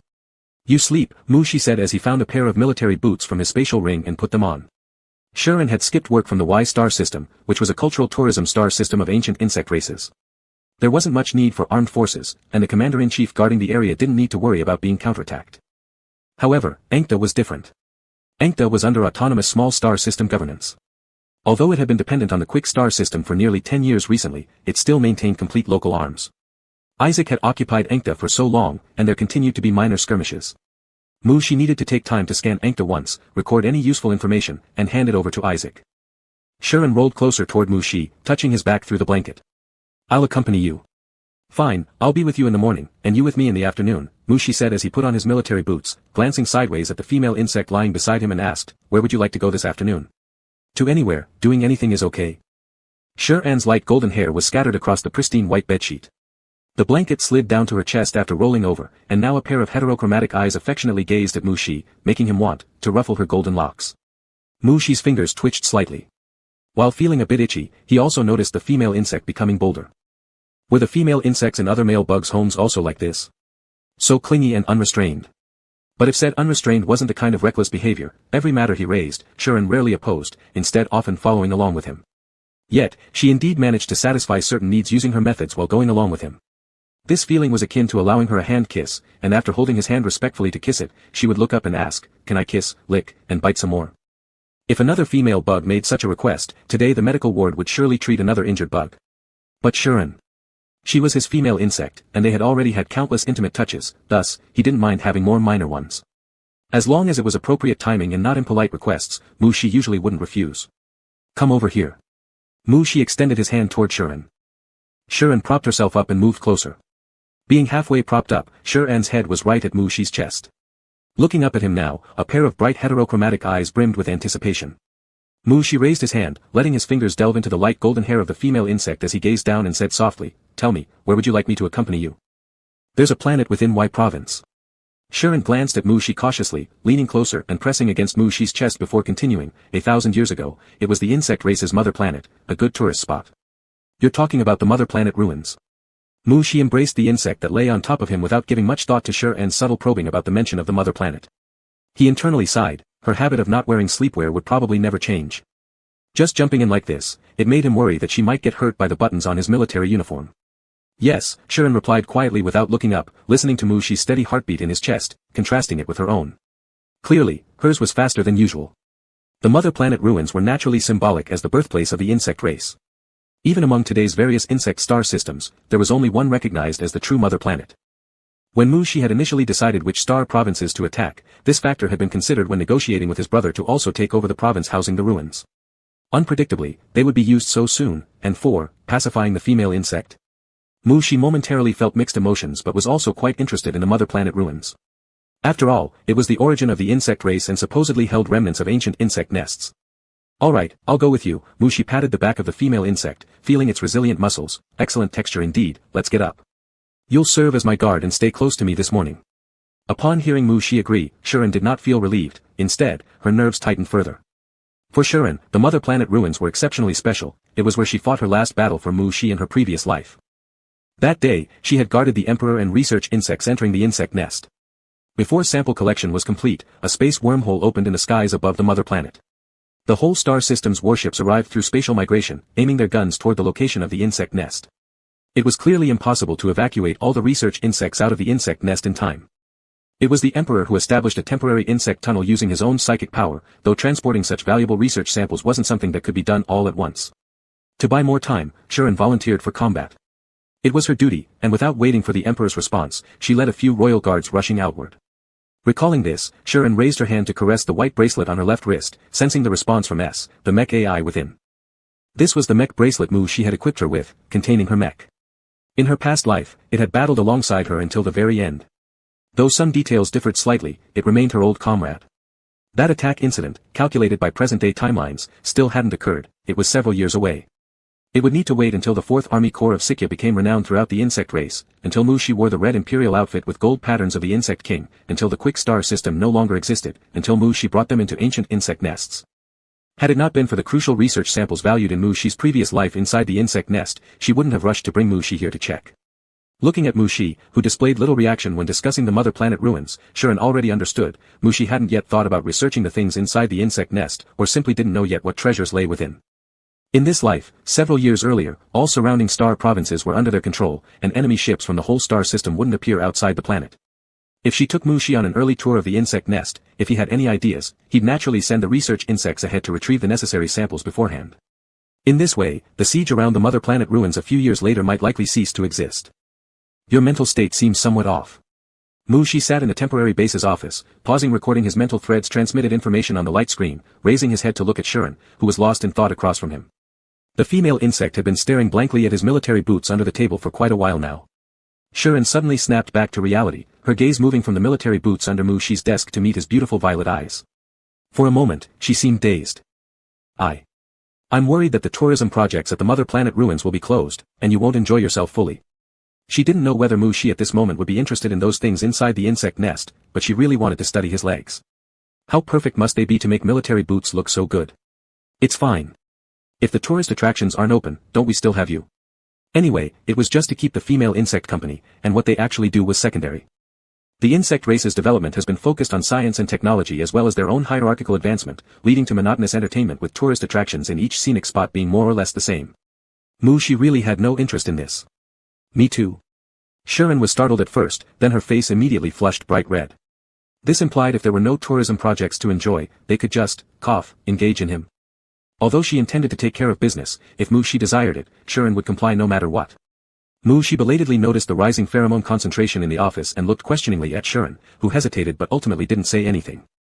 The female insects around him always secreted highly disordered pheromones, so he should probably let Little Eye check up on Shuren sometime and prepare a health regulation checklist for her. Mu-Shi sent his recorded psychic perception content to Isaac before heading to the spaceship with Shuren and a team of personal guards. To the mother planet ruins, Mu-Shi mentally ordered Little Eye, then sat down with Shuren in the rest cabin. Would you like something to eat? Mu-Shi held one of Shuren's hands while perusing the menu provided by Little Eye. Shuren didn't answer directly and first asked about Mu-Shi's preference. What about you? Me. I'll just have a cup of fresh fruit tea with a straw.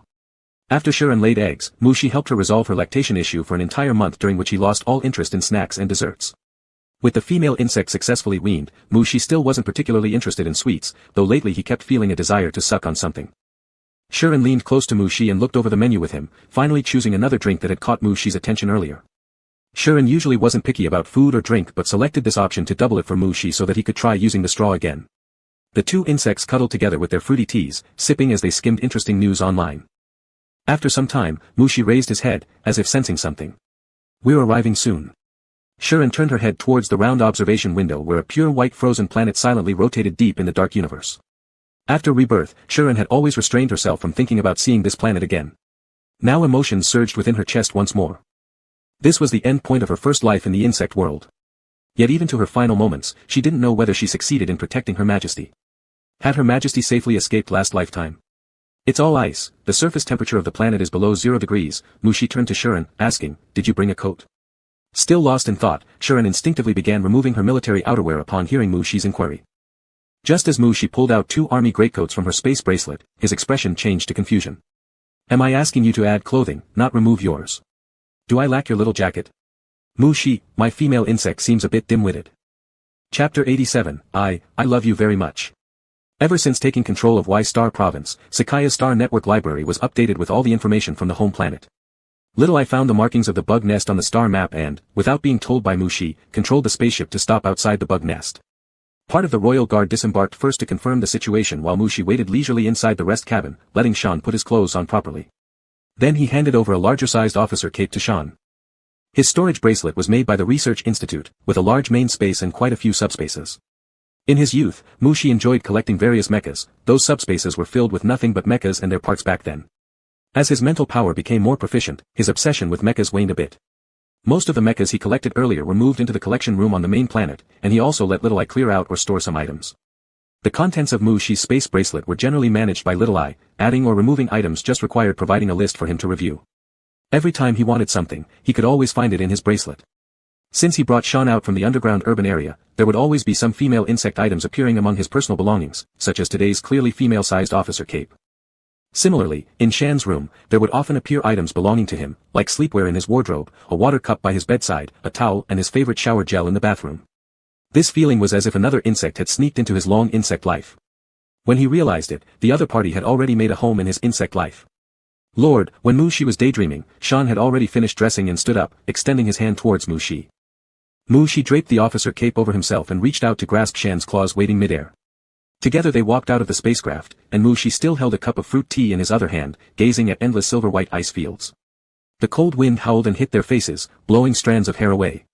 This temperature did not affect top-tier insect species in any way, yet Mushi obviously felt that the fruit tea he took into his mouth had turned colder. When they followed the stairs down, boots touched icy snow-covered ground. There was no liquid left to suck up from Mushi's cup. Lifting it for a look, a transparent light blue block of ice sat within the cup. Lord, allow me to warm it for you, Shan extended his hand, gripping Mushi's fruit tea cup, quietly channeling insect pattern energy. The energy coalesced in his palm, instantly enveloping the cup. Mushi perceived the temperature of the cup gradually rising, the ice block starting to melt inside until it settled at the perfect temperature the mechanical insect delivered the fruit tea.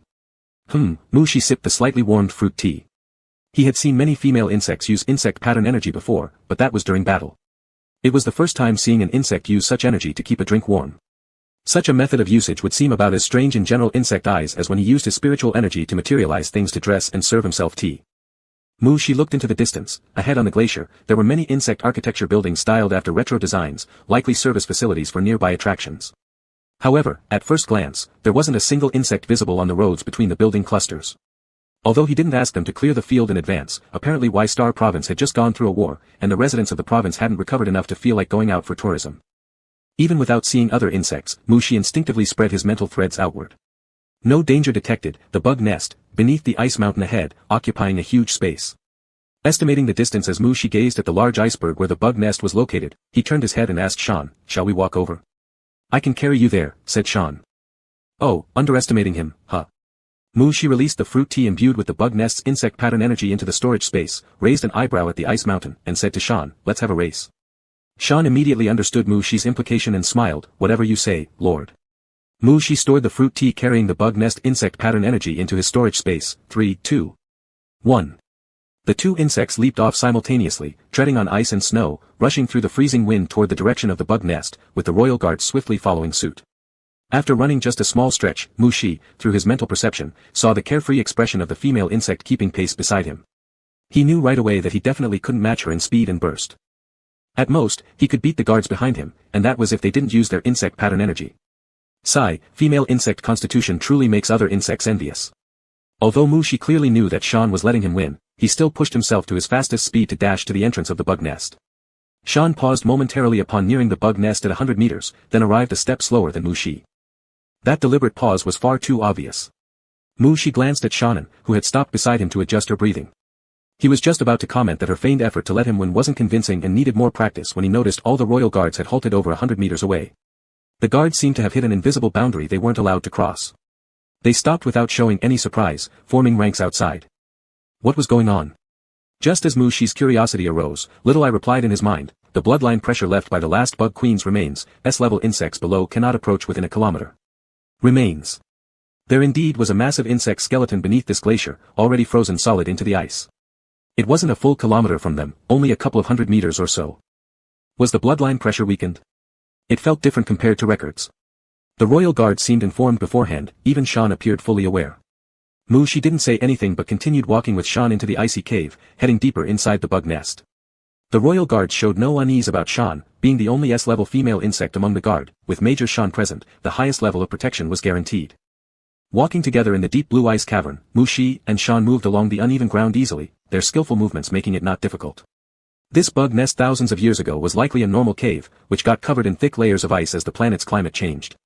At the entrance, the ice layer was extremely thick and the passage narrow, but as they went further inside, the ice became thinner and the passage wider. Borrowing the dim blue light reflected from the ice layers, neither insect mentioned turning on a light, instead walking close to each other. The female insect's hands were warm, whether due to the activation of insect pattern energy or her physical condition. Every now and then, Mu Shi would walk around to Shuren's other side, reaching out his slightly cooler hand to hold hers. Shan would tuck Mu Shi's cool hand into her pocket, wrapping it warmly in her palm. So warm. Mu Shi almost wanted to conduct research, titling it, The Temperature Changes of Female Insects' Body Parts in Extreme Cold Environments. Continuing further, the ice layer had become thin enough to leave only a few centimeters. Through the walls of ice, they could clearly see the texture of rocks behind. The cold blue glow gave way gradually to a faint purple mineral light, emanating from the amethyst crystals embedded in the rock walls. With the help of the light emitted by these crystals, Mu Shi saw numerous carvings on the stone walls. If the bloodline pressure from the remnants of the last bug queen could keep S-level insects away, then these carvings were either made by S-level or higher bugs, or carved by their ancestors 1,000 years ago when the queen was still alive. They depicted mountains, trees, flowers, clouds, strange beasts of various kinds, and original or semi-morphed forms of the insect race. Scenes of the insect race hunting, spreading wings, and courtship. Mu Shi slowed his steps as he saw the queen in the carvings, a female insect many times larger than the rest of the insect race in their morphed state, the true female insect. Mu Shi touched the eyes of the ant queen through the ice layer. Two beautifully polished amethyst stones were set at the eye area of the ant queen. He recalled a masterpiece painting named The Eyes of the Bug Queen, where those eyes were also the magnificent purple color. As Mu Shi looked at the murals, Shuren watched Mu Shi. When she first came to the bug nest with Her Majesty, she remembered stopping at this place, back then when Her Majesty was not yet the bug empress but dressed in a major general's uniform. She stood a bit farther away, watching as Her Majesty slowly raised her hand, fingertips touching the ice, even the motion was identical. What did Her Majesty say back then? Something like, purple eyes are pretty common, too. Back then she didn't know how to respond, but now she does. While she was contemplating this, she saw Mu Shi pull his hand back, look at her, and say, let's keep moving. Huh. Move on. Don't you want to say something? She used the reply that took her 2 lifetimes to come up with, finally giving herself a chance to voice it. What should I say? Mu Shi leaned in closer, lazily resting against Shuren. Shuren gently reminded, like, about the eyes. The eyes. Mu Shi lifted his gaze slightly to look at her and asked, beautiful? Aha. Of course the ruler's eyes were the most beautiful. Shuren nodded quickly but realized the question still didn't make sense afterward. Watching Mu Shi pulling her along again, Shuren couldn't hold back after a long while and finally blurted out the answer she had thought of for 2 lifetimes, natural purple eyes are quite rare. Many purple-eyed insects in space wear tinted contact lenses. You, my lord, are truly one of a kind. Mu Shi paused mid-step, slowly turning around with a flat tone asking, what did you just say? Shan's whole face burned up, uttering such a line akin to a confession had already maximized his embarrassment, and he certainly didn't have the courage to repeat it. It was so dark in this bug nest that his lordship probably couldn't see his red face either. Shan swallowed his saliva, then suddenly stepped forward, hugged Mu Shi, and kissed him. Mu Shi's body stiffened when being embraced, and then the female insect kissed him, accompanied by a surge of pheromones. Gradually relaxing, Mu Shi wrapped his arms around the insect on his body and slowly responded. Lord. Shan leaned down and buried his face in Mu Shi's neck, adjusting his breathing. Mu Shi turned his head slightly and hummed lowly, I love you so much. That's enough, let's head to the center of the bug nest first. Were you trying to make him write that research report on the temperature changes of female insects' body parts in extreme cold environments right here? Okay. Shan wasn't expecting Mu Shi to respond. That returning kiss was more than enough. If Mu Shi said something like, I also, he might not be able to hold back, causing an instant burst of pheromones, instantly entering a deep arousal state. Shan released Mu Shi and pulled his hand towards the deeper part of the bug nest. Mu Shi looked at the tunnel ahead, quietly turning the hand held by Shan twice and interlocking their fingers. Lord. I want to kiss you again. Control yourself. The closer they got to the center of the bug nest, the brighter the passage became. The walls were filled with amethyst crystals, one could easily knock down a piece for quite a fortune. Unfortunately, neither of the two insects thought about such things. One grew up treating star coins as mere numbers, insisting on top-tier customized mechs before, later no longer needing the fanciest, just buying entire legions of mech suits. The other only saw Lord Mu Shi, along with mechs and weapons. His first attempt at business was developing new mechs and weapons. With advanced technology concepts behind him and the largest family in the Psychia star system backing him, everything he made sold incredibly well. Now, he owned dozens of mechanical planets dedicated to production and started treating star coins as mere strings of digits. Mu Shi led Shan past intersecting tunnels and found themselves in a suddenly open area. A vast chamber exposed the huge insect-shaped remains encased in ice, including those lusterless dark purple eyes. The queen bug. As if guided by some unseen force, Mu Shi took step after step towards the ice-encrusted insect's head. There was a sunken hole on the queen's head. It seemed to have been pierced by some sharp weapon, which was later removed by someone. In the history of the bug race, the event from 1,000 years ago is recorded simply as Mother Planet Incident. No one knows what really happened back then. Mu Shi said while looking at the lusterless purple eyes of the bug queen. Well, what do you think might have happened? Shan asked. I don't know either. Historical records state that the ant queen can release pheromones that stop the development of ovaries in worker bugs and soldier bugs and even cause their wings to fall off. Perhaps the worker and soldier bugs just couldn't bear it anymore and revolted. Mu Shi raised his hand and pinched the bridge of his nose, appearing somewhat tired. Shan moved closer, allowing Mu Shi to lean against him. When Mu Shi lazily leaned over, Shan put his arms around Mu Shi and thought to himself, if he had lived in that era, as a soldier bug, and Mu Shi had been the male bug, where only the queen could own male bugs, he might have also wanted to kill the queen. Alright, we've seen this, now, Mu Shi straightened up from Shan and continued, should we check out the other small chambers or head outside onto the glacier? I'll follow Lord's lead. Then let's go out first. There are too many passages in this cave, and I'm starting to feel a bit dizzy. As Mu Shi spoke, he stepped outward. Shan held Mu Shi's hand, his gaze softening as he followed suit. The bug nest was broad and quiet, only the echoes of their footsteps could be heard. Suddenly, Mu Shi paused, tilting and falling forward. Lord! Shan quickly supported Mu Shi, his expression alarmed. It's fine. Mu Shi half closed his eyes, one hand supporting his head, the other clutching Shan's arm. His mind was flooded with images, which stirred the energy within his body into a boiling frenzy. Lord, your temperature is rising. Let me carry you back to the ship. No need. Mu Shi released his grip on Shan's arm, enduring the restless energy, stepping back. Just as he stepped back, he felt his vision flip, losing his sense of gravity, and then was lifted up by the female insect. Shan ignored Mu Shi's refusal and rushed towards the passage they came through while holding onto the insect. They hadn't gone far when Shan felt Mu Shi wrapping his arms around his neck, the male bug's hot breath landing on his neck, making him shiver. Then, a soft and warm sensation pressed against his lips. Shan widened his eyes in surprise, nearly tripping over his own feet. With great balance, he managed not to fall and bring Mu Shi down with him. I might actually have to conduct a research report here. Would you like to write a research report? The topic is, temperature changes in female insect body parts in extreme cold environments. Be reminded that failing would require retaking the course. Chapter 88, The military cloak isn't as warm as I am. Foreign energy surged within his mental domain, and a series of images flashed in Mu Shi's mind. There were hundreds or even thousands of male insects flying in the air, sometimes rising and sometimes flipping as if they were holding some mysterious ceremony. There were female insects landing on the ground, shedding their wings to become queen ants. There were dim underground nests where tiny worker insects carried fresh leaves back to cultivate fungi. This was hereditary memory. Different from the hereditary memory filled with insect common knowledge that had been received while still inside an insect egg, these fragmented images were more like the life experiences of an individual insect. Mu Shi pinched his palm hard, allowing a wisp of spirit to struggle out of the vast ocean of memory fragments. With this thread of spirit restored to clarity, Mu Shi realized just how dire his current situation was. Chaos reigned within his mental domain, pheromones leaked outward, causing the female insects to become restless as well. Male insect movement during the mating season could diffuse pheromones over tens of stellar miles. The higher the rank of the insect, the farther its pheromones would spread until it matched and blended with another insect's pheromones. Only then would the diffusion stop. In the instant Mu Shi sensed his own leaking pheromones, he had already pulled sure and close for an exchange of fluids. A deep kiss, matching and blending of pheromones, the leaked pheromones stopped spreading, gathering within a few dozen meters around the two insects, with concentration steadily increasing. But after being disturbed by the hereditary memory for about 10 seconds, the concentration of pheromones nearby had already risen to a level that could turn even a hardened soldier into jelly. Mu Shi raised his hand, weakly pushing the burrowing Shuren who was sucking pheromones from his neck. Let's go back to the spaceship.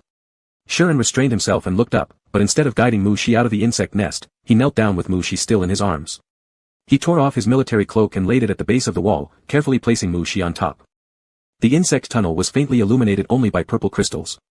In a state of spiritual collapse, Mu Shi couldn't clearly discern Shuren's expression, but the dramatic rise and fall of the female insect's chest, and the hot breathing all informed him of the present situation.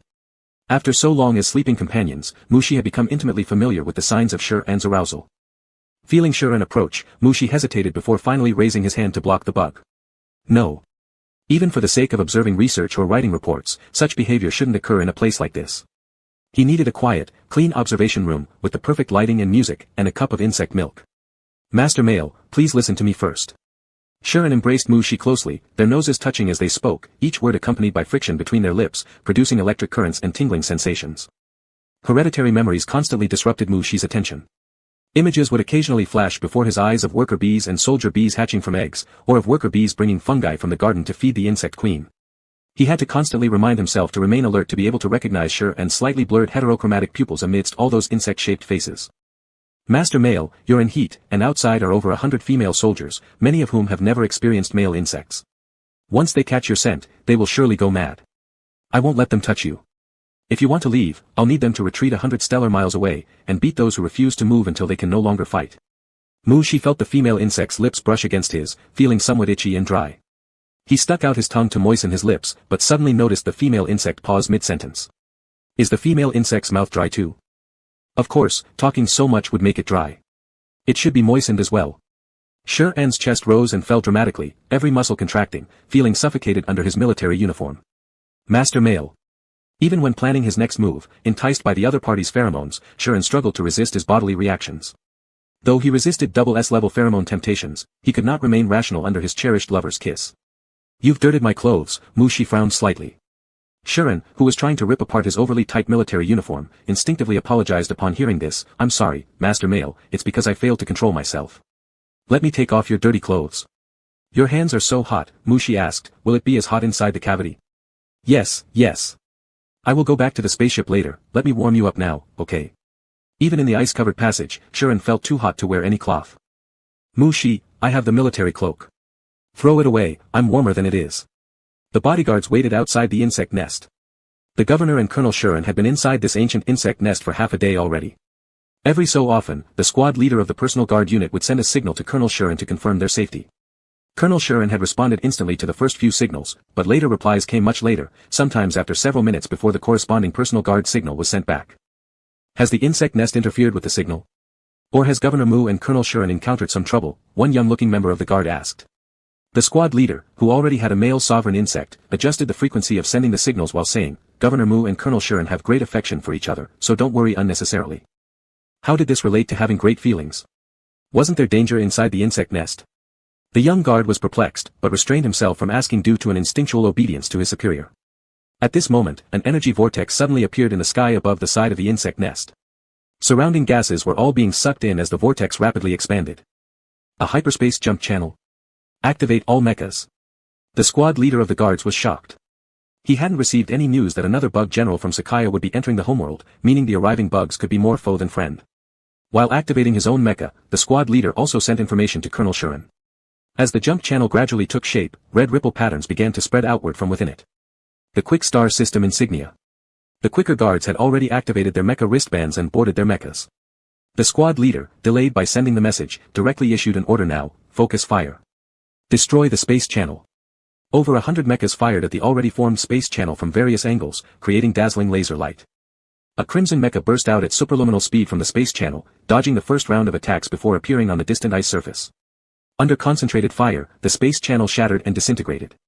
Inside the crimson mecha, Pullman Quick looked at the surrounding mecha squadron with a flash of surprise on his face, which quickly turned into disdain and excitement.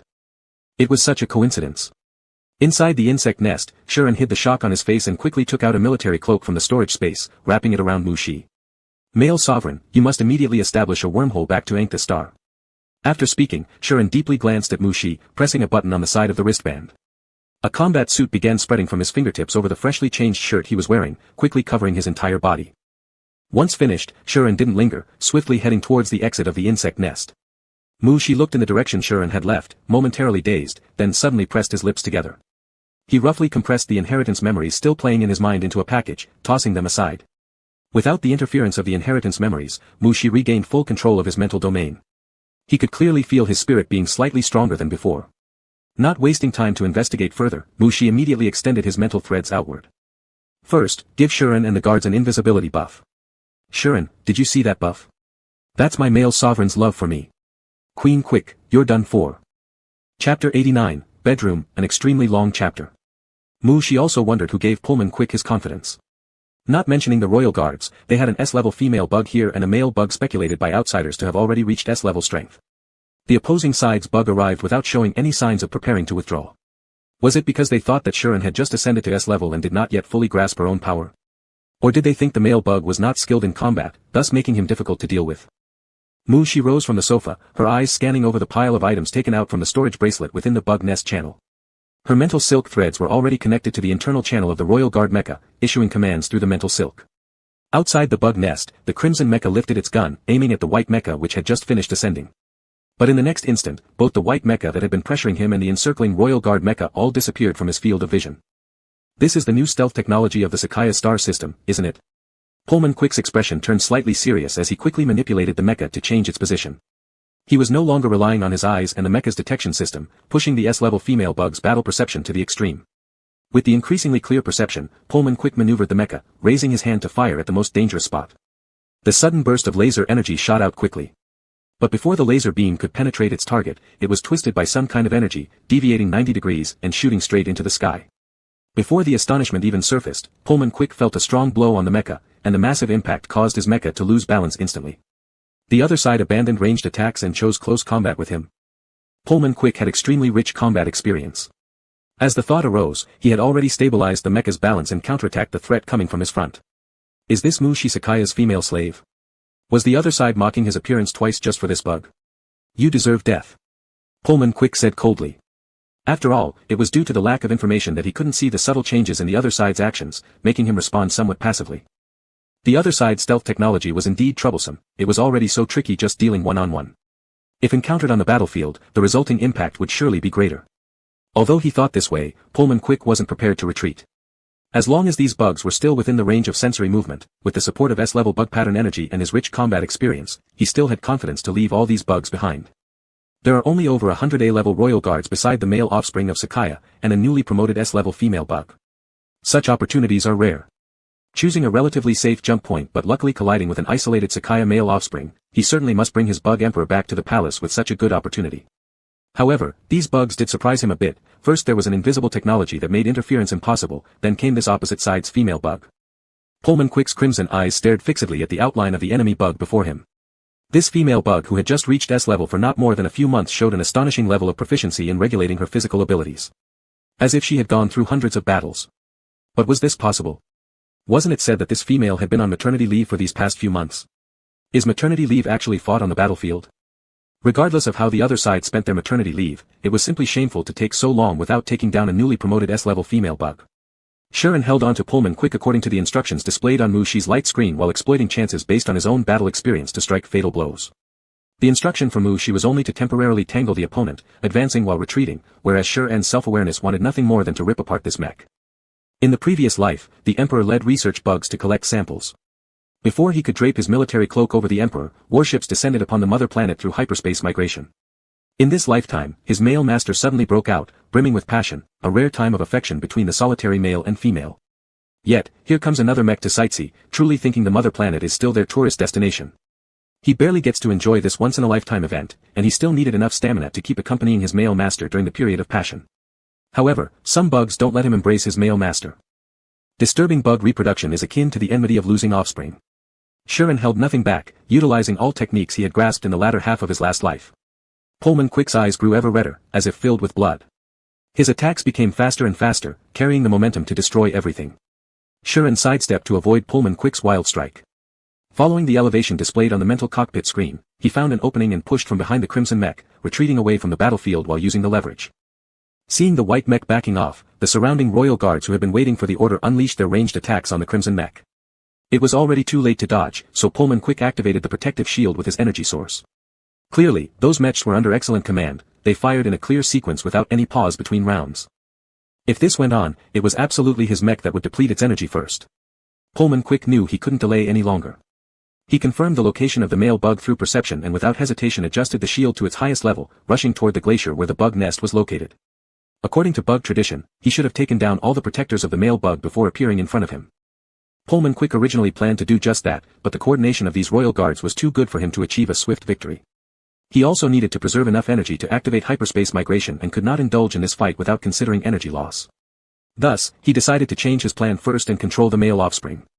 The mech was too large to enter the bug nest without collapsing the entire glacier. Worried about injuring the male bug, Pullman Quick shut down the mech upon reaching the entrance to the bug nest. The queen bug's heritage blood pressure could restrain bugs below S level. The royal guards shared the same concerns as Pullman Quick, fearing harm to the male bug. Hence, the bug nest became his natural barrier. She had anticipated that the enemy would target her side. As soon as she perceived the crimson mech heading towards the bug nest, she immediately gathered her mental energy and instantly established a wormhole channel. After glancing at the items inside the bug nest that hadn't been quickly retrieved, She pursed her lips slightly and stepped into the wormhole. Almost in the next second after the wormhole disappeared, a towering female bug with scarlet eyes appeared within the bug nest. Pullman Quick sensed the sudden disappearance of the male bug's presence, finding himself momentarily incapacitated as the residual pheromones of the top-tier male engulfed him, halting his ability to think. Bang! An attack came from behind, delivered by the S-level female bug. Pullman Quick forced his body to evade, but still managed it a beat too slow. Cough! There was no trace of the male bug's presence left in the bug nest. Resisting the hit with his physical constitution, Pullman Quick wasted no more time and directly released his mech within the bug nest through the mech ring.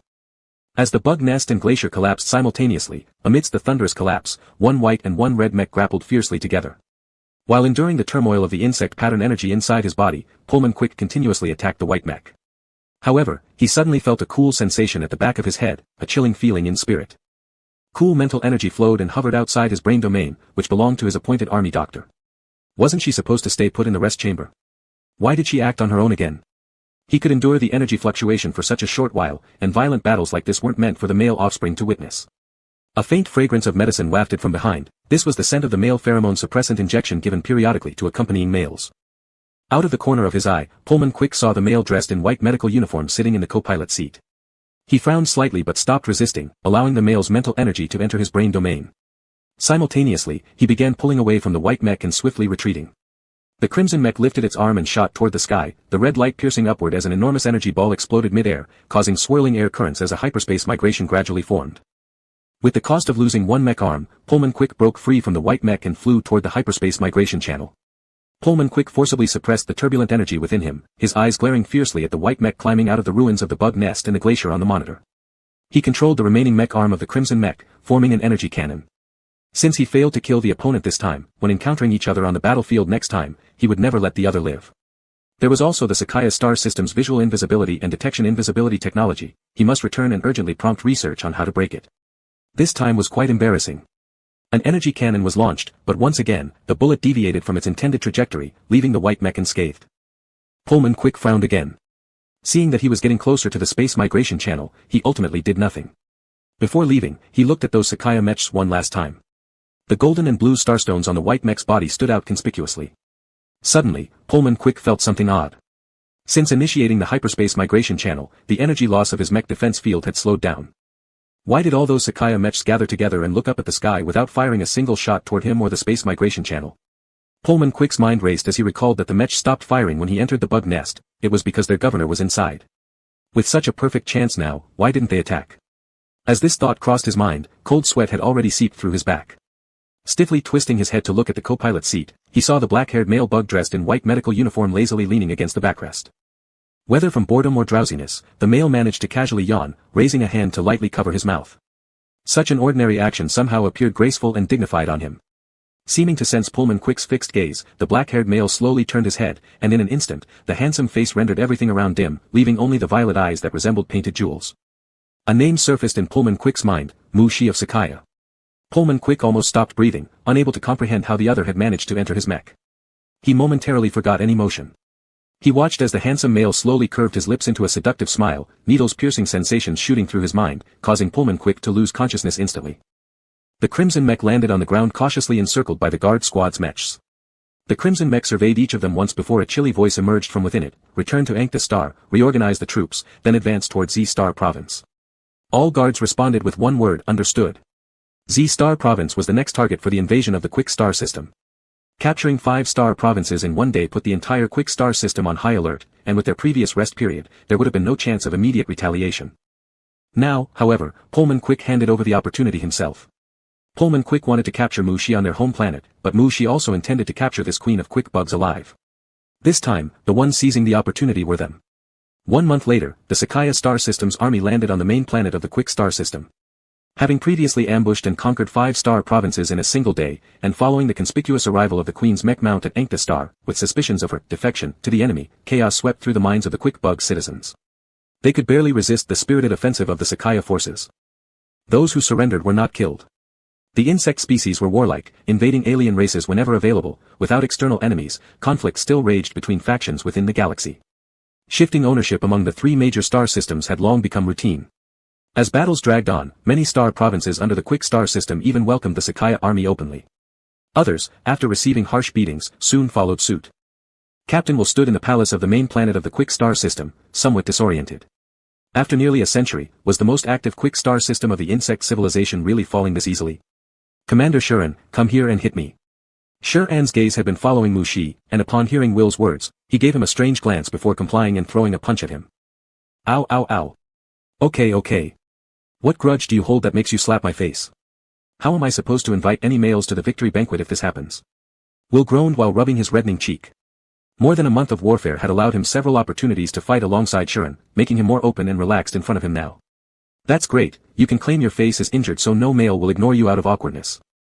Shuren had controlled his strength well, showing no remorse for the faint red swelling on Will's face. That minor injury could be easily cured by applying some recovery liquid, it wasn't even close to being called a wound. Lately, every time Shuren sustained an injury, Mu Shi had him immerse in recovery liquid immediately, treating it like water, leading Shuren to no longer consider it precious. Medical teams and other logistics personnel were busy healing wounded insects and clearing the battlefield. The air carried the pungent scent of blood mingling with energy gases. Mu Shi strolled along, occasionally stopping, with Shuren and Will accompanied by a few royal guards trailing behind. After all, it was the main planet of the Quick Star system. Though certain Quick generals had fled with their royalty before the arrival of the Sakaya army, they still encountered significant resistance from remaining armies and civilians on the main planet, resulting in a brutal battle. Will dared not approach Mu Shi with the strong smell of blood lingering on him, so he pulled Shuren aside and started discussing. Lieutenant Colonel Shuren, don't you think this qualifies as a campaign to destroy an entire nation? The amount of military merit gained would be tremendous. Will believed his military achievements would surely allow him to ascend to the rank of general. From colonel to general, according to Will's original plans, achieving that within 200 years would be quite commendable, especially considering he was already serving under a promising superior officer. Now, within a month, his military merits accumulated enough for a promotion to general. During wartime, seniority didn't matter, there might actually be a chance. If his military merits had accumulated to such a terrifying level, what about Colonel Mu Shi, the leader of this star system war? What kind of reward should the military department give to Lord Mu Shi, who is already a lieutenant general? Shuren now had no time to focus on military achievements, all his attention was on Mu Shi ahead. Ever since they returned from the ruins of the home planet last time, Shuren had vaguely felt that Mu Shi's attitude towards male insects had subtly changed. He watched Mu Shi help a male medical officer who seemed to have sprained his ankle. The male medic was talking quickly with Will while running past, and, accidentally, fell right near Mu Shi. Shuren looked at the other's obvious stage tumble, and he didn't believe that Mu Shi couldn't see through it. Thank you so much, Commander. The male insect who met his idol for the first time at such close quarters turned red in the face. Mu Shi helped stabilize the male before letting go and asked, "Are you from the mental comfort department?" "Yes." Mu Shi, the medical staff of the mental comfort department doesn't need to leave the temporary camp, just wait for other female soldiers suffering from mental disturbances to be brought over. I know, but the medical channel said there was an urgent case of a female soldier's mental disturbance, so I thought I could get there faster. Mu Shi glanced at the A-class female soldier who followed behind him to escort him, nodded, and said, "Go then, don't run too fast, be careful." "Yes. Thank you, Commander." The male insect bowed slightly and thanked him, then ran off with a flushed face, his accompanying holographic screen also floated away. Will sighed blankly, the lieutenant general really has charm, even those cold and arrogant male insects in the medical team. Mu Shi was very charming, and Shuren had known this a long time ago. Whether it was female insects, intersexuals, or males, once they saw Mu Shi, they were easily attracted. Shuren also knew that Mu Shi used to have no feelings for those insects, just like how he treated him before. But now, there was a subtle difference. Shuren glared coldly as the white-clad male insect ran away blushing, then looked back at Mu Shi standing still and watching the male insect leave. Though he didn't want to admit it, Mu Shi's attention towards these male medical officers was clearly much more than usual. No, it wasn't only male medical officers but also male celebrities on the star net. Shuren grew increasingly serious the more he thought about it. During this month, all insects fought hard for the battle against the quick star system, and he and Mushi didn't spend much time together privately. During rest time, Mushi usually sorted through operation-related data or communicated with Amika Star to see the larvae. But Shuren also noticed that Mushi, who never chased stars before, had started watching some male celebrity videos online and gave them likes. Moreover, during this period, the number of times Mushi checked her reflection in mirrors had noticeably increased. When she relaxed and encountered any reflective objects showing her appearance, she would always look a bit longer. This was definitely not due to his oversensitivity. Female insects were always more perceptive towards their master's emotions, and Shuren silently raised the alarm in his heart. Shuren did not know why Mushi had undergone this change. Maybe it was a sudden shift in mindset, thinking that male insects were soft and cuddly, or perhaps something influenced her subconsciously, leading her to pay more attention to handsome male insects. But he was very worried. What if Mushi starts liking male insects? The victory banquet will take place after the military department issues its rewards. For now, the tasks were battlefield cleanup and post-war reconstruction. However, small private celebrations among the female soldiers wouldn't be prohibited. Mushi arranged the reconstruction matters with the supervisor and submitted the combat report to the military department before returning to the room prepared by Little Eye inside the quick palace. The room is clean, no insects have lived here, Little Eye said within Mushi's mind. Mushi slightly nodded, then heard Little Eye continue, interestingly, it was originally the palace steward's arrangement for your use as the royal chamber of the insect emperor. Now that you are residing in the insect emperor's chambers, they don't have a queen anymore. Upon hearing Little Eye's words, Mushi's eyes sparkled with amusement as well. Lifting her hand, she pushed open the door to the royal chamber and immediately saw Shuren inside, facing the intricately decorated mirror as he undressed. Mushi was somewhat surprised and closed the door while saying, "Why didn't you go celebrate with Will and the others? How could I abandon my own male lord and direct superior to go drink nutrition fluid with the female soldiers?" Shuren untied his tie with one hand, yet his gaze remained on Mushi through the mirror all along. Besides being a bodyguard, Shuren was also Mushi's female slave. There were no restrictions placed on Mushi's room for him, and Shuren came to find Mushi urgently actually to confirm one thing. Mushi sat down on a chair, her hand brushing over the intricate metal patterns on the seat. Her eyes carried a hint of curiosity. The place where he grew up was either the Sakaya main residence or the military camp, both of which had a decoration style that leaned toward simplicity. However, the palace of the quick main star presented an entirely different style, complex and classical. Without investing too much attention on the decorations, Mushi quickly opened his terminal, connected to the star system network, and began browsing recent events. Currently, the biggest news in the insect star system was undoubtedly the annihilation of the quick star system. Mushi skimmed through it briefly and saw quite a few mentions of her own name. Apart from the quick star system, there was also the whole star system. The commander of the whole star system had grown old and did not wish to participate in large-scale wars. A month ago, when Mushi started leading the army to attack Province C, the young S-class lieutenant of the whole star system, with the support of his male sovereign family, ascended the throne as the insect empress. This young empress had a completely different character from the old commander. The first thing he did upon ascending was to dispatch troops to attack the quick star system. If not for some unresolved domestic issues in the whole star system, combined with the overt and covert resistance from Marshal Sakaya, it would be uncertain who would end up devouring the big cake of the quick star system. Mushi was looking at the recent combat analyses of the whole star system on the military department channel when she felt Shuren walk up and squat down in front of her. Mushi didn't think much of it, lifting her hand to rub Shuren's hair. Just as she was rubbing, she felt the head leaning closer to her. Did Shuren want to lie on her lap? Was he seeking comfort? After more than a month of fighting, at this moment, many female soldiers' mental domains were showing signs of disorder. Normally, the military doctor would suggest a scientific schedule, drinking specially adjusted nutrient fluids, and resting properly to recover. But all insects knew that the best way to resolve mental confusion was to find a male insect to help smooth things out. Unlike other female soldiers who needed to send flowers, gifts, and spend star coins to get a male insect for comfort, Shuren's master was right by his side. With a smile, Mushi lightly petted Shuren's head, gently gathering soft mental energy in her palm. Just as she was about to speak to let the female insect relax so her mental energy could enter, Mushi saw Shuren slightly open his mouth and bite onto the metal buckle of her waistband. Mushi watched Shuren's actions, her hand was still petting Shuren's head, the mental energy was ready, but she hesitated, unsure whether to let the mental energy enter or push the female insect away. The female insect wasn't asking for mental comfort at all, it was clearly asking for intimacy. Click. The sound of the buckle being bitten open wasn't loud, but it rang particularly crisp in the quiet sleeping chamber. Mushi hesitated for a moment and ultimately didn't push the insect away. It had been a month without deep communication, and tonight there were no other arrangements, so, they might as well do it. Shuren distinctly felt the change in his mouth, his misty eyes lighting up after being initially choked a little. Though he still couldn't fully understand what was going on with male insects, at least Mushi was reacting positively toward him. Shuren softly spat it out, sniffing close to the tip of his nose with the rich scent of male pheromones, then lifted his gaze and said, Master, actually still likes female insects, doesn't you? What are you talking about? She didn't expect the female insect to suddenly stop and say such a random thing, unable to suppress her annoyance as she reached out to pinch the chin of the female insect. Swallow it back. She aroused him, yet dared to ignore him with idle talk. This female insect was getting increasingly unruly. Good.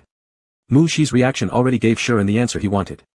Smiling warmly, Shuren responded gently and carefully wrapped the chilled male master back into the sufficiently warm nest. Mushi, can't I shut your mouth? Shuren, shut it, shut it. Chapter 90, The Insect Emperor. At night, a satisfied Shuren fell into a deep sleep, but Mushi was not feeling sleepy at all. Resting his head on the female insect's shoulder, Mushi listened to her calm breathing while retrieving the compressed memory file he had shoved to the corner of his consciousness earlier. For some time, he had indeed noticed subtle changes in himself. However, being occupied with the annihilation of the Queek star system, he hadn't given much thought to the reasons behind these changes. When Shuren said cautiously yet hopefully that, the male emperor still likes the female insects, doesn't he, all Mushi wanted to do was cover the other's mouth again. But after careful reflection later, he understood what troubled the female insect. Her concerns might have been justified, he truly was influenced by those ancestral memories. The original owner of these memories was the last queen bug, who favored male insects. Mushi recalled seeing himself in the mirror recently during his daily hygiene routine and finding it hard to look away, something he had never done before. Even though indulging a bit in self-admiration wasn't necessarily a bad habit, Mushi, remembering Shuren's cautious gaze towards him, decided to deal with this issue properly. He started to decompress the bundle of inherited memories, remaining absolutely clear-headed and calm as an observer as he perused these memories. One scene followed another, ranging from the initial hardship of establishing the insect kingdom to its former glory days, then came the disaster on the home planet, resulting in the death of the queen and the subsequent splitting of the insect race into numerous tribes. Afterward, there were prolonged sequences set within darkened nest chambers where many visitors would appear one by one. They were the cream of each generation of insects, figures Mushi recognized from historical records, forefathers of Sai-Kaya, the war god of their times, famous legends of space pirates, and his very own father bug. It was a surreal experience, like watching a movie when suddenly familiar creatures appeared on screen, causing Mushi instinctively to slow down the playback speed. In one particular scene, General Morse's face was stern, a hint of worry creasing his brows as he touched his belly, showing signs of egg-bearing pregnancy. Then, in a swift motion, General Morse jumped onto the deceased queen's body, extending insectified claws to extract a frozen fragment of royal bone. Lord! A faint whisper sounded near his ear, startling Mushi awake instantly. Before fully waking, he realized his hand had somehow ended up on Shuren's chest during his unconsciousness. His fingers, unbeknownst to him, had slightly grasped onto part of the female bug's torso. This. Mushi hesitated momentarily as he raised his head to look at Shuren. The female's eyes were barely cracked open, hazy, clearly in a state of half-dream, half-awake wandering consciousness. Possibly sensing something or reacting to pain, she emitted a conscious call that might be forgotten upon full wakefulness in the morning. Mushi quickly made his judgment, sighing inwardly in relief as his hand slid down quietly, disappearing beneath the blanket. By the time Shuren woke up, the royal bedroom already housed only him. There was a faint warmth on his right shoulder, as if left from where the male bug had leaned against it, but due to Mushi's absence, Shuren couldn't help but feel this warmth could just be imagined. He glanced at the light screen, reading the time. It was 8 o'clock. Being off duty for a half-day rest, skipping morning training wasn't too late either. Shuren got up and changed clothes, worried about losing sight of Mushi even for a moment. He feared that the lord might be enticed away by other males. After finishing his quick washing, Shuren sensed Mushi's rough position and prepared to proceed. Upon opening the door, he encountered a row of mechanical bugs carrying several sets of military uniforms and decorations. The red eyes of the mechanical bugs simultaneously turned toward Shuren. Pausing briefly, Shuren heard distant laughter and cheers, guessing that the promotion list from the military department had been announced, and the victory celebration banquet might also start. So, he stepped back and let the mechanical bugs enter. All the ceremonial robes brought by the mechanical bugs were exclusively female designs, suggesting Mushi had likely already changed. Shuren glanced over the styles and selected a bright red military uniform. Dressed in his ceremonial robe, Shuren walked out of the sleeping quarters. Using his perception, he found several male insects already gathered around Mushi. Shuren quickened his steps, managing only brief nods to the female insects asking him good mornings along the way. Luckily, most bugs seemed busy preparing for the celebration banquet, so his rushed movements didn't attract undue attention. Watching Shuren disappear almost instantaneously, Will slowly dropped his arm. What's going on here? Even knowing that the general is about to ascend as the insect emperor doesn't need such urgency. Likewise dressed in a military uniform, Jerry Nelson sighed, how would you gold bachelor bugs understand the worries of us married female insects? His current male lord was serving as a military doctor under the command of General Isaac, and General Spaceship would arrive tonight.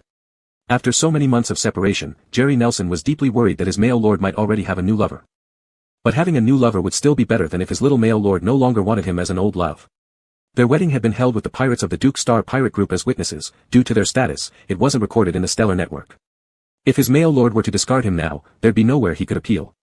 Jerry Nelson gained some reassurance upon learning that his name was on the list for promotion to Rear Admiral this time. While he struggled, the male lord of the other belonged to the Insect Emperor. Whether it was for Mu Shi's sake or the position of the Empress Bug, countless insects might risk everything to court him. Thinking of this, Jerry Nelson couldn't help but ask the golden bachelor beside him with interest, "Do you want to become the Insect Empress?"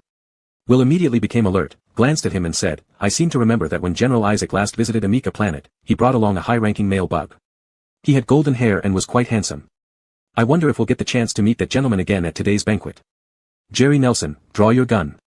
Shuren was unaware of what Will and the other female bugs had discussed. He hurried to the study where Mu Shi was, just as several white-robed male bugs were exiting. Shuren harbored no ill feelings toward these male bugs.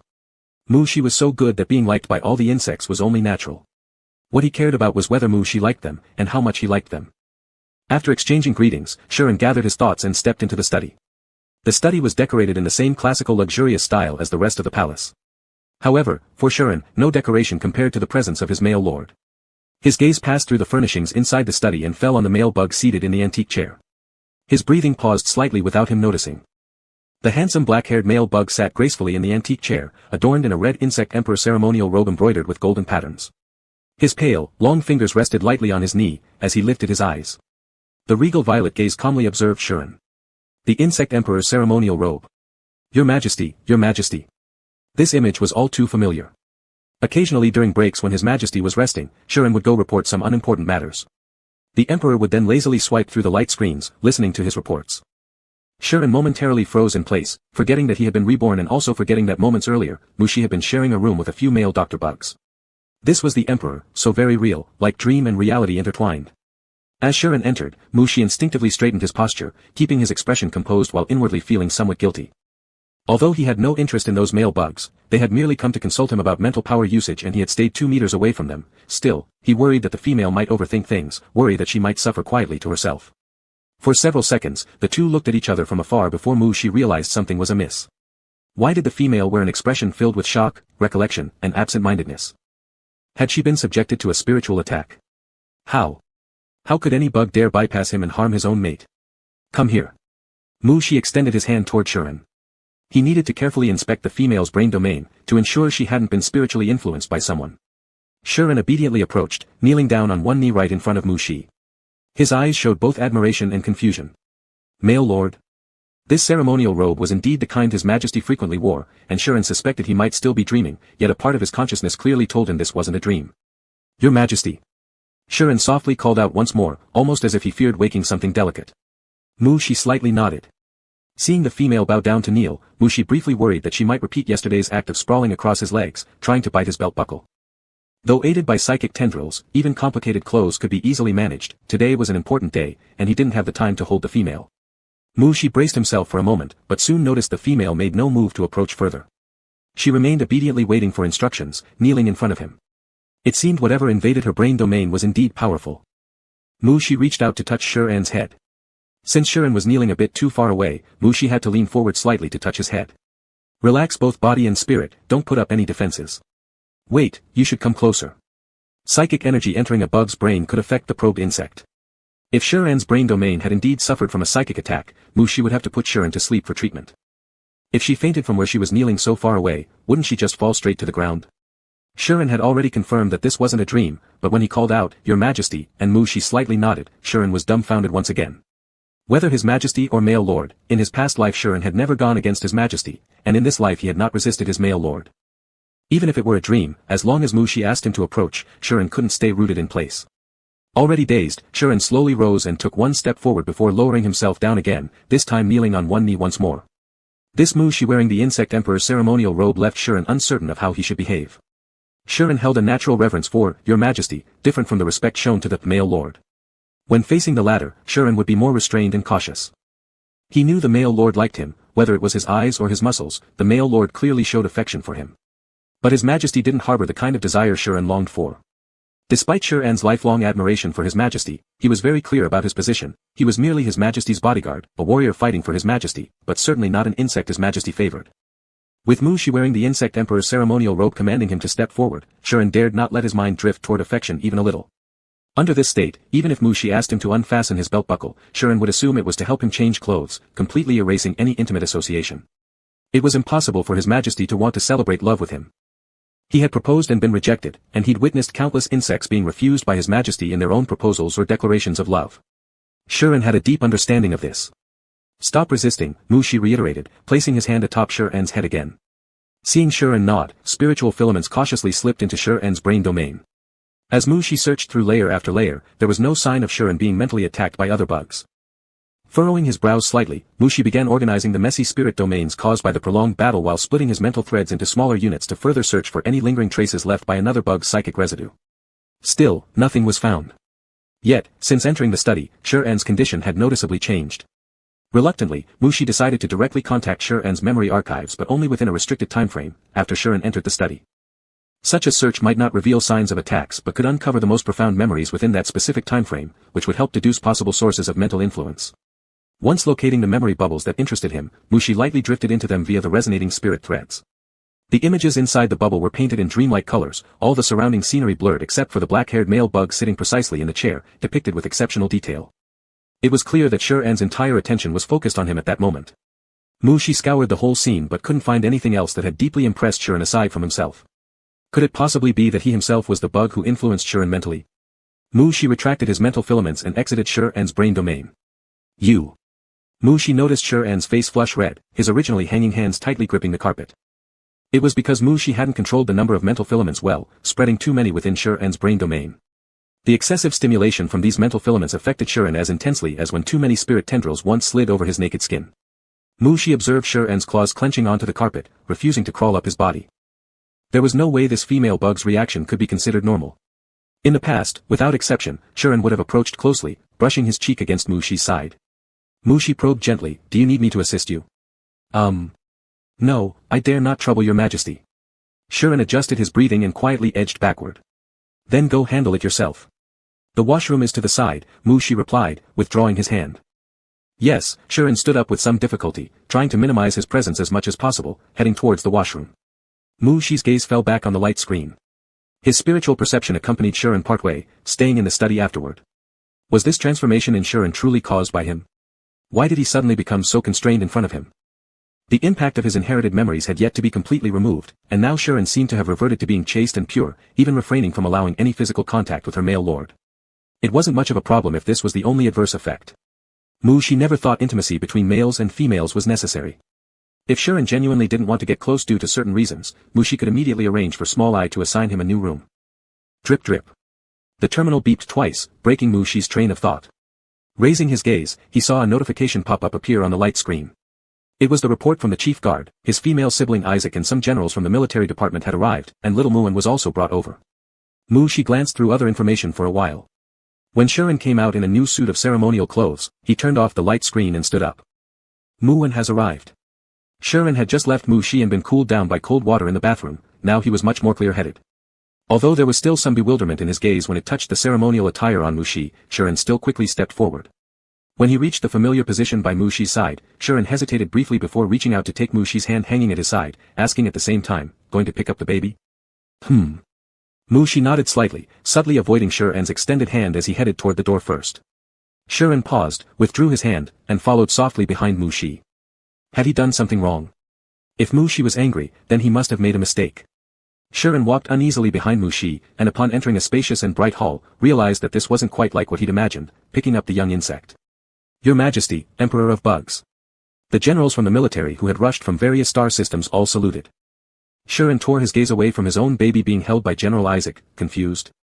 His male lord had become the Bug Emperor, and the surrounding bugs all looked up at him with admiration and respect. It seemed, he was the only one who didn't know. What did he miss while he was asleep? The military generals were not many, almost all of them old acquaintances. After Mu Shi received greetings from a few generals, he reached out to take the baby insect from General Isaac. Heavier. A month had passed, Muan had grown bigger, but still didn't move around much. Just now when watching him be held by Isaac, his mental filaments were floating all over the banquet hall, yet the baby himself didn't even open his eyes. This young bug isn't very lively. Usually, Isaac saw newly hatched female bug babies flying all over the house after a few days, so he didn't understand Muan's calmness. Before Mu Shi could reply, Muan suddenly lifted his head, his big dichromatic pupils alertly scanning the surroundings. Something was wrong with the male parent, some bug must have bullied the male parent. Something was also wrong with the female parent, she must have been bullied too. Muan locked onto enemy bug Isaac. His little face immediately turned fierce, chirp chirp. Seeing the young bug's spirit power concentrating, Mu Shi knew he wanted to throw balls, so helplessly he locked the young bug's spirit power, turning around and stuffing the utterly perplexed little infant into Shuren's arms. Muan, ing. Shuren, crying won't help, your male father and lord aren't paying attention to me now. Mu Shi greeted various nobles or officers coming from star systems and provinces to celebrate. These bugs, apart from showing their loyalty, many would indirectly ask about his intentions regarding a queen bug or a concubine bug. Some even went so far as to inquire about a servant bug. Queen bug. No plans, don't want. Concubine bug. Don't want. Servant bug. Already have one, a single one is hard enough to raise, don't want any more. After Mu Shi dealt with another bug asking about the female servant, he noticed the baby continuously crying and calling Shuren, asking who had bullied him. Shuren, of course, couldn't understand, and thought the baby was hungry, so he directed a mechanical bug to get milk fruit. Two pests that wouldn't give bugs peace. Mu Shi walked over, took the baby from Shuren's arms, handed it over to a nearby mechanical bug, instructing Small Eye to look after it. Then, he turned around and looked at Shuren. Being watched by those purple eyes, Shuren unconsciously softened his breathing. He had actually been always subconsciously focusing on Mu Shi's direction. He'd seen those bugs wanting to introduce excellent female insects or female subordinates. If it were earlier, he would definitely have stood by Mu Shi's side, but today it seemed like he had upset Mu Shi. I'm sorry. Although Shuren still hadn't figured out where he had upset Mu Shi, under Mu Shi's intense gaze, he instinctively apologized. Mu Shi didn't answer, merely extending a hand toward Shuren, saying, leave reminiscing with the young cub until tomorrow, you need to stand by my side today, Empress. Shuren. Chapter 91, On the Endurance of the Reproductive Chamber.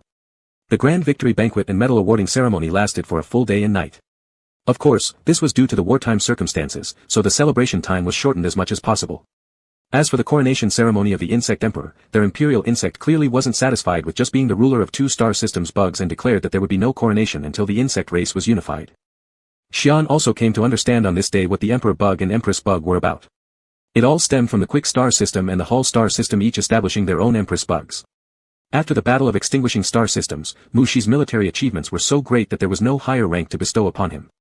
The martial and military department discussed it, looking at each other. They said, they already have their Empress bugs and Emperor bugs, so why don't we create one too? The generals asked, shall we do it, Marshal? Will you serve as the Empress bug? Marshal replied, I won't play with young larvae. Hall Star Systems Empress bug was a very young S-class female bug. The generals understood and proposed, Mr. Mu Shi deserves the position of Field Marshal based on his recent military exploits, right? Then they added, he should also deserve the title of Emperor bug. One of the generals argued, Mu Shi has already been the Emperor bug of Quick Star System and is also the young general of Sakaya. There's no better fit than him. What? You say Mu Shi hasn't officially become the Emperor bug of Quick Star System? That's absurd. Quick's Empress bug even offered an entire subsidiary star system and 5 provincial stars as love gifts. Now, Pullman Quicks and his personal mecha are both staying in Mu Shi's camp. How can he not be the Emperor bug? Marshal said, it seems there's no other way. Generals echoed, this must be the way. During the meeting, no one mentioned Empress bug because every bug thought they or their families might have a chance at becoming Empress bug. Even if that didn't happen, there were still options like royal concubines or maids. Until the grand celebratory banquet on the main planet where their imperial insect king was seen standing next to a general who played a major role in the annihilation of the star systems. From the 5 major provincial stars to the main star of Quicks, wherever the white mech went, the enemy would retreat, showcasing impressive feats worthy of sealing a generation war god. Xian had just experienced over a month of almost non-stop battle, just standing there radiated an overwhelming aura. His Majesty announced, this is the Empress bug. Since His Majesty declared it to be true, then it had to be the Empress bug. His Majesty's new 4th Army was formed recently but absorbed many soldiers including space pirates and soldiers from Quick Star System, which made this 4th Army probably the most powerful of the few armies under Sakaya. This newly appointed Empress bug was none other than the commander of the 4th Army, a newly minted general. The guards of the whole Quick's main star and its surrounding provinces were all insects from the 4th Army. Would you dare claim he wasn't the Empress bug? Younger and less experienced insects got scared just by his presence, intimidated by his power and status. He looked quite intimidating. Some speculated, could it be that the Insect King Emperor was forced by this general to give up the title of Empress bug? Mu Shi was used to fighting on the battlefield, witnessing all sorts of ugly faces during the bloodshed, and thus did not find Xian frightening nor did he feel it was wrong to appear threatening. After all, regardless of whether they were female, male or intermediate gender, they became more powerful and perfect with each additional metamorphosis. As one of only two S-level female insects in Sakaya, Xian's appearance outshone most insects by far. Add to that his stunning heterochromatic eyes, and perhaps the only insect surpassing him in beauty was Mu Shi himself. When facing Mu Shi, Xian displayed nothing short of complete respect and obedience, practically giving off a cute and obedient vibe. However, he was not as patient with other bugs, often dragging the female soldiers of his royal guard into the training room for beatings. Confronted with numerous well-bred female bugs, Xian simply raised his eyelid, allowing his gorgeous heterochromatic eyes to naturally instill fear and awe. It wasn't that Xian intended to scare them, he was rather bewildered himself when Mu Shi pulled his hand and called him Empress Bug.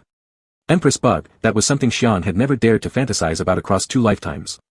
He remembered how those insects brave enough to proclaim themselves Empress Bug or pushed by others onto that seat ended up making enemies lists of Mu Shi one after another. And now, himself. Mu Shi accepted the visit from various insects while holding Xian's hand. The latter tightened his grip, exerting strength without causing pain yet ensuring his presence was felt as much as possible. Was he afraid Xian would run away? Mu Shi found this puzzling but let Xian continue holding his hand.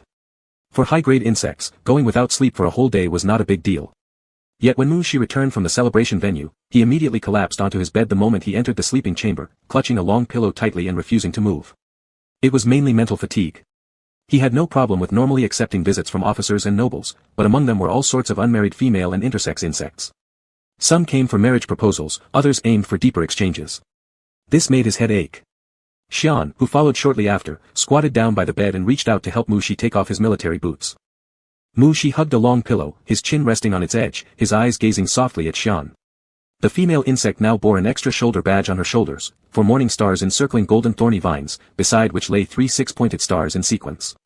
Supreme General, the 4th Army of Sakaya. It was Mu Shi himself who had awarded this rank. Mu Shi couldn't help but remember the dream he had before meeting Xian. In that dream, he sat on a warship's command chair, clad in the military ceremonial attire regulated by the Bug Emperor. A well-dressed female insect knelt before him, calling him, Your Majesty. At that time, she wore exactly this kind of shoulder badge. The real Sakaya 4th Army, however, had only today become truly established. It seemed to confirm that that dream was a prophecy, yet the scene within it remained unseen by him even now. Just as he thought this, Mu Shi saw Xian climb onto the bed, kneeling next to him. Xian fidgeted with his long pillow, adjusting his posture, and then gently removed his accessories and formal uniform. As Xian gradually freed him from the cumbersome ceremonial attire piece by piece, Mu Shi suddenly remembered another prophetic dream. In that other dream, Xian knelt down to one knee before him, enumerating his own possessions one by one. At that time, Mu Shi had thought Xian intended to bribe him, but thinking about it now, there might have been another reason. That voice of Xian's from the dream echoed once more in Mu Shi's mind. Colonel, would you like to become? Become what? Thinking about this question, Mu Shi suddenly sat up. Just as Xian had finished unbuttoning Mu Shi's coat, ready to remove it, Mu Shi abruptly rose, looking seriously at Xian with an intense gaze. Xian drew back his hand, his muscles subtly tensing, carrying an undertone of unease. Though Mu Shi called him the Empress Bug without hesitation, he also hadn't forgotten the moment in the study when Mu Shi had evaded his touch. He felt he might have upset Mu Shi, perhaps he shouldn't have sought intimacy last night, or maybe he shouldn't have disturbed Mu Shi while conversing with the male insects. Or, it could be because he shouldn't have expressed feelings during their spiritual communion. Mu Shi asked, Do you have something you want to ask me? Something where you should kneel? For instance, something about whether he'd agree to.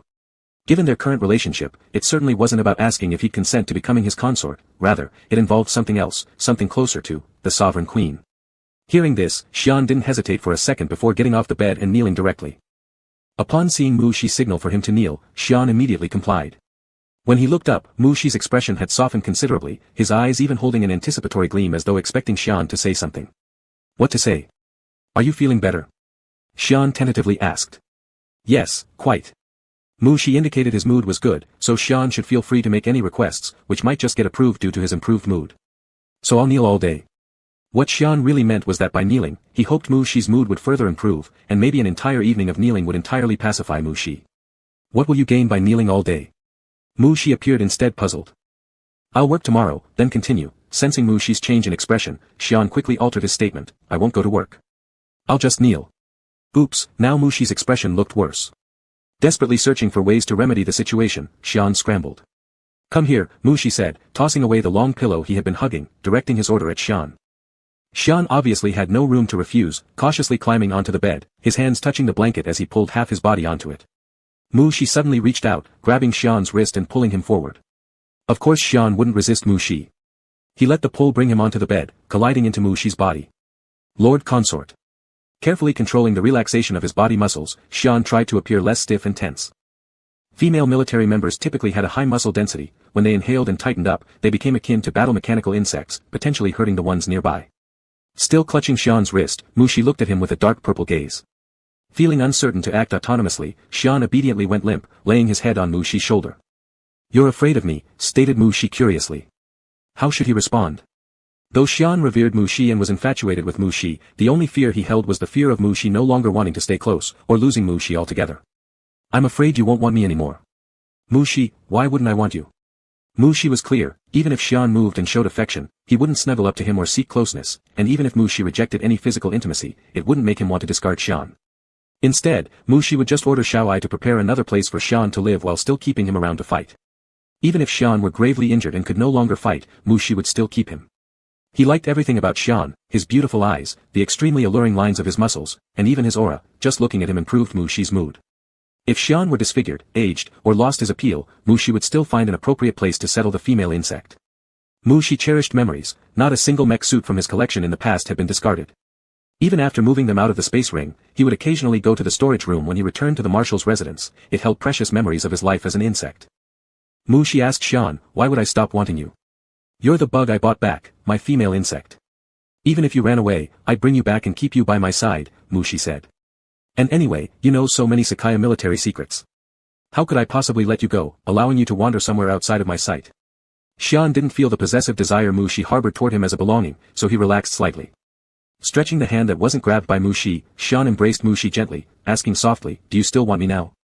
"Of course," Mushi replied. "Then I'm not afraid anymore." Xian calmed down completely, wrapping both hands and legs around Mushi and rubbing affectionately against him. "As long as you still want me, I don't fear any punishment from you." Mushi cradled the female insect who nuzzled softly against him, his eyebrows slightly furrowed. Why did they turn to the topic of punishment? Wasn't he the type who casually handed down penalties? "What kind of companionship with me makes you most comfortable?"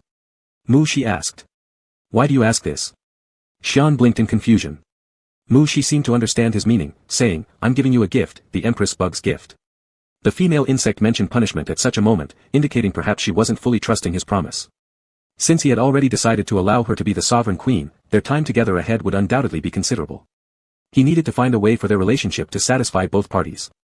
This was not the first time Mushi had given Xian gifts. Thinking of the mecha suits and energy stones stored in the spatial ring that were still unused, Xian smiled faintly. After carefully contemplating for a long while, Xian responded somewhat uncertainly, "When I'm hugging you." At present, since he was embracing Mushi without being pushed away, he felt fulfilled. Mushi shook his head. Xian had just cowered on top of him, showing apprehension as though Mushi might strike him any time. He didn't think merely embracing her would soothe her anxiety.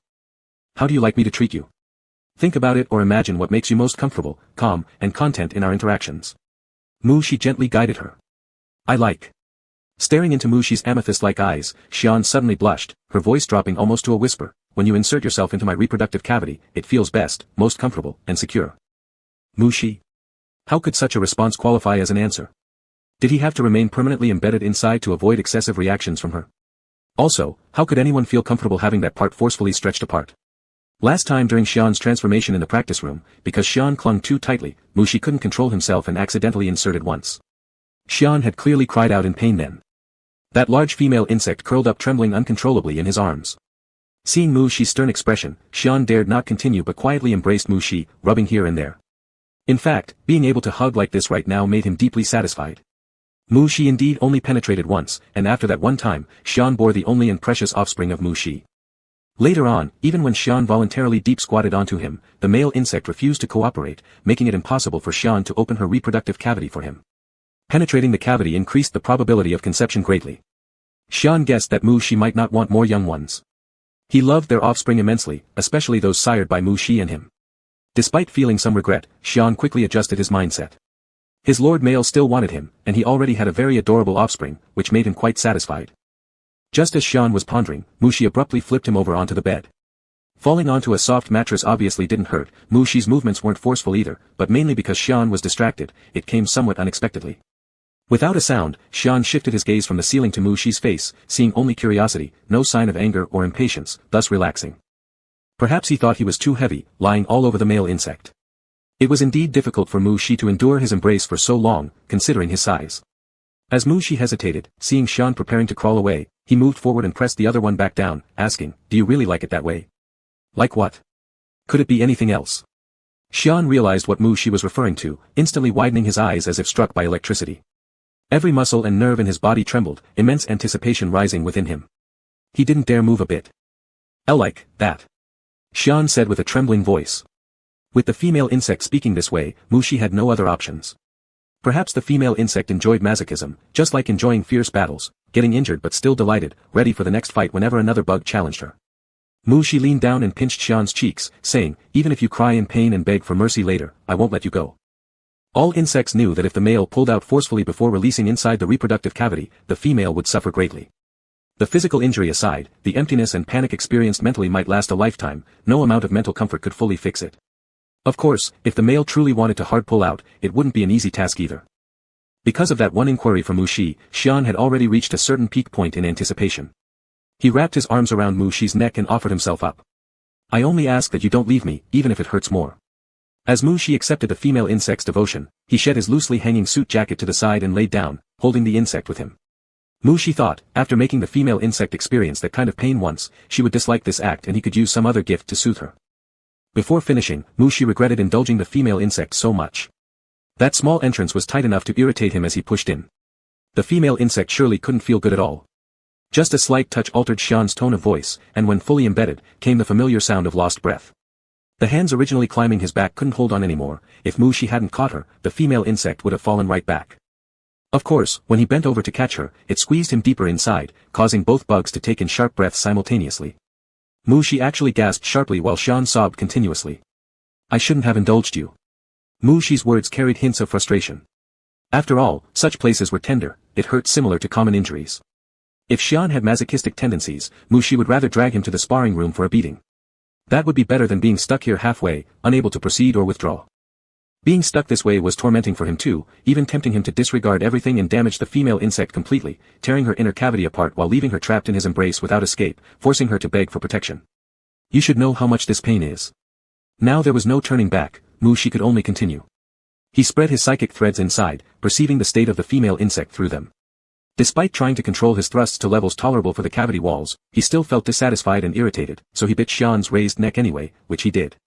A restrained whimper escaped the female insect's throat as Mu Shi left his tooth marks on her skin. Even though they'd been through it once already, watching the female insect appear as if about to die worried Mu Shi. Mu Shi mostly focused on Xian's face, observing the mixture of extreme pleasure and pain in her expression, puzzled at how complex a bug's emotions could get. Only after concluding the act did Mu Shi realize how many of the female insect's bony wings were tangled around his body, lying all over the bed and carpet aimlessly. The female insect's complexion gradually improved, her minor bodily shakes calming down. Mu Shi also felt tired, both physically and mentally. Seeing the bone wings wrapping loosely, he planned to shift somewhere more comfortable to rest.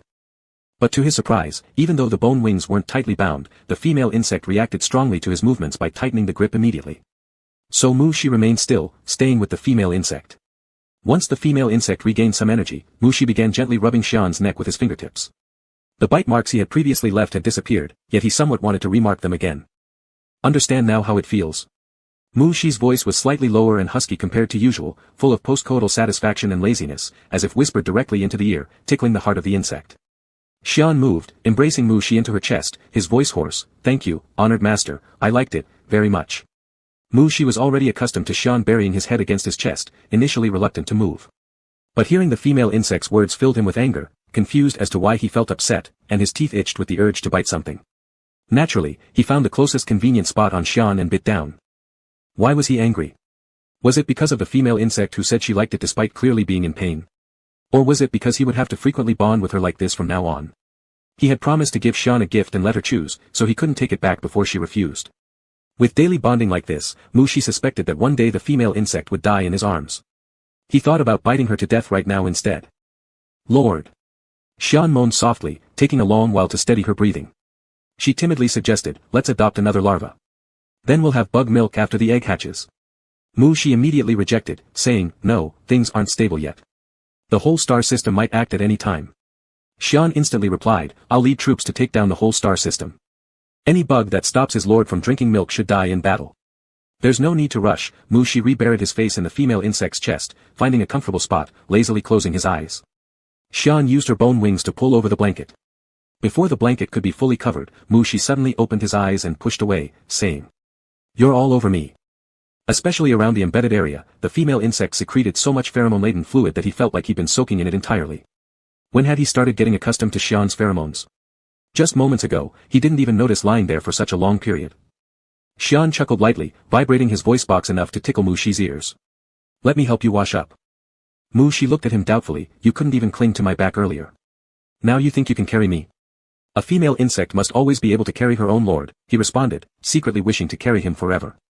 The two entered the bathroom, where Little Eye skillfully controlled mechanical insects to change the sheets, pillowcases, mattress cover, then finally dismantled and removed the entire bed, replacing it all with new ones. The next day, as Mushi enjoyed breakfast, his eyebrows slightly furrowed, sensing he had forgotten something important. After reviewing every event from the previous day with his strong mental power, he suddenly raised his eyes and glanced toward Xian sitting across the table. "Queen, aren't you still missing something?" "My proposal." "Where is your Empress title?"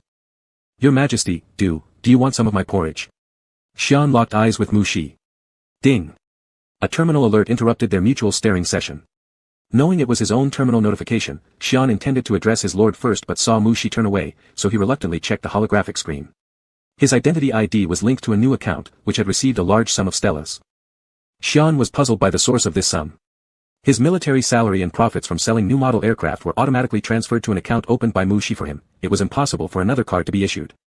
Mushi continued drinking porridge while receiving synchronized information from Little Eye. Looking at Xian's bewildered expression, he decided not to dwell on the proposal anymore, saying, "That's the queen's salary. You can just keep it." Of course, it wasn't only the queen's salary, it was the stellar quota for the entire imperial harem. As for the proposal, some variables likely disrupted the original timeline, making it irretrievable. However, the Empress title definitely required a supplement, though the timing. Mushi cast a glance at Xian before lowering his gaze again. Xian noticed Mushi's gaze and quickly shut off the light screen, quietly pushing all the food in front of him towards Mushi. Ding. Another terminal alert sounded, making Xian consider switching his device to silent mode, although he had already done so except for certain important notifications. Reluctantly opening the terminal once more, he noticed Mushi simultaneously activating his holographic screen. It was urgent intelligence department information. The whole star system was making moves. Xian's lips curled slightly, giving him the excuse to obliterate the space routes that hinder his lord from drinking milk. "Your Majesty." Xian looked across the table. Mushi had already risen, asking, "Are you done eating?" "Yes." Xian stood up, ready to fight at any moment.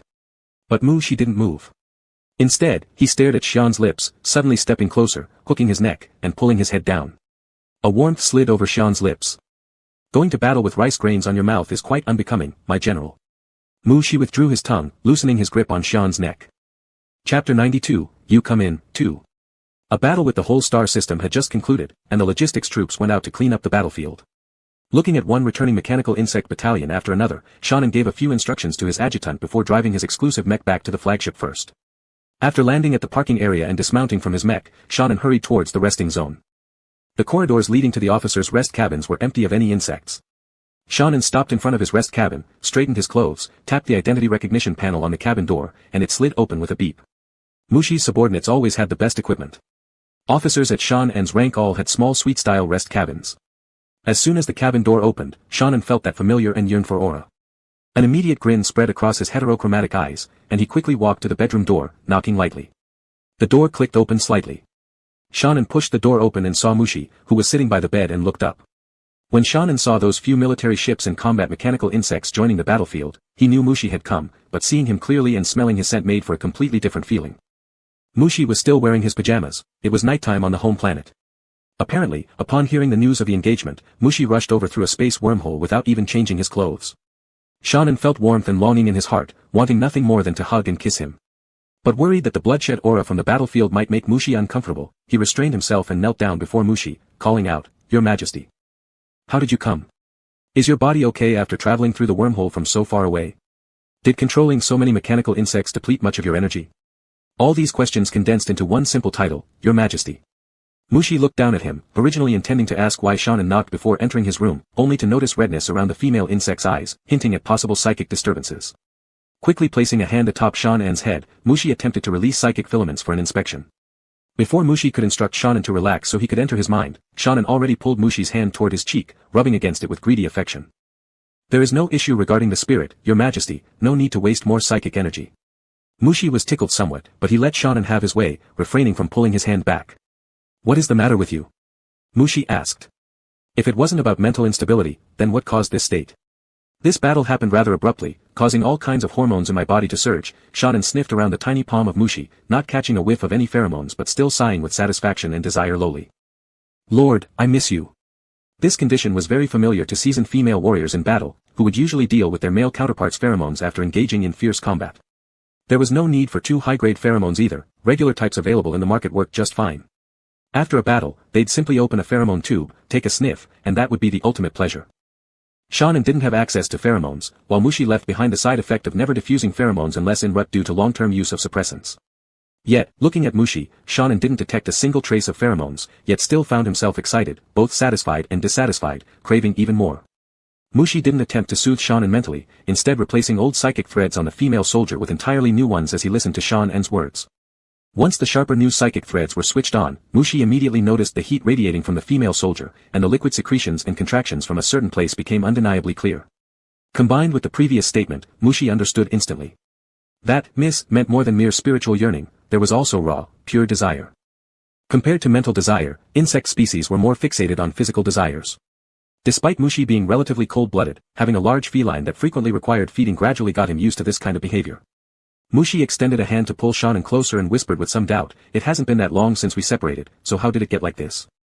The last time battling the quick star system, a month passed without deep communication, and the female insect remained normal enough. This time, the female insect volunteered for combat in the whole star system, and only days apart, she reached this state upon seeing him, demanding instant gratification. "I couldn't help myself when I realized you were here." Shonen carefully pressed against Mushi's body, unaware that his situation had already been fully perceived by Mushi, thinking the male insect simply wanted a hug. So, while trying to subtly mask his reactions, Shonen continued to inhale the pure body fragrance from Mushi without detecting any pheromones, which made him increasingly aroused and heated. Mushi didn't find anything wrong. As he guided Shonen towards the center of the space for more room, he tilted his head and kissed her cheek. Shonen gradually realized that although the kiss wasn't particularly affectionate, the hands hugging him kept adding fuel to the fire, and had already undone some buttons. Lord! Shonen was both surprised and filled with longing. After recovering from the shock, she quickly said, "It's been a few days since we last did this. Please wait while I clean up first." Mushi nodded. If the female insect wasn't in a hurry, neither was he.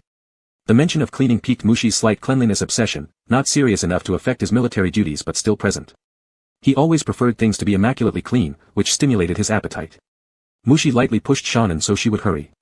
After pressing a quick kiss on his lips, Shonen swiftly stood up and entered the bathroom. Leaning back against the bedhead, Mushi extended his psychic filaments over the entire battlefield, occasionally issuing or executing commands through the mechanical insects. Although these 2 military ships and their attached mechanical insects were registered under the 4th Legion's name, they were all produced on the mechanical planet under Shonen's ownership. They could be considered private property. None of these combat mechanical insects were equipped with artificial intelligence. Without considering the quality of their equipment and armor, they were just empty shells. But under Mushi's control, these empty shells exhibited skills like those of elite female soldiers from the 2 warships. And not just any elite female soldiers, perfectly coordinated, top-notch in tactical awareness, unafraid of pain or death. How long must it have taken to create such a large number of battle mechanical insects? When did Shonen start producing them? A month ago? 6 months ago? Or right after upgrading the mechanical planet? Lazily leaning on the pillow at the head of the bed, Mushi contemplated this when he suddenly noticed the bathroom door open and the damp figure of the female soldier in sleepwear walking out. That was fast. Mushi faintly felt that the timing seemed off. Even though he had let his mind wander thinking about the mechanical insects, how could he have lost track of time so easily? He casually checked the internal panel of one of the mechanical insects, confirming that only a few minutes had passed. A few minutes were enough for an army female to take a shower, but definitely not enough for Shonen to finish cleaning herself properly. Just as Mushi was pondering, Shonen climbed onto the bed, bringing warmth as she leaned closer. Lord! Ignoring Shonen's urgency, Mushi reached under her robe to inspect her. The female's night robe was open, and she went limp at the touch, offering no resistance during the checkup. Immediately, something felt off. Mushi's face darkened instantly. Grabbing the female insect lying on him, adjusting her breathing, he gritted his teeth. "Do you think you're a mechanical insect? You washed yourself so roughly, aren't you afraid of hurting or damaging yourself?" "I don't need your feeding," Mushi exclaimed internally. "Why the rush? Just play with me a bit and I won't feel any pain." In such a situation, Shonen couldn't control every muscle precisely. Her entire body weighed heavily on Mushi's arms. With one hand supporting Shonen steadily, Mushi's other hand touched the uncensored content implying sensitive areas. It was conveying both the female insect's brutal actions and her fervent desires. Mushi couldn't understand why the female insect would act this way despite being hurt, yet still ask him to continue. Wasn't it bound to cause pain? Flipping Shannon over to lie down, another part uncensored, Mushi briefly paused, unsure how to proceed. Perhaps some restorative ointment should be applied to the female insect first. But the redness in her eyes' corners and her pleading heterochromatic gaze made him hesitate. On one side, her soft eyes showed vulnerability. On the other, she demonstrated the strong, dominant nature of a military woman, tightly gripping his hand and refusing to let go. Your Majesty, Lord, Shannon arched her upper body to kiss Mushi's lips, murmuring, I enjoy the pain you bring, I love it very much. Do all female insects feel this way? What a masochist. Do you like it? Mushi thought he shouldn't like it. But given his body's reactions, saying otherwise would seem false. The female insect's pheromones flooded the room, and his hands were smeared with concentrated doses, making it hard not to react. This hadn't always been the case. Regardless of what kind of pheromones, he used to handle them calmly. He remembered Shannon embracing his psychic threads for self-satisfaction while he slept peacefully on a couch several meters away. When did it begin? When did he start reacting to this single female insect's pheromones? Confused, Mushi looked at Shannon without pulling back, letting her catch a proper kiss. As Shannon urgently tried to deepen the kiss, Mushi suddenly grabbed her, pinned her down, and deftly twisted his wrist to skillfully withdraw his hand from her tight grasp.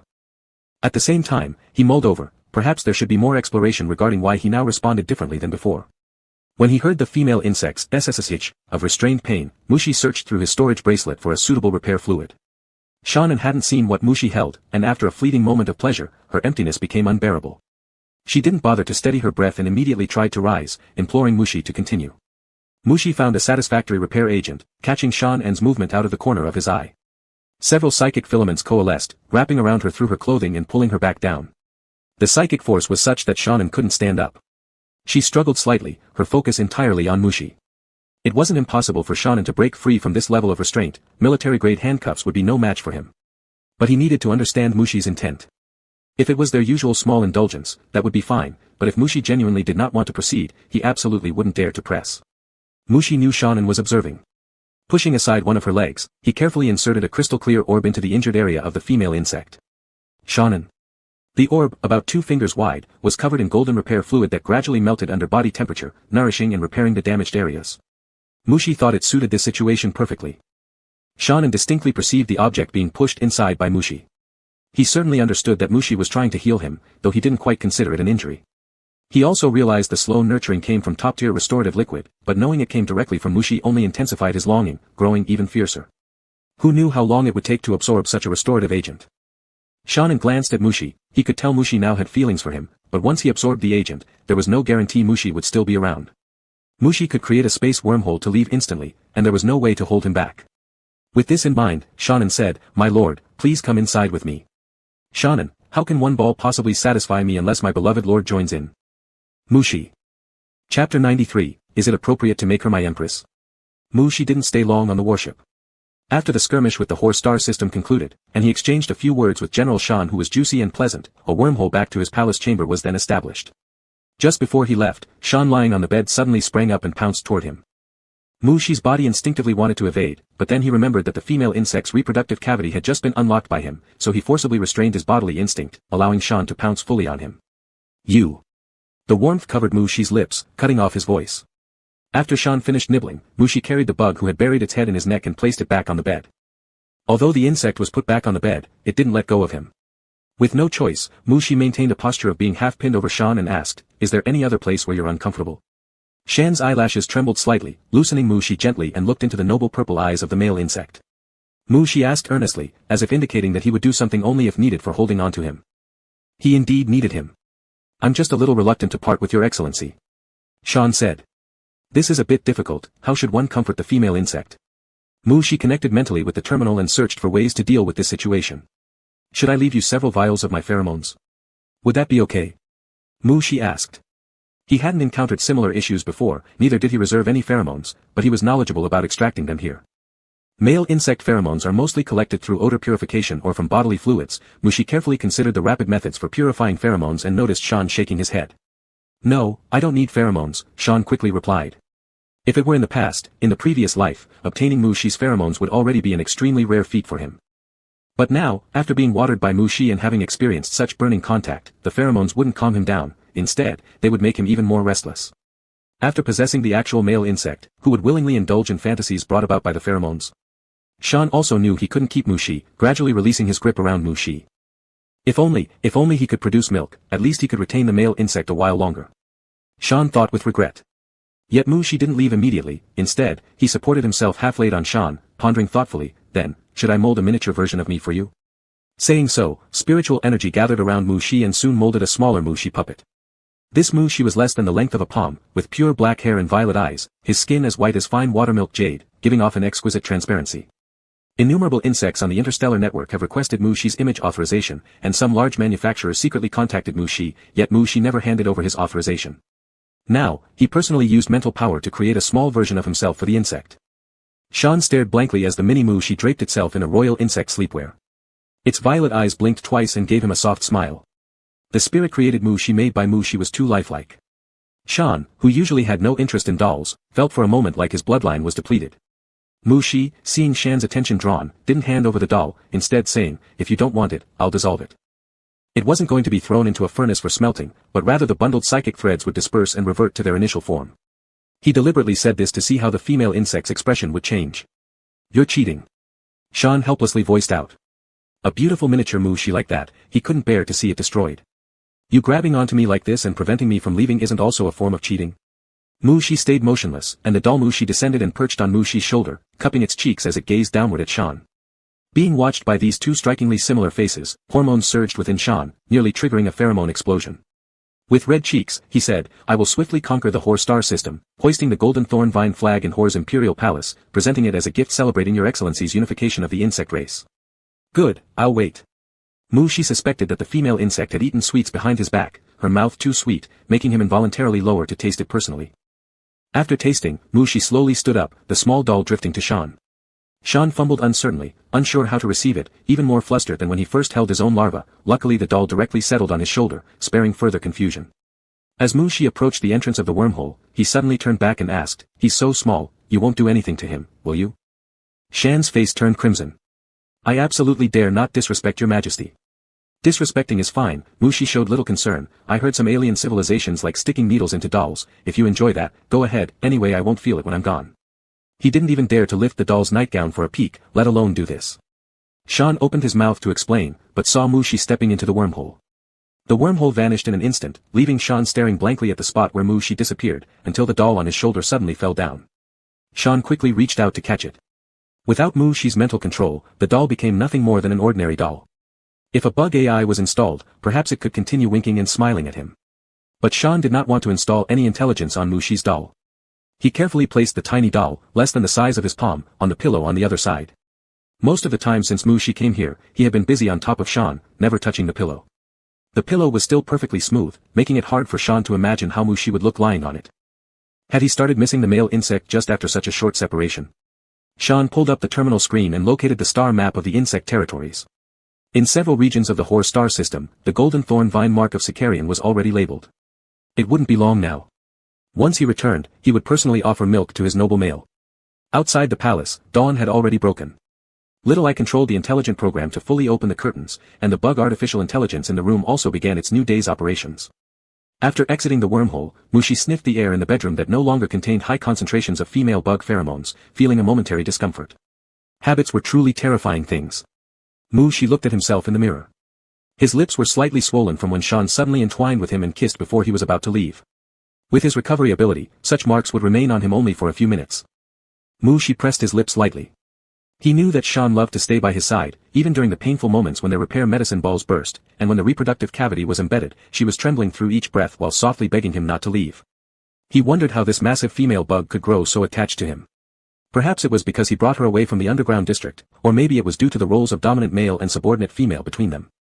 Behind Mushi, spiritual tendrils gathered, those semi-transparent jelly-like tentacles pulled open the wardrobe, retrieving the everyday uniform prepared by Little Eye in advance. The spirit tendrils held the clothes and as they arrived behind Mushi, they suddenly twisted into shape, forming a naked female bug form. This female bug wasn't sculpted into a doll, retaining a semi-transparent, jelly-like texture. Every muscle line of the female bug was shaped exactly as Mushi remembered most vividly. With his memory and crafting ability, of course, there wouldn't be a single trace of error. Mushi looked at the mirror and saw the female bug standing humbly behind him, holding the clothing. It seemed both familiar yet off. Lacking the pair of beautiful heterochromatic eyes and that touchably soft light golden hair, given his level of psychic power, he could certainly create blood and flesh for it, but there was no need. Even if he did, it still wouldn't be the same. They were all products of his mind, and he controlled them far more sensitively than his own hands. Even if the creation looked like Shan, Mushi could at most regard it as himself, and couldn't view it as another bug. The reason why the doll Mushi seemed so lifelike was because the bug controlling the doll then was him. And he couldn't show the adoring affection toward himself that Shan had for him. The entire universe could only have one female bug capable of casting such a gaze towards him, and it was unique and irreplicable. Shan was now too far away from him, beyond his perception range, far enough that multiple wormholes needed to be established for him to reach her. Establishing a wormhole consumed a tremendous amount of psychic energy. Even though absorbing the legacy memory of the home planet boosted his mental strength significantly, he still couldn't support regular trips to the front lines. Yet, his female bug always lacked security. When the Horse star system stabilizes, he would head to the front line. It was more interesting there. Your Excellency, the voice of Little Eye rang in Mushi's mind, there are 2 matters to report to you. Go ahead. The diplomatic minister of the Horse star system sent a message, their queen wishes to speak with you. He privately inquired as well, if you don't wish to talk with the queen, does he have the honor to chat with you? Mushi said, when Sicarian's fleet lands on the main planet of the Horse star system, I'll consider taking some time to have a talk with that queen. As for the foreign minister, I'll chat with him. Little Eye noted down Mushi's decision and continued reporting, the second matter, the council believes General Shan is merely your female slave, and it is somewhat inappropriate to entrust the entire 4th Legion to her. Although Mushi referred to Shan as his queen bug, they were still in wartime, so their roles weren't clearly defined. Plus, since Shan was technically still a female slave, there were plenty of bugs who felt they could replace her. Is it really inappropriate? Mushi was somewhat confused.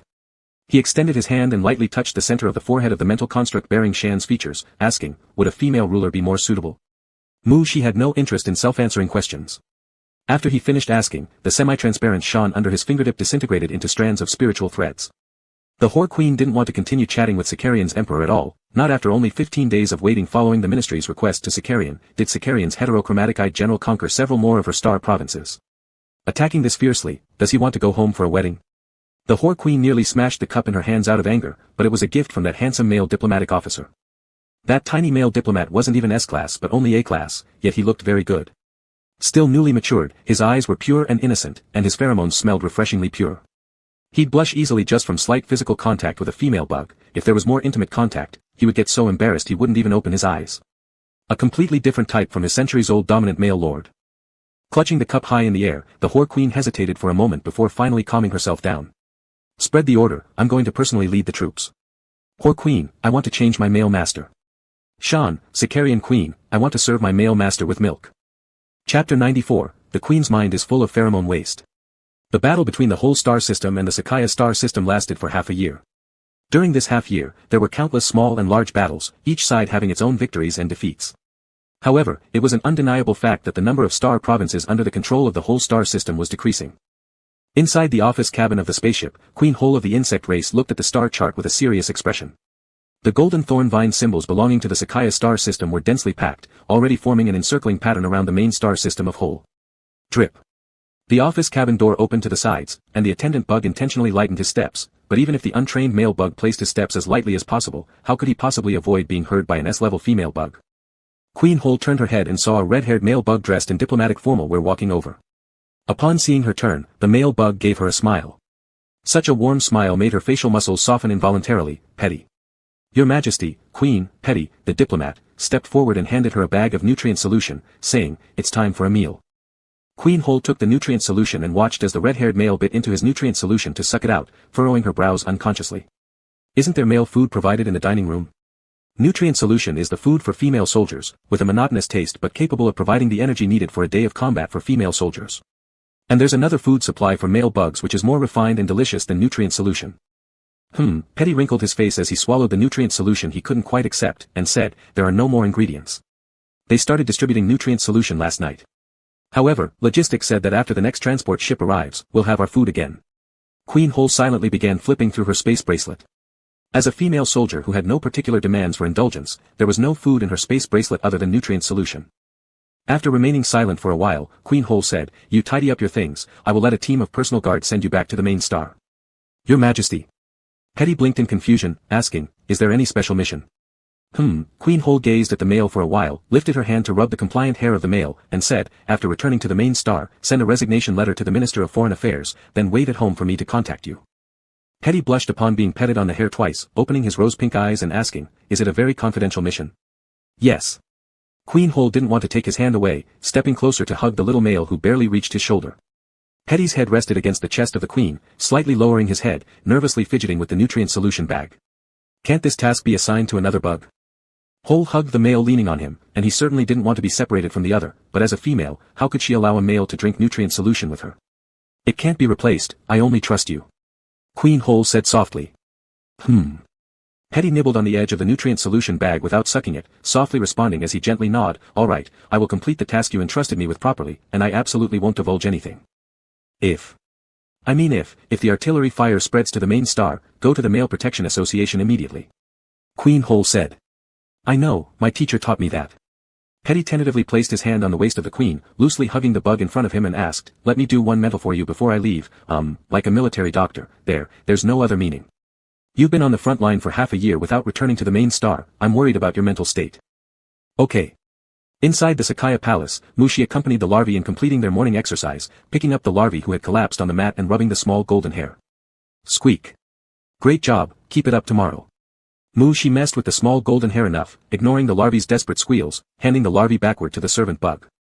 Other parents would encourage their male larvae to practice spiritual power, yet he, as a male bug with top-tier spiritual power, had to monitor his larvae every day because he had a lazy bug larva named Muon who preferred weaving an entire room full of spiritual silk lines rather than moving his body at all. As he watched the servant carrying Muon leave, Mushi pressed the terminal earpiece and said, Little Eye, show me the video footage you just recorded. All right, Your Majesty. A light screen appeared in front of Mushi, displaying a 45-minute recording. Mushi briefly operated on the light screen, revealing several small videos hidden by Little Eye. Little Eye dared not utter a sound. It was the dynamic emoji package that Little Eye had quietly used terminal resources to create, and it never expected that its master could pay attention to its small moves while overseeing the larvae's training and handling official business at the same time. Thus, Mushi saw a series of, holding golden little wings with a look of surprise on his face, Muon, under Mushi's gaze, walking by leaning on the wall with, surrendering to evil forces, written beside him, Muon, lying on the insect crawl frame with an expression saying, baby has it too hard, Muon. Mushi looked at each one, pretty interesting. It should be sent to Shuren to see. It has been over a month since their last meeting. The other party should also want to take a look at the changes in the larvae. However, Shuren was on the front line, which was already deep within the whole star system, where the star network construction was not yet complete and could only be used to transmit important intelligence. Mushi could not possibly use such an important resource to send several dynamic emotes of the larvae, so he started constructing a spatial wormhole. The front line was too far from the palace. Fortunately, there were mechanical planets bought by Mushi at certain intervals, establishing 5 wormhole channels before Mushi reached Shuren's warship. He chose the same landing point, Shuren's rest cabin. However, as for exactly where in the rest cabin to appear, Mushi's mental level wasn't precise enough to achieve that control. Exiting from the wormhole channel, Mushi immediately felt a sense of weightlessness.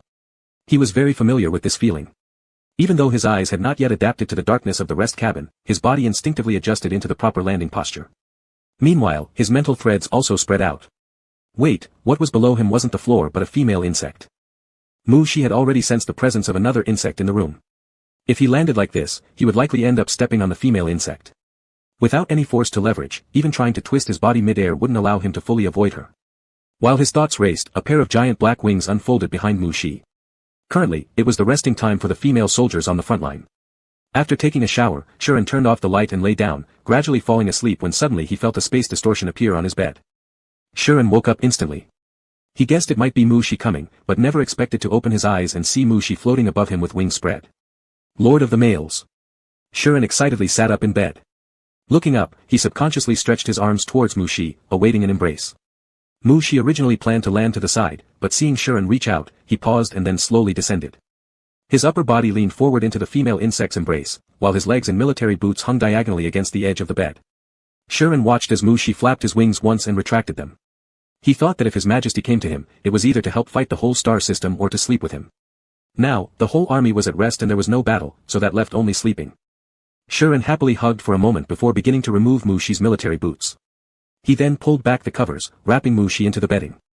Who would want to sleep alone when you can sleep with the Lord of the Males? Lord of the Males, I miss you so much. A month and 9 days already. Being enveloped in the blankets, Mushi didn't have a chance to say anything before the passionate kiss from the female insect fell upon him. Mushi? I came here to show you your larvae, not to sleep with you. She was really not good at rejecting, so he could only wait until the female insect kissed enough, pulling out the light screen and transmitting all the larvae's images and emoticons into the female insect's terminal in one go. Some images of the larvae, Mushi half covered his lips and said, he has gone through the first metamorphosis, and his wings are golden. Shuren opened the light screen, pressed to receive, and then buried his head and started unbuttoning Mushi's clothes with his teeth. Do you not want to take a look? Mushi's fingers inserted into the female insect's hair, slightly pulling up the insect. Shuren didn't care. If he couldn't get a bite, he'd just do it with his hands.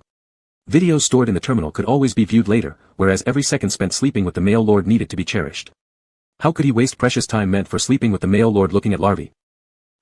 Golden wings, they match his hair color very well. Shuren spoke while leaning forward to peck Mushi's face, hoping to catch the male bug's attention and make him temporarily forget about the larvae to focus more on him. Meanwhile, Shuren's hand subtly pushed Mushi's belt outside the blanket corner. Never mind. As Mushi was kissed to feel a tingling sensation on his face and an itch in his heart provoked by the pheromones from the female insect, he simply let himself forget about the larva having no mother figure during this time. Unbeknownst to Muin, he became an orphan during this time. As Mushi and Shuren slept together, Mushi reviewed intelligence transmitted back from the whole star system, while Shuren browsed the larvae's animated emojis, sneaking touches onto Mushi's leg along the way. Mushi dodged but couldn't avoid it completely, so he simply said, I'll be staying here for a while this time. So, can we continue sleeping? Shuren's heterochromatic eyes sparkled with anticipation. There are still 6.5 star times left before the end of this rest period. They could keep going until the rest period was over. Mushi, it seemed like his queen's brain had been invaded by pheromones after just over a month of separation. If you have the energy, we can discuss the upcoming battle strategy. There's some news sent back from the whole star system, Mushi said. Mushi, are your thoughts completely filled with pheromone waste now? Chapter 95, The Insect Queen. After exchanging communications with the Foreign Affairs Department of the whole star system, Mushi spent the next few days at the front line. Soon, during a battle with the whole star system's army, he received a gift from their ally. The whole insect queen had a mental breakdown. When an insect queen has a mental breakdown, her aggressiveness increases several times and she attacks both friend and foe indiscriminately. In the midst of the battle between the two armies, the sudden onset of indiscriminate attacks by the leader on the other side caused the royal guards of the whole star system to attempt to take the insect queen back. However, the insect queen is S-class and has a personal mech, making them unable to fight. Shan was leading his own troops in the battlefield when he noticed the mech of the opposing insect queen suddenly go berserk. Instinctively, he glanced at the co-pilot beside him. Mushi, dressed in ordinary military attire, was sitting on a floating chair, using spiritual manipulation to control the mechanical insect army. Shan let out a slight sigh of relief. He had personally witnessed Mushi enter the mech of Pullman Quick at the ruins of the mother planet and directly control the insects. If the situation involved the insect queen from the opposing side going berserk, Shan would definitely follow after Mushi, fighting his way through the enemy forces at all costs. It's not that Shan is afraid to charge into the enemy ranks, it's just that he's worried about Mushi. Male insects' bodies are always fragile. With Mushi on his mech, he only dares to bring his troops along for support, focusing his main energy on commanding the battlefield rather than fighting at the forefront like before, leaving his troops behind. Now that Mushi is safe in his mech, and such an unexpected event has occurred on the whole star system side, Shan certainly wouldn't miss the opportunity, giving orders immediately over the internal combat channel. In the vacuum of space, sounds cannot travel, but the crisscrossing artillery fire became even more spectacular. The combat rhythm of the Sakaya army clearly accelerated. The insects of the whole star system also reacted, trying their best to surround the insect queen in the center. Thus, a very interesting scene unfolded on the battlefield. Within the dark blue mech circle of the whole star system, an exceptionally well-crafted mech was indiscriminately attacking everything that came close. Meanwhile, the Sakaya's dark black mech swarm attacked from various directions towards the whole star system's mech circle, as if they were attempting to rescue the surrounded comrade. Shan maintained his speed while driving the mech towards the location of the whole insect queen, simultaneously observing Mushi on the co-pilot seat out of the corner of his eye. Male insect spirit's manipulation range is limited, so he needs to ensure his positional shift does not interfere with Mushi's control over the mechanical insects. His Majesty is focused and undisturbed, His Majesty's profile really looks good. Mushi suddenly turned his head and said to Shan, this is an opportunity, we should attack the home planet directly. Yes. Not to mention occupying the home planet of Hole, if Mushi wanted to directly attack star systems outside the development area of the insects, he wouldn't say no. Also, Mushi sincerely said, Commander Shan, although I am sitting in your co-pilot seat, I won't take away your mech control rights. You don't need to keep looking at me. Shan. Yes. The Sakaya side didn't approach the whole insect queen immediately. They engaged in fierce battles with Hole's fleet, allowing Hole's personal guards to be largely consumed by their own queen. Then, they shot out a capture net. In dealing with enemy queens having a mental breakdown, they are not as hesitant as Hole's bugs who are concerned about harming the queen while capturing her, so a life or death capture method is much easier. Seeing their own queen captured on the battlefield by the enemy insects, whole star system side was shocked and furious. Sakaya's military insects found a special network, inserted, into their mechs, showing extremely detailed battlefield data on their mech screens. Most of these insects belong to the 4th Corps and have experienced one-day operations to seize 5 provinces of the Quick Star system, making them familiar with this secret weapon, which they use skillfully. As a result, the enthusiastic insects of Whole Star System's army encountered the Sakaya army as if they had an analytical boost. Half a month later, the capital planet of Whole Star System was bustling with excitement as spaceships of varying forms, all emblazoned with the golden thorn vine logo, entered the spaceports. They came from various star systems inhabited by insects. Some were insect citizens of Sakaya, others were from Quick or Whole Star Systems, and still others from lesser-known small star systems. No matter where they come from, they gathered here today to attend the coronation ceremony of the king and queen of the entire insect race. Not the king and queen of the Whole Star System, not the king and queen of the Quick Star System, not the king and queen of the Sakaya Star System, but the emperor and empress of the entire insect race. Your Majesty, the coronation ceremony has begun. Dressed in formal attire, Mushi turned to Shan and extended his hand. Let's go. Shan glanced at his own formal wear, which was of the same rank as Mushi's, took a deep breath, and raised his hand to grasp Mushi's extended hand. Nervous? Mushi led Shan as they needed to leave the restroom, cross the hallway, walk past senior officers and representatives of the parliament standing solemnly, and ascend the dais. Shan nodded slightly. My status shouldn't allow me to wear formal wear of this rank. Which status? Mushi asked, the heir to the insect race. My mate? Or do you plan to be just a marshal and then take double pay from both roles without doing any work? Mushi shot an unapproving look at Shan. Is it about taking which salary? Shan opened his mouth to explain but suddenly paused. Your Majesty, what did you just say? Mate? Mushi gave a slight glance at Shan. I am well aware of the hearing ability of S-class female insects. Pretending to have hearing problems won't work. I'm not. Shan stopped speaking as they had crossed the corridor meant only for them, stepping into the hall. Shan swept his eyes over faces familiar or strange, all traces of initial tension vanished. He wanted to clear things up with Mushi now. And mate? Is it really what he thought it was? As Mushi and Shan walked together across the road paved with red exotic beast fur between various insects, Mushi conveyed through mental power inside Shan's mind, if you take the salary of a queen insect without working, I'll let the labor employment center bugs talk to you. The sudden voice in his mind made Shan hesitate for a moment before reacting by pondering how to respond. How could anyone just take the salary without working? He had already been bought by Mushi, his whole self belonged to Mushi. Even if he truly were a mate, he'd willingly volunteer for a lifetime of unpaid labor for Mushi. Mushi sensed Shan's anxiety, leading the way toward the platform while calming him down. If you feel your salary isn't enough to offset the labor you give. Shan had to fight battles, handle governmental affairs, take care of larvae, occasionally even serving as his personal guard, etc. The wages calculated indeed seemed somewhat low. Mushi fell silent for a moment, frowning slightly. It wasn't easy to adjust the salary of the insect queen. Various proposals would need to be negotiated, and with the coronation ceremony already underway, there was clearly no way to immediately change it. Other methods had to be employed. Through spiritual energy transfer, Mushi said, I can give you the emperor's share of the salary too, or reduce some part of your work as the queen insect. No, no, no. Shan's consciousness hurriedly opposed. In his view, the queen insect's job was sleeping with the emperor insect. Reducing it was out of the question, impossible to lighten the workload in a lifetime, overtime was the only way to barely maintain life. Oh. Mushi waited quietly for what Shan would say next. Realizing that whenever he strongly wished to express something, he could transmit the sound outward, Shan quickly focused his thoughts. No reduction is necessary. I apply for overtime. What reduction? He could bear more, please let him be crushed under the amount of work. Mushi raised an eyebrow in surprise, obviously puzzled by the sudden change in attitude from the female insect. However, since they had already ascended the stage and the female insect had indicated she would continue her role as the queen insect, there was no need to ask further. The palace manager, Gordon, knelt on one knee beside Mushi holding a tray. The plate was made of dark star stone, covered with red exotic animal feather padding, and on top of the feathers lay 2 ring boxes wrapped in a golden energy field.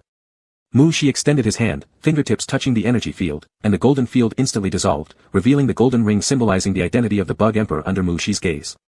Mushi picked up the royal ring. The emperor's royal ring was traditionally worn by the empress queen. At this time, when the crowd watched the emperor pick up the ring himself, no one voiced any objection. Our monarch differed greatly from previous ones who solely relied on the favor of their empress queens.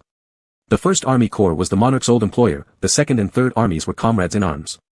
The increasingly prominent 4th Army Corps was personally built by the monarch.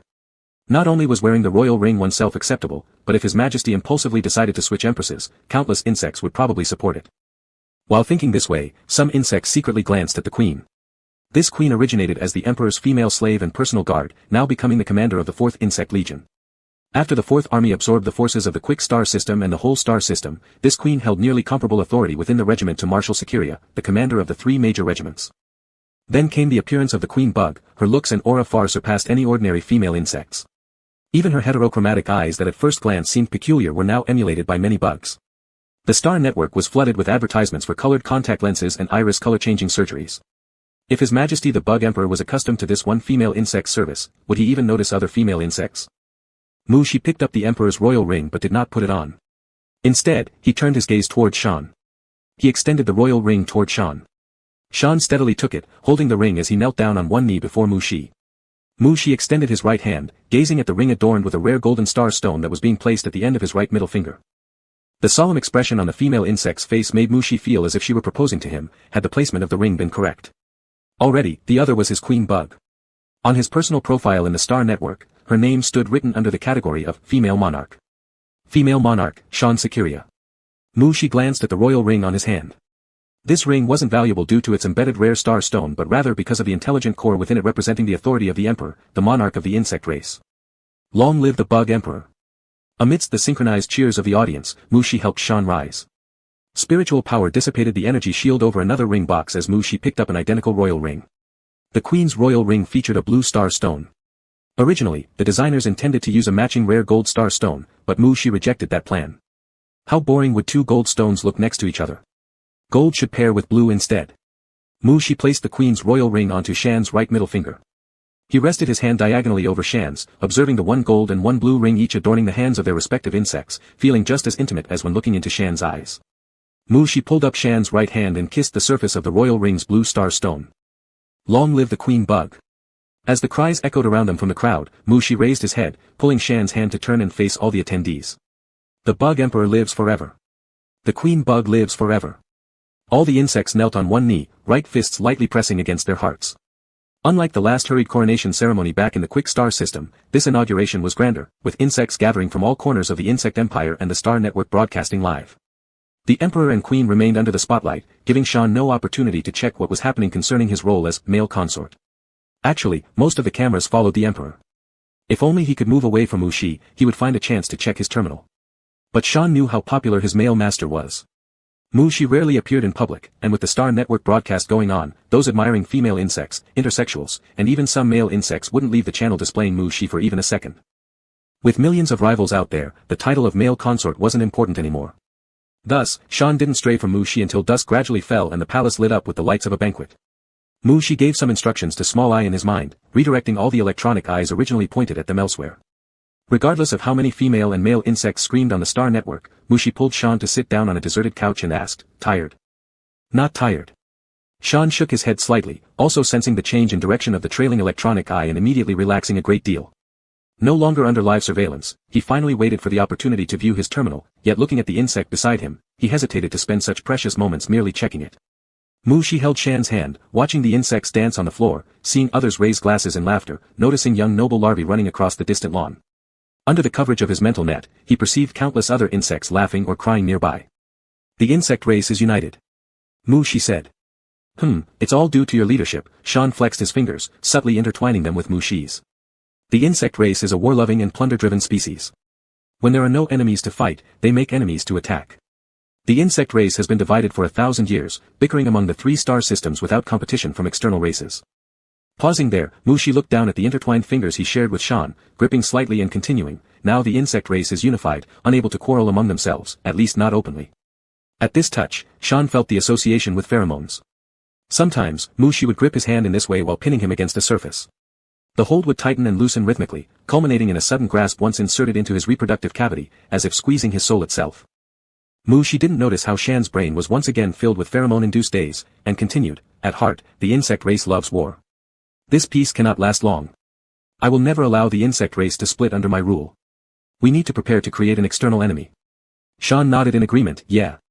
Create. He liked the idea of breeding more insects. Come to Hull main planet, now it's the main planet of the insect race already. When I came here, I spread my mental network and searched around. Coincidentally, not far from the Hull star system, I discovered a fleet belonging to an alien species. Do you need me to lead the bugs to exterminate them? Shan asked, quietly tightening his grip on Mushi's hand. No, Mushi shook his head slightly, not yet. Creating an external enemy is a process. Based on my investigation, they are a species called the aliens, ruled by their overlords and queens who reproduce through parasitism. Their overlord also likes plundering, there's a large amount of loot stored on his ship. As he said this, She suddenly looked at Shan, seriously saying, Queen Bug. Shan startled, instinctively rising and kneeling down before She, please give me your command, your majesty. She hadn't expected such a big reaction but then followed along, commanding, Queen Bug, stop playing with my hand. Shan blinked repeatedly, startled, before weakly responding, yes, as you command. She found the way the female insect blinked her beautiful heterochromatic eyes utterly fascinating, and felt moved within. So, he called out again, Queen Bug. Just as Shan was about to rise, he straightened his posture again and knelt, please give me your command, your majesty. We should have another larva, She said while looking deeply into Shan's heterochromatic eyes. Chapter 96, Bonus Chapter, Mars and Starstone Toys 1. Marshal Morse and Sierre had stayed on the main planet for about half a month. Generals from all factions had gradually returned to their respective star systems for defense duties. As a military official, Morse needed to return to Sakia, but Sierre was a civilian insect officer, and all of his work could be done through the star network. He could stay away for a year or two without issue.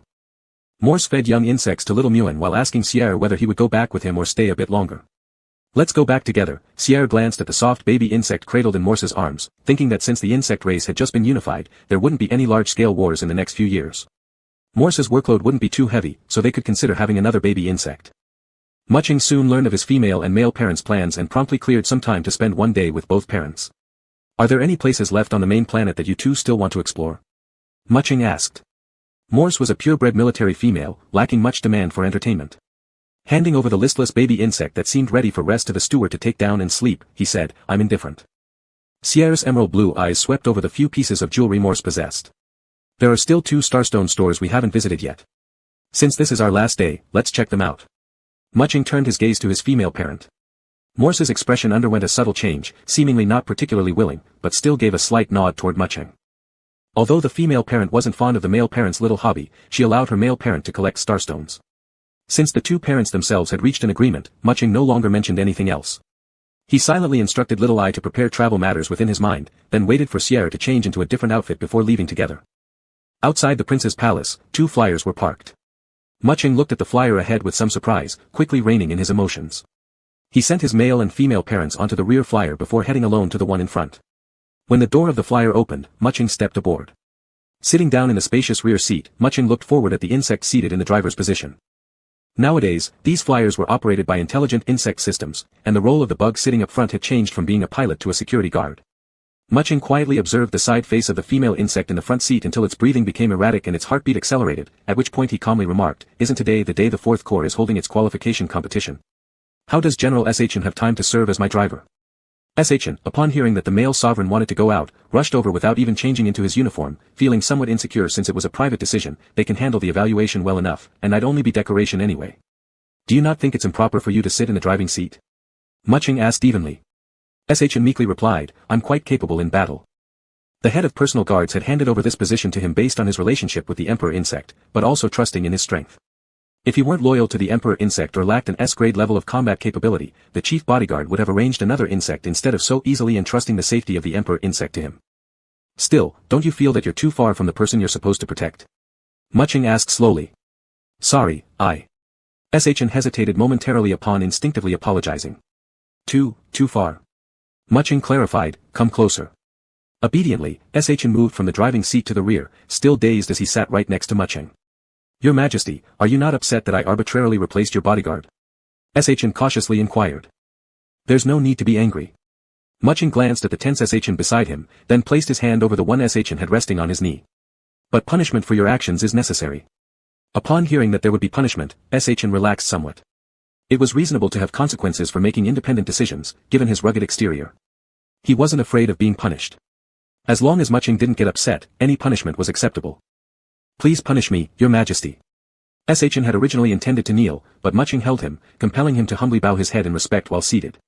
Seated punishment didn't feel sincere enough, so Shan lowered his head further. The bodyguard position you volunteered for isn't paying anything, so forget about receiving a salary. Shan waited for a moment, realizing that this was his entire punishment. Foregoing the salary that he hadn't anticipated getting anyway. This level of punishment felt lighter than when he was initially made to do push-ups and squats. Shan blankly stared at Muching, who noticed and turned to look at him, asking, is something wrong? Your Majesty, can I move closer to you? Even with their arms already touching, how could they possibly be any closer? She thought of a pose even more close to being embedded in the data he had recorded, and instantly glared at Shin. This female bug usually looked very loyal and obedient, so why was she so smooth? It was simply overstepping her bounds. The previous punishment made Shin clearly aware of how indulgent Shi was being towards her. Now, even when glared at by she didn't panic at all. Instead, she moved closer, hugged Shi, rubbing and sniffing against him. You. She was caught off guard as she was pushed down onto the seat, feeling both shocked and a bit flustered. Would this female bug really want to have such an intimate exchange on the flyer? Your Majesty, Your Majesty. Shin softened her voice, calling with an endless and winding tone that wrapped around the male bug thoroughly, filled with satisfaction and joy. With each rising and falling call, Shi's ears turned red. Calling like that, anyone who didn't know would think Shi had done something to her on the flyer. You also said I should get closer. If danger arises, your subordinate could protect you faster. Shi turned his head away and ignored her. Just make it up as you go along. Keep rubbing like this, and when there is a real attack, manage to stand up without losing balance. Shin enjoyed the feeling of holding Shi tightly with her whole body, warming him with her own temperature. Just as if during these close moments of contact, Shi was entirely wrapped in warmth, this was the warmest moment. Of course, Shin didn't dare to get too out of line, at most just hugging through clothing, carefully avoiding areas that could trigger uncontrollable consequences. It wasn't because she feared Shi getting angry and attacking her, rather, she was afraid of not being able to control herself, creating chaos on the flyer. Later, when Shi tidied his clothes to accompany his parents to the Starstone shop, leaving her inside the flyer, she wouldn't be able to find any comfort. Perceiving the imminent arrival at Sierra's desired Starstone store, Shi lightly pushed off the female bug on top of him. Shin wisely stopped clinging and got up first, neatly arranging Shi's clothing, then adjusted her own military uniform. Little I had already communicated with the Starstone store earlier. As soon as the flyer arrived at the building where the Starstone store was located, a wall opened to reveal a dedicated passage. The royal flyers smoothly flew into the passage one by one. After passing through a short tunnel, Shi's flyer stopped at a suspended platform. As the door opened, Shi and Shin got out of the flyer, stepping onto the floating platform. The floating platform rose slowly until Morse and Sierra walked up onto another floating platform behind them. Neither Morse nor Sierra showed any special reaction to having an extra companion, they exchanged polite smiles upon greeting, and then the two platforms jointly moved toward a reception entrance. Inside the Starstone store's private box, the male owner, accompanied by a group of sub-female attendants and dozens of mechanical bugs, waited. As soon as the hidden door opened and the store owner saw those famous amethyst eyes revered endlessly on the Star Network, he suddenly shuddered and hurriedly welcomed them forward. King Bug, Queen Bug, General Sakia, and President Mo Fei. The owner performed 4 bows consecutively, so much so that his legs went soft afterward. He had seized the opportunity to move his entire clan to the main planet. This Starstone store had only been open for less than half a month, yet he had never seen such distinguished guests before. Shi instructed the owner to serve Sierra. Sierra gave Shi a slight nod and sat down with Morse on a sofa chair, deftly asking the owner for the in-store light screen panel. Sierra's fingers swept across the light screen, finding the classification of emerald green starstones, intently selecting the ones she liked. Shi wasn't particularly interested in starstones, but since he came to accompany his male and female parents, he brought Shin to sit down on another sofa chair. Shin also dragged the light screen floating on the table closer, leaning near Shi while watching together. Which kind of starstone do you prefer? She currently possessed a lot of star coins, so much that she didn't even know how to spend it. She could certainly buy various starstones for His Majesty.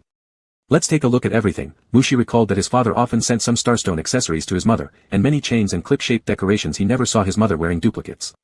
He planned to choose some starstones to design several sets of accessories for Shin. The male owner ran back and forth several times before leaving only a few sub-female waitresses behind to keep company, quietly retreating with the mechanical bugs to fetch the starstones chosen by the guest bugs. Most of the time, males repelled other males, and staying around for too long easily bred ill will. As for approaching those 2 female marshals, never mind, both their male masters were present. He didn't want to end up dead trying to join them. Morse and Sierra weren't like Shi and Shin who almost rested heads on heads while looking together. Marshal Morse sat far away, picking up a glass of juice served by the attendant, sipping cup after cup. Mechanical bugs had already fetched the pre-selected starstones for Sierra. On trays lined with dark black beast feathers, there were all green starstones. Marshal Morse sipped juice of unknown flavor, catching from the corner of his eye Sheer picking up a starstone to examine it carefully. He was far too familiar with Sheer's habits, judging almost instantly how the male bug's pale fingers would glide over the starstone and decide what kind of jewelry it should be crafted into. As Sheer's fingers moved across the starstones, Morse felt his breath almost stop. Each time Sheer placed one down, Morse would take a short breath before holding it again for the next piece, caught in an endless cycle. Some starstones were left behind, others were taken away by the mechanical bugs, and while Sheer only selected a few, Morse nearly collapsed from exhaustion just watching. Finally, he forced himself to no longer pay attention. Just as Morse refocused all his attention back on the juice, Shear spoke, "Morse, take a look at these starstones. Do you like them?" Morse had no choice but to put down the juice and walk over to Shear. "Whatever the master selects suits me fine." Sachin glanced several times toward Marshal Morse, finding the breathing pattern and overall behavior rather abnormal. Was it because Shear's chosen starstones were too expensive? She patted Sachin's hand to bring her back to focus. His father's fascination with starstones was partly due to the indulgence of his mother. They willingly engaged in their respective pursuits, so there was no need for intervention. At this moment, the starstones she selected were also brought over, a few pretty small ones, along with an especially large one. The main color of the big starstone was white, its upper half mixed with specks of gold and blue, sharp-edged. The small starstones could be made into cufflinks, and the larger multicolored one, she planned to carve something from it, such as Sachin's mech. Holding the palm-sized white starstone, Mushi suddenly noticed a gaze fixed on his hand and looked up to see his mother staring intently. "Mother, do you want this starstone?" Mushi asked. He wasn't particularly set on making Sachin's mech miniature from it. If his mother wanted it, he'd gladly give it to her. Upon hearing this, Shear looked over at Mushi's hand, slightly surprised by the sight of the starstone. She then turned to Morse with a questioning expression. Morse pursed his lips. "This one is for me. If there's anything else you want, tell your mother, she'll buy it for you." Mushi naturally agreed, placing the starstone back on the tray and letting the mechanical insect deliver it over. Shear's gaze shifted between the starstone and Morse, taking some time before refocusing on the starstones displayed on the light screen. Morse maintained his composure, instructing the attendant and servant insects to wrap and pack the starstones properly. Seemingly losing patience this time, Shear quickly skimmed through the starstones on the light screen, hastily selecting a few and paying for everything via StarNet, ordering the mechanical servants to wrap them all. On the return spacecraft, Morse sat straight-faced, while Shear checked the starstone stored in her storage bracelet. That particular starstone wasn't there, it had been blocked by another insect when transferring gifts. Shear turned toward Morse. "Let me see that starstone." Morse took a deep breath, retrieving a white gift box from his storage bracelet. His hands were noticeably less steady than usual as he handed it over to Shear. Shear didn't notice these details, taking the box and immediately opening it, extracting the multicolored starstone inside. The starstone was much larger than his palm, very irregular, with many sharp edges. "Do you like this type?" Shear played with the starstone as he questioned. "It can be cut into multiple pieces." Morse's voice trembled slightly, almost imperceptibly. He knew Shear disliked excessive embellishment on starstones, favoring their natural form. The possibility of agreeing to cut this starstone into multiple parts was slim. Shear didn't respond verbally, lightly running his fingertips over the sharp edges, his brow furrowing slightly. Morse understood the male bug's dissatisfaction with this starstone. While Shear liked using certain starstone creations on him, they had to be appropriately sized and smooth-edged. Only young females and males would recklessly pursue excitement without thought. Morse pondered his son, confused why Sachin hadn't pleaded or said something soft. Using such a starstone would surely cause injury. With a somber face, Shear returned the starstone to his storage bracelet. Morse instinctively reached out to seize it. However, mindful of the sharp edges and fearing he might cut his hand during the struggle, Morse slowed just a step behind and let the starstone get stored away. Shear glanced at Morse's sheepish retracted hand, somewhat irritably saying, "I'll think of a way for you to use it." Morse didn't wish to use it at all, but seeing Shear's clearly displeased expression, he didn't dare say more. The silence lasted throughout the journey until the craft stopped inside the palace, and only then did Morse hear Shear quietly ask, "Do you not like the starstone jewelry I made?" How could he possibly like those things? Faced with Shear's somewhat eerie and low mood, Morse forcibly swallowed the words that had risen to his throat and said, "Anything used by the master, I like. True, every time I pulled out the starstone chain, you always tried hard to hold on to me. How could you not like it?" Shear's voice was soft, as if he were merely convincing himself. Morse's ears flushed red in an instant, for the first time regretting his S-class hearing as a female bug. What was all this about holding on desperately? That was just a normal physiological reaction. Shear composed himself and didn't rush to get off the spacecraft. He tilted his head and asked Morse, "I found a very beautiful pair of emerald green starstones today. What accessories would you like to use them for?" At this point, not only Morse's ears burned, but his whole body heated up. Morse avoided looking into Shear's eyes, awkwardly opening his mouth. Breast clamps, perhaps. Morse also knew about the two starstones mentioned by Shear. He'd spent an exceptionally long time playing with them in his hands. He understood what Shear wanted to do and was simply going along with his partner's ideas, knowing this would please him greatly. Good. Seeing the upward curve at the corner of Shear's lips, Morse realized he'd said the right thing and inwardly sighed in relief. Shear stood up, and the door of the spacecraft opened before him. Standing in the doorway, the wind outside lifted a strand of hair from his forehead. He turned back and said, "I will try my best to finish them before nightfall so you can use them tonight." Morse, who had just gotten up, almost lost his balance and fell back down, but his impeccable training helped him stabilize, allowing him to barely force a smile at Shear. There's no need to rush like this, there really isn't. The two descended from the spacecraft together, and Morse quickly reined in his emotions, appearing once again perfectly meticulous in the eyes of others, a true field marshal. Unaware of the inner turmoil within Morse, Shear thought that since Morse liked young ones, he should discuss with him having another offspring after returning to Psyche. And if they were to have an offspring, they needed to carefully prepare for conception. It wasn't easy for top-tier insect races to procreate, otherwise, they wouldn't have only these few children after decades of marriage. Each preparation for conception involved significant effort, life routines, diet, psychological and physical examinations had to be strictly planned. Thus, the opportunities to use starstones became inevitably scarce, and every day must now be treasured. As Shear walked, he browsed through the starstone pieces in his storage space, deciding to use the ones Morse favored tonight. Morse, I don't like any of them. Really? Chapter 97, Bonus Chapter, Xiong Father's Starstone Toys 2. Hill was not always fond of collecting starstones to make accessories. In the early days after his marriage to Morse, he was all about putting things into practice himself. During those first days of their marriage, the two bugs were almost glued together every day, with Hill mostly sticking to Morse. Morse didn't refuse Hill's intimacy, and once their pheromones intertwined, the two could be found rolling around in various places at home. Morse was Hill's guide during his awakening, giving Hill special feelings for him. During that time, whenever Hill saw Morse, his pheromones would become particularly active, converting into thoughts like, so handsome, want to have sex. At the beginning, Hill never expected that Morse would become his awakening guide. Before Hill's awakening, he and Morse already had a prearranged engagement. This engagement was not merely an alliance between two top nobles, they also had a pretty good private relationship, the kind where one would tutor another in lessons hand by hand, occasionally even agreeing to jointly pilot a mecha in the arena. Though their friendship was great, there was no need for Morse to act as Hill's awakening guide. During a male bug's awakening, being stimulated by pheromones makes the mind focus only on mating desire. For female bugs encountering a male who is driven purely by pheromones and has no practical experience, it certainly wouldn't be a pleasant experience. Hill thought the only noteworthy aspect of his awakening would be the advanced pheromones. For ordinary bugs, high-level male pheromones might be rare, but for nobles of their rank, such pheromones were not difficult to obtain. Moreover, the engagement was already set, and Morse did not lack this single opportunity to absorb Hill's pheromones. Generally, for males of their status undergoing awakening, it was common to find a female or sub-female bug of high rank yet average family background to serve as the guide. The parties would negotiate in advance whether the guide would later become a female servant, female slave, or just take a nap and part ways. Of course, negotiation is one thing, and how it's actually carried out can be quite different.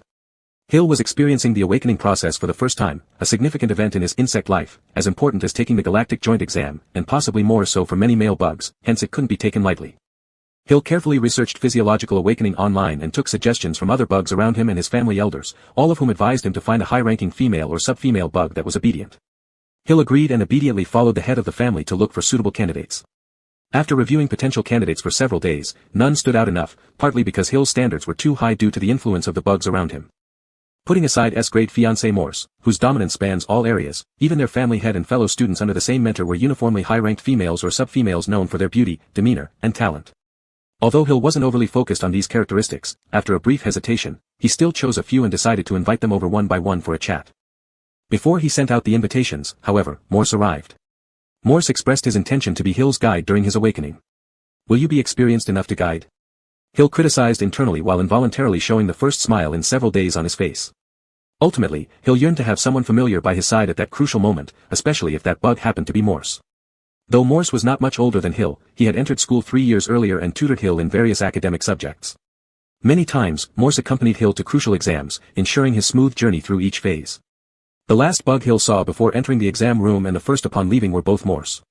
Morse had consistently been by his side. Physiological awakening is one of the most important tests in a bug's life, and if Morse could accompany him through it. Hill suddenly felt a sense of reassurance as the anxiety associated with approaching transformation vanished in an instant. Back then, Hill was still a B-level male bug, though rumored to have A-level potential, which only made him nervous since such concerns couldn't be outwardly expressed and had to be silently endured. Morse was already an S-level female bug. If Hill failed to awaken as an A-level male, regardless of whether Morse's family intended to break the engagement with the Morphe family, Hill would feel he'd held Morse back.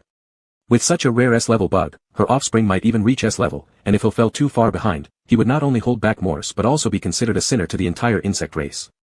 Now, standing before him, Morse declared his intent to be Hill's guide, accompanying him through this physiological awakening examination in the most intimate way possible. Not only did Hill cease to feel anxious, but he even believed he could ace it. As for the amount of distress Hill might cause Morse during physiological awakening when dominated by pheromones, Hill didn't think it would be an issue. Hill couldn't possibly beat Morse, no matter how much Morse held back during their spars.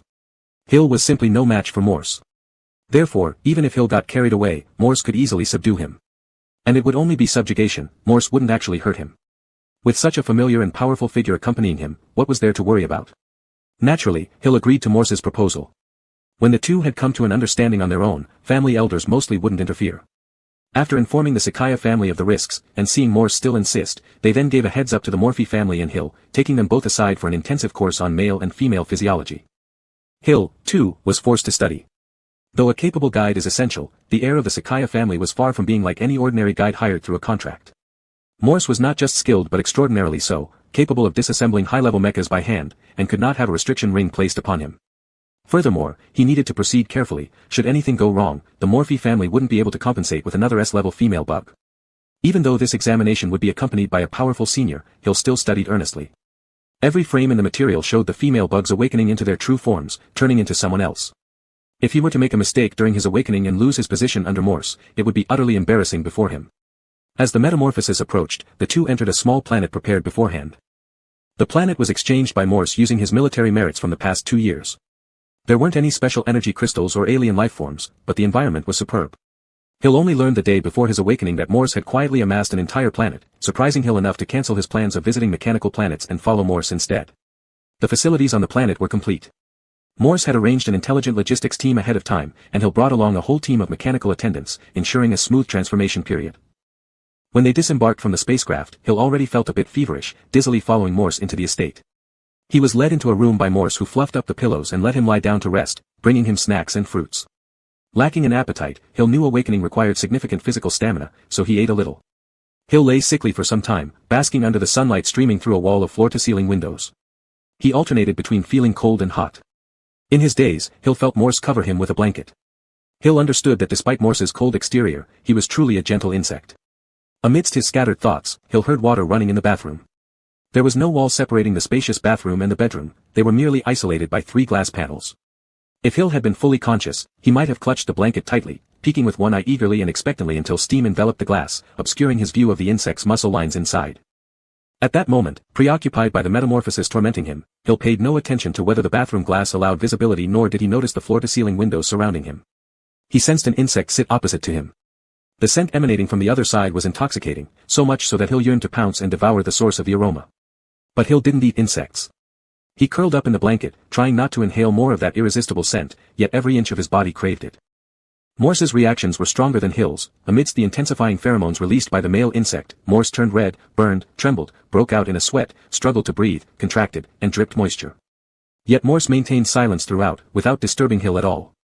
Hill felt his psychic energy uncontrollably moving towards the insect across from him, wrapping layer upon layer around him. These energies were his eyes, his hands, his mouth, his newly awakened form. Hill opened his eyes. He saw Morse sitting across from him, eyes closed.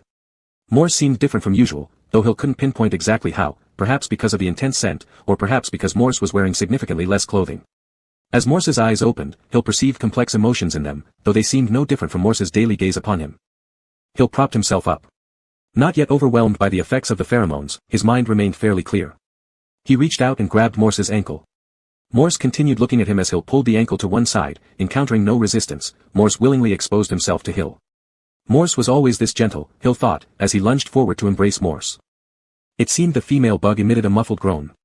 Focused on listening, all Hill could hear now was the sound of waves lapping. Morse loosely held him, her warm palm intermittently gliding over his back, carrying the power to soothe an insect's heart. This inspired Hill to snuggle closer to Morse. Hill briefly reflected that Morse smelled good and radiated warmth, but squeezed him too tightly, making him quite uncomfortable. Later, the sound of water splashing changed its tone, becoming faster and more chaotic. Much later, Hill recalled the scene of his awakening, always feeling that Morse was too hard yet too soft. Too hard for never yielding a bit, even crying without asking him to stop or slow down, too soft for indulging him excessively, allowing an S-level female insect to be bullied. During the awakening period, Morse really had been tormented enough by Hill, though Hill himself wasn't in much better shape either, frequently requiring a recovering Morse to clean him up. For the first year after their marriage, Hill didn't take a liking to starstone jewelry, and if he bought some starstones, it was only for serious crafting into accessories by bugs. Until Morse went on a mission to a remote star system and wouldn't return for a long time, Hill idly wandered through the galactic web, eventually connecting with various circles. Even if the flavor was described so deliciously on the galactic web, Hill wouldn't jump directly into action. He attempted customizing some relatively friendly-looking accessories, waiting for Morse's return to experience them together. Hill's original thought was pretty straightforward. Indeed, he only customized 1 or 2 pieces, but with Morse taking so long to come back, some of his ideas began to veer slightly off course. When Morse returned from the mission, promoted in military rank, he wore the officer uniform home. Seeing the insect, Hill embraced Morse, pouring out his longing. In the middle of expressing his feelings, the clothes of both insects gradually decreased.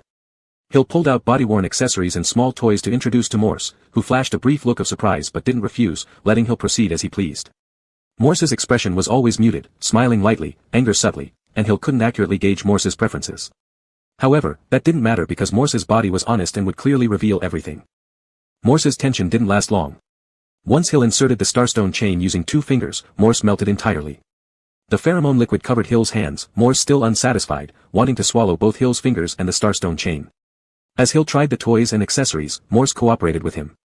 With the help of these starstone artifacts stirring emotions, when Hill engaged fully, he received an overwhelmingly enthusiastic Morse compared to usual. Afterward, refusing to let him go was instinctual for Morse, whose usually composed demeanor transformed into something far more passionate and reluctant to part. Hill had never seen such an impassioned and unwilling to let go Morse before, finding the novelty irresistible. S-level female bugs and A-level male bugs operated under different standards for stamina. Usually, Hill would have to battle tirelessly for 2 days to get Morse to this state. Hill wanted to give Morse the best experience possible, seeing Morse's pleasured state urging Hill to pull out other custom-made starstone accessories for yet another cycle of emotional stimulation. Morse would never actively tell Hill which positions or accessory toys he preferred, leaving Hill to judge for himself and act accordingly. The sets of accessories and toys were swapped repeatedly. Each time Hill and Morse stepped out, Hill adorned Morse with carefully selected jewelry, some on the clothing, others beneath, all based on the day's activity schedule and Hill's momentary fancy.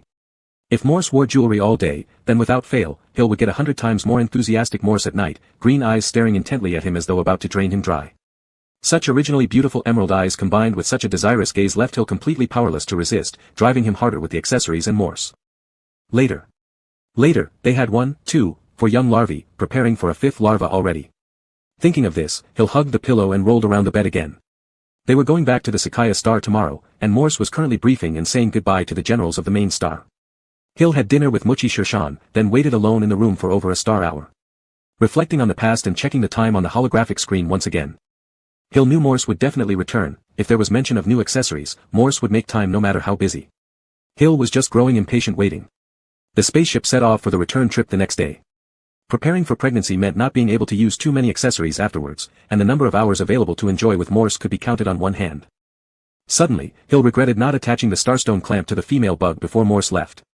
He'd done it before, where the female could simply wear a loose outer garment to cover up. This way, once she returned, they could start right away, giving Morse more experience while saving time. What a perfect idea. The more Hill thought about it, the more sense it made. This time Morse was only taking care of some business, and wearing 2 pairs of starstone clamps wouldn't interfere with anything. Just as he was thinking this, Hill heard the door creak open. Turning around, who else but Morse stood there in a perfectly pressed military uniform. Hill tossed the pillow aside and sat up, rummaging through his storage for starstone accessories and toys. In mere moments, the bed was covered with them. Morse had initially planned to wait outside until dawn before returning, purely out of reluctance to disappoint Hill, which is why he hurried back so quickly. Little did he expect Hill to greet him with such an exciting scene upon his return. Morse almost fainted from shock and thought about fleeing the room. Hill called out, "We don't have much time left, so you should pick the ones you like." Morse closed the door behind him, then stiffly walked forward. Meanwhile, Hill was already busy picking things himself, saying, this one, and this one. "Do you like them?" Hill wasn't trying to decide for Morse, but he knew that Morse often got nervous around starstone accessories, so showing initiative would help relax him. Morse's face turned crimson as Hill handed him starstones, knowing that if he nodded, the male insect would use every single one on him. Still, he tried hard to overcome his embarrassment and make a selection. He discarded extras that served similar purposes, also removing overly complex ones that required too much time. After sorting for what seemed like half a day, Hill finally packed away the unused starstones, then took out the few selected by both Morse and himself, ready to get started. Morse compliantly removed his top and let Hill bind him elegantly with the exquisite starstone chain. Hill's skillful hands tied patterns that were not only beautiful but stimulating for insects. Even just being bound, Morse felt his pheromones beginning to surge uncontrollably. Hill could tell Morse was gradually getting into the right state. He didn't rush but slowly pulled out a pair of starstone clamps made earlier, approaching Morse's raised chest. Morse turned his head as Hill's gentle hands searched for the optimal position, tolerating the ticklish sensation like tiny organisms nibbling at him. "Do you really like these starstone accessories that much?" It was the first time Morse asked this so straightforwardly, genuinely stunned by the entire bed filled with starstones Hill had brought out upon entering the room. To be honest, Morse found it hard to even call them accessories. These starstones never decorated anything else, they solely adorned him, without any coverings. Isn't it obvious you're the one who likes them? Hill adjusted the position of the starstone clamp, squeezing lightly at the speck of red amidst the emerald-green starstones derived from Morse. Morse's breath hitched momentarily, waiting anxiously for Hill to adorn him with other starstones. Once Hill moved away, Morse caught his breath, trying to argue, I don't. I'm not that fond of them. Is that so? Hill seemed surprised at Morse's claim. He put down the accessory he had prepared to place on Morse and picked up another string of starstones. Morse clearly knew where this starstone chain would go. His breathing changed, yet he still watched helplessly as Hill bent over, handling the chain. Made up of many linked starstones, the chain's first bead was small and round, easily slipping into its desired position. Oh, there's already so much pheromone fluid, Hill feigned surprise. Morse had already closed his eyes, no longer responding. After decades of intimate contact with Hill, his body was fully controlled by the male insect, it resisted no temptation, whether it came from the male bug itself or the male bug's starstones. As the sky began to brighten, Hill gently embraced Morse, carefully removing the remaining starstone accessories still attached to the female insect's body. Looking toward the silent female insect resting against him with her eyes closed, Hill softly said, I've thought about it. This time, I'll listen to you. If you say you don't like them, then we won't do it. Morse opened his eyes in confusion, not because he was mad at Hill but truly tired, needing rest to recover strength. He adored Hill, whom he had admired for half his life. Even when Hill once wore him out to the point of losing control, after regaining his senses, he always calmed the flustered Hill first. The master would never quarrel with him over a few starstone accessories.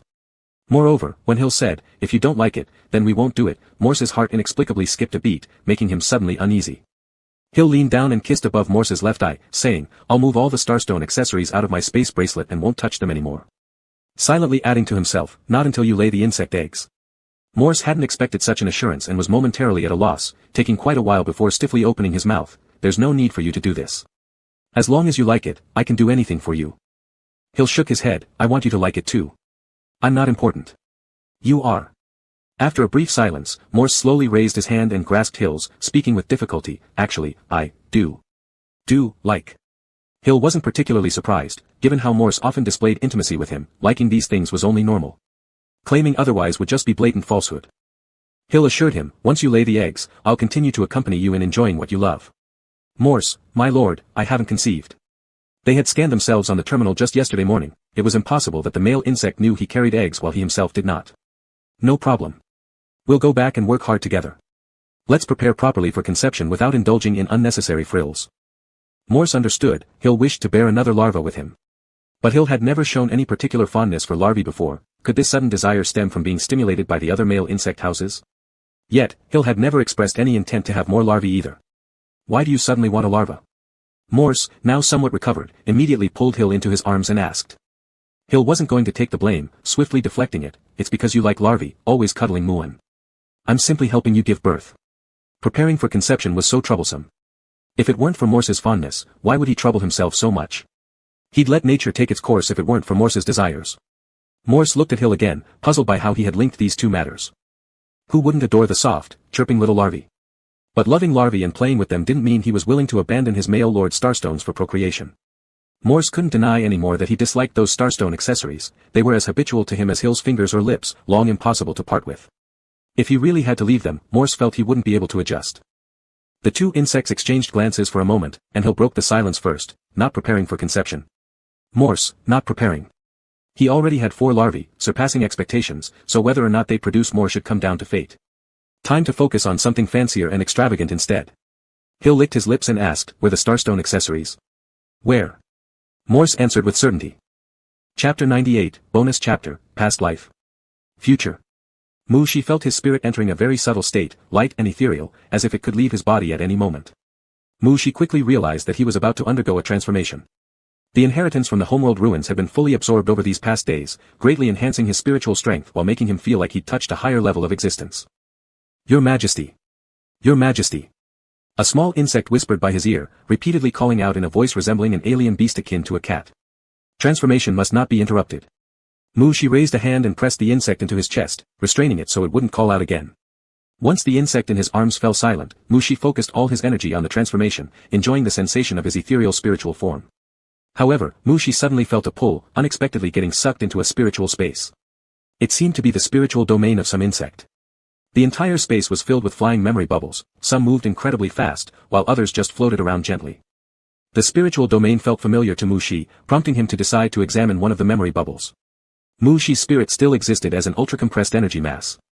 For now, he didn't contemplate altering its state but extended a spiritual tentacle from the energy core, poking it into a nearby bubble that hadn't moved much. Inside, he saw Xuan wearing guard attire, surrounded by many female soldiers who seemed to be doing daily training exercises. Xuan appeared to sense something, slightly turning her head toward the direction where Mu Shi's spiritual tentacle had entered. Before she could look further, Mu Shi retracted the tentacle. Once the spiritual tentacle returned inside his spirit body, Mu Shi had confirmed this to be Xuan's spiritual domain. Given how light and floaty his spirit felt earlier, and since Xuan was close by, it made sense that his own spirit had been drawn into hers. Mu Shi faintly sensed some kind of attraction within Xuan's mental space and began moving through it, minimizing his size as much as possible to avoid disturbing anything. Carefully, he navigated through the numerous memory bubbles. If his spirit accidentally punctured one of the bubbles and was spotted by Xuan, it would inadvertently alter Xuan's memories. This was more tiring than dodging lasers. If lasers were involved, Mu Shi could create a wormhole to absorb them, but he couldn't afford to erase Xuan's memories. Unable to locate an exit, Mu Shi grew curious about what Xuan was thinking so intently about. Just then, a memory bubble flew near him, and Mu Shi followed it closely. His spirit clung to the bubble, extending another tentacle into it. Male Lord. Male Lord. Low whimpers echoed in Mu Shi's ears. He discovered he was no longer in the form of a spiritual tentacle but appeared as his original male insect form, clad in a lieutenant general's uniform. He observed a resting pod filled with white spiritual threads, under which lay Xuan, bound tightly by those threads. Meanwhile, he himself was engaged in deep physical interaction with her, able to vividly perceive the warmth, moisture, and depth of the interaction. Mu Shi quickly determined that this was Xuan's memory from when she first experienced her biological awakening. He also realized why he wasn't present as a spiritual tentacle here, because this particular memory included him. The female bug already sensed his pause in movement and opened her eyes to look at him. Male Lord. Mu Shi examined the female in this memory, feeling momentarily disoriented. Had he truly tortured Xuan to such an extent back then? Now wasn't the time for nostalgia. Seeing the female seemingly about to call him again, Mu Shi immediately acted based on his awakening reactions at the time. Her unspoken words shattered into an altered wave of sound. Unlike Lieutenant General Mu Shi, who initially only knew how to fumble during his first awakening, Mu Shi was now deeply familiar with Xuan after having explored her countless times. His perception was methodical now, every depth, frequency, and location of touch was meticulously planned. Soon enough, the female lacked the strength to question him any further. Outside the memory bubble, Mu Shi's main spiritual entity immediately chose to disconnect and leave. He didn't want to excessively alter Xuan's memories, so the fragment of consciousness attached to the spiritual tentacle needed to remain in the bubble, at least long enough to complete the replay of that specific memory sequence. Mu Shi had considered the possibility of encountering his own self within that memory bubble before poking it, and he was prepared to let the segment remain within to complete the cycle. But Mu Shi never imagined he'd have to enact such a scene. How could he have known that Xuan's brain was perpetually preoccupied with thoughts like these? With that in mind, Mu Shi moved even more cautiously to avoid the memory bubbles flying around. Who knew which of these contained scenes of him pleasuring the female bug?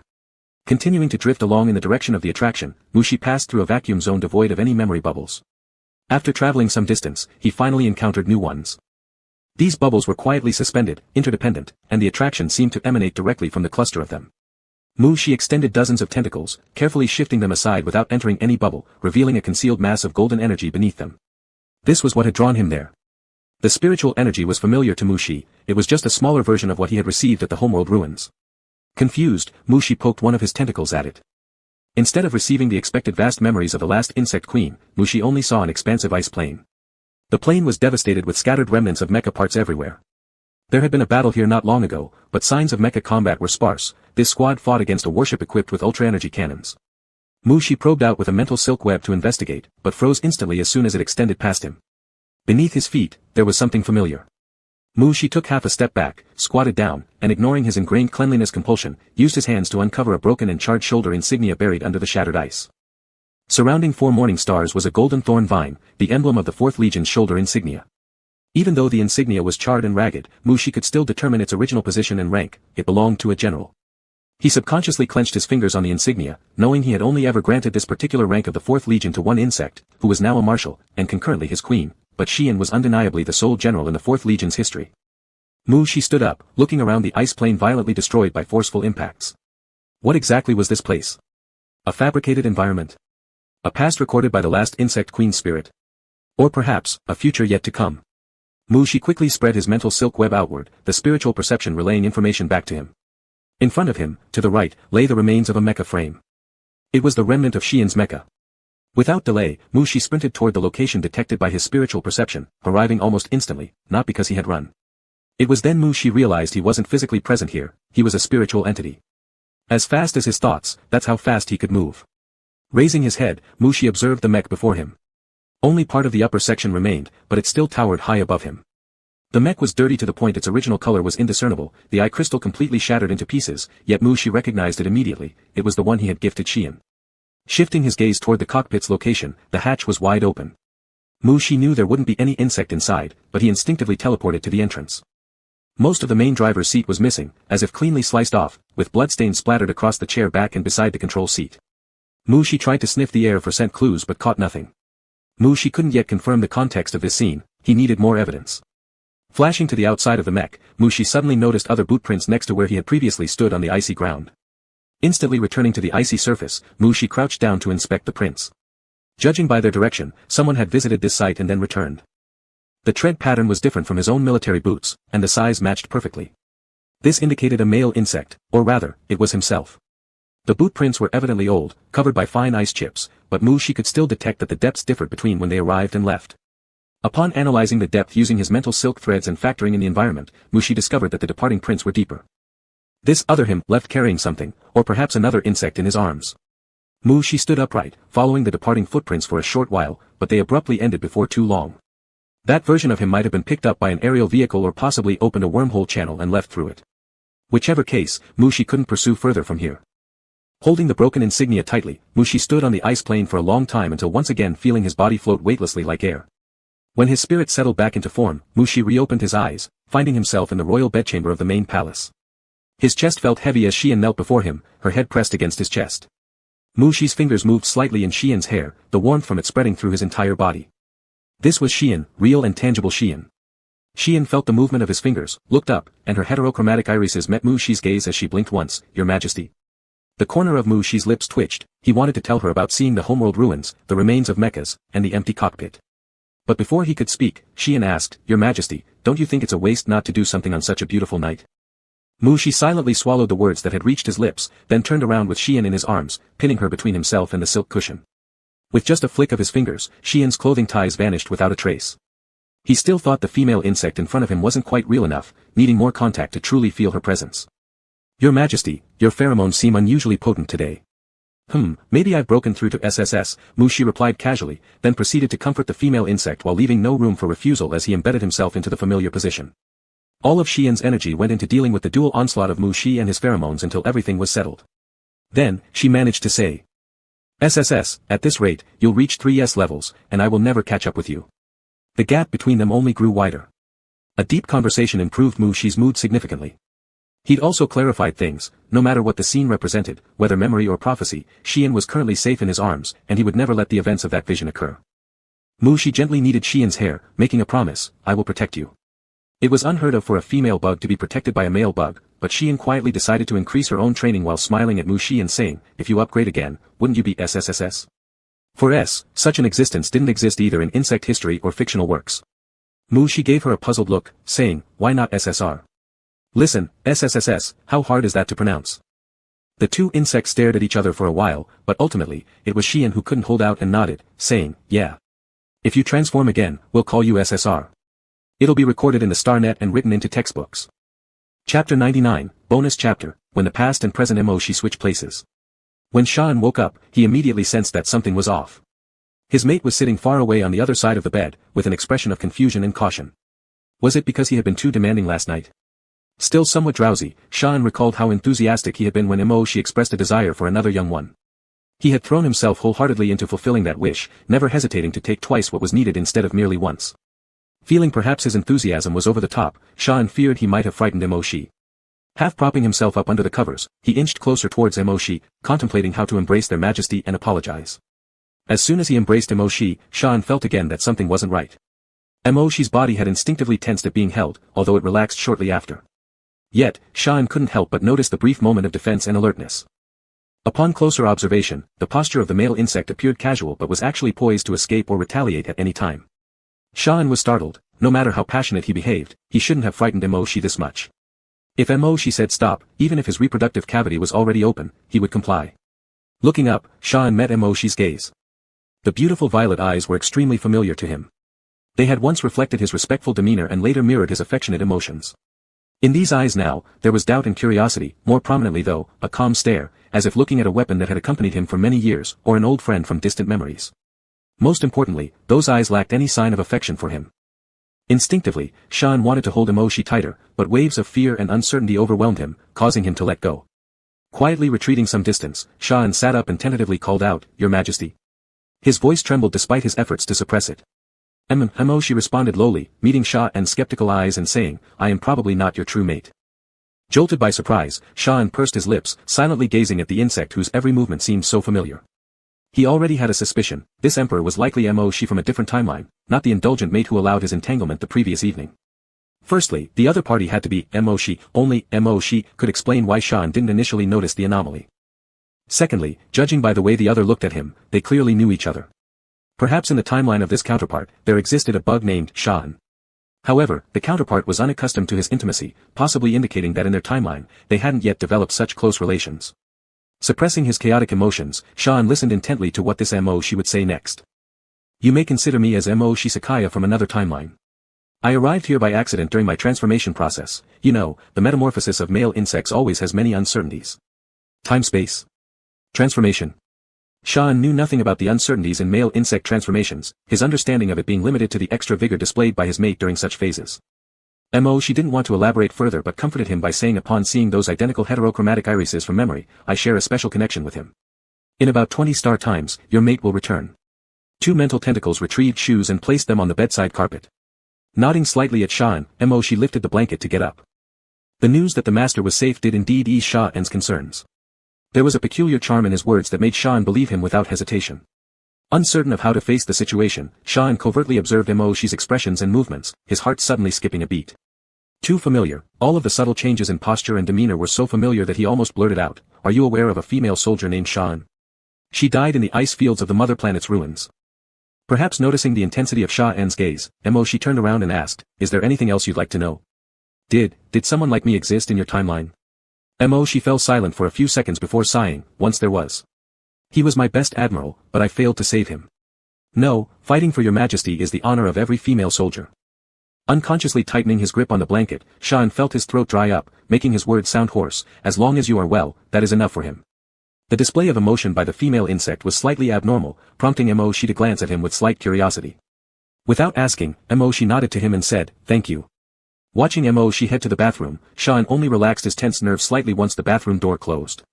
It was only at this moment that he noticed the disarray of his sleeping robe in front of him and quickly adjusted it.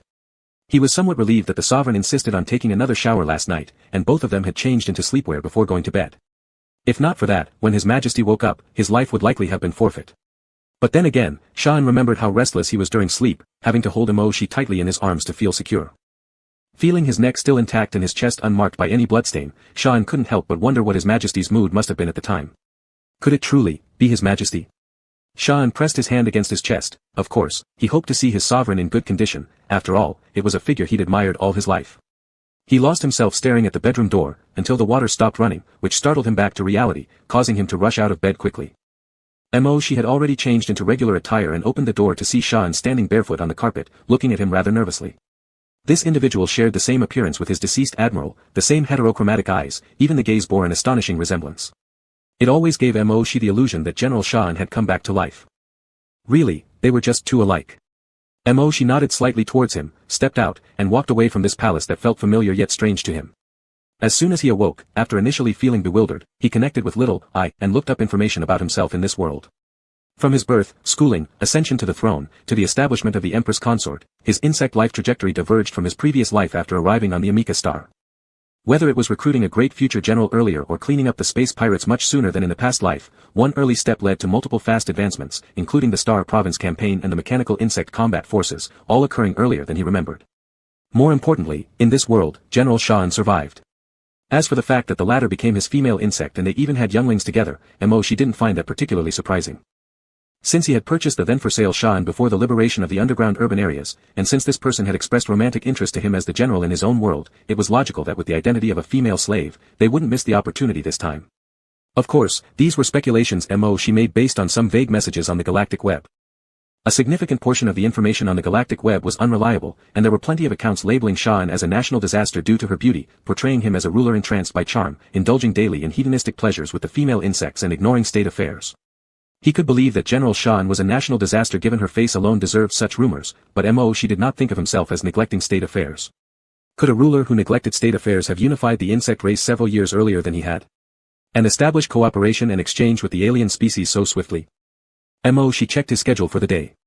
After filtering out the pregnancy preparation, physical examination and in-depth communication with the Empress, the schedule was still packed, including a meeting with the alien overlord to discuss two-race collaboration. Having ruled as the insect emperor for decades in his own world, she handled official duties with ease and certainly wasn't confused just because he was in a different world on a slightly altered timeline.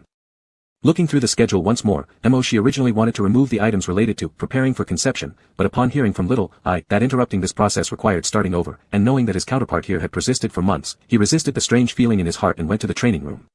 Actually, the content of his morning training was not much different from his usual routine, but bearing another name made she feel uneasy. Finishing his morning practice according to schedule, the next task was breakfast. When she arrived at the dining hall, Shan was already there, somewhat awkwardly standing beside the table where an abundant breakfast lay ready, catering exclusively to his tastes. If this meal had also been prepared for he wouldn't have thought twice about it, but with Shan standing by the table, immediately pulling out a chair upon seeing him enter in a manner clearly preparing to serve. She kept his expression unchanged, walking over and nodding slightly at Shan while asking silently inside, "Is Commander Shan not joining me for breakfast?" Finding the title of Empress uncomfortable, he used the other position title instead. The Empress has already eaten, little, noting the unusual address and also puzzled by the behavior of the Empress, added more details in response to she's inquiry. The Empress also replaced your nutritional meals. Is Her Majesty unwilling to have younglings with you, or does she believe you no longer need to continue with the nutritional meals? She paused mid-meal. These questions were ones he couldn't answer for little I. At first, he wasn't even aware of what a nutritional meal was. While little I was explaining, she used his formidable mental powers to check the star network and learned that it referred to a prenatal food supplement. Prenatal food supplements. If such nutritional meals had been placed on the table, she would have continued eating them according to his habits. However, Shan had preemptively removed the items before he could even see them, leaving she no reason to mention them specifically. She moved gracefully but ate quickly. The main reason was that Shan stood nearby, ready to serve at any moment, giving she the impression that a senior military general was waiting to discuss state affairs with him. Without realizing it, he accelerated his pace. After finishing breakfast, she proceeded to his study according to his schedule to handle administrative tasks, which lasted 2 stellar hours. Shan didn't follow him into the study but instead left after he entered. This puzzled she slightly. Had Shan simply stayed by until breakfast was over and then only accompanied him to the study? Was there nothing of military importance to discuss?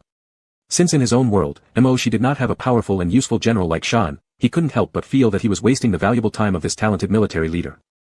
Once inside the study and beginning to process official documents, she's mental threads habitually expanded outward, discovering Shan sitting quietly in the adjacent room, staring blankly at nothing, not doing anything. Perhaps deep in thought about important matters. Focusing entirely on today's administrative work, she wanted to experience the life of his counterpart in this world, though the content of the administration was fundamentally the same as in his past.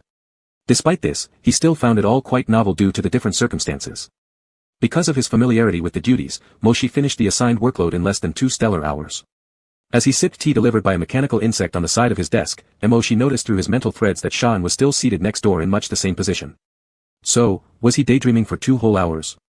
But Moshi soon reassured himself, in peacetime, generals were naturally idle, and having an alien bug inhabit the shell of an emperor would naturally lead to some degree of adjustment. It was all perfectly normal. The next item on the agenda was meeting with the alien overlord. In this world, communication between his counterpart and the alien race was still in its infancy. For Moshi, however, he had interacted with the alien species for decades, collaborating sometimes, engaging in friction and war other times. Moshi even knew what kind of canned goods the alien overlord preferred. The aliens, who along with the insect race were called cosmic calamities, particularly liked canned peaches. Their overlord was a madman who could team up with you to destroy a galaxy-class civilization for an entire spaceship full of peach cans. Thinking that the insect race in this world had only just begun exchanging with the aliens, and many things were still in the trial stage, Moshi opened his terminal holographic screen and began recording certain details about the alien species in his accustomed notebook. After finishing, he added a few more notes that might come in handy for himself in the future. He ended up jotting down nearly 10 pages when the time came to receive the alien overlord. As he put away his screen, he instructed Little I to prepare some fruit cans. Leaving the study, Moshi confirmed with Little I, then headed toward the familiar reception room. He also knew that after he left, Shan from the neighboring room also stepped out, contemplating something deeply. While partially keeping tabs on Shan, she entered the reception room. The alien overlord was exactly as he remembered him. A parasitic reproduction method gave each alien a unique appearance. But their overlord looked similar to the insect race after transformation: 2 eyes, 1 mouth, a pair of hands, and legs. In the universe, it wasn't easy to encounter a race whose ruler looked so aesthetically pleasing to insect sensibilities. She couldn't help recalling the impending conflict he had prepared for back in his original world, where the enemy was the Cthulhu race. Their entire planet lacked ordinary biological forms, full of eyes and tentacles everywhere. The canned goods she had ordered via Little I had disappeared, but the towering alien queen sat off to one side, swinging her 3 tail spines leisurely. Meanwhile, the alien overlord's backpack bulged conspicuously, and upon seeing she enter, he flashed a broad smile. She acted as if no canned goods had gone missing and walked in, greeting the alien overlord. "Hello, Emperor of Bugs, where is your little bug?" the alien overlord asked. She looked somewhat confused. "What little bug?" "The female insect that follows you around wherever you go, isn't she always with you?" "During my previous visits, I assumed you were as family-oriented as I am," the alien overlord said, raising his hand toward the alien queen beside him. The alien queen lowered her head gracefully, allowing the overlord, whose hand was smaller than her eye, to gently pat her head.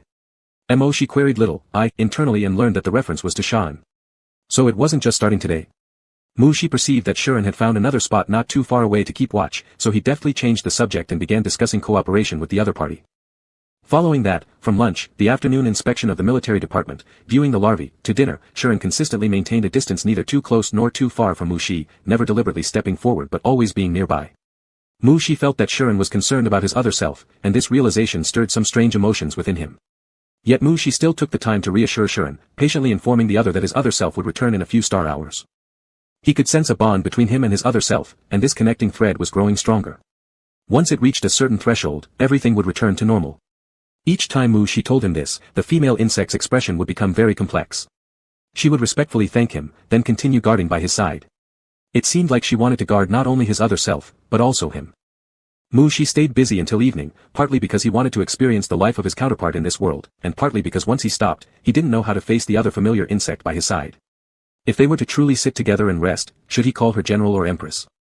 Mushi returned to the palace chambers, and Shuren, who had been following him at a consistent distance, came to deliver his sleepwear, stopping at the door and showing no intention of entering. Mushi accepted the clothing, thanking her as usual. Regarding Shuren not entering, he didn't think much of it. Even in a fairly simple insect household, a female ruler has her own room, she wouldn't constantly crowd around the male master. Naturally, the empress would have her own chambers.